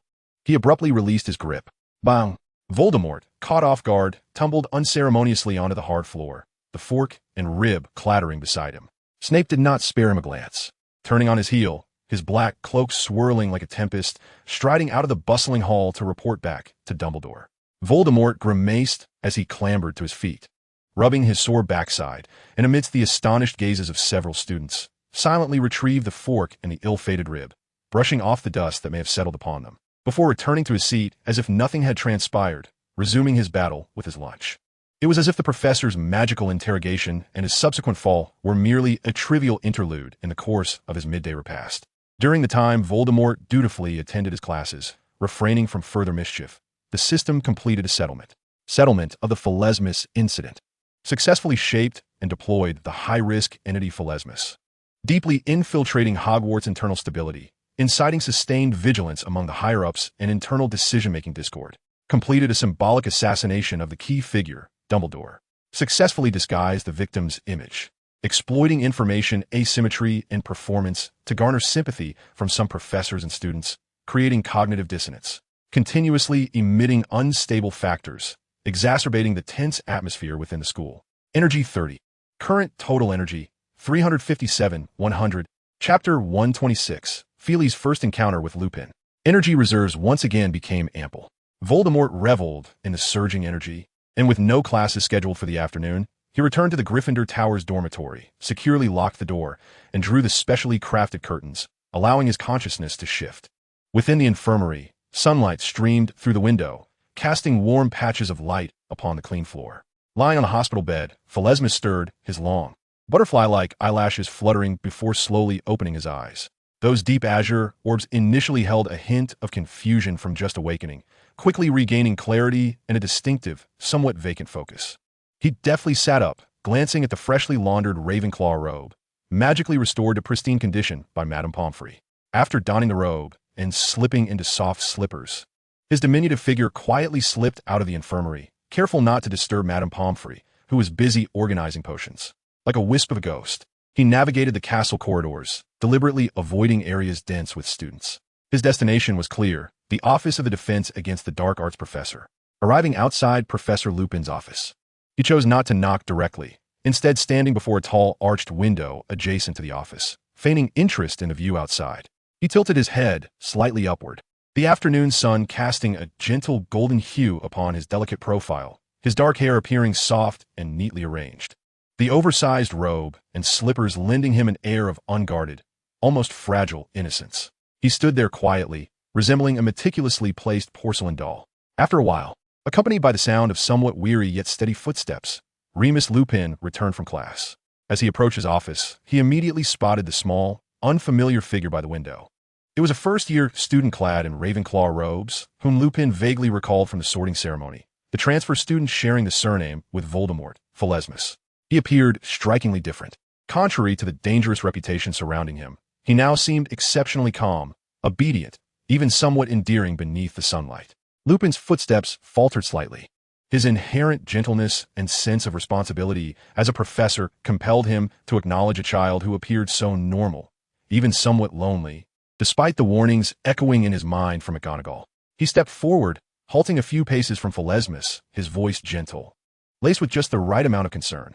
"Good afternoon. You are Voltekai, correct? What brings you here alone? Are you lost on your way back to Ravenclaw Tower?" Voltekai seemed to have only just noticed someone approaching. He slowly turned his head, his large azure eyes meeting Lupin's, devoid of hostility, revealing merely a flicker of surprise at the interruption, along with a timid, animal-like curiosity. He gently shook his head, his voice soft and almost tender. "No, Professor. I was just wandering." He paused, his gaze shifting back to the window, a trace of barely perceptible despondency creeping into his tone. "It's a bit stuffy in here." Lupin observed the slender curve of his neck and the slight droop of his head, the tension of vigilance within him easing just a fraction. He recalled his own experiences of loneliness and alienation as a werewolf, an outcast. Perhaps McGonagall's judgment had been too harsh. This child might merely possess a unique way of behaving, or perhaps there had been some misunderstanding. "If you're feeling stifled, you could visit the library or take a stroll outside," Lupin suggested, his tone becoming softer. "There are some interesting places in the castle. Would you like me to show you the way?" Voltekai turned his head once more, looking back at Lupin. This time a slight smile graced his lips, a faint but unmistakable expression of gratitude. "Thank you, Professor.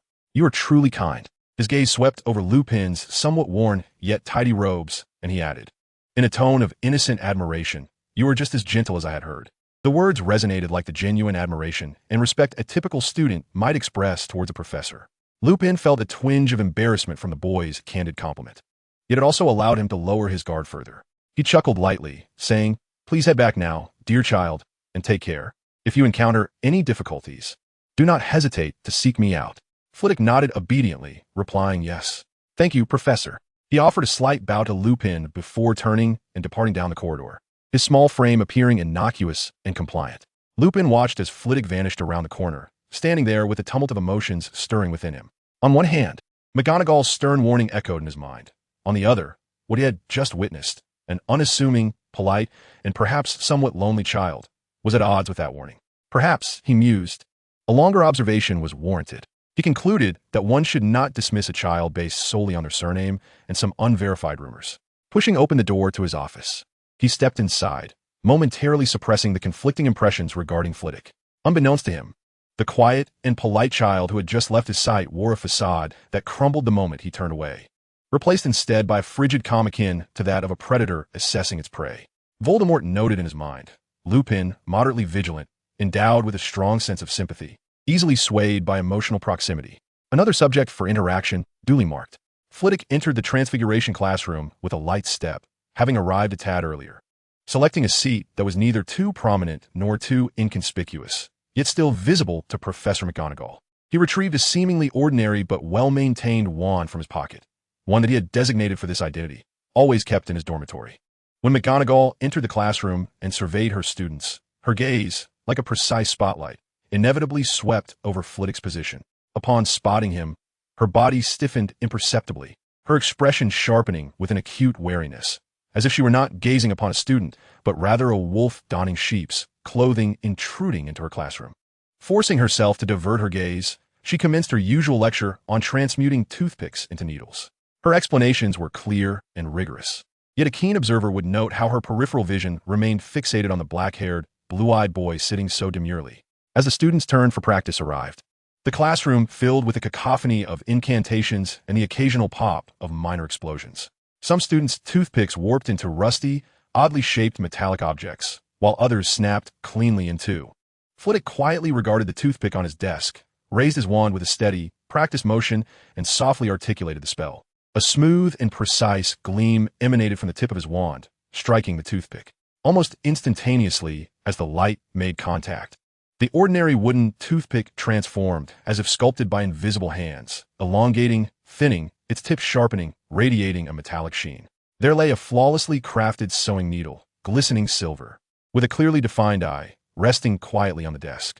The entire process was fluid and swift, devoid of any hint of spectacle, showcasing a mastery of transfiguration far exceeding that of a typical first-year student. Upon completing the transformation, Flitwick did not exhibit the excitement typical of his peers. Instead, he immediately lifted his gaze, his deep blue eyes, momentarily cleared of any facade, fixated on Professor McGonagall at the front. His eyes sparkled with unabashed anticipation, akin to a puppy awaiting praise, laced with a hint of cautious flattery. He stared at McGonagall unblinkingly, tilting his head slightly as if silently inquiring, "Professor, did I do well? Did you see me?" This expression, this posture, mirrored the helplessness he had shown in the corridor, a meticulously crafted disguise. When McGonagall's gaze met his, a chill coursed down her spine. She recognized that those seemingly innocent eyes belied a deeper, unsettling intent. The Transfiguration class proceeded amidst a veneer of tranquility, yet beneath the surface, currents of tension swirled. McGonagall suppressed her discomfort, striving to concentrate on assisting her other students. She moved to the opposite side of the classroom, bending down to observe a Hufflepuff student whose needle had transformed only halfway, still bearing with shavings, patiently correcting his pronunciation and wrist movements. Nevertheless, as an experienced professor and a perceptive witch, her vigilance never truly waned. Her peripheral vision, akin to the most sophisticated radar, remained fixated on the Ravenclaw first year, seated quietly at his desk. Flitwick appeared to be toying with the silver needle he had successfully conjured, gently manipulating it with his fingers. His eyelids lowered, seeming focused and harmless. Yet, as McGonagall guided the Hufflepuff student, her angle of vision fortuitously allowed her to glimpse Flitwick's profile. In the distance, Voldemort, like a meticulous puppeteer, subtly adjusted Flitwick's eye state. McGonagall's peripheral vision distinctly captured the alarming transformation of Flitwick's previously clear blue eyes, where, near the pupils, an ominous, blood-like hue began to unfurl, creating a bizarre and gradient tone. Simultaneously, a chilling, palpable malevolence surged forth like a drawn sword, piercing directly and unreservedly towards McGonagall's back. This malice was not diffused throughout the classroom, but was instead intensely concentrated, imbued with a raw, unabashed hostility and mockery. As if to declare, "I know you're watching me, and I'm watching you. Your vigilance is utterly futile." McGonagall's movements abruptly froze. She felt a rush of cold sweat soak her back, a shiver ascending from her tailbone to the crown of her head. She could even sense that icy gaze, tangible, lingering at the nape of her neck. She forced herself to remain composed, refraining from turning around or displaying any signs of abnormality. Yet, her breath hitched momentarily, her hand gripping her wand, its knuckles blanching from the sudden tension. She swiftly concluded her guidance of the Hufflepuff student, standing upright and addressing the class with a tone that sought to be steady yet was tinged with urgency. "Continue practicing and pay attention to your wrist pressure." Her gaze seemingly wandered back towards Flitwick. At that moment, Flitwick had raised his head, the crimson hue in his eyes having faded, restored to a pure, innocent blue, as if the earlier horrifying scene were merely a figment of McGonagall's heightened anxiety. However, the faint, knowing smirk that danced at the corners of his mouth sent a chill deep into McGonagall's heart. At last, the bell rang, akin to a release from sentence. The students gathered their belongings, chattering excitedly as they exited the classroom. McGonagall stood by the lectern, organizing her lesson plans, deliberately slowing her actions. When the last few students finally departed, the empty classroom felt eerily desolate, leaving her alone. Yet, she did not find solace. The sensation of being watched, of being pursued, clung to her like a relentless specter. Footsteps were hushed, almost imperceptible, yet that chilling gaze trailed her unerringly. It maintained a distance, neither approaching nor receding, simply shadowing her. McGonagall did not immediately turn to investigate. She knew who it was. She had always known. It was Flitwick. He resembled a specter, a malevolent spirit cloaked in an innocent facade. Professor McGonagall straightened her spine, her face a mask of inscrutability, clutching her lesson plans as she strode with her customary steadiness toward her office. Her keen ears detected the faintest movements behind her, her magical senses ensnaring the air like a finely woven net, delineating the diminutive figure pulsating with unstable energy, leisurely trailing in her wake.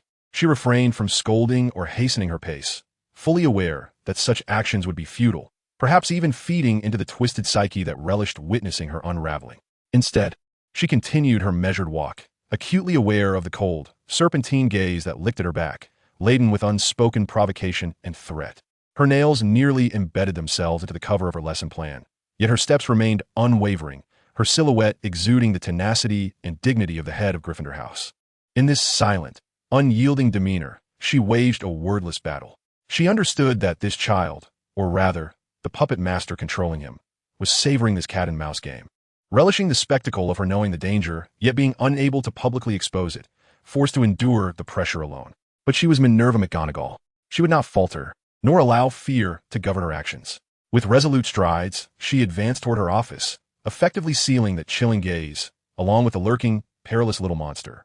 Outside the heavy oak door, the moment the door shut, she permitted herself to lean against it, softly closing her eyes and inhaling deeply, exhaling the murky mixture of anger, cold dread, and immense pressure that had accumulated within her chest. The corridors of Hogwarts felt longer and colder than ever before. Chapter 128. Professor McGonagall had spent the night in restless wakefulness. She was roused from a deep slumber by a suffocating sense of oppression. It was not a nightmare, but the tangible weight of something pressing upon her chest and arms. Years of honed vigilance snapped her into instant alertness. Her eyes barely opened as her hand instinctively reached for her wand resting beside her pillow. However, just as her fingertips grazed the cold wood of the wand, she caught sight of what lay atop her. It was a slender figure, curled up beside her, its head resting on her arm. Soft black hair brushing against her shoulder, it was Severus Snape. How had he come to be here?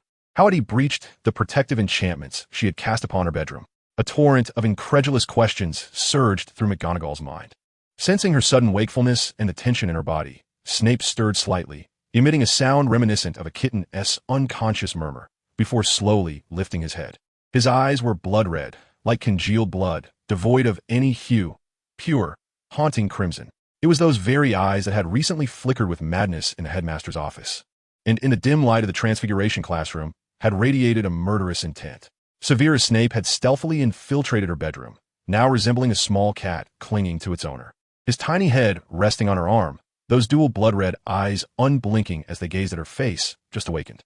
Professor McGonagall's breath caught in her throat, her blood seemingly frozen in her veins. The wand was gripped tightly in her hand, yet she did not raise it, nor point it at him. Reason doused her instinctive terror with icy clarity, suppressing all urge to retaliate. She comprehended that, at such a proximity, facing an evidently unhinged Severus, any hint of hostility, even the slightest elevation of her wand, could ignite this precarious powder keg. To provoke him would spell her doom. Survival instinct and years of managing precarious situations dictated her response, which starkly contradicted her true feelings. The hand that was not pinned down, which had been clasping her wand, now moved with excruciating slowness, almost mechanically loosening its grip, and then, with a barely perceptible tremor, it gently rested upon his small, warm back, felt through the fabric of his nightclothes. She even mimicked the soothing gestures of comforting a frightened cub from her memories, patting him softly. Her throat tightened, her voice parched. Yet she endeavored to coax out a faint, steady tone. "It's all right, go back to sleep." She was uncertain to whom her words were directed, perhaps to herself, or to whatever consciousness might still linger within this controlled shell, or perhaps merely to sustain this fragile, precarious calm.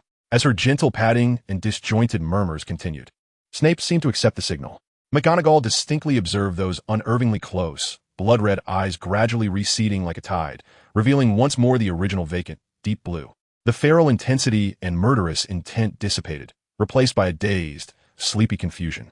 He appeared genuinely lulled into tranquility by her clumsy attempts at comfort, nuzzling his small head against her arm, emitting a satisfied, nasally sound like a contented young creature, his body relaxing further as he unconsciously nestled closer to her.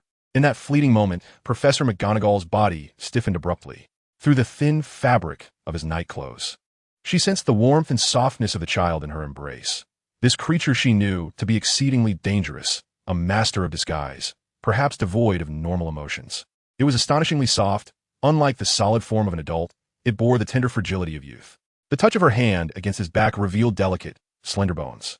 This realization struck her like an unwelcome lightning bolt, cutting through the fog of fear and vigilance shrouding her mind.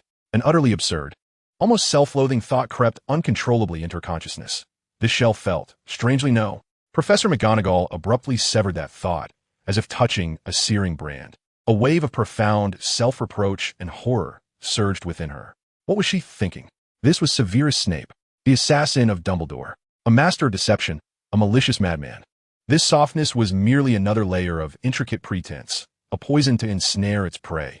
She instantly halted her soothing gestures, her body becoming even more rigid, as if cradling not a child, but a volatile magical balm. The momentary haze induced by the soft sensation was obliterated by deeper vigilance and the icy grip of reality. She needed to devise an escape plan immediately. She must inform Dumbledore. Yet Severus appeared utterly immersed in this false peace, his eyes closed, his breathing becoming smooth and elongated, as if he truly rested securely beside her. Only Professor McGonagall was aware of the lethal peril lurking in the facade of tranquility beside her. She lay immobile, acutely aware of the soft yet heavy weight in her arm, each passing second stretching into an eternity. Minerva McGonagall had scarcely slept throughout the night. In the throes of overwhelming fear and heightened vigilance, time crawled at a glacial pace.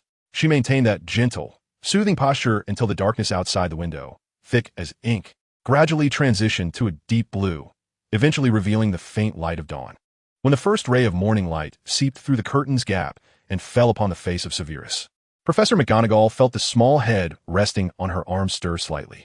Then she sensed a warm, furry head, akin to a small creature seeking comfort, nuzzling against her chin in an unconscious, gentle gesture.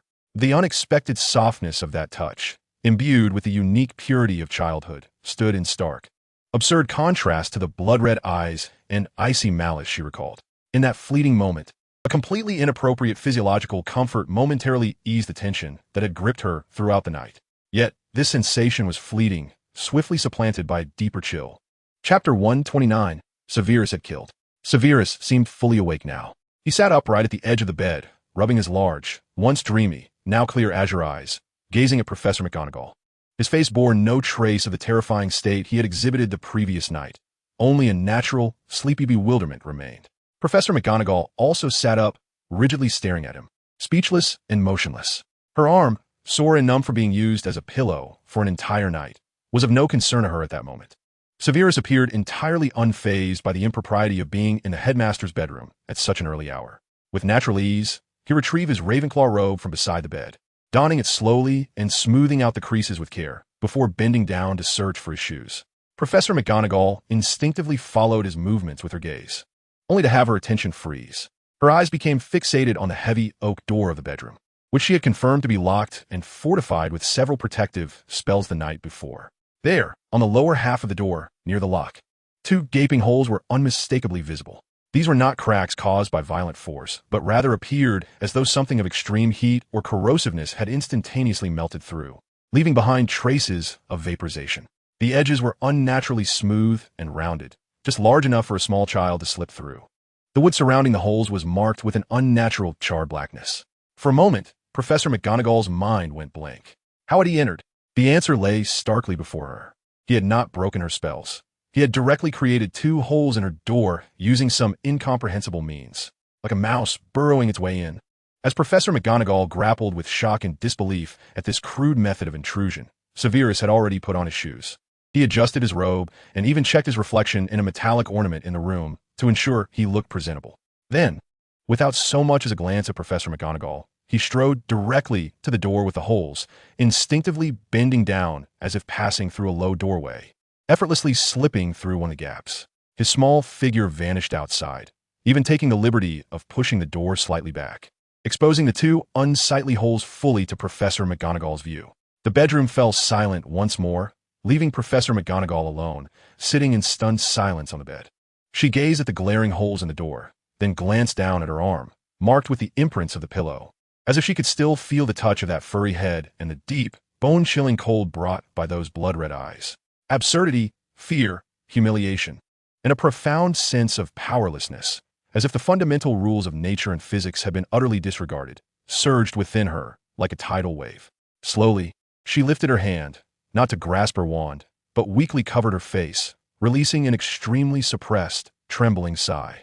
This had transcended her capacity to comprehend and manage, both as a professor and as a human being. The Malfoy family, Severus Malfoy. She lowered her hand, her face regaining its accustomed sternness and resolve. Yet, deep within, an undeniable fatigue and an almost desperate gravity lingered. She had to seek out Albus immediately. It was imperative. This matter could no longer be regarded as an ordinary student issue. Rising, she did not first attend to mending the two holes in the door, but swiftly changed into her everyday robes, seized her wand, and left the suffocating and perilous confines of her bedroom with determined, yet subtly hurried steps. The two holes in the door loomed like mocking eyes, silently observing her departure. Inside the headmaster's office, the atmosphere was already heavy due to Hagrid's report. Hagrid's enormous frame trembled slightly with grievance and anger as he waved a dirty handkerchief. His voice choked with emotion. The insides, Albus, all laid out neatly beside each other, like some evil ritual. My poor creatures. Dumbledore's brow furrowed deeply, his sharp gaze peering over the crescent-shaped glasses. Professor McGonagall entered briskly, just in time to hear Hagrid's final description. The creatures of the Forbidden Forest are being systematically hunted, disemboweled, and their innards displayed neatly. Her heart sank, and in an instant, her eyes met Dumbledore's. In each other's gaze, they found the same answer, Severus Malfoy, the child who fixated on the operating room, displaying bizarre and cruel behavior. Just then a shrill, terrified scream erupted from outside the office, shattering the heavy silence. He's killed. Malfoy has killed. It was Draco Malfoy's voice. Dumbledore and McGonagall's faces paled simultaneously as they sprang from their seats with an agility that belied their years and rushed out of the headmaster's office. McGonagall nearly stumbled over the hem of her robe. They burst through the door, following the sound, only to be met with a scene that made them gasp in horror.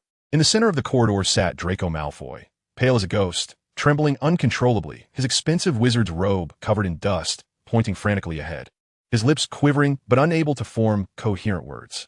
In the direction he indicated, Voldemort was gripping Severus's wrist tightly. Severus clutched a glinting kitchen knife, its tip mere inches from Malfoy's chest. Severus's small frame exuded astonishing strength as he struggled fiercely, attempting to break free from Voldemort's grip and thrust the knife forward. Voldemort appeared to be exerting tremendous effort, veins bulging on his forehead, his face flushed from the strain, desperately trying to prevent Severus from succeeding while shouting at him. His voice distorted with rage and exertion. You cannot kill. You imbecile. Do you hear me? Put it down. Severus, with a profoundly hurt and tearful expression, turned his head, pleading with Voldemort in a quivering voice, though his eyes were fixed fiercely on Malfoy on the ground. He insulted me. He called me a mad brat. He deserves it. Just then, Voldemort caught sight of Dumbledore and McGonagall rushing toward them out of the corner of his eye. As if seeing a savior, he immediately screamed at them, his voice filled with urgency and helplessness. Professors, hurry, I'm running out of strength. Stop him. He must not kill again. His cries echoed down the corridor, imbued with a sense of despair, as if the situation was on the brink of spiraling out of control. Dumbledore's response was lightning fast. His elder wand unleashed a soft yet resilient silver cord, wrapping around Severus's wrist and body like a living entity, knocking the knife from his grasp and pulling him away from Voldemort's clutches, binding him securely. Professor McGonagall immediately stepped forward, positioning herself protectively in front of the visibly shaken Draco Malfoy, her wand aimed at Severus Snape, who, despite being bound, continued to thrash futilely, emitting a low, defiant growl. Snape's complexion was ashen, and though ensnared by magical ropes, he glared at Malfoy with eyes that were beginning to glimmer ominously red, his throat producing a feral rumble. Chapter 130, Dealing with Severus. After Snape was subdued, Voldemort staggered backward, as if drained, leaning against the wall as he gasped for breath. His released hand trembled slightly, his face a tumult of fear, anger, and palpable exhaustion. Without casting a glance at Malfoy on the floor, he fixed an intensely complex gaze upon the bound Snape, a look filled with frustration and disappointment. Dumbledore's penetrating eyes swept across the scene, taking in the terrified, crumpled Malfoy, the still dangerous Snape, and Voldemort, who leaned against the wall, simmering with unresolved fury after what appeared to have been a fierce struggle. "Bring them all to my office." Dumbledore's voice was calm, yet laced with undeniable authority. He added to McGonagall, "Minerva, please tend to Mr. Malfoy and inform Professor Snape." McGonagall nodded gravely, bending to assist the nearly incapacitated Draco. Meanwhile, Voldemort, upon hearing Dumbledore's command, drew several deep breaths, seemingly struggling to quell his roiling anger. He straightened, his expression still dark as he cast a frigid glance at the bound Snape, who bared his teeth defiantly and then wordlessly strode towards the headmaster's office, his back radiating a palpable, suppressed fury. Dumbledore observed Voldemort's retreating figure, then glanced at Malfoy, now being supported by McGonagall, before his gaze settled on the restrained Snape, still exuding an unstable and dangerous aura, his mind swirling with thoughts in those azure depths. The oak door to the headmaster's office closed once more, isolating the chaos and terror of the corridor outside, yet signaling the onset of a far more intricate and peculiar dialogue. The two figures brought inside, one seemingly furious and the other still dangerously unhinged, were shrouded in layers of obscurity regarding their relationship and intentions. Inside the headmaster's office, the atmosphere was as heavy as the stillness before a storm. Upon entering, Snape's striking blue eyes were immediately drawn to the resplendent phoenix, Fawkes, perched on a branch, sparkling with childlike curiosity and desire, as if he had entirely forgotten that he had just committed an act of violence. Voldemort, standing to the side, maintained the characteristic grace of the Malfoy lineage, though the taut line of his lips and the lingering anger etched in his brow revealed his simmering rage. He turned to Dumbledore, his tone direct yet restrained. "Headmaster, may I strike him?" He gestured towards Snape, who was attempting to reach for Fawkes' fiery tail feathers. "Calm yourself, my child." Dumbledore's voice was steady, though the scrutiny in his blue eyes bore the weight of an undercurrent akin to frozen streams. "I propose expulsion." Voldemort shifted his approach, his tone resolute and uncompromising. "Immediately, without delay. He is unfit to remain at Hogwarts." Dumbledore did not immediately respond to the suggestion of expulsion, his gaze flitting between Voldemort and Snape as if weighing some unseen scales. After a moment, he proposed, "Perhaps it would be best for you to oversee him, Voldemort. After all, you—" "I refuse," Voldemort interrupted sharply, his face a mask of unvarnished disdain. "I cannot, nor do I wish to, monitor him." At that moment, Snape, unable to restrain himself any longer, reached out to touch Fawkes' burning tail feathers. To everyone's astonishment, the noble phoenix not only did not recoil, but instead lowered its magnificent head slightly, gently rubbing against the blood-stained hand, emitting a melodious, soothing trill. Instantly, Snape's face lit up with an exuberance akin to a child receiving a beloved toy, a radiant, innocent smile blooming upon his face as he let out a joyful laugh. This tender scene was a stark contrast to the prevailing tension.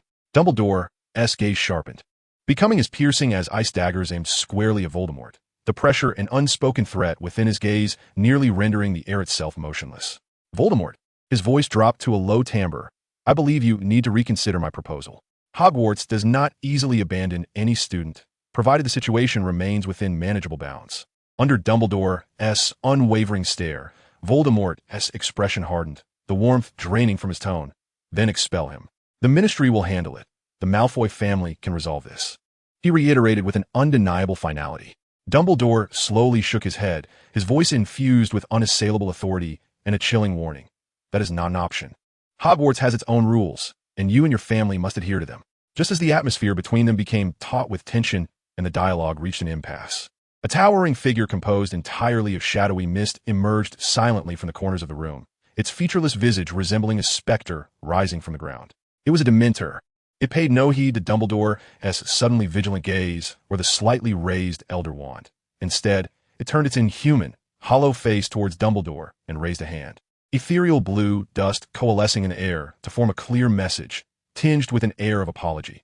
"I apologize for the trouble Severus has caused. The members of the Malfoy family are reclusive, often socially anxious, and lack experience in interacting with others.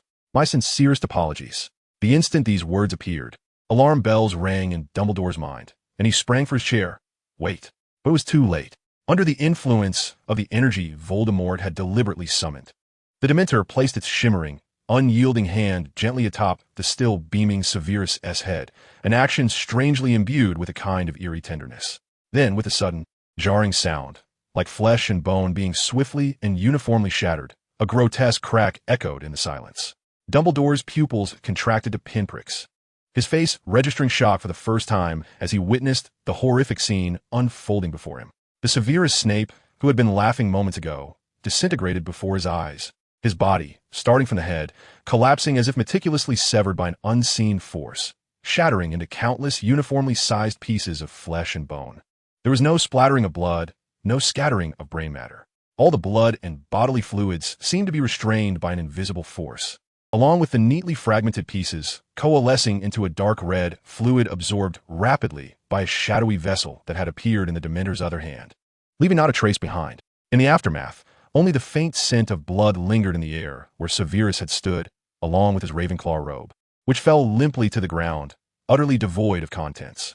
The entire sequence transpired with the swiftness of a hallucination, its cruelty appalling. Voldemort clamped his hand over his mouth, his complexion paling in an instant, his stomach roiling violently. He forced himself to avert his gaze from the empty robe, his body trembling imperceptibly as he struggled to suppress the urge to vomit and the overwhelming wave of intense nausea. The hidden figure carefully secured the container harboring the remnants of Fulcrum, once again nodding slightly in the direction of Dumbledore and McGonagall, before silently sinking into the shadows of the ground, vanishing without a trace. Inside the headmaster's office, an oppressive silence enveloped the space. Only Fawkes emitted a mournful cry. Dumbledore slowly, almost imperceptibly, resumed his seat, casting his gaze upon the empty Ravenclaw robe on the floor, then shifting to the pale-faced, visibly distressed Voldemort. The once wise blue eyes now reflected an abyssal chill and a profound weariness, as if gazing into the depths of despair. Professor McGonagall stood frozen, her hand clasped tightly over her mouth, her face drained of color, her eyes wide with incredulous horror. The Malsey family, this was their method of handling troubles, simple, direct, and savagely brutal. Yet, what role did Voldemort, seemingly equally shocked and repulsed, play in this bloody cleansing? The answer appeared self-evident, yet shrouded in an intricate fog of uncertainty. After the nauseating scene of bloody eradication in the headmaster's office, the air seemed imbued with the metallic scent of rust. Voldemort's complexion was ashen. He lowered his head slightly, murmuring in a barely audible tone meant only for himself, but his words resonated clearly in the stillness of the room. A group of disgusting lunatics. His voice bore genuine, uncontainable revulsion and a tinge of physiological nausea, as if the cleansing methods employed by his own family had repulsed him to the very core of his being. This reaction did not seem feigned. He inhaled deeply, forcing down the turmoil in his stomach, lifting his gaze with solemnity to meet the eyes of the headmaster, who appeared momentarily aged. Dumbledore's usual warmth had dissipated, leaving only a profound scrutiny and an icy calm. Professor Dumbledore, Voldemort began, his tone imbued with unprecedented sincerity. Tinged with a barely perceptible fatigue, I sincerely apologize to you. Fulcrum indeed did not adhere to the rules, bringing trouble and danger to Hogwarts. He paused, closing his eyes momentarily as if to dispel the horrific images from his mind, then reopened them, his dark eyes now reflecting a serene acceptance. I know you do not trust me, even despise me. He met Dumbledore's penetrating blue gaze, his voice curiously tranquil, but I can assure you, I have never harbored any murderous intent towards anyone at Hogwarts, nor have I ever possessed any proactive hostile intentions. He hesitated, articulating clearly, I can drink Veritaserum to prove this. This proposition fell like a stone into a still pond. The mere suggestion of consuming Veritaserum represented one of the highest forms of self-exoneration in the magical world. Dumbledore regarded him quietly, his hawk-like gaze behind his crescent-shaped glasses seeming to peel away every layer of pretense, reaching into the depths of his soul. He perceived Voldemort's lingering pallor, heard the earlier murmured disdain, and sensed the seemingly forthright assurance. An extended silence stretched between them as Dumbledore contemplated the complex emotions stirred by this young man before him. Ultimately, he nodded slowly, almost imperceptibly. He did not affirm or deny belief. Rather, he spoke with a tone that had regained some semblance of calm, yet remained unfathomably deep. I believe in your sincerity at this moment, Voldemort. Hogwarts will remember this. He shifted the conversation with an undeniable decisiveness, Now, return to your classes. What transpired today requires time to digest. This represented a temporary suspension and an invisible pressure. He needed to observe, to take more time to discern the role played by the last heir of the Msi family. Voldemort seemed to grasp this understanding. He uttered no further words, simply nodding slightly, "Yes, Professor." He turned and exited the headmaster's office with a hurried step, as if eager to escape the sight of the recent bloody cleansing. Instead of heading directly to the classroom, he veered towards the entrance to the dungeon. The familiar, cold, wooden door of the potions classroom came into view. He stood before it, hesitating for less than a second, then raised his hand and knocked gently on the door. After a brief silence within, the door was opened just a crack, revealing Severus Snape's guarded, disdainful, and extremely impatient black eyes. The potent aroma of potions wafted out from the narrow gap. Voldemort made no attempt to peer inside, nor did he engage in any superfluous pleasantries. He stood outside, addressing the narrow opening with an unusually clear, almost relieved gravity. "I apologis, Professor Snape." He paused, as if gathering his thoughts, then continued in a voice soft yet audible enough for those inside to hear. "I will not bother you again." Having spoken, he displayed no intention of waiting for a response, nor did he glance back to catch Snape's reaction to his words. He simply turned and briskly departed, his footsteps echoing in the empty, cold dungeon corridor, gradually fading into the distance. Inside, Snape's fingers turned pale from gripping the doorknob tightly. He peered through the narrow opening, watching the swiftly disappearing figure of the dark-haired boy, his pale face devoid of expression, while his black eyes surged with a mix of doubt, caution, and a hint of gloom disrupted by the abrupt apology. "Not bother again?" he murmured, repeating the words with a tone laced with sarcasm and profound disbelief. He would not trust a single punctuation mark from the Msi family. He slammed the door shut with a force that resonated louder than ever before, as if to seal away all the tainted air associated with the Msi. Yet, Voldemort's earnest apology lingered like a subtle poison, embedding itself in the taut nerves of his being. Chapter 132. I wish to leave the Msi family. Fulcrum Malsi's abrupt disappearance cast a stone into the tranquil waters of Hogwarts, causing ripples that spread far and wide. Various rumors began to circulate throughout the castle, the most prevalent being that the peculiar, newly transferred Ravenclaw student had quietly withdrawn from the school due to an inability to adapt to school life or familial issues. Only a select few, such as Malfoy, who had been present that evening, and several core professors, were privy to the chilling truth. Amidst this atmosphere of speculation and abnormality, Voldemort Malsi's demeanor garnered quiet attention. He had become somewhat listless, contrasting sharply with his usual aloofness, which was often accompanied by a sense of hidden control. He deliberately diminished his presence, walking through the castle with his head slightly bowed, his pace quicker than usual, as if wishing to avoid any undue interactions. The most noticeable change manifested in his interactions with Professor Snape. He strictly adhered to the promise made at the dungeon door. In potions class, he no longer chose conspicuous positions, but quietly slipped to the back of the classroom, near the cauldron station in the corner. Throughout the lesson, he spoke almost not at all, meticulously following the steps to handle the materials, controlling the heat, and focusing intently on brewing his potion. The final product, even more immaculate than before. He did not cast a glance at Snape, nor engage in any actions that could be interpreted as provocative or attentive. This unusual, thorough quietness and adherence to rules elicited an extreme discomfort and deeper suspicion in Snape. He glided past Voldemort's cauldron several times like a specter, his keen gaze slicing through the calm and steady visage and hands of the Dark Lord, endeavoring to uncover any signs of disguise or hints of a brewing conspiracy. Yet, he found nothing. Voldemort resembled a suddenly tranquil deep pool, devoid of any ripples. This very normalcy struck Snape as the utmost abnormality. How could the Malfoy family members suddenly become so compliant and docile? His vigilance did not wane. Rather, it tightened like a bowstring drawn taut. Meanwhile, Voldemort himself was ensnared in a mental exhaustion he had not anticipated. Seated in the bustling hall, confronted with the usual lavish banquet, he often found his appetite lacking, mechanically prodding at his plate with a fork, rarely actually consuming anything. His mind incessantly replayed the scene in the headmaster's office, the glimmering hand of the boggart delicately resting on Flamel's beaming head. Then, with a pop and a crack, a brief yet crystal clear sound emerged, mingling the grotesque crunch of flesh and bone being instantaneously obliterated. Following that, the vibrant child shattered into neat pieces, rapidly retracted in a surreal tableau. Though Flamel was merely a puppet created by his system's energy and the villagers' spawn eggs, easily disposable, the strikingly realistic visual and auditory effects left an indelible mark on his mind. Damn it, he silently cursed, vowing never to employ such realistic effects again. It was revolting even to himself, a concoction of physiological nausea, aversion to the role he played, and a hint of an unacknowledged shiver at such extreme cruelty left him in a state of low pressure these past few days. He counted the days on his fingers, realizing that, according to the original plot, the drama in the Shrieking Shack would soon unfold. Black was still waiting, Lupin's full moon was approaching, and Peter Pettigrew could hardly conceal himself any longer. With these thoughts, he managed to muster a hint of energy.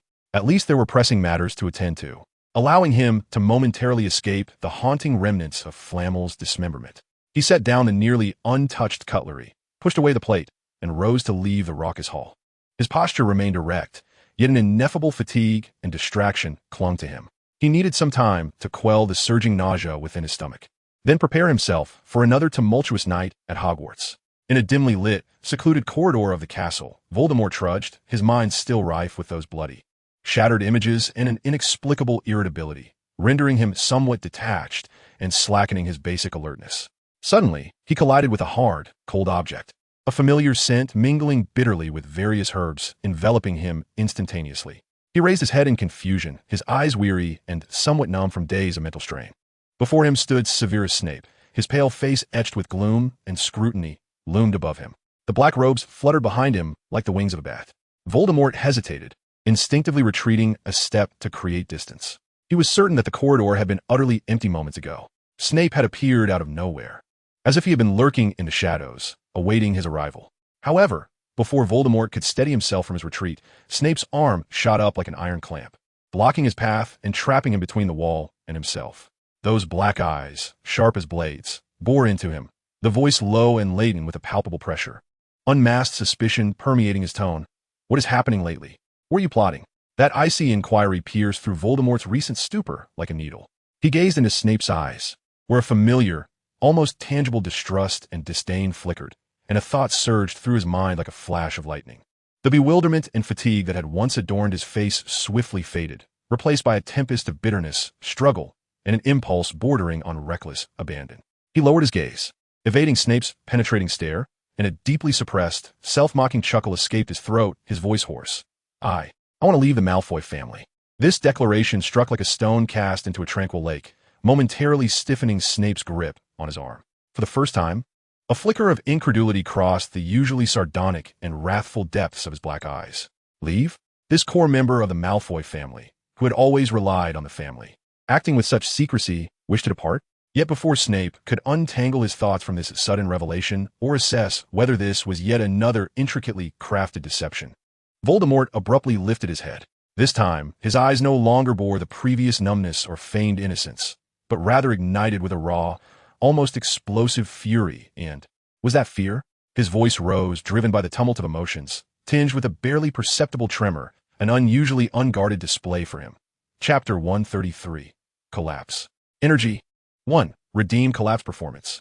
They are utterly mad. He nearly roared, fingers unconsciously tightening around his robes. Those madmen who disregard human life. You cannot even begin to imagine. You cannot. He seemed poised to articulate further, yet the words faltered on his lips, swallowed back, leaving only rapid breaths and eyes tinged with agitation. Gazing at Snape with a near-desperate accusation, Snape remained fixated on him, momentarily silent. A minuscule crack appeared on his otherwise emotion-concealing visage. Astonishment, doubt, scrutiny, and an inkling of curiosity, spurred by this fervent emotion, flickered through his eyes. The corridor fell into a profound silence, punctuated only by Voldemort's slightly labored breaths. Snape's arm remained a cold barrier, isolating them in two entirely disparate worlds. Yet this shattering declaration of betrayal forged a strange and precarious connection between them. Snape was weighing his options, assessing the veracity of the statement. Was it true? Was there unrest within the Malfoy family? Or was this cunning little creature orchestrating yet another cryptic performance with unclear motives? And Voldemort, after uttering those words, appeared drained, slightly panting, turning his face away, no longer meeting Snape's gaze. Yet the tight line of his lips and the rising and falling of his chest revealed his inner turmoil. He had just, it seemed, truly lost his composure. Damn it. How had he allowed himself to become so disgusted with the Malfoy family? Snape's arm remained there, an unyielding iron bar. He observed the boy before him, who for the first time revealed such intense, near-collapse emotions. Those black eyes, usually filled with calculation or pretense, now swirling with genuine pain and fear, so authentic that he could not immediately dismiss it as mere performance. After a few seconds of silence, his unfathomable black eyes narrowed slightly, the keen scrutiny akin to a scalpel, attempting to peel back each layer of emotion. Then he spoke, his voice still deep and smooth, yet for once devoid of overt sarcasm, almost purely inquisitive. Why not leave? This question was deceptively simple, yet pierced right to the core. Voldemort appeared to be amused by the question, or perhaps he was wounded by the underlying innocence it suggested. He emitted a sharp, brief laugh, filled with absurdity and despair. Suddenly, he lifted his head, his bloodshot eyes fixated intensely on Snape, his voice trembling with agitation, yet possessing a biting clarity. "Do you truly believe the Malfoys are any better than Voldemort?" He nearly shouted, each word seeming to be forced out from between clenched teeth. "You think the Malfoys at least were the guys of order, maintaining their laughable neutrality and commerce?" His volume escalated once more, infused with a profound anger and derision born from deep misunderstanding. "They are nothing more than a group of isolated lunatics cloaked in the veneer of order." He gestured towards the void, as if pointing to the intangible shadow of his family that loomed over him, his finger trembling with excitement. "They torment everyone, with their twisted logic, with their damned hospitality and care, driving all who approach them to madness, including themselves." His voice trailed off abruptly, as if all his strength had been expended, overtaken by immense pain. The fervor he had mustered receded like a tide, replaced by a profound sense of despair and helplessness that threatened to crush him. He suddenly crouched down, clutching his head tightly with his hands, burying his face deep into his knees. His gaunt shoulders began to tremble uncontrollably, his throat releasing muffled, broken sobs. The sound was not one of pretense, but rather a lament that spilled forth from the depths of his soul. I should have wandered Diagon Alley for a lifetime," he choked out, his voice garbled with regret and self-loathing, as if it represented the only mundane escape he had ever missed. In the dim corridor, only his suppressed sobs echoed back. Snape maintained his obstructive stance, looking down upon the black-haired youth curled on the floor, trembling and weeping. The habitual mockery and fury that had adorned his waxen face vanished, replaced by an extremely complex, almost frozen depth. He remained silent, devoid of any action. Within his dark eyes surged emotions that were difficult to decipher. There was doubt, an instinct rooted in his very marrow, a distrust of anything associated with the Malfoy family. Yet, alongside that, there flickered a faint, almost imperceptible stir, moved by the potent and genuine despair emanating from Voldemort. He had witnessed Voldemort's masquerade, his scheming, his family's nauseating mannerisms. Yet, at this moment, this collapse, this bloodied lament and regret, starkly contrasted with all his previous displays. Was it true? Was the Malfoy family truly this mad? Even this seemingly profound boy felt fear and despair, yearning to flee? Or was this an even more sophisticated and insidious performance, aimed at garnering sympathy? Or perhaps harboring ulterior motives? Snape could not immediately ascertain. However, as he restrained Voldemort's arm, he imperceptibly eased his grip ever so slightly. He offered no comfort, nor did he pursue further inquiries, merely standing there as a silent, cold judge, quietly observing the trembling soul beneath him, seemingly crushed by its own fate. The air felt stagnant, with only the intermittent sobs attesting to the passage of time. Snape loomed above, gazing at the boy who was curled on the floor, his face buried deep, shoulders incessantly quaking. The muffled sobs resonated with unsettling clarity in the silent corridor, imbued with a despair that seemed capable of draining one's very soul. Doubt coiled around Snape's heart like a venomous vine. The Malfoys, particularly this Voldemort, were masterful actors, full of cunning. Was this abrupt collapse, this tearful accusation, a genuine desperation, or merely a deeper, more sinister facade? He needed confirmation. He stood there, silently, like a solid shadow. Then, he made an exceedingly abrupt move, one starkly divergent from his usual demeanor. Slowly, with an almost dispassionate and exploratory calmness, he extended his hand, always imbued with the scent of potions. With pronounced knuckles, gently resting it upon Voldemort's disheveled, jet-black hair. Chapter 134. The Leap. There was no intent to comfort, only a cold inquiry. It was as if he were handling a potentially dangerous alchemical artifact, feeling the texture of the strands and the contours of the skull beneath, all the while meticulously observing every reaction from Voldemort. Voldemort exhibited no response. There was no anticipated flinch, no feigned astonishment, nor any retaliatory outburst. He simply maintained his curled posture, the sobs pausing momentarily, as if even this external contact could not penetrate the heavy shell of despair surrounding him. This utter lack of reaction caused Snape's brow to furrow ever so slightly. This was not the ever-alert, mask-wearing little monster he knew. Testing required further steps. Snape's hand gradually descended, the cold fingertips leaving the hair to rest against the side of Voldemort's cheek. There, the skin bore an unusual flush from earlier agitation and tears, yet his touch felt abnormally cold. He attempted to gently lift Voldemort's face, compelling him to meet his gaze. The moment his fingertips brushed against Voldemort's jaw, the boy jolted violently, not in aggression, but rather in a severe physiological startle, as if struck by an electric current. His previously buried face was forced upward slightly, and Snape clearly beheld his dark eyes. Energy won. Within them, there was no longer the unfathomable depth or the meticulously crafted emotions, only a hollow crimson, soaked in tears. The pupils scattered and unfocused, as if something had truly shattered within. Residual tears cascaded uncontrollably down his pale cheeks, intertwining with the dried trails of sorrow. He gazed at Snape, his eyes unfocused, filled only with a dazed torment, his lips quivering slightly, yet unable to emit any sound. It was broken. Snape's heart sank. This look, this complete loss of control, this state of internal disintegration was all too familiar to him.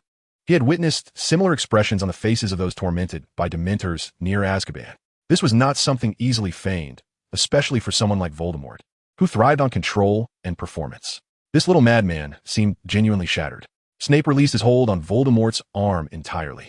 He no longer restrained him, merely standing there, his dark eyes swirling with a tumult of complex emotions. Doubt lingered, yet a cold, near-factual realization began to prevail. The darkness and distortion within the Malfoy family were likely far more profound than he had imagined, capable of driving their own core members to such depths. After Snape released his grip, Voldemort did not immediately flee. He appeared to lack the strength to rise, maintaining a half-squatting, half-sitting position, his arms still weakly cradling his head. Burying his face once more, reduced to subtle, uncontrollable tremors and intermittent gasps. Snape refrained from touching him again or speaking. He stood there a silent, cold witness. In this dim, desolate corridor, bearing witness to one of Hogwarts' most enigmatic and dangerous students, who, in a rare display, revealed a vulnerability and collapse that perhaps even he himself had not anticipated. In the air, only the oppressive sound of breaths remained, accompanied by a silent, suffocating heaviness. Voldemort crouched on the ground, the trembling of his shoulders gradually subsiding. The stifled sobs had vanished, leaving behind an unsettling silence, as if even breathing had come to a halt. Suddenly, he emitted a faint, eerily distorted laugh. This laughter bore no trace of joy. It was more akin to a hollow, performative release. He sprang to his feet, his movements so swift they bordered on unsteady. Raising his head, traces of tears still marked his face, his eyes red-rimmed. Yet the once cavernous emptiness and anguish in his gray-blue eyes seemed forcibly extracted, leaving only an almost nihilistic calm. Or perhaps a deathly stillness. He turned to Snape, his voice unusually steady, even tinged with a hint of politeness. "Professor, I shall take my leave." Without waiting for Snape's response, he pivoted and strode briskly towards the end of the corridor, his steps imbued with an uncanny lightness. As if he had shed an immense burden, Snape remained rooted in place, watching the swiftly retreating figure that appeared transformed from the one who had just moments ago been in despair. A flicker of shock crossed his usually skeptical black eyes, quickly followed by an overwhelming sense of disquiet, like icy water coursing through his veins. That moment of liberation was too deliberate. It was not the relief of emerging from suffering. It felt more like the calm that followed an irrevocable decision to relinquish everything. Alarm surged within Snape's heart, contracting sharply, and almost instinctively, he shot toward the direction Voldemort had departed, like an arrow released from its bow. His black cloak billowed behind him, conjuring a chill in the air. His instincts were terrifyingly acute. Just as he reached a grand, arched window in the middle of the corridor, he beheld a sight that nearly froze his blood. Voldemort had leaned most of his body out of the open window. The fierce wind at the castle's height billowed in, causing his black hair and cloak to thrash wildly. He stood with his back to the corridor, gazing out into the dizzying expanse of sky. Voldemort was, in truth, gambling. He had enacted a performance of breakdown with all his might, using this abrupt release and departure as the final cue, wagering on whether Snape's suspicious and perceptive nature would detect the anomaly, whether he would follow, just as Snape was about to rush forward to seize him. At that very instant, Voldemort seemed to sense Snape's presence behind him. Without turning back, he leaped outward with an unparalleled conviction, even infused with a sense of ritualistic gravity. In that final moment before his body fully departed the window ledge and began its descent, he turned his head towards Snape, a radiant, piercing smile blossoming across his face. It was a smile so pure and unclouded, as if he had finally broken free from all chains and attained ultimate liberation. Snape observed this with acute clarity, his pupils constricting as if about to burst. "No," he uttered in a hoarse roar, his wand materializing in his hand, swinging with such speed it was nearly imperceptible. Avada Kedavra! A blinding white light surged forth, precisely catching up to the rapidly descending black figure. The momentum of the fall abruptly halted. Voldemort felt a gentle yet powerful force cradle him, counteracting the merciless pull of gravity. He slowly opened his closed eyes. Chapter 135, Oscar-worthy performance. Snape finally reached the window's edge, half his body leaning out, fixated on the suspended Voldemort, who was slowly rising. Then he beheld it. He witnessed an expression on Voldemort's face that he had rarely seen on this youth: utter bewilderment. It was not a facade of confusion, nor a calculated void, but a pure, unadulterated bewilderment, as if his entire understanding had been turned upside down. Voldemort stared blankly into the void ahead, his gaze unfocused, lips slightly parted, seemingly unable to comprehend why he was no longer falling, why the anticipated end had not arrived. That expression resembled a meticulously crafted program suddenly encountering an unsolvable paradox. Completely stalling, successfully inflicted profound psychological shock and cognitive disruption on the pivotal character Severus Snape through extreme behavior and masterful performance, greatly shaking his inherent judgments and planting seeds of intense doubt and inquiry. Energy, 15. Current total energy, 372, 100. Snape gazed at the young face, now so close, filled with an authentic perplexity, and recalled the bizarre, liberating smile that had lingered moments before, juxtaposed with that decisive leap. An unprecedented wave of mixed emotions, shock, confusion, and a hint of an excitement he was reluctant to acknowledge, washed over him like cold tides. The Morsemorter family, Voldemort. What on earth was happening? He pulled Voldemort back from the window with a force that betrayed an urgency he hadn't realized he possessed. Voldemort's feet found solid ground once more in the corridor. Yet he retained that dazed, disoriented demeanor, as though his soul still lingered in the liminal space of descent. Snape's gaze bore into him, and for the first time, he realized he seemed utterly incapable of understanding the student. Which was the true face of Voldemort? The resolute smile from moments before, or this genuine bewilderment? Or perhaps both? Voldemort was forcibly yanked back into the corridor by Snape's levitation spell, stumbling to the ground. And then, as if every bone had been extracted, he collapsed softly onto the floor. His head bowed, black hair cascading to obscure his expression. Only his slightly trembling shoulders betrayed the turmoil within. Energy 1. He had expertly simulated the physiological responses of a person on the brink of mental collapse, emerging from calamity only to plunge into deeper despair. At that moment, from the shadows of the corridor, a tall figure composed entirely of the dark matter emerged, its face smooth and featureless. A being of darkness that seemed to seep from the ground, silently materializing. Its inhuman presence caused the air to momentarily thicken with tension. Snape, almost instinctively, whirled around as it appeared, his wand raised with the swiftness of a striking serpent, aiming directly at the dark matter, his cloak billowing without wind, exuding an aura of extreme danger as he barked, "Get out!" However, the dark matter disregarded Snape's threats and wand. Its smooth visage turned toward the collapsed Voldemort.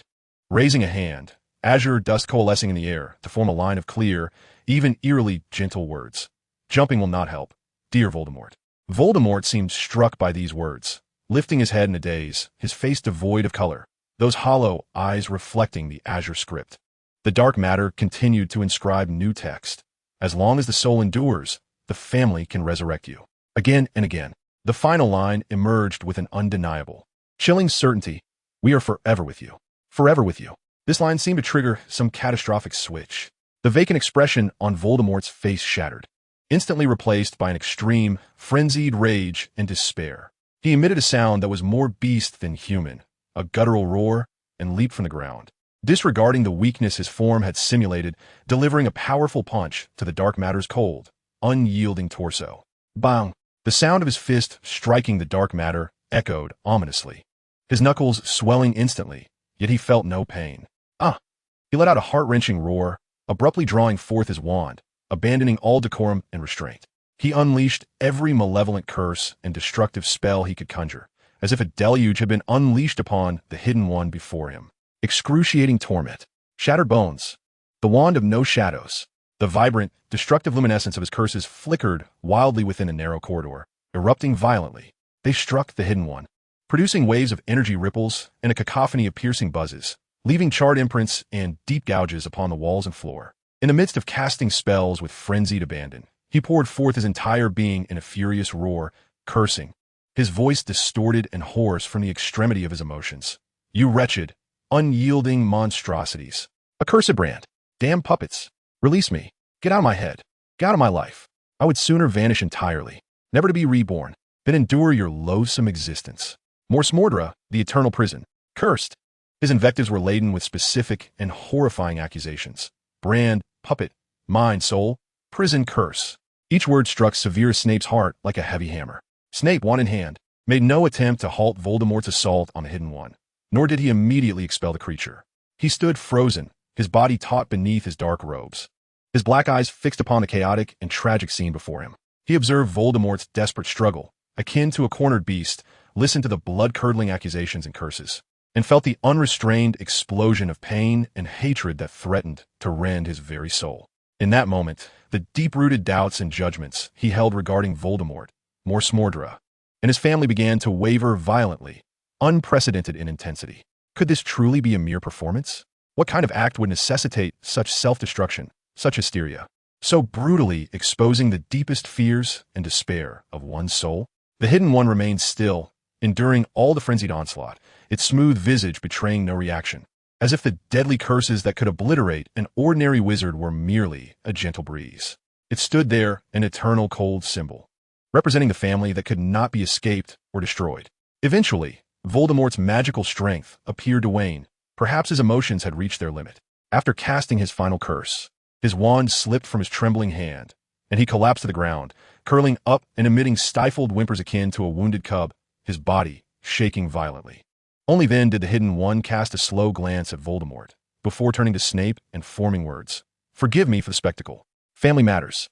It then sank back into the shadows, vanishing as quietly as it had appeared.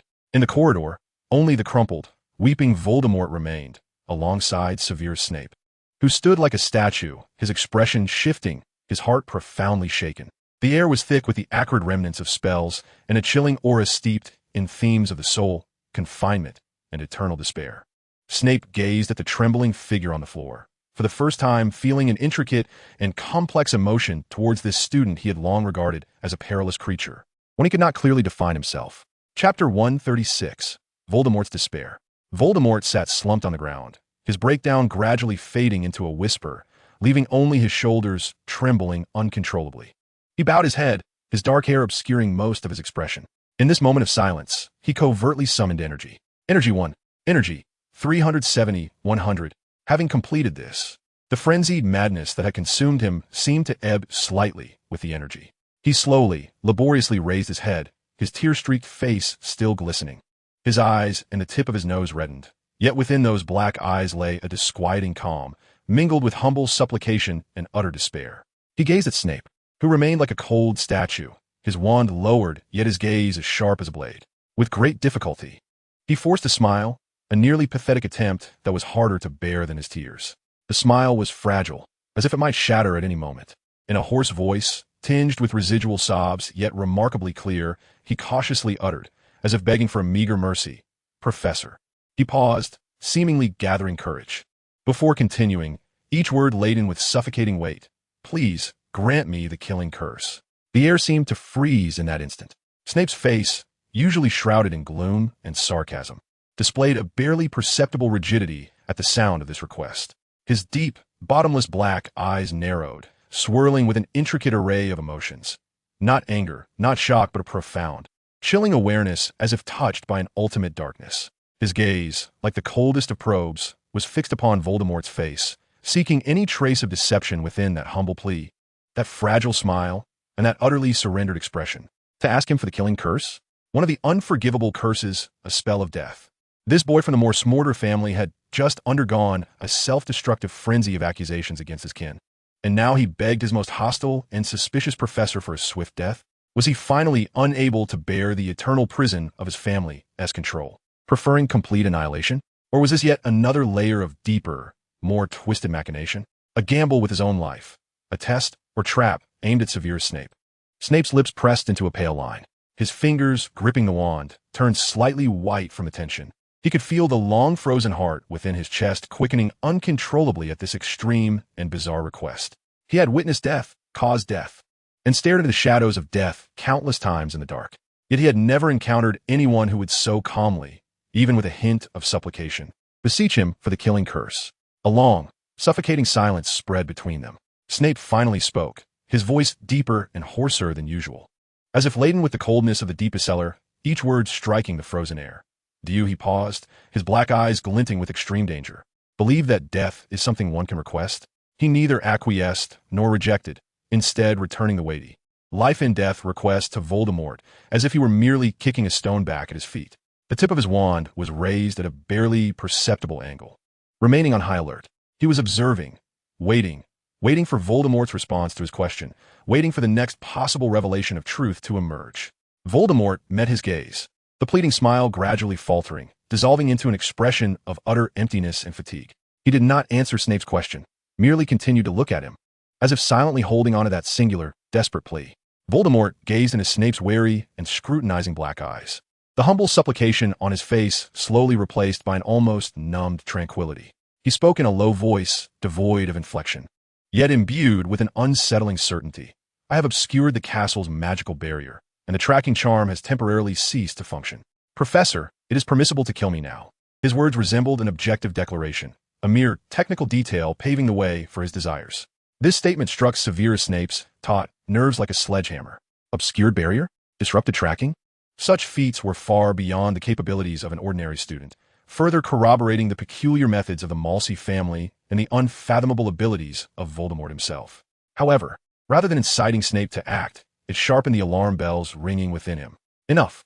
Snape's voice was icy and piercing, laced with an undeniable refusal and a vexation ignited by this ceaseless, distorted yearning for death. He ceased his idle chatter and abruptly waved his wand. Wingardium Leviosa. A beam of white light enveloped Voldemort, attempting to lift him from the ground. Yet Voldemort remained as if rooted to the spot, or rather, he had utterly relinquished control over his own body, allowing the floating charm's glow to encase him while resisting any force that might raise him. Slumping like a puddle on the floor, his gaze hollow as it fixed upon the void ahead.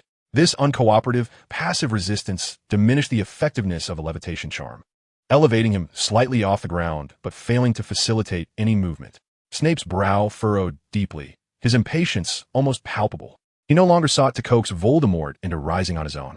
Instead, he intensified his magical output, manipulating the levitation charm with a near-violent force, dragging the slumped Voldemort from the ground as if he were an inanimate piece of luggage, hoisting him into the air with his feet dangling loosely. Then, with a flick of his black robe, Snape turned and strode purposefully down the corridor, guiding the suspended, still vacant-eyed Voldemort toward a specific direction. He chose not to take Voldemort to the hospital wing. Madame Pomfrey was ill-equipped to handle such a familial mental collapse combined with an extremely dangerous individual. Nor did he entrust him to Dumbledore. Before fully uncovering the Msi family's secrets and Voldemort's true intentions, he needed to regain control of the situation himself.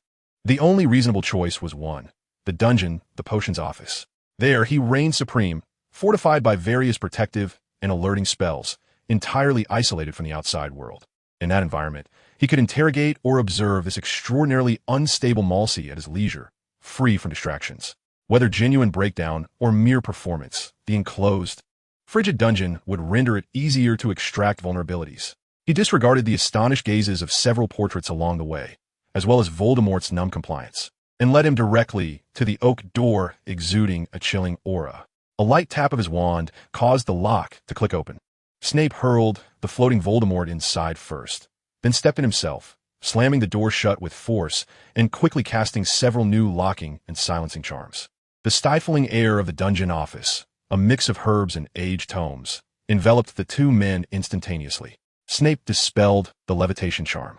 Voldemort landed lightly on the cold, rough stone floor with a dull thud. He remained in the same position he had entered, curled up, making no attempt to rise or look at Snape. His vacant gaze directed instead at the flickering flames in the fireplace, which offered little warmth. Snape stood before him, shadows descending, wand still firmly in hand. His voice as frigid as the dungeon's temperature. Now speak. Msi, What trickery are you and your family engaging in? Chapter 137. If this is your way of proving despair, it is utterly foolish. In a dungeon office, the chill in the air felt as if it could condense droplets of water.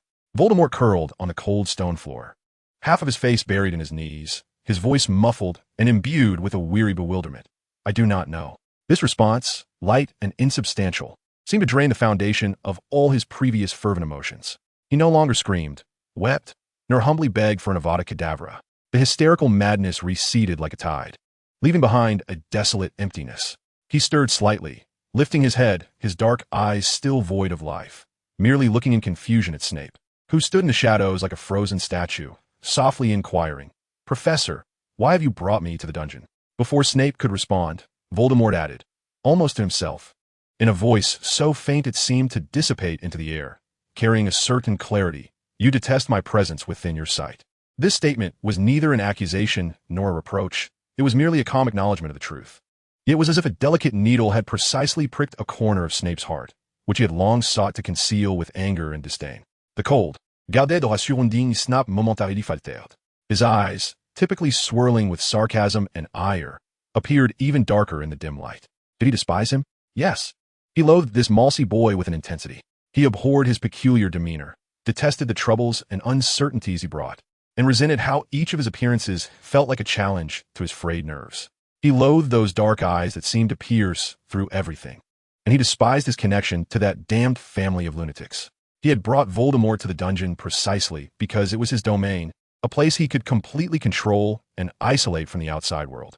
Here, he could interrogate, observe, and if necessary, employ unconventional methods to pry open this seemingly fragile, yet fundamentally resilient mouth, uncovering the true motives of the Malsey family and Voldemort himself. Yet at this moment, hearing Voldemort articulate this obvious truth in such a resigned, placid tone, Snape's customary fury and sharpness did not immediately surge forth.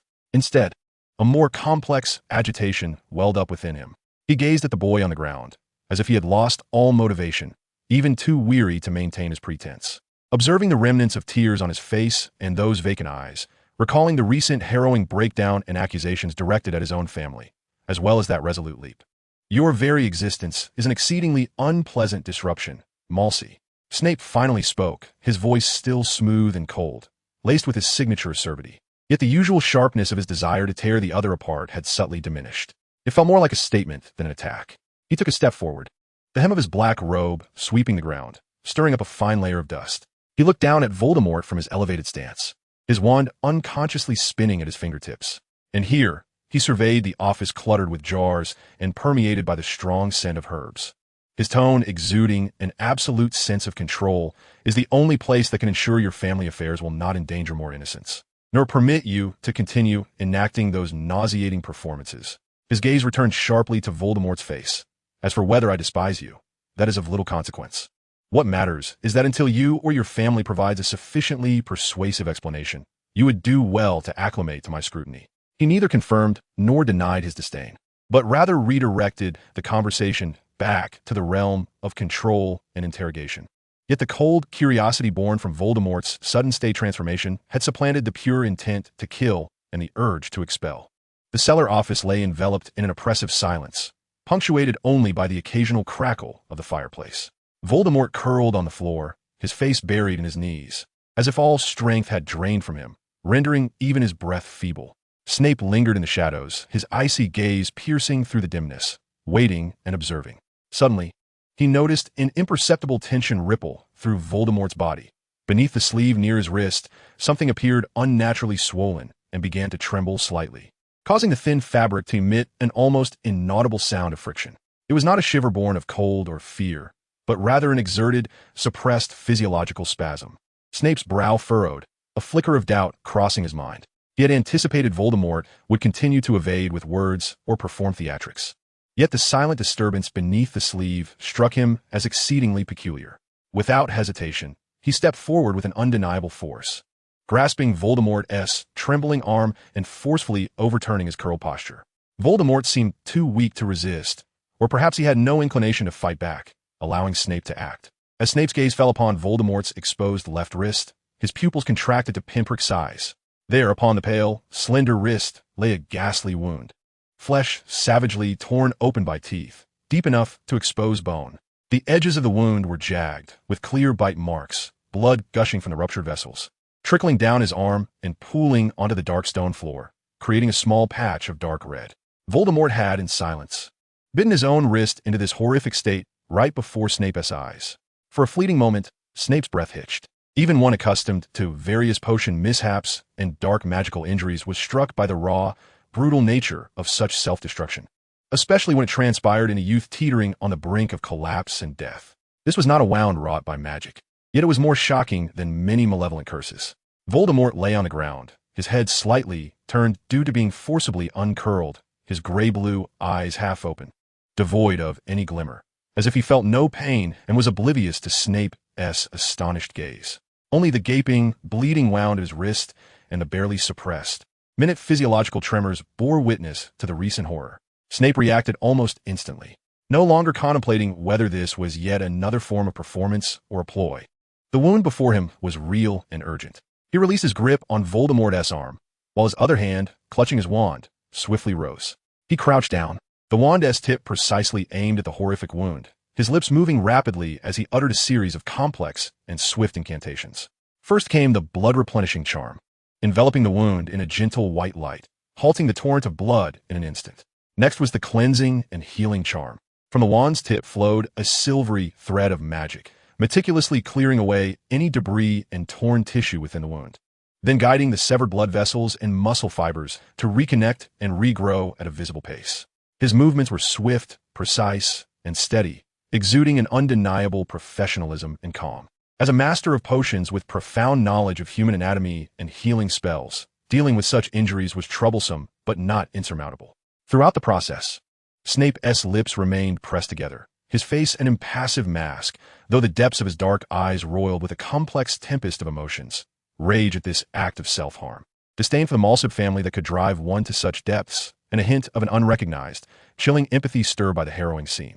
Voldemort lay quietly, allowing Snape to tend to his wound, offering neither cries of pain nor any reaction, as if the healing wrist were not his own. In the cellar, only the faint sound of the wand slicing through the air and the continuous crackle of the flames remained. Snape focused intently on mending the grotesque injury, smoothing the torn flesh, reconnecting the severed blood vessels, as though he were repairing a violently damaged, intricately complex alchemical artifact. When he finally lowered his wand, Voldemort's wrist bore only a pink, slightly grotesque new scar, and the surrounding skin was marred by still damp bloodstains. Snape straightened, gazing down at Voldemort, whose eyes remained hollow, his voice colder than the cellar's chill. If this is your method of demonstrating despair, Malsib, it is utterly foolish. Chapter 138. The First Night in the Cellar. The silence within the cellar, following the treatment of the wound, felt even heavier than before. Voldemort lay on the ground, his gray-blue eyes fixed on the swaying shadows of the ceiling, the newly formed pink scar on his wrist barely visible in the dim light. Suddenly he spoke, his voice eerily calm, shattering the stillness. "I suggest you administer me some Veritaserum." Snape was poised to turn and fetch the potion materials to clean the bloodstains when he abruptly halted. He slowly turned back, his black robe stirring a gentle breeze. His dark eyes, akin to the deepest abyss, ensnared Voldemort's gray-blue, expressionless gaze. Administer Veritaserum? The very suggestion resembled a meticulously laid trap. Snape's mind raced. Veritaserum compels one to speak the truth, yet requires the questioner to know precisely what to ask and to discern the truth of the answer. In the face of the Malsib family, particularly this unstable, enigmatic Voldemort, could the effects of Veritaserum be deemed reliable? Would he not manipulate the potion's effects to utter half-truths, or even more misleading information? Or was this merely a calculated step towards some unknown purpose? A cold, humorless curve twisted Snape's lips as he replied, laced with his customary sarcasm and deeper vigilance. "Do you think Veritaserum is a confection to be sampled at will, Malsib? Or are you plotting yet again to weave another deception with it?" He neither acquiesced nor outright refused, instead tossing the question back at Voldemort while observing his every reaction with heightened scrutiny. Voldemort exhibited no emotional response to Snape's skepticism, merely continuing to regard him with that vacant stare, as if his previous suggestion had been a mere afterthought. Then, as if another practical concern had occurred to him, he quietly inquired, his tone tinged with uncertainty, "Shall I return to the dormitory to sleep?" This question sounded considerably more normal, even tinged with a hint of the dependency befitting his current vulnerable state. Snape's gaze swept over his pale, exhausted features and the glaring new scar on his wrist.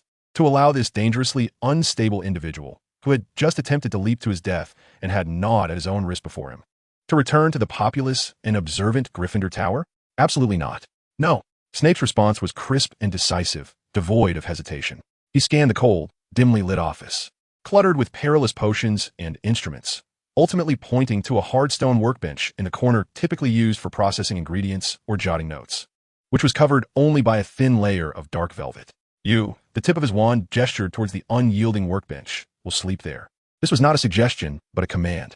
Confining Voldemort within his line of sight was, at present, the safest course of action, at least in this place.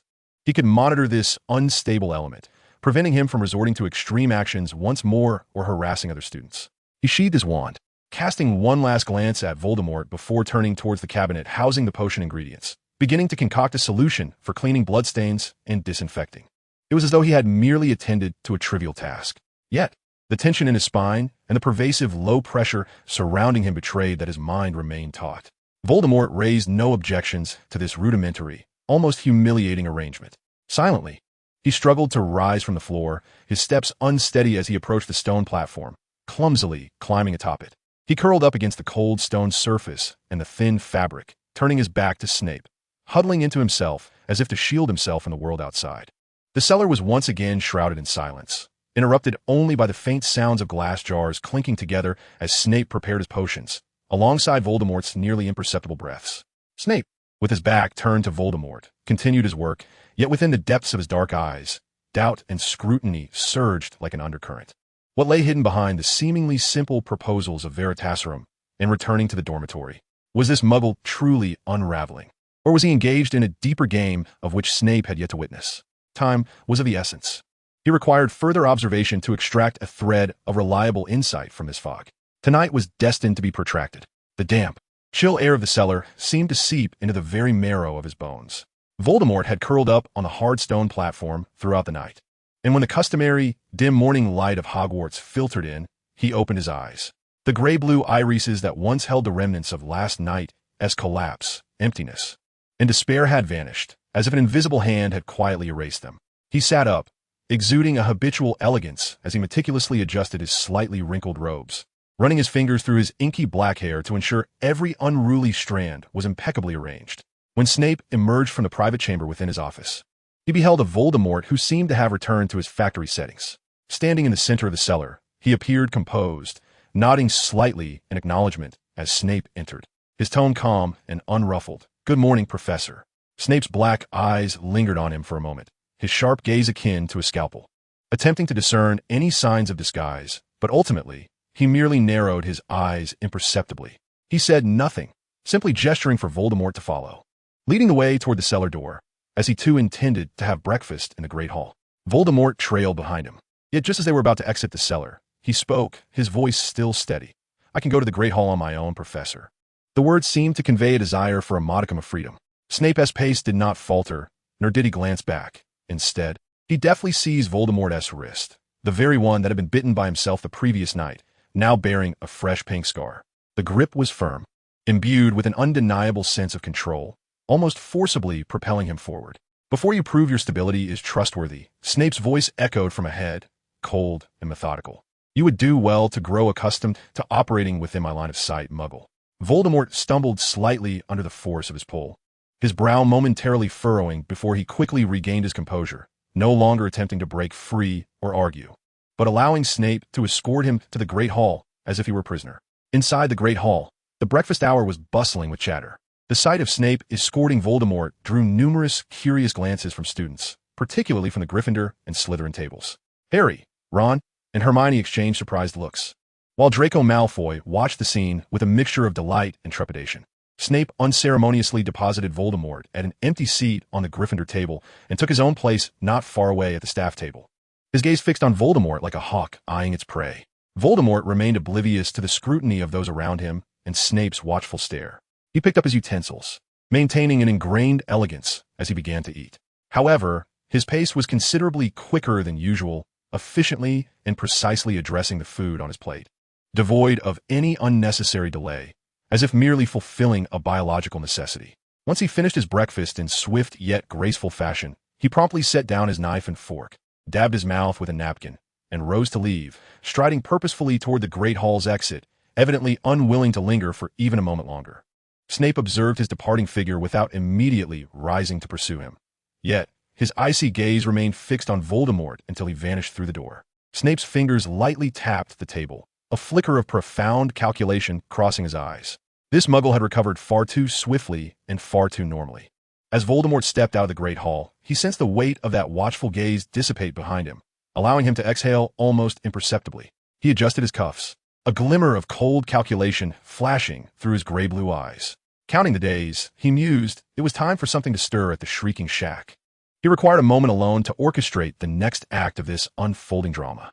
Chapter 139. A further provision for Black.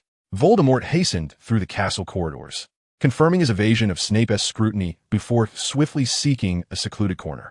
In his hand, he clutched an unremarkable tote bag filled with warm food pilfered from the kitchen. Energy 1, precisely transported to Sirius Black's current location.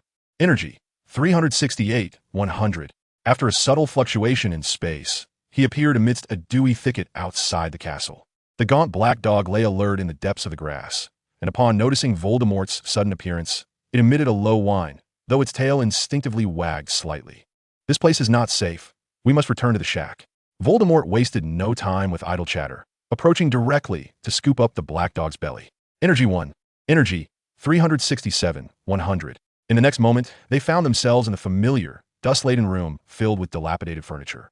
The abrupt change in environment caused the black dog to shake its head in discomfort, and then, amidst a cacophony of cracking bones and a twisting transformation, it swiftly morphed back into human form, Sirius Black.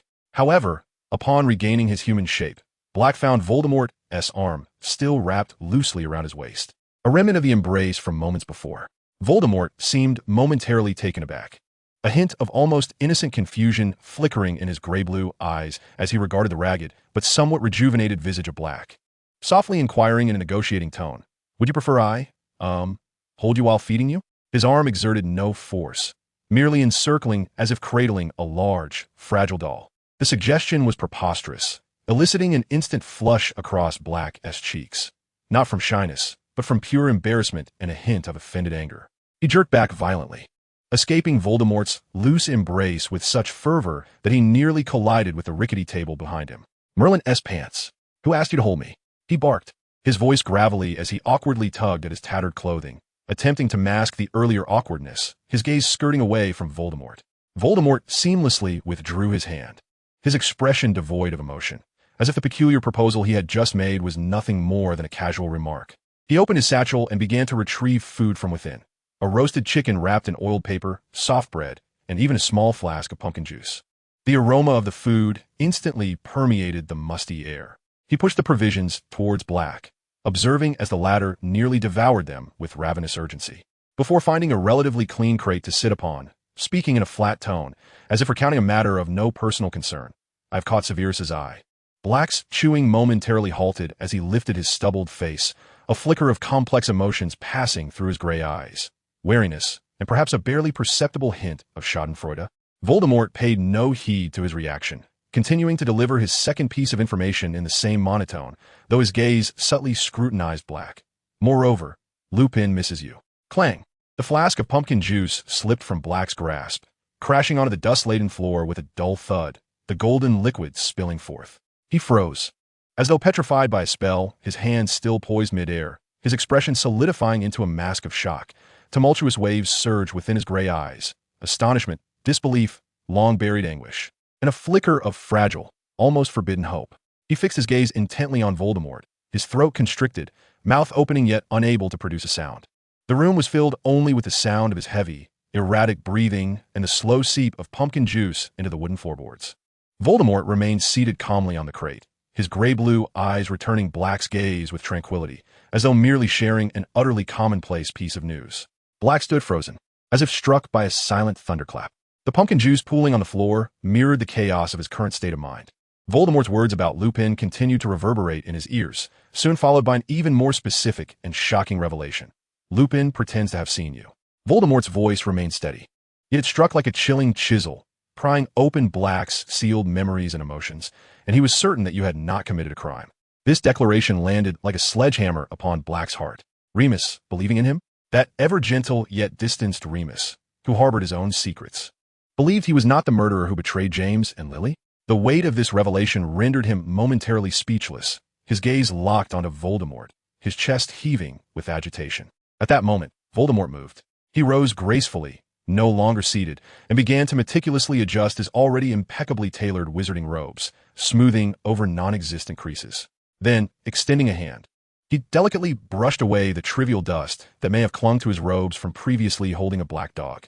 Each movement exuded an unhurried elegance that starkly contrasted with the dilapidated surroundings. When he raised his head again, the previous neutrality had vanished, replaced by an elusive expression. The corners of his mouth turned up in a subtle arc, not of joy, but of an inscrutable smile, as if he possessed knowledge of all secrets. This smile deepened the mystery in his gray-blue eyes, rendering them as profound as a mist-shrouded icy lake. He stood there, poised and upright, the enigmatic smile still lingering, quietly observing Black. He exerted no magical pressure, yet his calm demeanor and the precise information regarding Lupin created an intangible, suffocating sense of oppression that weighed heavily on Black's heart. Unconsciously, Black stepped back, his back pressed against the cold wall. He regarded the peculiar, inscrutable youth before him, alarm bells ringing in his mind, yet feeling an overwhelming sense of being seen and controlled. What did this Mucius know?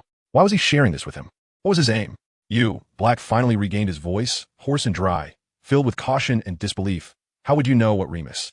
He intended to inquire how Voldemort knew of Remus's sentiments, but the words faltered on his lips, morphing into a chaotic growl, laced with fear and a glimmer of hope. Voldemort remained silent, yet the enigmatic smile upon his lips seemed to deepen, as if relishing in the tumult of Black's inner turmoil. Inside the dilapidated shed, the air felt as though it had solidified. On one side stood the ragged, agitated fugitive, and on the other, the elegant, composed, and mysteriously smiling dark-haired youth, creating an extraordinarily surreal and tension-filled tableau. Voldemort had successfully reclaimed the initiative, firmly securing it within his grasp. Chapter 140. May I touch you? Voldemort's request, accompanied by his mysterious smile, felt strikingly out of place in the dilapidated room. May I touch you? Black's gray eyes instantly filled with wariness, akin to a beast whose territory had been encroached upon. He tensed, a low growl emanating from his throat, but perhaps out of trepidation for Voldemort's eerie power, or perhaps a complex dependency on this provider of food and shelter that he was reluctant to acknowledge. He ultimately managed to force out a few words through clenched teeth, his voice raspy, if you wish. Receiving this tacit, albeit reluctant, permission, the curve of Voldemort's lips appeared to widen slightly. He extended his hand, fingertips cool, and gently, even tenderly, caressed Black's gaunt, stubbled, and soiled cheek. His movements were slow, as though he were stroking a curious artifact, his gray-blue eyes still harboring that disconcerting, all-seeing smile. Black's body went rigid, his muscles taut as stone. He forced himself to remain still, not shying away, not out of compliance, but rather a suppressed rigidity laced with humiliation and fear. He realized he was afraid of this gracefully poised yet bizarre youth, and more so of that shameful flicker of dependency on the one person who had offered him refuge. At that moment, Voldemort's actions suddenly ceased.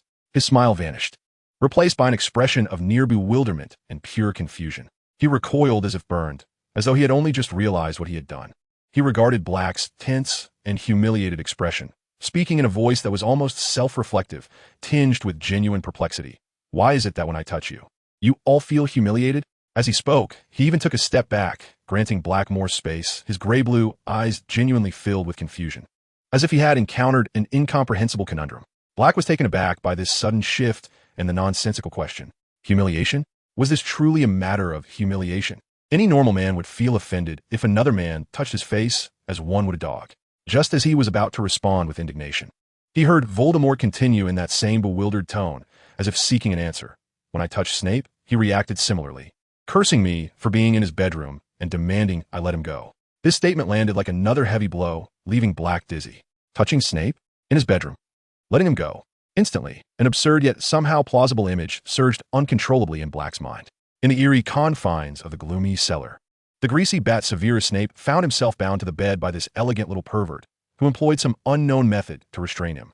As Snape struggled futilely, cursing under his breath, Voldemort, with that same chilling smile and unsettling gentleness, took his time caressing Snape's pallid and sullen face. Merlin above, Sirius Black inhaled sharply, his gaze toward Voldemort shifting entirely. The wariness and fear that had previously occupied him now mingled with an overwhelming sense of horror at witnessing such a grotesque display of abnormality. He suddenly felt that, in comparison to this individual, completely oblivious to the peculiarity and transgressions of his actions, even Snape appeared rather normal. At least Snape's malice was straightforward and familiar. This creature was, in essence, an elegant yet powerful monster, entirely ignorant of the concept of appropriate human boundaries. What he perceived as curiosity or some distorted form of expression was undeniably viewed by the recipient as a grievous violation and humiliation. "You," Sirius's voice trembled, laden with shock and an indescribable sense of revulsion. "What the hell have you done to Snape? And don't you dare use your methods on me. I am not your pet," he nearly shouted, releasing the tumult within him, a profound anger at feeling so deeply offended.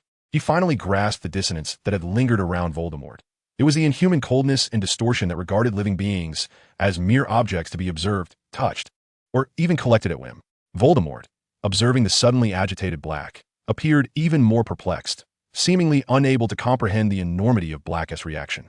His gray-blue eyes blinked, as if grappling with an exceptionally complex logical conundrum, ultimately repeating in a soft, innocent tone, "I merely wish to touch." Voldemort's statement, imbued with a naive and almost innocent confusion, acted like a cold key, irrevocably unlocking the Pandora's box of horror within Black's heart. As he beheld the elegant figure standing before him, with those gray-blue eyes filled with pure bewilderment, a chill surged from his feet to the crown of his head. No longer was Voldemort the dangerous protector to be wary of. He resembled a being cloaked in human skin, wholly unfathomable by conventional reasoning. His actions bore no malice, yet they were far more chilling than any overt malevolence, as he remained blissfully unaware of the grotesque and invasive nature of his behavior. "You," Black's voice caught in his throat, trembling, not from the cold but from a deep-seated terror of the inhuman. He yearned to roar, to curse, to push this little monster away, yet his body felt ensnared by an invisible web, rigid and immovable. He absurdly thought that his current predicament might not be much better than that of Snape, bound to the bed while being touched. At that moment, Voldemort seemed to abandon contemplation of the humiliating dilemma. As if bidding farewell or merely fulfilling a predetermined process, he stepped forward, and before Black could react, he opened his arms and, gently yet unavoidably, embraced him. It was a brief, fleeting embrace. Voldemort carried with him the chill of the cellar and a faint, indescribable aura that Black could not articulate. Black jolted as if struck by lightning, his entire being petrified. He could even feel the icy touch of Voldemort's robe and the strength contained within that seemingly frail body, incongruous with his elegant exterior. As the embrace ended, Voldemort released him, his expression reverting to its usual placid demeanor, as if the earlier embrace and the preceding caresses were merely inconsequential interludes. He even offered a slight nod to the still-stunned Black, as if in farewell. Then, without lingering, he turned and walked toward the concealed passage leading to Hogwarts, his movements fluid as he disappeared into the shadows. It was only when Voldemort had vanished completely that Black, as if all strength had been sapped from him, staggered backward, his back colliding heavily against the decaying wall, dislodging a cloud of dust. He gasped for air, his gray eyes filled with residual shock and a sense of disorientation akin to surviving a calamity. He raised a hand to vigorously wipe his cheek, where Voldemort had touched him, and instinctively brushed his shoulder, as if attempting to erase some non-existent taint. A tumult stirred in his stomach, not solely from Voldemort's bizarre behavior, but also from his own momentary paralysis and fear. He, Sirius Black, the audacious thief unafraid of heaven or earth, had been rendered immobile by a mere teenager? "Madman, the whole Malsey family is mad," he muttered, his voice hoarse and trembling. He looked down at the overturned pumpkin juice jug and the unfinished food on the ground, feeling a sudden, intense urge to flee from the sanctuary Voldemort had offered. Here, perhaps, was safety, but remaining with that elegant, unpredictably behaving little monster was a form of mental torment in itself. He curled up against the floor, burying his face in his knees, feeling as if he had just escaped the kiss of a Dementor, only to fall into an even stranger and more despairing trap. The one who had set this trap might not even realize what he was doing. Voldemort traversed the narrow, dust-laden secret passage with steady strides, enveloped in familiar darkness and silence. His gray-blue eyes displayed no emotional fluctuations, as if everything that had transpired in the shrieking shack, including Black's violent reaction, were mere inconsequential background noise. He was simply executing his plan, engaging in necessary interactions, collecting the reactions he sought. The impact of his actions on others seemed entirely outside his realm of consideration. He walked calmly, as though proceeding down an ordinary corridor leading to his laboratory. Hogwarts Castle loomed ahead, a place where even more subjects awaited his observation and interaction, anticipating his next whim. Chapter 141. It seems the Malsi's sanity has finally returned as Voldemort emerged from the secret passage leading into the castle, stepping onto the relatively bright ground surrounding Hagrid's hut. He was greeted by a muffled, thunderous sobbing. Following the sound, he found the enormous figure of Rubeus Hagrid, the keeper of the hunting lodge, curled up beside a large pumpkin. His furry head hung low, broad shoulders shaking as he attempted to wipe away tears with his massive fingers, only making himself appear more disheveled. Voldemort did not halt his stride, approaching until he stood a few paces from Hagrid, his gray-blue eyes glimmering with just the right amount of curiosity. In a steady voice, he inquired, "Professor Hagrid, what has happened?" Startled by the sudden voice, Hagrid jerked his head up, recognition flashing in his tear-streaked eyes, which resembled black beetles. Instantly alert, he recalled this student. The strange figure occasionally glimpsed deep within the Forbidden Forest, accompanied by that bizarre cube, and more importantly, a member of the Malsi family, whom even the Minister of Magic and Lucius Malfoy regarded with respect. Sniffling heavily, his voice thick with grievance and despair, he lamented, the appeal was unsuccessful. They still intend to dispose of Buckbeak. As he spoke, an overwhelming wave of sorrow surged through him once more, tears cascading down, splattering against the stone floor. Voldemort listened in silence, his expression impassive, merely tilting his head slightly, as if in contemplation. After a brief moment, he spoke, his tone unremarkable, yet imbued with an undeniable certainty. "This issue, I can resolve." Hagrid abruptly halted his sobs, staring at Voldemort in disbelief, a profound hope intertwined with deeper vigilance blossoming in his heart. He asked in a gruff voice, how can you resolve it?" The corners of Voldemort's mouth curled up imperceptibly, not quite a smile, but rather a symbol of an agreement reached. He pointed a finger at Hagrid's bushy, unkempt beard, still flecked with dirt and grass, and with a tone of negotiation, stated clearly, "On the condition that you allow me to embrace your splendid beard." "What?" Hagrid thought he misheard, instinctively taking a step back, his massive hand shielding his beard, his face a canvas of absurdity and resistance. Embracing a beard? What kind of condition was that? This Mercy lad, indeed, behaved as peculiarly as the rumor suggested. At that moment, a cold, smooth voice, reminiscent of a serpent's hiss, unexpectedly broke the silence from behind Voldemort, dripping with unabashed mockery and command. "Mercy, step away from Hagrid. Immediately, return with me to the cellar." Severus Snape seemed to materialize from the shadows, silently appearing behind Voldemort, his black robe billowing as if stirred by an unseen wind, his waxen face clouded with gloom, and his black eyes fixated intently on Voldemort, as if he were an imminent source of trouble. Voldemort was not taken aback by Snape's sudden appearance. He did not even turn around, but merely inclined his head slightly, his gray-blue eyes meeting Snape's frigid gaze, maintaining his composed elegance.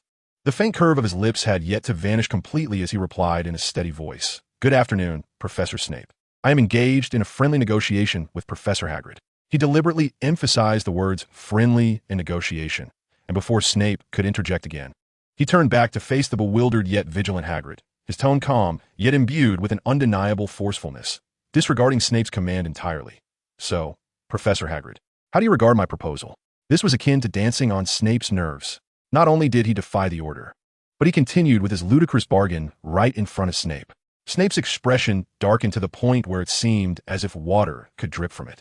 He stepped closer, nearly pressing against Voldemort's back, his icy breath enveloping them, his voice emerging from clenched teeth. "Mercy, I warn you." Yet Voldemort appeared utterly unfazed by the oppressive atmosphere and threats looming behind him. He even elegantly adjusted his sleeve, interrupting Snape's tirade, speaking without turning around, his voice still steady but carrying a clear, uncompromising refusal. "Professor, I believe I am entitled to engage in normal discourse with fellow professors during my free time. Your request, allow me to decline." He had audaciously, assertively rebuffed Snape. Hagrid gaped at the unfolding scene, witnessing the Professor Snape, who even Fudge regarded with deference, being so summarily dismissed by a second-year student, and the latter appeared utterly unfazed. Wait a moment. Fudge and Malfoy seemed to hold this child in high esteem. That made sense. His grip around his beard loosened slightly as confusion swirled in his mind. The life and death of Buckbeak, Mercy's strange condition, and Snape's barely contained fury. Snape's gaze was riveted on Voldemort's elegant yet aloof silhouette, his fingers gripping his wand turning pale with tension. For the first time, he vividly realized that this mercy was far more challenging to control than he had anticipated. His typical approach of wielding intimidation, driven by fear and disdain, seemed utterly ineffective against this youth, who not only resisted but also turned the rules against him. The atmosphere before Hagrid's hut became taut and bizarre due to Voldemort's sudden, graceful, and forceful rejection. Snape's chest heaved with suppressed rage, his eyes fixed on Voldemort's imperturbable demeanor, and he suddenly let out a cold, sharp laugh through his nostrils. It seems that Mercy's meager sanity has returned. The remark was pointed, directly referencing Voldemort's recent breakdown in the cellar. Voldemort appeared unperturbed by the sting in Snape's words, his gray-blue eyes tranquil and unyielding, merely nodding slightly, his tone still composed. "No need for your concern. I shall take my leave now, Professor Snape." As he spoke, he prepared to turn away. Snape's eyes glinted with cold fury, his wand slipping almost instantaneously from his sleeve. And just as a binding spell was about to be unleashed, the illustrious head of Slytherin, Voldemort's voice preempted him, not raised, yet imbued with a peculiar, chilling sense of pressure, clear for all present to hear. "Are you truly prepared to cast a spell upon an ordinary student who has not violated any school rules? In front of another professor?" He deliberately emphasized the word ordinary, his gray-blue eyes locking on his Snape's, devoid of any fear. He then advanced a step closer, lowering his voice yet imbued with a deeper, unsettling implication, almost whispering near Snape's ear, for only the two could discern. "Or is it merely because this student refuses to accompany another head of house to his private office for arrest?" The insinuation was venomous and precise, igniting the storm of suppressed fury within Snape's eyes. His hand, gripping the wand, trembled violently with rage. The incantation he had been about to unleash choking in his throat, the backlash of magic causing pain to throb at his temples. He glared at Voldemort, his gaze promising to devour him whole. "Just like killing others. Kill me." This remark struck Snape's vulnerable spot like a viper's bite. At Hogwarts, unless there was clear evidence or extraordinary circumstances, professors could not wield offensive magic against students indiscriminately, nor could they forcibly remove them, especially under the ambiguous pretense of resting. Voldemort had skillfully leveraged the rules, highlighting the potential controversy arising from Snape's actions. Snape's hand, raised with his wand, froze mid-air, the spell stifled in his throat. His face turned ashen, his chest rising and falling with suppressed fury, his icy gaze fixed on Voldemort, as though he could freeze him in place. Indeed, he could not hear, in a situation where others might witness, forcibly cast a spell on Voldemort. Just then, the sound of footsteps and voices approached, and Harry, Ron, and Hermione were seen, coming from the path, evidently searching for Hagrid. Upon seeing them, Hagrid's spirits lifted as if he had spotted a savior, waving his arms vigorously, his massive figure appearing less despondent. Voldemort seemed to instantly shift gears. He gracefully turned around, donning once more the demeanor of effortless charm, with a hint of mystery in his smile, as if the earlier tense standoff with Snape had never occurred. He even leisurely retrieved a delicate little box from his robe pocket, opening it to reveal 3 exquisite chocolates, lavishly adorned with shimmering gold foil. He approached the trio, presenting the chocolates to Hermione, Ron, and Harry with a tranquil demeanor. "Good afternoon. A small treat. I hope you enjoy."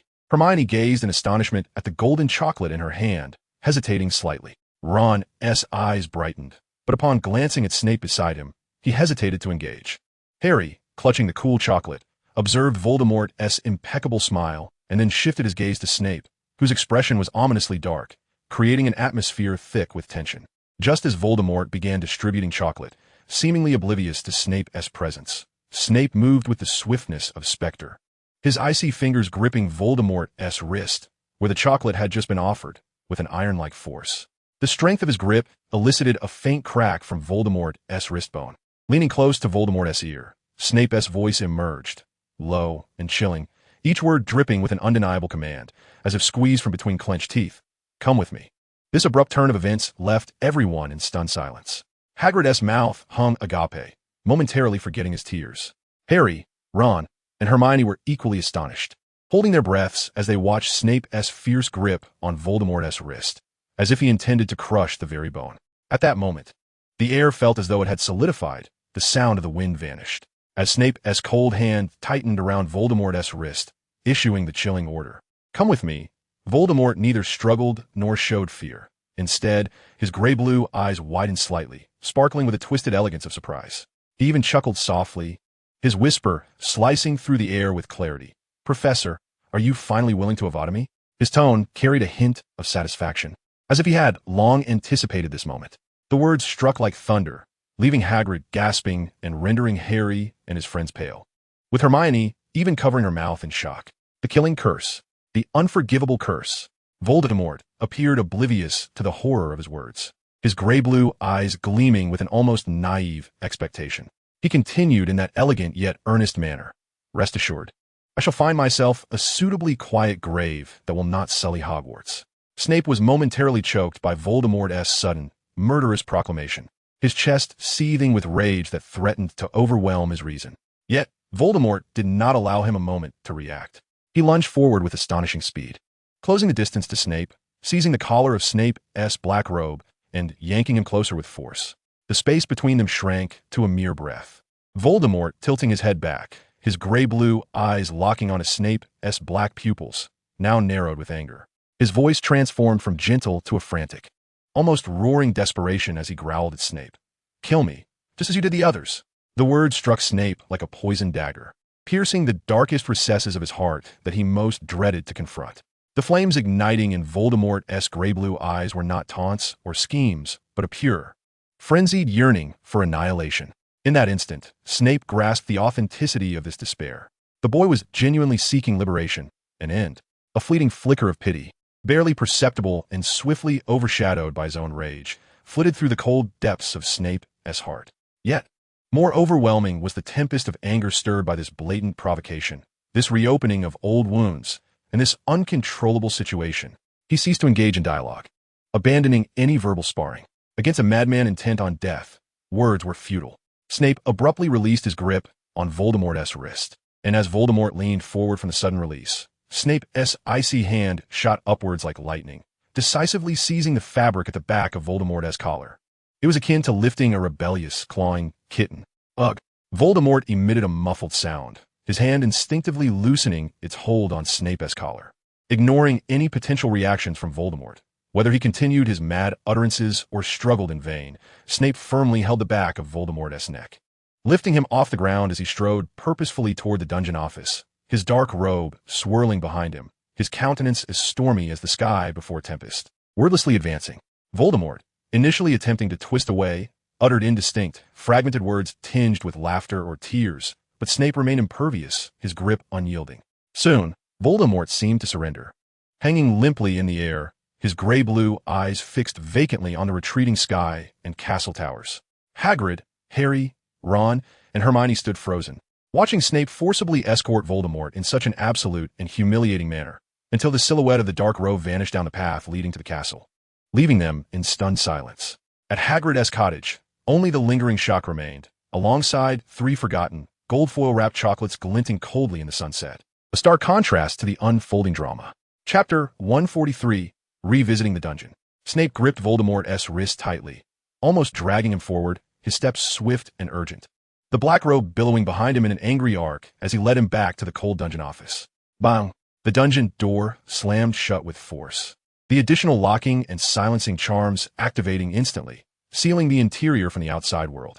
The force of Snape's grip caused Voldemort to stumble, and once steadied, his gray-blue eyes swiftly scanned the familiar office, finally landing on a corner where a rudimentary, unyielding cot had been added, starkly contrasting with the stone workbench he had previously occupied. He paused, visibly taken aback. Snape, showing no courtesy, released his hold and nonchalantly tossed Voldemort toward the cot. Voldemort fell onto it, the hardness beneath him prompting a frown of discomfort. This bed was far coarser than the one made of obscure blocks and dark oak in his crypt. Almost immediately, he stood up, adjusted his slightly disheveled robes, and approached the door, reaching for the handle, but it remained immovable. Turning around, he leaned against the cold door, eyeing Snape, who was methodically pulling a pair of pure black, durable dragonhide gloves from a drawer. A smirk of unmasked derision crept across Voldemort's face. Is this esteemed potions master and Slytherin head finally prepared to formally imprison a defenseless student? Snape appeared utterly unfazed by his mockery, focusing intently on smoothing out each finger of the dragonhide gloves as he donned them. The black gloves enveloped his angular fingers, enhancing his already cold, inhuman demeanor. Once equipped, he lifted his gaze and, with a deliberate pace, approached the cornered Voldemort. Voldemort, observing Snape's fully armed approach, felt the first real flicker of caution in his gray-blue eyes, instinctively taking a half-step back, pressing his back against the door, his voice laced with trepidation. "What are you going to do?" Snape did not reply, continuing to close the distance until they were so close that they could almost feel each other's breath. He lowered his head, his black eyes appearing like deep wells in the dim light, locking onto Voldemort's face, now tinged with wariness and a barely perceptible tension. In the midst of this intensely oppressive gaze, Snape's eyes inadvertently swept over Voldemort's slender shoulders and somewhat youthful features. A sudden thought intruded upon his mind. This child is not yet 14. This realization pierced through the tumultuous anger and violence surging within him like a fine needle. His lips, usually pressed into a thin line, barely twitched. Then, under Voldemort's bewildered stare, Snape executed an unexpected gesture, raising his gloved hand with a stark contrast to his earlier brutality, an almost rigid gentleness. He gently, even clumsily, ruffled Voldemort's ebony hair, a tentative motion. Voldemort, as if struck by a genuine curse, trembled violently, his gray-blue eyes widening in sheer, unfeigned terror. He almost screamed, jerking his head away. "What are you doing?" He appeared to witness something exceedingly horrific and fundamentally irrational. His voice cracked as he pressed himself tightly against the door, attempting to maximize the distance between them. He glared at Snape, his eyes devoid of the previous mockery or wariness, replaced by pure shock and incomprehension, the pitch of his voice rising in disbelief. "You're not normal." Snape's hand froze in midair, the cold touch of the dragon-hide glove lingering with the faint sensation of Voldemort's hair. Observing the boy's ghostly expression of terror and listening to his incredulous scream, a brief moment of stillness crossed Snape's typically brooding face, unnoticed by him. The cellar fell into a stranger silence than any previous confrontation. A sudden, seemingly unkind gesture pierced Voldemort's defenses more effectively than any curse or threat, revealing a raw, near-collapse horror. Snape gazed at the boy, startled into hair-raising fear by a simple action, and for the first time, he clearly recognized that the complexities of the Muggle family were perhaps far more intricate and twisted than he had imagined. His recent instinctive action seemed to have inadvertently trespassed into a domain that even Voldemort himself feared immensely. Snape's hand lingered in the air, the tips of his gloved fingers still echoing the trivial sensation of the boy's hair. He watched as Voldemort's face contorted with the shock of being splashed with boiling liquid. A ridiculous yet sinister thought flashed through his mind. This Muggle surely isn't accustomed to, or even terrified by, such a degree of gentleness. This conjecture momentarily sparked an unusual, almost morbid curiosity in Snape's typically dark eyes. Rather than feeling anger at Voldemort's flinching and screaming, he deliberately crouched down to align his gaze with the tense boy pressed against the door. Then, the habitual sarcasm and gloom faded from his face like a receding tide, and he strained to conjure a smile he considered gentle, which, due to his long absence from such expressions, appeared awkward and even slightly distorted. This smile, coupled with his crouching position and those unfathomable black eyes, failed to convey any goodwill. Instead, it seemed eerily unsettling. "Do not be afraid, child," he uttered in a tone he himself found repugnant, deliberately softened and slowed. As anticipated, Voldemort's reaction was even more extreme. It was as if he had been burned by that gentle gaze, instinctively recoiling despite his back already pressed against the door. He hastily drew his wand, the movement so swift it left a blur in its wake, its tip trembling as it pointed at Snape's face adorned with that peculiar smile. His gray-blue eyes brimming with extreme vigilance and absurdity, his voice splitting in panic. "Are you under the Imperius curse? I will call Professor Dumbledore." He actually believed that Snape had been controlled by dark magic. He would rather accept the notion of being manipulated by malevolent sorcery than comprehend that Snape could exhibit gentleness toward him. Snape observed the boy, nearly ready to dash for help, and let out a low, nearly inaudible, contented hum from his throat as he crouched down. His morbid curiosity was thoroughly satisfied. Chapter 144, A Sarcastic Reassurance. With his objective achieved, the gentle smile on his face peeled away like cheap paint, instantly reverting to his familiar, sharp, and icy sneer. He rose to his full height, looking down at Voldemort, still pointing his wand at him, and with his signature, silky yet venomous voice, he mocked. "It appears that Muggle reasoning is indeed quite extraordinary. For you, only malice and torment are comprehensible as normal.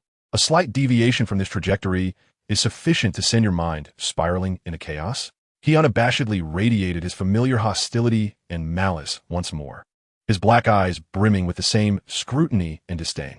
At that moment, as he resumed this familiar demeanor, Snape keenly noticed Voldemort's taut shoulders relax imperceptibly. Although the wand still pointed at him, the terror and absurdity in those gray-blue eyes began to dissipate, replaced by a near sigh of relief. He even slowly lowered the tip of his wand. Though still vigilant, the horror of confronting an unknown monster had vanished. Snape silently scoffed. Indeed, for this muggle, it was his sharp malice and mockery that represented stability and predictability. Any deviation into gentleness became the most unsettling source of terror. The atmosphere in the cellar, with Snape donning his familiar, prickly exterior once more, bizarrely restored a semblance of normalcy that Voldemort could comprehend. A probing based on distorted perceptions had momentarily reached its conclusion. The cellar was suffused with the characteristic bitter scent of potion ingredients, the light still dim. Voldemort awoke on the hard cot, his mind not yet fully clear, his gray-blue eyes opening in a daze. The first thing he saw was Severus Snape's pale, expressionless face looming close by. He stood at the bedside, his black eyes fixed intently on him, as if observing some rare potion reaction. Voldemort had actually risen rather late. Snape had already completed a batch of sensitive materials that required morning attention and was now turning to retrieve a tool placed on the low shelf beside Voldemort's bed. This very motion caused his face to hover directly above the newly awakened Voldemort. Suddenly, Voldemort shot up from the bed as if pricked by a needle. The movement so swift it almost created a gust of wind. His face was etched with disbelief, his gray-blue eyes wide, fixed on Snape as if he had witnessed something horrifying.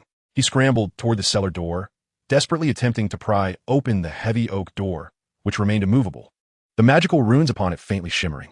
He abruptly turned, pressing his back against the door. His prior composed elegance entirely vanished, replaced by a conflicted expression blending terror in an attempt to maintain calm. His voice trembled slightly. "I need to go out. I have class." He emphasized his legitimate reason, attempting to use rules to shield himself. Snape leisurely picked up the tool from the low shelf, a silver pestle meant for grinding dragonclaw powder. He turned around, facing the ever-watchful Voldemort, a smirk of unrestrained derision playing at the corners of his lips. His voice low and silky. "Is it possible that a member of the Muggle family, capable of cloaking their presence and disrupting the ancient wards of Hogwarts, could be hindered by this mere, insignificant door?"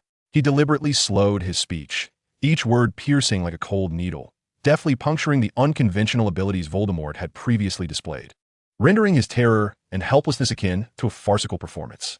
Voldemort pressed his lips together, a shadow flickering across his gray-blue eyes, yet he refrained from retorting. He understood that Snape was probing, and he had no intention of revealing his teleportation abilities so easily beneath the other's scrutiny, as it would invite unnecessary complications and scrutiny. At that moment, Snape approached a small table to the side, where a tray had mysteriously appeared.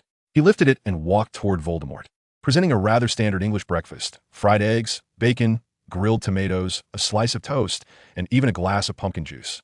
"Eat," Snape commanded tersely, thrusting the tray into Voldemort's hands, his gaze still icy, as though feeding an experimental subject in need of sustenance to continue his observations. Voldemort regarded the food in his hands, then glanced at Snape, his eyes a mixture of suspicion and wariness. He hesitated momentarily, but ultimately picked up the cutlery, his movements somewhat stiff yet still adhering to basic etiquette, silently beginning his meal. He required energy, as well as the opportunity to discern Snape's intentions. Once he had finished breakfast, Voldemort set the empty tray aside and approached the solitary metallic cabinet in the cellar that could faintly reflect silhouettes. He meticulously adjusted his slightly wrinkled robes, smoothing out every crease. Closing his eyes, he took several deep breaths, and when he opened them again, all traces of panic, vigilance, and unease receded like a receding tide, replaced by an elegant, aloof mask, as if everything were under his control. His gray-blue eyes regained their calm, even adorned with a subtle, inscrutable curve at the corners. Snape furrowed his brow in discomfort. He loathed this facade of false mastery. Yet almost immediately, he considered the fragile essence lurking beneath that elegant exterior. The same individual who had nearly leapt through the window from a gentle gesture, who could be soothed with mere jibes. A distortion of vulnerability that elicited in him an almost imperceptible smirk of satisfaction. Voldemort turned to Snape, his voice restored to an even tenor, articulating his request with clarity, as though the earlier lapse had never transpired. "I need to attend the Quidditch match, Professor Snape." It was not a plea, but a statement of necessity. He repositioned himself as a typical student adhering to Hogwarts' customary activities, despite their mutual awareness of the absurdity of it all. Snape narrowed his black eyes, scrutinizing the swiftly reset Muggle. Quidditch? What was his true intention? Snape regarded Voldemort for a few seconds, weighing the pros and cons in his dark eyes. While forcibly confining him in the cellar would ensure safety, it would also completely interrupt his observation of the Muggle-esque behavioral patterns. And he himself had a delicate potion brewing that required constant attention. Ultimately, he let out an almost inaudible cold snort, waving his wand at the cellar door. The lock clicked, and a narrow gap appeared. Chapter 145, The Golden Snitch and the Examination. Remember, Muggle, Snape's voice resonated with the coldness of the cellar. Every one of your movements is not without scrutiny. Any deviation will result in your immediate return here. This was both a warning and his sole means of remote control, relying on Hogwarts' inherent surveillance and Dumbledore's informants. Voldemort offered no comment on the warning, merely nodding slightly before pulling open the cellar door and stepping out with measured grace, his figure swiftly vanishing into the dim corridor. The Quidditch pitch was alive with fervent voices. The match between Gryffindor and Slytherin was underway, the atmosphere electric. Voldemort had timed his arrival perfectly, spotting Harry Potter soaring on his firebolt, searching for the golden snitch. He did not join the raucous crowd, but instead paused in a relatively secluded corner at the edge of the pitch. After ensuring that no one was particularly attentive to his presence, he retrieved a hefty gold ingot from his satchel. He concentrated, his gray-blue eyes fixated on the gold. And under his mental command, the ingot began to flow like soft clay, morphing into a shape identical to the golden snitch, even capturing the intricate patterns on its wings, gleaming with a resplendent golden luster in the sunlight. Energy, 366, 100. Next, he took a dark oak log, manipulating its growth and curvature, swiftly crafting a delicate box with soft recesses to perfectly cradle the solid gold snitch. Energy, 365, 100. He gently placed the pure gold snitch into the box's recess. Following this, he produced the vial of weak potion. Instead of utilizing the potion, he carelessly poured out its contents and meticulously wiped the crystal glass bottle inside and out with a velvet handkerchief. Once more, he employed his abilities to reshape the empty glass bottle, elongating it until it formed a smooth, transparent, arched glass that perfectly covered the wooden box, creating a display case. Energy, 364, 100. He then outlined a lavish and antiquated frame for the display case using the dark oak log, inlaid with fine golden threads along the edges. In mere moments, an exquisitely ornate display box for the golden snitch was complete, shimmering in the sunlight, a striking contrast to the fierce competition on the pitch. Just then, a deafening cheer erupted from the stands. The Gryffindors were jubilant, having won the match, as Harry Potter had caught the real golden snitch. As the match concluded, Harry descended to the ground, elated yet weary, clutching the wriggling snitch, quickly enveloped by his ecstatic teammates and friends. Seizing the opportunity, Voldemort, holding the newly crafted, extravagantly ornate display box, gracefully navigated through the crowd until he stood before the encircled Harry. He gently patted Harry's shoulder. Harry turned, his face still flushed from exertion and perspiration, and upon recognizing Voldemort, he paused momentarily. Without uttering a word, Voldemort presented the lavish wooden box, adorned with glass and cradling the pure gold snitch within. The box itself was ancient and weighty, the golden embellishments exuding opulence, while the snitch inside dazzled with brilliance. Harry instinctively accepted the box, feeling the sudden heft pull his arm down. Caught off guard, he nearly dropped it. The weight of the box and its contents far exceeded his expectations. An absurd yet shocking thought struck him. Merlin's beard. Could this be made of pure gold? His green eyes widened as he gazed at the lifelike snitch within, glimmering with pure metallic sheen, before shifting his gaze back to the composed Voldemort, his voice trembling with astonishment. Is this made of pure gold? Voldemort met his incredulous stare, his gray-blue eyes betraying no emotion, merely nodding in calm affirmation of Harry's supposition. Successfully gifted a character of significant narrative importance, Harry Potter, with a highly valuable and symbolically meaningful present, eliciting profound shock and cognitive dissonance. Energy, 15. Energy, 379, 100. Merlin's beard. Ron leaned in curiously, his eyes nearly popping out of his head as he beheld the solid gold snitch nestled within the box. Pure gold snitch. How much must this be worth in galleons? Wood and the other Gryffindor team members gathered around, their mouths agape in astonishment at the dazzling trophy in Harry's hands. The victory joy on their faces momentarily overshadowed by the weighty and unexpected gift.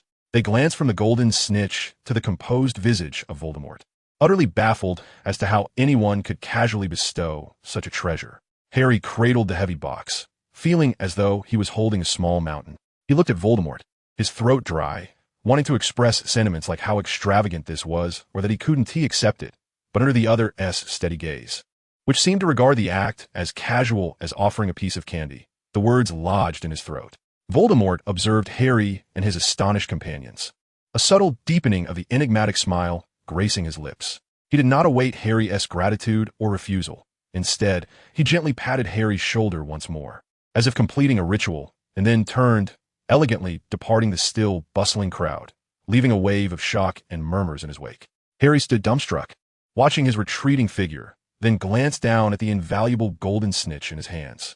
For the first time, acutely aware that this classmate named Voldemort existed in a realm entirely separate from him and them. In the ensuing days, Hogwarts was enveloped in the tense atmosphere of final examinations. Although Voldemort was still summoned each night by Snape to rest on that hard little bed in the dungeon, it did not hinder his performance. He navigated all written and practical exams with ease, his answers flawless as if lifted directly from a textbook, his spellcasting precise and stable, leaving even the most skeptical professors unable to find fault. Once the exams concluded, he did not relax or celebrate like the other students. Instead, he proceeded directly to Hagrid's hut. He stood quietly before it, his slate-blue eyes fixed on the path leading to the castle, as if awaiting something. Before long, the rotund figure of Cornelius Fudge appeared, accompanied by two Aurors, his face adorned with a formulaic smile, clearly there to address matters following Buckbeak's failed appeal. However, upon spotting Voldemort standing silently before the hut, Fudge's smile faltered momentarily, and his steps involuntarily slowed. He quickly masked his expression, donning a nearly obsequious demeanor, and hastened forward. "Mr. Morsmordre, what a surprise to encounter you here." His voice dripped with evident flattery as he attempted to converse with the boy who stood behind a mysterious and formidable family, hoping to ingratiate himself. Voldemort merely inclined his head slightly in response, his gray-blue eyes devoid of warmth. At that moment, Harry, Ron, and Hermione came rushing over, breathless and anxious, evidently having heard of Fudge's arrival. Upon seeing them, Fudge was reminded of the business at hand. He cleared his throat, striving to present an air of authority befitting the Minister of Magic, yet his peripheral vision betraying him as it flicked toward the silent Voldemort. He announced the grim decision. Concerning the appeal for the Hippogriff Buckbeak, regrettably, the committee upheld the original ruling. The execution will proceed as planned. This pronouncement struck like a bucket of ice water over them. Hagrid let out a tremendous wail, and Harry and his companions turned ashen. Almost instantaneously, as Fudge's words echoed, the atmosphere around Voldemort seemed to darken palpably. Fudge sensed the shift immediately. The young Mr. Morsmordre's demeanor had soured drastically, an intangible chill emanating from him that sent a bead of cold sweat down Fudge's back. His heart raced. Merlin above, he had no desire to offend a family that even Dumbledore found formidable over the life of a mere creature. His mind raced, and he plastered on an unconvincing, almost comical smile, abruptly altering his tone to one that feigned casualness. Of course. This is merely protocol. Ha! He chuckled awkwardly, then as if remembering something, turned cautiously to Voldemort, his tone tentative. "Morsmordre, what are your thoughts on this matter? Or rather, what outcome would you prefer to see?" He tossed the ball to Voldemort, his demeanor so deferential it was as if Voldemort were the Minister of Magic himself. Voldemort's gray-blue eyes swept over Fudge's perspiring forehead, then regarded Hagrid and the despairing trio, his voice calm, yet imbued with an odd gravity. "I personally believe that a favorable outcome from Mr. Hagrid's appeal would yield a much more pleasant result." He did not speak with an imperious tone, but merely stated a personal opinion. Yet, to Fudge's ears, this was tantamount to the most explicit directive. Fudge, as if granted reprieve, nodded vigorously. "Of course. A delightful outcome. I completely understand." He wiped the sweat from his brow, relief mixed with trepidation evident on his face. "I just recalled there's an urgent meeting in the department. The execution matter, well, it requires further review of the procedures." "Yes, the procedures," he babbled incoherently, daring not to glance at Hagrid or Harry, bowing slightly to Voldemort before hastily retreating, flanked by the two Aurors in a manner that seemed both frantic and disheveled. Hagrid, Harry, and the others stood agape, utterly puzzled as to why the Minister of Magic would display such a lack of composure and fear before a mere comment for Voldemort. Voldemort offered no explanation, not even a glance in their direction, as if he had merely brushed away a speck of dust. He turned, elegantly adjusting his robe sleeves, his gray-blue eyes devoid of any ripple of emotion, silently departing from Hagrid's hut, heading toward the dungeon. It was time for him to rest. As for Buckbeak's fate, that had been irrevocably altered the moment he had spoken. Meanwhile, far away in the Ministry of Magic, Fudge would employ all his power and means to ensure that delightful outcome became reality. Just after Voldemort had left Hagrid's hut, hurried footsteps and a call echoed behind him. More Smordra. Wait, it was Harry Potter, breathless as he caught up, his green eyes filled with lingering shock and intense curiosity.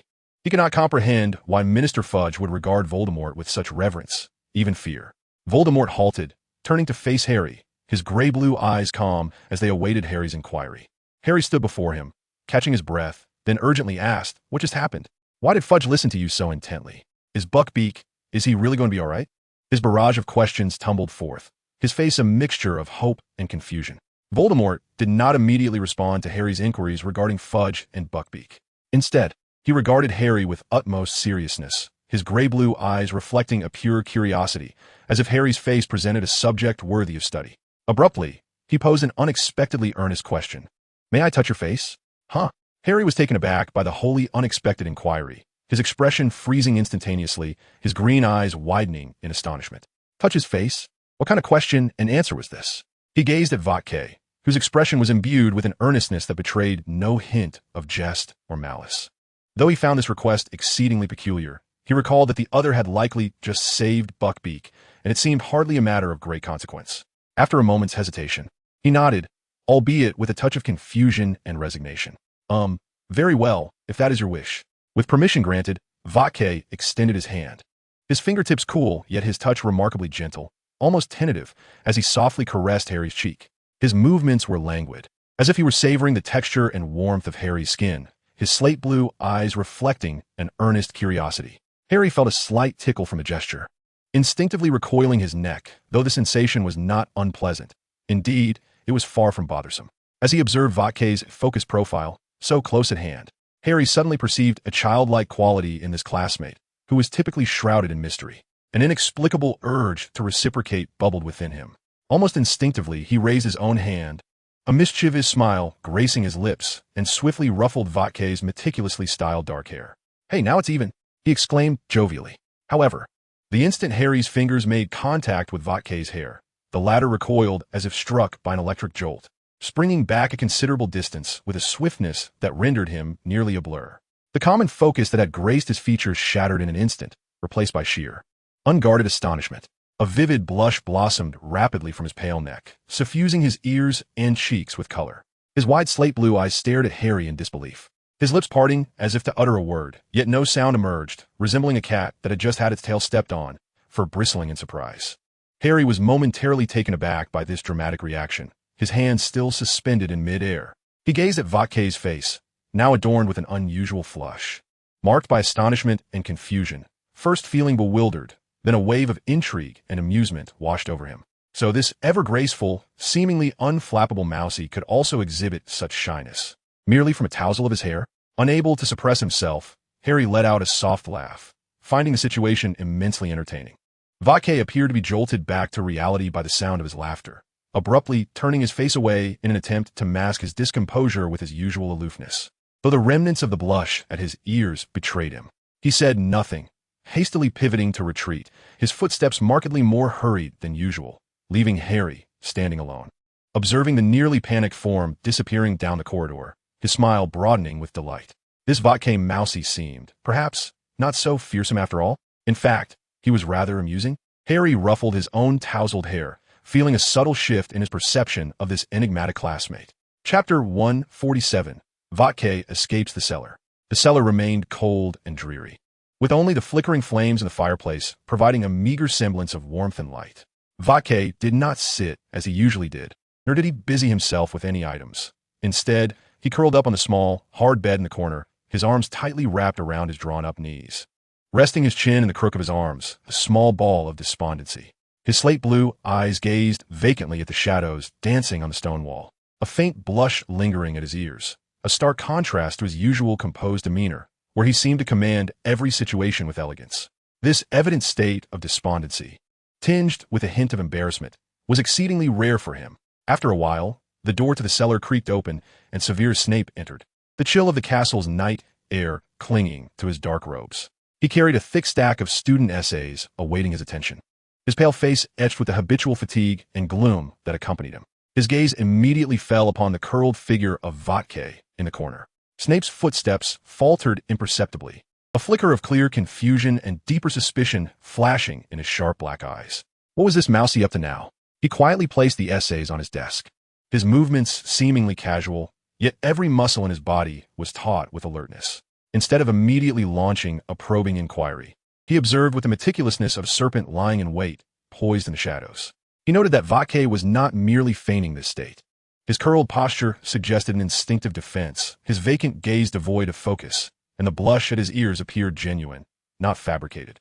This seemed more akin to the aftermath of a profound emotional upheaval, an exceedingly rare display of vulnerability.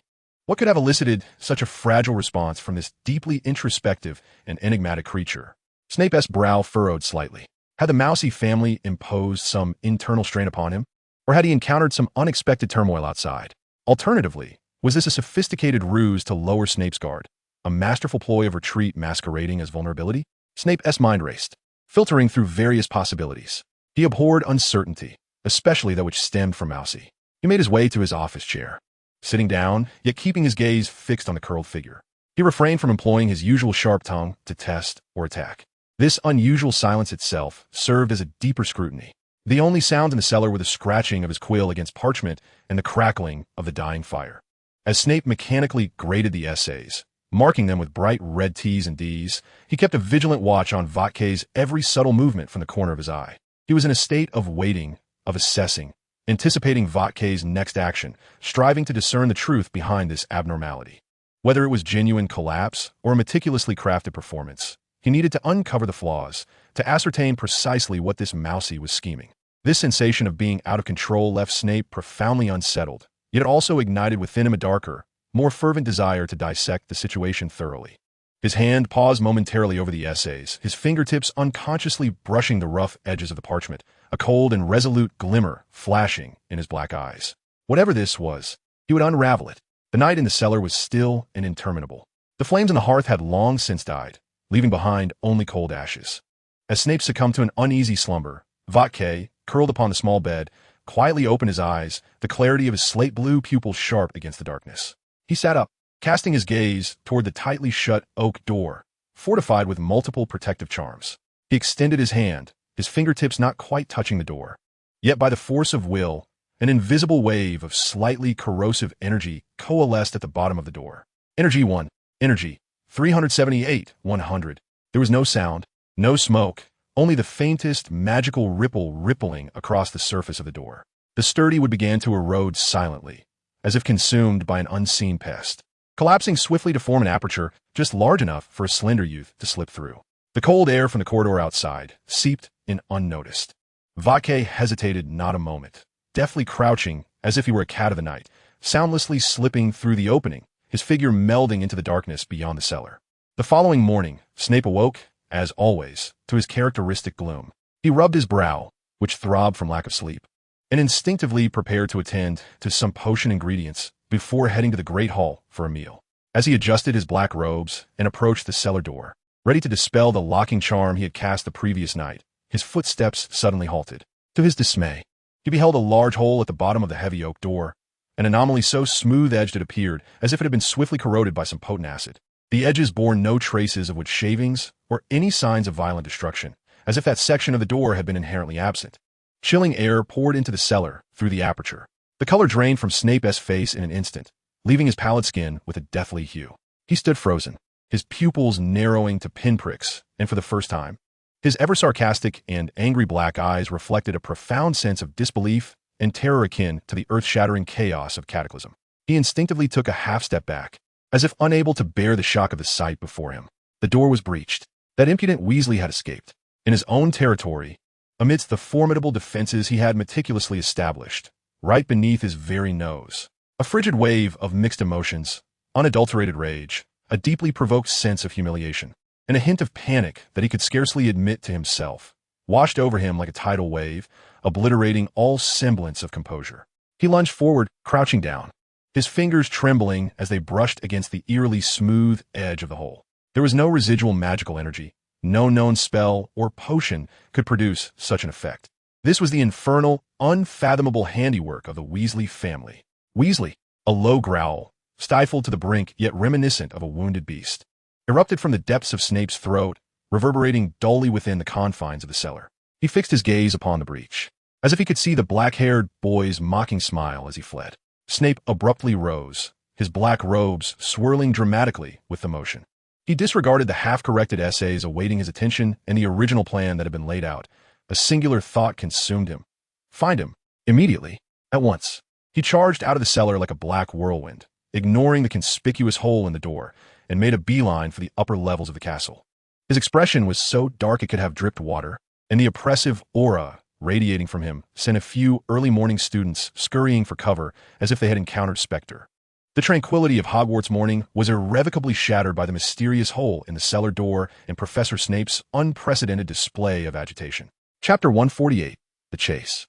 Snape darted through the corridors of Hogwarts like an enraged bat, his robes billowing in a cold gust. He first made his way to Gryffindor Tower, interrogating the fat lady in an irritable tone about whether Weasley had returned, only to receive a negative response, which further darkened his mood. He then rushed to peer into the history of magic and transfiguration classrooms, where he found no sign of the black-haired figure. An overwhelming sense of panic surged through him, as he envisioned that little monster hiding in some corner, mocking his futile efforts with his infuriatingly graceful demeanor. Just as he was on the verge of abandoning his widespread search and resorting to more unconventional methods, he spotted the figure that sent his blood pressure soaring around a relatively secluded corridor corner. Weasley was leaning against a stained glass window, casually nibbling on a piece of white bread that appeared to have been pilfered from the kitchens. His gray-blue eyes gazed serenely out at the courtyard, his demeanor composed and his expression indifferent, as if the previous night's cellar escape and this morning's frantic pursuit were of no concern to him. He had reverted to that initial state of effortless ease. Snape's fury ignited to its zenith in an instant.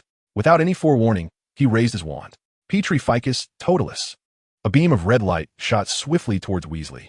However, Weasley seemed to possess a sixth sense, evading the spell with an exceedingly light and almost elegant sidestep, just as the incantation was about to make contact. The red light struck the wall behind him, leaving a small scorch mark. He didn't even glance back at Snape. He merely quickened his pace, seamlessly merging into the adjacent corridor and vanishing from sight. That nonchalant retreat felt like a silent humiliation. Snape clenched his wand tightly, his knuckles whitening, his chest heaving with agitation. He stared in the direction Weasley had disappeared, for the first time feeling an almost impotent fury, unable to catch up, unable to seize him, and even his attempts at attack were dodged in a manner that felt almost mocking. He still had a batch of scabious potions promised to McGonagall that needed delivering. Reason barely suppressed his urge to continue the pursuit. He shot a venomous glare in that direction one last time before turning and striding towards the potions office, resolved to complete this wretched business before settling the score with that Weasley. He picked up several bottles of clear potion that had been prepared on the desk, his face ashen as he made his way to Professor McGonagall's office. He didn't even knock, simply pushing the door open. What he beheld made him nearly draw his wand on the spot. Weasley, that little monster who had just been playing hide and seek with him, elegantly evading his binding spell, was now seated comfortably in the visitor's chair of Professor McGonagall's office. To his further dismay, Weasley wore a slight frown, his expression a perfect blend of grievance and unease, as he spoke in a clear, steady tone to the astonished Professor McGonagall. Professor McGonagall, I understand that Professor Snape may be acting in my best interest, but he has imprisoned me in his cellar, not allowing me to leave, and attempted to attack me with magic in the corridor this morning. This has severely restricted my personal freedom, causing me great distress and unease.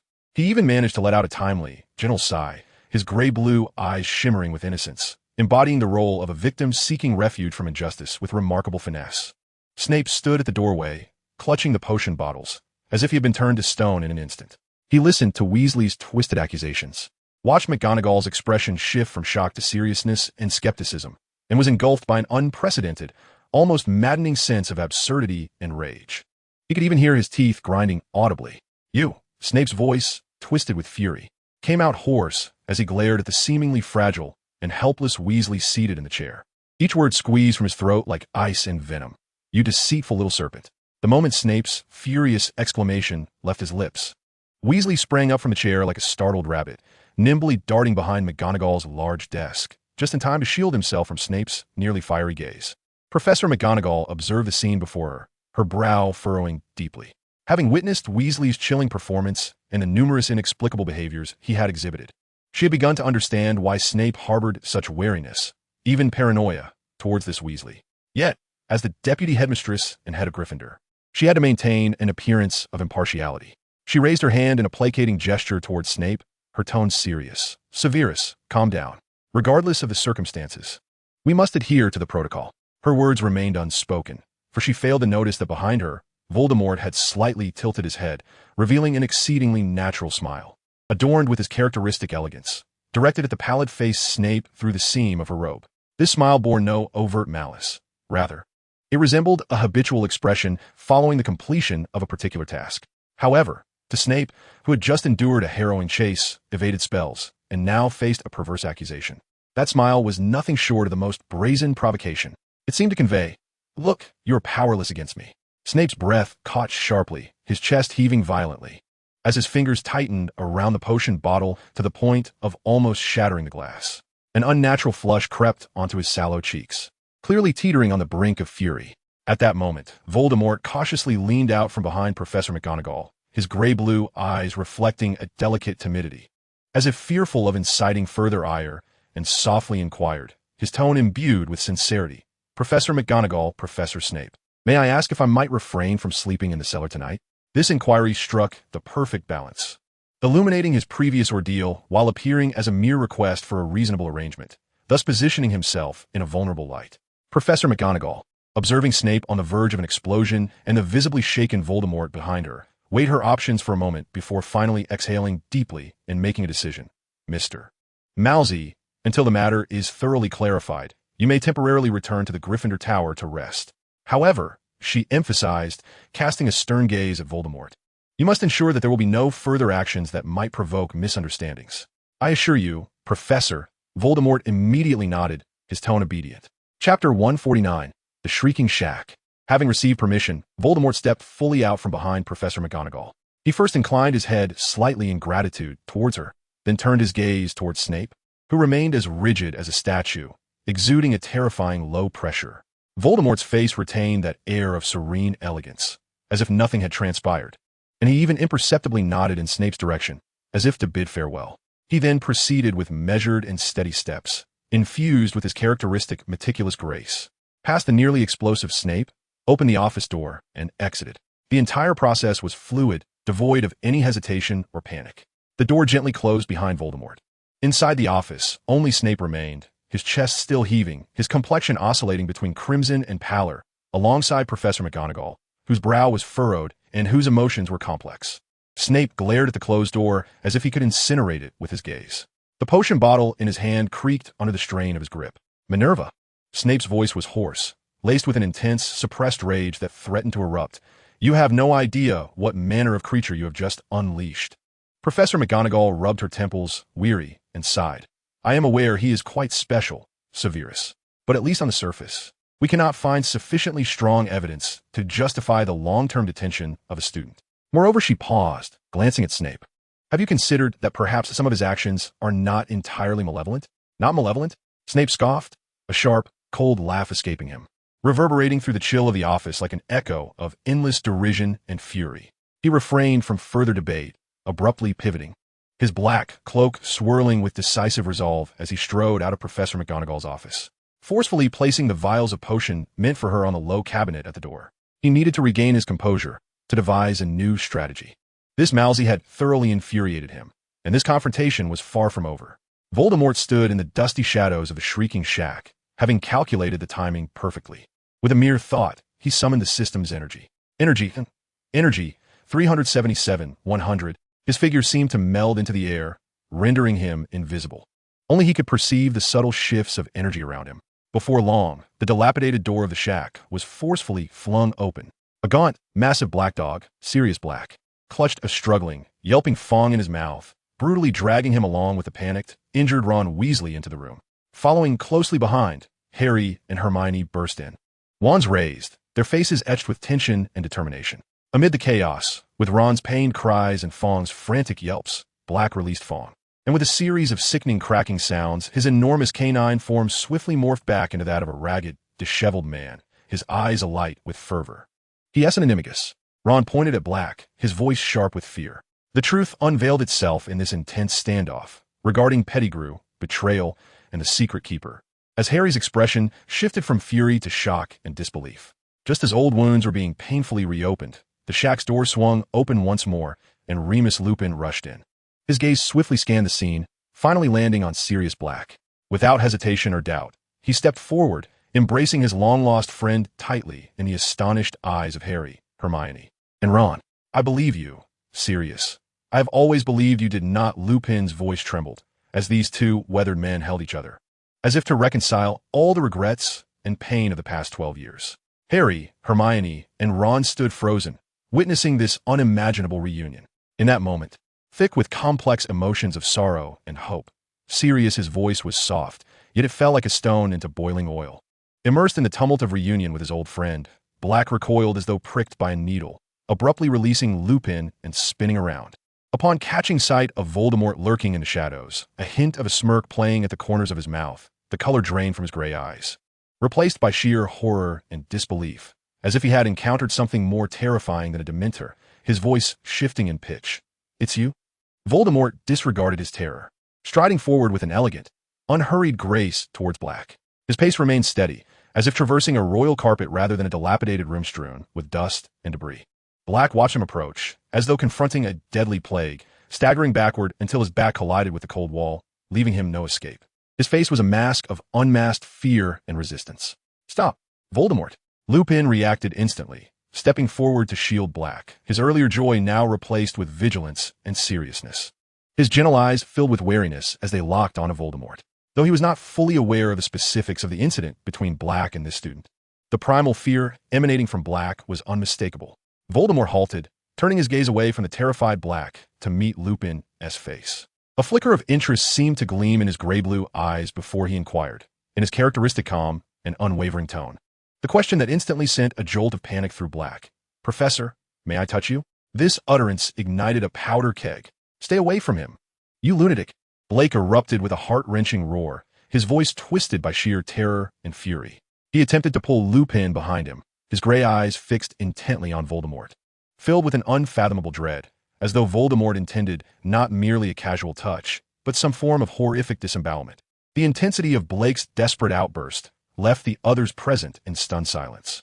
Harry, Hermione, and Ron were utterly bewildered. They could not comprehend why this formidable guardian, who had seemed so powerful moments ago, would display such abject fear towards a frail classmate, even resorting to calling him a madman. What exactly had this mousy done to Blake? Lupin, too, was taken aback by Blake's vehement reaction, further affirming Voldemort's threat. He tightened his grip on Blake's arm, his wand now silently slipping into his hand. Amidst the shock and vigilant gazes, Voldemort slowly cast down his eyelashes, his long lashes casting a faint shadow on his pallid face. A minuscule expression of injury, as if wounded by words, surfaced on his typically serene visage, creating a stark and surreal contrast. However, as he lifted his gaze once more to meet Blake's agitated and heaving chest, his gray-blue eyes bore not a trace of sorrow, but rather flickered with a hint of delight. This subtle amusement, juxtaposed against his feigned injury, was chillingly disconcerting, in a tone laced with a semblance of innocence. As if genuinely perplexed, he softly inquired of Blake, "Why?" Chapter 150, Snape Emerges. The unnerving echo of Voldemort's inquiry hung in the air when a darker, anger-laden voice pierced the tense atmosphere like an icicle. "Mousy!" The voice emanated from the doorway. Severus Snape abruptly threw aside his invisibility cloak, revealing his figure. His face was ashen, his black robes slightly disheveled from his hurried approach, and his dark eyes, resembling the deepest abyss, were fixated on Voldemort, swirling with suppressed rage and a chilling sense of having finally located him. It was evident he had been in pursuit. Upon hearing the voice, Voldemort calmly raised his gaze to the menacing Snape at the entrance, his gray-blue eyes devoid of surprise, even offering a polite nod. His tone as casual as if encountering a colleague in the corridor. "Good evening, Professor." This nonchalant demeanor completely infuriated Snape. Without hesitation, he raised his wand, exclaiming, "Confinement, swiftly!" A beam of red light shot towards Voldemort. In a ghostly manner, Voldemort elegantly evaded the spell with an astonishing grace and precision. The red light struck the wall behind him, dissipating without a trace. Having effortlessly dodged 2 attacks, a flicker of genuine, unmasked emotion appeared on Voldemort's face for the first time, an ethereal semblance of disappointment, as if he were burdened by a perplexing enigma. He let out a soft sigh, low enough for those nearby to hear, Why must they all be like this? This sigh, accompanied by his gently furrowed brow, revealed a rare, almost childlike confusion and grievance. Yet, this emotion was fleeting. In an instant, his form seemed to teleport silently to Lupin's side, close enough to feel each other's breath.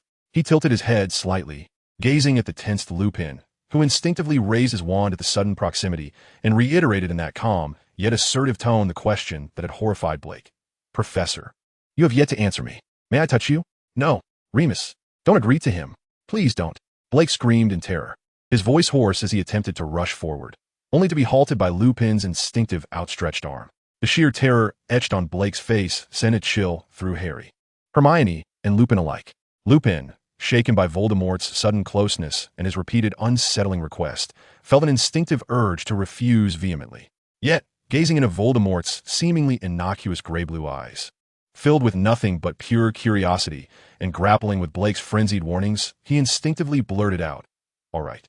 As soon as the words left his lips, Lupin realized the mistake, wishing to retract, but it was too late. Voldemort's hand shot out with lightning speed, neither rough nor violent, but imbued with an undeniable force as he gently turned Lupin's face. His icy fingertips glided over the old scar on Lupin's face and the weary, weathered skin, his movements meticulous and focused, as if admiring an ancient artifact. There was no hint of lewdness or insult in his gaze, only a chilling, pure sense of examination. "Release him, you wretched monster!" Blake screamed, his eyes wide with fury, thrashing against his restraints. "Disgusting obsession, mousy." Snape sneered coldly from the side, his wand still firmly grasped, yet refraining from further action as he sought the perfect moment to strike. Completing this brief touch, Voldemort, akin to performing a ritual, elegantly withdrew his hand and retreated like a specter, this time positioning himself behind the astonished Harry Potter, partially obscured by Harry's form. Startled by Voldemort's proximity, Harry turned sharply, his green eyes wide with wariness and confusion, instinctively tightening his grip on his wand as he regarded this inexplicable classmate behind him. "You lunatic! Stay away from Harry!" Blake's fear peaked as he witnessed Voldemort approach Harry, his voice breaking. "Harry, come here! Stay away from him!" Lupin urgently whispered, his face marked by dread and an unprecedented severity. However, Harry, observing Voldemort's demeanor, which bore no malice, and recalling the earlier gift of the Golden Snitch, as well as Voldemort's seemingly supportive actions during the Blake incident, found himself wavering. He did not immediately heed Lupin's command. Instead, he perplexedly countered, "What's wrong with Voldemort? He hasn't done anything." He instinctively used the title of Professor. Harry's protective remark, along with his natural reference to Voldemort by his title, drove Blake nearly to the brink of madness, eliciting a near-collapsed, tearful laugh. "You even call him by his title? You have no idea what he truly is." Although Ron and Hermione also felt fear and confusion regarding Voldemort's behavior, they instinctively drew closer to Harry, subtly positioning themselves to shield Voldemort behind their trio, creating a delicate standoff. Snape observed this absurd scene, three Gryffindor brutes seemingly protecting the very creature he yearned to imprison in the deepest dungeon. He let out a sharp, derisive laugh, dripping with scorn. "It seems our illustrious Potter and his companions have finally found their like-minded new ally. How touching a league of fools." The situation in the shed, due to Voldemort's series of bizarre actions and Harry's unexpected defense, became increasingly chaotic and enigmatic. Trust intertwined with suspicion, fear collided with confusion, weaving an intricate web of discord that was nearly impossible to unravel. Voldemort stood behind Harry, listening to the anguished and loathsome roar of Black, accompanied by Snape's icy mockery. In his gray-blue eyes, instead of fury, there flickered a trace of exceedingly subtle, almost misunderstood helplessness. He sighed softly, his gaze shifting toward the trembling and agitated Black, and spoke in a tone that conveyed an undeniable sense of grievance, as if stating an irrefutable fact. "Sirius, I have been exceedingly kind to you." His voice was clear and steady, reverberating within the stillness of the shack. "I have provided you with the finest delicacies, and the drinks you consume are infused with potions of immeasurable worth. Even when you were injured, I offered you the sacred water that heals the weariness of the soul." He paused, seemingly emphasizing his generosity. "Moreover, I allowed you to sleep in my bed." These words, uttered from his lips with a disarming sincerity, left Harry, Ron, and Hermione in a state of heightened confusion and bewilderment. Exquisite delicacies? Potions of incalculable value? Sacred water for the soul? In his bed? It all sounded remarkably akin to the treatment of a distinguished guest. Yet, Black's reaction was that of one who had suffered torment. This was in essence captivity. Black erupted, his eyes blazing crimson, veins bulging on his forehead, his voice hoarse and distorted by intense anger and humiliation, each word tearing from his lungs. You captured me. Like a criminal. My injuries, were they not inflicted by you? Those delicacies and potions were merely means to keep your prey fresh and vibrant. As he shouted these words, his body shook violently with rage, and in his gray eyes, beneath the fury, lurked a profound and unwillingly recalled terror. To him, Voldemort's twisted logic that glorified captivity as hospitality was nothing short of the most venomous irony. Lupin, listening to Black's accusations and observing Voldemort's unyielding calm, felt his vigilance and wariness surge to an apex, mingled with an indescribable fear. He began to grasp more clearly that this student before him possessed a thought process and behavioral logic that were starkly dissimilar to those of ordinary individuals. Verging on the distorted, he perceived violence and control as a form of care. Snape, standing nearby, emitted an extremely brief, derisive snicker, his cold gaze sweeping over Voldemort. His voice akin to a serpent's hiss. It appears that the hospitality of the Msi family is indeed unparalleled. Perhaps, for you, prolonged captivity is the most sincere expression of goodwill. His words served to mock Voldemort, suggest that Black was ungrateful, and lay the groundwork for his forthcoming actions. Just as Voldemort seemed poised to say something further to Black, attempting to continue his twisted justification, Snape struck. He had awaited this moment. The instant Voldemort's attention was diverted by Black, leaving him momentarily lax. His wand rose with a speed imperceptible to the naked eye, uttering no incantation, sending forth a silent, concentrated surge of magic that shot like a bullet toward the nape of Voldemort's neck. Bang! A dull thud echoed. Voldemort's body stiffened abruptly, a fleeting look of astonishment flashing through his gray-blue eyes, seemingly caught entirely off guard by Snape's sudden assault at this moment. The elegant mask of composure on his face had not even had the chance to alter its expression before he collapsed forward, losing consciousness. Harry, Ron, and Hermione were startled into exclamations by this unforeseen turn of events. Ron gasped, and Hermione covered her mouth in shock. Harry instinctively reached out to catch the fallen Voldemort, but his hand froze midway, his face a tableau of confusion and disarray. Black gazed at the fallen Voldemort, momentarily stunned, before exhaling a long, tremulous breath as if a tremendous burden had been lifted, though the fear in his eyes had not entirely dissipated. Lupin quickly stepped forward, his wand still trained warily on the unconscious Voldemort, and spoke rapidly to Snape. Severus, you. Snape had already stowed away his wand, his expression impassive as he regarded the prostrate Voldemort, as if merely dealing with an annoying insect. He coldly interrupted Lupin, a temporary and necessary measure. Compared to allowing him to remain here, expressing goodwill, I believe Albus would prefer to see a tranquil Msi. The shack fell into an eerie silence. The moonlight continued to filter through the shattered window, illuminating the dust, as well as the fallen black-haired youth, and the varied expressions of the onlookers, all deep in thought.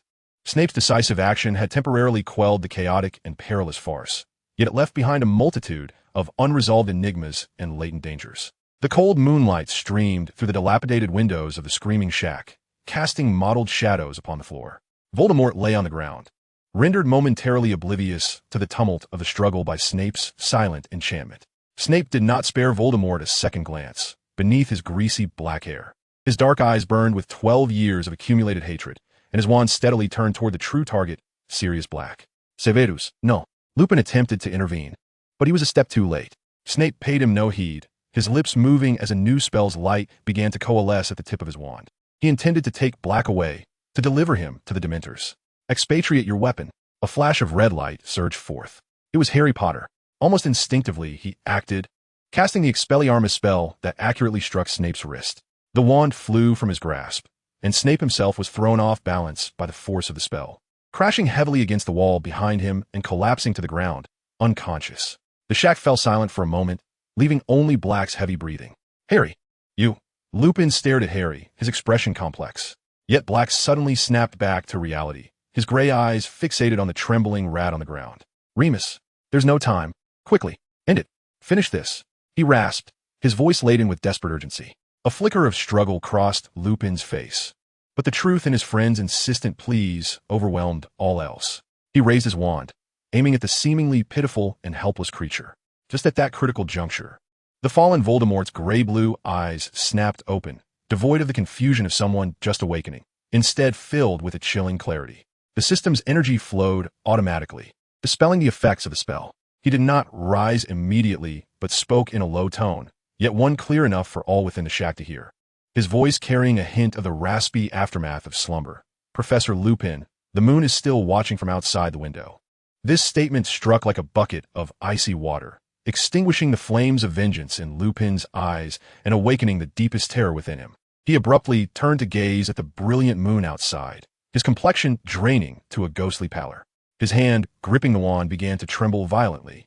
The primal instincts of the werewolf within him stirred by the moonlight and the impending transformation, becoming impossible to suppress. "No, no!" Lupin writhed in agony, the wand slipping from his grasp. And in that fleeting moment, when Lupin's attention was diverted and Black was momentarily distracted by Lupin's distress, the rat, Scabbers, emitted the sharpest and most panicked squeal of its life. It broke free from Ron's embrace, shooting like a gray lightning bolt toward the floor. Taking advantage of the shadow cast by Lupin's body as cover, and frantically darting toward an inconspicuous hole in the wall. "No, Scabbers!" Ron screamed. "Stop him!" Harry and Hermione shouted in unison. Black roared as he lunged forward, but the distance was too great, and he grasped only air. The filthy, toad-efficient mouse darted through the gaping hole right beneath everyone's noses, vanishing into the intricate darkness of the shrieking shack. The diminutive star, Peter, had escaped. A profound silence enveloped the shack, interrupted only by Professor Lupin's increasingly labored, inhuman gasps and Black's desperate, anguished howls. At that moment, Voldemort leisurely pushed himself off the ground. Sitting up, he dusted off non-existent dirt from his wizarding robes, his cool, slate-blue eyes surveying the scene with unsettling calm. There lay the unconscious Snape, the oncoming transformation of Lupin, the broken Black, and the bewildered trio of Harry, Ron, and Hermione. His gaze bore no hint of regret, anger, or even surprise, as if the mouse's crucial escape was merely a scripted scene long preordained. The chaos was just beginning, and chaos was Morse Mortimer's finest stage. Chapter 152, He ran. The escape of Scabbers shattered the brief stalemate in the shack like a bolt of lightning. He ran. Ron was the first to emit a desperate scream, pointing at the empty hole. After him, Harry yelled, rage and despair overwhelming him. He could not accept that the truth was within reach, yet so elusive. Black let out a primal roar, the first to charge out, closely followed by Lupin, whose steps were already faltering, breathing increasingly labored, the signs of his transformation becoming more pronounced. Harry, Ron, and Hermione, disregarding everything else, dashed out of the shrieking shack into the inky darkness of the night and the gnarled shadows of the Whomping Willow. Chaos erupted in the moonlit clearing. Black attempted to shift into a massive black dog to track the mouse's scent, but Professor Lupin could no longer suppress the beast within. Under the frigid moonlight, his body contorted, stretched, and morphed into a towering gray werewolf. Reason vanished, leaving only the instinct of the beast. The werewolf Lupin let out a long howl, beginning to attack indiscriminately the nearest living beings. The transformed Black, now a large dog, lunged without hesitation, engaging in a fierce struggle with the werewolf, trying to prevent him from harming Harry and the others nearby. The barks of the dog intertwined with the howls of the wolf, filling the silent night with a raw, bloody, and tragic resonance. At the zenith of this chaos, the temperature in the air plummeted. A bone-chilling sense of despair permeated the atmosphere. The surrounding lights seemed to dim. Swarms of Dementors, drawn by the intense emotional turmoil and the fugitive Black, floated in like dark phantoms from all directions, their target evidently the individuals in the clearing, especially the fugitive Black, who was locked in combat with the werewolf. Harry felt the familiar suffocation and cold wash over him, the haunting screams of his mother echoing in his ears. He desperately tried to summon his Patronus, but the surrounding turmoil and inner despair made the spell difficult to coalesce. In that critical moment, Hermione, who had just arrived at the clearing, suddenly realized two were missing. Where was Voldemort? Where was Professor Snape? Inside the shack. It had long been deserted. Almost instantaneously upon the Dementor's arrival, feeling the soul-chilling cold, Voldemort's slate-blue eyes flickered with an exceedingly rare, instinctual revulsion and fear. He detested these creatures that fed on joy, reminding him of certain unpleasant memories from his past lives. Without any hesitation, he cast a glance at the still unconscious Snape. Take him away. He cannot remain here. Whether to be kissed by a Dementor or to cause trouble upon waking would be problematic. The system's energy circulated imperceptibly. In the next moment, the two figures vanished silently from the shadowy shack, as if erased by an eraser. Hogwarts, the dungeon, Professor Snape's bedroom. The space shimmered slightly, and Voldemort and Snape's figures materialized. Voldemort effortlessly placed the tall wizard onto his cold bed, his movements even gentle. He pulled the covers over Snape, tucking him in with the care one would afford a sleeping individual.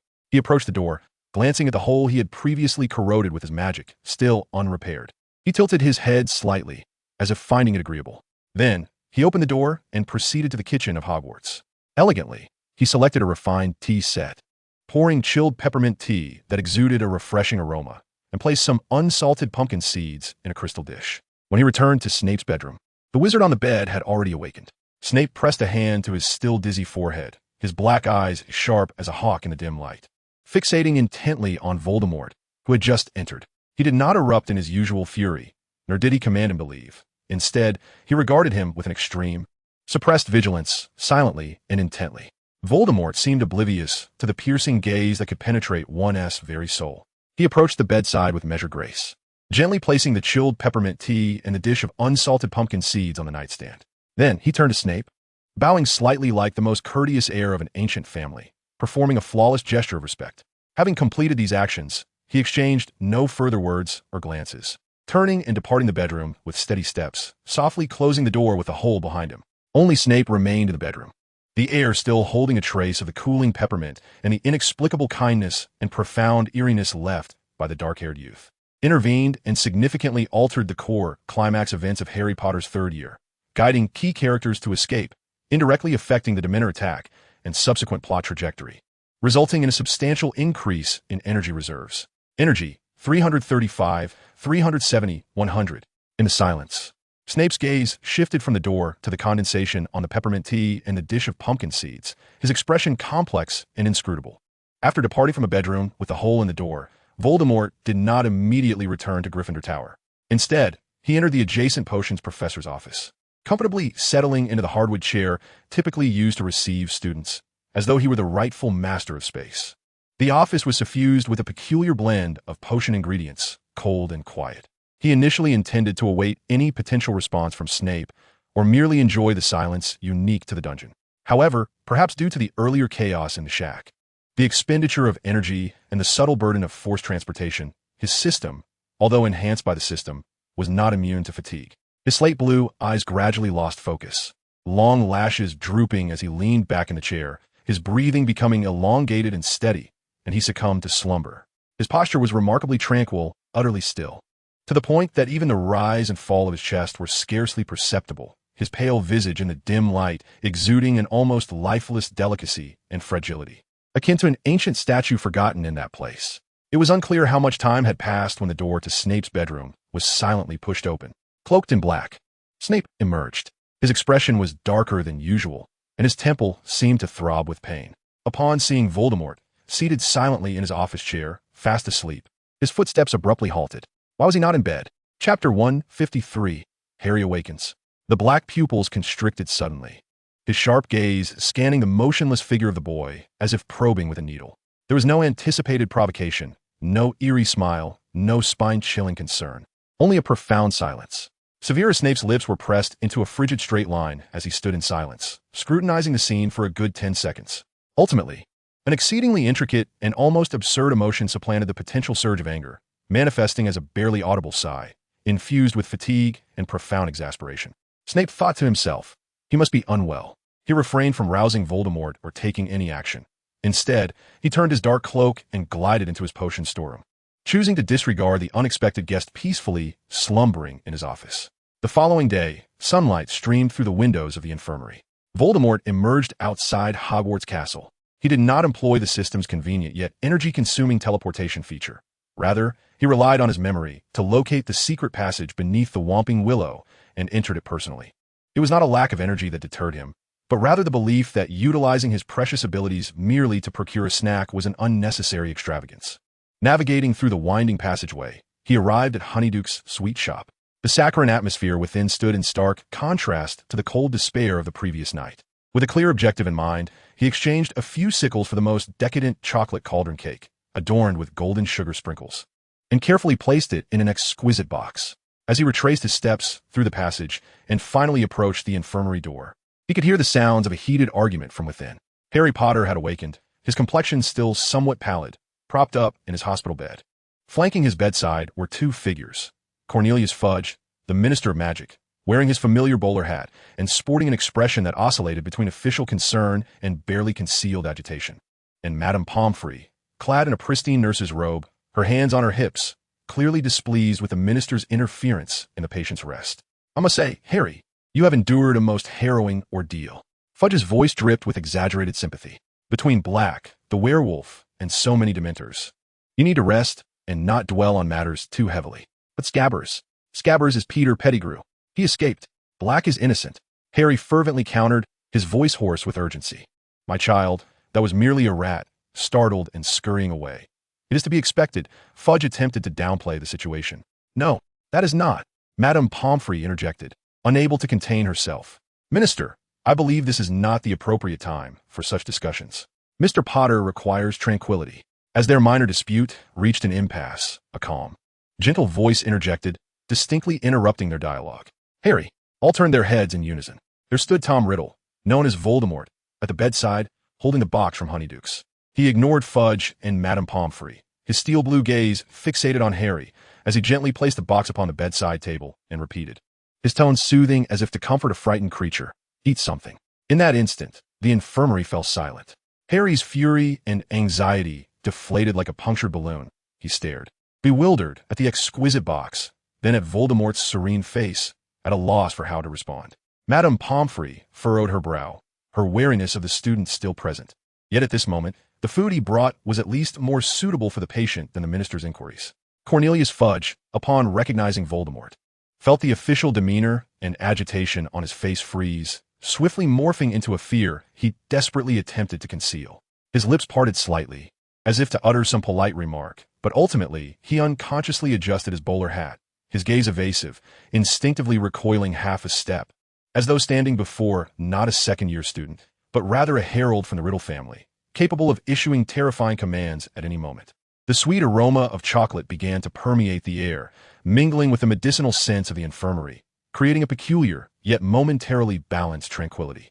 The brief stillness was soon shattered once more. Footsteps echoed as Professor Severus Snape swept into the room like a dark bat, his expression darker than the stone walls of the dungeons. Following closely was Albus Dumbledore, his long silver beard and crescent-shaped spectacles scanning the room with a serene gaze that seemed to penetrate the depths of one's soul. Ron and Hermione trailed behind them, their faces etched with concern and lingering terror. The small infirmary suddenly felt crowded, and the atmosphere grew tense once more. "Potter!" Snape's voice was icy and piercing, disregarding Fudge and Madame Pomfrey, directing his attention squarely at Harry. "You must provide a detailed explanation regarding your illegal departure from the castle last night and your involvement with a dangerous fugitive and a werewolf." His evident ire over Harry's actions was palpable, casting blame upon Harry and his companions. "Severus," Dumbledore interjected gently yet firmly, "I believe Harry requires rest and reassurance at this moment, rather than interrogation." Fudge immediately echoed Dumbledore's sentiment, striving to ease the tension. Though his gaze occasionally darted toward the quiet figure standing to the side, Voldemort, revealing his unmistakable unease. Ron and Hermione, eager to assert the truth regarding Pettigrew, engaged in a heated verbal exchange against Snape's accusations. Voldemort simply observed, as though witnessing a drama in which he had no stake. His steel blue eyes subtly lingered between Dumbledore and Hermione, particularly on the seemingly ordinary, yet perpetually worn necklace around her neck. After a protracted debate, Dumbledore's intervention prompted Snape to scoff disdainfully and exit the room with a flick of his sleeve. Fudge, as if granted a reprieve, hastily bid farewell. Dumbledore offered a few words of comfort to Harry, Ron, and Hermione, signaling them to remain calm before departing the infirmary to attend to subsequent matters. Madame Pomfrey firmly insisted that all visitors leave to allow Harry to rest. Reluctantly, Ron and Hermione stepped outside, their faces filled with frustration and anxiety. Voldemort was the last to make a move. He elegantly adjusted his robe, nodding slightly to Harry as though concluding a routine visit, before turning to depart without uttering a single superfluous word. Once outside the infirmary, Voldemort did not venture far. In a secluded corner, he paused. Energy, 370, 369, 100. Chapter 154, Black and Buckbeak Escape. A subtle wave of energy emanated from him, not as an attack, but as a precise form of detection and calculation. His gaze seemed to pierce through the castle's thick stone walls, alighting upon a specific object, intricately intertwined with time and the trajectory it may have taken. Moments later, He acquired the desired information, a definitive location. A faint, knowing smile graced his lips as he silently melded into the shadows of the castle. Shortly thereafter, in a secluded corridor of the castle shadows, 3 figures stealthily gathered, their hearts pounding like drums. It was Harry, Ron, and Hermione. Hermione clutched the time-turner around her neck tightly, having just received Dumbledore's subtle hint, preparing to utilize it to return to the past in an attempt to rescue both Buckbeak and Sirius Black. However, as they reached their intended destination, they abruptly froze. In the shadows, a figure leaned casually against the cold stone wall, his steel-blue eyes glimmering in the dim light, calmly observing them as though he had been waiting for quite some time. It was Tom Riddle. As Hermione gasped in shock, she instinctively concealed the time-turner beneath her robes. Ron let out a strangled cry, as if someone had seized him by the throat, while Harry's grip on his wand tightened, his heart nearly leaping from his chest. Their greatest secret seemed to have been laid bare. Voldemort's gaze swept over their panicked faces, revealing neither surprise nor inquiry. In his uniquely calm and clear tone, he shattered the suffocating silence. "No need for explanations," he said nonchalantly, stepping aside to clear the path to their destination, gesturing for them to proceed with their endeavors. There was no obstruction, no probing, only a sense of omniscience that seemed to neither intrude nor interfere, perhaps even encouraging. This was far more disquieting than any direct threat. Stunned, Harry, Ron, and Hermione remained frozen, uncertain whether to advance or retreat. How much did he know of their plans? What were his true intentions? An avalanche of questions and an overwhelming sensation of being seen sent chills down their spines, observing the mixture of shock, fear, and confusion on their faces. A faint glimmer of satisfaction flickered in Voldemort's eyes. He spoke no further, as if content with a mere casual observation, before turning to vanish into the enveloping darkness, his black cloak swaying silently behind him, as abruptly as his arrival. Left in a state of bewilderment, Harry, Ron, and Hermione exchanged glances, mustering the courage to continue their time-bending adventure, which now felt as though it had been entirely uncovered. Meanwhile, Voldemort strode back to Gryffindor Tower, his spirits buoyed by the subtle surge of energy and the chaos he had sown, his visit not in vain. As the Hogwarts academic year drew to a close, Voldemort had effortlessly secured the highest marks in every subject during the recently concluded finals. This outcome was both expected, given his remarkable control and profound understanding of magical principles, and surprising, considering the considerable energy he had dedicated to stirring the pot. The report card was merely a necessary embellishment to maintain the facade of an illustrious ancient family heir, as well as a tool for acquiring greater freedom of action. Nightfall once again enveloped Hogwarts. In a secluded tower, shrouded in shadows, Sirius Black, disheveled yet evidently in better spirits than during his recent pursuit, cautiously cradled the neck of Buckbeak, the hippogriff, with one hand, while the other, illuminated by the faint moonlight, scribbled something on a crumpled piece of parchment. Buckbeak peacefully lowered his head, seemingly relishing this rare moment of tranquility. A subtle distortion rippled through the air. Voldemort's figure appeared silently a few paces away, holding a basket that emanated the aroma of food.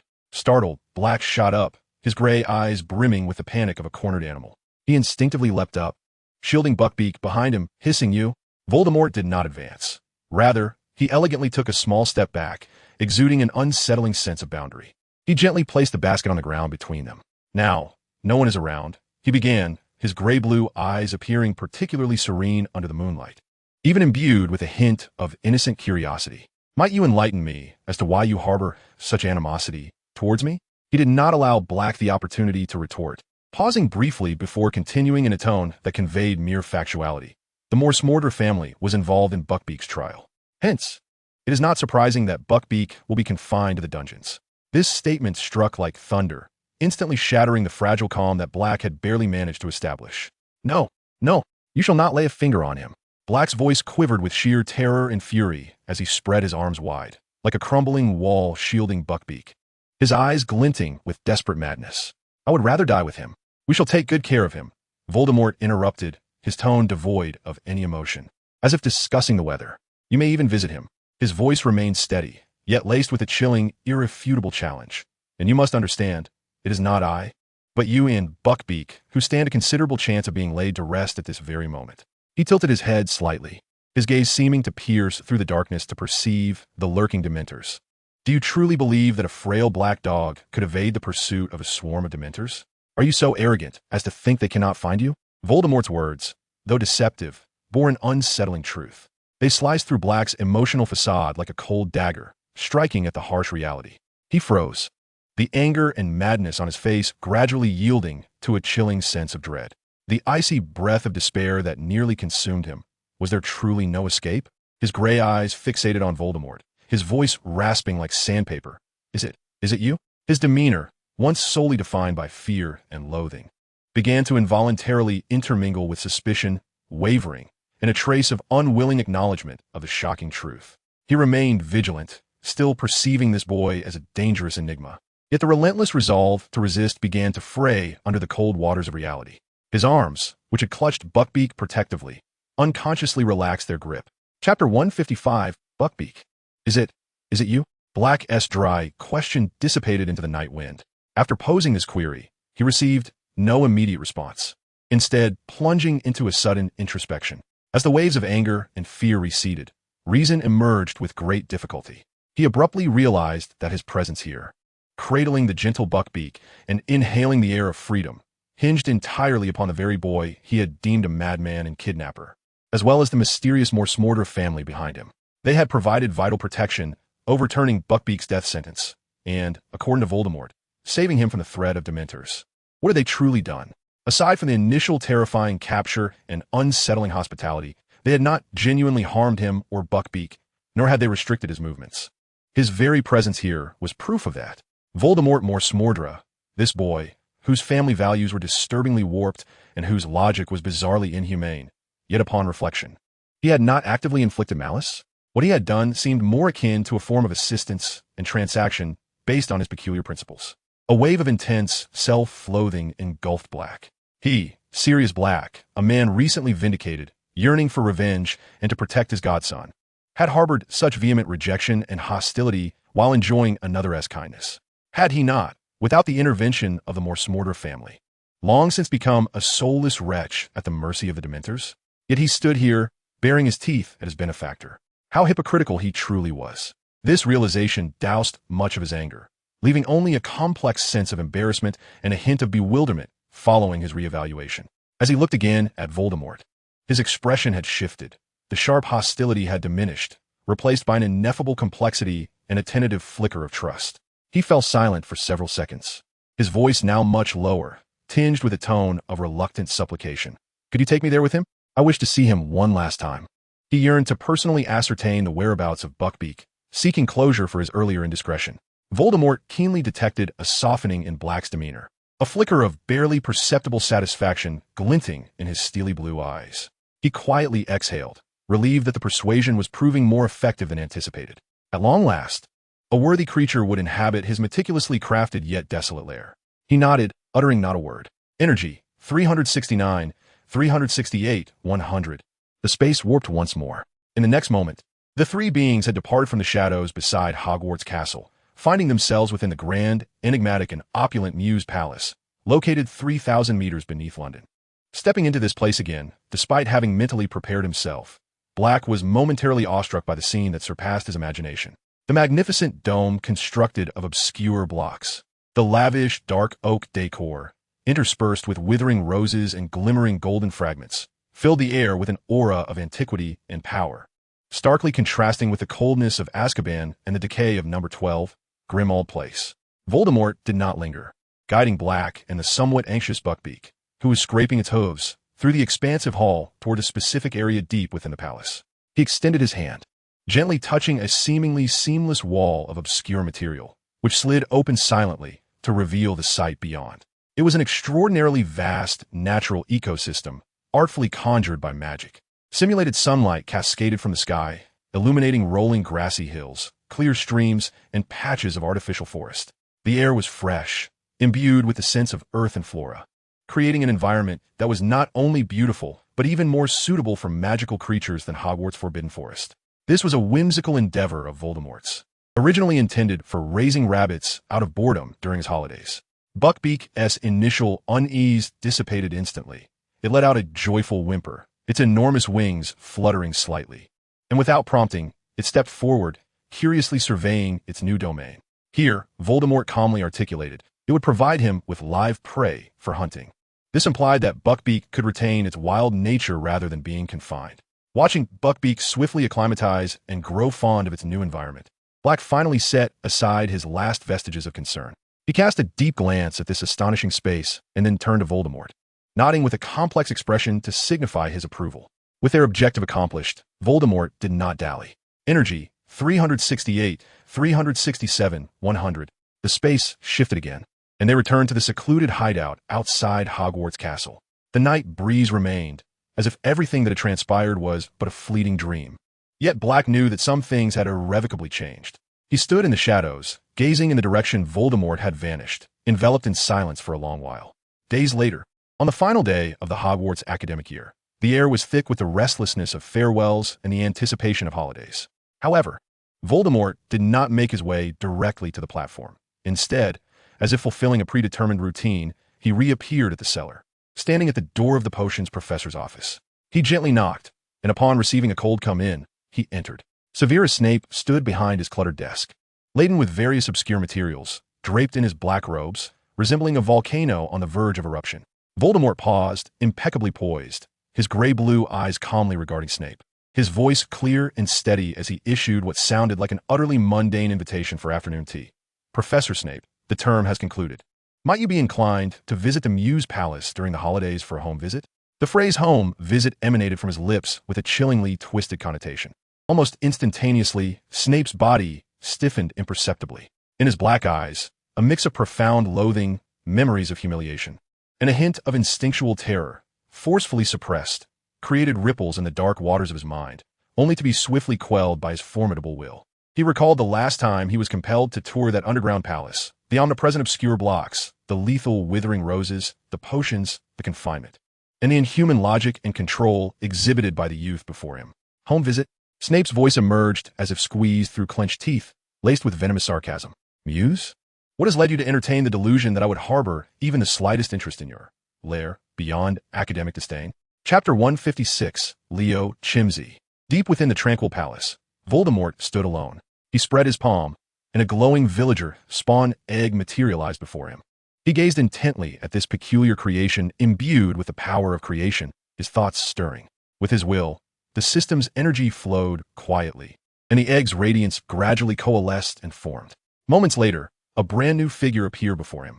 It was a tall, imposing middle-aged man, garbed in ancient, deep blue-black robes akin to those of the obscure, yet lacking the faceless mask. His features were mature and handsome, yet bore an inherently chilling quality. His hair slicked back with meticulous care. Most striking were his eyes, not the round pupils of a human, but sharp, alluring golden-slit pupils reminiscent of a cold-blooded creature, shimmering with an inhuman glow in the dim light. As he slightly parted his lips, seemingly adapting to this new body, a slender forked tongue was faintly visible. Voldemort seamlessly transferred his primary consciousness into this meticulously crafted vessel, akin to donning a new cloak. He flexed Leo Chimsey's fingers, savoring the different perspectives and sensations this body afforded. "Leo Chimsey," he murmured, savoring the name that conferred his new identity, his voice resonating with a magnetic and composed timbre, contrasting sharply with his youthful vocal tone. A refined yet chilling smile graced his lips. "I am indeed striking." As midnight approached, silence enveloped the world. Energy, 366, 365, 100. Leo Chimsey's form abruptly vanished from the palace. In the private chamber of Minister for Magic Cornelius Fudge, the portly minister had just donned his nightgown, stifling a yawn as he prepared to extinguish the candle on his bedside table and burrow into bed. A low, resonant voice, imbued with an echoing quality, suddenly reverberated through the room. "Esteemed minister." "Who?" Fudge was startled to the point of losing his composure, his sleepiness evaporating as he nearly tumbled to the edge of the bed, hastily drawing his wand from beneath his pillow and spinning around.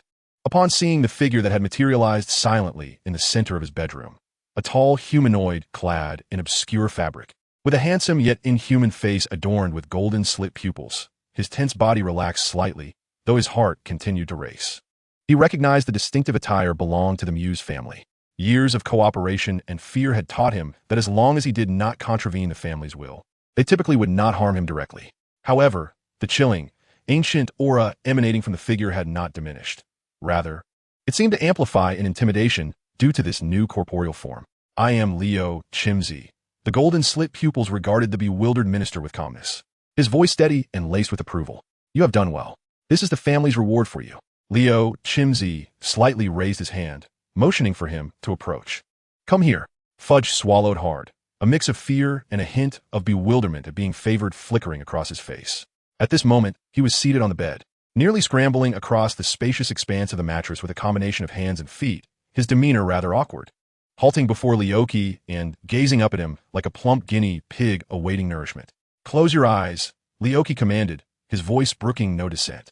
Immediately, Fudge obediently shut his eyes tight, his heart racing with a tumult of apprehension towards the unknown, alongside a faint glimmer of anticipation for the rewards bestowed by the MCY family. Soon after, he felt a cold and steady hand gently resting atop his head. In an instant, an indescribable warmth surged from his crown, swiftly spreading through his limbs and bones.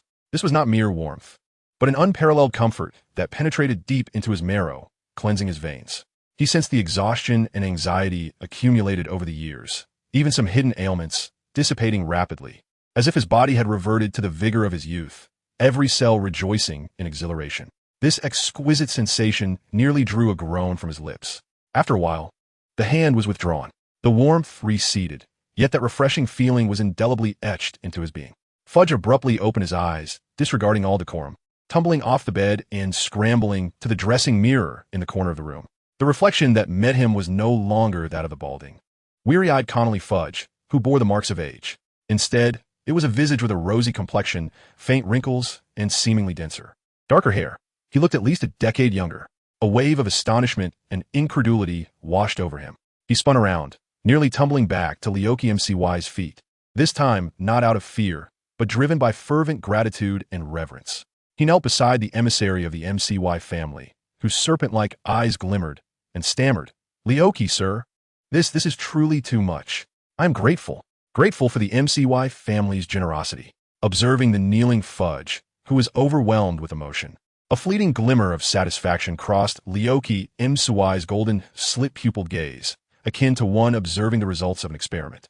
The elegant curve of his lips deepened slightly, and he refrained from further words.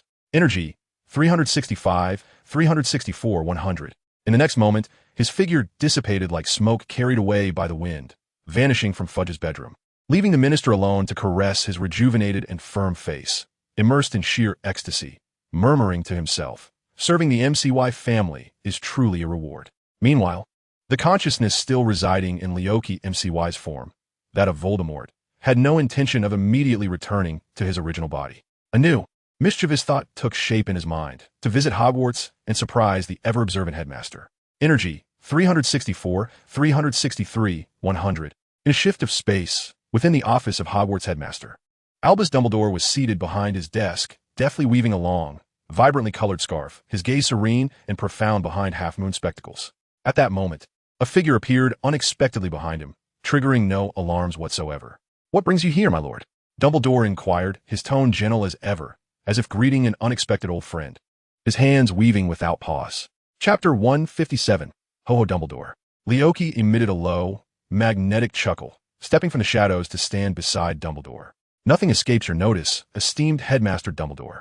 His golden slit-pupil eyes swept over the yarn in the elderly man's hands, laced with just the right amount of praise, before shifting to the matter at hand. His voice steady and clear. Our readings indicate that your time is drawing near. Thus, I have come to extend your life. No sooner had he spoken than he raised a hand, his fingers, devoid of warmth, gently pressed against the back of Dumbledore's wrinkled neck. The sudden icy touch caused Dumbledore's weaving fingers to momentarily falter, though he did not flinch. Instead, raising his azure gaze from over the rim of his glasses to scrutinize this self-proclaimed Leoki MCY, an entity of inhuman essence. Soon, Leoki's palm, resting at the back of his neck, transmitted a subtle sensation akin to the shattering of crystals as a hidden shard was quietly crushed. Immediately, a gentle yet formidable warmth, reminiscent of a thawing stream in early spring, coursed through the skin, gradually infusing itself into Dumbledore's being. Dumbledore's pupils dilated slightly. He distinctly felt his long-dormant magical core, akin to a gradually desiccating lake, beginning to awaken and swell under the nurturing influence of this peculiar warmth. A long-lost lightness, as though portions of heavy shackles had been released, began to permeate from deep within. This was not mere healing. It resembled a fundamental replenishment and expansion. He set aside the yarn, quietly attuning himself to the transformation of his magic, the habitual warmth of his smile slightly receding, replaced by a depth of calmness infused with scrutiny and inquiry. A moment later, Leoki withdrew his hand, the residual warmth still lingering within him. Mission accomplished. Leoki elegantly inclined his head, as if he had merely performed a trifling task. Now, I ask that you be more patient with that child, Voldemort. Until next time. He intended to depart as quietly as he had arrived. Please wait, Mr. Leoki. Dumbledore's voice, gentle yet firm, interrupted. He slowly rose his eyes, seemingly capable of penetrating the soul, now brimmed with unprecedented seriousness and earnestness, fixating intently on Leoki's golden slit pupil gaze. Before you depart, may I be so bold as to inquire, or rather, pose a request? Dumbledore's voice, though light, carried the weight of significance, suggesting he would no longer remain a silent observer. A request? Leoki Mcy echoed, or rather, the consciousness that is Voldemort. The golden slit pupil narrowed slightly, exuding an inhuman shimmer. He neither directly consented nor declined, merely standing elegantly as if awaiting the next move in a game, his voice calm and unwavering. The MCY family listens. Dumbledore's cerulean eyes, peering through half-moon glasses, gazed deeply at this otherworldly presence. He spoke slowly, his tone gentle yet laden with gravity, as if casting 3 stones into a placid lake to test its depth. For a long time, the magical realm of humanity has existed within certain insurmountable boundaries. For instance, the return of the deceased, or the complete healing of certain irreversible injuries. He paused, his gaze seemingly drifting over Leoki's hand, composed of the hidden shard, yet capable of transmitting life energy. I am curious whether the extraordinary powers displayed by the MCY family have indeed touched upon these domains. He did not directly inquire about the possibility of resurrecting the dead or curing all ailments, but rather pose a grander, more philosophical question regarding the limits of life, death, and healing. The elegant curve of Leoki's lips remained unchanged as he responded in a similarly circuitous yet suggestive manner. Dear Headmaster, within the MCY's understanding, the existence of boundaries often exists merely to be redefined. Death is a river. Some view it as an endpoint, while we perhaps lean towards perceiving it as a transformation of state. As for injuries, he gently raised his hand, a faint glimmer of the hidden shard swirling around his fingertips. The complete erasure of scars depends on the price you are willing to pay and whether those scars are worth erasing. He deftly tossed the question back, neither affirming nor denying, leaving vast realms of imagination open. Dumbledore inclined his head slightly, as if not surprised by the answer, and then posed a second, more personal question. Regarding the deadline you just mentioned, I believe I possess a sense of my own condition. Yet I am curious about the precise means by which the MCY family arrives at such a definitive conclusion. He sought to understand how they could perceive the truth of his dwindling vitality, a matter intimately tied to the observational prowess of the MCY family. Leoki emitted a faint, metallic chuckle. Magic, dear Headmaster, is akin to the stars in the night sky, possessing its own fixed trajectories and decay cycles. Ordinary wizards perceive one another through the flickering light and warmth of a candle. However, the MCY family perceives something far deeper, the ripples arising from the very essence of magic within its unique dimensions. Your star's trajectory approaches its conclusion, and this is distinctly discernible on our celestial map. His metaphorical response elucidated the reasoning while simultaneously underscoring the MCY family's transcendent and multifaceted capabilities. Ultimately, Dumbledore's gaze sharpened, and he posed the most essential and audacious question, his tone unwavering yet imbued with an unmistakable curiosity. Is it commonplace within the MCY family for beings such as yourself, endowed with such power and vision, to exist? Or is there, perhaps, a true root that governs the entirety of the situation, one that lies above you? Or above that child, Voldemort? The use of the word root cleverly and subtly probed the power structure and underlying essence of the MCY family. In Leoki's golden slit pupils, the light seemed to flicker more rapidly. He fell silent for a moment, and this silence itself was akin to a response. Then he spoke slowly, his voice imbued with an ancient, almost chant-like rhythm. The flourishing of an ancient tree depends upon roots deeply embedded in various soils and dimensions. Voldemort is but a vibrant branch of this tree, and I, Leoki, am likewise one of its extensions. As for the deeper, more profound root that maintains the overall balance, it may exist, or perhaps it is inherently part of the very concept of the MCY. He neither confirmed the existence of a higher authority nor dismissed the MCY family as a grander, potentially incomprehensible collective notion. He inclined slightly, signaling his departure, Your inquiries are most intriguing. However, some answers require time, or perhaps a more opportune moment for revelation. Please remember my request, and be lenient with Voldemort. Farewell, Albus Dumbledore. This time, he did not afford Dumbledore the chance to intervene. His form dissipated as though merging with the air, leaving behind a lingering chill and a non-human aura within the office, as well as an elderly man plunged into deeper contemplation, his expression gravely serious. Dumbledore realized that, while he had gleaned some information, it had unveiled even greater, more colossal enigmas. The threat and value of the MCY family had simultaneously escalated to an unprecedented level in his mind. In the depths of the underground chamber, Voldemort's consciousness returned to his corporeal form, reflecting on the recent intricate exchange with Dumbledore, a flicker of delight passing through his gray-blue eyes. He relished the sensation of manipulating information before the wise elder, shrouding it in mist. "Ah, old B, you'll have plenty to ponder for a while," he murmured to himself, his tone laced with mischievous satisfaction as he began to devise the next wave he would unleash upon Hogwarts. Chapter 158, A Scheme Against Professor McGonagall. The atmosphere rippled as Leoki Msi's tall figure appeared silently in the office of the deputy headmistress of Hogwarts. Professor Minerva McGonagall was engrossed in grading final exams, the quill scratching lightly across the parchment. The sudden spatial disturbance startled her, and almost instinctively, she seized her wand from the table, turning to face the uninvited guest. Her wand's tip aimed precisely at him as she rose, commanding, "Who are you, and what are you doing here?" Her inquiry was abruptly cut short. Upon seeing the visitor's distinctive deep blue-black robes and his handsome yet cold, inhuman visage, her words caught in her throat. When her gaze met those distinctly cold-blooded golden-slit pupils, a sense of unease and terror from the recesses of her memory surfaced, one she desperately wished to suppress. "It's a member of the MCY family, the family that has wrought this nightmare of Voldemort." Leoki disregarded the wand pointed at him, bowing elegantly and impeccably before Professor McGonagall. As he straightened and spoke, his voice resonated with a magnetic tone, laced with a formulaic apology. McGonagall clearly noticed the flick of a forked, serpent-like tongue as he spoke. "Esteemed Professor McGonagall, I sincerely apologize for the undue influence and disturbance caused to you and Hogwarts by the previous uncontrollable actions of my family member, Voldemort. I have come to extend our family's heartfelt apologies." His words were courteous, his demeanor humble, yet the chilling gaze of his slit pupils and that inhuman tongue rendered the apology decidedly eerie, deepening Professor McGonagall's wariness rather than alleviating her fear. Then, Leoki stepped closer, diminishing the distance between them.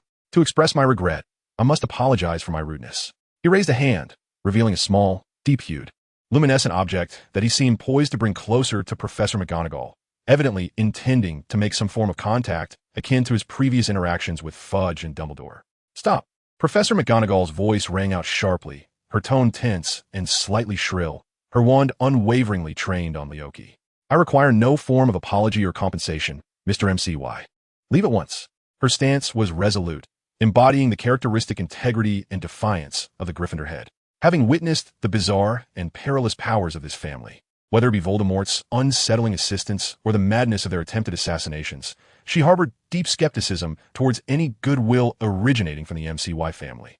She would rather confront known dangers than accept a benefit of unknown origin and cost, feeling as though she were striking a bargain with the devil, even if the offer was cloaked in politeness. Every muscle in her body was tense, prepared to address any potential emergencies, defending the dignity and safety of her office. The remaining semblance of formal apology on Leoki Msi's face ebbed away like a receding tide, replaced by an encroaching gloom. His golden slit pupils fixed intently on Professor McGonagall, as if assessing a disobedient object. Yet, under the increasingly fearful gaze of Professor McGonagall, he suddenly let out a soft laugh. A sound rife with unabashed mockery. The just and fair head of Gryffindor, does she harbor such deeply rooted prejudices against an individual she encounters for the first time, merely due to familial ties? His voice retained its magnetic quality, yet was now wrapped in a veneer of icy velvet. Professor McGonagall felt a sharp pang at his words, her breath catching, a flicker of embarrassment flashing across her face. Nevertheless, she gripped her wand firmly, responding defiantly, "My bias against you is not due to your family's reputation." The words slipped from her lips, and even she found them lacking in conviction, particularly in light of his recent mention of Voldemort. Leoki seemed to perceive her unease. He tilted his head slightly, the angles of his face appearing stark in the light, and a hint of melancholy graced his features, softening his otherwise inhuman attributes. The subtle shift in expression allowed Professor McGonagall's taut heartstrings to momentarily relax, albeit slightly. However, this gentleness was fleeting. As Leoki turned back, his gaze toward McGonagall was imbued with a chilling amalgamation of warmth and pity, far more unsettling than any overt threat. "My apologies," he reiterated, his tone now starkly different, imbued with an undeniable resolve. "But this is not a request you can decline. The directives from above are, for me, a decree that must be executed." He advanced a step closer, his voice lowered, laced with a polite yet cruel choice. "Do you wish to comply while conscious? Or shall I complete the task after you have fainted?" Almost simultaneously, energy, 361, 360, 100. An invisible energy field erupted around Leoki, silently sealing off the office's space and nullifying all forms of apparition. At the mention of fainting, Professor McGonagall's complexion shifted dramatically. She almost instinctively attempted to apparate away, only to find her magic swallowed by the surrounding atmosphere, which was solid as despair. "You!" she exclaimed, a mix of shock and fury coursing through her. Realizing that negotiations had irrevocably collapsed, and her will was of no consequence to him, she stumbled backward, her back pressed against the desk, a glimmer of determination flickering in her eyes. Since escape was unattainable, she resolved to fight with every ounce of her being, even if it was merely to defend her right to choose whether to accept this unwelcome gift. Stunned, without hesitation, she brandished her wand, a brilliant red light shooting forth, aimed directly at Leoki's chest. Yet, just as the spell was about to connect, energy, 360, 359, 100. Leoki's figure shifted like a specter, the red beam grazing the hem of his robe and striking the bookshelf behind him, sending several hefty tomes flying. His movements were so graceful, they seemed to defy physicality, as if he had anticipated the spell's trajectory. A sense of dread settled in McGonagall's heart, yet she did not relent, continuing to wave her wand. Petri Ficus Totalis. Obstacle. Sandstorm. A flurry of colorful, formidable spells surged toward Leoki like a tempest. The Transfiguration Master, known for her severity and prowess, now showcased her remarkable magical skills. However, despair mingled with her determination as Leoki appeared to make no discernible defensive gestures. Instead, he danced elegantly and precisely within the confined space. He would slightly pivot, deftly retreat half a step, or merely tilt his head, each movement impeccably timed to evade her spells with minimal effort. Those potent incantations, capable of incapacitating most wizards, barely grazed the edges of his robes. It was as if he were indulging in a leisurely game, his golden, slit-pupiled gaze fixated calmly on Professor McGonagall, devoid of malice or anger, yet radiating an overwhelming, suffocating sense of control, coupled with a hint of pity for her futile resistance. McGonagall's breath quickened, beads of sweat forming on her brow. She recognized the chasm of power separating them. Yet the sensation of being utterly seen and toyed with felt more disheartening than outright defeat. Gritting her teeth, she refused to surrender, relentlessly seeking even the slightest opportunity to strike him. Chapter 159, Ender Dragon. Suddenly, McGonagall felt a blur before her eyes, as if an invisible wind had swept past her wrist, and then her palm was empty. She and T even discerned how he had moved. The wand she had clutched so tightly, her only source of strength, had been taken from her. She looked up in shock to find Leoki standing nonchalantly, his long, cold fingers idly toying with her wand, as if it were merely a mundane stick. His golden eyes lifted, resting once more on her pale face, which betrayed her astonishment and slight fatigue. "Esteemed Professor," his voice retained that disquieting, formal respect and elegance, as if the preceding one-sided domination had never transpired. "You have yet to answer my question." He took a step forward, not encroaching too closely, but exuding an even heavier sense of oppression. His gaze remained calm, even tinged with a hint of urgency, as he reiterated the cruel choice. "Would you prefer to proceed while unconscious or awake?" The loss of her wand rendered all her means of resistance utterly futile in the face of such overwhelming power. Professor McGonagall straightened her back.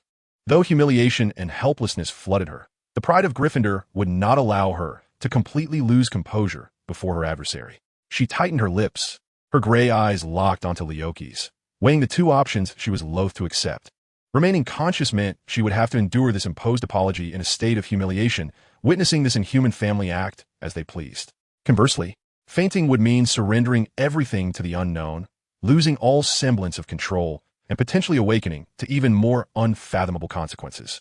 After a brief, suffocating silence, Professor McGonagall forced the words through clenched teeth, her tone imbued with a defiant determination to uphold her last vestige of dignity. Awake. At the very least, she wished to bear witness and remember every moment. Leoki seemed unsurprised by her response, nodding slightly, as if to commend her compliance. As you wish. He raised his hand, the deep, arcane object reappearing in his palm. Without granting Professor McGonagall a moment to react or reconsider, he stepped forward with the swiftness of a phantom, his cold fingertip gently pressing the object to her forehead. Professor McGonagall's body stiffened instinctively, her eyes shutting tightly as she braced for pain or some nefarious invasion. However, the anticipated discomfort never materialized. Instead, a wave of warmth, gentle yet powerful, surged from the point of contact, rapidly coursing through her limbs and body. It felt like a long-awaited rain after a drought, her weary form infused with vibrant life. Even the magic within her, dulled by years of toil and the preceding tension, began to awaken and swell.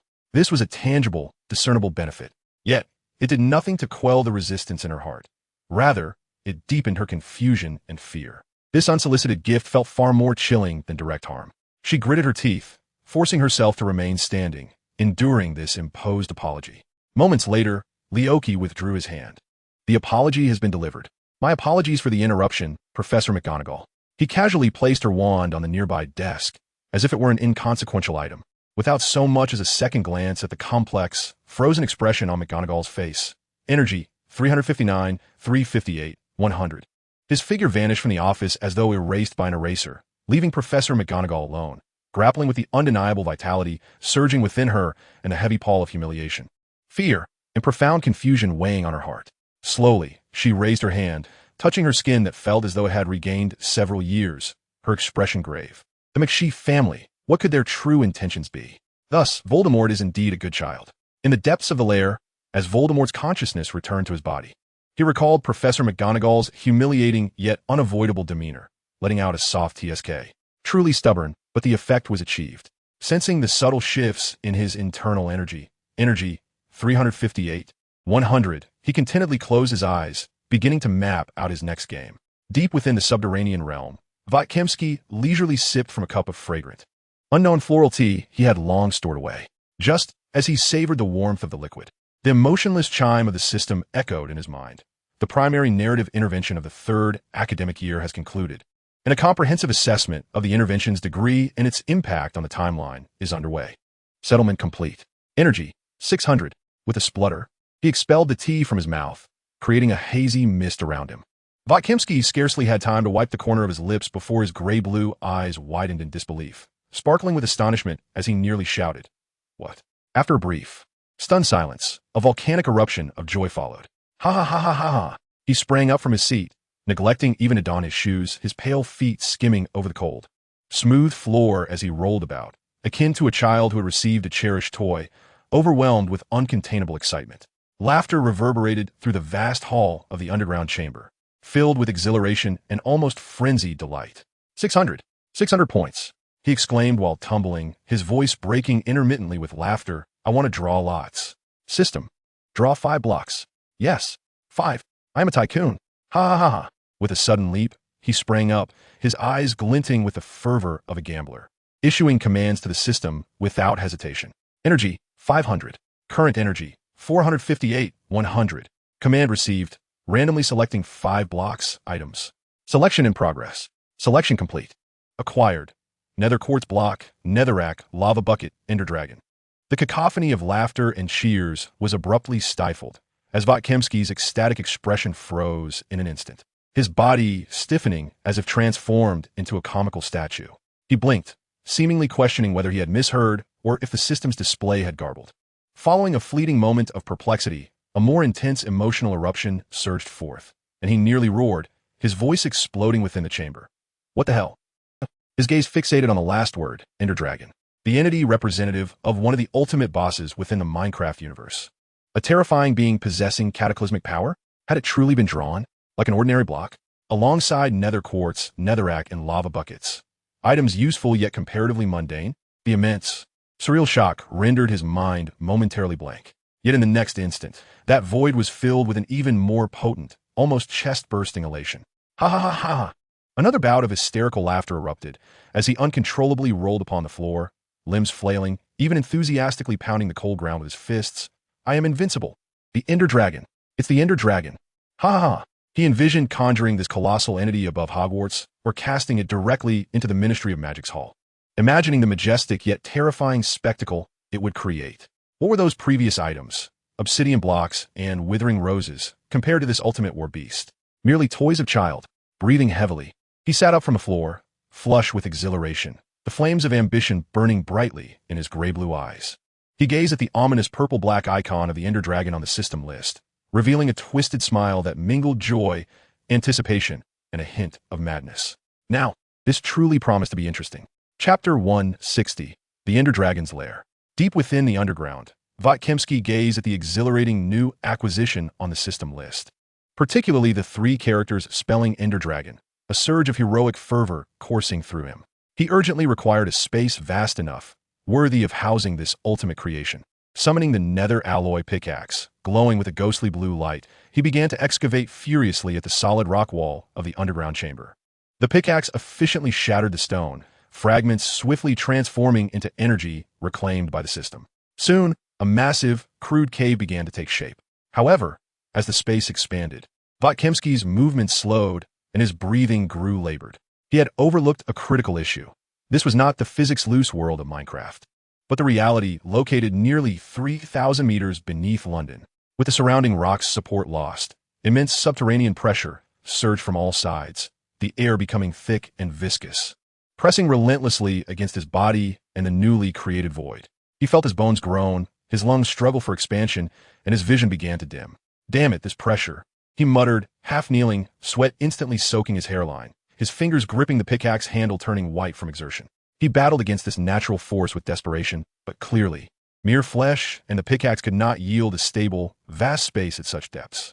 Forget it, he finally uttered, realizing that continuing would only be futile, perhaps even fatal, as he risked being crushed beneath the earth. Energy, 458, 457, 100. The system energy responded with precision and efficiency. In an instant, a magnificent, nearly perfect spherical space materialized around him, completely replacing the crude cave he had futilely excavated. The walls of the space were no longer rough rock, but transformed into dark red netherrack, its surface covered with irregular holes and eerie patterns. Yet, before Voltekai could even relish the disappearance of the pressure, his gaze was ensnared by the new wall, and he was utterly dismayed. What in the world was this? Upon closer inspection, the dark red walls were not mineral structures at all. They were clearly grotesque, entwined masses of flesh that seemed to pulsate slightly. Those holes resembled festering cavities, revealing hints of what appeared to be veins or sinews deep within. An indescribable odor, a blend of sulfur, rust, and some decaying organic matter, pervaded the entire space.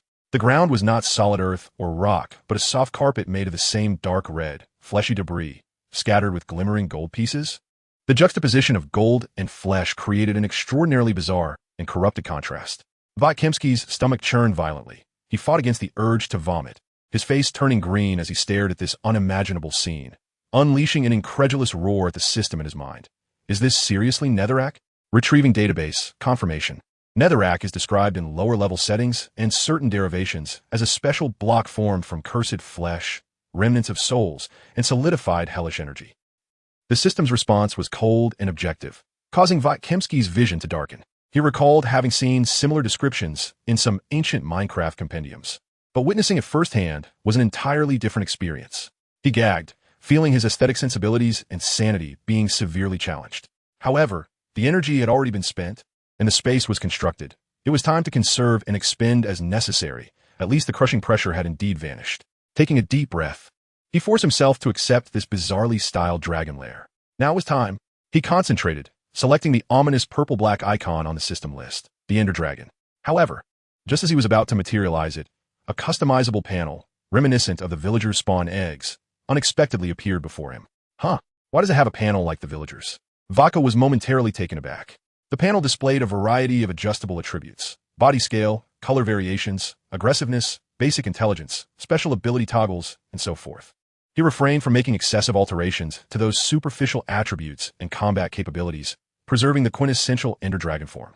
His gaze fell to the bottom of the panel, where a section labeled Core Consciousness and Loyalty caught his attention. There was an icon resembling a brain, accompanied by intricate adjustment options. After pondering for a moment, Vodka made crucial adjustments to this brain icon, setting the inclinations to absolute calm, high rationality, extraordinary wisdom, core directive, absolute loyalty to creator Voltekai Jian Msi. Confirmed, materialization, energy surged, and above the mound of flesh and gold at the center of the space, radiance intensified. In the next moment, a colossal creature began to coalesce slowly. Vodka staggered back a half step, his pupils dilating, almost exclaiming, "Is this an ender dragon?" It was a stark contrast to the somewhat blocky, oversized-headed, doll-like image he remembered from Minecraft. The being before him was a true embodiment of the majesty and terror of dragons as depicted in Western legends. Its form was tremendously large, nearly occupying half of the spherical space, with a streamlined body cloaked in deep, light-absorbing ebony scales, interspersed with a mysterious purple luminescence akin to starlight. Massive bone wings folded at its sides, their membranes a translucent deep purple, the edges shimmering with faint, ender-like particles. Its head was elongated and fearsome, with a sharp snout and a pair of enormous, pure purple eyes that resembled burning amethysts, devoid of any wildness, exuding an unsettling calm and wisdom akin to an abyss. It quietly perched atop the nest of flesh and gold, emanating an ancient, powerful, and enigmatic aura, its very existence instilling an unparalleled sense of oppression. As Vodka beheld this ultimate creation that exceeded all expectations, a blend of awe and beauty, the discomfort he felt due to the Hellstone was instantly replaced by overwhelming satisfaction and excitement. In the time that followed, Vodka devoted his primary focus to mastering more intricate block manipulations, as well as learning and practicing how to command and utilize this formidable ender dragon. He had contemplated bestowing a unique name upon this majestic creature, but after much deliberation, he ultimately abandoned the idea. Never mind, it shall simply be called the Ender Dragon. He gazed up at the colossal ebony beast and softly uttered, "This name is authoritative enough in itself." The Ender Dragon's vast purple eyes regarded its creator with a tranquil stare, nodding ever so slightly, as if to acknowledge this appellation. Chapter 161, Dragon Breath. Deep within the crypt, in the spherical space constructed from Hellstone, the air was thick with a melange of sulfur, char, and a hint of blood. Voltekai Jian Msi was engaged in a perilous and meticulous task. He first discarded the system's infinitely supplied weakness potions, emptying the glass vials, repeating this process 10 times to prepare 10 empty containers. Then, he inhaled deeply and issued a command to the Ender Dragon, which lay coiled atop the nest of flesh and gold. Exhale, the smallest amount controlled the direction. The Ender Dragon's enormous purple eyes calmly regarded its creator, slightly parting its fearsome maw, and a torrent of rich, swirling black-purple energy surged forth, precisely aimed at the location Vodka had designated. Even the smallest quantity of this breath carried a destructive essence, corroding the flesh beneath it into sizzling remnants. Vodka cautiously approached, attempting to capture the dispersed dragon breath energy in the glass vial. This process was exceedingly hazardous. Any misstep could result in severe burns from the potent energy. Despite his quick reflexes and careful movements, his arms and palms bore 6 or 7 burns from repeated attempts, sending sharp pangs through him.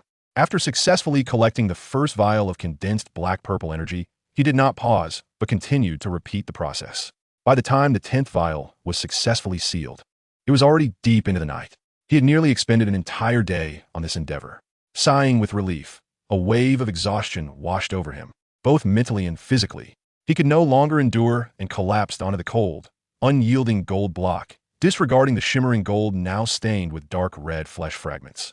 His once pristine wizard robe had become tattered and soiled, splattered with dark red blood and bits of flesh, giving him a disheveled, almost butcher-like appearance.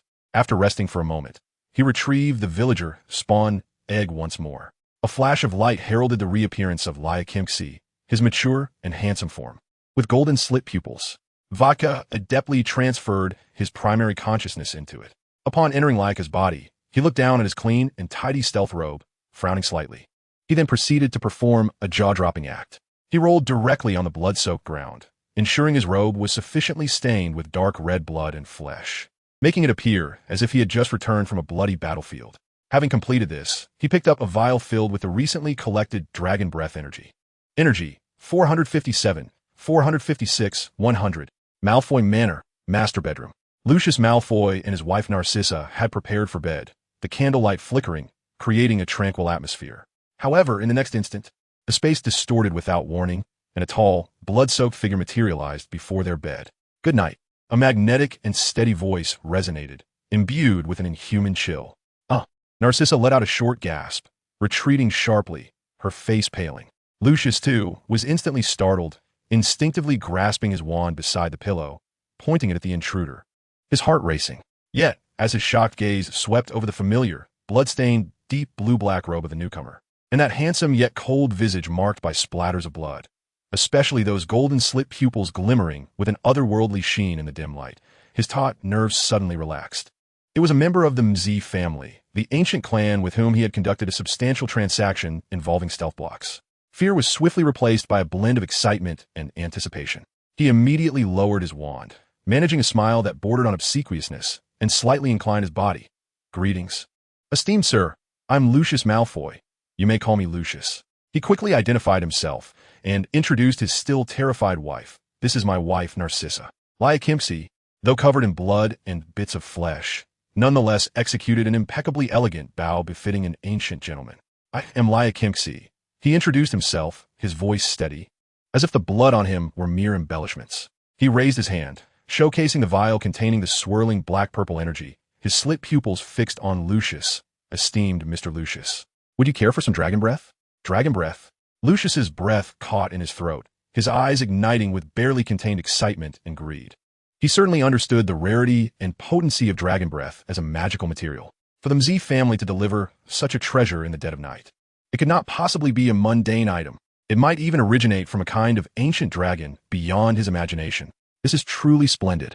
Thank you for your generosity, Mr. Lyack." Lucius's voice trembled slightly with excitement. Leoquius elegantly placed the vial of perilous dragon's breath on their bedside table, as if it were merely a bottle of ordinary perfume. He then lifted his golden, slit-pupiled gaze, once again locking eyes with Lucius, the corners of his mouth curling into a meaningful, cold smile. The reward is being collected. He paused slightly, emphasizing, "Not galleons." "Not galleons?"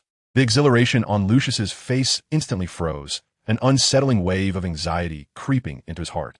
If it was not galleons, then what could it be? He opened his mouth, preparing to inquire further, but Leoquius's figure vanished from the bedroom as abruptly as he had appeared, leaving behind the vial exuding an ominous energy, along with the faint scent of blood and sulfur in the air, and the Malfoy couple, exchanging bewildered glances, their hearts surging with tumultuous waves. Lucius Malfoy stood rooted in place, his gaze fixated on the vial of dragon's breath, the earlier thrill and greed having been supplanted by profound unease and foreboding. The reward is being collected? Not galleons? The Mucky family, what do they truly desire? He sensed that a far more intricate and perilous contract, one far beyond mere monetary exchange, had quietly unfolded, ensnaring him and his family within its grasp. Chapter 162, Riddle House. The air within the dungeon was thick with the scent of sulfur, and a dark crimson light seeped from the walls, emanating from solidified magma, rendering the atmosphere even more infernal than before. Voldemort lounged in a dark oak chair, tapping his fingers against the armrest. When will the plot of the Riddle House commence? He inquired of the system in his mind. Today. It has been underway for some time. Very well. He retrieved a villager's spawn egg, adeptly shifting his consciousness. In the next moment, Leoquius Mucky stood in the parlor of the dilapidated Hangleton estate. This place resembled a haunted house even more than a dungeon. Dust had accumulated in thick layers, and the air was laden with a musty odor mingled with something far worse. A makeshift armchair had been placed in front of the fireplace, and curled within it was a figure cloaked in an oversized black robe, its form grotesquely hunched, resembling an underdeveloped infant, its skin a ghastly dark red, devoid of a nose, marked only by 2 slits and a pair of blood-red eyes. It was Voldemort. At his feet, a short, stout man trembled like a startled rodent, nearly toppling the copper pot he held. It was Wormtail, his face ashen, lips quivering as he cast a look of pure terror toward Leoquius. Voldemort's serpentine red eyes locked onto the uninvited guest, their gaze settling on the thorns entwining the M emblem on Leoquius's robe. His voice was sharp and cold, brimming with unmasked malice. "Who are you?" "Leoquius," he replied, his mature and handsome visage exuding a chilling aura. His golden slit pupils glimmered faintly in the dim light. Ignoring the quaking Wormtail beside him, he performed an impeccable gentlemanly bow toward the formless dark lord seated at the head of the table. "Leoquius Mucky, I have come to fulfill our transaction." His voice was deep and steady, devoid of emotion. Before the words had fully escaped his lips, he raised his hand. A profound, enigmatic shard, swirling with purple nebulas, manifested in his palm. Before Voldemort could react, he pinched the shard, which shattered soundlessly into an invisible, pure stream of energy that surged directly into Voldemort's frail body. Voldemort inhaled sharply, not in pain, but in a near-greedy gulp. His hideous form trembled slightly, and a terrifying light ignited in his crimson eyes. He could distinctly sense that this power was nurturing his shattered soul, mending his weakened essence. More direct and effective than any potion he had brewed or any dark magic he had attempted. Incredible, he rasped, his voice laced with an uncontrollable excitement. Leoquius observed him, his golden slit pupils betraying no emotion. The power will be delivered gradually, he stated, then subtly shifted the tone of his voice, adopting an almost condescending, elder-like exasperation. Furthermore, please be understanding of Voldemort. The child is curious and has a kind nature. Should he make any offensive gestures, I hope you will exercise patience, considering our transaction. He paused momentarily, adding as though stating an established fact, I shall return, Mr. Voldemort. Without allowing Voldemort time to respond or question, Leoquius's figure melded into the shadows, vanishing without a trace. The parlor was left with a lingering resonance of unspent energy and an intensified dustiness. Wormtail finally dared to breathe, collapsing to the ground, wiping the cold sweat from his brow, casting a wary glance at his master. Voldemort remained in his slightly hunched posture, his blood-red eyes narrowing as he stared at the spot where Leoquius had disappeared. His pale, spider-like fingers gripped the armrest tightly. The Mucky family. This power indeed surpassed imagination, directly affecting the soul, precisely what he desperately needed.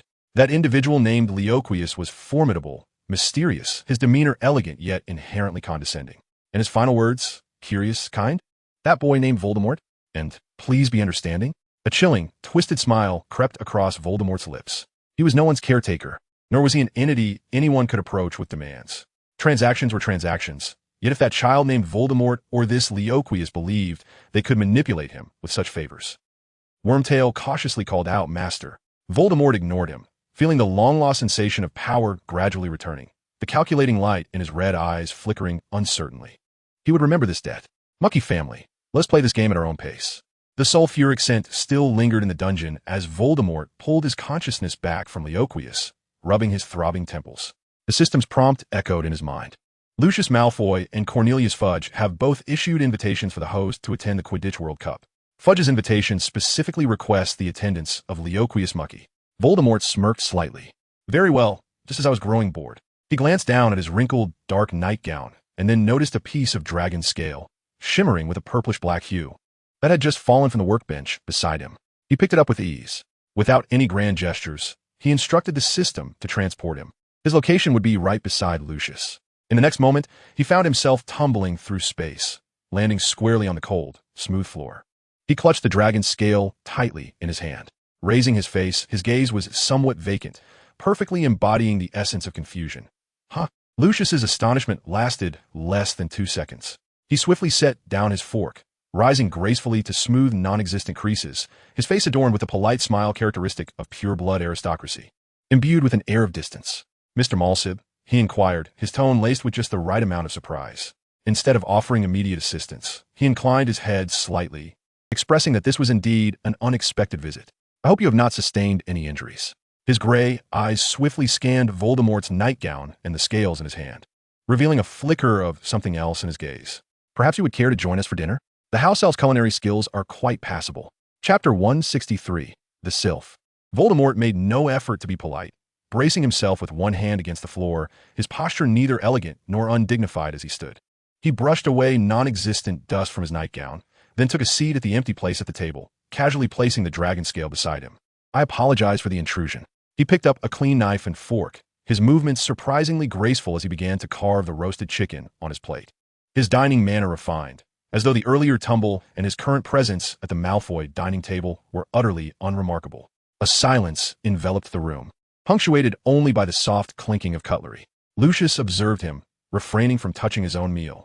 After swallowing a piece of meat, Voldemort dabbed at the corners of his mouth with his napkin, as if suddenly recalling something, and looked up at Lucius with an unassuming tone, as casual as commenting on the pleasant weather. Oh, by the way, Voldemort is thriving. Clatter. Draco's fork fell onto his plate with a sharp sound. His complexion paled to an even greater shade of white. Fear etched across his face as he glanced anxiously at his father. Lucius's hand, holding the wine glass, remained immobile, though his knuckles turned slightly white. The composed mask he wore seemed to have been struck by something, revealing a barely perceptible crack. He did not look at Draco. His gaze firmly fixed on Voldemort's face, his voice lowered and tinged with a barely concealed tension. Is this information reliable? Voldemort did not answer directly, continuing to eat as he mumbled an indistinct acknowledgement.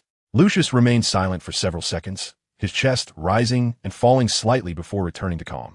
His gray eyes shifted toward the dragon scale that Voldemort had casually placed on the table. In the candlelight, the scale glimmered with an ominous, intrinsic purplish-black sheen, its texture appearing neither metallic nor gem-like. "Forgive my intrusion." Lucius's voice regained its steadiness, laced with inquiry. "But what is this you possess?" Voldemort, without lifting his head, stabbed a piece of broccoli with his fork and casually replied, "Enter dragon scale." Lucius's hand holding the wine glass trembled imperceptibly. He stared at the scale, something deep within his gaze sinking and then surging back to the surface. The dining room once again fell into an eerie silence, broken only by the crackling of wood in the fireplace. Lucius sat there, feeling a dryness in his throat. The name Ender Dragon itself carried a weight that was both profound and enigmatic. He realized that his proud pure lineage, wealth, and connections seemed almost laughably insignificant in the presence of the unfathomable Malsib family. A tumultuous mix of fear, awe, and intense curiosity roiled within his chest. He forced himself to maintain an outward calm, his voice as steady as possible. "There are 5 hours remaining until the Quidditch World Cup commences. If it is convenient, might you rest for a while at Malfoy Manor?" "Very well." Voldemort set down his utensils and rose. Almost the moment he stood upright, a subtle energy fluctuation swept through, enveloping him in a silent garb. This was no ordinary wizard's robe. The material seemed to be woven from the night itself, emitting a dim, shadowy sheen, tailored with a solemnity, yet imbued with an indescribable ancient charm, the cuffs and collar entwined with thorn-like dark patterns. Simultaneously, a peculiar creature, roughly the size of a palm and emanating a soft blue glow, appeared seemingly out of nowhere, gracefully swirling above his head. Several delicate, luminescent tendrils skillfully brushed through his slightly disheveled hair, tidying it into an orderly arrangement. Voldemort extended his hand, and the blue creature obediently settled into his palm, producing a sound akin to wind chimes gently clashing, a melodious low hum. He casually cradled it in his arm, akin to holding a docile feline. This transformation left the Malfoy father and son momentarily speechless once more. Draco's eyes widened in astonishment, his gaze fixated on the glowing creature, his face a canvas of wonder mixed with a hint of barely concealed longing. Lucius, however, perceived something deeper. This was no ordinary magic, but rather an essence of control at a fundamental level. Just then, accompanied by a soft pop, a house elf materialized in the corner of the dining room. Adorned in a relatively clean tea towel, its large eyes wide with trepidation as it regarded the unfamiliar guest. "Master called for Lyle?" It squeaked anxiously. Voldemort's attention was drawn, and he slightly inclined his head, his gray-blue eyes reflecting pure curiosity as he observed this race, regarded as servants within the magical realm. He appeared to lack even a basic understanding of such creatures. Lucius astutely noted this and promptly instructed Lyle, "Prepare the finest guest room for Mr. Malsib." Turning to Voldemort, he endeavored to steer the conversation away from the weighty topics of the Dark Lord and the Dragon Scale. "Mr. Malsib seems quite interested in house elves. Though they may not appear remarkable, they're indispensable for managing the estate." Concurrently, Lucius shot an unyielding glance at his son. Draco, receiving his father's signal, hesitated briefly but summoned his courage, stepping a bit closer with the unmistakable curiosity of youth, pointing at the glowing creature nestled in Voldemort's arm, and asked, "What is that, Malsib?" Voldemort glanced at Draco, then peered down at the creature emitting a soothing hum in his embrace, responding in an unremarkable tone, "A sylph." Draco opened his mouth, poised to inquire further, but upon seeing Voldemort's calm demeanor, as if this were all perfectly ordinary, he swallowed his words. He merely stared at the being referred to as a sylph, his expression a mixture of complexity. Lucius, meanwhile, registered the name sylph alongside Voldemort's unfamiliarity with house elves, deepening the mystery and unease within him. The Malsib family seemed to hail from a realm governed by entirely different laws. As the time arrived, the Malfoy family prepared to use the portkey to head to the Quidditch World Cup venue. It appeared to be an unremarkable old boot. After a nauseating sensation of compression and stretching, they landed at the edge of the camp. Voldemort's complexion paled slightly, his stomach churning violently, and he barely managed to suppress the urge to vomit. Lucius noticed his discomfort and, employing his characteristic, somewhat restrained tone, inquired, "Is this your first time using a portkey? Mr. Malsip, do you need a moment to recover?" Voldemort inhaled deeply, suppressing the unease in his throat, and nodded, his voice still somewhat muffled. "Yes. Normally, I teleport directly." He omitted terms like apparate or disapparate, which could invite further scrutiny, but his meaning was sufficiently clear. A flicker of understanding crossed Lucius's gray eyes, and he chose not to say anything further. Chapter 164, The Quidditch Match. As they made their way to the top-tier box, they encountered Cornelius Fudge. The Minister of Magic, with his rotund belly, was engaged in amiable conversation when he turned to see Voldemort beside Lucius, his entire demeanor visibly stiffening. A too enthusiastic smile quickly spread across his face as he hurried toward them. Malfoy, and this young Mr. Malsip." His gaze swiftly swept over Voldemort. His eyes a tumultuous mixture of lingering panic and a deeper, almost instinctual greed. He vividly recalled the advantages bestowed upon him by Msi, as well as the formidable power represented by this family, both terrifying and tantalizing. "One honor. Are you also here to witness the match?" The view from the top box is unparalleled. His demeanor bordered on obsequiousness, his body unconsciously leaning forward, as if in the presence of something sacred that required careful veneration. After a moment, the top box became lively again. The Weasley family, accompanied by Harry and Hermione, ascended, their robes appearing somewhat worn, starkly contrasting with the opulence surrounding them. Arthur Weasley was engaged in a cordial, yet charged exchange with Lucius. Voldemort's gaze bypassed them, landing on Harry. He adjusted his solemn and peculiar attire, proceeding through the crowd with measured grace until he stood before Harry. The ambient noise seemed to diminish slightly. Ron eyed him warily, while Hermione furrowed her brow. The verbal sparring between Mr. Weasley and Lucius also halted. Voldemort appeared oblivious to the scrutinizing gazes, slightly bowing his head to look at Harry, his gray-blue eyes devoid of warmth. Yet his voice was soft, tinged with an almost deliberate gentleness. "How was your holiday, Harry?" Harry was evidently taken aback by his unexpected greeting, momentarily stunned, confusion and a barely perceptible tension flickering in his green eyes. Ron was on the verge of speaking, but Hermione subtly tugged at his sleeve. Draco Malfoy, lurking behind his father, curled his lip, seemingly unimpressed by Voldemort's initiative to converse with Potter. The attention of the entire box seemed, whether intentionally or not, to converge upon this small corner. The air in the top box felt almost frozen. Draco Malfoy, wearing his signature, unpleasantly smug expression, whispered in a voice that was not loud but clear enough as he passed by Hermione, "Mudblood." The word struck like ice shattering upon the ground. Harry and Ron's faces instantly flushed crimson, while Mr. Weasley turned sharply, his features taut with rage. A surge of unbridled fury ignited within Voldemort, yet his refined facial muscles only twitched imperceptibly, maintaining an elegant and aloof facade. He knew he had to act, but not with his own hands. Almost as the thought crossed his mind, the space distorted slightly. A tall figure, clad in an ancient robe woven from obscure material, materialized abruptly beside Draco. It was Msi. His handsome visage bore golden slit pupils that surveyed the room with a predatory gaze, exuding an inhuman scrutiny. At that moment, perhaps due to nervousness or sheer coincidence, Draco, stretching lazily, inadvertently slapped Msi across the cheek with a soundless yet distinctly audible impact in the hushed box. Lucius Malfoy's complexion drained of color, and he lunged forward, yanking Draco behind him, his gray eyes wide with unprecedented terror. "Mr. Leaquim, my son is ignorant." He did not mean it. His voice trembled with urgency. Msi slowly turned his head, his slit pupils fixated on Lucius's face, the skin that had been struck showing no sign of redness. He emitted a faint, metallic-sounding chuckle. "It has been a long time," his voice low and steady, chilling the surrounding atmosphere. "No one has dared to offend me like this, Mr. Malfoy." He leaned slightly forward, whispering in a tone only Lucius could discern, elegantly and lethally. "I hope you can protect Draco in the time to come." Then, under Lucius's horrified gaze, Msi extended his forked, serpentine tongue, slowly licking the corner of his mouth. "He will not die," Msi added, his tone as flat as if discussing the weather. "I have left a relic for resurrection." The word resurrection detonated like thunder in Lucius's mind. Why would his son need to be resurrected? A wave of immense dread clutched at his heart, leaving him nearly breathless. "No, Mr. Leaquim, we can negotiate. At any cost." Lucius's voice quavered with desperation. Voldemort stepped forward at an opportune moment, wearing a mask of calculated difficulty, softly advising, "Leaquim, do not proceed this way."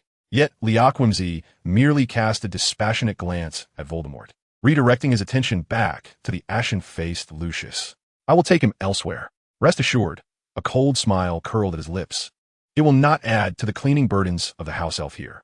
No, give him back to me. Lucius yelled uncontrollably, attempting to grasp Msi's arm. But Msi was quicker. Energy, 452, 451, 100. He seized Draco's terrified, screaming arm, and in an instant, their figures vanished from the top box. In the subterranean chamber, a vast spherical space formed of hellish rock, Draco was unceremoniously thrown onto a cold mound of tarnished gold, tainted with dark red filth. Trembling in fear, he watched as Msi approached menacingly, emitting a piercing shriek. Don't come near me. Go away. My father. Msi did not even glance at him, merely raising his gaze towards the massive shadow looming in its lair, casually instructing, dispose of him. The enormous purple eyes of the Ender Dragon turned impassively downward. It did not unleash its fiery breath, but simply lifted one massive claw, clad in inky scales, descending with the force to crush all, pressing down lightly towards Draco's position. No. Energy. 451. 450. 100.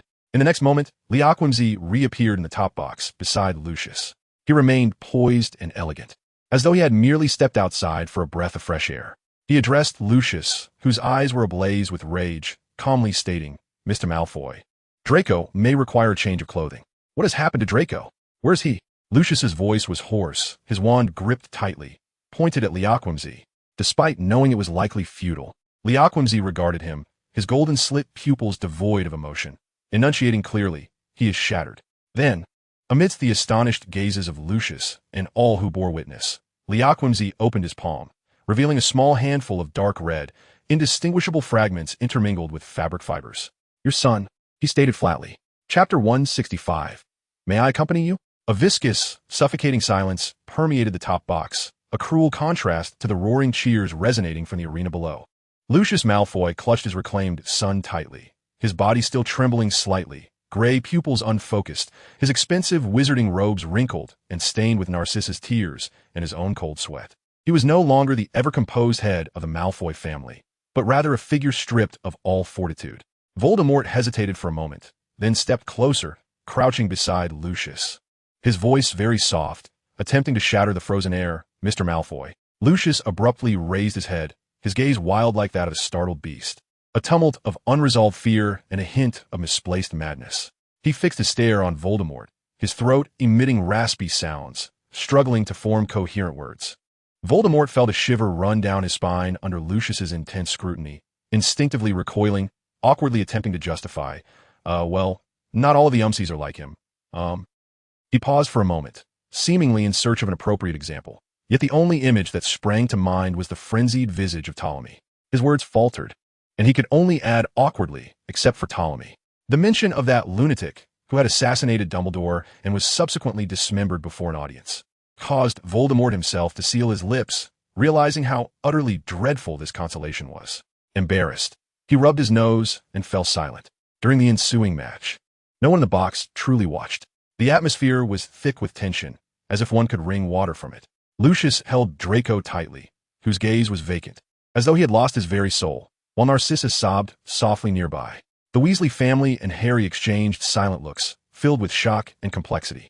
Fudge fidgeted restlessly, wishing he could escape this den of turmoil. When the match finally concluded and cheers erupted once more in the camp, a familiar ripple of energy surged through the space. The specter of Ptolemy rematerialized like a ghost. Lucius jumped as if his tail had been stepped on, almost simultaneously drawing his wand and aiming it at Ptolemy. His arm trembling violently from exertion, eyes wide with a blend of impending breakdown and a hint of madness. What do you intend to do? Ptolemy regarded his wand with indifference, his golden slit-like pupils calmly scanning the gathered crowd before finally resting on Voldemort. It is time to depart. His voice remained steady, devoid of any emotion. Just as Ptolemy prepared to take Voldemort away, a voice suddenly interrupted. May I join? It was Harry Potter. His green eyes sparkled with a mixture of tremendous courage and intense curiosity, seemingly oblivious to the perilous nature of his request. Harry, Hermione gasped, almost lunging forward to cover his mouth, while Ron's face turned pale as he clutched Harry's arm tightly. Mr. Weasley opened his mouth to speak, but upon meeting Ptolemy's inhuman gaze, the words were lodged in his throat. Ptolemy's eyes turned to Harry, lingering for 2 seconds. There was neither malice nor interest in that gaze. It resembled the look one might cast upon an inconsequential object. Before Ptolemy could respond, Voldemort appeared to have received some extraordinary news, his eyes lighting up, his face breaking into an unclouded, almost foolish grin, reminiscent of a 14-year-old boy who had just found a playmate. "Ah, splendid," he exclaimed, even stepping forward to embrace Harry, who had yet to react, before naturally taking his hand and pulling at Ptolemy's sleeve. "Let's go, let us go," he urged, his tone cheerful. Ptolemy seemed indifferent to Voldemort's exuberance, allowing his hand to remain grasped. Energy, 448, 447, 100. In the next moment, the three figures were enveloped by shadows, vanishing instantaneously from the upper box, leaving behind an eerie silence, along with the expression on Harry's face, a mixture of bewilderment, regret, and a hint of an indescribable thrill at stepping into the unknown. After Hermione released her grip, Ron's mouth hung open, and the Weasley couple exchanged glances, while Lucius Malfoy slumped back in his chair, utterly drained, his wand clattering to the ground. The surrounding environment shifted dramatically. No longer was it the raucous upper box of the Quidditch Stadium, but rather a vast, somber hall of the underworld, steeped in the scent of sulfur and ancient dust. The walls, constructed of obscure stones, shimmered with subdued violet luminescence, while a dark red glow emanated from solidified magma, casting an eerie hue upon everything. In the distance, the outline of a nest constructed from flesh and gold flickered in the shadows. Harry Potter stood still, remnants of the key and the disorienting spatial shift lingering in his stomach. Yet this was not his first visit here. After the initial shock, a near-numb acceptance washed over him. He had developed a twisted familiarity with the underworld's aesthetic, its omnipresent bizarre details, and the overwhelming darkness. His gaze fell upon Voldemort beside him, the individual who had just donned an ornate and eerie attire, who had parleyed with the Malfoys and even summoned a being like Ptolemy, now resembled a wild husky, bouncing in place with pure, unadulterated excitement, his gray-blue eyes sparkling. Witnessing such a sight, Harry found himself momentarily dazed. It dawned on him that, stripped of the enigmatic background and chilling powers, Voldemort was, at his core, simply a 14-year-old boy like him. This realization eased the tension in his nerves, softening his gaze. However, this softness was short-lived. He watched as Voldemort dashed to one side of the hall, approaching a colossal golden pillar that supported the dome. Intricate and foreign patterns were carved into its surface, gleaming with an overly pure golden luster under the dim light, clearly composed of genuine gold. Then, in an action that made Harry's eyelids twitch, Voldemort leapt upward, grasping a protruding golden carving on the pillar, hanging from it like a koala, his legs swinging in the air. Harry fell silent. He observed Voldemort's cheeks flush slightly from exertion, watching the priceless golden carvings bear the weight of his entire body.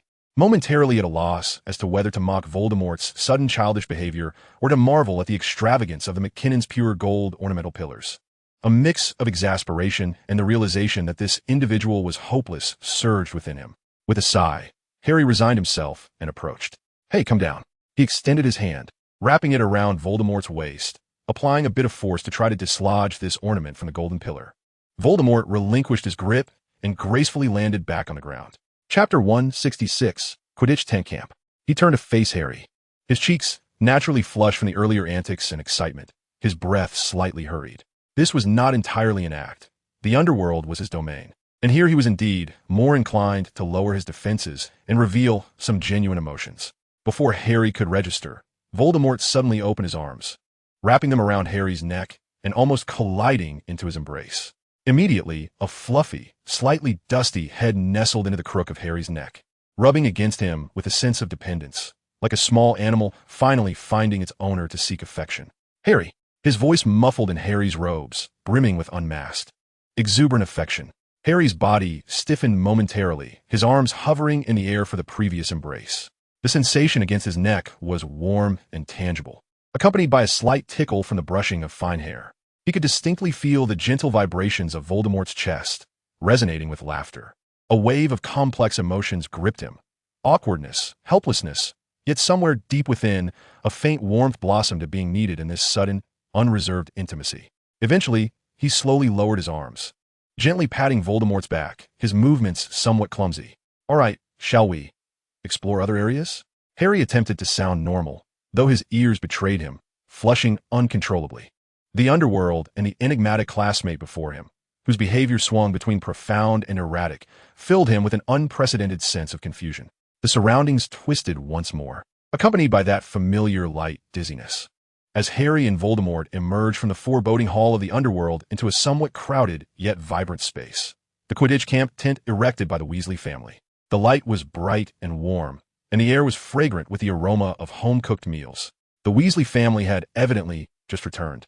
With Arthur still brushing the dust off his robes, the twins extracting butterbeer from the freezer, and Ron plopping down into a floral armchair.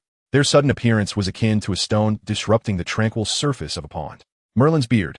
Who could it be? Almost instantaneously upon recognizing the newcomers, the Weasleys inside the tent reacted with astonishing uniformity. Arthur Weasley spun around abruptly, his wand slipping effortlessly into his hand. The laughter on Fred and George's faces froze, their fingers already inching toward their pockets. Ron sprang up from his chair as if pricked by a needle, his wand pointing forward, his complexion paling. Ginny let out a low gasp, retreating behind her mother. Even Hermione instinctively drew her wand. All wands were pointed with precision at a singular individual, the dark-haired youth, Voldemort, who was half embraced by Harry Potter in a manner that was almost affectionate. Voldemort appeared utterly unprepared for such a reception. The faint blush on his face, remnants of the teleportation and the antics in the dungeon, faded rapidly, returning to its customary pallor. His gray-blue eyes brimmed with genuine, unfeigned confusion as he tilted his head slightly, surveying the wands that were aimed at him, as if trying to discern what these gleaming wooden sticks were, some curious novelty. He instinctively squirmed in Harry's embrace, seemingly wishing to stand upright or retreat. This slight movement sent a jolt through Harry, who had been feeling awkward since the unexpected embrace in the dungeon. As if burned, Harry almost immediately released his hold on Voldemort, stumbling backward a half-step due to the suddenness of the motion, creating a noticeable distance between them. A wave of heat surged to his cheeks and ears, and he could even feel his neck flushing. He opened his mouth to offer an explanation, but found his throat dry, unable to articulate a single word, standing there awkwardly. His gaze evasive, avoiding the eyes of everyone, especially Ron and Hermione, whose looks were filled with shock and inquiry. The atmosphere in the tent plummeted to an icy silence. Without Harry's support, Voldemort stood alone, confronting the multitude of wands that remained steadfastly directed at him. His confusion deepened, now tinged with a subtle hint of grievance. As he muttered softly, "What is going on?" Arthur Weasley was the first to regain a modicum of composure. He furrowed his brow, his gaze darting between Harry's flushed face and the solitary figure of Voldemort, his wand lowering slightly, but not diminishing in vigilance as he asked in a grave tone, "Harry, what is happening? How did you get in?" Ron, meanwhile, stared at Voldemort with unrestrained fury and disbelief. "Harry, did he just hug you?" "You." He found his mind struggling to comprehend the situation. The air inside the tent felt as though it had solidified. All wands continued to point at Voldemort, the Weasley parents displaying unmistakable wariness, and Ron's eyes radiating hostility. The last vestige of expression vanished from Voldemort's face, leaving behind a facade of icy calm. He raised his chin slightly, his gaze sweeping over the Weasley family as though they were a formidable adversary, his voice clear yet detached. "It seems the Weasley family has no room for me." With that, he turned away, walking with measured steps toward the tent's entrance, his formal attire starkly contrasting with the surroundings, rendering his silhouette particularly solitary. Only Harry caught a fleeting glimpse of something in Voldemort's eyes as he turned, stirring an inexplicable pang within him. Harry understood that the air of grace and aloofness was merely Voldemort's habitual armor, concealing something else beneath. A flicker of compassion quietly spread within Harry's heart, just as Voldemort's figure vanished behind the curtain. The Weasley parents had just exhaled a sigh of relief and were about to lower their wands when, "Mum," Fred elongated the syllable, his tone rife with complaint. "Why didn't you make him stay?" George immediately chimed in, equally discontent. "Exactly. He stayed with us for a few days last term. He is quite nice." "Oh, yes." "Yes," Fred recalled. "He even used his family's funds to buy us a complete set of Gilderoy Lockhart's books. Though that fellow is a bit of fraud. That is still a hefty sum." Molly Weasley was somewhat irked and exasperated by the twins' back and forth. "You too. Who knows why he just appeared like that?" She waved her hand, as if to disperse the unsettling atmosphere. "And he is from the Malsib family." Just as the brief quarrel in the tent subsided, a strange rustling sound emerged from outside, akin to something being hastily constructed. Chapter 167, The Dark Mark. Harry, Ron, Hermione, along with the inquisitive twins and the resigned Mr. Weasley couldn't he help but lift the tent flap to peer outside. There, beside their slightly worn yet cozy tent, stood an indescribable structure, not more than 10 meters away. It maintained a tent-like silhouette, but its main structure was composed of dark, thick wood with natural grain, appearing remarkably sturdy. Most strikingly, the corners of the tent, the stakes of the guy ropes, and even the doorframe were all wrapped in gleaming, solid gold. In the evening light at the campsite, those golden components reflected a glaring and gaudy brilliance, creating an absurd contrast with the surrounding modest camping environment. Harry gazed at the blinding gold, his lips twitching slightly as he reached an almost instinctive conclusion. Gold, unmistakably Voldemort-esque. Ron gaped, his eyes wide with astonishment, as if he had just witnessed a dancing firework. He calls this a tent. He stammered, this could buy dozens of our homes. Hermione furrowed her brow, her gaze sweeping over the golden components before settling on the evidently expensive dark wood, her tone disapproving. This is far too ostentatious. And how did he manage to create this in such a short time? Yet Fred and George simultaneously whistled, their faces alight with unabashed admiration and excitement. Wow. Fred's eyes sparkled. Now that's what I call a spectacle. George echoed, fixated on the gold as though envisioning a wealth of new prank ideas. Arthur Weasley rubbed his temples, weariness etched on his face, coupled with a sense of bewilderment towards this world he truly did not understand. He glanced at their own humble tent, then at the ostentatious golden neighbor that seemed to have been transported from a royal palace, letting out a deep sigh. The door to the golden and hardwood structure remained tightly shut, eerily quiet, as if silently proclaiming the existence of some boundary. Not long after, a muted sound erupted from outside, a bizarre noise reminiscent of fabric tearing mixed with metallic distortion. The Weasley family, still caught in a subtly charged atmosphere, exchanged glances with Harry and Hermione. Unable to contain his curiosity, Ron quietly lifted a corner of the tent flap to sneak a peek outside, just a short distance away. The once dazzling, ostentatious tent now sagged significantly. The golden components, due to their soft material, could not withstand the weight and structural pressure of the main wooden framework, twisting and distorting, tearing through the expensive fabric, causing the entire tent to collapse in a most pitiful manner, resembling a dismantled expensive toy. Voldemort happened to be returning from the edge of the campsite, clutching a handful of vividly colored unknown wild fruits freshly picked from the bushes. He halted in his tracks upon seeing his once grand creation reduced to ruins. He stood there, gazing at the heap of debris, his expression devoid of emotion. Yet his slightly parted lips and momentarily vacant gaze unmistakably conveyed one word: bewilderment. A few seconds later, he sighed softly, the sound barely audible. Gold is impractical and ostentatious. What about Hellstone? While its structural integrity is commendable, the site within is utterly dismal, unsuitable for camping. Perhaps the obscurest block? That is the very core of the family's power. To use it for a mere temporary tent would not only squander energy, but also undermine its mystery and value, leading others to perceive it as commonplace building material. Damn it, he cursed inwardly. Approaching the wreckage, he found a relatively flat, gilded wooden beam and settled down, placing the wild fruits he had gathered beside him. He then tilted his head back, staring at the darkening sky, where stars began to emerge, remaining utterly still. The evening breeze ruffled his slightly long black hair, casting a thin and bewildered profile in the campfire's glow. The tent flap of the Weasley family was crammed with several curious heads. Ron felt a chuckle bubbling up but stifled it, his expression contorting. Hermione furrowed her brow, seemingly pondering the intricacies of structural mechanics and material selection. Fred and George squeezed together, silently mouthing, "We knew it would come to this." Ginny peered curiously from behind. Arthur and Molly exchanged glances, their eyes reflecting a complex mix of relief and perhaps a fleeting hint of sympathy. Yet, no one ventured forth. He sat there quietly atop the wreckage, gazing at the starry sky, isolated from the rising din of the camp, like an island unto himself. Voldemort had just rolled up his sleeves, contemplating whether to construct a more reliable temporary shelter with mortise and tenon joinery, at least to endure the night. He crouched beside the shimmering debris, his fingers unconsciously tracing a twisted golden component. At that moment, a blinding green light suddenly tore through the night sky above the camp. Almost immediately, an enormous skull pattern, woven from emerald-hued web-like light, coalesced in the air, from which a serpent emerged, like a malevolent mark, suspended above all heads. Silence endured for but a fleeting moment. Then, panic erupted like a contagion. Screams, cries, and the sound of rushing footsteps, accompanied by the crash of overturned objects, drowned the entire camp. People fled like headless flies, tents were torn down, and flames flickered chaotically in the turmoil. Amidst this utter chaos, only one person appeared out of place. Voldemort stood upright, even leaping slightly to the highest point of the tent ruins. He did not flee, nor did he panic.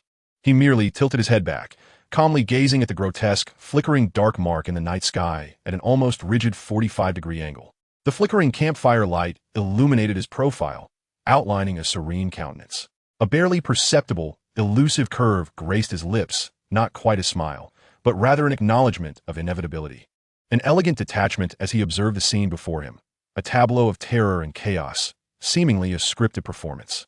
Arthur Weasley, hoarsely shouting for his family to gather and striving to restore order amidst the tumult, caught sight of a solitary figure atop the ruins. A flicker of intense vigilance and doubt flashed in his gray eyes. The child of the Muggle family, facing the dark mark, seemed unervingly composed. But there was no time for scrutiny. He gritted his teeth and continued to guide the terrified crowd. At that moment, a hooded figure clad in dark robes, clearly harboring malicious intent, seemed to notice the solitary and peculiar boy, grinning wickedly as he brandished his wand towards Voldemort, a dangerous spell flickering at its tip. Voldemort acknowledged him.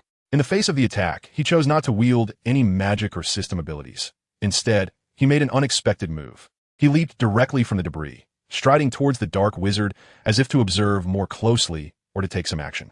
However, just as he stepped forward, he inadvertently stepped upon the gilded broken beam he had previously sat on. Curse it! He hadn't noticed the chaotic debris beneath him, and his body lost balance in an instant, emitting a short gasp as he stumbled forward, landing clumsily less than a meter from the advancing dark wizard. The dark wizard, poised to cast a spell, was momentarily taken aback by this unexpected prostration, causing the light at the tip of his wand to falter. Voldemort pushed himself up, lifting his face, now speckled with grass and dust, where a distinctly genuine emotion, the rawness of embarrassment, flashed in his gray-blue eyes for the first time. His cheeks and ears flushed visibly, creeping down to his neck. He didn't even glance at the still-dazed dark wizard, but abruptly bowed his head. Energy, 447, 446, 100. In the next moment, his figure vanished from sight, leaving behind the bewildered dark wizard and the still chaotic throngs of fleeing people. Chapter 168. He was tired. In the hall of the underground palace, Voldemort's figure materialized abruptly. The lingering flush on his face indicated his irritation as he brushed off non-existent dust from his robes. That incident had been profoundly humiliating. He stood still for a few seconds, then earnestly inquired of the system in his mind. Can energy be used to directly enhance physical attributes? For instance, strength? Yes. 5 points of energy applied to strength. He commanded without hesitation. Energy, 446, 441, 100. A gentle yet undeniable warmth surged through his entire body, primarily concentrating in his limbs and torso. He distinctly felt his muscle fibers being invisibly reinforced and stretched, a solid and powerful sensation blossoming from within. He clenched his fist experimentally, the joints cracking crisply, a newfound sense of control lifting his spirits. The earlier embarrassment seemed to dissipate considerably under this influx of power. Not bad, he muttered quietly, feeling the surge of energy within, deciding to cast aside the troubles of the night for the time being. He made his way deeper into the underground palace towards his bedroom, intending to get some well-deserved rest. As for the chaos outside and the tumble he had taken, that could wait until tomorrow. The Hogwarts Express puffed white steam as it slowly pulled into the familiar platform. Voldemort stepped off the train with the crowd, a hint of fatigue evident on his face. Shadows lingered beneath his eyes, and even his typically meticulously groomed black hair appeared somewhat tousled. He was, after all, not made of iron. Possessing a system did not equate to being an unstoppable machine. Frequent shifts in consciousness, energy manipulation, and the delicate maintenance of the creations within the palace all drained his vitality. He could feel tiredness, experience embarrassment from botching the tent, revel in the joy of acquiring new toys, yet he had not evolved to the point of being able to simultaneously cry and laugh in a state of madness.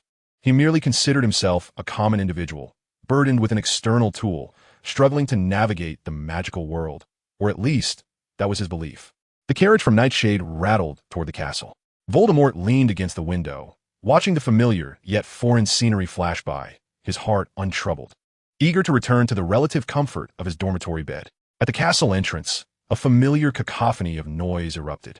It was Peeves, mischievously clutching a bucket brimming with an indeterminate, gooey substance, swirling through the air while emitting a cacophonous cackle.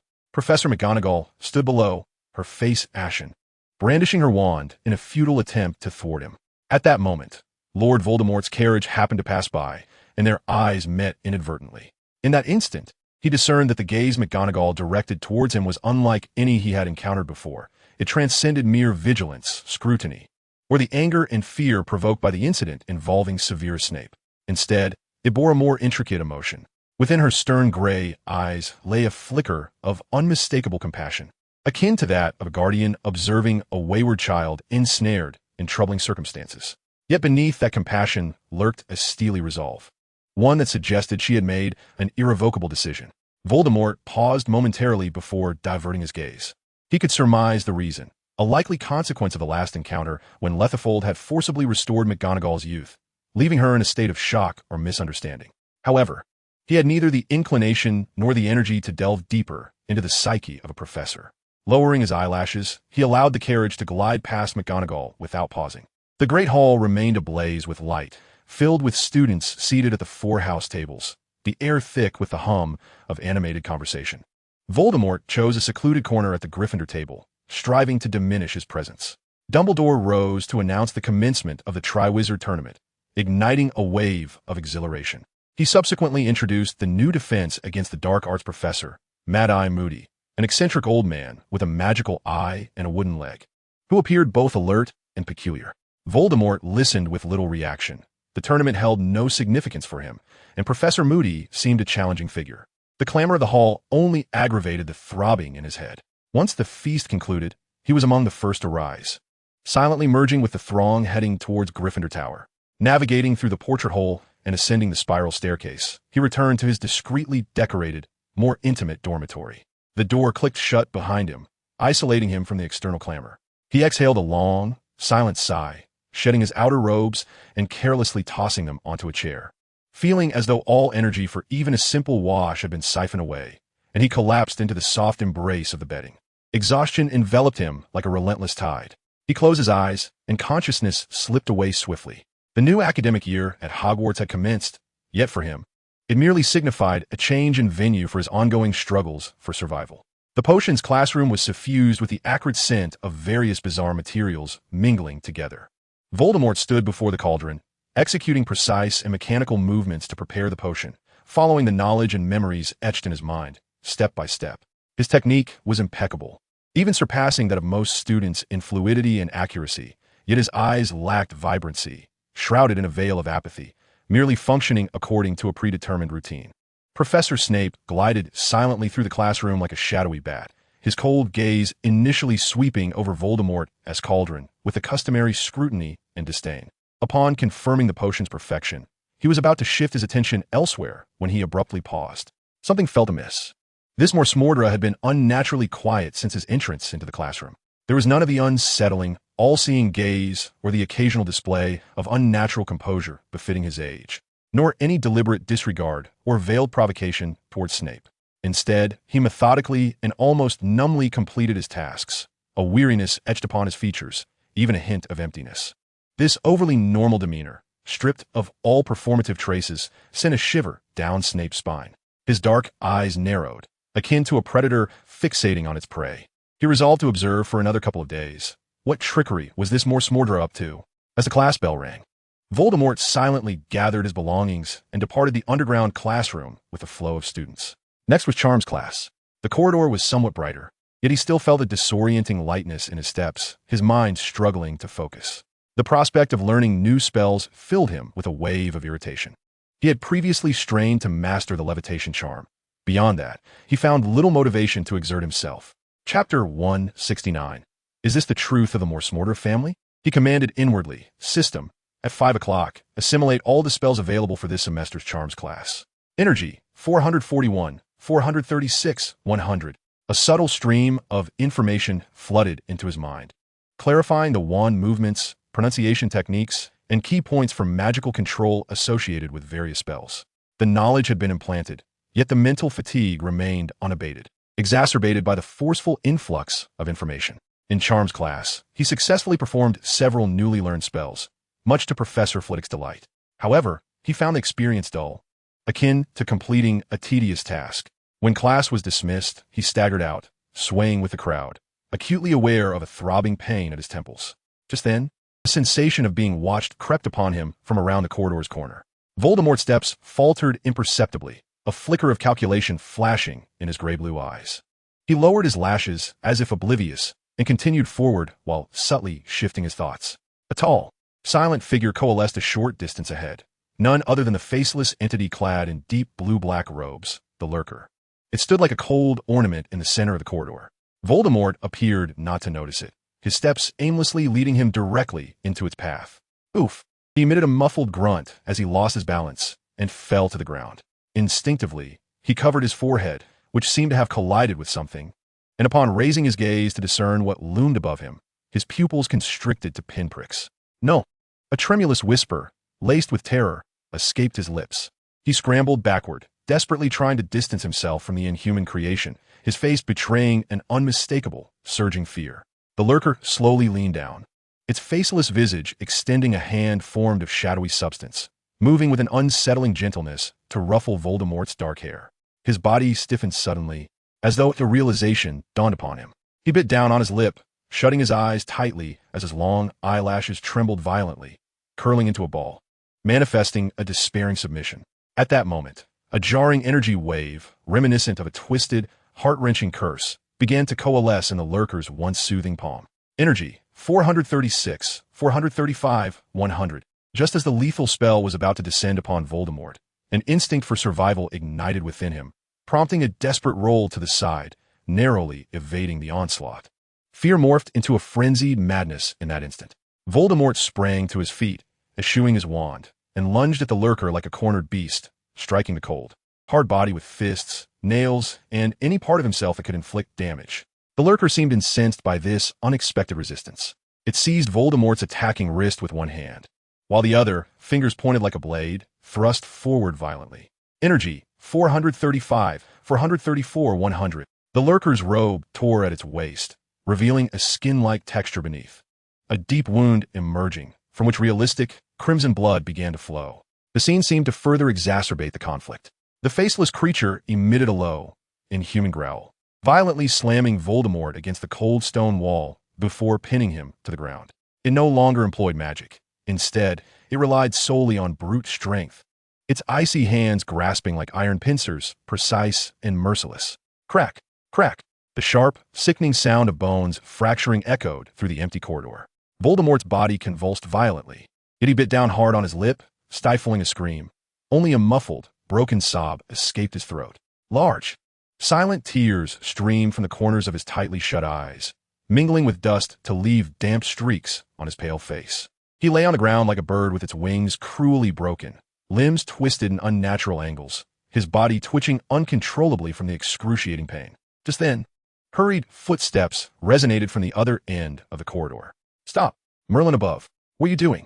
Professor McGonagall's voice, filled with shock and fury, thundered like a clap of thunder, having just dealt with the mess left by Peeves. She was on her way back to her office when she stumbled upon this horrifying scene. The student Voldemort, whose presence from the Muggle family stirred complex emotions within her, was being crushed beneath a faceless, blood-soaked horror, his limbs grotesquely twisted, tears streaking his face like a doll cruelly torn apart. The assailant's attire was eerily reminiscent of the servants from the Muggle family she remembered. Professor McGonagall's complexion turned ashen, her wand raised and aimed at the creature, her chest heaving with shock and indignation. The gaze she cast upon Voldemort, once filled with pity and determination, was now replaced by sheer horror and an indescribable dread, as if she had glimpsed a terrifying truth. Is this the reality within the Muggle family? Professor McGonagall's furious shout echoed through the corridor, the tip of her wand bursting forth with the nascent glow of a binding spell. The faceless creature froze, its smooth visage turning towards her, as if conducting a chilling appraisal despite lacking eyes. Then, before Professor McGonagall's horrified gaze, it committed an even more heinous act. Its hand, composed of shadowy substance, gripped Voldemort's already grotesquely bent arm with the cruelty of the most brutal torture instrument. A muffled, hoarse scream erupted from Voldemort's throat, suppressed yet still piercing through the agony, accompanied by the sickening sound of muscles and bones being forcibly torn apart. That arm was brutally wrenched from its shoulder. Blood gushed forth like a ruptured water bag, instantly staining the stone floor and his tattered robes crimson. Voldemort's body jerked violently, akin to a fish out of water, before collapsing entirely, leaving only his chest to rise and fall faintly, his complexion deathly pale, unable even to groan. Chapter 170. Feigning severe injury. It was not over. The creature, treating Voldemort like a broken object, continued with the same merciless method, tearing away his other arm and both of his limp legs. Professor McGonagall stood frozen, the magical glow at the tip of her wand flickering erratically due to overwhelming shock and anger, scarcely able to believe her eyes. This was no longer punishment. It was slaughter, a torture only found in the darkest of legends. After completing its gruesome task, the creature discarded the severed limbs like refuse. It turned once more towards Professor McGonagall, its faceless void seeming to convey a silent warning. Then, its form melted away, sinking rapidly into the shadows of the floor, vanishing without a trace, leaving behind a large pool of glaring crimson and a black-haired youth, cruelly mutilated and gasping for breath. In the next moment, from the shadows at the other end of the corridor, a dark robe stirred slightly. Severus Snape, with a grim expression, had witnessed everything unfold. He did not step forward, nor did he make a sound. He simply turned and melted back into the darkness of the corridor, as if he had never been there. His face bore no expression, yet his dark eyes swirled with an extremely complex, inscrutable undercurrent. No, Merlin, Professor McGonagall finally regained a semblance of strength from the overwhelming shock, staggering to Voldemort's side, her fingers trembling, yet hesitating to touch his grotesque form. She gazed into the boy's ashen face, his gray-blue eyes staring vacantly at the ceiling, devoid of tears. Only a haunting emptiness as if his very soul had been extracted. She raised her wand high, no longer for offensive spells, but for the most urgent healing charm and blood-stopping incantation, a radiant light enveloping Voldemort's shattered body, desperately trying to stabilize the rapidly dwindling essence of life. Her voice trembled with an uncontrollable mix of anger, fear, and a profound realization.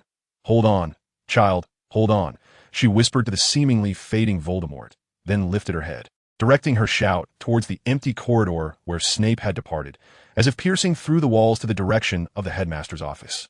Calling out with all her might, "Poppy, we need medical assistance. Immediately." And Albus. Her cries reverberated through the cavernous castle. She lowered her head, gazing at the faintly living boy in her arms. All previous doubts, wariness, and even a trace of pity had been crushed by the raw brutality of the family's internal strife. This was no longer speculation, but bloody evidence. The Muggle family was far darker than she had ever imagined. And what role did Voldemort play within this family? Was he the perpetrator, or, even more tragically, a helpless victim? This question weighed heavily on her heart, accompanied by the thick scent of blood. Professor McGonagall's healing spell and blood-stopping charm barely managed to stem the horrific bleeding. A pale golden light, like a fragile net enveloping the grotesque wounds on Voldemort's shoulder and thigh, attempting to sustain the flickering flame of life. She knelt half-submerged in the pool of blood, her robe stained dark red, her usually stern visage pale with urgency and anger. At that moment, Voldemort's gray-blue eyes, which had been staring blankly at the ceiling, flickered slightly, focusing on Professor McGonagall's face. There was no relief for having been saved, no chaos wrought by pain, nor even the bewilderment of having survived a catastrophe. Only a chilling clarity, a detached calm, as if the shattered, dying body were entirely disconnected from him. Professor McGonagall felt a chill grip her heart at that look, just as she was about to utter something. The air around Voldemort twisted again, familiar and unsettling. Another faceless creature, clad similarly to the earlier assailant, coalesced silently from the shadows of the wall, tall and menacing. It paid no heed to Professor McGonagall, who stood poised with her wand raised, nor did it glance at the gruesome sight of Voldemort. It simply extended its cold arm, composed of shadowy substance. The movement neither gentle nor brutal, merely as if retrieving a preordained item, lifting Voldemort's battered form, barely wrapped in magical light, from the pool of blood and cradling it against its chest. "No, put him down," Professor McGonagall commanded sharply, her wand aimed directly at the creature, the tip shimmering with a dangerous light. "I command you to release this student." The smooth visage of the Dark Lord turned towards her, offering no response. He merely clutched Voldemort, pivoted, and strode with unwavering steps towards the far end of the corridor, disregarding Professor McGonagall's warnings and the pointed threat of her wand. Voldemort's head languidly rested against the Dark Lord's icy chest, and in the fleeting moment of being carried away, his gaze met that of Professor McGonagall once more. His lips moved ever so slightly, as if he wished to utter something, yet ultimately, no sound escaped. Only those unnaturally alert eyes, set against a ghastly pale face, left a haunting and perplexing impression. Then, the Dark Lord embraced him and took a step into the heavy shadows cast by the column ahead, his form seemingly devoured by darkness, vanishing in an instant. In the corridor, Professor McGonagall stood alone, maintaining her stance with wand raised, frozen amidst a pool of still wet, glaring blood. The air was thick with the metallic scent of blood and the acrid residue of magic. Her wand slowly lowered, her arm trembling slightly from exertion. A wave of overwhelming helplessness and fury engulfed her. She had witnessed a student being cruelly harmed before her eyes, only to see him taken away while she stood powerless. The Lestrange family, what manner of beings were they? And Voldemort, with that hauntingly lucid gaze, what did it signify? Taking a deep breath, she forced herself to regain composure and turned, her steps slightly unsteady yet resolutely heading towards the headmaster's office. Chapter 171, The Leap from the Window. A day later, during the afternoon transfiguration class, sunlight streamed through the tall windows into the classroom, dust motes swirling lazily in the beams. The students were intently focused on transforming beetles into buttons. The room filled with murmurs of incantations and occasional soft cheers of success. Professor McGonagall, as was her custom, stood tall and upright, patrolling the desks with a keen eye that scrutinized each student's actions, occasionally interjecting corrections. Yet beneath her composed exterior, her heart was far from tranquil. The blood-curdling scene from the corridor the day before, along with Voldemort's eerily calm eyes when he had been taken away, were seared into her memory like a chilling brand. At that moment, the classroom door was gently pushed open. Voldemort stepped inside, clad in a pristine Hogwarts robe, his black hair impeccably styled. His pale face wore its habitual, somewhat aloof calm. He moved with an unhurried grace, as if he had merely arrived a few minutes late. Most astonishingly, he appeared entirely unscathed. The limbs that had been so brutally torn asunder the previous day now hung naturally at his sides, walking without a hint of abnormality. Not even a trace of weakness or pain to be found. Professor McGonagall nearly dropped her copy of Advanced Transfiguration Theory, her breath caught in her throat, her gray eyes fixed upon Voldemort, as if she sought to pierce through him completely. Shock, confusion, and a deeper sense of unease gripped her instantly. How could this be possible? Such injuries, even with the most advanced magical healing, could never recover to this extent within a single day, leaving not even a trace of scar. Voldemort seemed to sense her scrutiny. He lifted his gaze, his gray-blue eyes meeting hers with a calmness that was unsettling. He even offered the faintest, almost imperceptible nod of acknowledgement before proceeding to his seat, retrieving his textbook and wand, and beginning to attempt the transformation spells like the other students, his movements fluid and natural. Throughout the entire class, Professor McGonagall found her focus fragmented, her peripheral vision constantly drawn to Voldemort. He behaved far too normally, normality that was chilling. He flawlessly executed the spell, successfully transforming a beetle into one of the glossiest buttons. Yet in doing so, there was no spark of vitality in his gaze, only a mechanical indifference, as if he were merely fulfilling a task. At last, the end-of-class bell rang. Leave your notes and transform buttons on your desks, and exit quietly, Professor McGonagall announced, her voice slightly subdued compared to usual. The students began to gather their belongings, leaving the classroom in small groups. Voldemort, too, methodically organized his items, placing the perfect button at the corner of his desk, then rising to join the throng heading for the door. However, as he passed by a tall, open window, an unexpected turn of events unfolded. Without a moment's hesitation, without even slowing his pace, he suddenly leaned his body outward, preparing to leap directly from the window. In that instant, Professor McGonagall's heart nearly halted. She was not far from the window and almost instinctively reacted before her mind caught up. With a swift stride, she lunged forward, her thin yet strong hand like a vice, deftly grasping the back of Voldemort's collar, yanking him back with an unyielding force just as he had begun to plunge out. Ugh! Voldemort stumbled backward, colliding with the window frame, letting out a muffled grunt. The other departing students were startled by the sudden commotion, turning back in alarm. Mr. Lestrange. Professor McGonagall's voice rose slightly, tinged with fear and anger. But she swiftly reined in her emotions, turning to the remaining students, her expression stern. It's nothing. Leave the classroom at once. The students, cowed by her authoritative tone, exited hastily, their curiosity piqued yet compelled by her severity, while the last to leave, Hermione Granger, cast a worried glance back, only to be pulled away by Ron. With only Professor McGonagall and Voldemort left in the classroom, she did not relinquish her grip on his collar. Rather, she tightened it. She could feel the boy's frail body beneath her hand, an unsettling sense of resignation emanating from him, devoid of any will to survive. His previous action had not been an accident, not a misstep. It was a resolute, unhesitating act of self-termination. She was utterly certain Voldemort Lestrange truly wished to end his life. She turned him to face her, forcing him to meet her gaze. Her expression was no longer that of a stern instructor, but rather one filled with the profound sorrow and incomprehension of a mentor witnessing a young life, so carelessly disregarding its own existence.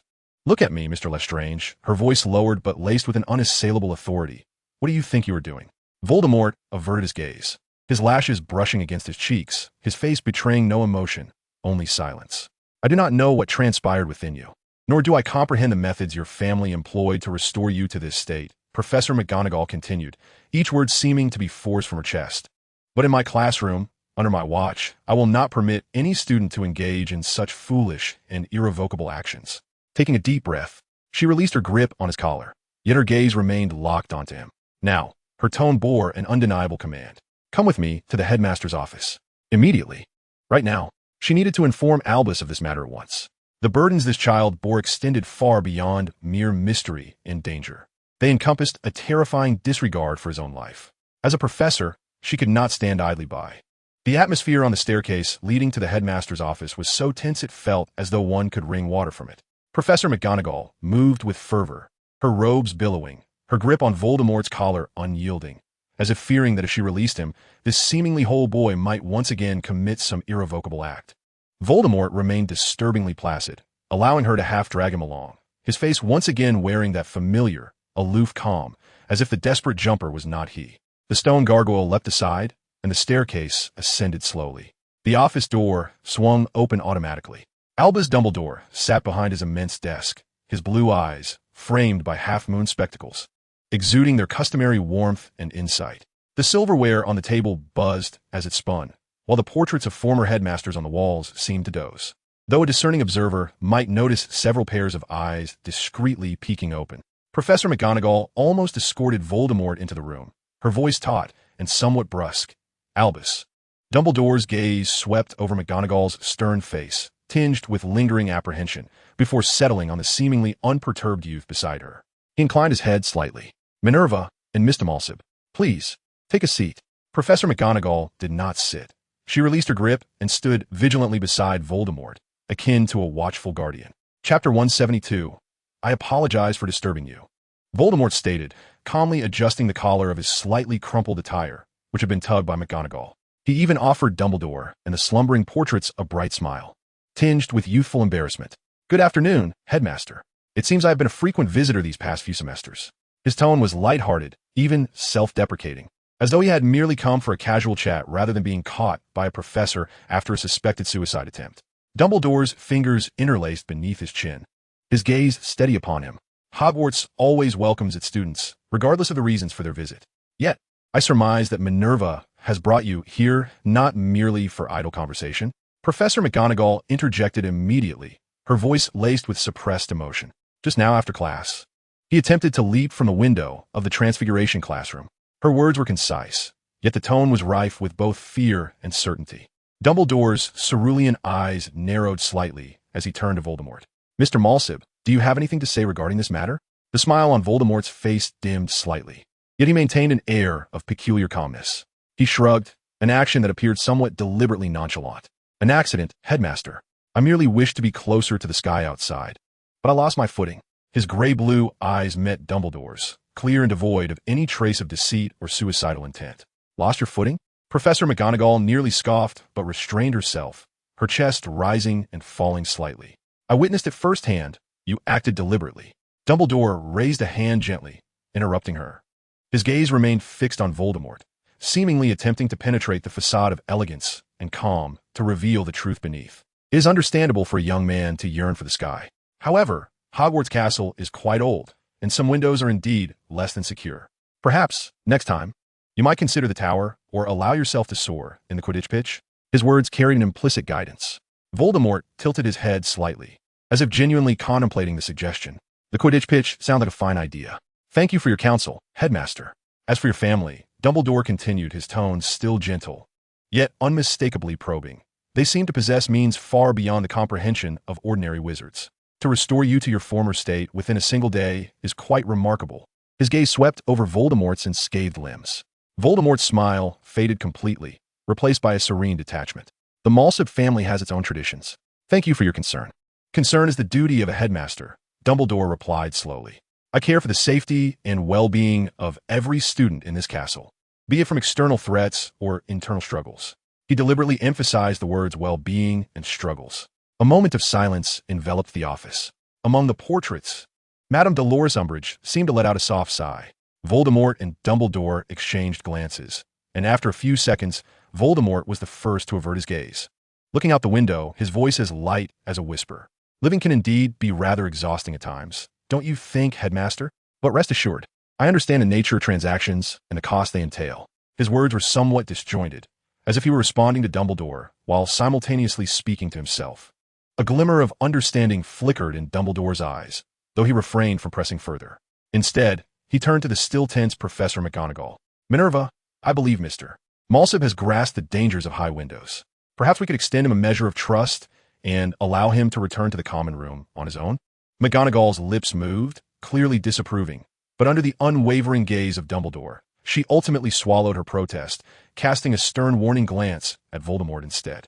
Voldemort rose, offering Dumbledore a flawless bow. Thank you for your time, Headmaster. Professor McGonagall, I apologize for causing you concern.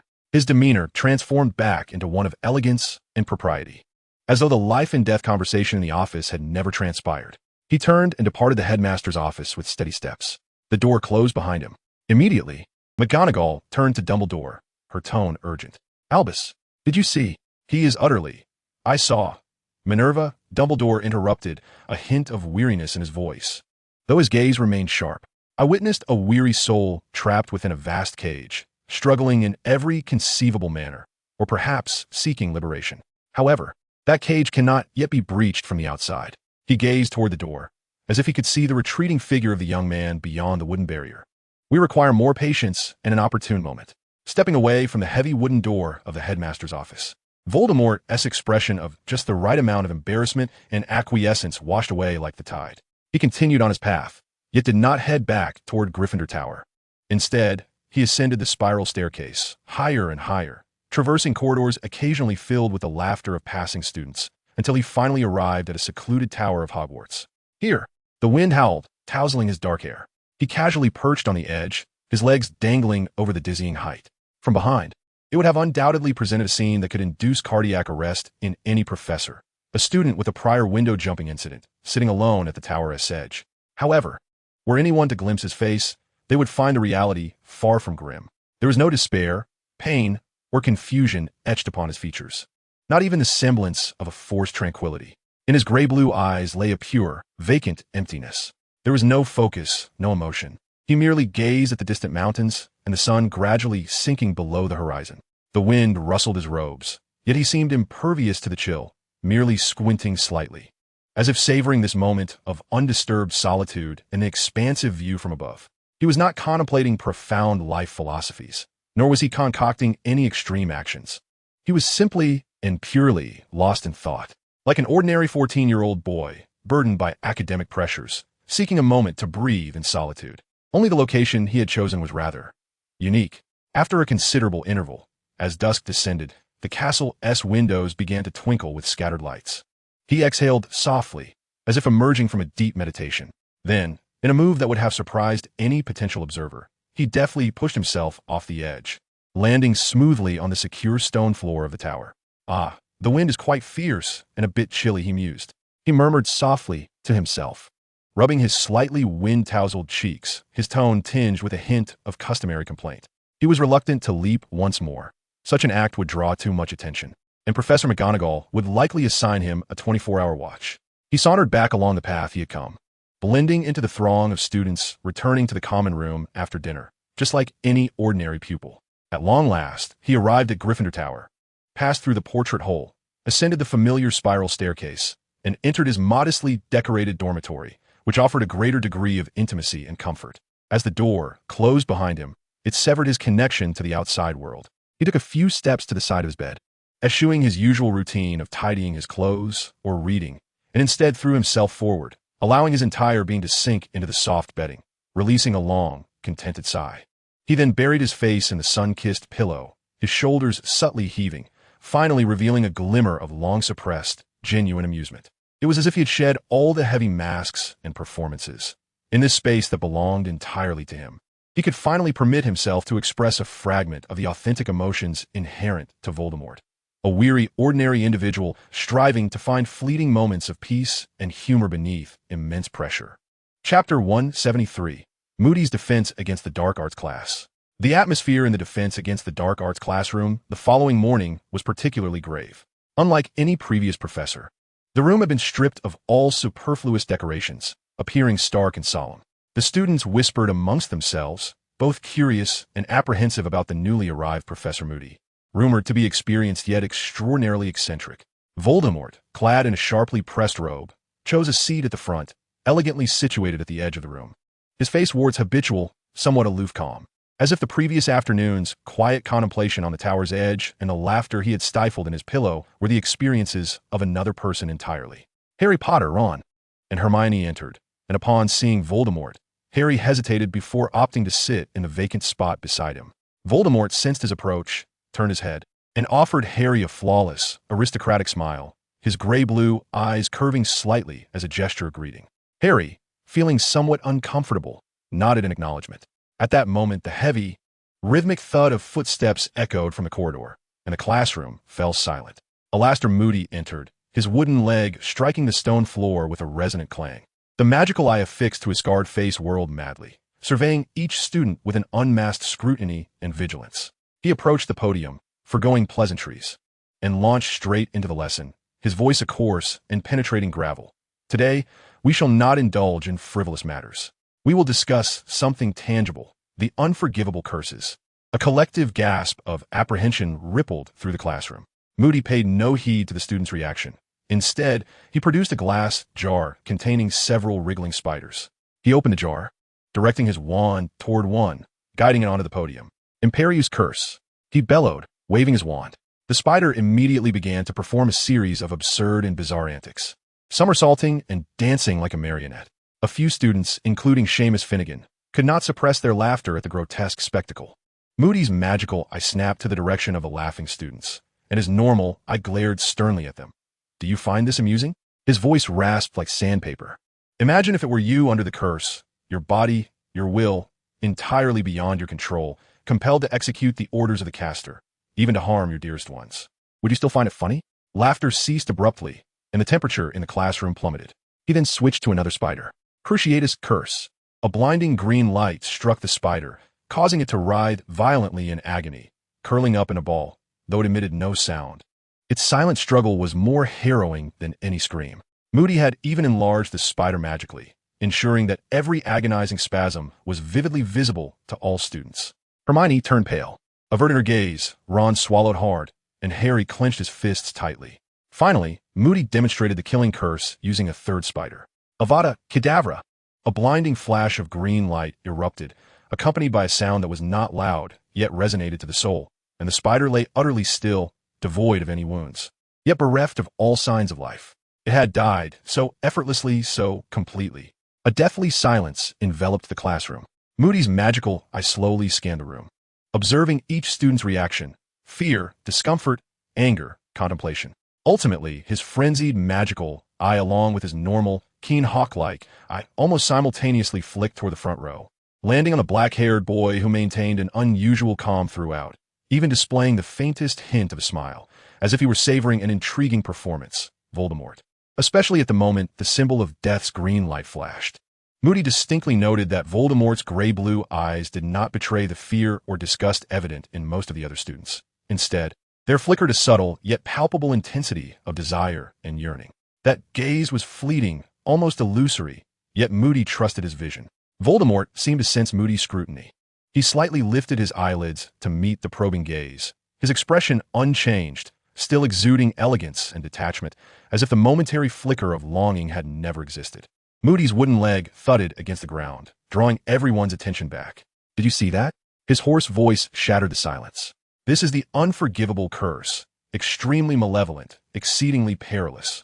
Once cast upon a human, the only fate awaiting the caster is a lifetime in Azkaban. The class bell rang amidst the oppressive atmosphere. The students nearly fled the classroom in haste. Harry stood, casting a conflicted glance at the composed Voldemort, who was still methodically organizing his books, before ultimately departing with Ron and Hermione. Voldemort was the last to leave. As he reached the door, Moody's gruff voice echoed behind him. "Stay vigilant, Mr. MSY." Voldemort did not pause his stride. He merely turned his head, returning a flawless, courteous yet distant smile. "I always am, Professor." The subsequent potions class felt like an interminable ordeal for Voldemort. The air in the subterranean classroom was damp and clammy, the mingling scents of various peculiar ingredients suffocating him, while Professor Snape's malevolent gaze would occasionally sweep past his neck like a chilling spider's web. He mechanically processed the materials, regulating the heat, the steam rising from the cauldron, inducing a sense of drowsiness. He loathed this place. Finally, when class concluded, he was nearly the first to gather his belongings, hastily departing the stifling underground chamber. The afternoon held no more classes, granting him a rare moment of leisure. He contemplated briefly and procured some simple yet sufficiently hearty food from the system, several solid pieces of jerky, some bread, and even a few fruits wrapped in leaves. Then, energy, 433, 432, 100. He materialized near a secluded cliff cave that offered a view of Hogwarts Castle. The area was strewn with jagged rocks, and the wind howled fiercely. His eyes immediately caught sight of the large black dog lounging in the shadows of the rocks. It appeared markedly thinner than before, its ribs faintly discernible, and its coat had lost its luster, now matted with dirt and grass clippings. At that moment, it was pressing a hapless mouse beneath its forepaw, ravenously tearing into it, a low growl of possessiveness rumbling in its throat. Chapter 174. Buckbeak and Sirius. Voldemort approached stealthily, gracefully squatting before the large black dog, the hem of his robe trailing slightly. "Release it," he spoke in a calm tone, devoid of any commanding inflection, more akin to a simple statement. The large black dog, Sirius Black, abruptly froze, lifting its head, its gray eyes instantly brimming with wariness. However, upon recognizing Voldemort, that vigilance was swiftly supplanted by a more intricate emotion. He was indeed quite famished. Having spent the last few days hiding, the food he could find was pitifully scarce. The desiccated mouse in his mouth now seemed exceedingly difficult to swallow. He glanced at Voldemort, then at the enticing morsels in his hand, the struggle in his eyes lasting but a fleeting moment. Hunger and a certain cultivated sense of dependency overwhelmed all else. He abruptly released the remains of the mouse, not even bothering to regard it further. The massive black dog emitted a sound akin to a whimper, no longer a hostile growl, but rather tinged with a sense of grievance and impatience. He nearly lunged forward, his enormous head crashing into Voldemort's embrace, his damp, cool nose rubbing against his robe. Mouth agape, not to bite, but in an earnest attempt to reach for the food in his hands, his movements urgent and somewhat clumsy. Voldemort, taken aback by this sudden, almost affectionate lunge, leaned slightly backward to maintain his balance. He gazed at the furry, filthy head nestled against him, into the gray eyes that spoke of hunger and a plea for sustenance, and the customary mask of elegance on his face cracked ever so slightly. He sighed softly, a hint of genuine resignation in his voice. "Very well, here you are." He ceased his teasing, gently placing the meat and bread upon a cleaner stone surface before Black. Instantly, Black buried his head into the food, devouring it rapidly, making satisfied grunts, his tail inadvertently wagging slightly. Voldemort remained in his position, quietly observing him eat, the emotions in his gray-blue eyes somewhat inscrutable. The wind tousled his hair, creating a peculiar yet slightly heartwarming tableau against the desolate cliff's edge. Watching the large black dog voraciously consume the food, Voldemort crouched silently, the wind whispering against the cliff, producing a sound reminiscent of a whimper. After a moment of silence, he suddenly spoke in a voice so light it might be carried away by the breeze, as if to himself, yet also to the creature before him. "What if I were to give you Buckbeak?" He paused, adding, "I recall you mentioned wanting to journey north." Black, engrossed in his meal, hesitated momentarily, letting out two indistinct whines from his throat, sounding like an acquiescence or indifference, before resuming his focus on the food, his tail inadvertently sweeping the ground. Voldemort fell silent once more, patiently waiting for him to finish. He watched as Black licked up the last morsels, raising his head in apparent contentment, the wariness and ferocity in his eyes having diminished considerably, replaced by a sense of satiety and perhaps a barely perceptible hint of habitual reliance. Voldemort regarded him, a flicker of hesitation flashing in his gray-blue eyes.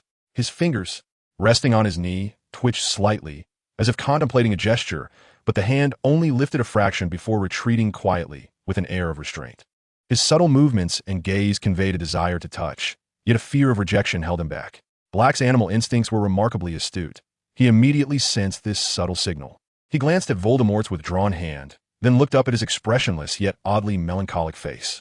In the next moment, the enormous black dog approached him, gently nudging his furry, food-scented head against Voldemort's calf, then simply laid down at his feet, emitting a deep, comforting rumble that seemed to say, "Go ahead, it's fine."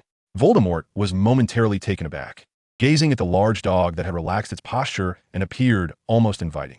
For the first time, the mask of elegance or calm he always wore faltered, and a genuine smile crept onto his lips, curving upward ever so slightly. A low, breathy chuckle escaped his throat, fading into the wind. No longer hesitating, he extended his hand, gently placing it upon Black's large head, his fingers sinking into the slightly coarse yet warm black fur, stroking him slowly, one stroke at a time. Black comfortably squinted his gray eyes, even nudging his head further into Voldemort's palm. At the edge of the cliff, the wind continued to blow, the young man quietly crouching, caressing the docile black dog at his feet. The previous calculations, performances, and heavy burdens seemed to dissipate, if only temporarily, in the simplicity of that moment. Observing the large black dog at his feet, now appearing submissive and somewhat dependent due to his touch, Voldemort's hand paused momentarily. "Then let it be so," he whispered, as if reaching a resolution. He rose to his feet, stepping back a few paces. With a slight mental shift, energy, 432, 431, 100, the space around him warped, accompanied by a familiar yet perplexed cry, as the grand figure of Buckbeak, the hippogriff, materialized in the clearing of the cliff. It shook its splendid feathers, its massive amber eyes scanning the surroundings warily, only relaxing upon spotting Voldemort, nodding slightly in acknowledgement. Voldemort returned the gesture with a nod before turning his gaze back to the large black dog. Black comprehended his intent, rising to his feet, muscles rippling beneath his black coat, his form swiftly elongated and transformed within seconds, reverting from the filthy large dog to the tattered yet sharp-eyed Sirius Black. He cast a deep, complex glance at Voldemort, an amalgamation of lingering fear, a flicker of gratitude, and an urgent desire for liberation from his plight. He did not speak further, but adeptly leapt onto Buckbeak's back, grasping the feathers at its neck. "Take good care of him," Voldemort murmured to Buckbeak.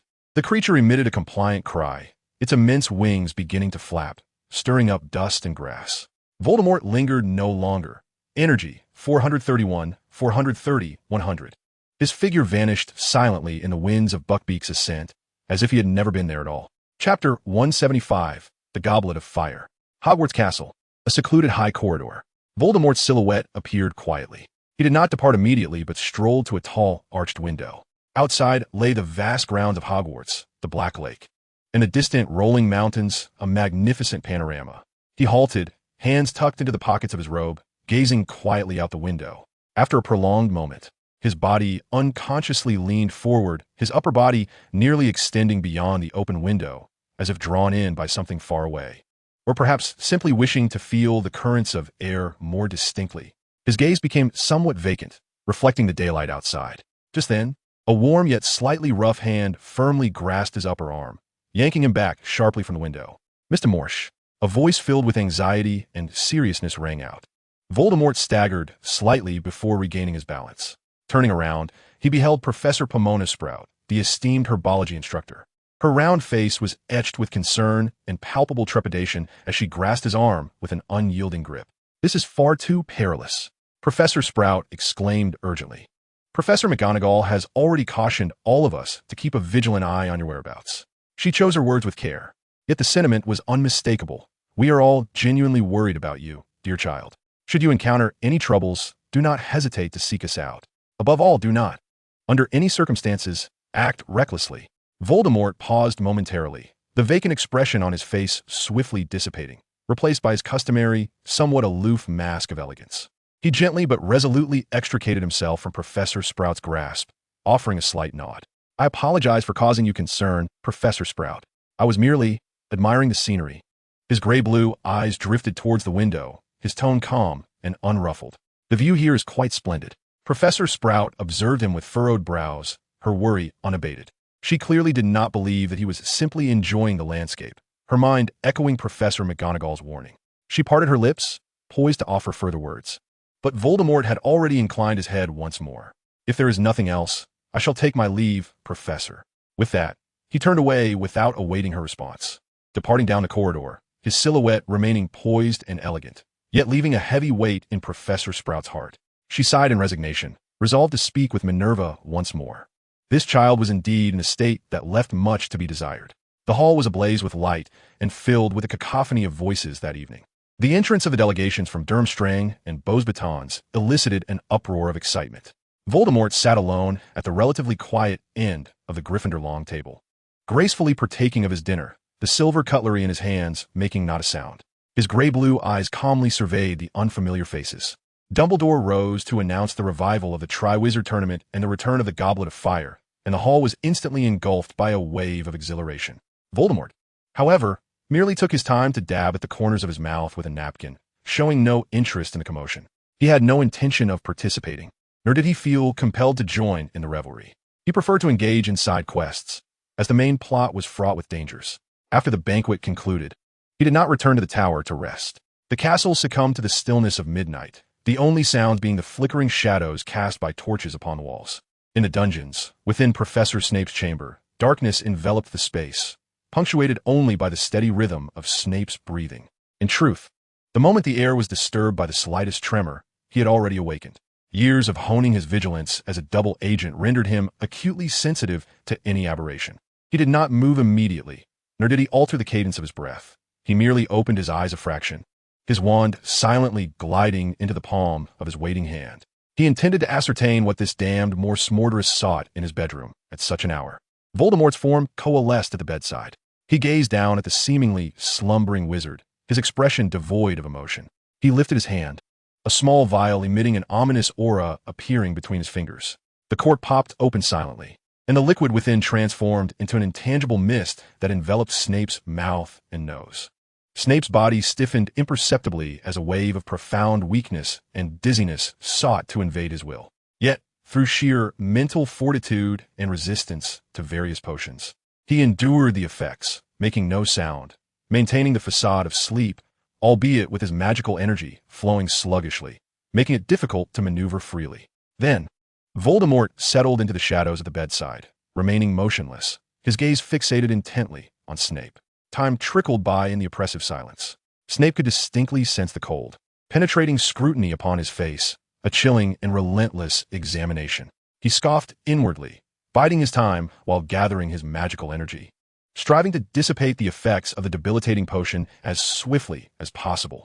After what felt like an eternity, just as Snape sensed that control over his body was nearing restoration, Voldemort, who had been sitting in silence, seemed to perceive some infinitesimal change. His body tensed subtly.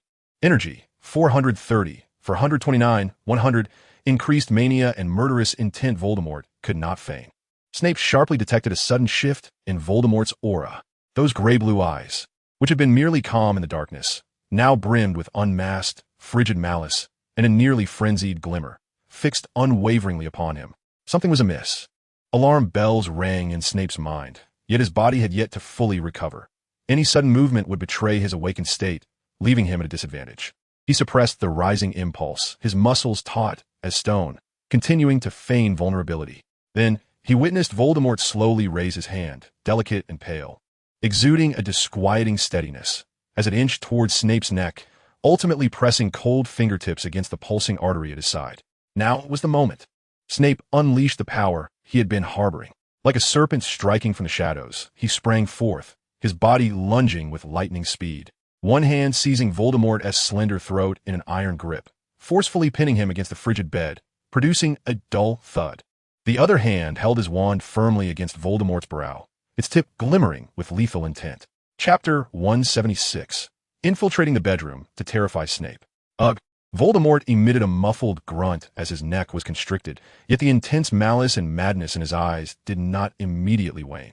Rather, it seemed to intensify in response to this unexpected counterattack. His lashes lowered as he gasped heavily. after several suffocating seconds of silence. The terrifying malice in Voldemort's eyes receded like a tide, rapidly transforming into something eerily calm. He lifted his gaze once more, meeting the piercing stare of Snape, whose eyes were filled with a predatory glare, as if intent on devouring him whole. Those gray-blue eyes had reverted to their habitual, aloof elegance, even tinged with a hint of perplexity, as if just roused from slumber.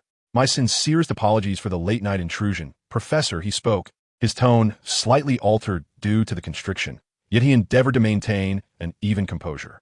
Snape regarded this sudden change of expression with incredulity, his chest heaving with a mixture of rage and fear. That chilling intent to kill had been so palpable, and the fingers pressing against his artery bore unmistakable lethal intent. He could not believe this was merely a disruption. Apologies?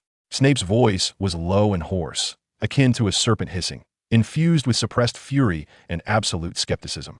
"Spare me your nauseating theatrics, Mors Mordra. What were you truly attempting to do just now?" His wand remained firmly pressed against Voldemort's brow, unwavering. Snape's nerves were taut to their utmost limit. He was convinced that this enigmatic student had indeed sought his life moments ago. Snape's entire weight bore down upon Voldemort, like a boulder steeped in ice, ensuring that any attempt to shift became a futile wish. The fabric of his black robes, laden with the dungeon's chill, mingled with the bitter scent of potion ingredients, inundating Voldemort's senses. However, amidst such oppression, Voldemort's expression was not one of fear or resignation. Rather, it bore the semblance of an affronted elegance, tinged with a hint of bewilderment.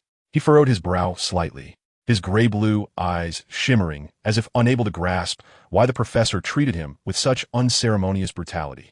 "Professor," his voice was hoarse from the constriction around his neck, yet he valiantly strove to maintain a steady tone, even tinged with a hint of grievance. "You misunderstand. I'm merely—" However, his performance was far from flawless. Snape's eyes, as dark as black holes capable of devouring light, were fixed upon him, not missing the fleeting glimpse of something deeper, hidden beneath the layers of his carefully woven confusion and grace. It was a cold, lethal intent, akin to the glint of a poisoned dagger's tip. Though momentary and swiftly concealed, Snape perceived it. This was not an illusion. It was the genuine darkness surging from within the boy's heart. "Misunderstanding?" Snape's voice lowered to a menacing tone, nearly squeezed out between clenched teeth, laced with heavy sarcasm and unmasked malice.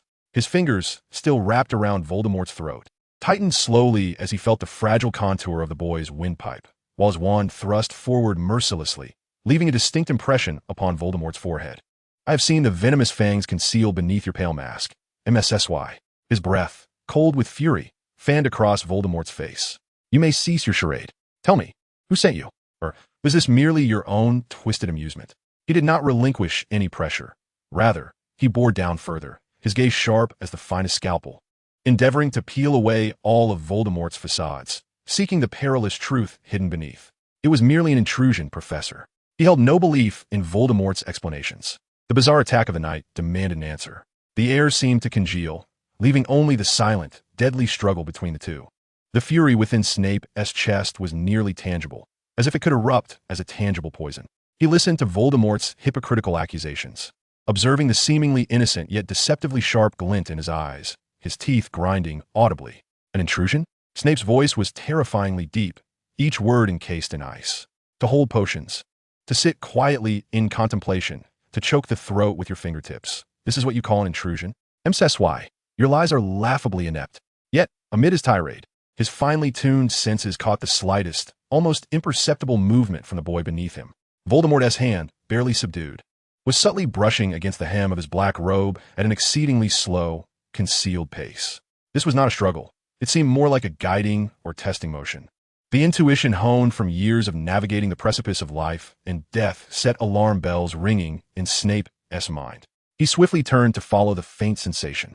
In that fleeting moment, illuminated by the weak moonlight streaming through the window, he distinctly perceived a flash of cold metallic glimmer beneath the shadow of Voldemort's hand.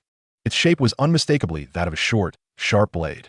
It appeared abruptly and vanished even more swiftly, as if merely a trick of light. Yet Snape was certain of what he had seen. Simultaneously, a wave of intense unease and a fury of being deceived surged through Snape's nerves, causing his temples to throb. His grip on Voldemort's throat nearly tightened beyond control, threatening to sever it completely. You! Snape whirled around. His black eyes narrowed in rage and suspicion, fixating on Voldemort's face in search of the slightest crack in his facade. He saw at the blade. This boy was concealing a weapon. His earlier confusion and moral coercion were merely distractions, crafted to create an opportunity for this lethal strike. Under his piercing gaze, Voldemort's expression as a victim momentarily stiffened, then morphed into a perfectly timed semblance of feigned misunderstanding, yet deep within his eyes. The cold, murderous intent that had been forcibly suppressed flickered ominously. Snape's breathing grew labored. He harbored no doubt that the moment he let his guard down, the vanishing blade or some other more perilous device would swiftly be turned upon him. This MSY was nothing short of a thoroughly dangerous lunatic. He had invaded Snape's bedroom with the explicit intent to assassinate. The wand remained firmly pressed against Voldemort's brow, yet Snape understood that at such close quarters, facing an opponent with cunning methods and potentially concealed weaponry, mere spell suppression was insufficient. Furthermore, the opponent's propensity to invert truth and retaliate was deeply unsettling. Chapter 177, 4 Champions. Continuing the standoff posed too great a risk. A fierce struggle flashed within Snape's eyes, and ultimately, his fingers, which nearly crushed Voldemort's windpipe, slowly and reluctantly relinquished a fraction of their grip. However, he did not entirely release Voldemort. His wand remained trained upon him, the pressure of his body slightly alleviated, granting a sliver of breathing space. Snape's voice was drenched in the chill of warning, imbued with unmistakable malice. Leave, MSY. He articulated each word with deliberate weight. If there is another instance, I assure you, you will not have the opportunity to apologize. He scrutinized every subtle movement of Voldemort, bracing for any potential outburst. This night, he could not fully pierce the veil of danger, but he would remember this grievance. Voldemort MSY had officially escalated from a troublesome student requiring vigilance to the foremost entry on a list of individuals deemed extremely hazardous, necessitating complete eradication at the earliest opportunity. In the days that followed, however, Voldemort MSY exhibited an unusually compliant demeanor. He attended classes punctually, diligently completed assignments, and even excelled in Snape's most exacting potions class, demonstrating precision in his operations and producing flawless results without a single flaw to be found. Yet, this facade of the model student did not relax Snape's vigilance. Rather, it felt like a meticulously applied layer of paint, indicating that something far more dangerous and unpredictable lurked beneath. He was almost certain that the cold, murderous intent and the fleeting glimmer of the blade from that night were no mere figments of imagination. Soon, Halloween arrived. The Great Hall was adorned with festive decorations, enormous jack-o'-lanterns flickering, and the air thick with the aroma of sweet delicacies. Yet all eyes were upon the wooden goblet ablaze with blue flames at the staff table. Dumbledore rose to announce the names of the 3 champions. Representing Durmstrang, Victor Krum. The applause thundered. Representing Beauxbatons, Fleur Delacour. The applause erupted once more. Representing Hogwarts, Cedric Diggory. The Hufflepuff table erupted in the most fervent cheers. Just as everyone believed the matter settled, the flames of the goblet turned red once more, expelling a 4th parchment. Dumbledore caught it, gazing at the name, pausing for a moment before clearly intoning, laden with a certain gravity, Harry Potter. The hall fell into an instant silence, swiftly followed by an uproar of discussions and doubts. Harry himself was completely bewildered, appearing isolated amidst countless gazes of shock, anger, and confusion. At that moment, a figure rose from the Gryffindor table. It was Voldemort MSY, his face adorned with an appropriately measured smile, as if proud of Hogwarts for having 2 champions, calmly and clearly beginning to applaud. His applause resonated jarringly in the silent hall. Under his leadership, a few students who already idolized Harry, along with others influenced by Voldemort's demeanor or the Malsey family's background, began to clap sporadically, gradually forming a somewhat disorganized yet undeniably present applause that alleviated Harry's current embarrassment and isolation. Harry turned in surprise towards the source of the applause and beheld Voldemort standing there, smiling and clapping. Although he still harbored doubts about Voldemort, this timely support felt like a breath of fresh air, stirring genuine gratitude within him. Voldemort's public endorsement somewhat eased Harry Potter's sense of isolation in the aftermath of the Goblet of Fire incident, slightly altering his emotional state. Energy 3. Energy 428, 431, 100.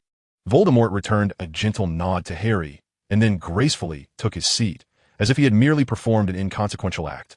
As night fell, the corridor of the dungeon was dim and silent, with only the flickering shadows cast by torches on the walls. Snape, having finished grading the vexing essays. Swept toward his office, his black robes billowing. His acute senses once again detected that familiar, shadowy feeling of being watched. He could almost be certain that the persistent Msi was stalking him. A glint of malevolence flashed in Snape's eyes as he quickened his pace, swiftly veering into the shadows at a well-known corner. Holding his breath, wand tightly gripped, like a coiled serpent awaiting the audacious stalker to ensnare itself. Voldemort tapped into energy, amplifying Snape's inner fear and anger, instantly transmitting it behind him. Energy, 431, 430, 100. Just as Snape focused intently on the corner ahead, preparing to deliver a memorable lesson to Voldemort, he was suddenly struck by an unanticipated presence looming behind him. Almost instinctively, he whirled around, his wand aimed like lightning at his back. However, rather than the expected visage of Voldemort adorned with a sinister smile, he beheld Voldemort ambling down the corridor from the opposite direction of his ambush, clutching a hefty tome that appeared to pertain to potion-making. Upon noticing Snape's abrupt turn, wand pointed directly at him. Voldemort's face displayed an exceedingly genuine expression of surprise and bewilderment, even tinged with a hint of trepidation at being confronted by a wand-wielding professor. "Professor Snape?" Voldemort halted, his voice laced with just the right amount of confusion and unease. "Is there something you need?" Snape's arm, wand still raised, froze mid-air, his chest heaving from the shock of that moment and the rage of being played. The amplified sensations of fear and anger continued to assault his reason. He glared at Voldemort, his dark eyes smoldering with fury.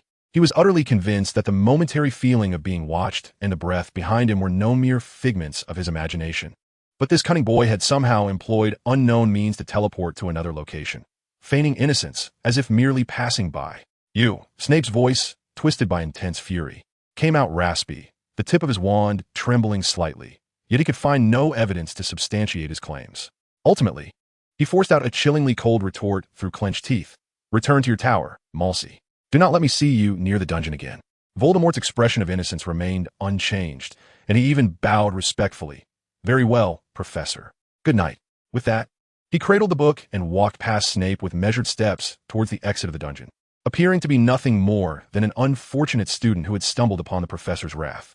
Snape remained rooted in place, his wand gradually lowering, fists clenched tightly beneath his robes, knuckles whitening from the pressure. He watched Voldemort's figure disappear at the corridor's end, his wariness and murderous intent growing like rampant vines. This Voldemort Msi, his danger and eeriness had far surpassed his expectations. Chapter 178, Unusual Potions. The bedroom in the dungeon lay in eerie silence, save for the occasional faint bubbling sound of potion ingredients in glass vials. Snape lay flat on the cold bed, his black robe still on, the wand within arm's reach. He kept his eyes closed, but beneath his eyelids, his eyeballs shifted slightly, his brow furrowed. He dare not sleep. That Msi boy, the one McGonagall described as fragile, with suicidal tendencies, in need of special attention from all professors. Merlin, that was no suicidal inclination. That was a blatant, targeted intent to murder him. Snape seethed inwardly. The chilling sensation on his neck that night, the fleeting glint of a blade in the dark, and the bizarre teleportation he had just witnessed in the corridor replayed in his mind. Drowsiness like damp fog began to encroach upon his taut nerves at the most inopportune moment. Something was amiss. Snape's keen instincts detected an anomaly. With his mental fortitude and years of vigilance, he would never succumb to drowsiness in such a fraught state of mind. This weariness came too abruptly, too heavily. Something was wrong. He attempted to sit up, summoning all his willpower to resist the unnatural sleepiness, but his body felt as if it were laden with lead, his vision blurring and spinning. Just as his sight began to wane, he caught a glimpse of a vague silhouette silently materializing at his bedside, slowly approaching him. Who was it? Was it that relentless Msi again? The overwhelming sense of crisis struck him like a bucket of ice water, igniting his last flicker of clarity before his consciousness sank. Flashes of fragmented information about Voldemort raced through his chaotic mind. McGonagall's descriptions, the fleeting glimmers of fear in those eyes when confronted with kindness. And the last time he had, unusually, refrained from reprimanding him, even letting him leave gently, his reaction had been almost as if he had been scalded, retreating in haste. Was it Msi's mentality that caused violent rejection and temporary shutdown in the face of a logical kindness or closeness? There was no time for deep contemplation. For the sake of survival, every potential weakness must be exploited. Just as the figure was about to reach him, Snape summoned the last remnants of his strength, like a dying beast, and lunged forward, not to attack or push away, but to tightly embraced the approaching figure, ensnaring them in his grasp. His arms locked around the unexpected visitor, a strange and desperate gesture that ran counter to his character. A faint, unfamiliar scent, distinctly refreshing and out of place in the dungeon's chill, wafted to his nostrils, while the figure's struggles bore a momentary stiffness and astonishment.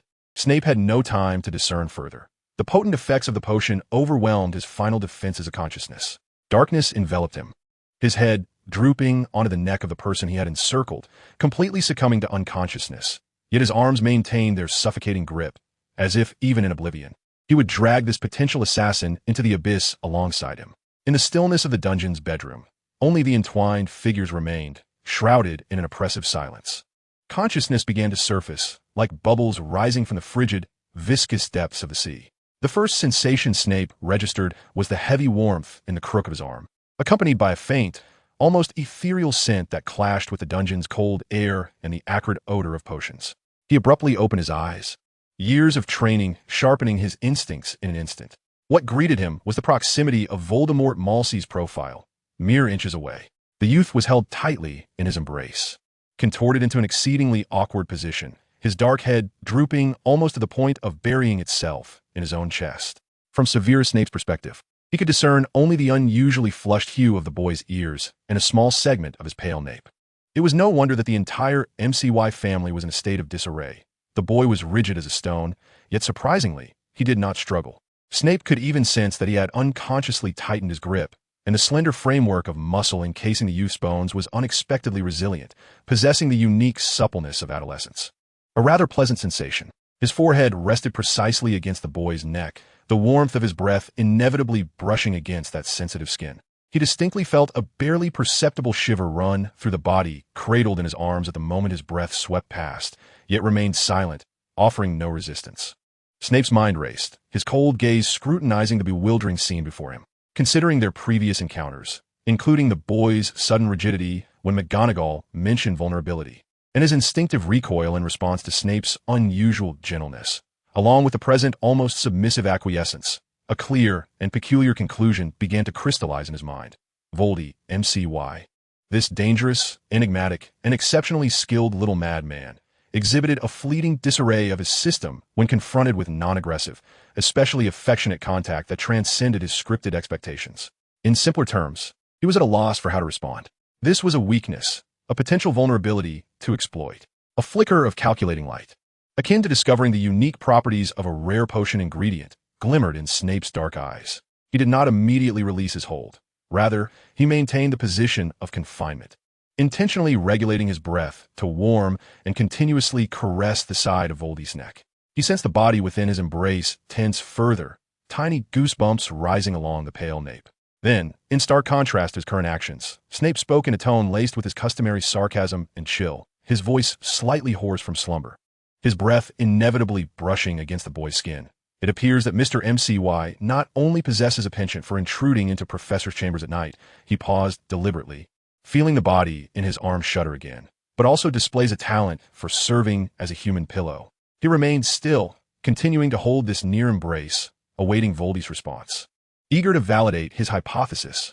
Should Voldy retaliate with fury or resort to his usual insincere rhetoric, it would indicate a misjudgment on Snape's part.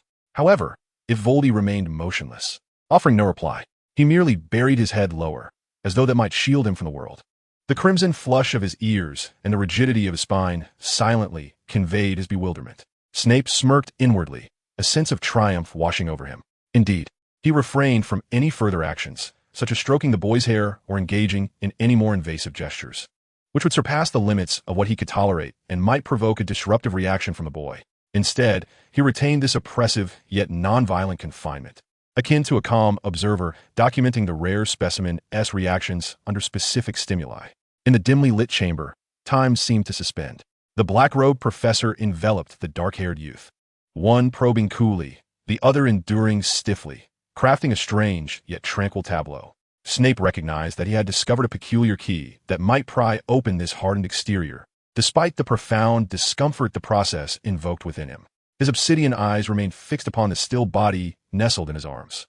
Gradually, he relaxed his grip, deliberately testing the waters with excruciating slowness. Voldy did not move. Even his breathing remained unchanged, maintaining an almost breathless tension, resembling a statue petrified by a spell, with only the lingering blush of his ears betraying his awareness. A barely perceptible smirk tugged at the corner of Snape's mouth, forming a cold yet knowing arc. A long-lost pleasure, mingled with a sense of victory and control, coursed through his usually shadowed psyche like a subtle electric current. He had found it. Absurd yet bizarre. This was indeed a fatal weakness of the incomprehensible MCY boy. He straightened fully, moving away from the bed, standing by its side, his black robe cascading like bat wings. He adjusted his slightly disheveled attire with deliberate slowness, his gaze unwavering from Voldy on the bed. It seemed that Snape's voice had regained its customary icy smoothness. Yet upon closer listening, one could detect a subtle satisfaction at the success of his experiment. Certain transgressions, indeed, required a corresponding price. His words hinted at both Voldy's late-night intrusion and his own unconventional response. He resolved to capitalize on this unexpectedly revealed aspect of MCY's mentality. While it might not completely subdue this madman, it could, at crucial junctures, afford him a sliver of breathing room or the opportunity for retaliation. He said nothing further to Voldy, nor did he hastily expel him from the chamber. In this state of suspended animation, there seemed little need for urgency. Snape turned, striding toward his potion workstation, as if Voldy was merely a rare material temporarily placed upon the bed, awaiting later attention. He began to process some simple potion ingredients with precise and focused movements, though a portion of his attention remained devoted to the still rigid figure on the bed. He was awaiting Voldy to reboot himself, curious to see what narrative he would weave upon regaining his composure regarding this astonishing night. In the cellar, only the soft sound of grinding materials persisted, accompanied by a silent, tension-filled anticipation. Snape recognized that the game between him and Voldy MCY had entered a new, more bizarre phase. It seemed he had finally grasped a thread of the boy's pulse. In the cellar, only the subtle, rhythmic sounds of Snape grinding potion ingredients echoed for a minute or two. At last, the bed stirred. Voldy appeared to awaken suddenly from a deep slumber, his body moving with deliberate caution, first twitching his fingers before gradually propping himself up. He sat up, not immediately directing his gaze towards Snape, but rather lowering his head to hastily straighten his somewhat disheveled robe, attempting to smooth out its creases. Then, like a cat trying to sneak out of the kitchen without alarming its master, he tiptoed silently off the bed, making his way toward the door. Just as his fingers were about to touch the doorknob, Snape's voice, cold as if dipped in ice water, resonated leisurely, without pausing in his grinding. MCY. Voldy's footsteps froze in place, his entire being seemingly pressed by an unseen force. Almost instantaneously, a visible transformation occurred within him. All traces of stealth and subtle stiffness evaporated, replaced by a fluid and deliberate grace. He turned to face Snape, a flawless, somewhat aloof smile gracing his features, even performing a standard and impeccable bow reminiscent of ancient nobility, the motion seamless and complete. "Good morning, esteemed Professor Snape."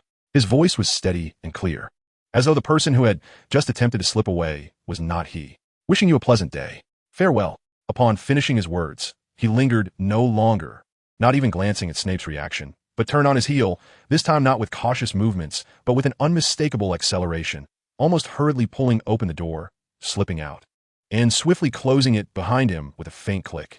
Snape finally ceased his grinding motions, lifting his gaze to fixate sharply on the now-closed door. A question arose in his mind. Why did he not simply utilize his peculiar means of transportation, which required neither incantation nor wand, to depart? Clearly, that would have been swifter and would have spared him the current awkwardness of facing Snape. His brow furrowed slightly as his mind raced, eliminating various possibilities. Fear? No, that lad was audacious enough. Had he forgotten? Even less likely. Suddenly, as if struck by a thought, his gaze flickered, and a plausible deduction emerged in his mind. Such disregard for the laws of space must not come without a cost. Perhaps it demanded the consumption of some special energy. Or perhaps there existed certain limitations. Alternatively, frequent use might attract unwarranted attention or even backlash. Transport comes at a price. Snape murmured this conclusion to himself, a cold, controlling smile curling at the corners of his mouth. This revelation, coupled with his earlier understanding that unconventional gentleness could lead to a vulnerability in the boy, deepened his awareness of this dangerous variable, Voldemort. The more he knew, the greater the leverage he seemed to possess against the other. Snape withdrew his gaze, refocusing on the potion ingredients at hand, but the calculating glimmer in his black eyes lingered. To the empty doorway, he muttered in a voice only he could hear, laced with a hint of derision. It seems that next time you visit, I shall need to remind you to consider the cost of transportation, Mr. MCY. Chapter 180. A Conversation with the Isolated One. The atmosphere in the corridor felt somewhat stagnant. As Harry emerged from the library, he found himself cornered by Draco Malfoy and his two towering henchmen, Crabbe and Goyle. Several students from other houses passed by, their gazes averted, footsteps hastening. None wished to involve themselves. "Look who it is." Malfoy elongated his tone, his voice not loud, yet piercingly clear. "Our illustrious Potter, the hero." The last word dripped with sarcasm. "How does it feel to have slithered in through disreputable means?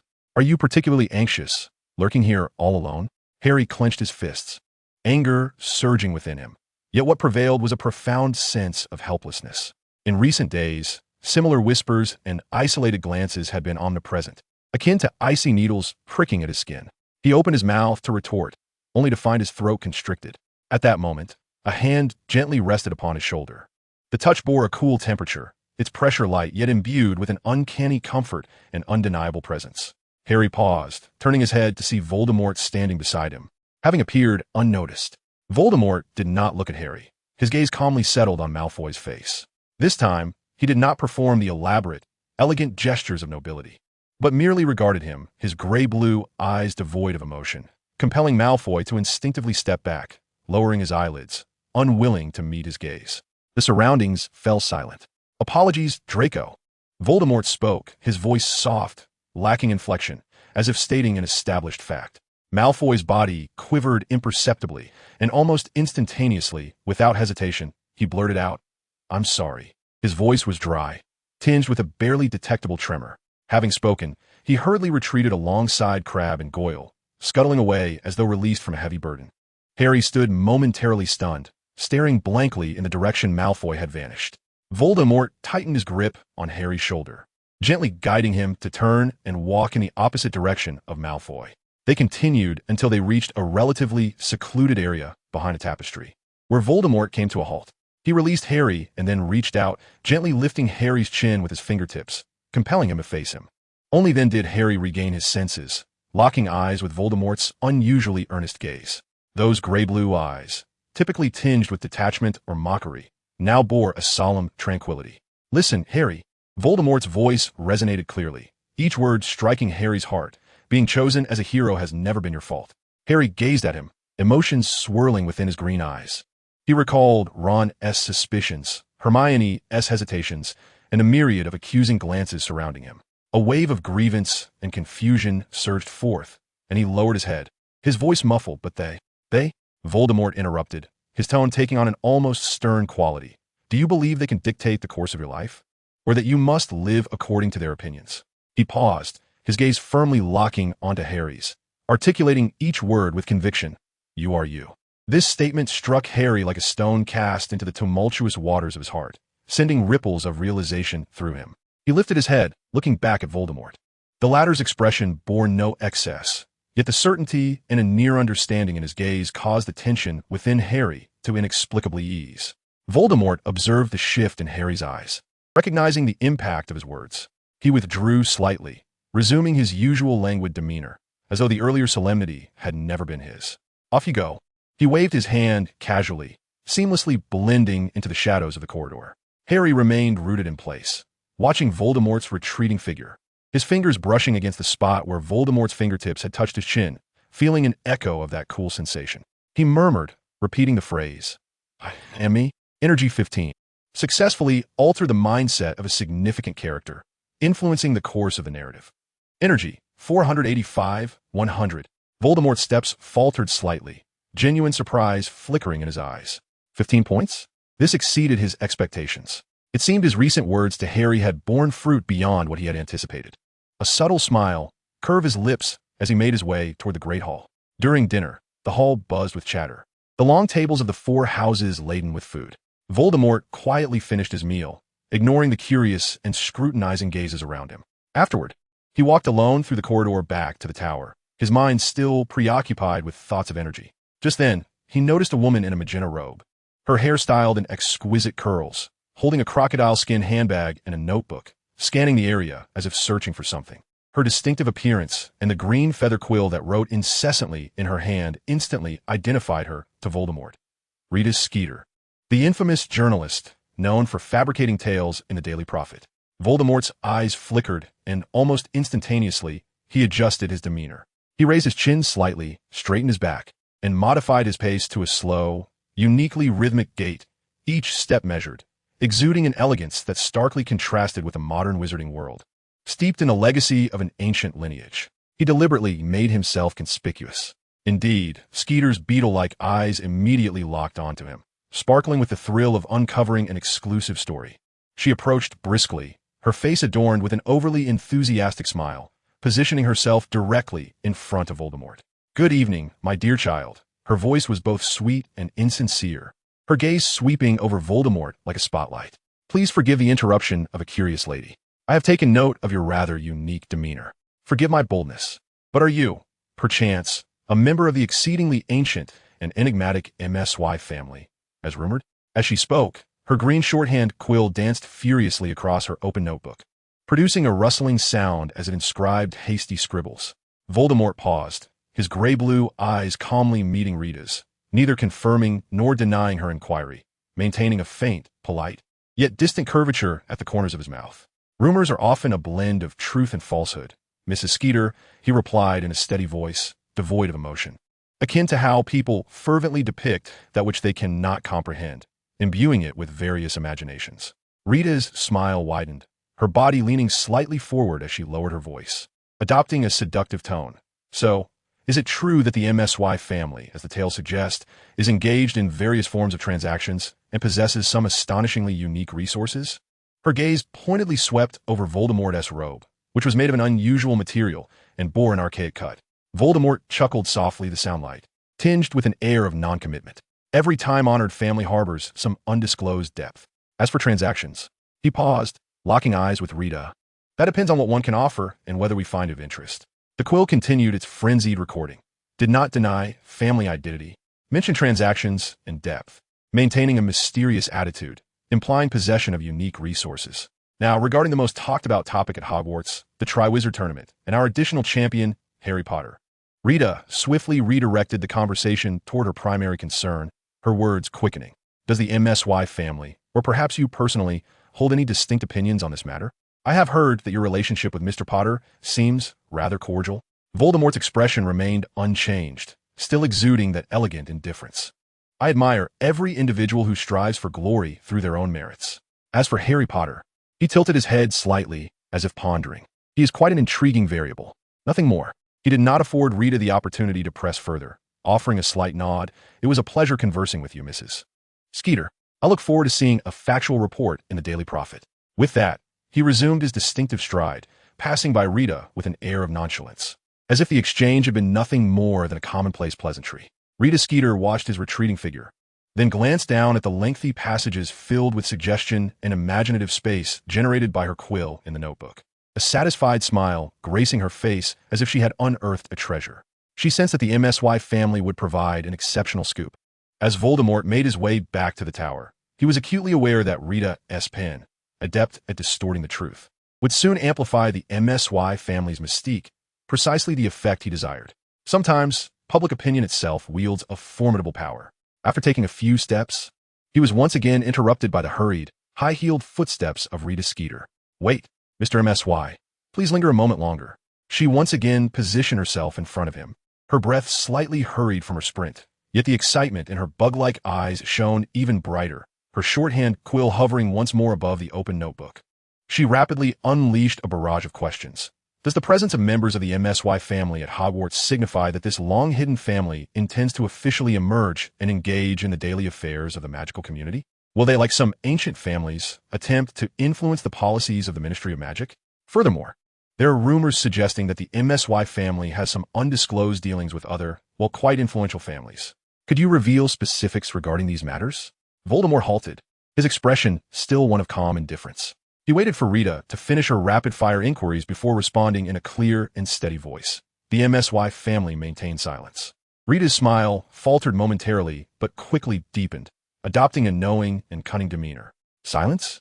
Should I interpret this as the MSY family holding itself in such high regard that it scorns involvement in worldly affairs?" Voldemort shook his head slightly, his tone remaining even and devoid of fluctuation. I deny that. The MSY family has always engaged minimally with the outside world. This is tradition, unrelated to pride or disdain. Rita, undeterred, pressed on, attempting to pry open his lips with more exaggerated leading questions. Does your appearance mean that the millennium-old Hogwarts is about to be overtaken or infiltrated by the MSY family's influence? I deny that. Voldemort's response was still succinct and forceful. The MSY family has always revered peace. We possess our own philosophies on conduct and survival. He deliberately used slightly ambiguous phrasing regarding their approach to matters. Rita was evidently dissatisfied with such impenetrable responses, leaning forward with a hint of coercion in her demeanor, her voice lowered yet sharper. Thus, your responses of silence or denial to my previous inquiries regarding emergence, policy, and transactions, should this be construed as a deliberate evasion? Am I to understand that you, or the family behind you, harbor certain? Her words trailed off. Energy, 485, 484, 100. At that moment, as she emitted that suggestive trailing sound, the green quill in her hand, which had been writing furiously, seemed to be abruptly seized by an invisible force, halting abruptly. Following this, under Rita Skeeter's astonished gaze, the words just inscribed about their conversation, her speculations and Voldemort's responses, vanished as if wiped clean by an unseen hand, instantly replaced by new, more grotesque, scrawled crimson writing. The script appeared to carry a certain chilling curse. Rita Skeeter's complexion drained of color, her overly enthusiastic smile freezing and shattering. She snapped her notebook shut as if burned, releasing a short gasp, her fingers tightly gripping her crocodile leather handbag, knuckles turning white. Terrified, she glanced at Voldemort, her lips trembling, yet unable to utter a single word. The green shorthand quill lay limp, having fallen onto the cover of the closed notebook, motionless.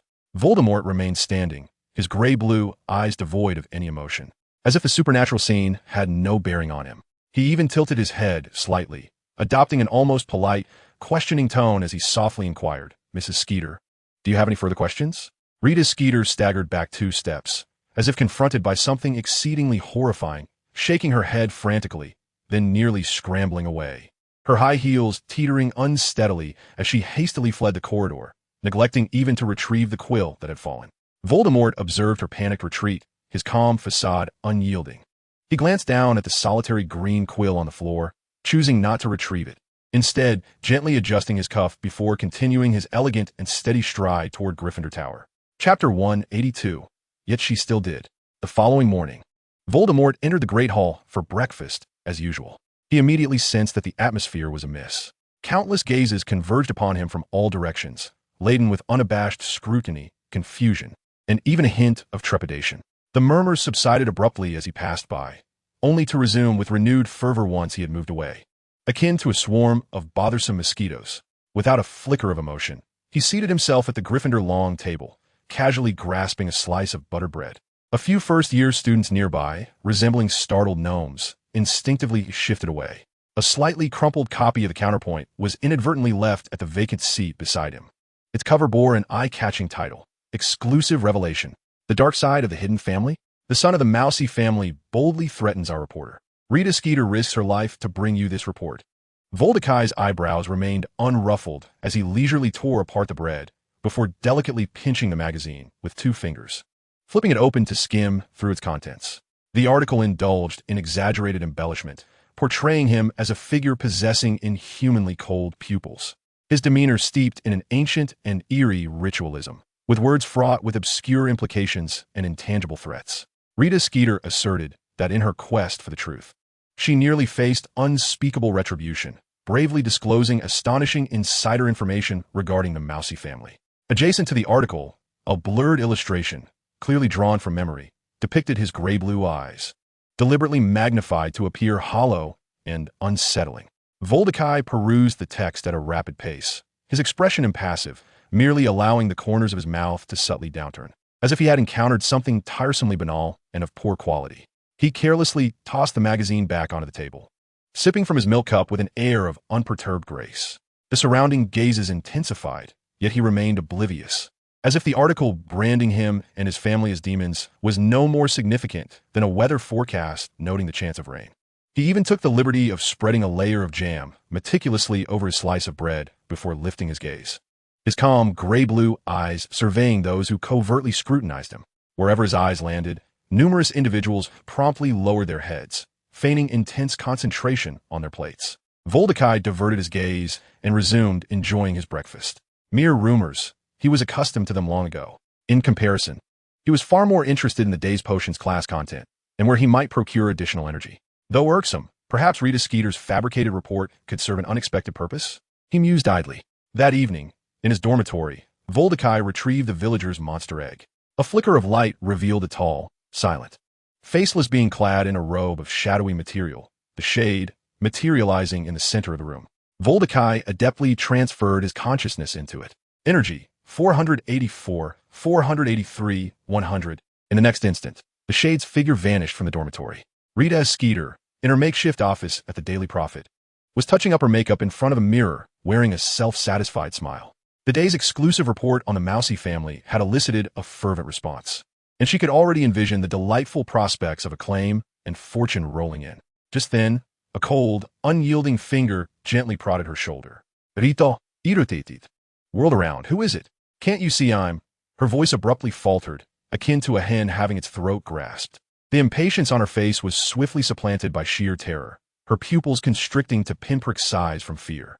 She beheld the towering silhouette standing behind her, the inhuman outline, the deep blue-black archaic robe, and the unsettling M emblem entwined with thorns at the robe's hem. It was a member of the Msi family. Not the boy, but a more sinister servant or envoy. The shade's smooth, featureless face was leveled at her, devoid of eyes, yet it exuded an unsettling chill, as though death itself were gazing at her. It raised a hand, and fine, stardust-like motes of shadow material swirled around its fingertips. These motes rapidly coalesced in the air, forming glowing words. Greetings, Miss Skeeter. I'm a representative of the Msi family. Rita trembled uncontrollably, oblivious to her handbag dropping to the floor. The words in the air dissipated, only to swiftly reassemble. Yesterday, the family afforded you your last opportunity to remain uninvolved. The text morphed again, bearing a cruel sense of impartiality. Now, we shall inform you that a minuscule portion of the content you published and composed today is correct. The words lingered momentarily, allowing her to digest the horrific revelation. Then, all the luminous dust suddenly shattered, coalescing into a final, clear, and chilling proclamation, akin to an inscription on a gravestone. Now, begin writing your last will. The color drained from Rita Skeeter's face, rendering it as pale as the parchment beside her. Her legs buckled, collapsing to the ground, her teeth chattering uncontrollably, the overwhelming dread rendering her nearly breathless. She longed to scream, yet no sound emerged. She could only futilely cover her mouth with her hands, tears mingling with her carefully applied makeup, streaming down her cheeks in disarray. She gazed at the voiceless being that had silently pronounced her death sentence, finally comprehending that she had entangled herself with something utterly beyond her reckoning. The Msi family's threat was never an empty one. Rita lay prostrate on the floor, suffocated by tremendous fear, yet her professional instincts and a flicker of cunning for survival compelled her to squeeze out a final utterance amidst despair. Her voice tremulous, "Be before I die, may I see the Msi family?" The shade's featureless head slowly shook. It raised its hand, and new glowing words materialized in the air, cold and precise. You have 5 minutes. Seizing what felt like her last lifeline, Rita scrambled to the table, clutching a quill and parchment, her hands trembling so violently she could scarcely grip the pen. No longer attempting to embellish or fabricate, she poured every ounce of her remaining strength and journalistic obsession into feverishly documenting the terrifying truth she had experienced. Chapter 183. Memory Deletion in the Hungarian Tree B. Reporter Rita Skeeter is about to be killed by an envoy of the Msi family. They are a band of madmen. Their logic is death. The family dynamics are stifling. Remember me. Remember Rita Skeeter, bringing you the final authentic report. The handwriting was hasty and distorted, imbued with desperate accusations. As she penned the last letter, she dropped the quill, her eyes flashing with a warped glimmer, as if she had completed some profound mission. Nevertheless, the shade merely observed her complete this endeavor in silence. Then it raised its hand. Energy, 483, 482, 100. No incantation, no radiance. Yet Rita Skeeter's body abruptly arched, as if an invisible hand had seized her heart and nerves. She emitted a sound not of this world, a piercing scream stifled in her throat, her eyes bulging, every muscle and nerve in her being seeming to be torn asunder. Seared, plummeting into the abyss of hell. The excruciating agony stripped her of all cognitive thought, leaving only pure, unadulterated torment.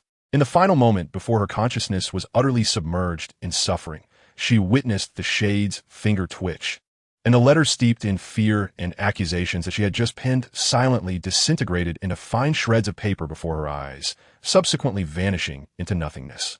Hope, along with her attempt to leave a warning, was utterly crushed. This was merely the beginning. The time that followed for Rita Skeeter was an indescribable, prolonged, and precise torture. The Shade employed methods beyond her comprehension, relentlessly tormenting her body and spirit, drawing her to the brink of death only to forcibly pull her back to endure further. Energy, 482, 477, 100. As the physical torment reached its zenith, at the moment when her soul was on the verge of complete dissolution, a peculiar force enveloped her. She felt her shattered body being forcibly reassembled, her torn soul being brutally mended, and her consciousness being dragged back from the void. She was resurrected. Yet, before she could catch her breath from this bizarre rebirth, energy, 477, 476, 100. An even more powerful and irresistible force surged into her mind, erasing her memories as if with the most brutal strokes on parchment. All recollections of the Msi family, that elegantly dangerous youth Voldemort, the faceless harbinger of terror, the warnings, the torment, the report she had penned, the destroyed will, every ounce of fear, pain, and awareness was meticulously and thoroughly stripped from her memory, deleted. The spectral entity vanished. In the office, only Rita Skeeter remained. She sat dazed on the floor, her clothing disheveled, traces of unshed tears and smudged makeup still adorning her face. Yet she had no recollection of how she had come to be in this state. Her heart raced with alarming speed, her body chilled, gripped by an inexplicable, bone-deep terror that rendered her unable to stop trembling. She attempted to recall what had transpired, but her mind was blank, suffused only with a vague, profoundly unsettling sensation. It felt as though she had forgotten something of utmost importance, something profoundly horrifying. At that moment, her gaze inadvertently fell upon a green shorthand quill on the floor, its shaft seemingly dusted with neglect. A word unexpectedly leapt into her consciousness. Msi. Msi. She instinctively murmured it aloud. The next instant, an unprovoked, paralyzing panic surged through her, one powerful enough to induce cardiac arrest. She trembled violently as if struck by electricity, her complexion draining to a ghastly pallor, cold sweat soaking her back. She was unaware of the origin of this terror, yet it felt incredibly real, overwhelmingly intense, almost shattering her sanity. She scrambled away from the quill, curling into the farthest corner of the room, hugging her knees, burying her face deep within them, her body uncontrollably shaking, emitting muffled whimpers akin to a frightened creature. She remembered nothing, yet she knew there was something she must never touch, never contemplate. That word embodied an absolute, incomprehensible horror. In the ensuing days, Hogwarts prepared for the forthcoming inaugural project, an atmosphere thick with a blend of excitement and tension. Voldemort showed little interest in the warriors' training, but felt a flicker of curiosity regarding the project itself, the Fire Dragon. Seizing an opportunity to evade the bustling crowds, he ventured to the outskirts of the castle, near Hagrid's hut and the edge of the Forbidden Forest. From a distance, he could hear a deep, threatening growl accompanied by the dragging of chains. Stealthily, he approached, concealing himself behind a rocky shadow, and beheld the Hungarian Horntail bound by massive iron chains. It loomed like a small mountain covered in bronze scales, its back adorned with menacing brass spikes, and its colossal, spiked tail restlessly swept the ground, carving deep furrows. Its yellow eyes, reminiscent of molten lava, scanned the surroundings with unbridled fury, nostrils exhaling smoke infused with sparks. Voldemort observed in silence for a while. This creature indeed radiated primal, volatile power. He retrieved a small, sealed glass vial from his system space. Within it, a swirling mass of black-purple energy, reminiscent of dragon's breath, flowed slowly, exuding an ancient and perilous aura. He uncorked the vial, but did not pour out the dragon's breath. Instead, he gently waved his finger over the opening, directing a faint wisp of its essence towards the Hungarian Horntail. The wind carried this almost imperceptible trace of energy forth. The previously agitated Horntail, growling and thrashing, suddenly halted. Its enormous head, encased in bronze scales, ceased its struggles against the chains. Its yellow, lava-like eyes narrowed slightly, nostrils flaring as it inhaled the air repeatedly. The growl that had once brimmed with menace transformed into a low, rumbling purr, tinged with confusion and an inexplicable sense of reverence. Its massive body lowered slightly, and the spiked tail slowed its sweeping motion, even gently tapping the ground, conveying a tentative curiosity. Its gaze, no longer filled with pure savagery, was now imbued with instinctual wariness and recognition, locking onto Voldemort's general direction, though it likely could not see him directly. That trace of dragon's breath, though minimal, harbored the pressure and primal force characteristic of higher-tier dragon species, evidently impacting the horntail with an ancestral resonance it could not comprehend, but instinctively understood warranted caution, even a degree of submission. Voldemort regarded the horntail's reaction, a glimmer of comprehension flashing in his gray-blue eyes. Voldemort, dimension-level bosses and great beasts are not of the same caliber. Voldemort smirked. He recapped the vial, returning the small bottle of dragon's breath to his possession. The effect was even more pronounced than he had anticipated. Without lingering, he departed silently. Long after his departure, the Hungarian horntail remained in a state of relative calm and vigilance, occasionally sniffing the air as if to ascertain whether that unsettling yet vaguely reverent presence had truly dissipated. Chapter 184. Confirming the Hypothesis. Voldemort sat on the bed in his bedroom, inquiring, "What does the system Snape think of my teleportation? Believes the host cannot teleport multiple times over short distances, or that teleportation carries a cost." Voldemort intended to validate Snape's assertion. That evening, he transported 2 meticulously carved quartz stones into Snape's bedroom. In the cellar, within Snape's chamber, the air felt almost stagnant, contrary to Voldemort's expectations. Snape was not reclining on the bed. Instead, he sat in a meticulously tailored black robe in an armchair beside the fireplace, engrossed in a heavy, ancient tome with darkened edges. The flickering flames cast shifting shadows across his chiseled features, as Voldemort's form materialized in the center of the room amidst subtle spatial fluctuations. Their eyes met. In an instant, the air thickened with an indescribable awkwardness. Voldemort still clutched the 2 delicately carved quartz stones, glowing with a soft, milky sheen in the firelight. Snape's black eyes, sharp as a hawk's, swiftly shifted from the tome to Voldemort and the stones he grasped. His gaze bore no trace of drowsiness, only a cold scrutiny and a hint of foreboding recognition. Voldemort seemed momentarily taken aback by this unexpected encounter, then instinctively clenched his fists, gripping the quartz stones tightly in a bid to conceal them. This action ignited Snape's vigilance. With a decisive snap, he closed the book and rose abruptly from the armchair, his black robe swirling dramatically. Clearly, Mr. Mousey's late-night visit came with some intriguing little trinkets. Snape's voice was low and laden with menace, his wand having seamlessly slipped into his hand. He afforded Voldemort no opportunity for explanation. With a swift flick of his wand, petrify them all, constrain them swiftly. Several binding spells shot towards Voldemort like bullets discharged from a gun. With remarkable agility, he evaded the first 2 spells, his body moving with an almost premonitory grace. Yet, severe as Snape's relentless assault pressed him toward a corner, just as a binding curse's light threatened to strike him. Voldemort's figure abruptly blurred. Energy, 476, 475, 100. In the next moment, he materialized behind Snape. Simultaneously, the pearlescent glow within his clenched fist noticeably dimmed, as one of the quartz crystals vanished. Snape pivoted sharply, catching sight of Voldemort, who seemed to suffer a backlash from forcibly executing a second short-range teleportation. His complexion paling slightly as he knelt on one knee, breath coming in hurried gasps.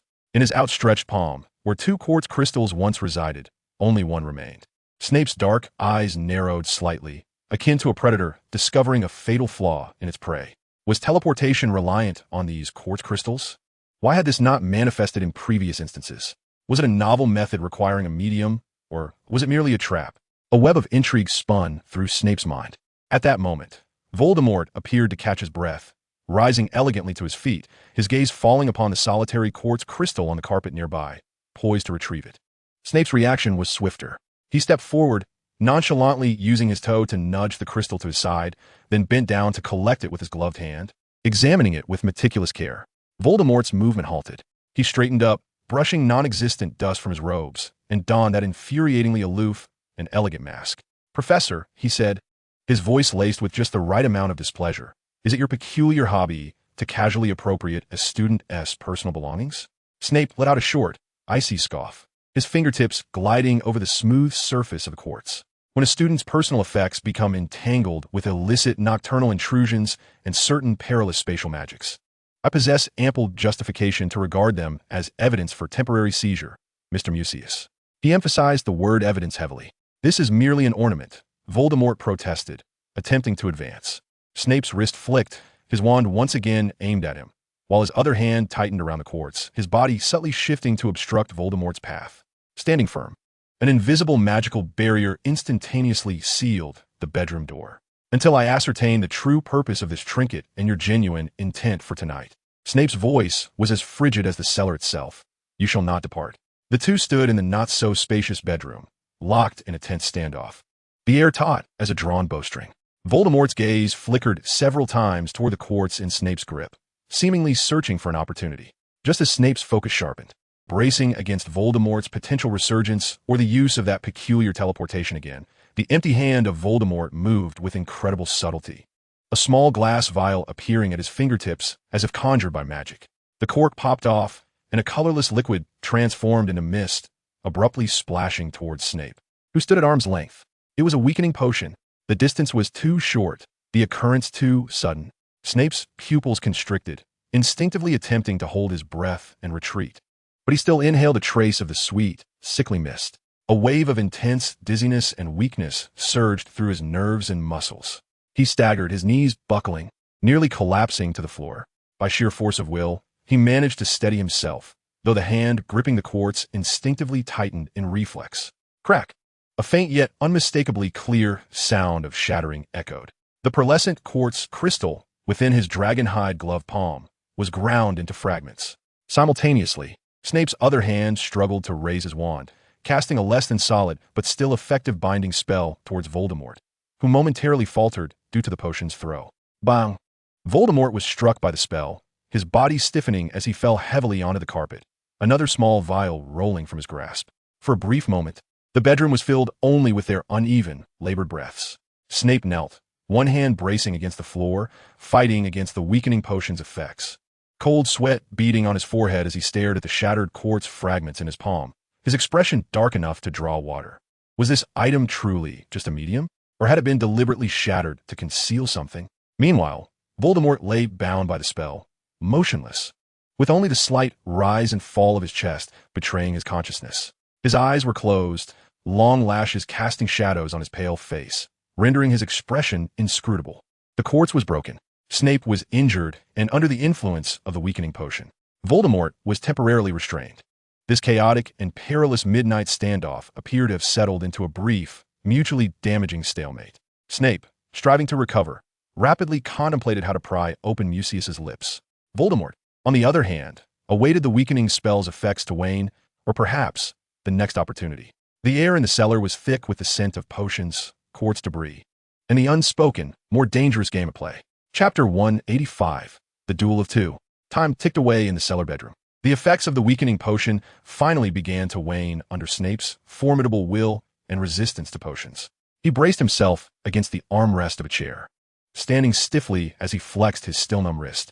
Approaching Voldemort, still ensnared by the binding spell and motionless on the floor, the hem of his black robe brushed against Voldemort's cheek. He bent down, eschewing any spells, and roughly grasped Voldemort by the collar, hoisting him off the ground and half-dragging him until his back rested against the cold stone wall.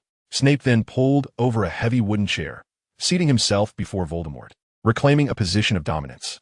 His black eyes, resembling two fathomless pools of cold water, fixed intently upon the youth by the wall. Voldemort seemed to regain some composure from the binding, subtly adjusting his posture to lean against the wall more upright. He maintained his elegant facade, yet Snape did not miss the fleeting, serpentine glint of cold malice in his eyes, a malevolence he desperately sought to conceal. Yet it still left traces of unease mingling within the slate-blue depths, all under Snape's keen scrutiny. Speak, Snape's voice, hoarse from the recent battle and the potion's effects, carried an added weight of oppression. You have gone to great lengths, even destroying your precious teleportation medium, to infiltrate my bedroom at this hour. What is it that you truly seek?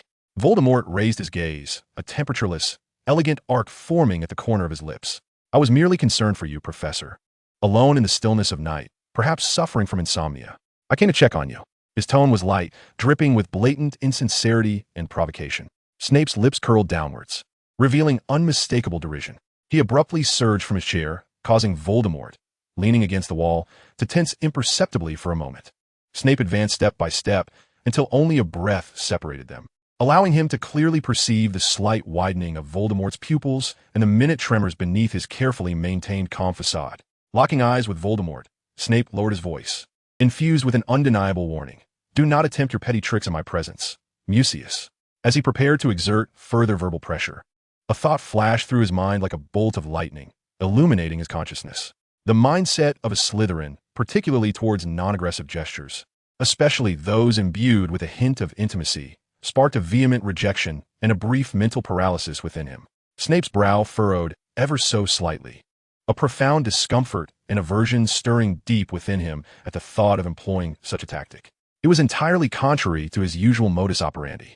However, the slippery, dangerous little madman before him seemed impervious to conventional threats and interrogations, their effectiveness appearing limited. A gamble, then.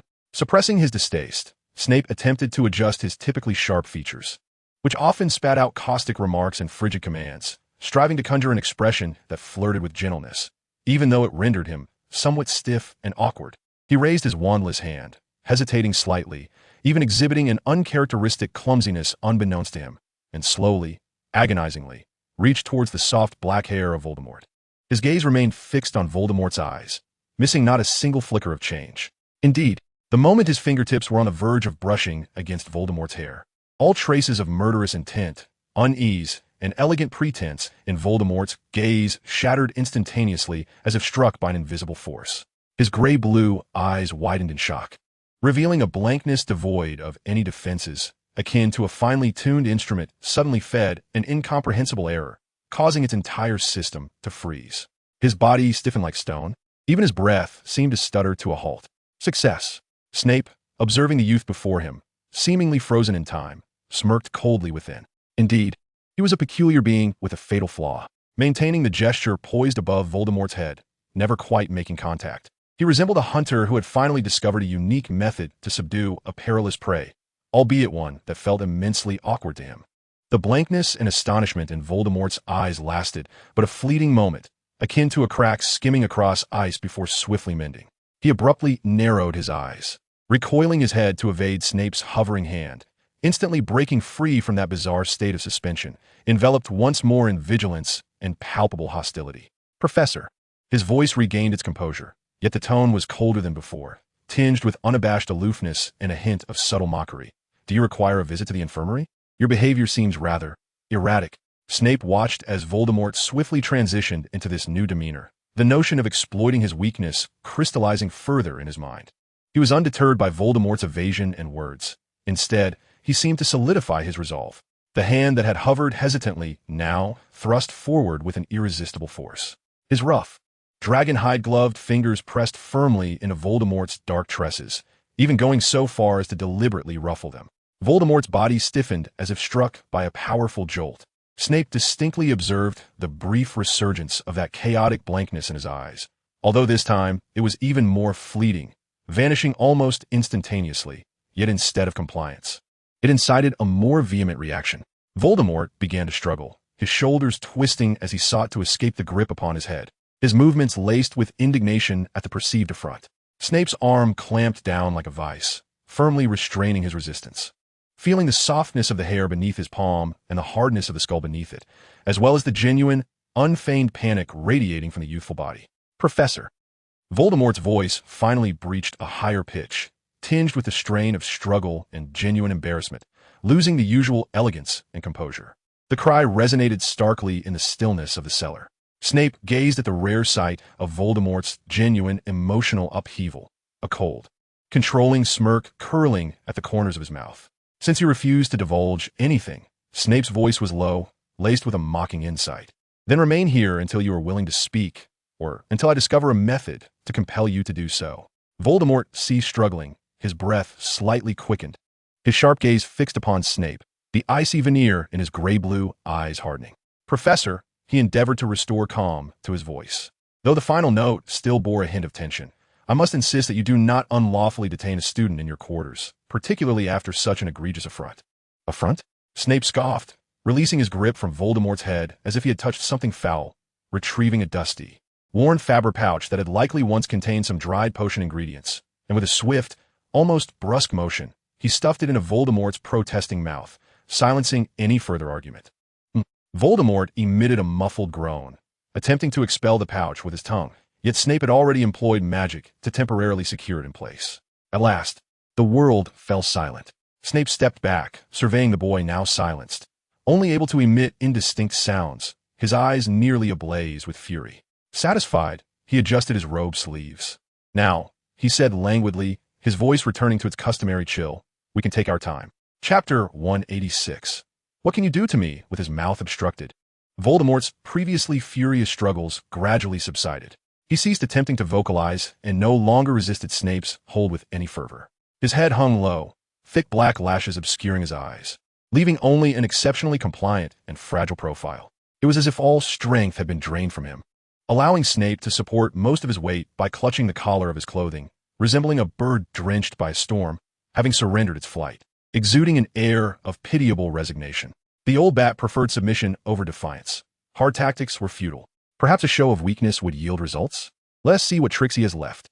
Ugh, this wretched pouch reeks. I shall need to rinse my mouth a dozen times upon returning. Snape regarded the sudden transformation before him, his brow furrowing deeply. Just moments ago, this wildcat had been clawing and scratching, with a gaze that could kill, and now he had morphed into this compliant specter? The swiftness of this change was unnaturally rapid and overtly contrived. He snorted derisively, tightening his grip, lifting Voldemort slightly to ascertain whether he was merely feigning unconsciousness or attempting some other ruse. Voldemort was hoisted along with the motion, his feet momentarily leaving the ground. Yet he remained obediently subdued, his eyes cast downwards, devoid of any resistance, not even a hint of tension in his muscles. As if he had genuinely surrendered all resistance and accepted his fate. Lift away, let us pretend it's a free swing, Voldemort mused, curious to see what this dark bat could conjure against a victim who neither struck back nor retorted. Snape scrutinized him for a full 10 seconds. Those eyes, usually swirling with calculation, danger, or feigned elegance, were now obscured, offering no valuable insight. This complete, passive submission struck him like a punch to cotton, leaving him with a sense of frustration as if he had no leverage. Threats? The other seemed to have already resigned himself to his fate. Interrogation? To apply pressure on a student who posed no resistance, even appearing somewhat fragile, would not only breach ethical boundaries, but also lack any enjoyment or efficacy. Continued confinement? Was he truly to be bound within Snape's quarters indefinitely? Snape realized. It seemed he was at an impasse, at least while Voldemort maintained this silence and passive resistance. His usual sharp interrogation techniques would prove ineffectual. It was inconceivable for him to resort to more extreme measures against a student who appeared utterly harmless, particularly in the absence of irrefutable evidence indicating that the latter had just attempted to take his life. The sensation of being outmaneuvered by such a peculiar tactic left Severus Snape exceedingly displeased. He abruptly released his grip on Voldemort's collar.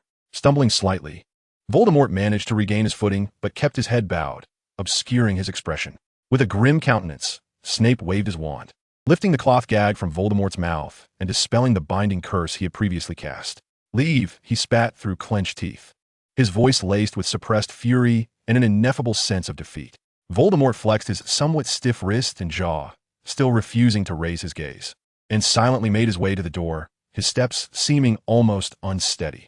As he reached for the door handle, poised to exit, Snape's icy voice echoed ominously from behind him, imparting a final warning.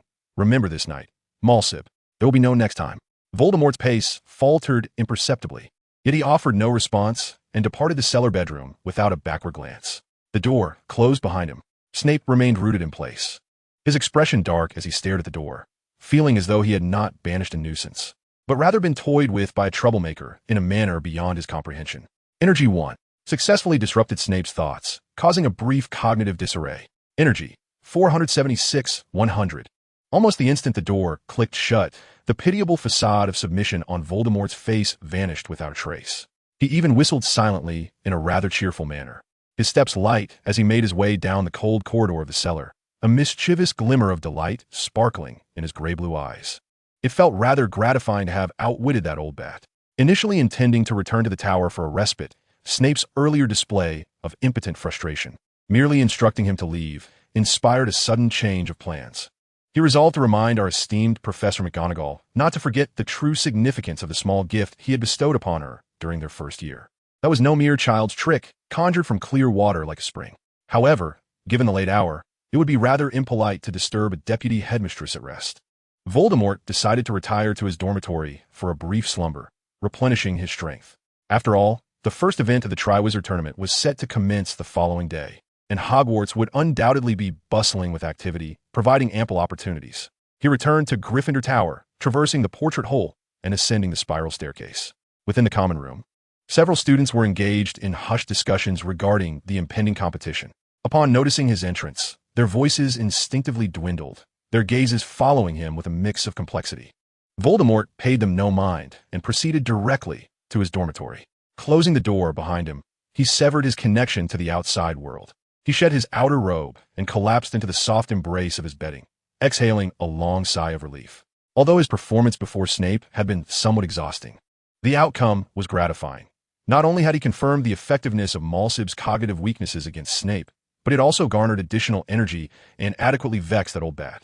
With his eyes closed, he began to contemplate what he could do during the first event tomorrow and how to artfully draw Professor McGonagall's attention back to the water badge that she might have forgotten or dismissed as merely an odd souvenir. Weary yet brimming with anticipation for mischief, Voldemort slipped into a deep slumber. Outside, the stars twinkled in the night sky over Hogwarts, heralding that the morrow would be anything but tranquil.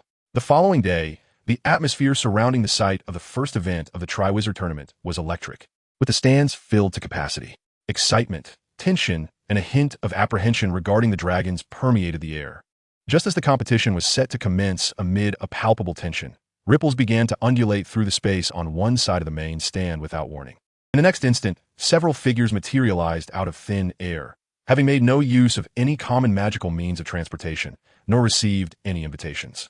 At the forefront was Leo Malsib. He remained clad in the deep blue-black, archaic robes emblematic of the Malsib family, his hair slicked back with meticulous care. However, his lower half had transformed into the powerful, robust tail of a golden python, covered in resplendent scales, coiling slightly on the ground.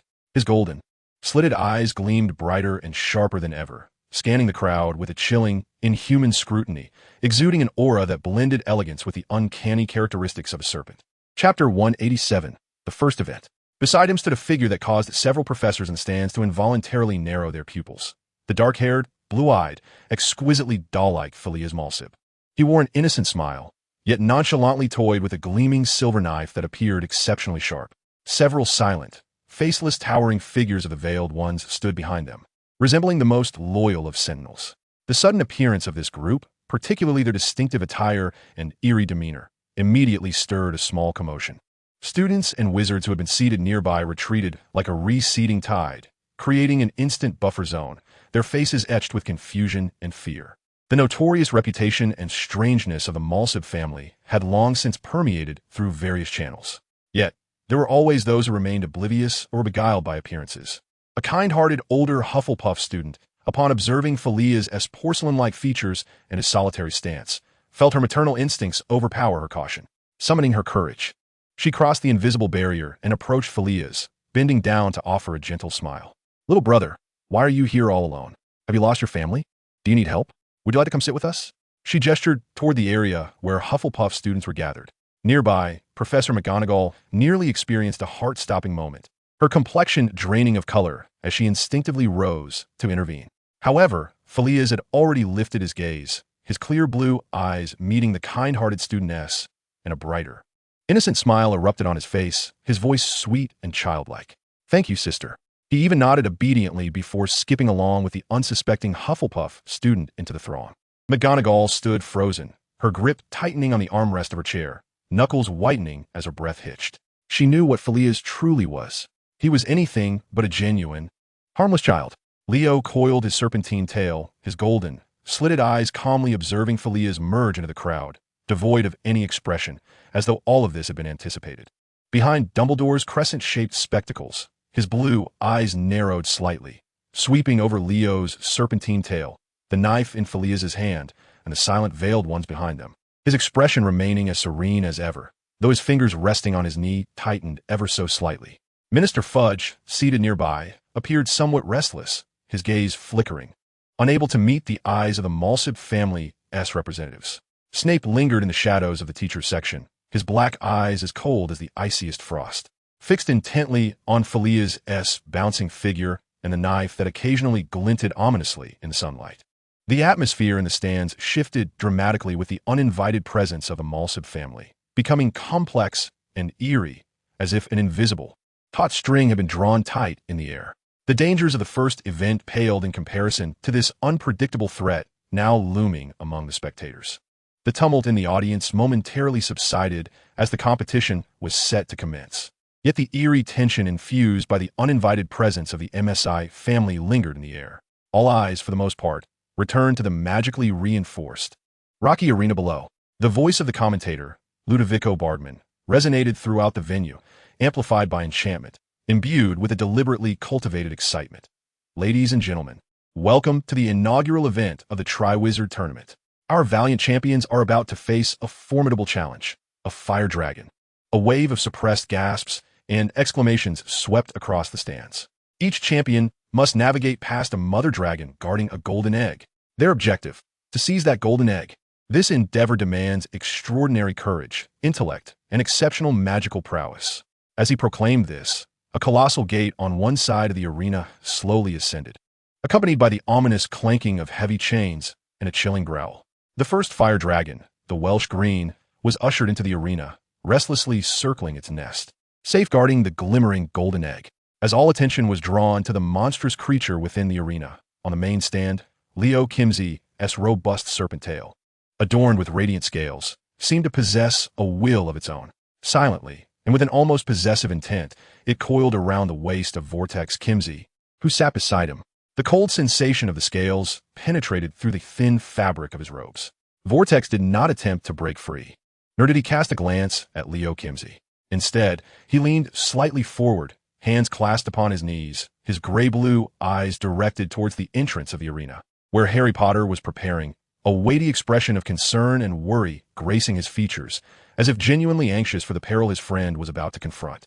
Was his expression sufficiently grave? One could only hope Harry would not be truly scorched. Otherwise, the subsequent energy could be difficult to recover. Meanwhile, in the Hufflepuff section, a kind upperclassman had indeed lifted Fleurus MSI, allowing him a clearer view of the spectacle. Fleurus, with one arm wrapped around the upperclassman's neck and the other casually clutching a gleaming silver knife, let the blade dangle as he swayed his small legs. His enchanting face was alight with excitement and curiosity as he pointed at the fire dragon, his sweet voice inquiring, "Sister, will that big lizard breathe fire? It looks so fierce." The upperclassman, entirely oblivious to the peril she was embracing, smiled reassuringly. "Fear not, little brother. The champions are remarkably skilled." Not far away, Professor McGonagall found it nearly impossible to focus on the contest, her gaze fixated on Fleurus, especially on the knife in his hand, each little movement causing her heart to skip a beat. She felt that the Hufflepuff girl was engaging in an utterly unnecessary act of folly. The competition unfolded with palpable tension. Cedric Diggory skillfully employed a transfiguration spell, transforming a stone into a lively dog, diverting the Welsh Green's attention, seizing the golden egg in the process, albeit with a singed robe. Fleur Delacour attempted to cast a sleeping charm on the fire dragon, largely succeeding in rendering the once ferocious beast drowsy. Yet as she approached the golden egg, the dragon sneezed, igniting her skirt. She narrowly extinguished the flames and secured the egg. Victor Crumb, direct and forceful, used the blinding curse on the dragon. Though his aim was slightly off, it was sufficient to cause the dragon pain, rendering it temporarily unable to defend its nest, thus providing him an opportunity. Finally, it was Harry Potter's turn. He chose the most straightforward, skill-dependent approach. Summoning his firebolt, he engaged in a breathtaking pursuit with the exceptionally irritable Hungarian horntail. Like a true seeker, he deftly maneuvered between the dragon's fiery breath and razor-sharp claws, ultimately executing a perilously daring dive to snatch the golden egg right from beneath the dragon's nose. The entire endeavor, fraught with danger, culminated with all four champions successfully completing their tasks without suffering fatal injuries. The audience erupted into thunderous applause and cheers, celebrating the champions' remarkable performances. While the competition appeared to conclude smoothly, Professor McGonagall's heart remained in suspense. She watched as Fleurus was still cradled in the arms of the oblivious Hufflepuff girl, brandishing the knife, and glanced at Vortex, ensnared by Leo Kimsey's serpent tail. His expression one of concern, while Leo Kimsey loomed nearby, his expression inscrutable. The apparent ease of the contest felt more akin to a brief calm before an impending storm. The true challenge may have only just begun. McGonagall thought to herself, what a wretched fate. Chapter 188. The first match concludes. The cheers celebrating the conclusion of the match still echoed around the arena, and most spectators began to vacate the premises. However, the MSI family showed no signs of departure. Meanwhile, the few shadowy figures who had silently loomed behind them seemed to dissolve into the darkness, vanishing without a trace. In the Hufflepuff section, the kind upperclassmen continued to hold Fleurus, animatedly discussing the thrilling match with others. Fleurus nestled comfortably in her embrace, his blue eyes crescent-shaped with delight, projecting an aura of innocence. Yet his hand, clutching the knife, moved with an almost imperceptible slowness, inching the sharp tip closer to the unsuspecting carotid artery of the upperclassman. Professor McGonagall, who had been closely monitoring this scene, felt her heart leap into her throat. She was on the verge of rushing forward when, at that very moment, on the opposite side of the main stand, Leo Kimsey's golden serpent tail playfully caressed the back of Vortex's hand resting on his knee. The cold texture of the scales made Vortex frown. Without even glancing at Leo Kimsey, he swiftly swatted the restless tail away with a crisp, albeit gentle, motion.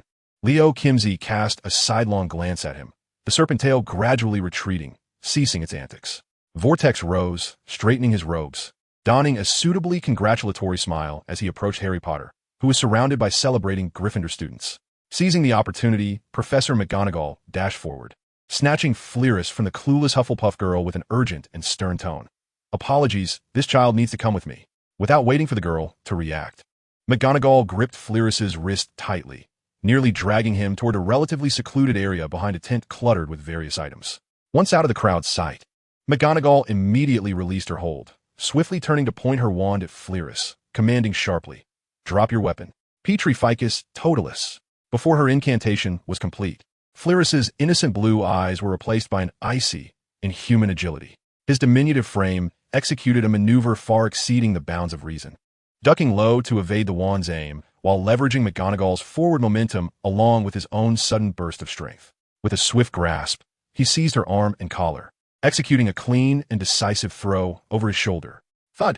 Professor McGonagall was caught completely off guard, crashing heavily onto the grass with a muffled grunt. Her wand slipping from her grasp, her eyes brimmed with shock and disbelief.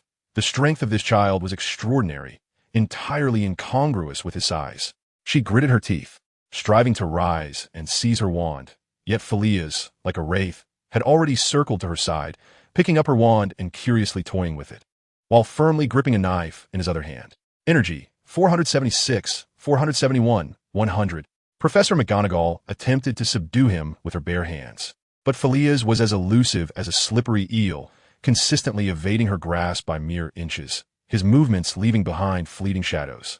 She made several attempts to cast a silent spell, but Felia's either wielded her wand erratically to disrupt her magical focus or menaced her with a knife, pointing it threateningly towards her eyes or throat, compelling her to cease her incantations. Breathless, Professor McGonagall halted her efforts, gazing at the small creature before her, who was swinging her wand like a toy and still holding the weapon. A disingenuous smile plastered on his face. A profound sense of powerlessness surged within her. Conventional magic and physical means appeared futile against this bizarre entity. Taking a deep breath, she realized she could not resolve this crisis alone. She fixed her gaze on Felia's, slowly backing away, and spoke to the air in the calmest voice possible. "I need assistance immediately." Felia's tilted his head, observing her movements without interference, then, in a syrupy voice tinged with curiosity, asked, "Professor, are you going to fetch that old gentleman with the white beard to play with you?" McGonagall offered no reply. She retreated to a safe distance, abruptly turning and hastening towards the headmaster's podium, needing to find Albus without delay. Felia's watched her frantic departure, smirking, and carelessly discarded McGonagall's wand onto the ground like refuse. He then lowered his head, leisurely carving a piece of debris from a nearby wooden crate with a knife, humming an off-key tune, as if everything that had transpired was merely an innocuous game.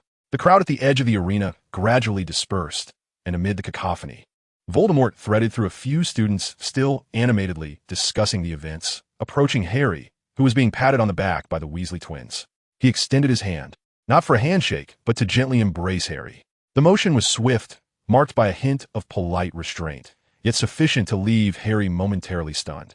For a brief instant, Harry's body stiffened, his arm instinctively lifting slightly before dropping again. He could smell the familiar, slightly chilling aura emanating from Voldemort. Unpleasant yet undeniably surprising. A few Ravenclaw girls nearby glanced over with curiosity. "Congratulations," Voldemort released him, his tone steady. Harry felt his ears flush, mumbling a vague acknowledgement. His gaze inadvertently drifting towards the serpentine figure lurking behind Voldemort. Leo Simsi stood silently a few steps away, his golden slit-like pupils half closed, as if in slumber. Yet Harry sensed an intangible pressure emanating from him. "Who is that?"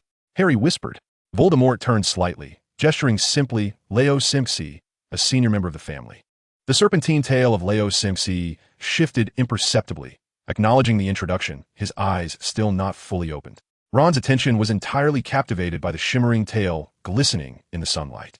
He leaned in, brimming with Gryffindor's characteristic boldness and curiosity. "Can I touch it?" Leo Simsi's eyes gradually opened a slit, the golden pupils resting on Ron's face. He remained silent, yet the shimmering tip of his tail, as if possessing a will of its own, silently lifted, coiling gently around Ron's neck with a chilling yet delicate caress, the scales brushing against his skin, inducing a subtle itch. Ron held his breath, his eyes widening, his face flushed with a mixture of anxiety and excitement, too startled to move. Chapter 189. May I touch it? Hermione stood at a distance, her brow furrowed. She harbored a deep-seated wariness towards all members of the Msi family, save for Voldemort, who treated Harry with relative kindness. Her sharp gaze swept over Leo Simsi, scanning the perilous tail, and then she noticed a discreet movement beneath his robe.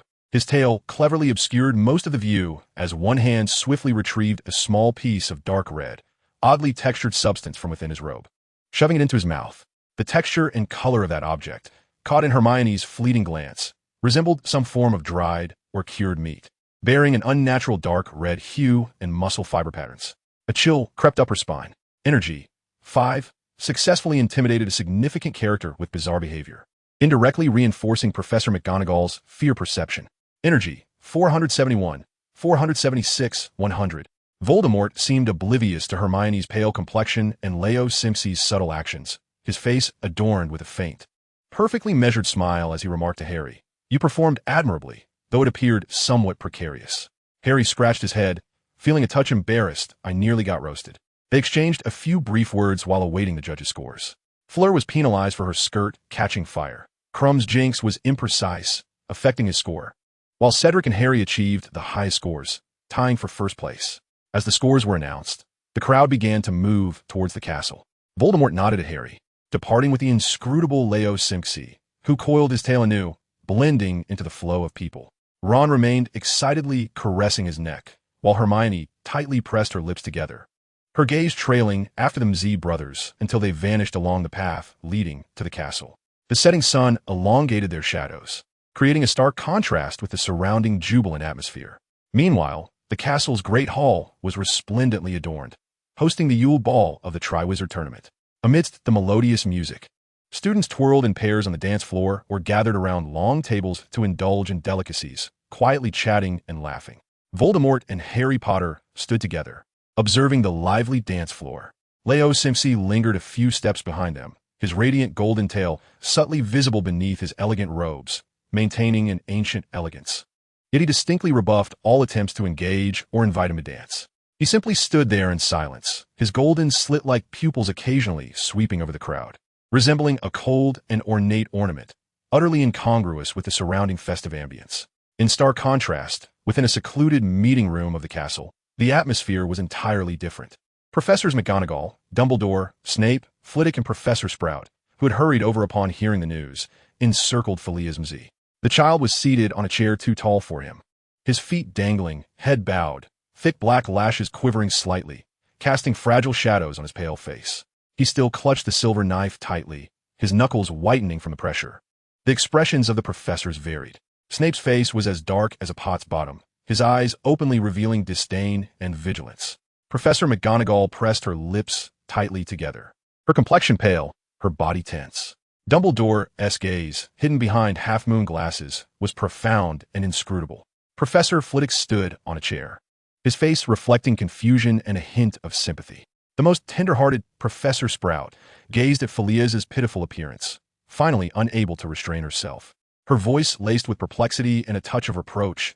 "Minerva, what on earth is happening? Why are we surrounding a child? Look how frightened he is." Her words seemed to strike a chord with Felia's, who abruptly lifted his head, his sapphire-like eyes quickly brimming with tears, his small mouth quivering as he pleaded in a trembling, soft voice, Professors, I haven't done anything wrong. Please don't hurt me. I am scared." As he spoke, his tear-filled eyes timidly scanned each professor present, particularly flinching upon encountering the dark demeanor of Snape, resembling a startled creature, clutching the dinner knife to his chest, as if it were his sole source of support. This demeanor was profoundly deceptive. Professor Sprout's expression of sympathy was unmistakable, and even Professor Flitwick seemed to part his lips as if to utter some soothing words. They could not comprehend why McGonagall and Snape regarded a child who appeared so frail and timid as a formidable threat. Professor McGonagall observed Fleris's masterful performance, her chest rising and falling with agitation. She yearned to caution her colleagues about the child's true nature, to recount how effortlessly he had thrown himself to the ground, how he had toyed with her wand, yet the experience was too bizarre, and she lacked tangible injuries to substantiate her claims. Snape emitted a barely audible, scornful scoff. Yet he refrained from elaborating, his dark eyes as frigid as ice, fixated on Fleris, scrutinizing every subtle shift in his expression. Dumbledore spoke slowly, his tone gentle, yet imbued with an undeniable authority. "No one will harm you, child. We merely wish to discuss your presence here and the knife you hold." Fleris stammered, clutching the knife tighter, murmuring, This is my own. I just wanted to cut some fruit." His lie was so effortlessly delivered, complemented by his innocent, youthful visage, that it was nearly impossible to doubt.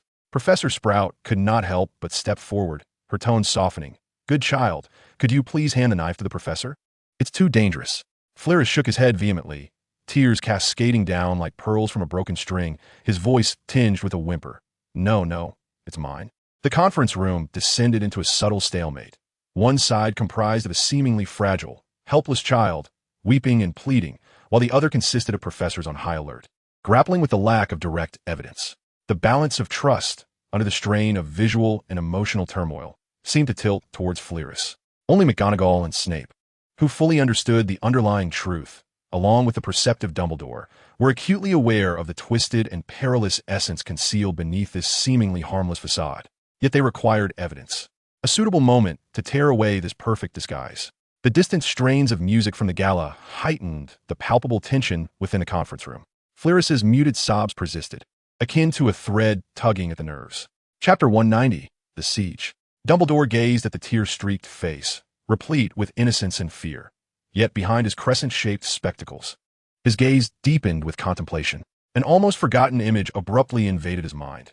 Not Voldemort, but the man who called himself Leo Chimsey, whose cold fingers had touched the nape of his neck, evoking an eerie warmth as if his soul were being forcibly reattached, followed by Voldemort's unnaturally calm demeanor, as if everything were under his control.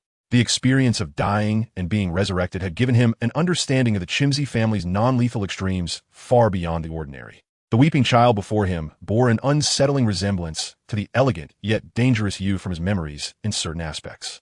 He had to attempt it.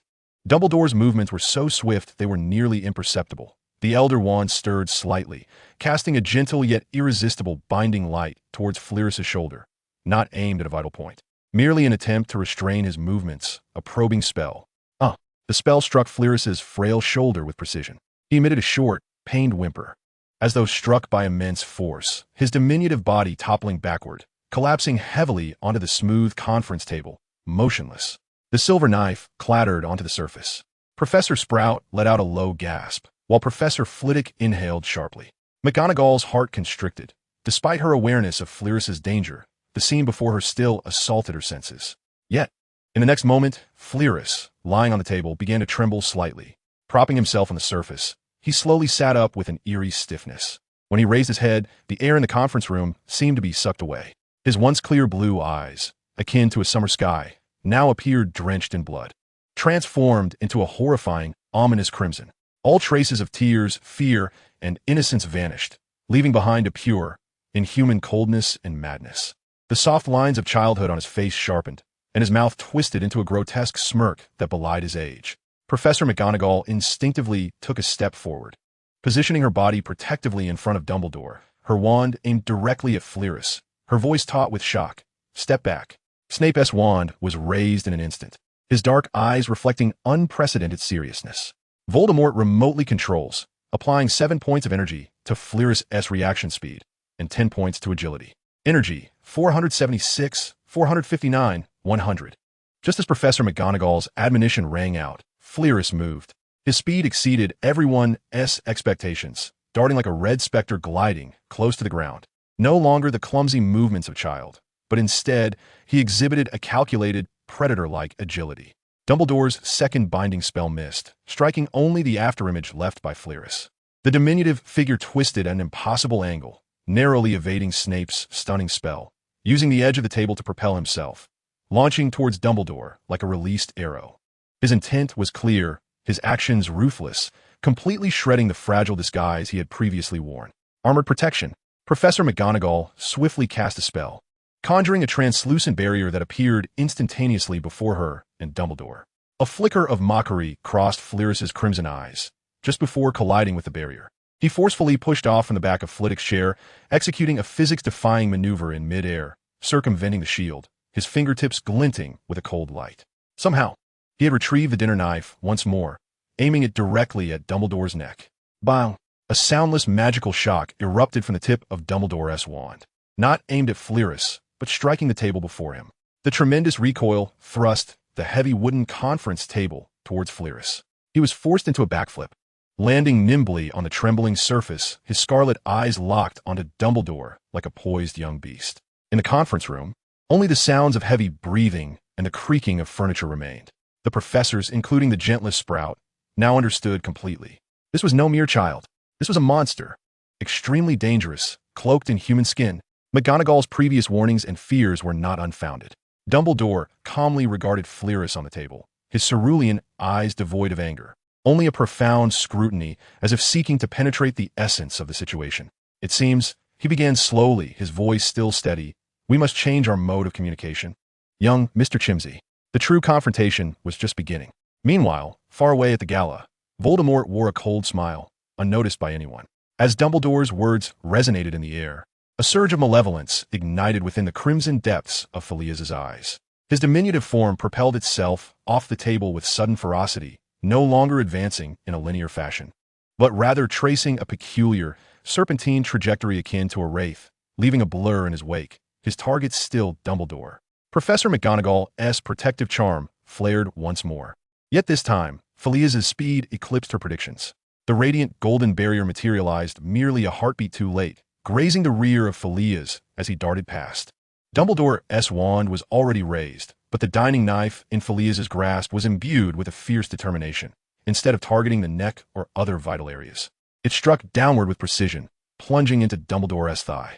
The sharp silver blade sliced through the fabric of his flowing robes, unleashing a spray of crimson blood. The wound was shallow, yet blood gushed forth instantly, staining the gray of his wizarding attire. "Albus!" Professor McGonagall cried out, a mix of fury and alarm punctuating her voice.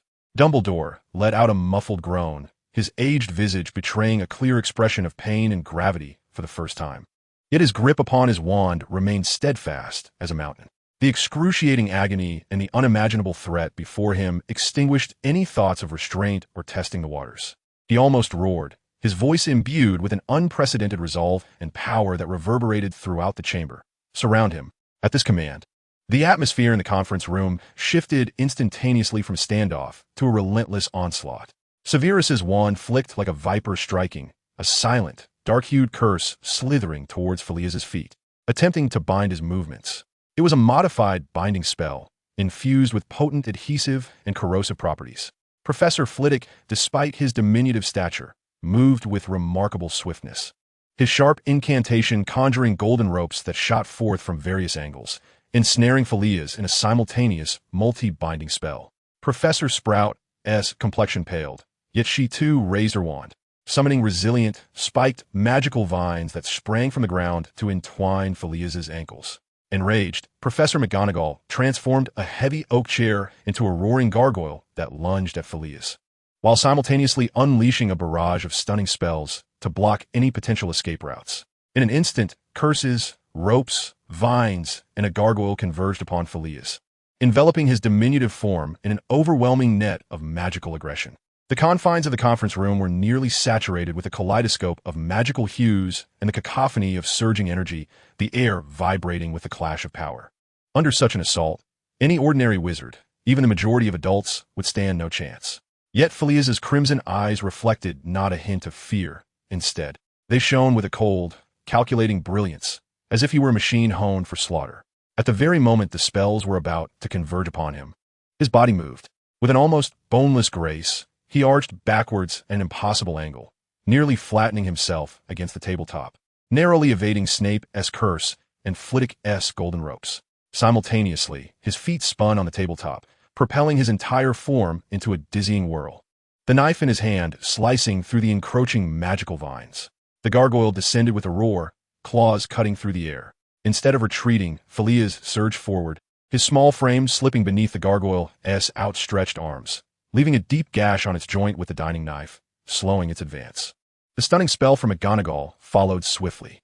Phileas seemed to anticipate the trajectory of every spell, maneuvering artfully across the limited surface of the table, each movement executed with precision, narrowly escaping the lethal magical beams. His actions transcended human capability, resembling a creature bestowed with extraordinary agility and foresight, dancing upon the edge of mortality.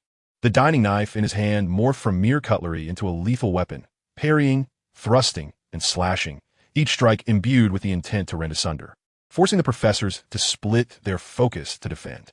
In that moment, chaos reigned within the conference room. Spells flew wildly, furniture overturned, and the scene descended into utter tumult. The combined might of Hogwarts' most esteemed professors was unable to subdue this seemingly diminutive child in such a short span of time. Dumbledore clutched his bleeding leg, his pallor stark, yet his gaze remained sharp as an eagle's. He discerned that while Phileas's strength might not be the most formidable, his terrifying reflexes, combat instincts, and uncanny timing were inhuman. A change in strategy was imperative. Severus, limit his space. Dumbledore commanded with urgency. Snape, quick to comprehend, waved his wand, and dark, viscous magical energy began to seep from the walls and floor, attempting to constrict Phileas's mobility. The pressure intensified. Phileas's crimson eyes narrowed, sensing the encroaching danger. He emitted a shrill, inhuman shriek, wielding the knife with newfound speed in a desperate attempt to carve an escape before being completely confined. At that critical juncture, an unexpected figure emerged from the shadows, as if materializing from the very fabric of the wall itself. A tall, silent presence, the Shade.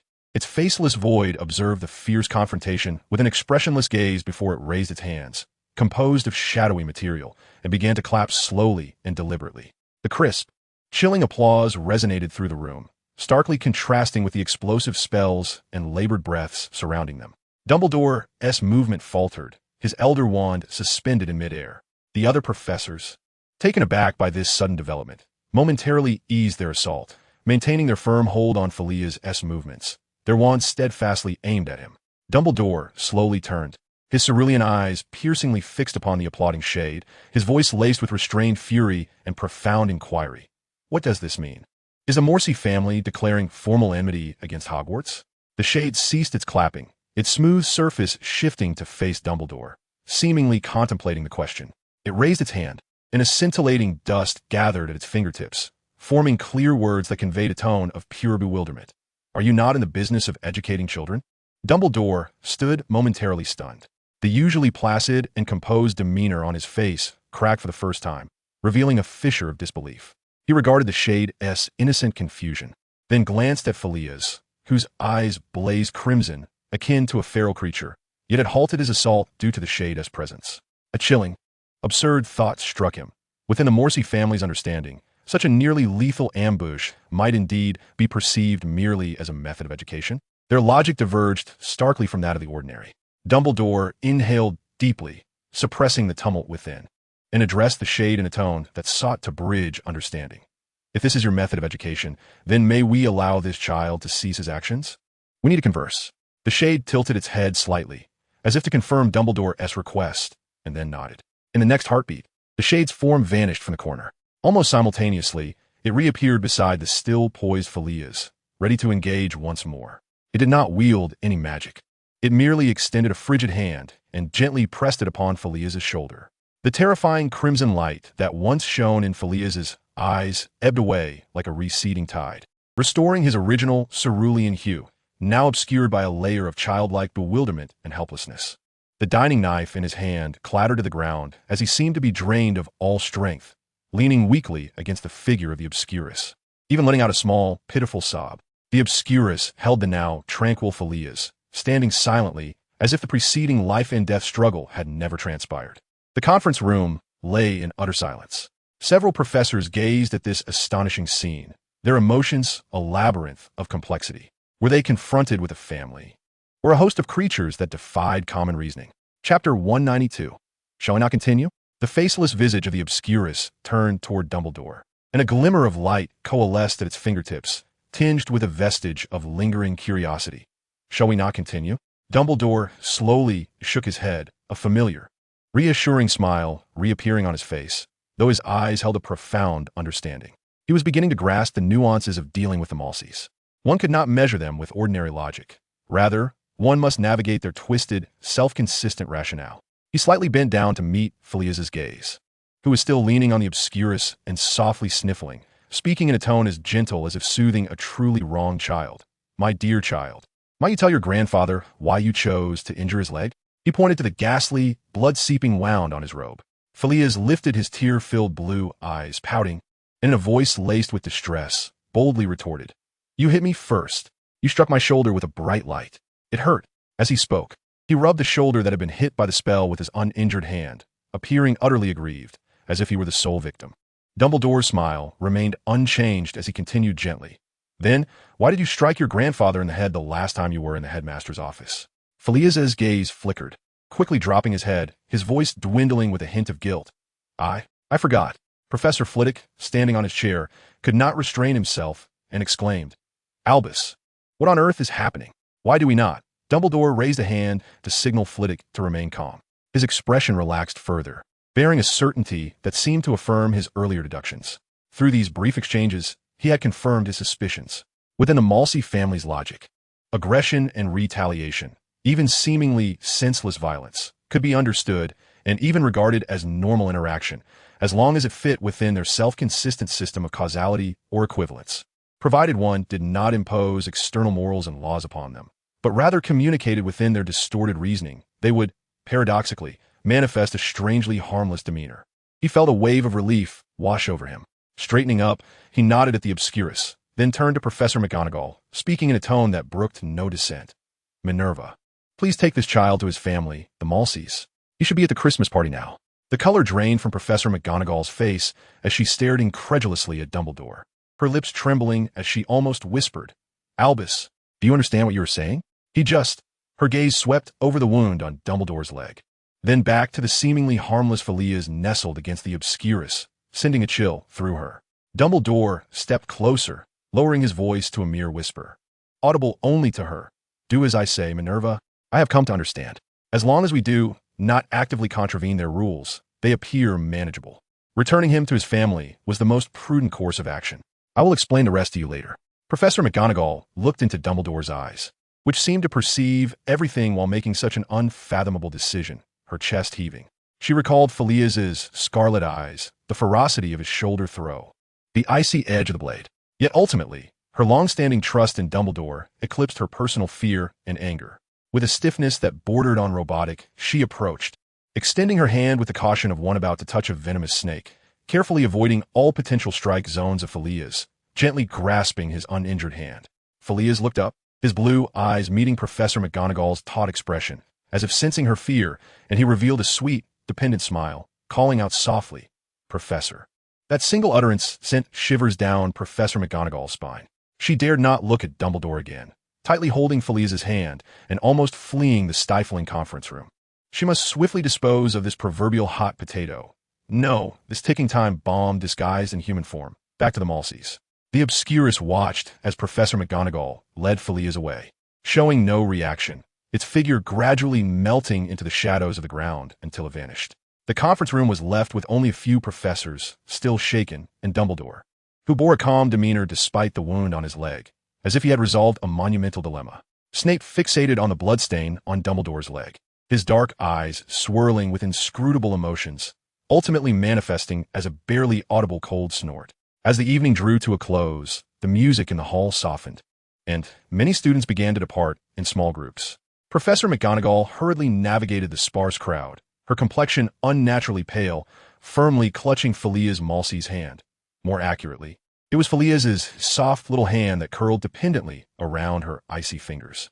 She quickly spotted Voltekai Malsi standing by the Gryffindor long table, whispering something to Harry Potter. Leoki remained ensconced at a distance, his golden serpent tail glinting with a cold sheen in the light. Professor McGonagall nearly dragged her feet as she approached, gently pushing Felia's toward Voltekai, her voice strained from suppressing her emotions, sounding somewhat abrupt and hurried. Mr. Malsi, she dared not meet Felia's innocent face. Your family is returned to you. Please ensure his safety. She paused, as if fulfilling an obligatory formality, then quickly added in a tone so low that only Voltekai could discern. Headmaster Dumbledore wishes that you all adhere to basic safety protocols while at Hogwarts. Having uttered these nearly incoherent words, Professor McGonagall felt as though she had completed an exceedingly perilous task, and she swiftly turned, almost fleeing the scene, inadvertently colliding with a departing Hufflepuff student to whom she merely offered a hasty nod of apology before her figure vanished outside the hall doors. Voltekai observed McGonagall retreating in haste, a glimmer of amusement flickering in his gray-blue eyes. He looked down at Felia's, who was gazing up at him with his restored cerulean eyes, innocently seeking his attention, then glanced at Leoki, whose expression was inscrutable not far off. He said nothing, merely exerting a subtle mental command. In an instant, the towering figure of Leoki and the diminutive form of Felia's appeared to have been erased, silently vanishing from sight and returning to the system's holding space. The evening was conclusively over. Epilogue: How to properly handle a Malsi. Meanwhile, in the other wing of the castle, the atmosphere in the headmaster's office was far from tranquil. Dumbledore's leg was simply bandaged, and several key professors, McGonagall, Snape, Flitwick, and Sprout, gathered in this somber assembly, their faces etched with fatigue, trepidation, and an overwhelming sense of impotence. After an extended and oppressive discussion, a proposal that was both absurd and alarmingly realistic was laid upon the table. We can no longer remain passive in our response, Professor McGonagall's voice, tinged with a weary rasp, asserted. We require a comprehensive guide, specifically addressing the MCY family. Snape emitted a barely perceptible, sardonic snort, yet offered no dissent. Professor Flitwick, standing atop a stack of elevated tomes, piped up in sharp agreement. It must be documented. Their behavioral patterns are far too peculiar. Professor Sprout nodded anxiously in concurrence. Thus, under the guidance of Professor McGonagall, with contributions from the other professors, a confidential notebook was initiated, intended solely for the eyes of Hogwarts core faculty, fortified with the most potent secrecy charms. Its cover bore no ornate embellishments, simply inscribed with plain text, how to properly handle the MCY. Core tenets: abandon conventional reasoning. The MCY family adheres to a self-contained, internally coherent, yet profoundly distorted set of behavioral principles. Key insights: 1. Equivalence and causality. They perceive attacks and retaliations, even gratuitous harm, as a form of equivalent exchange or justifiable causation. 2. Allergic reaction to kindness. Non-aggressive, gentle, or affectionate interactions that are unexpected may induce brief systemic disarray. This characteristic can be exploited, albeit with the utmost caution. 3. Familial supremacy. Individual actions often reflect the will of the family, or at the very least, do not conflict with its core interests. There exists an unknown system of communication and control among them. 4. Unknown powers. They possess mastery over technologies including, but not limited to, spatial teleportation, material creation, rapid healing, and non-living constructs, with unclear principles and unknown costs. Behavioral guidelines. 1. Avoid provocation. Maintain observation without resorting to force or severe reprimands unless they exhibit clear intentions of aggression to prevent triggering their rational retaliation logic. 2. Communication strategy. Attempt to engage with them using logic they can comprehend, such as emphasizing rules, transactions, and costs. Direct orders or moral condemnations are usually ineffective. 3. Crisis management. In the event of an attack, focus on control and non-lethal restraints, avoiding escalation. Once their logic is confirmed, attempts to halt and negotiate may be made. 4. Special situations. Should any member display self-destructive or extreme aggressive tendencies, prioritize the safety of other students and promptly inform the headmaster. Safety protocol. Regardless of attempts to comprehend and respond, it is imperative to remember that the MCY family and all its members are inherently perilous and unpredictable. Any interaction must occur in the presence of at least 2 staff members, ready to initiate the highest emergency protocol. This slender volume, embodying the anguish and perplexity of Hogwarts faculty, was meticulously stowed away. While it could not eliminate the threat posed by the MCY family, it at least endeavored to provide a modicum of guidance, albeit meager, that might aid in the survival of those safeguarding the castle amid the treacherous, enigmatic fog. Chapter 193. The Inner Turmoil of Voldemort. In the days following the soirée, the students of Hogwarts observed an unusual tranquility in Voldemort MCY. Aside from the necessary classes, he languished upon his 4-poster bed in Gryffindor Tower, resembling a delicate puppet stripped of its bones. His complexion appeared even more pallid than usual, dark circles shadowing his eyes, and his typically meticulously groomed black hair seemed disheveled, lacking its former luster. In class, he continued to answer questions with precision, flawlessly executing spells. Yet the fatigue that lingered just outside the periphery of his consciousness was palpable, even to the dullest of students. It was as though he were merely coasting on a momentum that kept the facade of Voldemort MCY operational. Only upon returning to his dormitory and collapsing heavily into the bedding could he shed all pretense. Merlin's beard, a faint, resentful groan, escaped from beneath the pillow. Voldemort buried his face deep into the soft feather cushion, acutely aware of the overwhelming ache coursing through his limbs, as if he had been mercilessly ground down. Paired with an intense mental void, whoever claimed that having a system rendered one invincible was sorely mistaken. Come out, I promise not to kill you. This was more exhausting than a month of back-to-back classes. His mind now resembled a mass of over-whipped paste, each nerve crying out in lament. Maintaining 3 high-intensity operations simultaneously, his identity socializing at the soirée, Leoki as a mere backdrop applying pressure, and most crucially, meticulously manipulating Flellis to provoke and confront several professors, including Dumbledore, was nothing short of inhumane. The simultaneous multitasking was akin to a hellish scenario. Dumbledore's piercing gaze was like an X-ray, while Snape's venom seemed ready to ooze from his very eyes, and Professor McGonagall appeared as pale as a ghost. Moreover, he had to ensure that Flellis did not genuinely inflict harm while still delivering enough forcefulness to compel them to act with full vigor. The delicate balance of restraint felt more exhilarating than diffusing a bomb. He recalled the moment McGonagall brought that little ancestral figure to him. Heaven knows how he maintained a facade of calm, as if everything were under control. His nerves were stretched to their limit, like a rubber band pulled taut, ready to snap. Each subtle movement from Flellis drained his already dwindling energy reserves. He felt as though his body had been hollowed out. When he observed McGonagall delivering that little one to him, he nearly knelt in surrender. It was sheer willpower that prevented him from collapsing right then and there. He had to smile and receive the child, feigning nonchalance. Voldemort considered himself a brilliant actor. The Oscars owed him a golden statuette. At last, as the soirée concluded and he retracted Leoki and Flellis, he embarked on a solitary journey back to the tower, each step feeling as though it were taken atop clouds, yet burdened by shackles of unimaginable weight. The flickering torchlight along the corridor blurred and swayed before his eyes. Why was the return journey so interminably lengthy? He was at his wit's end, truly on the brink of a mental shutdown. Voldemort yearned to recline, to become a fish out of water, devoid of ambition or engagement, wanting nothing to do with energy, plot lines, or the MCY family. Finally, the portrait hole swung closed before him, and the dormitory door shut behind him. In that instant, an overwhelming sense of relief, akin to surviving a calamity, washed over him like a tsunami. Almost instinctively, he maneuvered himself to the edge of the bed and collapsed like a puddle of mud, not wishing to move even a finger. A tumult of extreme fatigue, post-success anxiety, and fervent self-deprecation surged within his chest. He had survived. He had truly endured. Was he to rejoice with tears of joy? No, he lacked the strength even to cry. He merely wished to sleep until the end of time, until the universe itself met its demise, without a soul calling for him. He closed his eyes, surrendering to the soft embrace of the bed beneath him, as darkness and exhaustion swiftly enveloped him. In the final second before plunging into a deep slumber, one solitary thought lingered in his mind. Next time, should I engage in such audacious antics again, I shall be a fool. In the dormitory, only the sound of his deep, even breaths remained. Outside, the night enveloping Hogwarts remained serene. But only Voldemort knew the true cost he had paid to uphold that remarkable performance. The system may have bestowed upon him abilities that transcend the ordinary.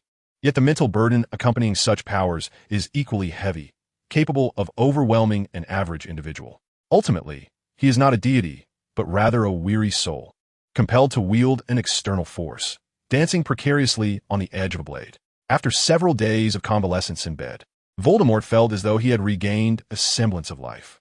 He meandered towards Hagrid's hut, where the clearing was now filled with unsettling rustling sounds and sporadic explosions. Those were the blast-ended Skrewts. These bizarre hybrids exhibited grotesque forms, their shells emanating a sulphurous scent, occasionally launching sparks from their rear ends as they dashed about chaotically. Hagrid, drenched in sweat, was attempting to pacify them, albeit with little success. Voldemort approached silently, offering his assistance without uttering a word. He extended his hand, endeavoring to employ the subtle sensitivity to matter bestowed by the system to calm the agitated creatures. Alas, the Skrewts seemed wholly unresponsive to his efforts. They continued their erratic movements and explosive antics, pausing only for a fleeting moment of hesitation as he drew near. It was futile. Their mental fluctuations resembled a tangled mess, baffling even the system. How had Hagrid managed to create such peculiar beings? Just as he and Hagrid stood in silent contemplation of these unruly Skrewts, a figure clad in a magenta robe, with meticulously styled hair, sashayed over, clutching a shorthand notebook and that familiar green quill, Rita Skeeter. A professional smile, laced with curiosity and provocation, adorned her face as she disregarded the Skrewts and Hagrid, directing her focus towards Harry Potter, who was also present. Mr. Potter, concerning the first task, there are certain details that pique our readers' curiosity, such as, how did you acquire foreknowledge of the task's content? Was there, perhaps, a special channel that provided insider information? Her inquiries began innocuously enough, but swiftly escalated into pointed questions laden with implications and traps. Some speculate that your selection by the Goblet of Fire may be a result of some machinations. What is your response to this? Do you feel any guilt? Harry's expression darkened. He yearned to retort, yet found himself beleaguered by Rita's rapid-fire questions and the frantic scribbling of her quill. Chapter 194. Rita Skeeter and Christmas. Just as Rita's queries grew increasingly egregious, nearly accusing Harry of cheating, Voldemort, who had remained silent until now, suddenly moved. He stepped forward with a subtle shift. It had instantly captured everyone's attention. A faint semblance of a smile graced his face, although his gray-blue eyes bore the ominous chill of an impending storm, frighteningly cold. The oppressive aura he exuded stilled the air, even causing the restless Skrewts to momentarily quiet. He locked eyes with Rita Skeeter, his voice low yet edged with a suppressed fury, as if it were forced through clenched teeth. Leave. That single word echoed clearly in the clearing. Rita's smile faltered, momentarily taken aback by the unabashed malice that radiated from him. Yet, the instinct of a journalist compelled her to feign composure, attempting to document the scene of a member of the Morsmordra family threatening a reporter. Who are you to speak to me so? On what grounds? Voldemort Morsmordra. He stated his name with a tone that was flat yet chilling, akin to a frigid key unlocking a Pandora's box of pure terror buried deep within Rita's memory.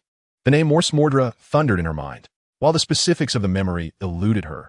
A primal fear, as if hunted by a mortal adversary, surged through her, engulfing her like a tidal wave. Her face drained of color, pupils dilating in horror, and her lips trembled, rendering her speechless. It was as though she had glimpsed the most terrifying sight imaginable, releasing a gasp so high-pitched it altered her tone. She abandoned her shorthand notebook and quill, spinning on her heel, her high heels faltering as she stumbled away, fleeing in a frantic dash, her back a portrait of desperation as if pursued by a malevolent specter. The clearing fell into a profound silence. Harry observed Voldemort's shadowed profile, concern etched on his features as he approached. Voldemort, are you all right? Voldemort did not respond immediately. He closed his eyes, seemingly striving to steady his tumultuous emotions. Then, he performed an action that left both Harry and Ron momentarily speechless. He stepped closer, gently resting his forehead against Harry's shoulder, inhaling deeply as if gasping for air, the faint scent of soap and sunlight enveloping him.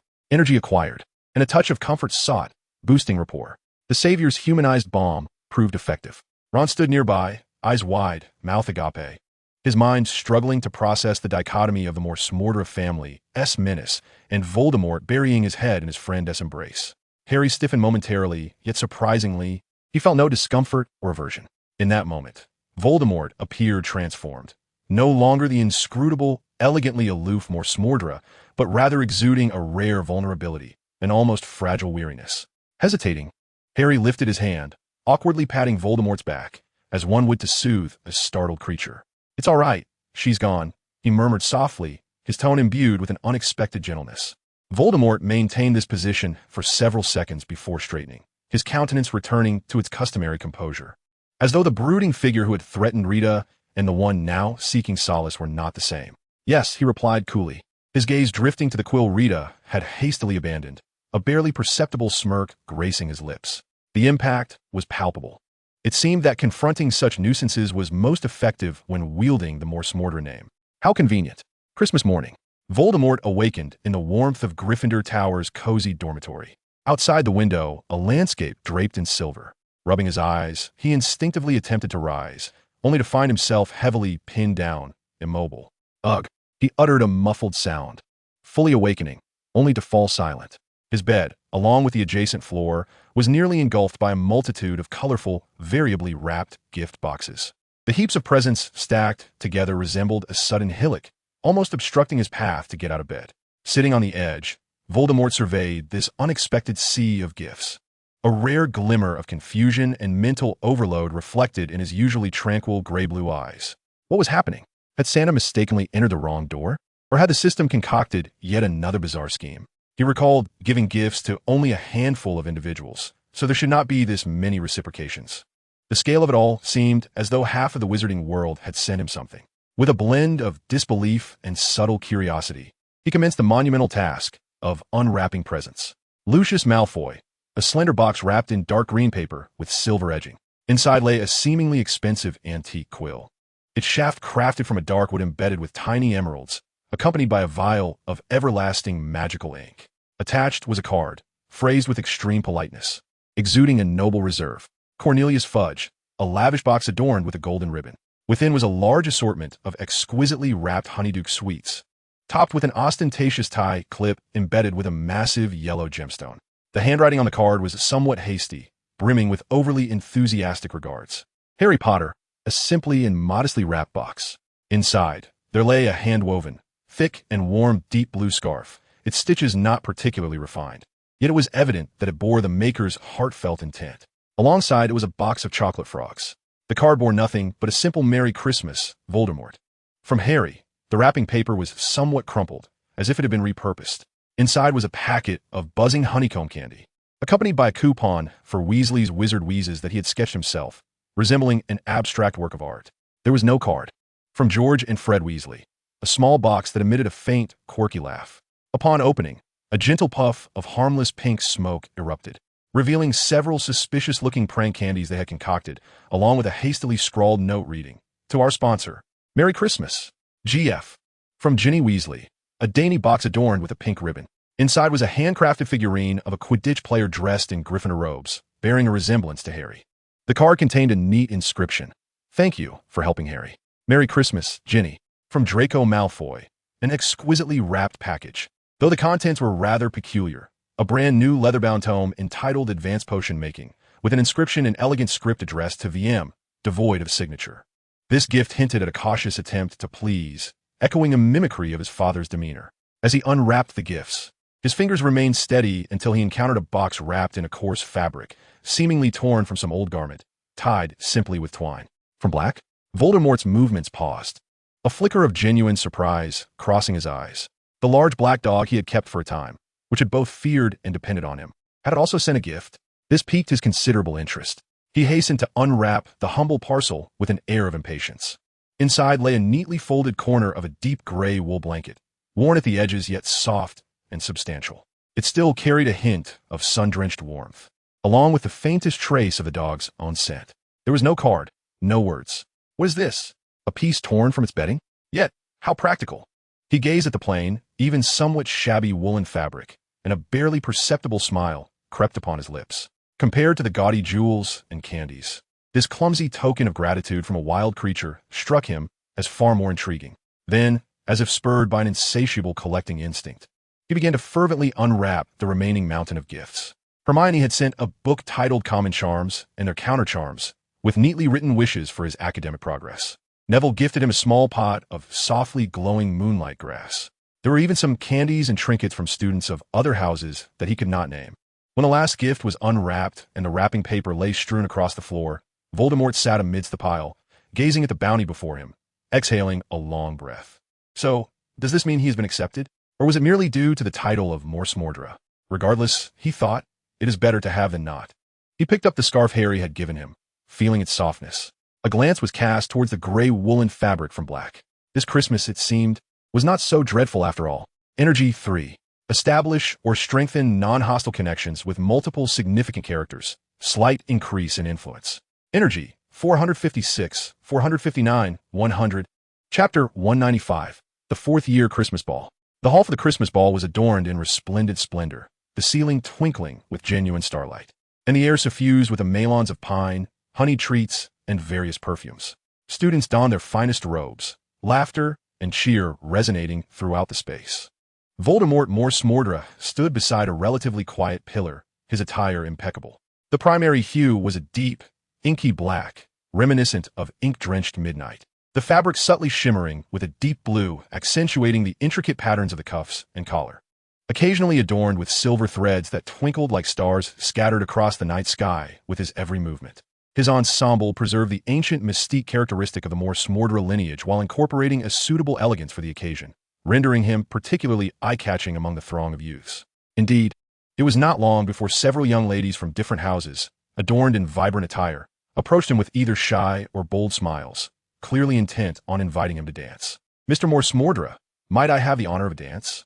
Faced with these enthusiastic invitations, Voldemort maintained his customary elegant yet aloof smile, his gray-blue eyes revealing no hint of vulnerability. He inclined his head slightly, responding to each lady with impeccable, archaic courtesy. Oh dear, just when I thought I could avoid this, he thought, realizing the system had only equipped him with a plethora of noble etiquette and knowledge, neglecting to teach him how to dance. Voldemort was akin to an actor in a previous life, the type to shrink into a corner at gatherings, his coordination rather disordered. He could adeptly evade curses, thanks to his agility, yet dancing, an activity demanding intimate physical coordination and a strong sense of rhythm, was truly beyond his capabilities. Learning on the spot was impractical. He certainly couldn't risk stepping on a lady's toes or moving out of sync in front of so many. The Mors Mordra family's reputation would be utterly tarnished. Though he bore no shame, he maintained a perfectly composed smile, employing well-prepared, polite excuses to graciously decline each invitation. His words were elegant and his reasoning sound, leaving no room for reproach, yet also ensuring they would not press further. The young ladies, though somewhat disappointed, were soothed by his tactful refusals and departed politely. As he watched them merge into the dance floor, a barely perceptible sigh of relief escaped him, and he instinctively adjusted his already meticulously arranged cuffs. Fortunately, he had managed to evade that challenge. Dancing was far more daunting than facing a dragon or Snape. Remaining quietly as a backdrop to observe the festivities was far more suited to him. He lifted a glass of pumpkin juice offered by a house elf. Retreating once more into the shadows of the pillar, his gaze cast upon the spinning dance floor, akin to a detached observer. Only he knew that those fleeting minutes had left him somewhat breathless. The Christmas ball drew to a close amidst the fading music and continued animated chatter. Just as Voldemort exhaled a sigh of relief, believing the evening's social ordeal was finally concluding, he noticed George and Fred Weasley approaching, arms slung around each other's shoulders, both wearing that unmistakable grin of mischief that suggested they had not contained their laughter. Voldemort instinctively halted, a barely noticeable furrow forming in his brow as he regarded the duo, whose vocation seemed to revolve around chaos. He was not so much afraid as he was wary of the impending trouble. Then, he witnessed a scene that momentarily left his mind in a state of disarray.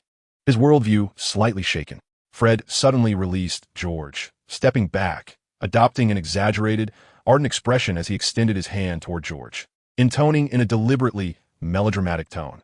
"My dearest brother, on this splendid evening, might I have the honor of inviting you to be my dance partner for this final waltz?" George's response elicited a twitch at the corner of Voldemort's eye.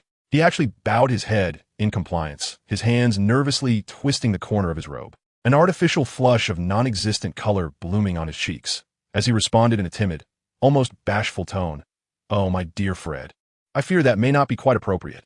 After all, we are brothers." This bizarre scene left several students who had yet to depart utterly dumbfounded. Just as Voldemort believed this artistic display between brothers would conclude in some outrageously shocking manner, George suddenly lifted his gaze, his eyes gleaming with the same mischievous light as Fred's, fixating intently on Voldemort. In the next moment, George approached with a lightness in his step, his hand effortlessly resting on Voldemort's shoulder, leaning slightly forward, tilting his face up, and in the same coy, affected tone, he winked at the visibly frozen Voldemort. "Mr. Morse Mordra, I wonder if I have the privilege of sharing a moment with you?" Voldemort felt a fleeting loss of control over his facial muscles. Despite having endured the construction of the chamber, dealings with Voldemort, embraces from Snape, and orchestrating the Battle of Hogwarts against the professors, never had he felt such a profound shock that resonated at the very core of his worldview. Were it an ordinary individual, Voldemort might have thought them to be under the influence of some peculiar potion or trampled by a giant. But this was the Weasley twins, after all. The air around them seemed to crystallize. Several Ravenclaw students gaped, and even the band members, who were tidying up their instruments, halted their movements, curious gazes directed their way.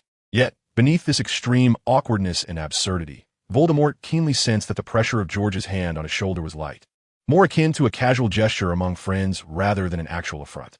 Fred, beside him, was stifling laughter to the point where his shoulders shook, but his eyes held no malice, only the anticipation and curiosity of a prankster reveling in success. Wait a moment, were they testing the waters? Sensing my boundaries, knowing that ordinary jokes wouldn't provoke my ire, thus they began this elaborate charade? This series of actions flowed seamlessly, imbued with the dramatic flair and mischievous spirit characteristic of the Weasleys. They were not entirely reckless. Through their previous interactions, the twins had come to believe they understood a portion of Voldemort's behavioral logic.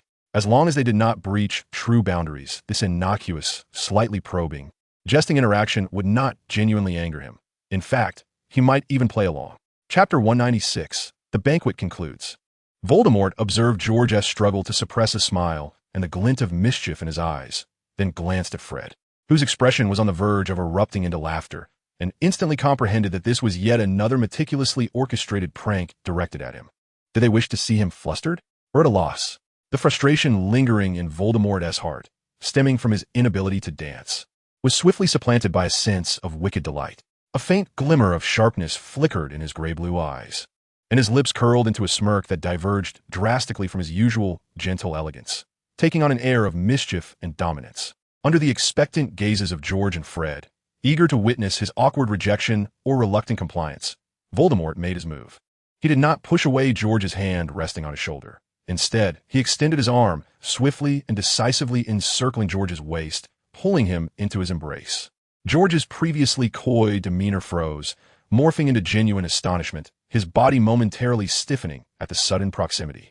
Voldemort's other hand rose, his icy fingertips gently lifting George's chin, compelling their gazes to meet.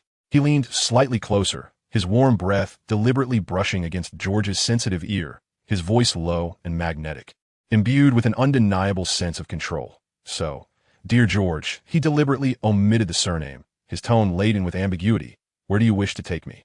All transpired too quickly, too unexpectedly. George was utterly bewildered, his ears visibly reddening at an alarming rate.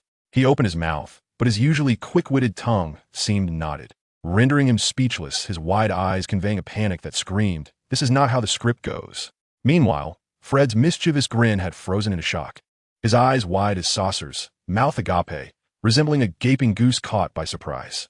He had never anticipated Voldemort would defy expectations, not only catching the act, but also flipping the script, steering the narrative into a direction he could not fathom. Several students who lingered nearby noted the bizarre and intimate atmosphere, casting curious glances their way. Voldemort regarded the woodenly frozen George and the slack-jawed Fred, tightening his grip on George's waist slightly, the wicked smile deepening. "Playing this game with me? Boys, you still have much to learn." As Voldemort surveyed the utterly petrified George, whose ears were now completely crimson, and the nearby Fred, who had lost the capacity for speech, standing there with his mouth agape, the wicked smile on Voldemort's lips softened, returning to his usual composure, though his tone still radiated an unassailable certainty. "Come with me, George." George remained rooted in place, his mind seemingly grappling with the shock of the unexpected turn of events, his body utterly immobile. Voldemort chose not to elaborate further, stepping forward, slightly bending down, his arms slipping beneath George's legs and around his back. The strength bestowed upon him by the system rendered this motion as effortless as lifting a feather. With a slight exertion, amidst Fred's increasingly dazed gaze, he hoisted George effortlessly onto his shoulder. The sudden inversion of perspective and sensation of weightlessness jolted George back to reality, prompting an involuntary gasp. Yet surprisingly, he did not resist. After a brief moment of confusion, an exhilarating thrill surged within him, replacing the initial panic. Turning to glance at Fred, who stood there like a statue, his expression akin to someone struck by lightning, George even waved cheerfully, a hint of schadenfreude in his tone. "Farewell, my dear brother. May you and your reflection dance merrily." Fred, left speechless, watched his twin brother being carried away. Even bidding him goodbye with a grin, as if ensnared by a binding spell, he remained utterly bewildered, floundering in the wind. Voldemort, carrying George, ignored the astonished stares of the scattered students along the way, making his way directly to Gryffindor Tower. Initially, George surveyed the surroundings from Voldemort's shoulder, intrigued by the novelty. But as they passed familiar corridors and winding staircases, his smile gradually faded. "Wait a moment. This direction leads back to the common room? This is the staircase. Hey, this is the corridor to the fourth-year boys' dormitory. Hold on. Voldemort, is this your dormitory?" As Voldemort kicked open the door to his subtly adorned chamber, George's voice was tinged with genuine fear. He was gently placed onto a four-poster bed draped in dark silk sheets, which looked rather expensive. George practically bounced upright, surveying his surroundings. The dormitory was far more splendid than he had anticipated, with dark oak furniture, walls adorned with tapestries depicting bizarre, celestial trajectories, and most prominently, a meticulously carved, thorn-wreathed M family crest on the ceiling, seemingly alive under the dim light, observing all below. This place exuded the ancient and perilous aura of the Morse-Mordor family. As he observed, Voldemort began to methodically unfasten the buttons of his inky black robe. George exclaimed, "Oh no, my flower." His pupils dilated in sudden fear, instinctively retreating slightly, his voice trembling. Voldemort, please stay calm. We were just joking. Really, this is not good." Voldemort paid no heed to his pleas, casting aside his robe after unbuttoning it, revealing a meticulously pressed dark shirt beneath. He approached the bed, leaning over, his hands bracing on either side of George's body, effectively trapping him between the bed and himself. In terror, George shut his eyes, emitting a brief, half-hearted scream. The anticipated silencing did not ensue. Instead, he felt Voldemort's hands moving across him for a moment before a sudden lightness enveloped him. His gaudy jacket, donned for the sake of a prank, was yanked off and tossed aside. Voldemort straightened up, gazing down at George, who still had his eyes tightly shut, adopting a heroic pose, and casually posed a dilemma. "Tonight, will you sleep here or return home?" George's eyes flew open, his green irises still reflecting fear, yet mingled with a thrilling curiosity about his narrow escape. Without hesitation, he declared, his voice rising slightly, "I'll sleep here."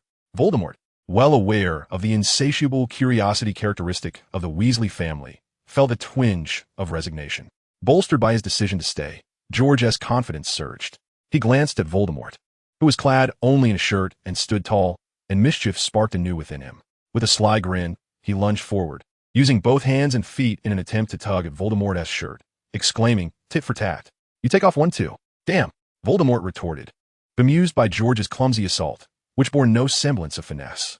He symbolically blocked George's advances a couple of times, yet his shirt remained disheveled, revealing a patch of skin.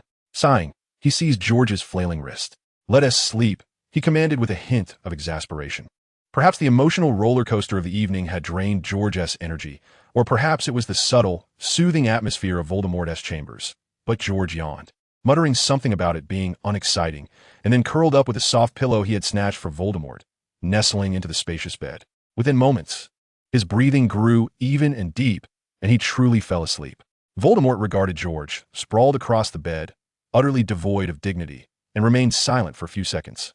A miscalculation. Had he known, he would have let him sleep on the floor. What now? Was he to squeeze onto the same bed? The thought was too absurd to entertain. His gaze wandered around the room, finally resting on the sturdy curtain rod above the bed, which he had discreetly reinforced with a concealment charm. Voldemort stepped back, took a short run, and gracefully leaped up, gripping the rod with both hands, his body hanging securely like a large feline resting on a perch. He adjusted his position to ensure stability, contemplating the view, the fresh air, and the ability to keep an eye on the slumbering figure below. Perfect. though he felt somewhat akin to a nocturnal creature. It was certainly preferable to being squished against a rolling Weasley during sleep. Primarily, he feared being crushed, his body still that of a normal human. He closed his eyes, preparing to drift into slumber. The chamber was enveloped only by George's gentle snores and Voldemort's steady breathing, akin to a guardian keeping watch. Thus, the night's mischief concluded in an unexpectedly harmonious manner, leaving no one to foresee its outcome. The following morning, sunlight streamed through the meticulously polished crystal panes, casting dappled patterns upon the richly carpeted floor of the chamber. George Weasley awoke to a subtle, almost ethereal fragrance reminiscent of cool, earthy herbs. His consciousness remained somewhat hazy. He rubbed his eyes and instinctively reached to stretch, only to discover he was nestled in an unfamiliar yet exquisitely comfortable grand bed, enveloped in silk sheets that felt incredibly delicate against the skin. Gradually, memories resurfaced. The soiree from the previous night, Fred's ill-conceived plan, Voldemort's unexpected reaction, and then he had ended up here. Turning his head, he spotted Voldemort, already risen, standing at the bedside with his back to him. The morning light sculpted the youthful figure's upright silhouette, clad in a meticulously tailored dark robe, every strand of hair artfully arranged. At that moment, he was focused on folding George's flamboyant jacket, which had been discarded the previous night, smoothing out the last crease before gently placing it on the edge of the bed beside George. Voldemort turned to face George, his gray-blue eyes calm as they met George's sleepy gaze. His voice bore no discernible emotion. If you intend to saunter out of this door in such disarray, with bedhead and unkempt attire, I dare say it won't take long for Hogwarts to circulate rather intriguing rumors about the two of us, George. George stifled a grand yawn, burying his face deeper into the soft, fluffy pillow, his voice thick with sleep and a longing for the comfort of the bed. It's morning, and there are no classes. Why the rush? This bed was far more comfortable than the creaky old mattress in his own dormitory. Voldemort seemed to have anticipated this response, leisurely adding, "Your dear brother Fred likely believes you have met with some calamity and is outside the dormitory attempting to rescue you, his emotions running rather high." At this, George lazily lifted his eyelids. He observed Voldemort, now fully attired, radiating an ancient, noble elegance, his attire impeccably arranged, devoid of any unnecessary creases.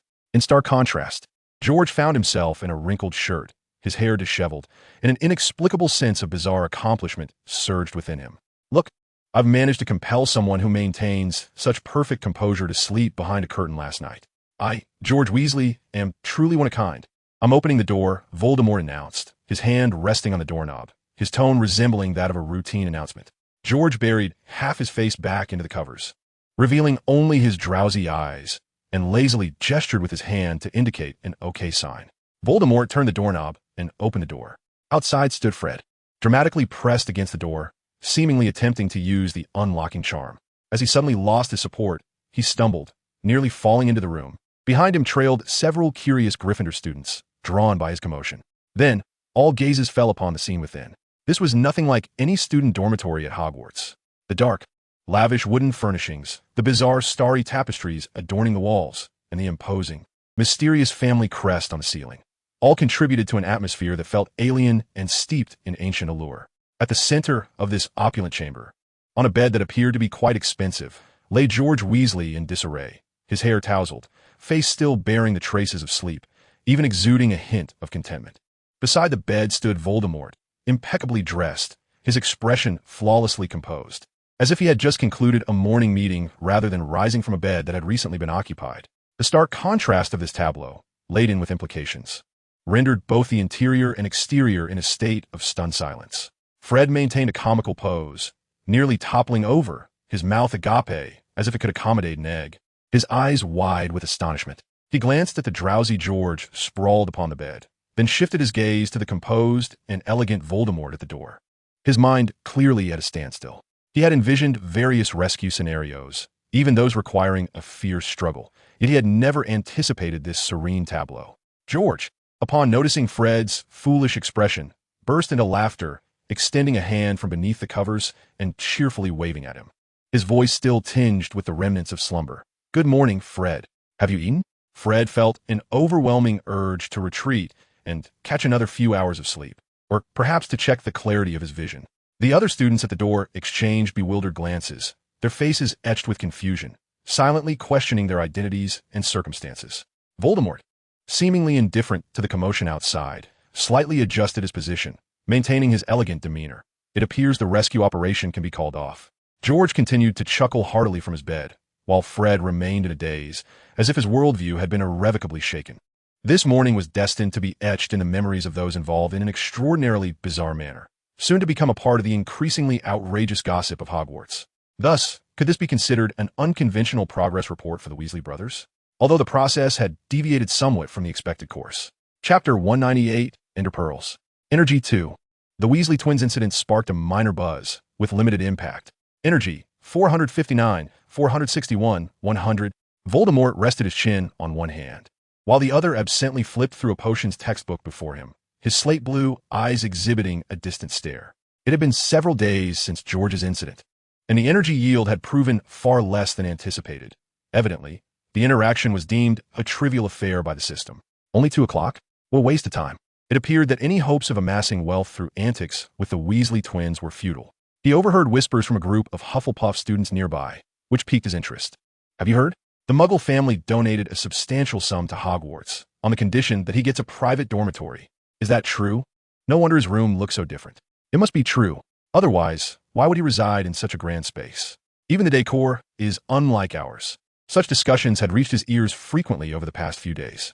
It seemed that the sight of George emerging from his dormitory in disarray had, through a few days of embellishment and rumor-mongering, morphed into a fantastical version of Hogwarts granting a special exception for the Muggle family. Quite fortuitous, as it saved him the trouble of explanations. He found the student's imagination rather commendable and was even inclined to give a discreet thumbs up to those weaving the tales. This innocuous yet intriguingly mysterious rumor significantly aided in maintaining the enigmatic image of the Muggle family. As his gaze swept across the Great Hall, he noticed Harry Potter and Hermione huddled together. Sprawled before them were several hefty tomes akin to bricks, quills darting across parchment at a rapid pace. Ron, on the other hand, appeared to be in a state of distress, tugging at his hair. The savior had been quite diligent of late. Perhaps he was being pressured by the second task? Or was he engrossed in studying that golden egg? Never mind, it was best not to intrude. He would let Harry be for the time being. Voldemort returned his attention inward, contemplating where the next opportunity for substantial energy might arise. Campus life continued in a steady, yet subtly tumultuous manner, amidst the blend of truth and fiction and rumors and the busy pursuits of the students. The Great Hall remained a cacophony of noise during lunch, as Voldemort leisurely enjoyed his meal, when he suddenly heard Hermione Granger's indignant voice rising from a long table. She was brandishing a copy of the Daily Prophet, vehemently denouncing Rita Skeeter's article about Harry, accusing her of distorting facts and fabricating stories. Voldemort barely raised an eyebrow. Lacking any interest, he felt somewhat lethargic over the past few days, not inclined to move. His energy reserves were still ample, and he was in no mood to deal with the buzzing insect that was Rita. Hermione was quite capable of handling the situation. He would let her continue her tirade. He would address matters once he felt sufficiently rested. Afternoon potions class remained his period of torment. The dungeon classroom was permeated with the familiar, unpleasant odors. Professor Snape glided through the room like a black bat, his icy gaze occasionally landing on Voldemort, though the frequency seemed slightly diminished, the scrutiny more inquisitive than outright malicious. It appeared that his recent restraint had yielded some effect. Had the old bat's vigilance waned? Or was he merely biding his time for a grander scheme? Finally enduring until the end of class, Voldemort was among the first to escape the dungeon. He had no other classes that afternoon, granting him a rare moment of leisure. Upon returning to his dormitory, he was struck by a sudden whim to test his luck and open a block. Energy 100. Energy 461. 361. 100. Random selection in progress. Acquired. Ender Pearl. With a sputter, Voldemort expelled the sip of water he had just taken, coughing several times. He stared wide-eyed at the system interface displaying the quietly glowing pearl, his expression a portrait of sheer astonishment.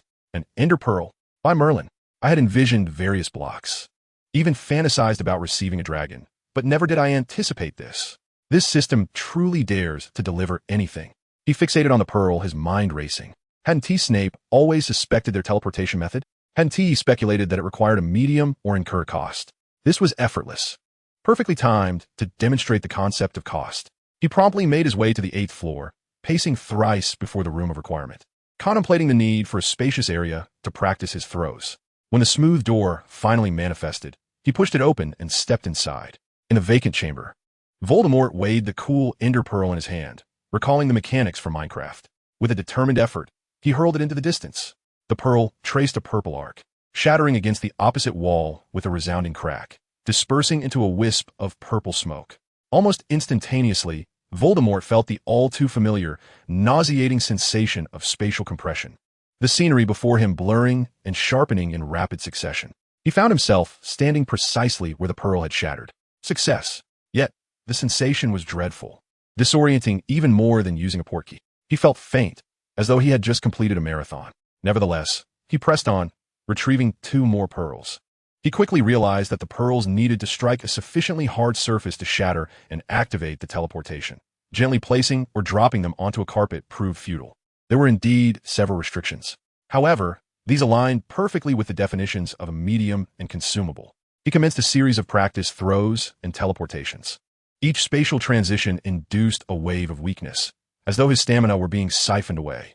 Upon throwing the 19th pearl and completing the teleportation once more, a rush of metallic sweetness surged up his throat. Coughing, he doubled over, expelling a stream of crimson blood directly onto the floor, a searing pain tearing through his chest. His legs buckled, and he collapsed to the ground, darkness encroaching upon his vision, beads of cold sweat instantly beating on his forehead. Was 19 the limit? This cost was indeed substantial. The system's anti-addiction measures were quite severe. Leaning against the cold wall, he gasped for breath, feeling the tumult within him and the ensuing weakness. Yet, as he raised his wrist to check the time, he realized that the next herbology class was about to commence. Should he make his way to the hospital wing? Madame Pomfrey would undoubtedly inquire incessantly, perhaps even alarming McGonagall or Dumbledore. What a bother. A mere scratch, hardly lethal. Herbology class should not be overly strenuous, right? He wiped the remnants of blood from the corner of his mouth with the back of his hand, bracing himself against the wall as he staggered to his feet. Taking a few deep breaths, he forced down the metallic taste in his throat and the weakness coursing through his body, adjusting his somewhat disheveled robes in an attempt to appear more composed. Then, albeit with unsteady steps, he resolutely made his way towards the greenhouse, as if the person who had just collapsed and bled was not him at all. Chapter 199, Herbology Class and Hemorrhaging. The greenhouse was suffused with the rich scent of damp earth and the refreshing aroma of plants. Professor Sprout was patiently guiding her students as they repotted delicate sneezewort. Voltekai knelt before a terracotta pot, his movements still graceful and unhurried, his fingertips gently untangling the plant's roots, as if he had not just been spitting blood in the room of requirement. Only he was aware of the iron-sweet taste rising relentlessly in his throat. Maintaining a facade of calm, he swallowed hard, forcing back the blood that threatened to spill forth. Though a trickle of crimson escaped from the corners of his tightly pressed lips, he coolly raised his hand, seemingly nonchalantly wiping it with the inside of his sleeve. Endure it. A trifling internal injury. I cannot collapse here. It would be utterly humiliating. However, the extent of his injuries far exceeded his expectations. In the next moment, a larger volume of blood surged uncontrollably to his throat, and he swallowed once more, feeling a fierce heat blaze within his chest. He discreetly placed the sneezewort back on the workbench, his actions remaining steady. He stood up, his steps slightly unsteady as he approached Professor Sprout, who was bent over inspecting another plant, and gently prodded her robe's sleeve with his finger. Professor Sprout looked up, her round face adorned with a warm smile. "What is it, dear?" Voltekai gazed at her, his gray-blue eyes slightly unfocused from blood loss, yet his tone was eerily calm, as if stating a mere fact. "Professor, I believe I am rather close to death. May I visit the infirmary?" As he spoke, he finally relinquished his efforts to swallow. Dark red blood began to uncontrollably seep from the corner of his mouth, trickling down his pale chin and staining his dark robe with irregular patches. His vision started to dim, and he felt his body sway imperceptibly. Professor Sprout's smile instantly vanished, replaced by sheer terror. She abruptly dropped the small trowel in her hand and rushed to support Voltekai, who was on the verge of collapsing, her voice trembling. "Merlin, child, what is wrong with you?" Voltekai wished to utter some words of reassurance, but when he opened his mouth, a torrent of blood erupted forth, splattering across Professor Sprout's robes and the nearby green plants. Almost immediately, dark red blood began to flow from his nose as well. "This is bad. It seems I have overplayed my hand. The volume of blood loss is rather spectacular. Oddly enough, it does not hurt at all." He felt like a leaking sack, his vitality swiftly draining away. Yet strangely, aside from the weakness and dizziness, there was no anticipated agony. He observed Professor Sprout, who was in a panic, nearly on the verge of tears, and even attempted to muster a comforting smile, which only caused more blood to surge forth. "Do not worry, Professor," his voice, muddled by blood, was barely coherent. "It may just be a little internal bleeding." Professor Sprout retorted, "Do you take me for a fool?" Professor Sprout, unable to process his words, was utterly alarmed. She quickly beckoned the nearby Hufflepuff students, who were also in a state of shock. "Quick, help! Carry him to the infirmary immediately." Now, a few students hurried over, along with Professor Sprout, almost half lifting, half dragging the black-haired boy, who was still spitting blood and whose nose was gushing, yet remained unnaturally calm, out of the greenhouse, drawing countless terrified gazes as they raced towards the castle. "Poppy! Poppy! Quickly!" Professor Sprout cried, her voice choked with urgency as she burst into the infirmary. Madame Pomfrey, hearing the commotion, quickly emerged from the inner room. Upon seeing Voltekai Msi laid upon the bed, covered in blood, his face as pale as parchment, yet his eyes wide open, her expression shifted to one of grave concern. "What happened?" she demanded sharply, her hands swiftly checking his vital signs. "I do not know. He just started bleeding profusely in the greenhouse." Professor Sprout stammered incoherently. Voltekai Msi lay on the bed, feeling the ceiling spin around him. He blinked, turning his gaze towards Madame Pomfrey, and with a voice thick with blood and yet remarkably calm, he explained, "I forgot. The Ender Pearls have backlash. I lost 19, nearly killing myself." He even managed to pull at the corner of his mouth, attempting to convey a humorous expression, but given his current state, it only appeared more grotesque, yet somewhat amusing. "Ender Pearls?" Madame Pomfrey and Professor Sprout exchanged bewildered glances. They had never heard of such a thing. Voltekai Msi labored to move his fingers, retrieving a shimmering purple ender pearl from his system space and extending it towards Professor Sprout. "This is it, shatter it, and you can teleport to the place it was broken." He produced another and offered it to Madame Pomfrey. "This one is for your research." Before he could finish his sentence, the massive blood loss finally began to cloud his consciousness. An overwhelming dizziness washed over him. The last thing he saw was Madame Pomfrey's astonished face as she accepted the odd pearl, swiftly retrieving various potions and bandages to commence his urgent treatment. Research material delivered. The rest I shall leave to the professionals, he thought, before his head lolled to the side, and he succumbed to unconsciousness, allowing Madame Pomfrey and her assistants to busily cast healing spells and blood-stopping charms around him. The infirmary was permeated with the heavy stench of blood and potions. His consciousness slowly ascended from the depths of darkness, like a wraith breaking free from a mire. Voltekai Msi first sensed an overwhelming weakness, as if his entire being had been hollowed out, leaving behind a heavy and unresponsive shell. Struggling to open his eyelids, his blurred vision gradually focused on two faces, a worried Madame Pomfrey and the keen-eyed Alastair Moody, scrutinizing him intently. He momentarily lost his bearings, instinctively summoning strength from his core and abruptly sitting up. This movement triggered an ache from the unknown injuries within him, and he barely suppressed a grimace. "Merlin, lie down," Madame Pomfrey exclaimed, pressing down on his shoulder in alarm. "Your current physical state cannot tolerate vigorous movement. You have multiple internal tears and bleeding of unknown origin, and your magical energy is in complete disarray, as if distorted by some powerful spatial force." Voltekai Msi gently brushed her hand away, his motion appearing feeble but imbued with undeniable resolve. Leaning against the raised headboard, his pallor remained, yet his gray-blue eyes had regained their customary composure, even tinged with a hint of graceful apology. "Thank you for your exceptional medical skills, Madame Pomfrey." His voice, though slightly hoarse, was remarkably steady. "I feel much better." Madame Pomfrey regarded him, her lips moving as if to say something more, but ultimately she sighed. "I must prepare your next dose of stabilizing potion. You absolutely must not move again," she admonished sternly before hurriedly heading towards the potion cabinet. Moody had remained silent, observing the entire scene. His good eye fixed intently on Voltekai Msi while the magical eye darted around the infirmary. Only when Madame Pomfrey had departed did he take a step forward, his wooden leg clattering against the floor. Chapter 200, Moody's Warning.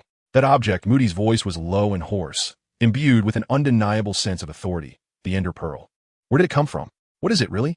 Voldemort met his gaze without flinching. Weakly, he raised a hand to rub his still heavy chest, responding in a tone devoid of emotion. "It is yet another product of my family, Professor Moody. A magical creature's eyeball, cultivated within the Mushi family. Shatter it, and the user can be instantaneously transported to the location where it lands." He paused briefly before adding, "I have 3 remaining, provided by my family for self-preservation." He retrieved an ender pearl from the system's space, its surface shimmering with a ghostly purple hue, as if liquid flowed beneath. He extended it towards Moody. Moody did not immediately accept it. His magical eye fixated on the pearl, and after several seconds, he cautiously reached out with his rough hand to take it, scrutinizing it closely. "Do you comprehend?" Moody's voice grew heavier, tinged with a warning tone. "What consequences this object could unleash should it circulate? Assassinations, thefts, infiltrations. Every existing security measure would be rendered utterly futile in the face of such distance-defying transport."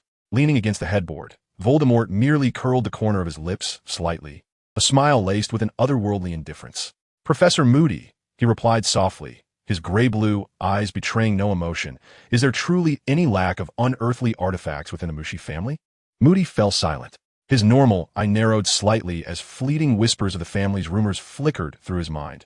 The ability to consume sound and souls, the eerie blue cube, the cursed roses symbolizing death and rebirth, and those family members whose actions defied all logic. Comparatively, a single, albeit wondrous, transporting pearl with its considerable cost hardly seemed the most astonishing of them all. He pressed his lips tightly together, the scars on his face appearing even more grotesque. Clutching the ender pearl in his palm, it felt as though he were grasping a searing brand. "The cost," Moody rasped eventually. "The price of using it. Was that what you just displayed?" "Indeed," Voldemort replied tersely, closing his eyes, his long lashes casting shadows upon his pallid face, seemingly unwilling to elaborate further. "Your body will be torn by the spatial forces. The more you forfeit, the greater the wounds." Moody cast a deep glance at him, his expression a complex tapestry of vigilance, inquiry, and an unspoken trepidation towards the unknown power. He refrained from further questioning, carefully stowing the ender pearl into the inner pocket of his robe.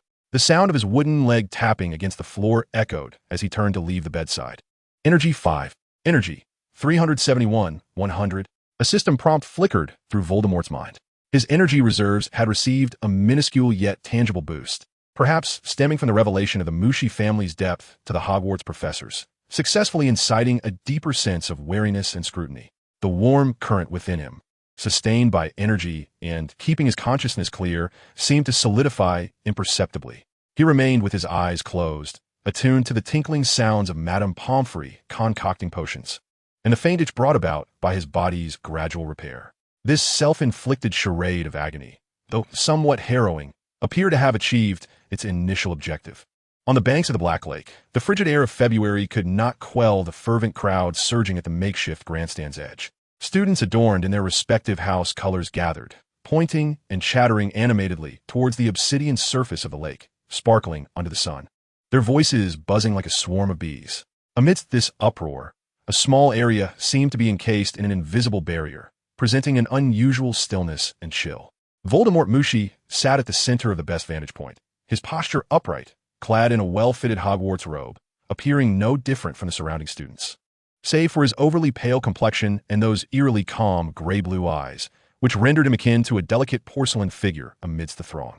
To his left stood the silent statue-like Leo Msi, showcasing his complete human form, enveloped in an anciently elegant black robe.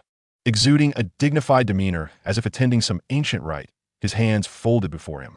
His golden slit pupils scanned the lake's surface, occasionally sweeping across the grandstand with an air of detached superiority. His mere presence instilled an unspoken pressure. To the right, Fleus Msi donned a meticulously selected, lace-trimmed dark blue velvet jacket, resembling an overly adorned puppet. He fidgeted restlessly, his doll-like face brimming with innocent curiosity, his cerulean eyes darting about, seemingly oblivious to the myriad gazes directed at him, captivated only by the surrounding spectacle. Several towering specters stood silently behind them, forming a peculiar backdrop of deep blue. They bore no faces, emitted no sound, their occasionally flowing purple energy patterns attesting to their non-corporeal nature.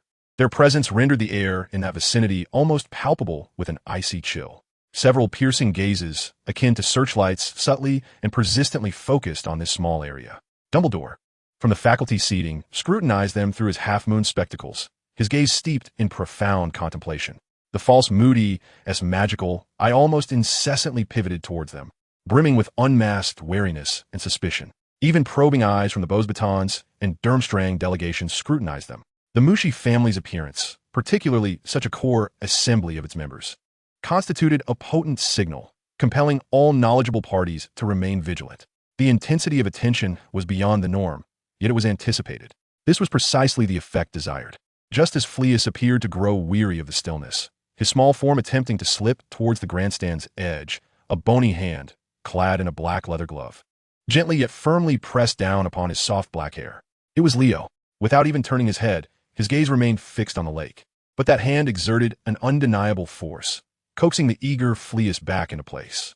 Then, following the motion, almost instinctively, like soothing a restless creature, he gently patted Fleus atop his head.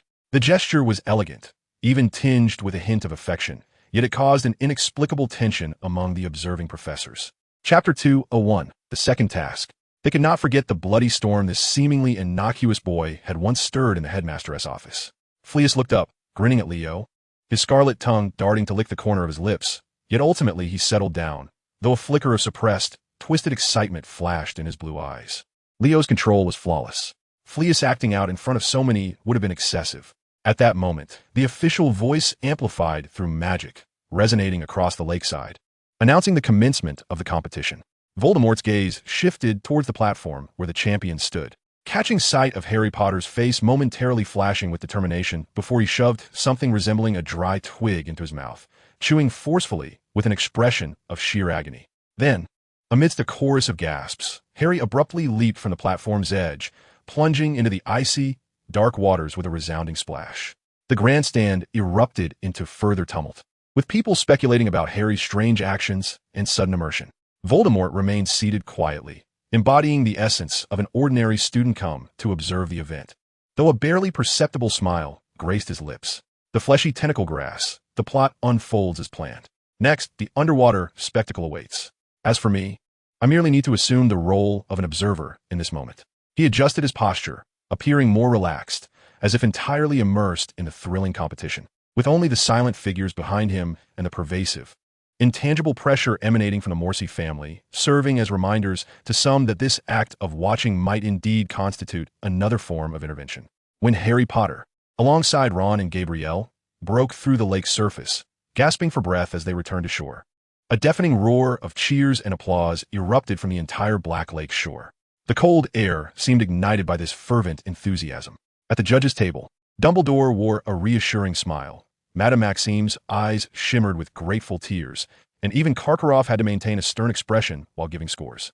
Ultimately, due to Harry's noble character and his rescue efforts that surpassed all expectations, he received an exceptionally high score, nearly equal to Cedric's, successfully reversing the unfavorable situation that followed the first task. Fleur rushed forward, excitedly embracing Harry, her heavily accented English filled with thanks, her gaze brimming with sincere gratitude. Amidst this cacophony and chaos, a subtle change occurred in the corner occupied by the Morsi family. The figures, once resembling mere background, began to blur, dissolving into the shadows like ink merging with water, silently vanishing as if they had never existed. Their exit was so seamless that many students hardly noticed their disappearance. Liaki remained in place, poised yet detached. One hand firmly rested on Severus's shoulder, preventing the dark-haired boy from bounding eagerly towards the center of the crowd. Severus pouted in discontent, his striking blue eyes fixed on the crowd surrounding Harry and Ron, but under Liaki's seemingly gentle yet undeniably firm control, he could only remain compliant. Impatiently tapping his toes on the ground, it was time to leave. The task of the shadowy figures was complete. Severus, best not to frighten the other little creatures. At that moment, Voldemort moved. He navigated through the noisy throng with calm composure, walking directly toward Harry, who had just received his scores, still dripping wet and slightly trembling. Harry, Voldemort's voice was low yet distinctly reached Harry's ears. He halted before Harry, his gray-blue eyes gleaming with a pure, almost admiring light.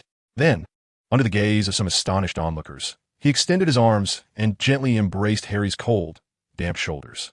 "You succeeded," he whispered in Harry's ear, his tone both affirming and gentle. Harry was visibly taken aback. The chill of his body contrasted sharply with Voldemort's warm, pristine robes, as that calm, yet seemingly enchanted voice enveloped him. An indescribable wave of immense joy, mingled with a hint of shyness, surged within him, causing his pale cheeks and the skin behind his ears to redden visibly. Almost instinctively, he awkwardly raised his hand to return the embrace, stammering, "Thank you." Just then, an equally ecstatic Ron came bounding over, opening his arms wide to envelop both Harry and Voldemort in a lively, albeit damp, embrace. "That was brilliant, Harry. You saved me." "And her," Ron exclaimed, tightly hugging them both. This unexpected, exuberant embrace among friends lingered for a while before Ron finally released them, laughingly patting Voldemort's back. When Voldemort was finally freed, his robes, always impeccably elegant, were slightly dampened at the front from Harry's lake water, and his shoulders were tousled by Ron's exuberance, a few strands of black hair having escaped their usual neatness, falling across his forehead. However, there was no trace of anger or impatience on his face. On the contrary, he casually adjusted his collar, his gaze sweeping over Harry's flushed face and Ron's continued excitement, the corners of his mouth curling into a genuine and relaxed smile, his gray-blue eyes crinkling, exuding an aura that was distinct from his usual aloofness, almost warm. Your attire is disheveled, yet it does not detract from the feeling. Ron Weasley, truly a spirited fellow. The energy prompt reappeared. This time, the increase was negligible, yet it clearly reflected the subtle progress in his relationship with the Savior and his core friends. Such more personal, friendship-oriented interactions, while yielding less energy than significant plot changes, provided a steady and positive supplement. As Ron Weasley gazed at Voldemort, who, despite his slightly disheveled appearance, still bore a calm and carefree smile, the prior impression of eeriness and danger that warranted caution was quietly overshadowed by a new understanding amidst the thrill of survival and this enthusiastic embrace. A friend who might be enigmatic in behavior, yet could share joy, engage in banter, and interact, someone special but not unkind. "Come on, Harry, you need to change your clothes quickly," Ron urged, pulling the still embarrassed Harry along, flashing a grin at Voldemort before they both dashed towards the castle. Voldemort stood rooted in place, watching them depart, the smile gradually fading from his face, returning to his usual inscrutable calm. He raised a hand to smooth the final wrinkles from his robe. Chapter 202, Aiding Hermione's Counterattack. The following morning, the Great Hall of Hogwarts was filled with the aroma of bread and grilled meats, yet the atmosphere at the Gryffindor table felt somewhat stagnant. A fresh edition of the Daily Prophet was being passed around, featuring Rita Skeeter's article that maliciously portrayed Hermione Granger as a love-stricken schemer caught between Harry Potter and Victor Krum, an ambitious mudblood harlot. Hermione sat rigidly, untouched food before her, her lips pressed tightly together, eyes slightly reddened, but her back remained straight, stubbornly refusing to reveal any vulnerability. At the far end of the table, Voldemort leisurely sliced through sausages with a silver knife. His expression was neutral, yet the temperature in his gray-blue eyes seemed to drop gradually. He glanced at the newspaper, and the agitation rising within him due to the injustice and malicious slander resurfaced. A tiresome trick, yet undeniably repugnant, targeting the reputation of a young girl, despicable. The morning's potions class only exacerbated this oppressive atmosphere. The dungeon classroom was filled with the scents of various peculiar ingredients, and Professor Snape flitted between cauldrons like a dark bat, dispensing venomous critiques. As the class progressed into the latter half, requiring group discussions on ingredient handling, whispers erupted among several Slytherin students. Pansy Parkinson's voice, though not loud, was sharp enough to pierce through the hissing steam. It appears some individuals cannot rely solely on their looks and cunning to pass in a classroom that truly demands intelligence. Can they? Her gaze was pointedly directed toward Hermione. Draco Malfoy let out a scoff, playing along, his voice dripping with his usual drawl. Perhaps she's more adept at tutoring others at night. For instance, certain special potion techniques. He deliberately emphasized the word tutoring. Goyle and Crabbe emitted snickering, foolish laughter, echoing, "Harlot." Hermione clenched the pestle in her hand, her knuckles turning white from the pressure, her body trembling slightly. She fixated on the potion bubbling in her cauldron, as if it were her only lifeline. But the slight reddening at the corners of her eyes betrayed her humiliation and rage. Voldemort stood before the operational table not far away, meticulously adding moonstone powder to his cauldron. His actions were devoid of any hesitation, not even a flicker of his eyelids. Yet, the students in close proximity felt an inexplicable chill wash over them, as if the temperature in the cellar had plummeted several degrees. He stirred his potion with tranquility, the flawless, immaculate concoction starkly contrasting with the mounting impatience festering within him. The noise was bothersome, akin to the incessant buzzing of flies. At last, the bell signaling the end of class rang, akin to a decree of reprieve. The Slytherins, adorned with smug derision, began to gather their belongings in preparation for departure. Pansy and Draco, flanked by their companions, were about to exit the classroom when Voldemort gracefully filled the last bit of potion into a crystal vial and sealed it with a cap. He calmly picked up a nearby handkerchief, wiping away non-existent smudges from his hands, before leisurely making his way towards the door. His aim was not the exit itself, but rather Pansy, Draco, Goyle, and Crabbe, who were preparing to leave.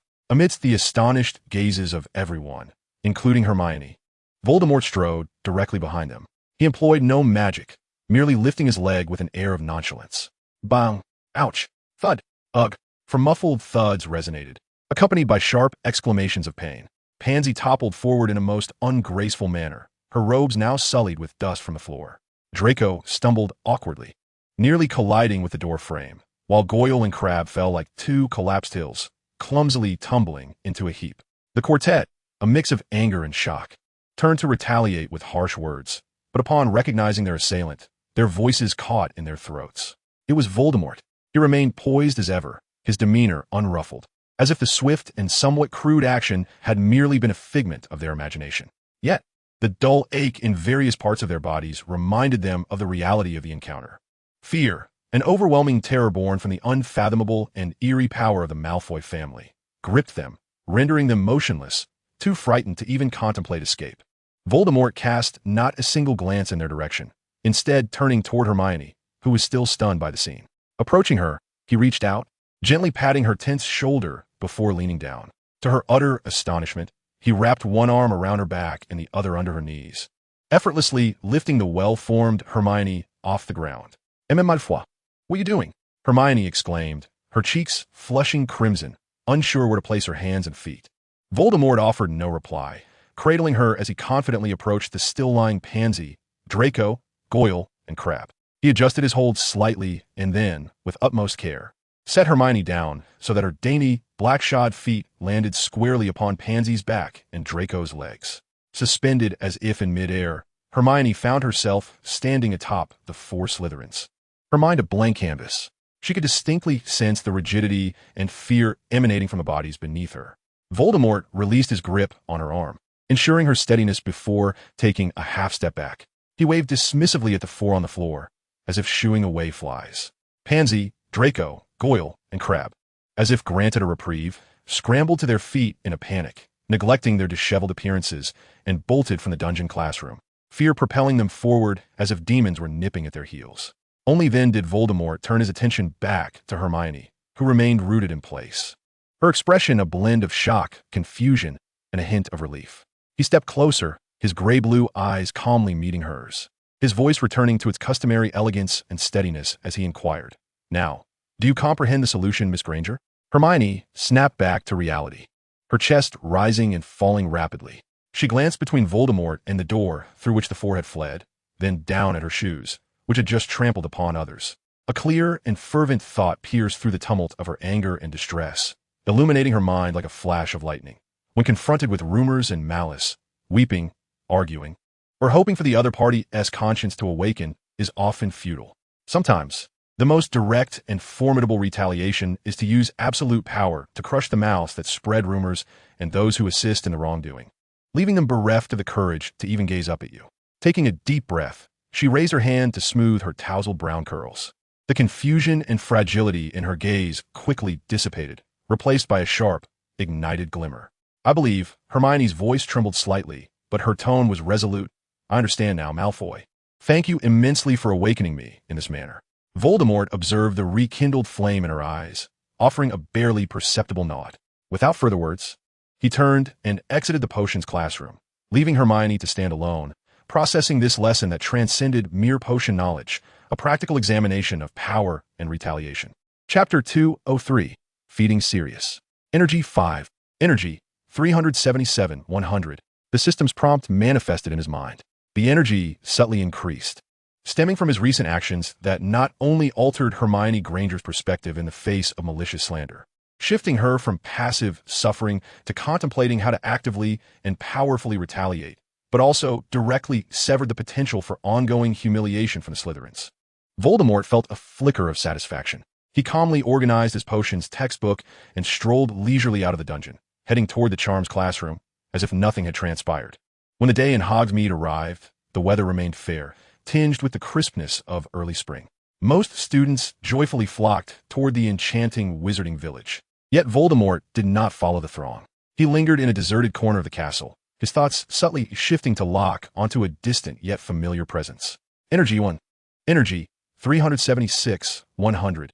A fleeting wave of spatial fluctuation barely registered on any magical alert. In the next moment, he found himself beside a secluded thicket on the outskirts of Hogsmeade, where the snow had yet to fully melt. He appeared soundlessly, startling a disheveled, large black dog that had been dozing in the underbrush. The dog jolted upright, a whimper of alarm escaping its throat. Voldemort looked down, his gray-blue eyes calmly meeting the frightened gaze of the dog. The large black dog, Sirius Black, upon recognizing the identity of the individual before him, felt the instinctual fear overpower the rationality of his animagus form. He almost instantly drooped his ears, tucked his tail, and the whimper of alarm transformed into a low, almost submissive whine. Cautiously, he shifted his hefty body, nudging his filthy, grass-strewn head against Voldemort's clean robe and leg. What happened to that defiant spirit once captured in the Ministry's wanted notices? Observing the dog's almost instinctual act of submission, Voldemort felt a wave of ineffable powerlessness wash over him. He remained silent for several seconds, ultimately bending down to extend his hand, lifting the sizable black dog into his arms, neither gentle nor harsh. Sirius's body stiffened, his forepaws hanging in the air, twitching nervously as he emitted suppressed whines laced with fear and discomfort. Yet he dared not struggle, remaining rigid as he was carried by the boy who instilled a deep-seated fear within him, making their way toward the hillside from which Hogwarts could be glimpsed. Voldemort ascended the hillside with steady strides, cradling the weighty black dog in his arms, his silence profound as he navigated the familiar path to the concealed entrance of the cave. He bent to enter, gently placing the dog upon a dry mound of grass. Almost instantaneously, accompanied by a faint sound of bones twisting and stretching, the disheveled black dog vanished, replaced by the ragged, gaunt figure of Sirius Black, whose sharp eyes glinted with trepidation.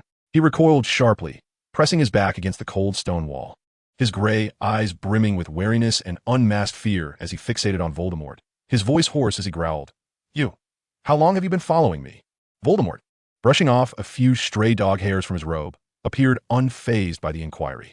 He lifted his gaze, his eyes seemingly capable of penetrating the very soul of Black, and spoke with a calm conviction that left no room for doubt.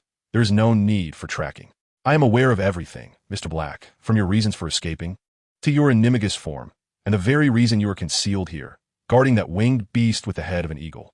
Black's pupils constricted sharply. The color drained from his face, leaving shock and profound fear in its wake. He knows it all. This realization washed over him like a cold deluge, instilling an inescapable chill. Observing Black's horrified expression, Voldemort chose not to pursue the topic further.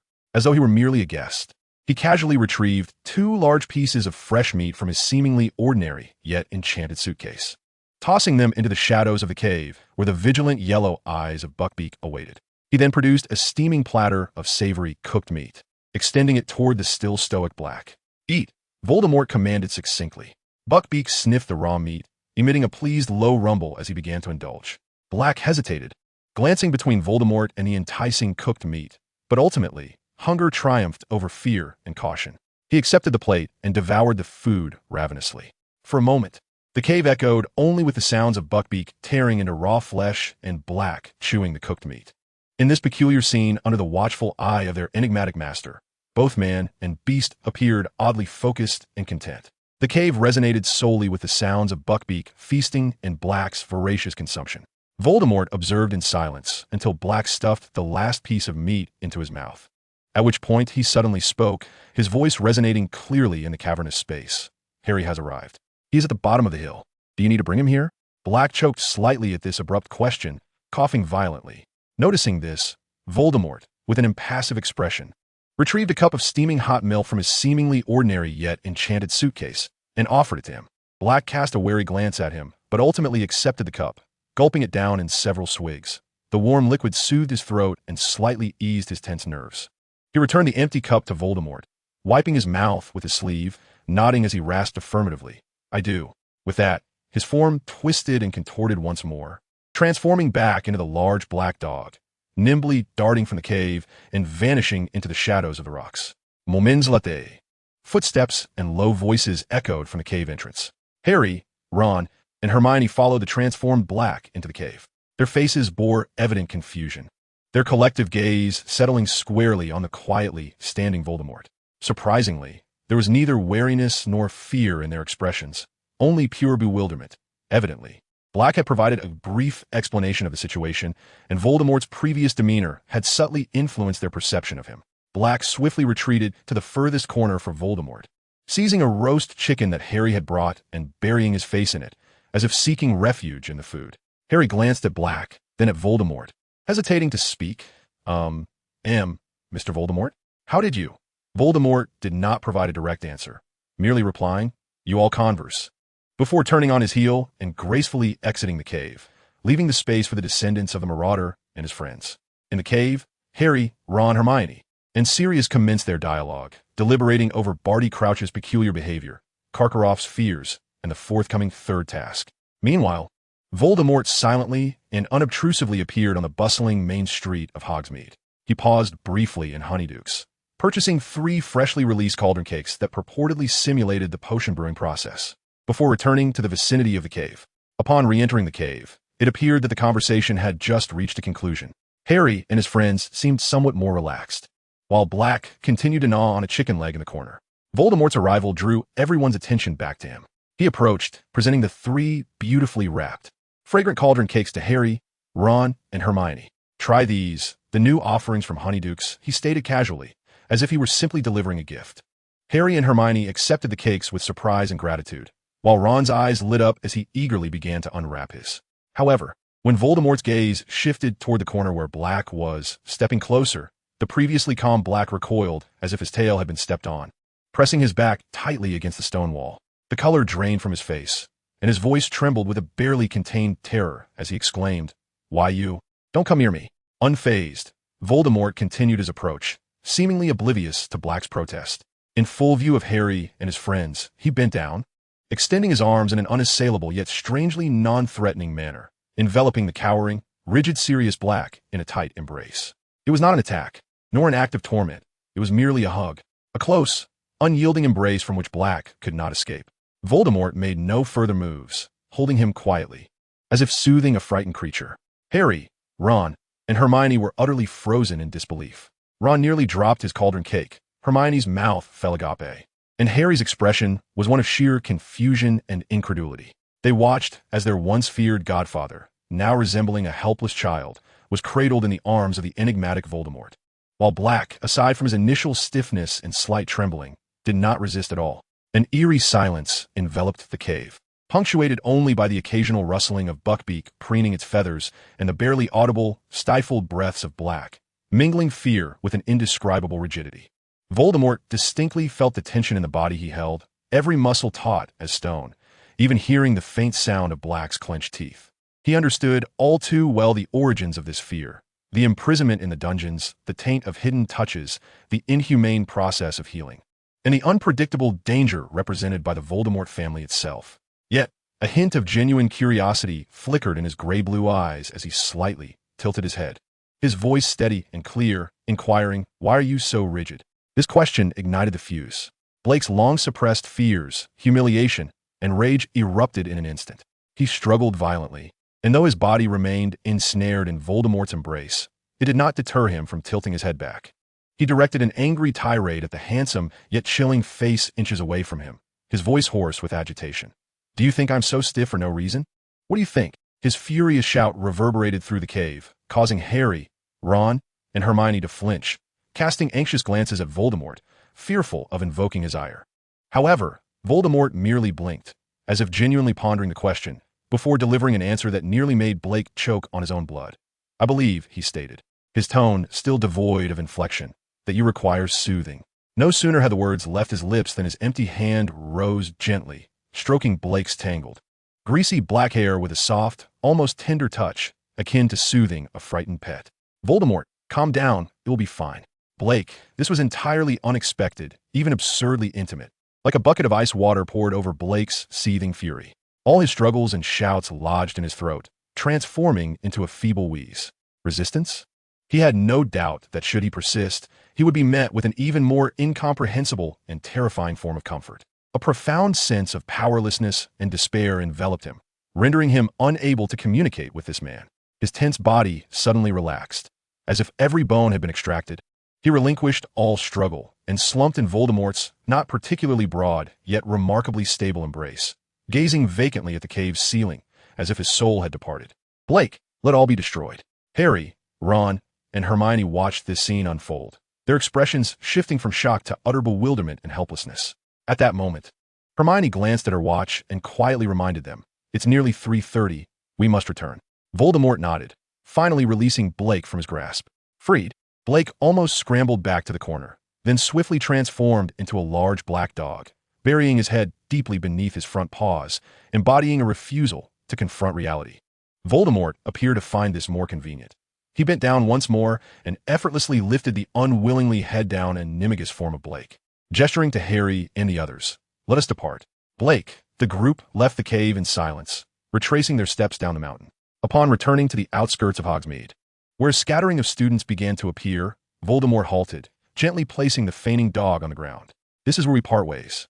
The moment the black dog touched the ground, it bolted into the nearby thicket, tail tucked, vanishing as if staying another second would suffocate it. Voldemort straightened his slightly rumpled robes and regained his usual composure, nodding at Harry, Ron, and Hermione, who were still struggling to process the bizarre scene they had just witnessed. "Let's return." He then joined them, merging into the throngs of returning students to Hogwarts, as if they had merely taken an ordinary weekend excursion to Hogsmeade. Only Harry, Ron, and Hermione were left with an indelible, surreal memory of their godfather being soothed to the point of losing his very essence. Chapter 205, The Sniffer. The following morning, the Great Hall of Hogwarts was once again filled with the clatter of plates and the buzzing chatter of students. Voldemort sat alone at the Gryffindor table, impeccably composed as he partook of breakfast, the deep crimson of his robes accentuating his pallid complexion, his demeanor exuding a serene tranquility that starkly contrasted with the surrounding clamor. As the owls swooped into the hall, delivering an array of letters and the latest edition of the Daily Prophet, Voldemort casually glanced at the chaos of wings and feathers. His gaze did not linger on any particular parcel, yet he seemed to anticipate what was to come. Sure enough, it was not long before Hermione Granger opened an unassuming letter, and chaos ensued.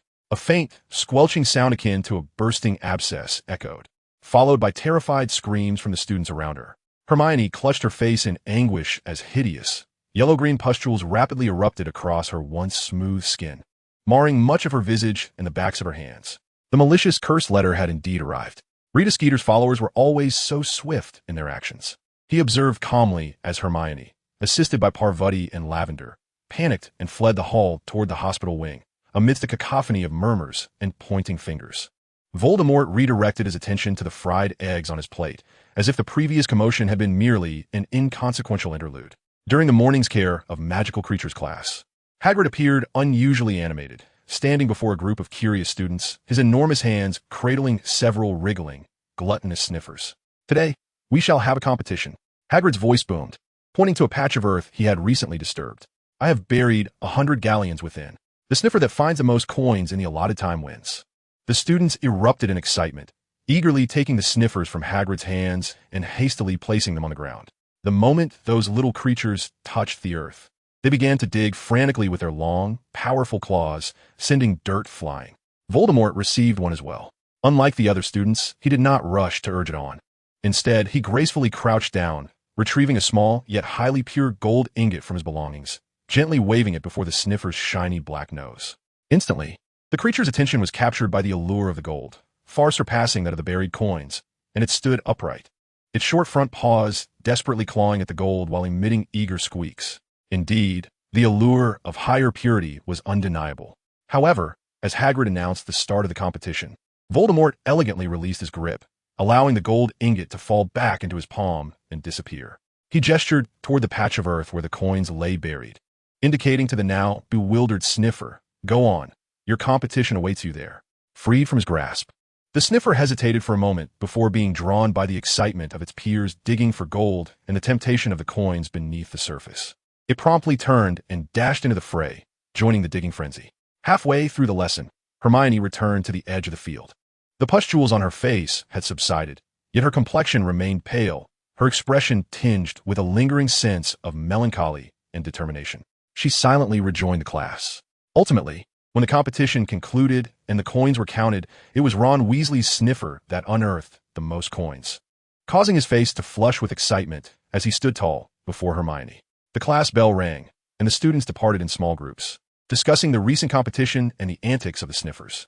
Voldemort did not engage in any of the conversations. He calmly brushed off the specks of dirt from his robes, turned, and walked alone toward the castle, his figure quickly disappearing along the path leading to Hogwarts. The midday sun streamed through the tall windows, illuminating the great hall of Hogwarts.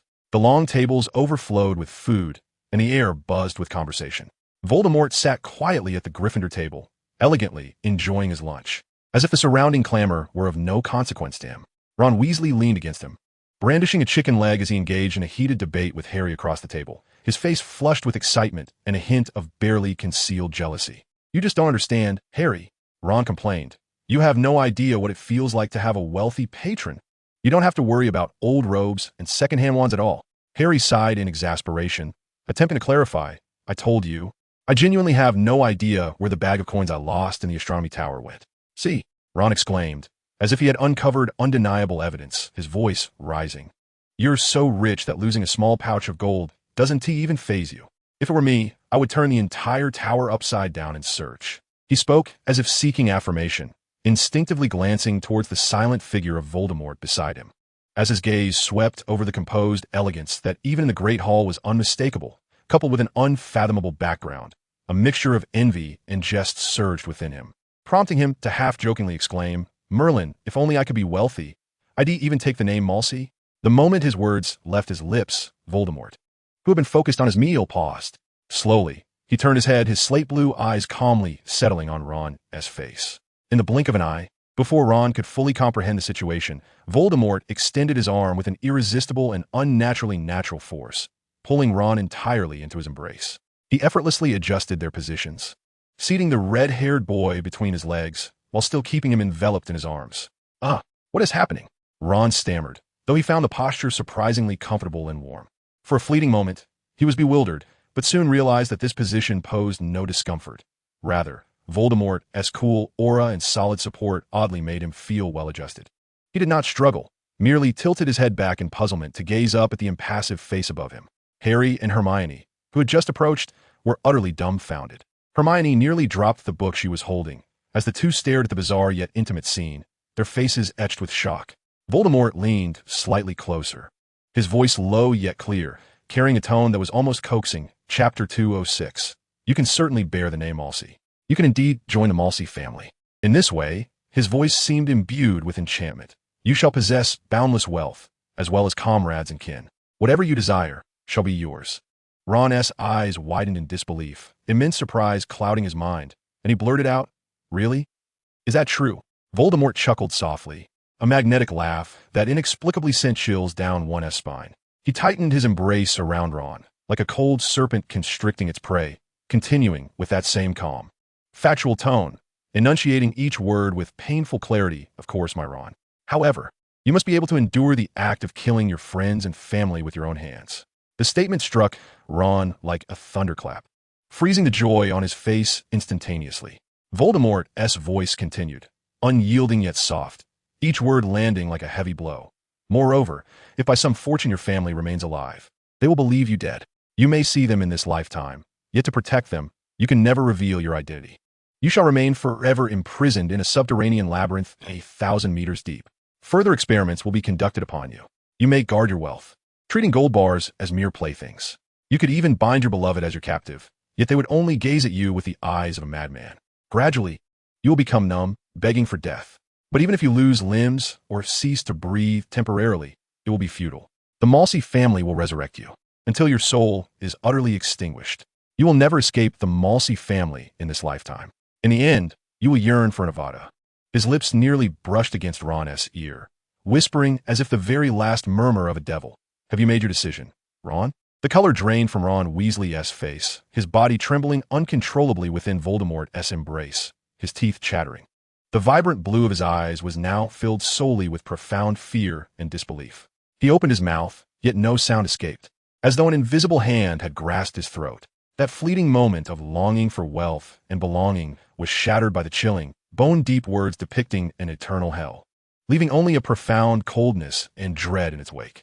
With all his might, he struggled to break free from Voldemort's grasp, staggering backward several steps.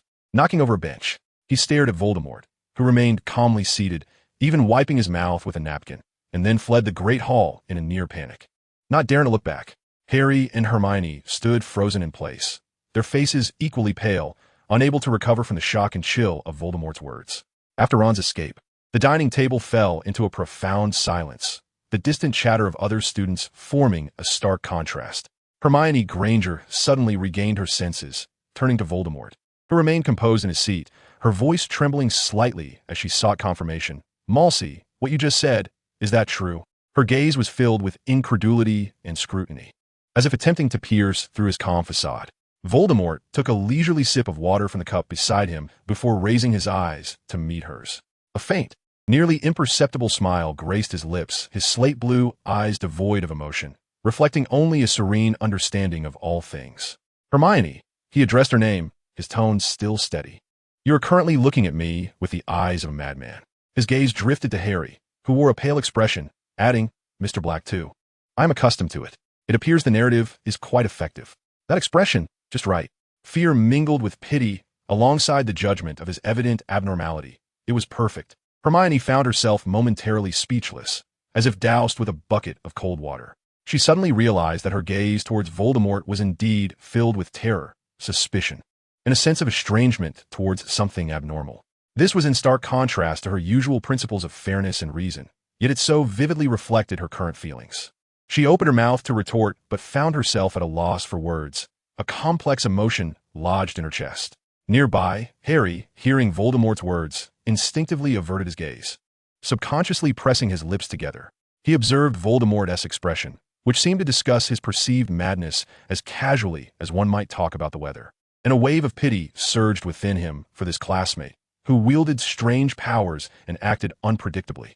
Was he merely a victim, bound and perhaps distorted by his terrifying family? Voldemort took note of Hermione's speechlessness and Harry's aversion. He chose not to speak further, elegantly wiping his mouth with a napkin as if he had just concluded the most ordinary of meals. Then he stood, straightened his impeccably pressed Gryffindor robe, and nodded slightly to the two who remained in stunned silence, before turning and walking away with an unhurried grace, leaving behind an icy stillness. The effect was remarkable. It seemed that occasionally embodying the persona of a victim from a tragic family served well, sparing him the need for excessive explanations. Voldemort resolved to seek some amusement.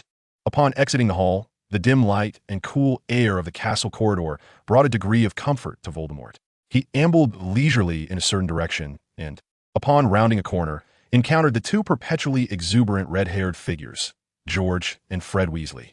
They strolled side by side, adorned with identical mischievous grins, clearly plotting some mischief. "Look who it is." Fred was the first to spot him, jabbing George with his elbow. George instantly understood, his smile widening, and he bounded over to Voldemort, nearly closing the distance between them, his tone light, yet tinged with playful mockery. "Our lonely MS Cesar. Muggle, what transpired in the hall?" Poor Ron fled, as if he'd seen a ghost. Voldemort halted, facing George's approach, and instead of retreating, he tilted his head slightly. Under George's teasing gaze, he raised a slender finger, elegantly lifting George's chin, compelling him to tilt his head back slightly to meet his gaze. A faint glimmer of amusement flickered in his slate-blue eyes, his lips curving into a subtle yet heart-stopping smile. "Oh, a little troublemaker presenting himself? Let's indulge in some fun." Chapter 207. An indirect kiss with George and informing Dumbledore. George was taken aback by this sudden, somewhat flirtatious gesture, a faint blush rising to his cheeks, his gaze momentarily flickering. Then, unable to contain himself, he began to shyly fumble. He deftly retrieved a brightly wrapped chocolate from his pocket, unwrapping it with ease, and cheerfully offered it to Voldemort's lips. "How about a piece of chocolate? A new product, guaranteed to surprise." Voldemort's gaze swept over the chocolate, fully aware this was likely one of their prank concoctions, yet he did not decline. He obediently lowered his head slightly, opening his mouth to gently grasp the chocolate from George's hand. A canary biscuit, an old trick. However, indulging in the act seemed harmless. Just as George anticipated seeing him flapping like a canary, Voldemort made his next move. Instead of chewing or swallowing, he maintained the pose of holding the chocolate, while his other hand swiftly and precisely lifted, elegantly pinching George's jaw, compelling him to open his mouth. In the midst of George's astonished gaze and Fred's gleeful whistle, Voldemort leaned down, directly transferring the half-piece of chocolate he held into George's surprised, slightly parted mouth. Their lips nearly brushed at that moment, breaths mingling, creating an exceedingly ambiguous, almost indirect kiss. What? George had completely not anticipated this turn of events, his eyes widening in surprise. The next moment, a dramatic transformation occurred.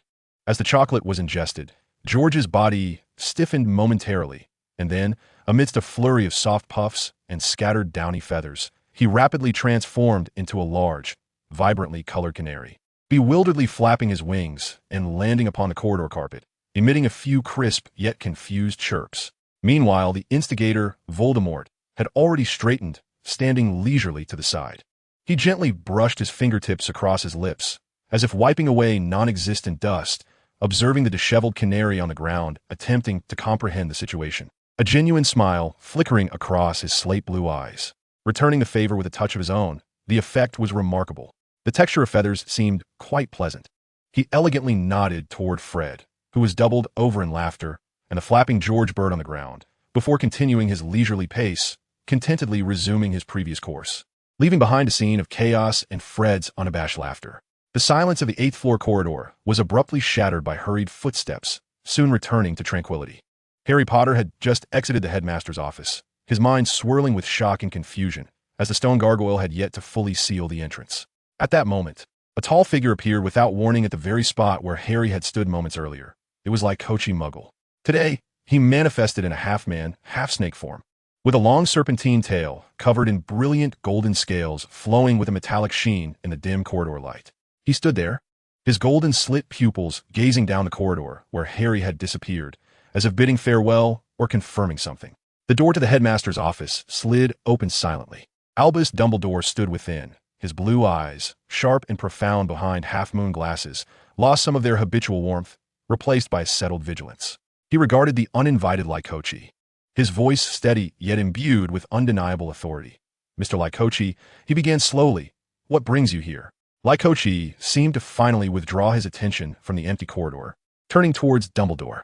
He did not respond directly. However, his golden serpent tail elegantly and almost silently slithered forward, the cool, glistening tip gently coiling around Dumbledore's ankle. The motion was non-aggressive yet filled with an otherworldly intimacy and undeniable probing, a cold yet powerful presence distinctly conveyed through their point of contact. Dumbledore noted, "A silent apparition? No, it resembles more the very folding of space itself." This form of contact was not merely a display of power, it was a test of my reaction. Lycochi's golden slit pupils met Dumbledore's all-seeing blue eyes, his voice low and flat, devoid of any room for negotiation, resembling a routine notification. "That boy, Voldemort," he articulated, the name laced with an elusive connotation, "is to stay with him for a while after his resurrection." He paused momentarily, the tip of his serpent tail tightening slightly around Dumbledore's ankle before releasing. "I beg your pardon." After speaking, he fell silent, simply observing Dumbledore, waiting for his reaction, as if scrutinizing how this century's greatest white wizard would respond to such an abrupt and potentially perilous revelation. Dumbledore's features tightened imperceptibly for a brief moment. The warm air within the office seemed to crystallize in response to the words spoken. He did not immediately extricate himself from the symbolic coil of the serpent tail, nor did he lower his gaze. His focus remained steadfastly on Lycochi's inhuman, yet strikingly handsome face. To stay with Voldemort? During the time when the Dark Lord had just been resurrected, his power and madness reaching their zenith? What did this imply? Was the Muggle family finally choosing a side? Or was a more intricate, perilous game commencing? What was Voldemort Muggle, the variable he had been cautiously observing, truly plotting? Countless questions and hypotheses raced through Dumbledore's mind. Yet ultimately, a profound understanding flickered in his azure eyes, as if he had anticipated that matters would not be so straightforward. He did not express anger, nor did he attempt to obstruct or question. Instead, he took a deep breath, responding calmly, "I understand." His voice returned to its customary gentleness, yet bore a weighty power. "Please convey my regards to Voldemort, and wish him a pleasant stay." He did not inquire as to why, nor did he refuse. He merely accepted this seemingly absurd notification with an almost encompassing demeanor. Beneath this veneer of tranquility lay a taut vigilance and a whirlwind of thoughts, prepared to confront the greater upheaval that was sure to arise from the actions of the Umbridge family. Lycochi appeared entirely unfazed by Dumbledore's reaction, He inclined his head slightly, the serpentine tail unwinding and retreating with grace. In the next instant, his form dissolved into the air as silently as it had appeared, leaving Dumbledore standing alone at the office door, his expression grave as he gazed down the empty corridor, his eyes behind the crescent-shaped glasses deep as the night. Chapter 208, The Third Task. Energy 1. Energy. 375-100. The retrieval of Leoki's consciousness from the villager's vessel did not incur additional energy costs, although the precise teleportation to the headmaster's office had still deducted 1 point. Voldemort sensed the subtle fluctuations in his energy reserves, but maintained an impassive demeanor. That evening, the Quidditch pitch had been utterly transformed. A colossal maze of towering hedges loomed in the night, exuding an air of mystery and danger. The audience buzzed with excitement. But the moment the members of the Umbridge family appeared, that section fell eerily silent once more. Tonight, Voldemort bore a demeanor that was less casual than usual, imbued with an indefinable intensity. Beside him, Leoki retained the form of human legs, his golden slit-like pupils scanning the maze's entrance with a similar air of cautious seriousness. Only Florius continued to don his exquisite little suit, curiously peering over the railing into the maze with a childlike anticipation for the impending adventure. However, it was the figures of the hidden ones behind them that drew the most attention. They stood silently, their deep blue bodies merging almost seamlessly with the shadows of the night, each cradling a swirling orb of magma, radiating a dark red glow and an intense heat. This was no ordinary flame. It was magma, restrained and tamed by some unseen force. The extreme temperatures caused the air around them to shimmer slightly, silently proclaiming their destructive potential. The display was formidable, a stark warning of their might. Voldemort's mind flickered through the items and blocks he possessed. Water bucket, hidden block, tall grass, withered rose, weakness potion, dark oak log, joy spirit, villager, gold ingot, nether, alloy pickaxe, ender pearl. With a subtle thought, a small joy spirit, emanating a faint blue glow, was summoned forth, affectionately nuzzling his cheek before alighting gracefully upon his shoulder, emitting a soft, melodious chirp. This display, particularly the aggressively potent magma fireballs held by the hidden ones, sent a chill through the surrounding students and some professors. They instinctively recoiled, their gazes laden with vigilance, akin to the wary anticipation one might reserve for a beast poised to strike, fearful of the extraordinary acts these non-human entities might undertake. Professor McGonagall stood at the front of the faculty, her expression grave as she announced that professors would patrol the perimeter of the maze to guard against any unforeseen incidents. Her gaze flickered, almost imperceptibly, towards the Umbridge family's direction, her tone serious, evidently aware that this arrangement was partially to mitigate potential threats. As the referee declared the commencement of the task, the champions entered the maze sequentially, their figures swiftly swallowed by the darkness. The audience's attention was drawn towards them, anxiously awaiting the outcome. Time passed in the silence, punctuated only by occasional sounds emanating from the maze. At long last, after what felt like an eternity, a brilliant light erupted from the maze's center, and Bagman, stationed at the entrance, amplified his voice through magic, announcing with excitement and confusion, "Harry Potter and Cedric Diggory have both touched the trophy." Yet, just as the crowd anticipated the two champions to emerge triumphantly with the trophy, calamity struck. The trophy appeared to be a portkey. With a flash of blinding light, Harry and Cedric vanished from sight. Almost simultaneously in the stands, the members of the Umbridge family and the hidden ones wielding magma fireballs vanished without a trace, as though erased from existence, leaving no mark or sound behind. Energy 1. Energy. 374-100. The slight energy expenditure indicated a localized group teleportation. "They're gone," a student exclaimed. At the faculty table, Professor McGonagall sprang to her feet, her complexion drained of color, not only due to the champion's disappearance, but also because of the simultaneous vanishing of the Umbridge family. Snape's expression darkened, his face a mask of fury, while Moody's magical eye whirled in a frenzy.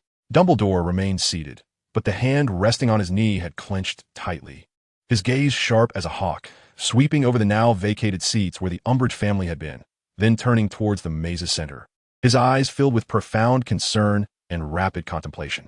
The disappearance of the Umbridge family coincided almost perfectly with that of the champions. This was no mere coincidence. Where had they gone? What connection did they share with the vanishing of Harry and Cedric? A heavy sense of unease and immense suspense enveloped the arena like a thick fog. Meanwhile, as the feeling of spatial distortion began to fade, Voldemort and his entourage materialized in a desolate graveyard. A chilling wind swept through the tilted tombstones, and the air was thick with the sweet stench of decay and magic. Their sudden arrival startled Voldemort, who had been directing Wormtail as he prepared instruments, causing him to tremble. His scarlet eyes immediately locked onto the newcomers. Upon recognizing Leoki, Florius, and the hidden ones with their magma fireballs, a semblance of relief flickered across his contorted visage, his hoarse voice tinged with an almost imperceptible note of deference. "Ah, you have arrived. My allies." Voldemort did not respond to this designation of allies. His golden slit-like eyes scanned the scene with indifference, settling on Harry, bound to the ground, his scar throbbing with unbearable pain, and Cedric Diggory, lifeless beside him. He spoke coolly, his tone unwavering. "You may leave first." As soon as the words left his lips, Florius, Leoki's vessel, and the hidden ones vanished as if erased by an invisible eraser, leaving no trace or magical disturbance behind. Voldemort remained alone, casually approaching a relatively intact, large marble tombstone. He sat lightly upon it, legs crossed, as though he were a detached spectator, ready to enjoy the unfolding drama. The joy spirit on his shoulder emitted a faint blue light, quietly accompanying him. "Voldemort!" Harry cried, cradling Cedric's cold body, his eyes reddened with fury. "You truly are in league with him. You watched as Cedric was murdered." Chapter 209. The Resurrection of Voldemort.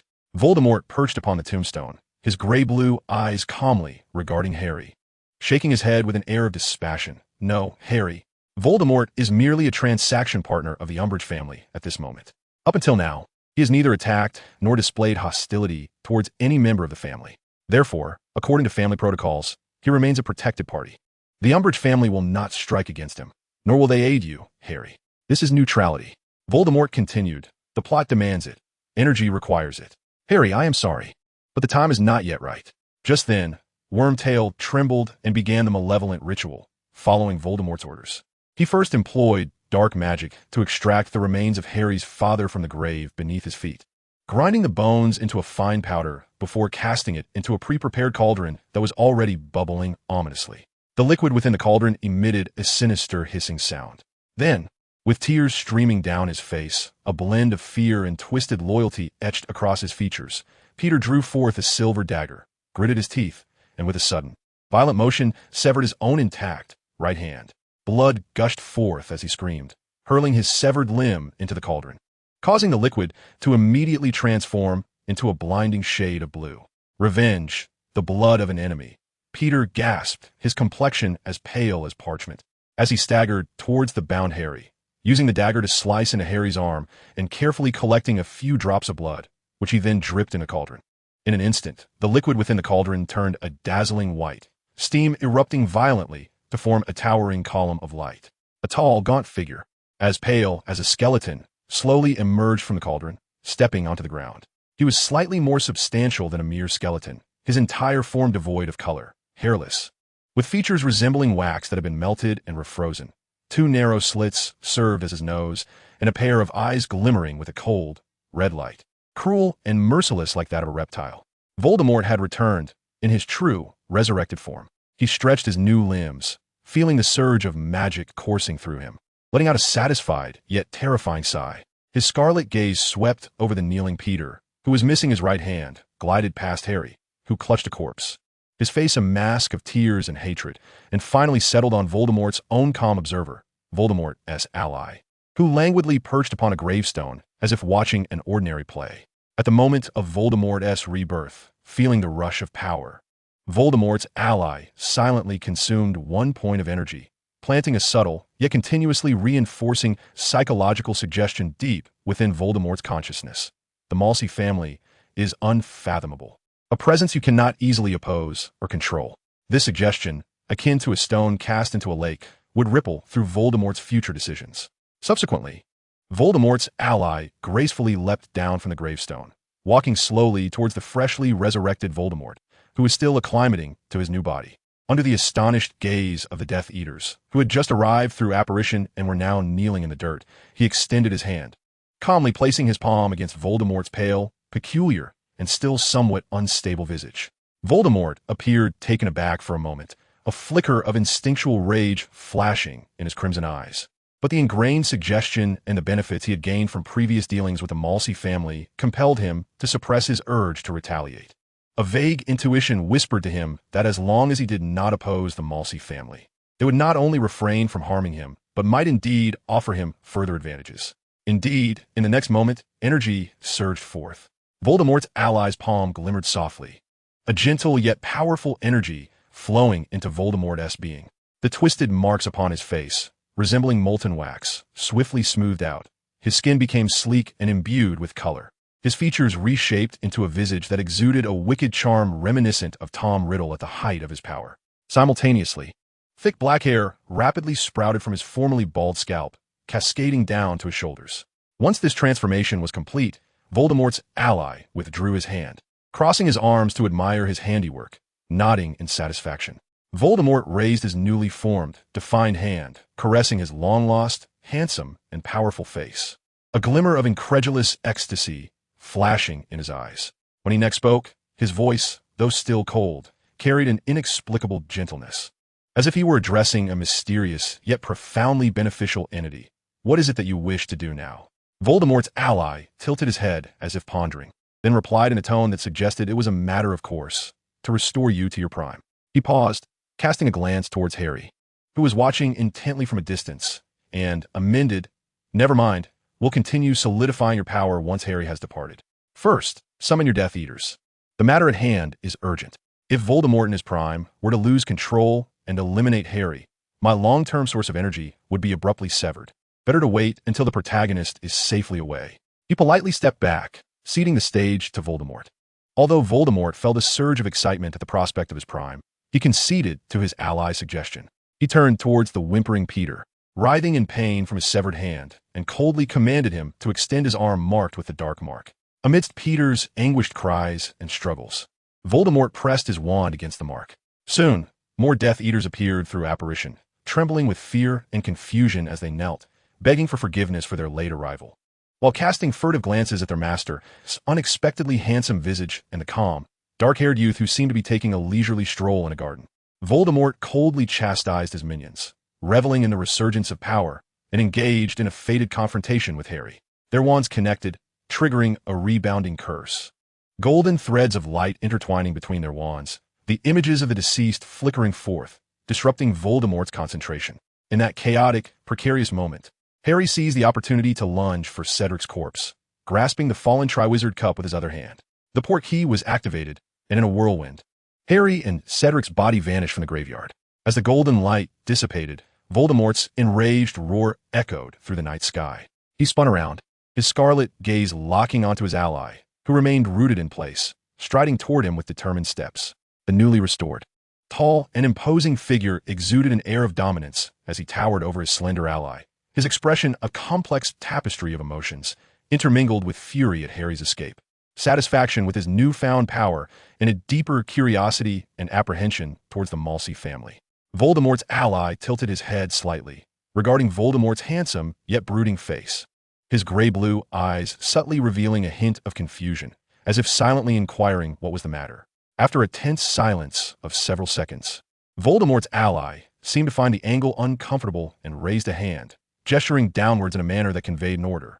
"Kneel." Astonishingly, the Dark Lord, who had just been in a furious rage, silencing all his Death Eaters, hesitated briefly, then slowly complied, kneeling to bring his gaze level with his ally. This action sent ripples of shock through the kneeling Death Eaters surrounding them. Voldemort's ally scrutinized the handsome face of Tom Riddle, now mere inches away. Seemingly satisfied with his restoration efforts, he nodded, then casually produced several pieces of shadowy blue stones, exuding an ominous aura, and placed them in Voldemort's hands as if distributing candy. His tone remained neutral, as if merely offering ordinary stones. "Familiarize yourself with your new power. These will aid in solidifying it. Investment must be ongoing. The wool is on the sheep's back. Stabilize him, for there will be ample narrative energy to harvest later." Chapter 210. Accused as Voldemort's minion. Voldemort's ally appeared to have found an intriguing toy, fingers dancing as he conjured piece after piece of the eerie, blue glowing shadow stones, filled with pure, dark energy, and carelessly placed them into Voldemort's hands or piled them at his feet. An unceasing stream of energy flowed in, replenishing the slight weakness brought on by his resurrection, even allowing Voldemort's power to ascend at an intoxicating pace. The sensation nourished by pure power was utterly exquisite, as Voldemort's handsome cheeks flushed with an unusual crimson hue. His scarlet eyes narrowed slightly, brimming with satisfaction and a near-drunken delight, momentarily enveloped in the euphoria of burgeoning strength. He temporarily forgot his vexation over Harry's escape and the deeper machinations regarding the Muggle family. At last, Voldemort ceased this lavish bestowal. He dusted off non-existent particles from his hands and surveyed the accumulated obscure fragments beneath his feet, along with the slightly dazed Voldemort before him. Taking a deep breath, he suppressed the surging power within him and straightened his posture, filled with a profound sense of gratification. He glanced around at the Death Eaters still kneeling on the ground, too fearful to raise their heads, and announced in a voice that had regained its magnetic allure yet remained chillingly cold, "We require a headquarters. Lucius, let me Malfoy Manor." Lucius Malfoy trembled visibly, immediately bowing his head lower, his voice trembling and submissive. "Yes, my lord. It is the honor of the Malfoy family." At that moment, Voldemort suddenly paused, a system prompt visible only to him materializing clearly in his mind. Energy 50. Energy 420, 100. Source: Harry's public accusations, Dumbledore's explanations. And certain Hogwarts faculty and students have confirmed viewing you as Voldemort's minion, significantly impacting narrative and character perceptions. Oh, already branded as a Death Eater? Remarkably efficient. This energy is well-earned.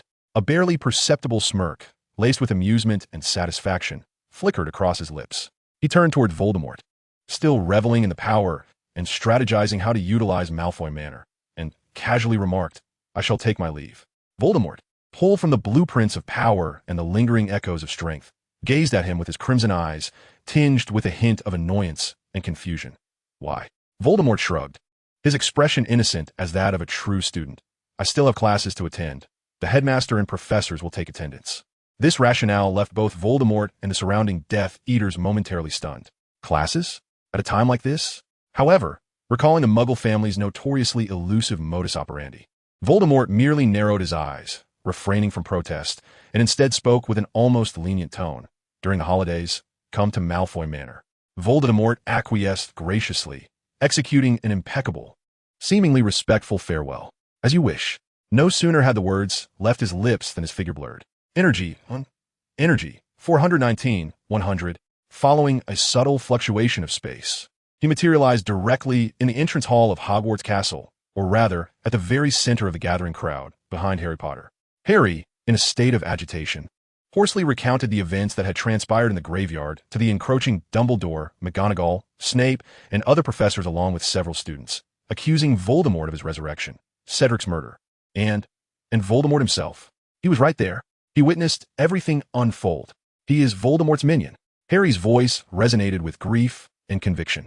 Just as his words concluded, a cool hand gently, with a touch of soothing intent, rested upon his disheveled black hair, ruffling it.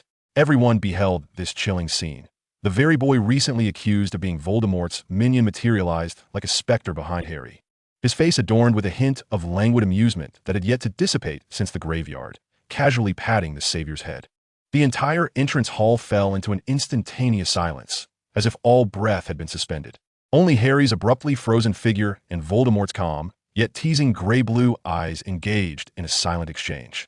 The atmosphere in the hall became eerily still, as all gazes fixated upon the suddenly appearing Voldemort, and the hand that had just tousled Harry's hair, now resting naturally at his side. Voldemort appeared entirely oblivious to the stifling tension and the myriad of shocked, angry, or fearful stares directed at him. He languidly leaned back against the cold stone wall, even gesturing towards the petrified Harry with an invitation to continue, his gray-blue eyes glinting with a curious anticipation. As if spectating a drama that was of no concern to him, Harry recoiled as if scalded, his fists clenched despite the absence of his wand, his body trembling with rage and sorrow, his green eyes ablaze with pure enmity and irreconcilable hatred, fixated upon Voldemort. "You!" Harry's voice, strained with emotion, broke. "Were you just now? You were with that monster. You watched Cedric be murdered. You helped him regain his power. How dare you touch me?" In the face of Harry's rapid-fire accusations, Voldemort's expression remained unchanged, exuding an air of languid indifference. He sighed lightly, as if lamenting Harry's lack of understanding, then replied in a clear, unperturbed tone, his voice soft yet resonant enough for everyone in the hall to hear distinctly. "Mr. Voldemort." He deliberately employed this title with an aloof politeness, "is unworthy to lead the Muggle family." This statement landed like a boulder cast into a placid lake, sending ripples through the crowd. Professor McGonagall inhaled sharply, her fingers tightening around her robes. Snape's dark eyes narrowed further, glinting with scrutiny and profound distrust. The foe Moody's magical eye whirled frantically, seemingly analyzing the veracity of this assertion. Other students exchanged bewildered glances, their faces etched with confusion and disbelief. Unworthy to lead? What kind of relationship does that imply? Then, amidst the uncertain gazes of the crowd, Voldemort raised his hand, extending his index finger towards Harry and all those attentive ears, gently shaking it with an air of undeniable significance. The Muggle family never belongs to anyone. His voice remained steady, yet imbued with an ancient pride and independence. We follow only our own principles, engaging in trade. The neutral persona has been firmly established. This should give them plenty to ponder for a while. This gesture and declaration further complicated the atmosphere in the hall. Dumbledore's gaze, behind his crescent-shaped spectacles, was as deep as the ocean, quietly observing Voldemort, seemingly weighing the deeper implications lurking behind his words. Whispers began to circulate, as individuals endeavored to comprehend what unworthiness and trade truly signified. Could it be that the Muggle family and Voldemort were not in a superior-subordinate relationship, but rather a form of collaboration? Perhaps even that the Muggle family held a status of greater transcendence? Harry was momentarily taken aback by this revelation. But Cedric's pale visage and lifeless body swiftly resurfaced in his mind. The hatred in his eyes had not waned, but rather intensified. Regardless of the nature of their relationship, Voldemort's neutrality at that moment equated to complicity. Voldemort observed everyone's reactions, including Harry's unwavering hostility. He nonchalantly shrugged, as if merely stating an uncomplicated fact, maintaining his posture against the wall, as if to convey, "I have finished speaking. You may continue your astonishment and discussion." Chapter 211. The Great Hall meeting declares the true nature of Cedric's death. Foe Moody roughly seized Harry's arm, attempting to forcibly remove him from the strangely charged entrance hall. Just as they turned to leave for the corridor, Dumbledore's sharp blue eyes narrowed slightly behind his crescent-shaped spectacles, a glimmer of understanding flashing through. He had already confirmed the true identity of the figure before him, Moody. Almost simultaneously with Dumbledore's insight into the truth, Voldemort moved. Like a phantom, he silently trailed behind, his steps light, yet imbued with an undeniable air of oppression, as he entered the corridor leading to the office. No sooner had he stepped into the corridor than a heavy thud echoed ahead. Thump. It was then that Voldemort had swiftly maneuvered to stand before or beside the false Moody. One leg poised with an elegance that belied the immense force behind it, brutally pressing down on the back of the impostor, pinning him firmly to the cold floor, his wand rolling away to the side. "Get off me, you damn little brat." The false Moody was caught off guard. His face pressed against the ground as he let out an enraged and distorted roar, struggling fiercely yet unable to budge the weight upon his back. Harry was taken aback by this sudden turn of events, his eyes wide with terror as he beheld the scene, utterly bewildered as to why Voldemort would suddenly turn on Professor Moody. The sound of hurried footsteps approached. Professors Dumbledore, McGonagall, Snape, and others rushed into the corridor. Upon witnessing the spectacle before them, Professor McGonagall immediately barked, "Mosey, release Professor Moody at once." Snape had raised his wand, the dark tip aimed menacingly at Voldemort, his voice icy and piercing. "Explain your actions, Mosey." Yet, Voldemort remained indifferent to the tense atmosphere and the wands pointed in his direction. He continued to stand over the false Moody, maintaining an eerie elegance, chin slightly lifted, his gaze surpassing the others and landing directly on Dumbledore. His voice was calm, even tinged with a hint of grievance, yet his gray-blue eyes held no warmth. "Dear Professor Dumbledore," he began, as if discussing the inclement weather, "your continued silence and lack of explanation have led many to misunderstand my intentions." He gently shook his head, as if genuinely troubled. "I find this rather disheartening." With a subtle drain of energy, an invisible and insidious psychological suggestion, frail yet tenacious as the finest thread, ensnared Dumbledore's consciousness with a lethal threat. "Should you fail to clarify the misunderstandings regarding the Mosey family's stance, you shall face immediate and inescapable death." Dumbledore's body momentarily stiffened, imperceptibly. For the first time, a genuine, profound terror flickered across his eyes, usually brimming with wisdom and compassion, as he confronted Voldemort. He felt a deathly threat emanating from the very fabric of the rules, one that conventional magic could not defend against. As though an invisible blade was pressed against his throat, directly linked to his silence. This was no mere illusion. It was a force he could not fully comprehend. It was undeniably real. He cast a deep, complex glance at Voldemort, a mixture of shock, deliberation, and a hint of resignation at having his plans forcibly disrupted. He understood this was not a negotiation, but an ultimatum. The discontent of the Msi family bore consequences far exceeding his estimations. Before Professors McGonagall and Snape could reprimand him again or resort to coercive measures, Dumbledore slowly raised his hand to halt them. His complexion appeared somewhat pale. Yet his voice retained an astonishing steadiness as he addressed the pinned Moody, the frightened Harry, and all the professors present. I believe there are indeed misunderstandings that need to be clarified immediately. My gaze sweeps across you all. Alastor Moody is perhaps not the person we see before us. In the dimly lit Hogwarts Great Hall, the candlelight flickered, unable to dispel the pervasive sorrow and weight that hung in the air. Voldemort sat alone at the end of the Gryffindor table, a wide expanse around him, as if an invisible barrier of isolation radiated from his presence. Other students huddled together, heads bowed, the atmosphere thick with suppressed sobs and the heavy resonance of Dumbledore's voice echoing through the hall. Cedric embodied the unique qualities of Hufflepuff House. Dumbledore continued, his voice imbued with a penetrating power. He was a kind and loyal friend. His death has shaken all of you, whether you knew him or not. Thus, I believe you have the right to understand what truly transpired. He paused, his gaze sweeping across the assembly, finally settling on a distant point in the void, his voice laden with anguish. Cedric Diggory was murdered by Voldemort. A collective gasp of horror arose from the crowd, accompanied by uncontrollable sobs. The Ministry of Magic wishes for me not to disclose this to you, Dumbledore continued, his tone subtly firm. Some parents may be shocked by my actions, and some may believe that withholding this information is warranted due to your youth. But I feel that the truth should not be forsaken merely because of your age. At that moment, amidst the silence, a few clear, resentful whispers broke through, aimed squarely at the solitary figure of Voldemort. Murderer, Death Eater, he was right there. Voldemort heard the vitriol clearly. His gray-blue eyes remained tranquil, betraying no reaction, not even glancing towards the source of the accusations. Yet he sensed that Dumbledore and several professors on stage had evidently heard the malicious whispers, yet none spoke to quell them. Not even a warning glance was cast. McGonagall's lips were tightly pressed, her gaze downcast. Snape remained expressionless, like a wax figure, while Dumbledore seemed wholly oblivious, continuing his address. Was this indulgence, or a test? A desire to gauge the Msi family's tolerance for public opinion? Or was it an attempt to exert pressure? At the conclusion of his eulogy, Dumbledore extolled Harry for his bravery in returning Cedric's body, before announcing the end of the assembly. The students departed in silence and sorrow. Voldemort remained motionless, waiting until the crowd had thinned considerably before rising and making his way directly towards Dumbledore, who appeared to have anticipated his approach. Halting before the stone gargoyle and turning to face him, his crescent-shaped spectacles framing a calm and profound gaze. You know, Voldemort stated bluntly, his voice cold and clear, indulgence equates to complicity. He raised his eyes to meet Dumbledore's. Since you and Hogwarts have chosen not to halt the unfounded accusations and verbal bullying directed at me, we shall unilaterally cease all previously provided covert assistance to Hogwarts.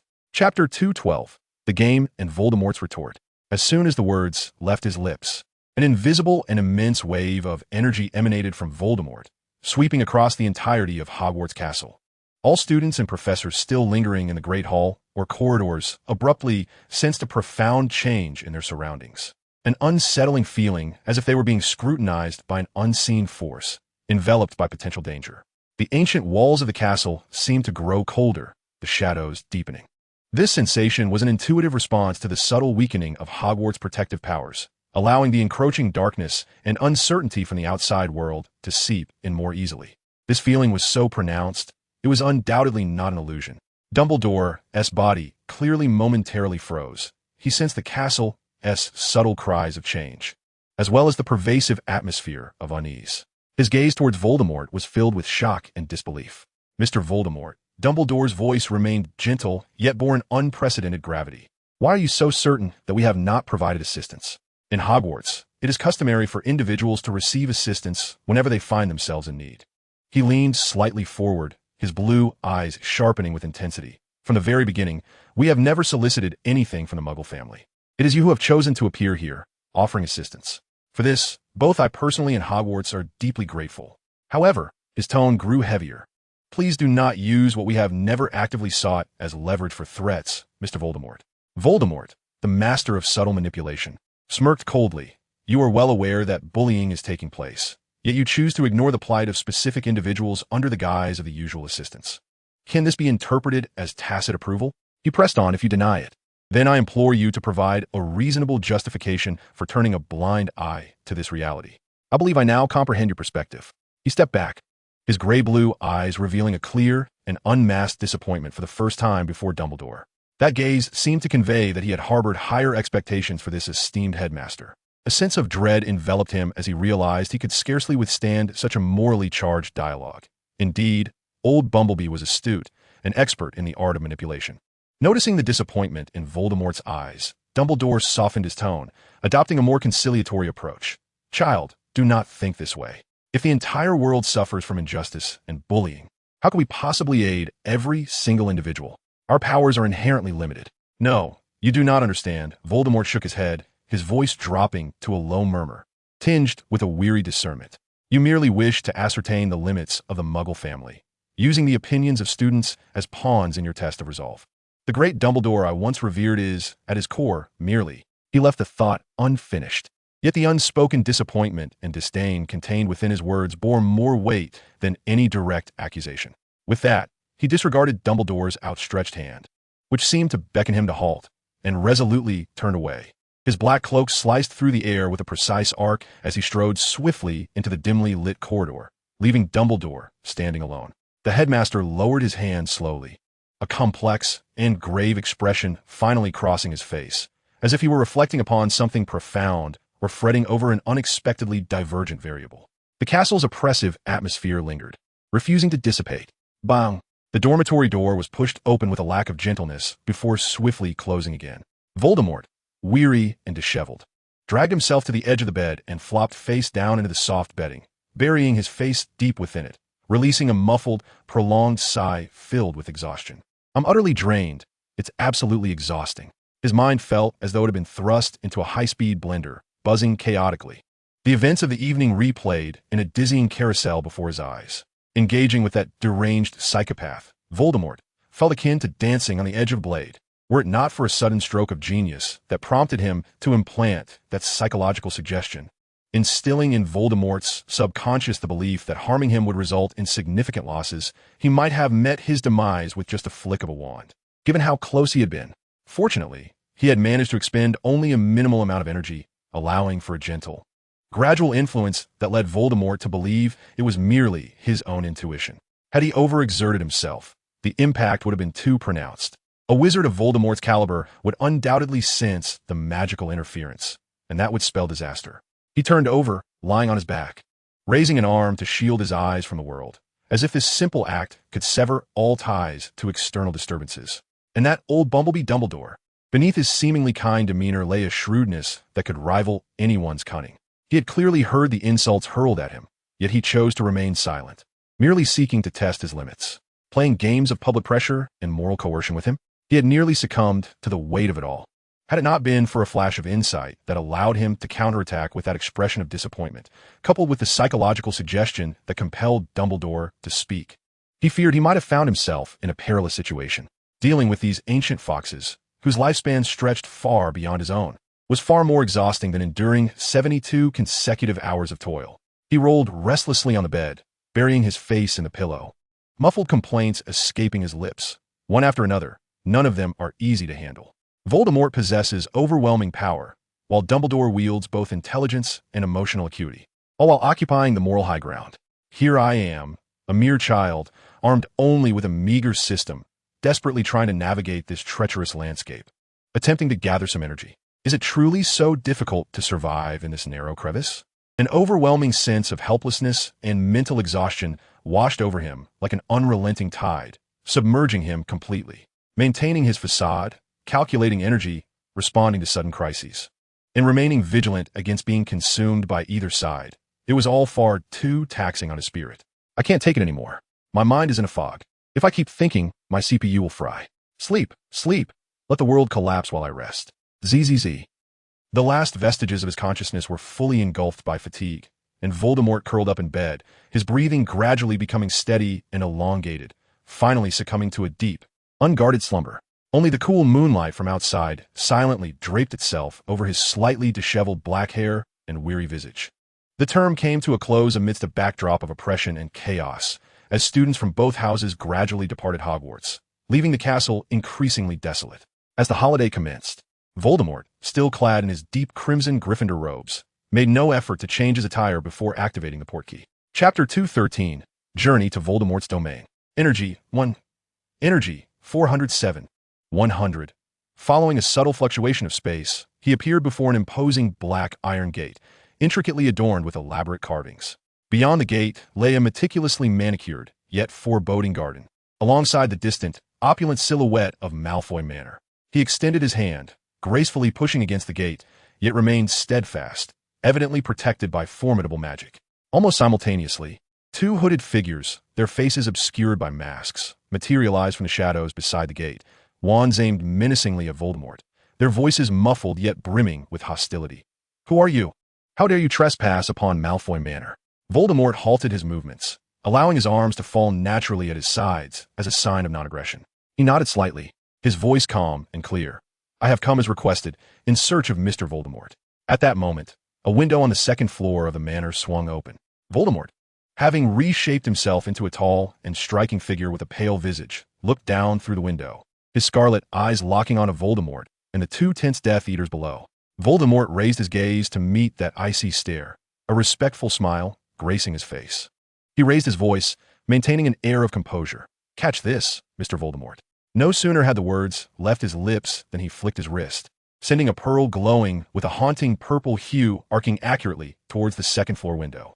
The Voldemort above momentarily faltered, yet driven by curiosity regarding the Muggle family's enigmatic artifacts and a subconscious trust, he instinctively reached out to catch the incoming pearl. As his fingertips brushed against the pearl's cold surface, a sudden force surged from it, pulling at his arm. In the blink of an eye, a flash of purple light enveloped the space, and the Voldemort who had been standing at the gate now appeared gracefully within the room before him, landing with an effortless grace as though he had merely stepped down a single stair.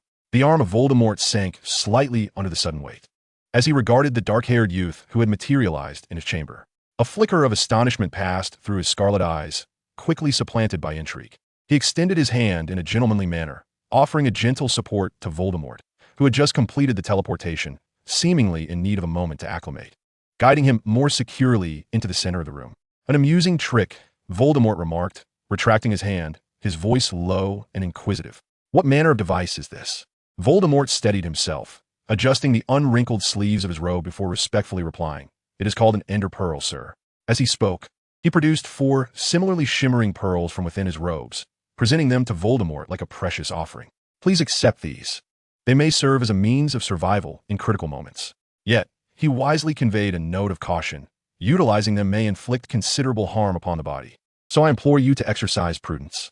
Voldemort accepted the 4 pearls, his fingertips gliding over their cool, smooth surfaces, absorbing the peculiar spatial energy they contained. A flicker of crimson light igniting in his gaze. He refrained from inquiring further about the nature of the injuries, instead securing the pearls and gesturing for Voldemort to follow. "Come, your quarters have been prepared." Voldemort led him to an opulently adorned, yet chilling, guest room. At the threshold, he halted, his crimson eyes scrutinizing Voldemort, and finally posed the pivotal question. "So what does the Malsey family seek in exchange for these dealings?"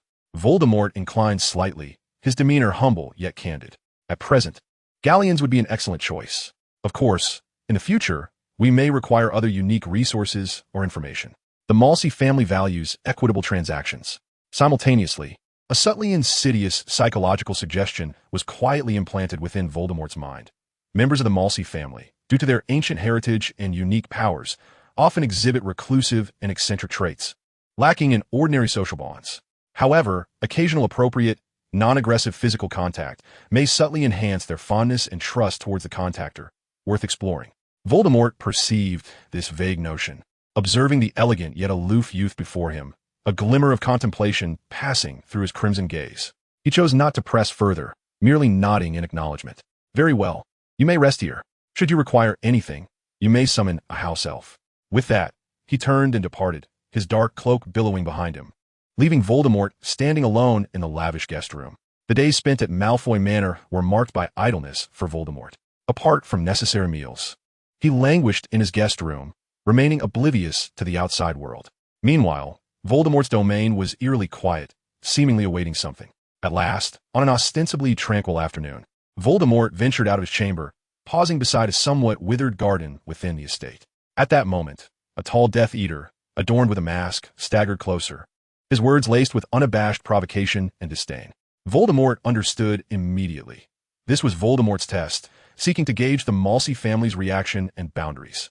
Adhering to a principle of avoiding unnecessary conflict, he chose to ignore the provocation, even slightly turning away in preparation to leave. However, he underestimated the man's madness, or rather, the extreme measures that Voldemort's probing could entail. More critically, he had not recently allocated his precious energy points towards agility or defense. A piercing curse, a blinding red light shot forth from the tip of the Death Eater's wand, striking him with deadly precision. The indescribable, soul-rending agony surged through every nerve in his body. Voldemort was unable to execute any effective evasion or defense, collapsing onto the cold ground, his body writhing uncontrollably, curled up, emitting a scream so horrific it distorted his features. Veins bulging on his forehead, cold sweat saturating his robe. Silence enveloped the surroundings. No one appeared to intervene. The Death Eater seemed quite pleased with the reaction, erupting into triumphant and maniacal laughter. How dare you use the Cruciatus Curse?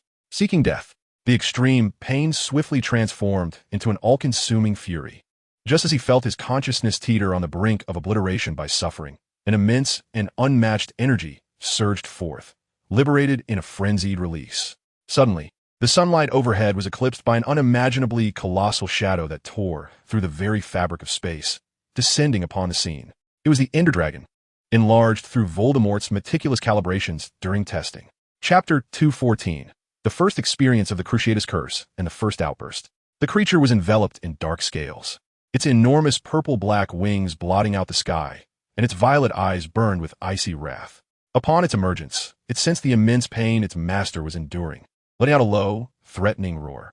The great head carefully lowered, cherishingly cradling the curled and convulsing Voldemort within its mouth, safeguarding him with the warmth of its soft inner walls. The agonized Voldemort. The Death Eater's laughter abruptly ceased, his gaze transfixed upon the colossal beast before him, terror gripping his heart as he turned to flee. But the Ender Dragon was swifter. A claw, as massive as a mountain, descended with an agility that belied its size, pinning the Death Eater beneath its weight, bones cracking under the immense burden. Then, with the tip of another claw, the dragon gently extracted Voldemort from its mouth, cradling him with utmost care in its palm. It turned its gaze towards the trembling form beneath its claw, opening its vast maw, not to unleash flames, but a dense, destructive purple breath that surged forth, engulfing the Death Eater entirely. Merlin! Ah! A scream so inhumanly piercing briefly resonated before swiftly diminishing, the Death Eater dissolving and vaporizing at a visible rate within the dragon's breath, leaving not a trace of ash behind. Roar! Having dispatched the intruder, the Ender Dragon raised its head, unleashing a deafening roar that could rend the very soul. The sound wave, as tangible as matter, rippled outward, shattering the glass windows of Malfoy Manor in an instant. All who heard the dragon's roar, whether wizard or not, felt an uncontrollable tremor deep within their souls. Such a tremendous commotion could no longer be ignored by Voldemort. He burst forth from the manor, a throng of panicked Death Eaters at his heels. And upon witnessing the titanic creature alongside the still, trembling Voldemort, even he exhibited profound astonishment in his crimson gaze. Struggling against the residual agony of the Cruciatus Curse and the immense drain on his spirit, Voldemort summoned the last vestiges of his awareness, locking onto all the Death Eaters below, including Voldemort himself. A powerful, searing mental imprint was forcefully implanted deep within their consciousness. Those who incite the Msi shall find only death. This suggestion, imbued with bloody murderous intent and an undeniable authority of rules, rendered all who received it ashen-faced, an instinctual terror surging from the depths of their beings. An invisible force, akin to a spatial lock, emanated from the Ender Dragon, temporarily sealing off all apparition within the confines of Malfoy Manor. Bang! Crash! The Ender Dragon, evidently still seething with rage, swept its colossal tail with devastating force, akin to swatting flies, towards the gathered Death Eaters. The air was filled with anguished cries, wands flying from grasp. At least half of the Death Eaters were left broken and bloodied, sent hurtling through the air, their fates uncertain. In that instant, Voldemort attempted to apparate away from the sweeping tail, only to be met with the horrifying realization that the surrounding space was as immovable as solidified cement. He was compelled to throw himself to the ground with extraordinary reflexes, narrowly avoiding the direct impact, yet he was still buffeted by the fierce winds, leaving his robes in tatters and rendering him a pitiable sight. Before the dust could settle, several tall figures of the Snatchers emerged from the shadows like phantoms, their deep blue forms silently encircling him, blocking all avenues of escape. Leading them was Leah Clinksy, whose elongated golden serpent tail elevated him to a height of nearly 3 meters. Resembling a deity descended upon the mortal realm, he looked down upon Voldemort, who had just risen from the ground, his wand silently confiscated by one of the Snatchers. Leah Climsy's golden-slit pupils held no warmth as he spoke in a voice cold and authoritative, resonating throughout the silent manner. "Death Eaters, do you declare war against them, Z?" At that moment, Voldemort felt a surge of energy, a manifestation of death's ominous foreboding, thrust into his consciousness by Leah Clinksy's control. An unprecedented, bone-chilling aura of death enveloped him, as if an invisible hand had gripped his throat, threatening to wrench his very soul from his newly revitalized, formidable body. He could vividly envision his utter annihilation, a terrifying glimpse of eternal oblivion. This sensation was clearer and more despairing than the defeat he had suffered in Godric's Hollow. It was the first time in his life that he so palpably felt death's proximity, as if he were on the brink of plunging into eternal darkness. Even having died once before, this instinctual terror surged uncontrollably, causing his once resilient body to tremble slightly, and for the first time his scarlet eyes betrayed an unmistakable, near-fractured dread. His voice, mingled with fear and urgency, cracked as he screamed, "No, no, the Death Eaters seek peace with Mzi. His personal grievances do not concern the Death Eaters." Leah Clinksy's inhuman golden-slit pupils narrowed slightly, a cold, mocking smile gracing his delicate lips, as if he had just heard the most ludicrous of jokes. "Oh," he elongated the syllable, his tone dripping with unmasked derision. "Do you dare assert that there is no part of your machinations within this?" The invisible pressure intensified with his words. He leaned slightly forward, his towering figure supported by his serpent tail, exuding a more potent sense of oppression as he slowly inquired. "Perhaps, in your subconscious, you believe the Mzi family is merely a boundary you can test, or even that you Death Eaters are but their vassals." "Absolutely not." Voldemort nearly roared, the ominous warnings of death growing ever more acute in his mind, akin to a frigid noose tightening around him, causing his very soul to quiver. In his lifetime, even when facing a fully realized Dumbledore, he had never experienced such pure, overwhelming fear of imminent annihilation. At that moment, he suddenly grasped with clarity that if the Mzi family genuinely intended to emerge and vie for power, the true rulers of the magical realm were still an enigma. Suppressing the terror that threatened to consume him, Voldemort inhaled deeply, striving to regain a semblance of composure and leverage in this negotiation. He softened his tone, though it still carried a barely perceptible tremor, emphasizing, "This offense was not sanctioned by us. It was solely the folly of one individual, sir." He paused, his crimson gaze fixed intently on Leah Clinksy, attempting to use a respectful address to ease the tension and extract more information. "How should I address you?" Leah Clinksy straightened his imposing stature, the golden serpent tail glimmering with an icy sheen under the sunlight, as he looked down upon Voldemort with the disdainful gaze of a deity surveying mere ants.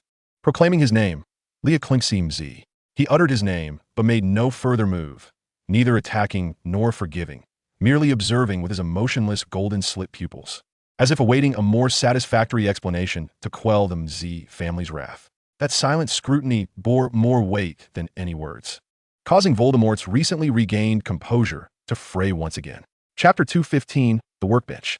Leah Clinksy approached, commanding his towering frame, supported by the golden serpent tail, with a palpable sense of oppression towards Voldemort, who was firmly ensnared by an invisible force, unable to even twitch a fingertip. He leaned closer, whispering in Voldemort's ear with a voice only they could discern, soft as a serpent's hiss, each word laced with chilling intent. "Remember, Voldemort, the existence of Voltekai is the Mzi family's meager goodwill towards this world." He purposefully paused, allowing the weight of his words to settle in Voldemort's mind. "If Voltekai is harmed, the Mzi shall be enraged if Voltekai dies." His voice plummeted to a frigid pitch, bearing the weight of a death sentence. "Then you, and all your Death Eaters shall accompany him to the grave." In that instant, before Voldemort could react, the imposing Ender Dragon, Leah Clinksy's towering form, and the silent snatchers vanished as if swept away by the wind, leaving behind a scene of utter devastation. Energy 1, Energy 382-100. In the aftermath, only the ravaged grounds of Malfoy Manor remained, strewn with shattered statues, fractured earth, and the unconscious forms of Death Eaters sprawled about, while Voldemort stood alone, his complexion as pale as parchment, his scarlet eyes still reflecting remnants of terror and profound humiliation. The air was thick with the lingering scent of dragon fire and a heavy metallic tang of blood, an eerie silence enveloping the scene. Meanwhile, deep within the subterranean chambers of Msi in London, Voltekai's true form slumped upon a throne carved from Snatcher stone, his body trembling uncontrollably. The agonizing pangs and soul-deep torment akin to a relentless parasite, refusing to dissipate. He shakily grasped a cup of milk, attempting to alleviate his suffering, yet found it futile. Damned bone-splintering curse. Its after-effects are quite potent. Conventional methods prove ineffective. In frustration, he discarded the cup, allowing the milky liquid to splatter across the deep blue Snatcher floor. Diving into his system, he unhesitatingly chose to eliminate the negative state. Energy 1, Energy 381-100. A gentle yet powerful warmth surged through his being, akin to the most effective purification spell.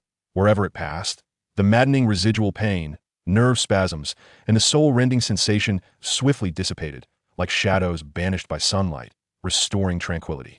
Control over his body returned, the intense agony vanishing in an instant as if it had never existed. Just as he sighed in relief, a series of more pronounced system notifications flooded his mind. Fourth-year plot intervention settlement in progress. Assessment basis. Successfully intervened and significantly altered multiple critical nodes of the Triwizard Tournament, engaging in profound interactions and strategic maneuvers with the core figures of Hogwarts, establishing intricate transactional relationships with Voldemort and his Death Eater forces, showcasing absolute deterrence. The MSY family's narrative has successfully permeated the consciousness of most significant characters within this world, leaving a profound impact, successfully imprinting an indelible significant event in the minds of the leaders of both factions, ensuring their utmost vigilance and attention towards you and the MSY family. Reward settlement.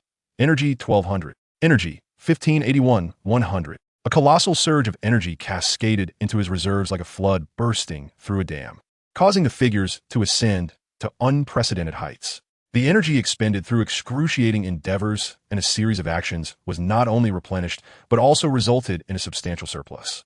Voldemort reclined against the back of his throne, feeling the overwhelming energy within him, almost on the verge of overflowing, and savoring the complete absence of the tormenting after-effects of the Cruciatus Curse that had once made him wish for death.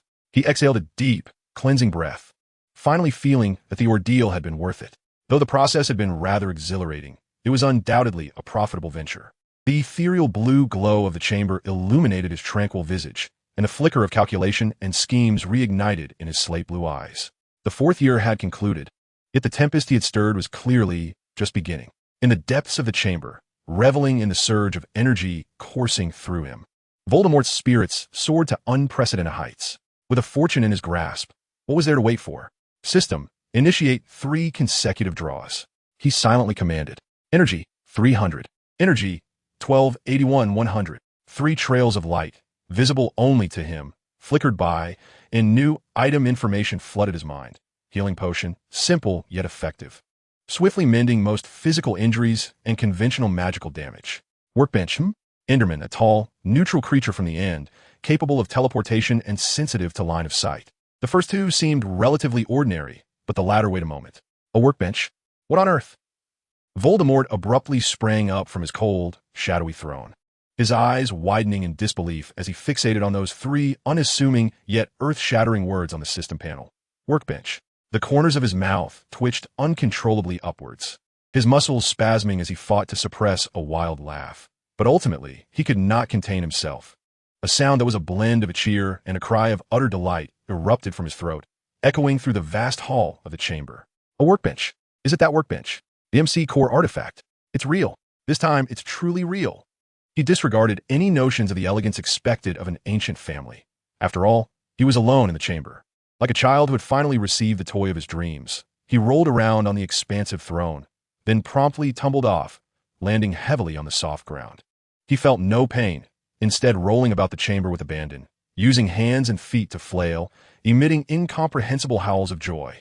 After a while, he sprang back to his feet, bouncing around the center of the chamber in a frenzied manner, flailing his arms and twisting his body as if engaged in a primal, euphoric dance reminiscent of tribal rituals. Ha ha ha, who cares? No one is watching. I'm just so elated. After an exhilarating release of energy, he finally paused, panting, his cheeks flushed with excitement and exertion. He steadied his racing heart and delicately retrieved the seemingly mundane, square workbench from the system space, placing it carefully on the ground. Then, with a sense of reverence, he took out a gold block and placed it upon the surface of the workbench, almost as if undertaking a sacred rite. Miraculous events unfolded. The workbench shimmered softly, and the gold block vanished, replaced by 9 gleaming, gold ingots arranged neatly on the surface. Voldemort's ecstatic cries reverberated through the chamber, even louder and more unrestrained than before. He seized the 9 gold ingots, feeling their weight and coolness, leaping 3 feet high in sheer exhilaration. Eager to experiment, he concentrated, arranging the gold ingots on the workbench to form the pattern of a chest plate, according to the MC game's crafting formula. In the next instant, an ancient-looking chest plate, crafted entirely of gold, materialized before him on the workbench. He grasped the golden chest plate, and with a mere thought, discovered he could freely alter its appearance, size, and thickness, even reshaping it to perfectly fit his physique or rendering it as light as paper. After several trials, he quickly confirmed, regardless of how thin he made the chest plate, its defensive capabilities remained entirely consistent with its original, robust form. This revelation meant he could craft an invisible armor, as light as air yet possessing the hardness of gold. To wear at all times, an invisible golden armor, maximum physical defense. Who else could rival him? This discovery plunged him into another ecstatic frenzy. He immediately donned a layer of armor, exquisitely compressed to become completely transparent, clinging to his skin while providing full golden defensive capabilities. As he felt the intangible protection enveloping him, a profound sense of security washed over him. Voldemort could no longer contain himself, unleashing a series of unrestrained, joyous cries that echoed throughout the vast hall of the chamber, reveling in the thrill of acquiring such an artifact. In the ethereal blue chamber, only his jubilant figure and the resounding cries contrasted absurdly with the terrifying impression he left on the outside world.